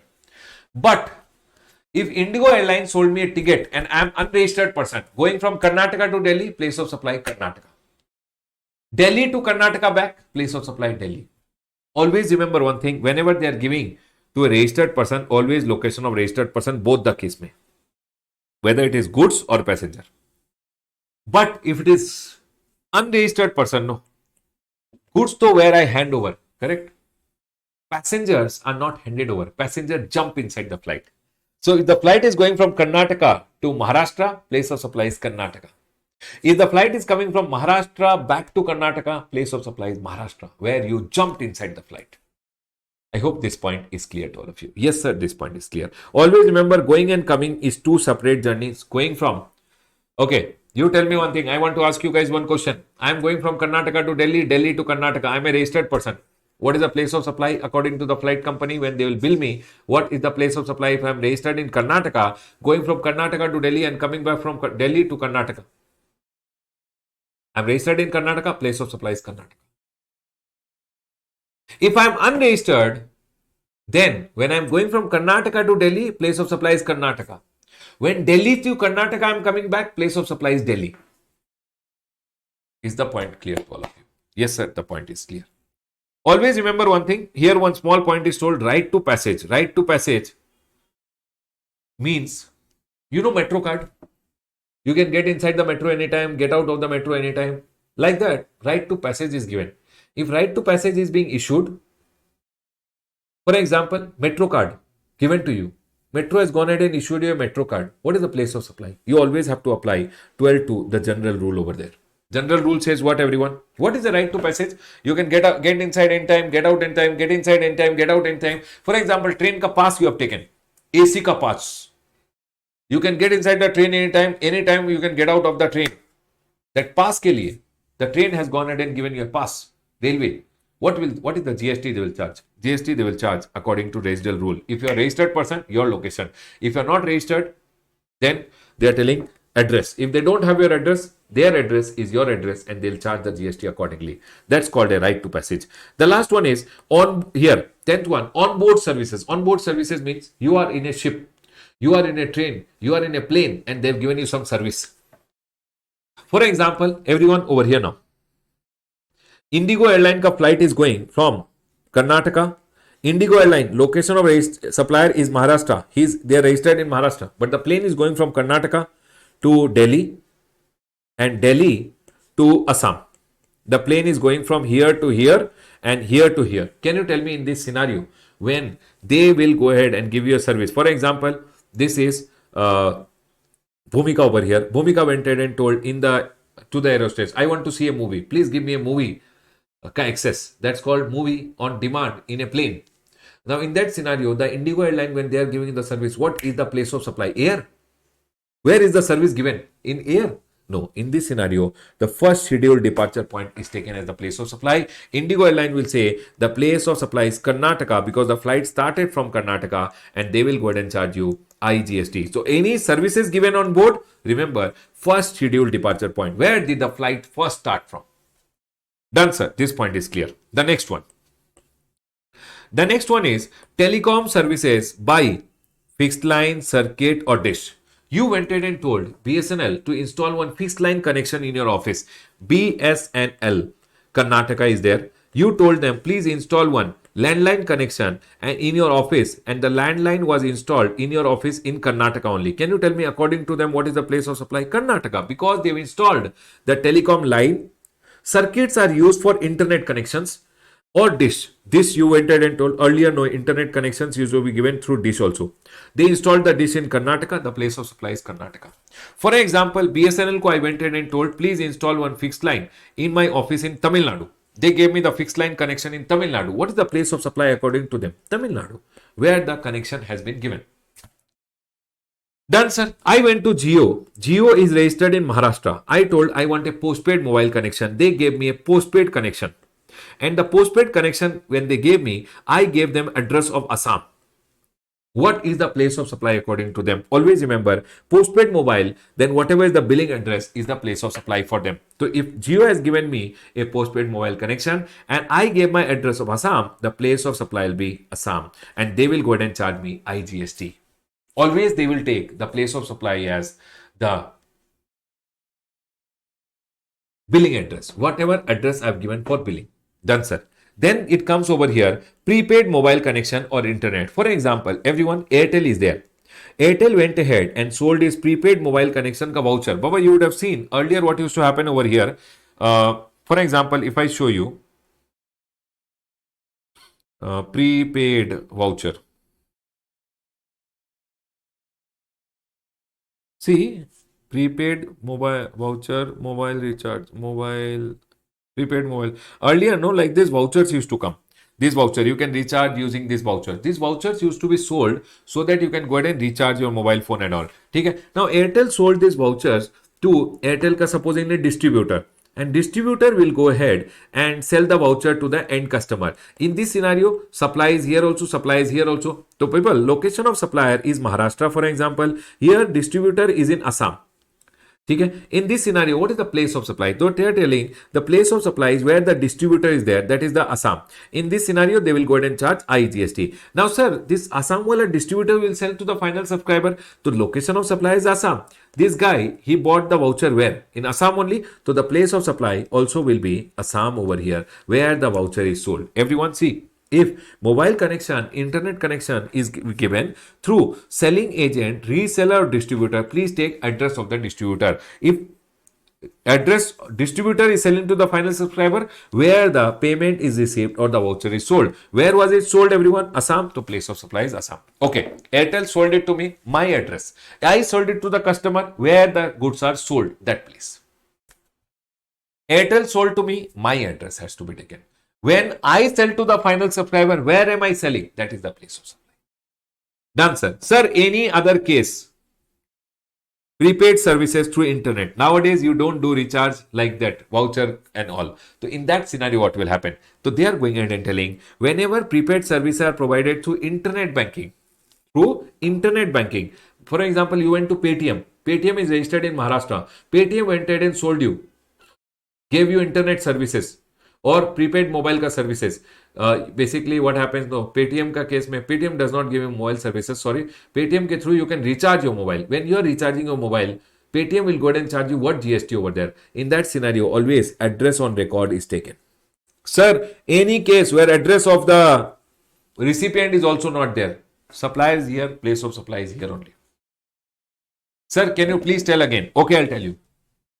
I am Jio, I am giving a fixed line connection to you. Where I am giving fixed line, that is the place of supply. Postpaid mobile, your billing address. Prepaid mobile, sold to distributor, distributor address, distributor to you, where it is sold. You took prepaid connection, you want to recharge through internet. If I am going ahead and selling you the internet recharge, if I have your address is the place of supply. For example, Jio ka website mein you went and recharged. Jio is from Maharashtra. Your address is of Karnataka, place of supply Karnataka. If Jio does not have your address, Jio is from Maharashtra, place of supply also Maharashtra. Done, sir. This point is clear. The next one, sir, circuit. Circuit ke through, if any internet connection etc. is provided, if the circuit is installed in two locations, the place of supply is two location. For example, I told BSNL to install one circuit in Karnataka. Karnataka se Tamil Nadu, circuit connection should be installed so that internet connectivity is fast between two organizations. Now, when they install the circuit over here, there are 2 points of the circuit. So, the place of supply is two location. And I paid BSNL only 10,000 rupees. How to divide these two? Divide between both of them. In what ratio? One circuit here, 1:1. So, they are telling, if the circuit is installed in two locations in proportion to the value or as per the contract, as per rule number 6. Rule number 6 says, please go ahead and divide on the basis of number of points lying in two states, lying in the state. I'll go ahead and explain you. For example, BSNL is there. BSNL ko I paid 30,000 rupees to go ahead and install circuit in my office. Here, one is Karnataka ka Mysore office, one is Bangalore office, and one office is Tamil Nadu. They are installing 3 circuits over here so that the connection between all the 3 of us, internet connection etc. can be fast. Can you tell me, when 30,000 is being charged by BSNL Karnataka, how much belongs to Karnataka, how much belongs to Tamil Nadu? They will make 2 bills over here. In this 2 bill, 2 circuits are in Karnataka. So 2:1 ka ratio mein this value will be divided. That's all they are trying to say on the basis of number of points which are there. So for 20,000 rupees and for 10,000, when they do billing, Karnataka BSNL, billing done for Karnataka, CGST, SGST will come. Karnataka BSNL, billing done for Tamil Nadu, IGST will be charged. That's all. Done, sir. This point is clear. The next one over here is financial and stock broking services. Financial and stock broking services. Financial, bank goes ahead and gives you a service. If bank has your address, your address. Sir, if bank does not have your address, for example, bank went ahead and made a DD for you. Bank has your address. You are an account holder with the bank. Your address is the place of supply. Bank made a DD for you. Bank does not have your address. Bank address is the place of supply. That's all. Address on record. If address is not there, location of the supply. Zerodha, share broking services. Zerodha gave you the services. Your address is there with Zerodha. Place of supply is your address. If Zerodha does not have your address, Zerodha ka address, Zerodha is from Karnataka, place of supply is Karnataka. Story over.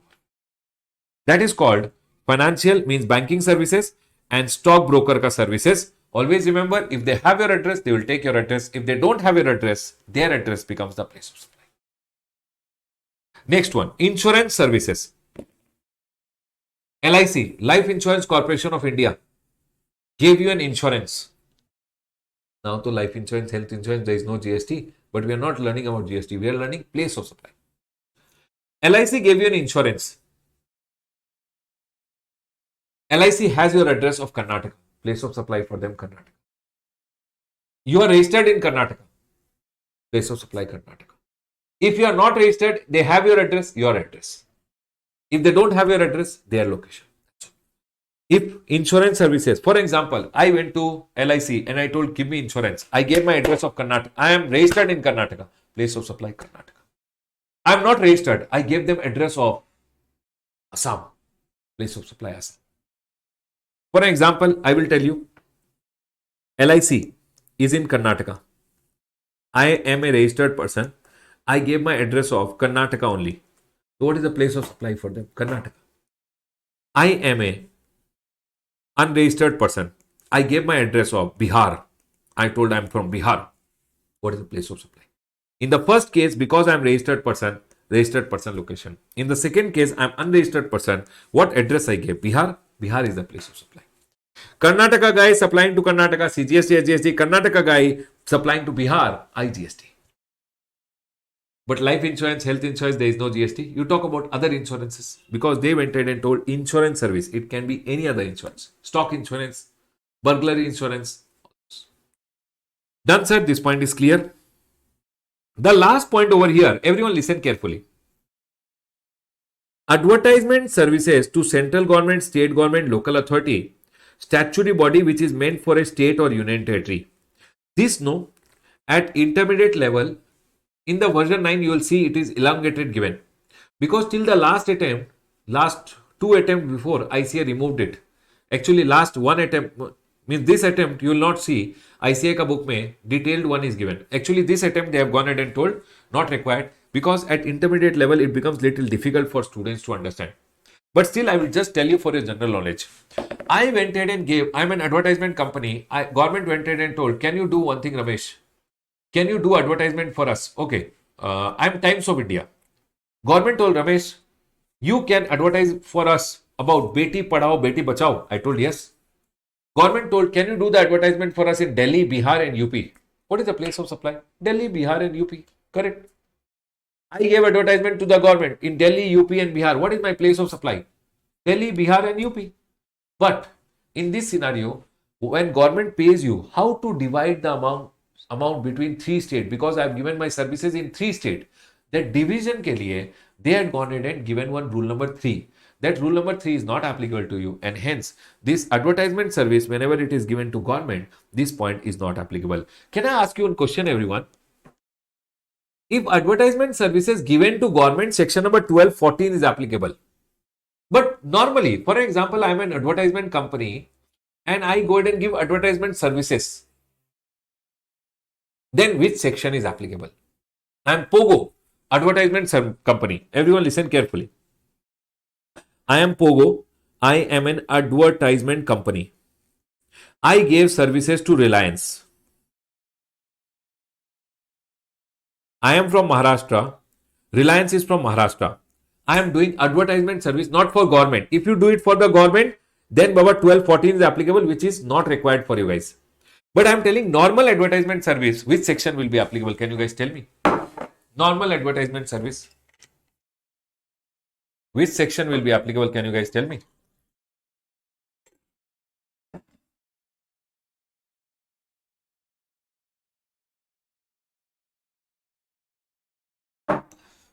In this scenario, because it is not an advertisement service given to the government, you will apply the general rule. Everyone here, which says given to a registered person, location of the registered person. Can you tell me, everyone, if I give it to Reliance, Reliance is a registered person, what is the location of supplier is Maharashtra? What will be the place of supply? Place of supply also will be Maharashtra because that's the registered person ka location. Here, section number 12.2 will be applicable. Is my point clear to all of you? Chalo, I'll ask you one question. This Pogo, no, they came to me. They told Ramesh sir, you have a big hoarding which is there. You have a big hoarding which is there. Can you give this hoarding to us so that we can use it for Reliance ka advertisement? I gave this hoarding to them. This hoarding ka right to use, I gave it to them. I gave this immobile property to them to use. Location of supplier, I am from Karnataka. I gave my hoarding which is attached to the earth to them to use. Can you tell me which section will apply? Can you tell me which section will apply? In this scenario, because it's an immovable property, section number 12.3 will apply and the place of supply will be where the immovable property is. This immovable property is in Karnataka, and I should charge CGST and SGST. Because I am not giving advertisement, I am giving my hoarding, which is an immovable property. An immovable property given, section number 12.3 applies. When he will go ahead and give advertisement service, section number 12.2 will apply. Done. Very good, guys. Now you tell me one thing. For example, this is Pogo and this is Reliance. Pogo is giving the services. Pogo is from Karnataka, giving the services to Reliance, which is from Maharashtra. Advertisement services. Can you tell me which section, number 1? Section number 12.2. General rule. Location of registered person will apply. Maharashtra registered, Maharashtra. They will charge IGST. Done, sir. You know what happened? Pogo came to me and told Ramesh sir, we don't want hoarding on rent from you. Do one thing. Can you do the advertisement service for us? It means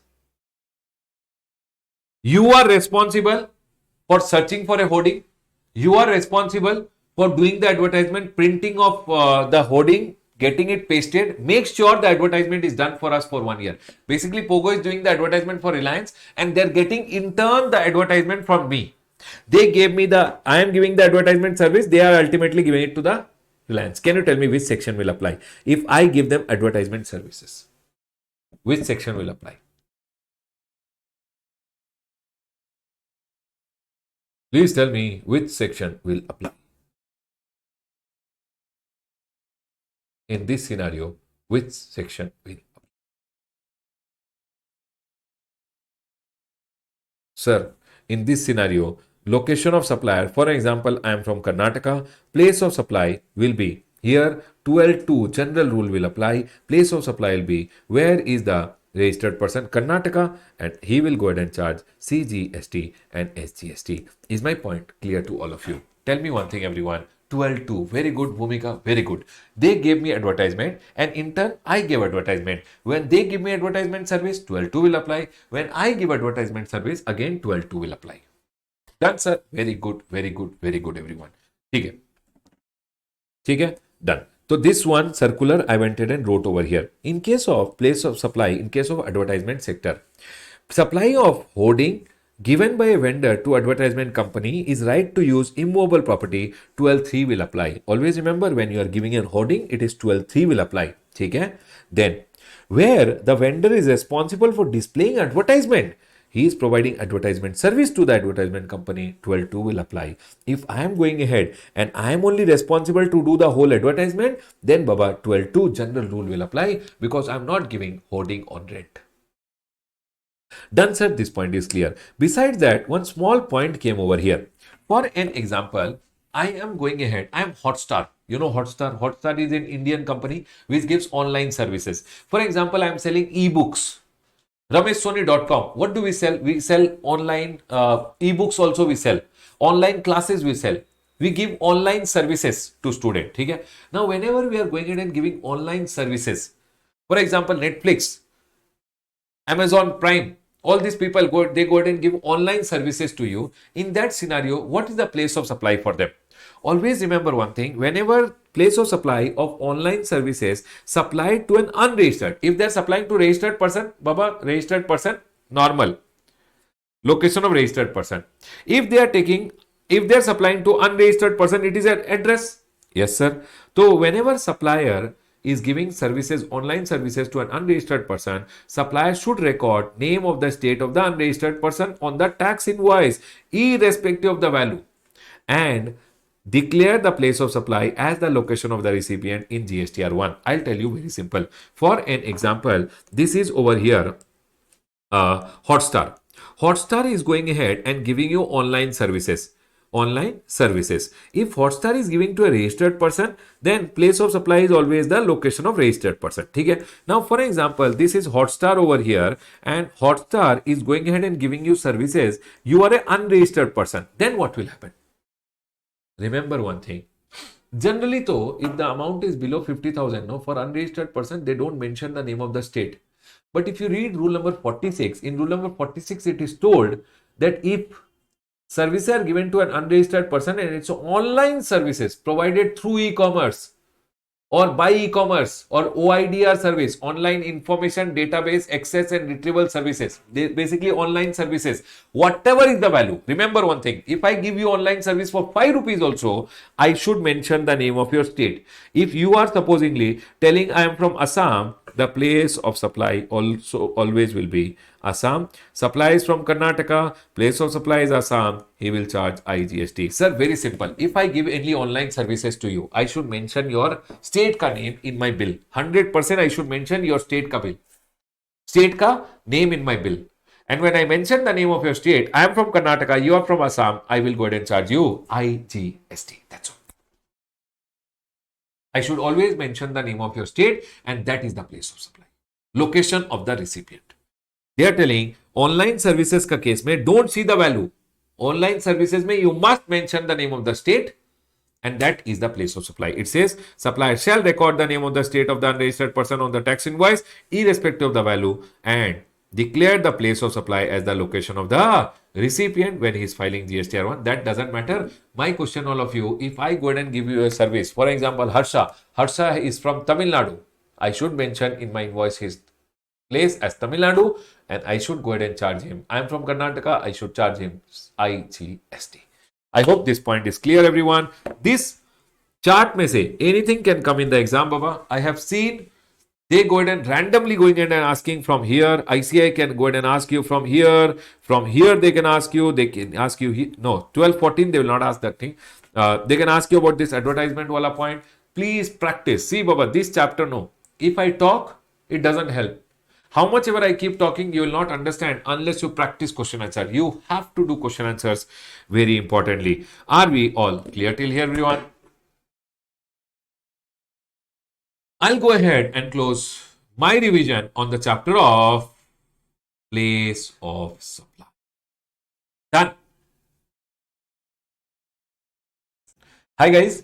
Now that we are done with the complete marathon, what I'll go ahead and do is I'll also attach the amendments which are applicable for your May 26 exam over here. So now you can go ahead and specifically also cover the amendments along with the marathon only, so that you are done with the amendments also applicable for your May 26 exam, right? So now I'll go ahead and start with the amendments for May 26. September 26 students, Baba, September 26 mein there is only one additional amendment, which is rule number 9A and rule number 14A, which you have already done in the chapter of registration. That amendment which was not applicable for May 26, rule number 14A and rule number 9A. Now, whether you are a student writing in May or September, now what I am going to attach as the amendments, you should go ahead and watch them, right everyone? So let's go ahead and start with the amendments. Hello, all my C intermediate students. All the C intermediate students who are writing their exam in the May 26 attempt, these amendment classes are applicable for you. So if you are a student who had gone ahead and taken our previous classes, which were basically applicable for the November 25, basically September 25 and Jan 25, then these amendment classes are for you. These amendment classes are applicable for May 26 exam. So Might be we would have already taken our classes which are applicable for May 26, but still watch these classes. Amendments are very, very important. Baba, hardly it is going to take you 20-25 minutes to go ahead and complete the amendment. Very, very important. So let's go ahead and quickly start with the amendment. Sir, where will we get this amendment booklet? You can go to rameshsoni.com. In rameshsoni.com, free resources. Free resources may you'll go ahead and find this amendment booklet. You can download it from there. In free resources, go to CA Intermediate May 26 folder. You will find this amendment booklet. You can download it from there. Okay, sir. Done. Sir, any other place? You can go to CA Ramesh Soni Inter GST Telegram group. In that also this amendment booklet will be there. You can download it and start watching. Let's go ahead and quickly cover the amendments. Everyone over here. Amendments may, if you go ahead and see, uh, first page of the amendment booklet, I have gone ahead and given the summaries which are there of all the amendment. You will be able to see the summary. Now, let's go ahead and talk about the amendment one by one.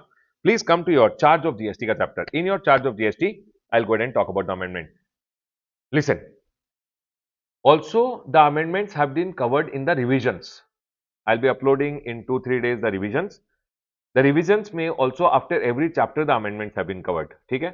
So whether you are watching the revision, in revision the amendment would have been covered. If you have not covered there, then you can cover it separately from here also. Okay? Now, first amendment which has come in the charge of GST ka chapter. I hope you guys remember GTA. Yes, sir, GTA services were there. Baba, GTA may there were two rates. If GTA is going ahead and opting for 5%, then always recipient had to pay GST under RCM. Yes, this was one was 5% and one was if GTA is opting for 12%, he will go ahead and charge GST under forward charge mechanism. Yes, sir. These 12% have now been deleted and they have made it 18%. Now, if GTA wants to go ahead and charge GST under forward charge, the rate of GST which is there is 12% under forward charge, or in 12% also one 5% forward charge mechanism was there. Baba, this 12% is no more, it is 18% forward charge. GTA gets all the input tax credit. If GTA wants, GTA can also charge 5% forward charge. In 5% forward charge, GTA does not get any input tax credit. So GTA ka story is like this now. If GTA is there, if GTA is an unregistered person or GTA goes online and opts for 5% RCM, then remember one thing, only the recipient pays the GST under RCM. Yes, sir, we remember. And if GTA wants, GTA can go for 12% forward charge mechanism or 5% forward charge mechanism. Then GTA will go ahead and charge GST under forward charge mechanism. But trick over here is this 12%, the amendment is now, this 12% is now 18%. Whenever GTA charges 18% forward charge, it gets all the input tax credit. When GTA charges 5% forward charge, there is no ITC to the GTA. Nothing. This 12% is now 18% under forward charge. That's all is the amendment. Done, sir. This point is clear. Beside that, one point we used to go ahead and learn, which was on renting of motor vehicle. Yes, sir. Renting of motor vehicle also, there were two rates. 5% recipient pays GST under RCM and 12% GTA renting of motor vehicle pay 12% mein they used to charge under forward charge. That 12% is also made to 18%. Nothing, Baba. GTA ka rate is now from 12 to 18 and renting of motor vehicle ka case mein also the 12% has now been made to 18 if it is forward charge mechanism. Done. Then we had gone ahead and learned for section number 9.5. Sir, can you please connect us to the chart book also? Yes, Baba, I'll connect you to the chart book also. Give me 1 second. I'll download the chart book. Just a second. I've got the chart book. Everyone over here, listen. In the chart book, the charge of GST ka chapter mein, the rate of GTA was 5% reverse charge. Baba, GTA can also go ahead and issue an invoice and charge GST under forward charge. Baba, forward charge mechanism, GTA ka rate is now, instead of 12, they have made it 18%. Done, sir. This point is clear. Beside that, renting of motor vehicle mein, they have gone ahead and told that if forward charge mein, the renting of motor vehicle pe they are going ahead and charging GST. For example, I am a supplier of services who is supplying renting of motor vehicle where fuel cost is included. Forward charge mein the rate was 12. Now this rate is how much, everyone? 18%. That's all is the change which has come. So if I am charging 18%, I'll charge GST under forward charge. You don't have to pay reverse charge mein GST. Done, sir. This point is clear. Now here we had also gone ahead and learned e-commerce operator ka case mein there were services. Yes, sir. We remember Thor services pay e-commerce operator pays GST. Here one additional service has been added. What is the additional service which has been added? Listen. They have gone ahead and told services by way of local delivery except where the person supplying such services through e-commerce is liable for registration under section number 21 of the CGST Act. Sir, which service are they talking about? They are talking about local delivery services. Baba, in 9(5), what are the services we have? Transportation of passenger by omnibus, accommodation, housekeeping, and restaurant. Besides this, one more service has been added now for your May 26 exam, local delivery service. Sir, can you please explain what do you mean by local delivery service? Yes, sir. What is a local delivery service?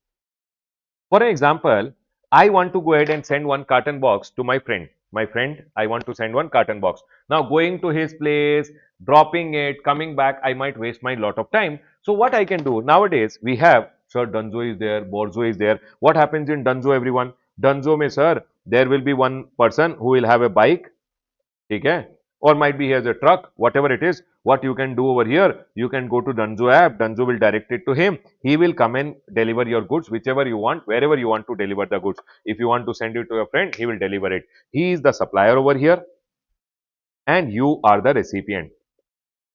Yes, sir, he is the supplier and I am the recipient. In this scenario, they are going in and telling all these people who are delivery guys over here who will take the goods and drop it. So basically, they'll pick up from your location and drop it to your friend's location. In that scenario, Dunzo, which is the e-commerce operator, will collect the GST and pay the GST to the government of these services of the supplier. I'll give you one more example. Everyone over here, you know Borzo. Borzo app is there. In Borzo, what happens? I want a truck which is there, mini truck. For example, I want to transport some goods. So what I'll do, I'll go to Borzo. Borzo will direct me to this mini truck wala person who is there. This truck wala person will come, take my goods which are lying in my home and drop it wherever I want. So in this scenario, what happens? He is the supplier, I am the recipient. Who will pay the GST? So government went ahead and told in this scenario also the e-commerce operator will be liable. Who is the e-commerce operator over here? The Borzo, which is the e-commerce operator, they will be liable to collect the GST and pay the GST to the government. But here one thing they went ahead and told, like how in accommodation services they used to say, sir, accommodation and housekeeping services, both they had gone ahead and told, if supplier is big person, he is liable to register, supplier will pay. The same thing they went ahead and told over here. In case of Borzo, generally, the Borzo app only will collect the GST and pay the GST under section number 95. But remember one thing, if this supplier is liable to register under section number 21, supplier will pay the GST. But if the supplier is not liable to register, under section number 21, then who will pay? Then e-commerce operator pays the GST. That's all they have gone ahead and told. It means if this guy is a small guy, then e-commerce operator will pay. It means his turnover is not more than registration limit, then e-commerce will pay. But if this guy is liable to register, then he will only have to pay the GST. That's all they have gone ahead and told. With respect to Thar, now Thar has become local Thar. Local delivery services also e-commerce operator has to pay. T for transportation, housekeeping, accommodation and restaurant. I hope you guys are clear. 9(5) May, one additional service got added. Done, sir. Done, sir. This point is clear. That's all I have gone ahead and told. Besides that, what they went ahead and did, no? Now you tell me one thing. Sir, in our chart of transportation, we had gone ahead and learned over here. I'll show you. In our this is chartbook version 9 because most of you had gone ahead and bought chartbook version 9. So in chartbook version 9 only, I'm going ahead and telling you what are the places you have to make the changes here. Sir, you had gone ahead and told individual truckwala doing the transportation of goods is exempted. Correct? But now this exemption may they have told except exemption is not applicable in case of local delivery services. Why, sir? Because local delivery services ka case mein, even if it is a individual truckwala, Baba, I am one truckwala, you put your refrigerator, I transport it for you. That was exempted, correct? Yes, that is still under exemption only. But what if you went ahead and took one truckwala ka services through an e-commerce? Then that truckwala ka services are not exempted. E-commerce has to collect GST and pay GST to the government. That's why in this chart they went ahead and told individual truckwala, tempo operators, cart, bullock cart, all these services are exempted because local deliveries are happening. They don't issue consignment note. They are not a GTA. So who will pay the GST? So government told it is exempt, but it is not exempt if it is a local delivery service. So for example, you tell me one thing. In this whole scenario, I told this guy, he gave me transportation service. Will GST come or no GST? In this scenario, there is no GST because it's a local, it's a transportation services which are given by this guy, there will be no GST at all. Sir, what if the same truck wala, you did not call him directly, you went through e-commerce? In that scenario, they go ahead and call it a local delivery service which is supplied through e-commerce. If the supplier is a big person, he is liable to register, he has to pay GST. If he is not liable to register, e-commerce will collect GST from you and e-commerce will pay the GST. I hope this point is clear to all of you. That is what I wanted to link you guys with the 9.5 everyone. So remember one thing, in transportation of goods, they had gone ahead and told, one second everyone, services by road are exempt other than GTA. Normal truck wala transporting the goods exempted, bullock cart exempted, inland whatever is exempt. Then they told nothing in this entry will apply to local delivery services which are provided by or through an e-commerce operator, whether the e-commerce operator himself is providing or someone is providing through the e-commerce operator. Remember one thing, in this scenario, they went ahead and told local delivery services. Where is it everyone? Local delivery service, directly anyone providing, not through e-commerce, there is no GST. But what if it is provided through e-commerce? Then Baba, section number 9.5 is applicable. If the supplier is a big person, he will pay the GST. Otherwise, the e-commerce, if supplier is a small person who is not liable to register, e-commerce will collect the GST and pay the GST to the done, Baba. Is this point clear? Sir, can you please summarize and tell us? Yes, I'll summarize. For example, there is an e-commerce operator, Danzo. Or you can go ahead and take Porter ka example also. Porter. Yes, sir. I wanted to ship my goods. I went to Porter app. Porter directed it to one mini truck wala. Mini truck wala came and gave me the service. Who will pay the GST? Remember, simple. In this scenario, because the services are provided through e-commerce, if the supplier is liable to register, supplier pays. If supplier is not liable to register, e-commerce pays. It means e-commerce only will collect the GST and pay the GST if the supplier ka turnover is less than registration limit. What's the registration limit for services? 20 lakh and 10 lakh. Done, sir. This point is clear. That's all I wanted to go ahead and tell you over here in this one. This whole story which I told you just now, I've gone ahead and written over here so that you can read the crux. Done. Now, exemption chapter may also the same exemption which I went ahead and told you to make the change in the chart book. This is exempted. I have a truck, I came and gave transportation service to you, I am not a GTA, then my service is exempt. Done. But if I give my services through e-commerce, remember one thing, if I am a person whose turnover is more, I will pay GST, otherwise e-commerce will collect the GST and pay the GST to the government. That's all. There is nothing in this. Baba, rule number entry number 36C, 36D has come into picture. Sir, what is this entry is talking about? These entries are going ahead. Everyone listen carefully. These two entries are basically going ahead and telling, Baba, GST 2.0 came in September 2025. Government made one big change. Government went ahead and told all life insurance services and health insurance services with no GST. Whether it is life insurance service or health insurance service, there will be no GST. So, sir, one HDFC Bank, HDFC Insurance is there. They gave me life insurance. They will not collect in GST. HDFC, Axis Bank, Axis Life Insurance is there. They went ahead and, or Axis Health Insurance is there. They gave me health insurance policy. Whatever amount they will collect, they will not collect any GST. Simple. Services of life insurance provided by insured to the insured when insured is not a group. Services of health insurance provided by the insured to the insured, insurer to the insured where the insured is not a group. What do you mean by not a group? Can you tell me everyone, what do you mean by not a group? Sir, supposingly, HDFC is there. HDFC went ahead and gave life insurance to me, for me, or health insurance for me, or along with me, my family. Then remember, whatever premium I am paying, there is no GST. Premium pay, the GST which is there is not there. Done, sir. This point is clear. Axis or life insurance, Axis Health Insurance, HDFC Health Insurance, Axis HDFC Life Insurance, all these companies, okay, giving life or health insurance for me and my family is exempted. Done. Now, you know what I did? I told HDFC Bank, can you do the insurance of all my employees, me including all my employees? That's a group. Whenever they'll charge me premium, no, they will charge GST because it's for a group. I'm a club. I went ahead and told HDFC, can you do the insurance, life insurance of all my members who are then in the club? Or can you do the health insurance of all the people who are in my club? Whatever premium they will charge me GST. Is this point clear to all of you? That's all they have gone ahead and told. Whether it is life insurance or it is health insurance, both have been told, everyone. If you see over here, services of life insurance business provided by an insurer to the insured, where the insured is not a group, or same thing, health insurance provided by an insurer to the insured, where the insured is not a group. But then they went in and told the exemption shall apply to the contract of insurance where the insured is an individual or individual and his family.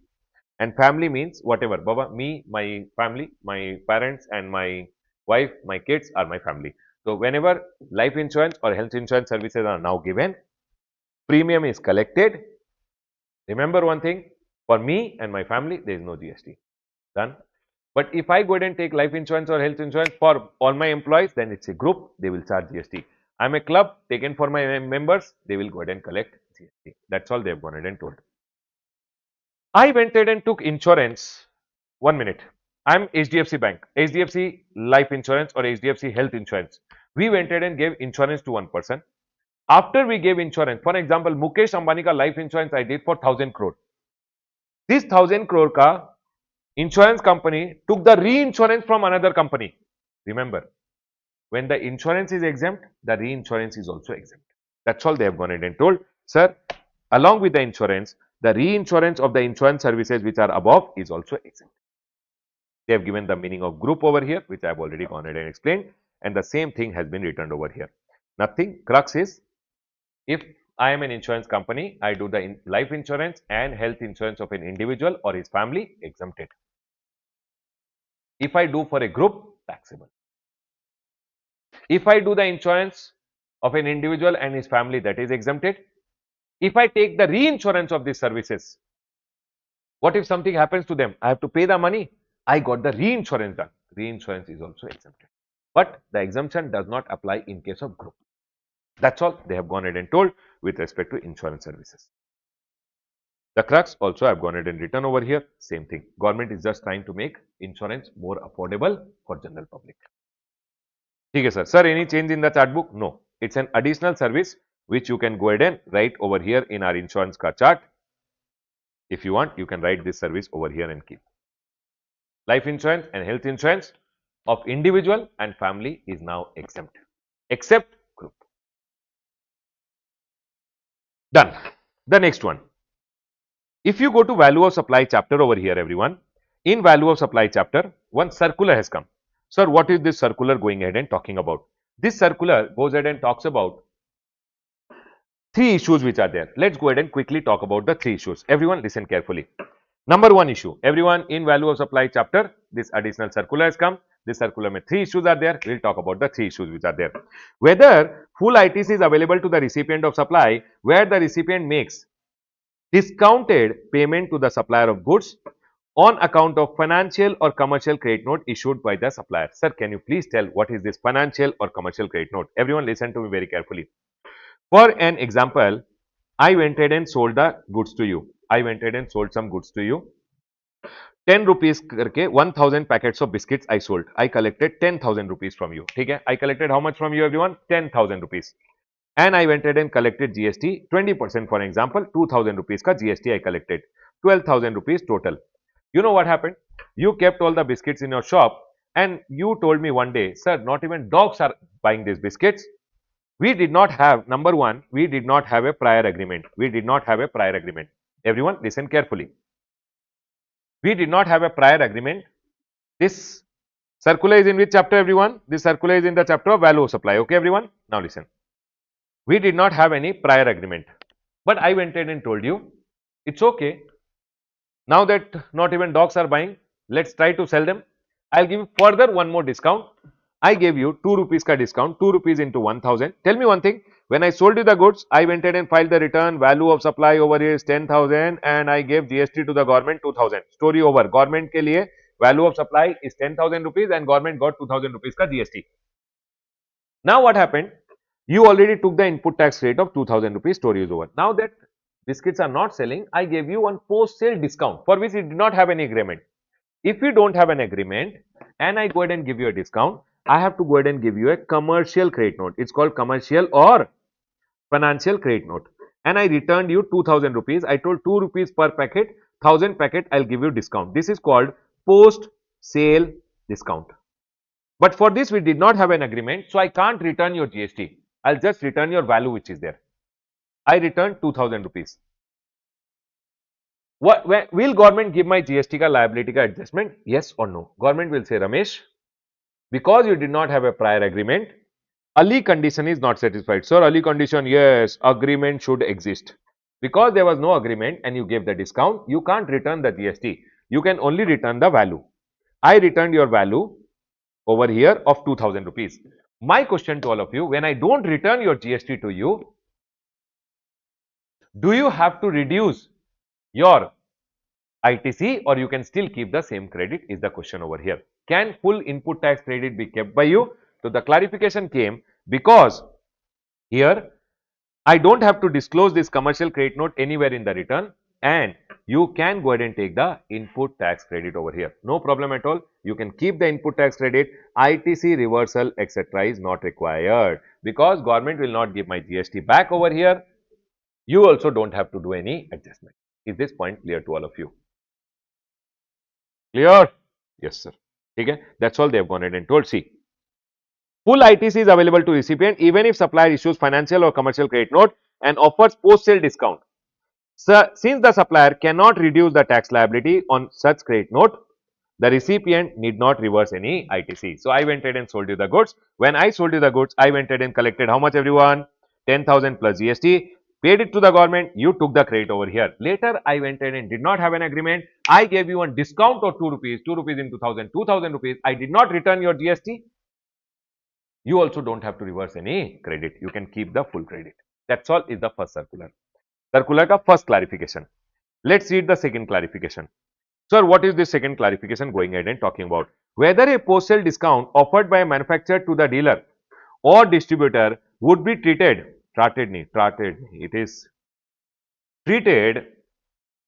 as a consideration paid by the manufacturer for the dealer's supply of the same goods to the end customer as a monetary value for inducement to supply goods manufactured by him to the end customer. Huh? Sir, what do you mean by this? Chalo, I'll go ahead and explain you. 1 second.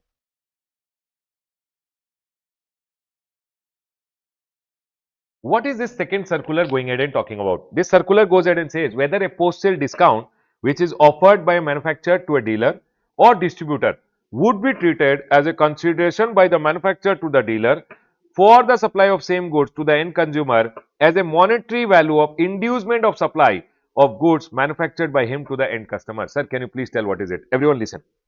For example, there is one manufacturer who is there.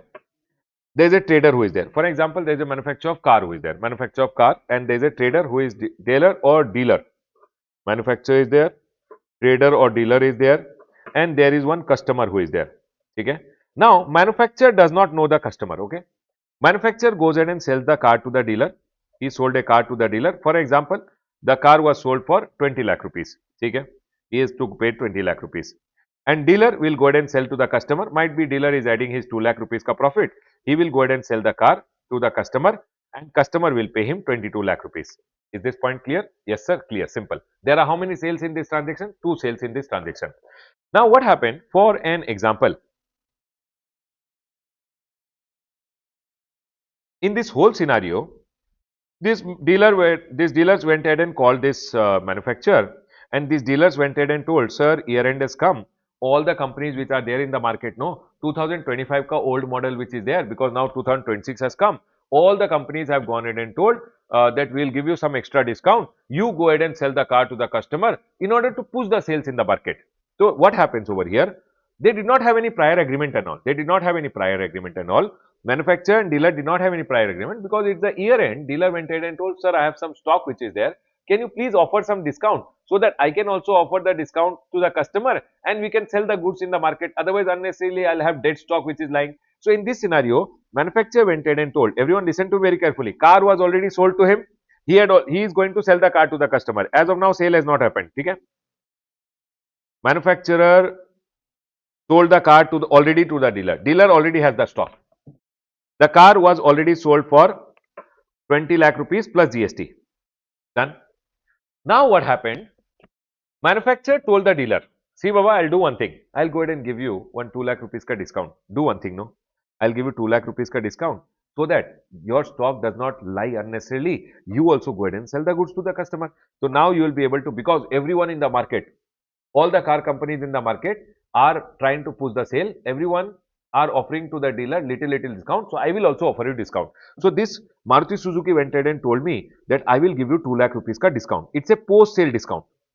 Sale has already happened, but it's a post sale discount which is given.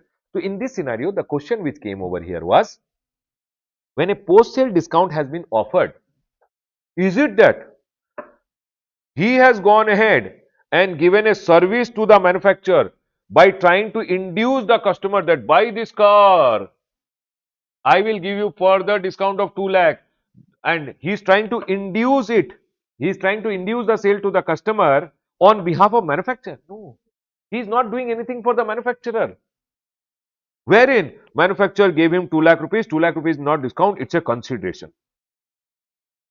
Government went ahead and told this. Government told, see, you are giving a service. I told, what is the service I am giving to manufacturer? Government told, you are giving a service of inducement. You are trying to induce the customer to buy the car. You are giving this service to the manufacturer, and that is why manufacturer is giving 2 lakh rupees. He is not giving a discount. So here the clarification came, when any post sale discounts are given, post sale discount is a discount. It is not a consideration. I never gave any service to the manufacturer for which manufacturer gave me 2 lakh rupees ka discount. It's a discount. It's not a consideration. What government was trying to say, that you are now trying to push the sale. It means you are inducing the sale for the manufacturer. No, sir. I am doing a sale for myself only. Manufacturer gave me further 2 lakh rupees ka discount so that I can easily sell the car in the market. I have not given any inducement, inducing the sale to the customer. For basically, you are trying to give services to the manufacturer by selling, inducing this car, by inducing the customer to buy. No, I am not giving any service to the manufacturer for which manufacturer gave me 2 lakh, nothing. It's a very simple thing. Government clarified, manufacturer has given me a discount so that my buy price becomes little less and I can sell at a lower price and the car can be sold. Is this point clear? Next, everyone over here now. See, it says, section number 231 defines consideration to include monetary value of any inducement of supply, whether by recipient or Airbnb in 1 minute. In case there is no agreement between manufacturer and end customer, Baba, manufacturer and end customer does not know each other. It says, there are two independent sale transactions, one by manufacturer to dealer and other by the dealer to the end customer. He sells it to him, he sells it to him. There are two independent sales. Manufacturer does not know the customer. He sells to me, I sell to the customer. So in this scenario, the essence of the matter is that in a contract of sale, the sale is completed on transfer of title to the buyer. When he sold it to me, sale is over. When I sold to the customer, sale is over. Once this happened, the buyer becomes the owner. When he sold me the car, I am the owner of the car. And the seller has no vestige of the title or claim. When he sold me the car, he does not have any right on the goods. Now I will sell to the customer, that's my sale. The dealer takes ownership of the car purchased, goods purchased, car I am telling, but it's goods purchased from the manufacturer and subsequently sells them to end customer, and the transaction between manufacturer to dealer operate on principal to principal. He sold the car to me, I sold the car to the customer. Manufacturer and customers are not related. It's two separate sales. Manufacturer sold to dealer, dealer sold to customer. Then these discounts are simply given for competitive pricing to push the sale and merely reduce the sale price of the goods and not linked to any independent activity rendered to the manufacturer. Baba, these discounts are simply discounts which are given. It is not that I have gone ahead and done any service for him for which he gave me 2 lakh rupees consideration. This 2 lakh is what, everyone? It is not consideration, it's just a discount so that the sale can be done easily in the market. Are we all clear with this point? And therefore, it is clarified that such discount cannot be included as a consideration as a value, monetary value of inducement of further sale. People, What are they trying to say? Dealer is not going ahead and doing any inducement. Basically, he's not trying to induce the customer, hey, buy these goods. He is not doing any inducement for the manufacturer. He is not giving any service to the manufacturer by trying to sell his car. Is he selling the car for the manufacturer or for himself only? For himself only, no? So when the manufacturer gives him a 2 lakh rupees ka discount, that's simply a discount. He has not gone ahead and given any services to the manufacturer. 1 minute. He has not given any service to the manufacturer for which the manufacturer gives a 2 lakh rupees ka discount. Is this point clear? And hence they have gone ahead and told, Baba, is this 2 lakh rupees? Because I have gone ahead and induced the sale for the manufacturer, and that is why manufacturer gave me consideration. Yes or no? No, it's not a consideration. What is a post-sale discount, everyone? I went ahead, could not sell the car. The manufacturer told, no problem, we will go ahead and give you a discount. That discount, because of that, your buy price will become less. When you sell to the customer, you can sell at a lower price and you can clear your stock. That's all. Are we all clear till here, everyone? Is the post-sale discount given by the manufacturer a consideration or not a consideration? Simple as that. I have not given any service to the manufacturer and this 2 lakh is simply a discount. I'll give you one more example. For example, one manufacturer is there. This is one manufacturer and this is the customer over here.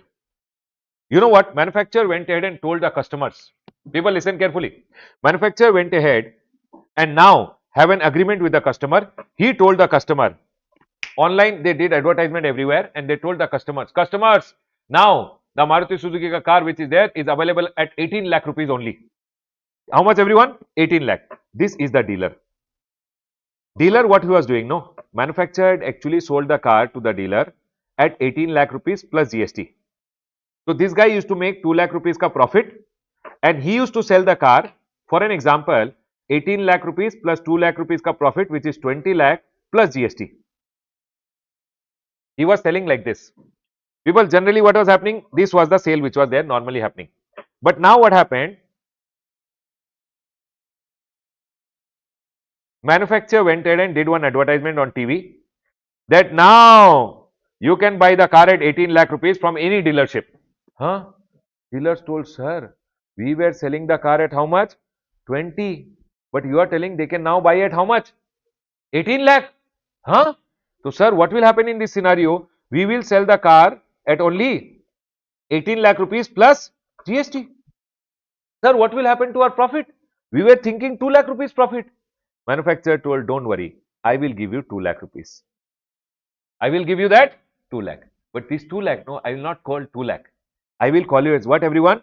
Discount. You tell me one thing, is this discount now? Everyone listen here. The dealer went ahead and sold the car at 18 lakh rupees. He should have received 20. So 2 lakh was given by whom?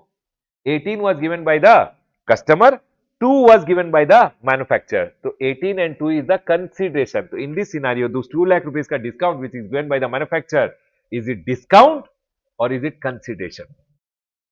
It's a consideration. Are we all clear till here, everyone? And that's what they have gone ahead and clarified in the circular. Everyone see here. They have told, in case where the manufacturer has some agreement with the end customer, manufacturer did one agreement with the end customer to supply the goods at a discounted price. Instead of 20, you can buy it at only 18. The manufacturer may issue a commercial or financial credit note to the dealer. He gave one 2 lakh rupees ka credit note saying, okay, keep 2 lakh rupees. But in this scenario, enabling such dealer to provide the goods at a discounted price. Now, the dealer will give at 18 lakh because 2 lakh he got from whom? Manufacturer. Now, you tell me one thing, 18 lakh from customer, 2 lakh from manufacturer. I actually got in my pocket how much? 20, no? So, for me 20 is what? Consideration. And that's what they went ahead and told over here. Therefore, it is clarified that such post-sale discount given by manufacturer to dealer for supplying the goods to the end customer at a discounted price should be included in the overall consideration as its inducement towards the supply of goods by the dealer to the customer. And hence, in this scenario, when he sold the car, 18 lakh he will charge GST, and when the manufacturer gives him 2 lakh rupees, 2 lakh rupees is not a discount, it's a consideration which is taxable. Because he has gone ahead and given a service for which he is giving how much, everyone? 2 lakh. Are we all clear, everyone? So tell me one thing. I'll go ahead and ask you, this is the manufacturer. Everyone over here, This is the customer over here and this is the dealer over here. Done. He sold the car, he is going to sell the car because it's the year end. There is no manufacturer and customer, there is no agreement, nothing. He sold the car to him, he sold the car to him because he had some stock which was lying. Manufacturer went ahead and told him, you have stock which is lying, no problem, I'll give you some discount. I'll give you some discount. My question over here, is the manufacturer and customer related, not related? It's a independent sale by this guy to this guy and this guy to this guy. In this scenario, my question to all of you, because year end pe some stock was lying with me, he went ahead and gave me 2 lakh rupees ka discount further, so that I can sell the cars easily in the market, to push the sales easily in the market. In this scenario, my question to all of you, have I given him any service or this 2 lakh is just a discount? It's just a discount. Got it? But if supposingly the manufacturer over here and this is the customer over here and I am the dealer over here, manufacturer already contacted with the customer and told now you can buy the car at 18 lakh rupees only. I had already sold the car to him at 18 lakh plus GST. He was making 2 lakh rupees ka profit and he used to sell at 20 lakh plus GST. But now he is forced to sell at how much? 18 lakh. Why? Because manufacturer had promised him. So I told, hey manufacturer, 18 lakh he will pay for the car. Who will pay 2 lakh? Manufacturer told, I will pay 2 lakh. And the 2 lakh was passed by the manufacturer as what everyone? Discount. Is this discount or it is consideration? It is consideration. Because I have gone ahead and done something for him, he went ahead and paid me 2 lakh. This 2 lakh is a consideration. Are we all clear till this point? So that's what is the crux also I have written over here. Now, last point over here. Last point says whether a post-sale discount extended by manufacturer to the dealer can be treated as consideration in lieu of activities performed to promote the sale of the goods. What is it telling everyone? Whether a post-sale discount extended by manufacturer to the dealer can be treated as consideration in lieu of activities performed to promote the sale. Sir, the matter has been examined whether dealers receive post-sale discount, they may engage in promotional activities to boost the sale. However, these activities ultimately enhance the sale price of the goods that the dealer themselves own, thereby increasing their own revenue. Tell me one thing everyone, he sold the cars to me, manufacturer sold the cars to me, I have lot of cars which are lying. What we do? We do promotion, we do marketing, we do advertisement so that I can sell the car and I can make some profit. Why do I go ahead and do promotional activity, advertisement activity, etc.? So that I can sell the goods and I can make some profit. Now, what government is telling you, no? He gave 2 lakh rupees ka discount to him. That means he is doing this promotional activities, etc. for the manufacturer. Dealer is doing, Arey Baba, I am a dealer, I am doing promotional advertisement, marketing so that I can make profit, no? I can sell the cars and I can make profit. Am I doing this promotional activities for the manufacturer? No. And that 2 lakh rupees is nothing other than discount. Is my point clear? And that's all they have gone ahead and told over here. Simple. They have told post-sale discount given by manufacturer to dealers are not considered what everyone? Consideration for promotional activity as they merely reduce the sale price of the goods. However, if dealer specifically contractually agrees promotional services, GST will be applicable. For example, one manufacturer is there, I am a dealer. I went ahead and told him, I will do marketing for you, advertisement for you, branding for you, give me 10 lakh. Baba, I told him, I will do marketing, branding, etc. Give me 2 lakh rupees. Then that 2 lakh is a consideration. But he sold the cars or he sold the goods to me, I have the goods with me. Okay? Now, just to enhance my own sale, I am doing marketing in the marketing, promotion, branding in the market. Tell me one thing, am I doing it for anyone or I am doing it for myself? I am doing it for myself. Now, in this scenario, if I go ahead and get 2 lakh rupees ka discount, that discount is simply discount. I have not done any services for him and that 2 lakh can't be considered as what everyone? Consideration. But if specifically I go ahead and tell him, I will go ahead and do marketing for you, I will do branding for you, I'll do promotion for you, give me 2 lakh, then 2 lakh is not discount, it's a consideration. That's all they have gone ahead and clarified over here. In value of supply, only one circular has come over here. This circular ka 3 points are there, which I have gone ahead and explained. First time, if you don't understand, see it again so that you are more clear with this point. Now, Baba, nothing in tax invoice chapter. No, one small point has come. Sir, tax invoice chapter, mein what point has come? Nothing. In your chart book, so this point was never there only. But still, one point they have gone ahead and told. Sir, what is this tax invoice chapter ka circular point which they have gone? In section number 34, no one proviso was there. In that proviso, only one point was there. Now, 2 point has been inserted. Sir, what is this 2 point? Total cost. Listen. No reduction in output tax liability of the supplier shall be permitted if ITC as attributable to such credit note, if availed, has not been reversed by the recipient, where such recipient is a registered person. 1 minute, everyone. Tell me one thing. I had already told you this in the class. Everyone over here now, listen. So, for an example, I am going ahead and selling goods to one person. Okay?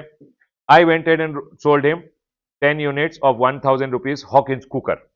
10,000. Everyone listen carefully. How much ka everyone? 10,000 rupees. For this 10,000, I did not go ahead and give any discount. I went ahead and did not give any discount. I charge you 10,000 rupees. I charge you GST. For example, I charge GST 18%, 1800 rupees. 11,800. Done. Later, I went ahead and told year end pay. If you go ahead and sell all of them, you can come to me and I'll go ahead and give you year end discount. I told year end pay, I'll give you how much, everyone? Discount of 10%. Now, I already had one agreement with you. Done? I already had an agreement with you. I went ahead and gave you a credit note now at the year end. I told, okay, fine. People listen carefully. I gave you a credit. Can you tell me how much GST I paid to the government already? Value of supply is 10,000. How much GST I paid? 1800. Clear till here? Yes. Now, this was the tax invoice which I had issued. Year end pay, you came to me. You told Ramesh sir, please give me discount. I told, okay, fine. I'll go ahead and give you a discount. Because you made the sale target, we already had an agreement. I'll issue a credit note. In the month of March, I am giving you a discount. I gave you a discount of 1000 rupees and 1000 ka GST also I returned to you 100 rupees and 1100 rupees I returned to you. Is this point clear? Because initially I had sold the goods to 10,000 to you. I should have given 10% discount, which is 1000. I should have charged you 9,000 and GST would have been 900. 9,900. But instead of that, how much did I charge you, everyone? 1 minute.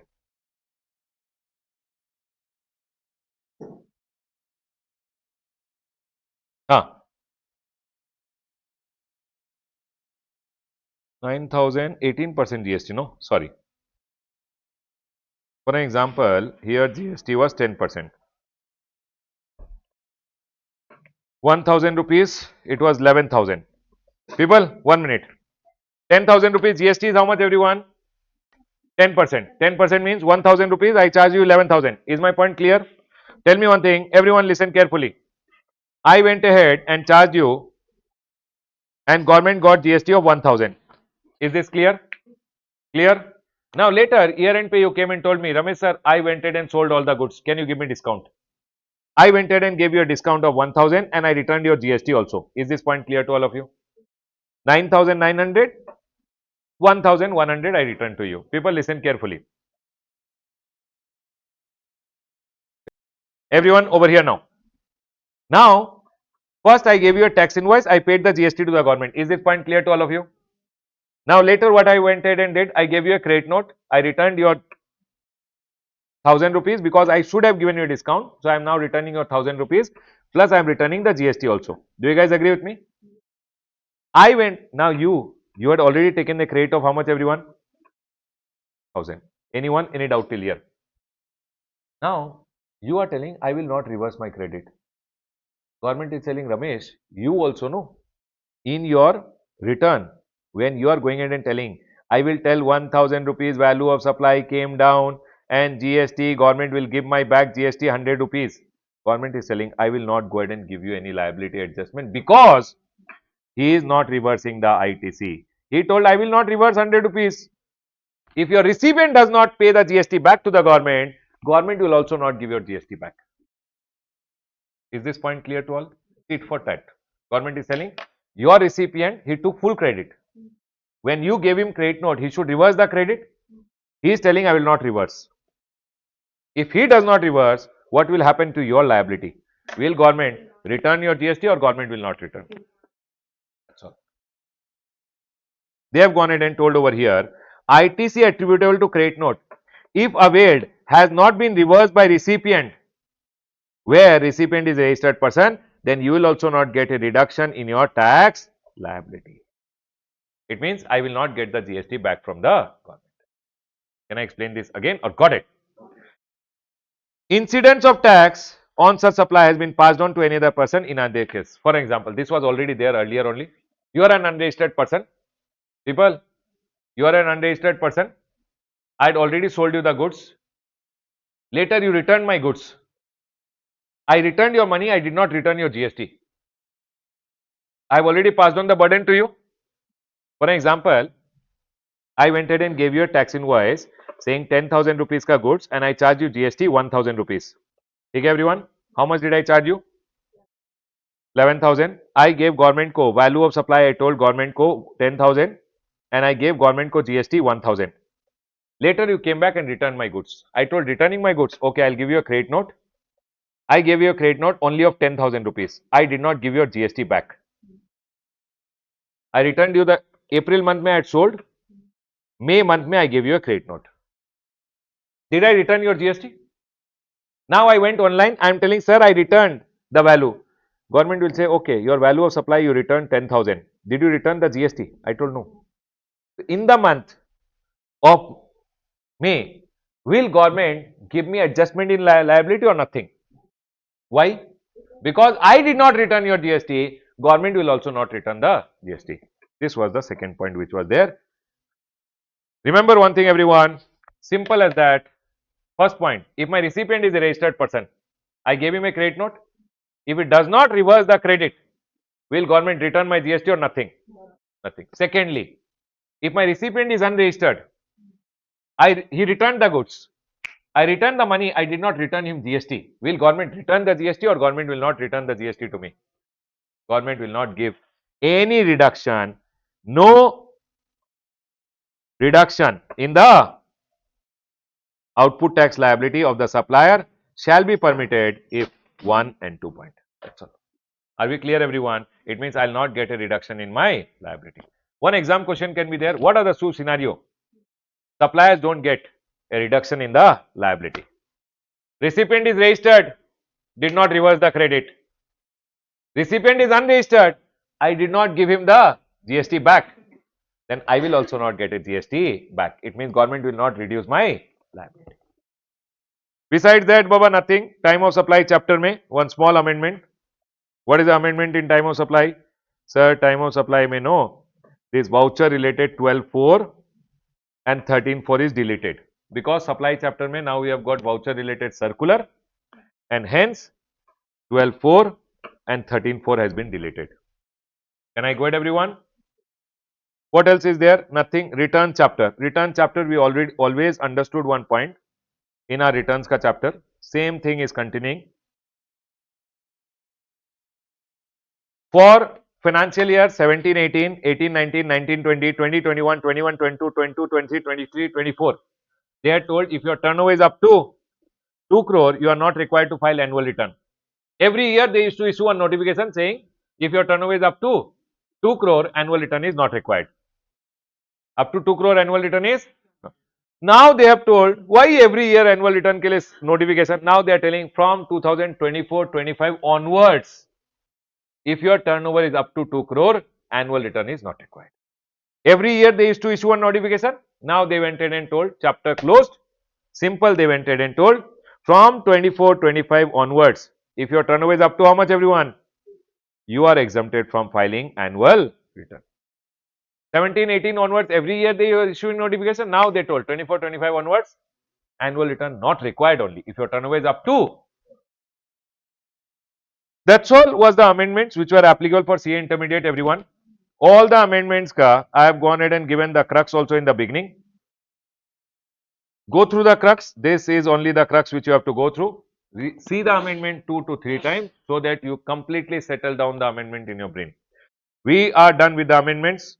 All the best guys. Hi guys, I hope all of you enjoyed the marathon. If you enjoyed the marathon, do hit the like button and also subscribe to the channel. Also let us know in the comment section below about your experience with the marathon. Love you all. Please practice question answers. Take care. Bye, guys.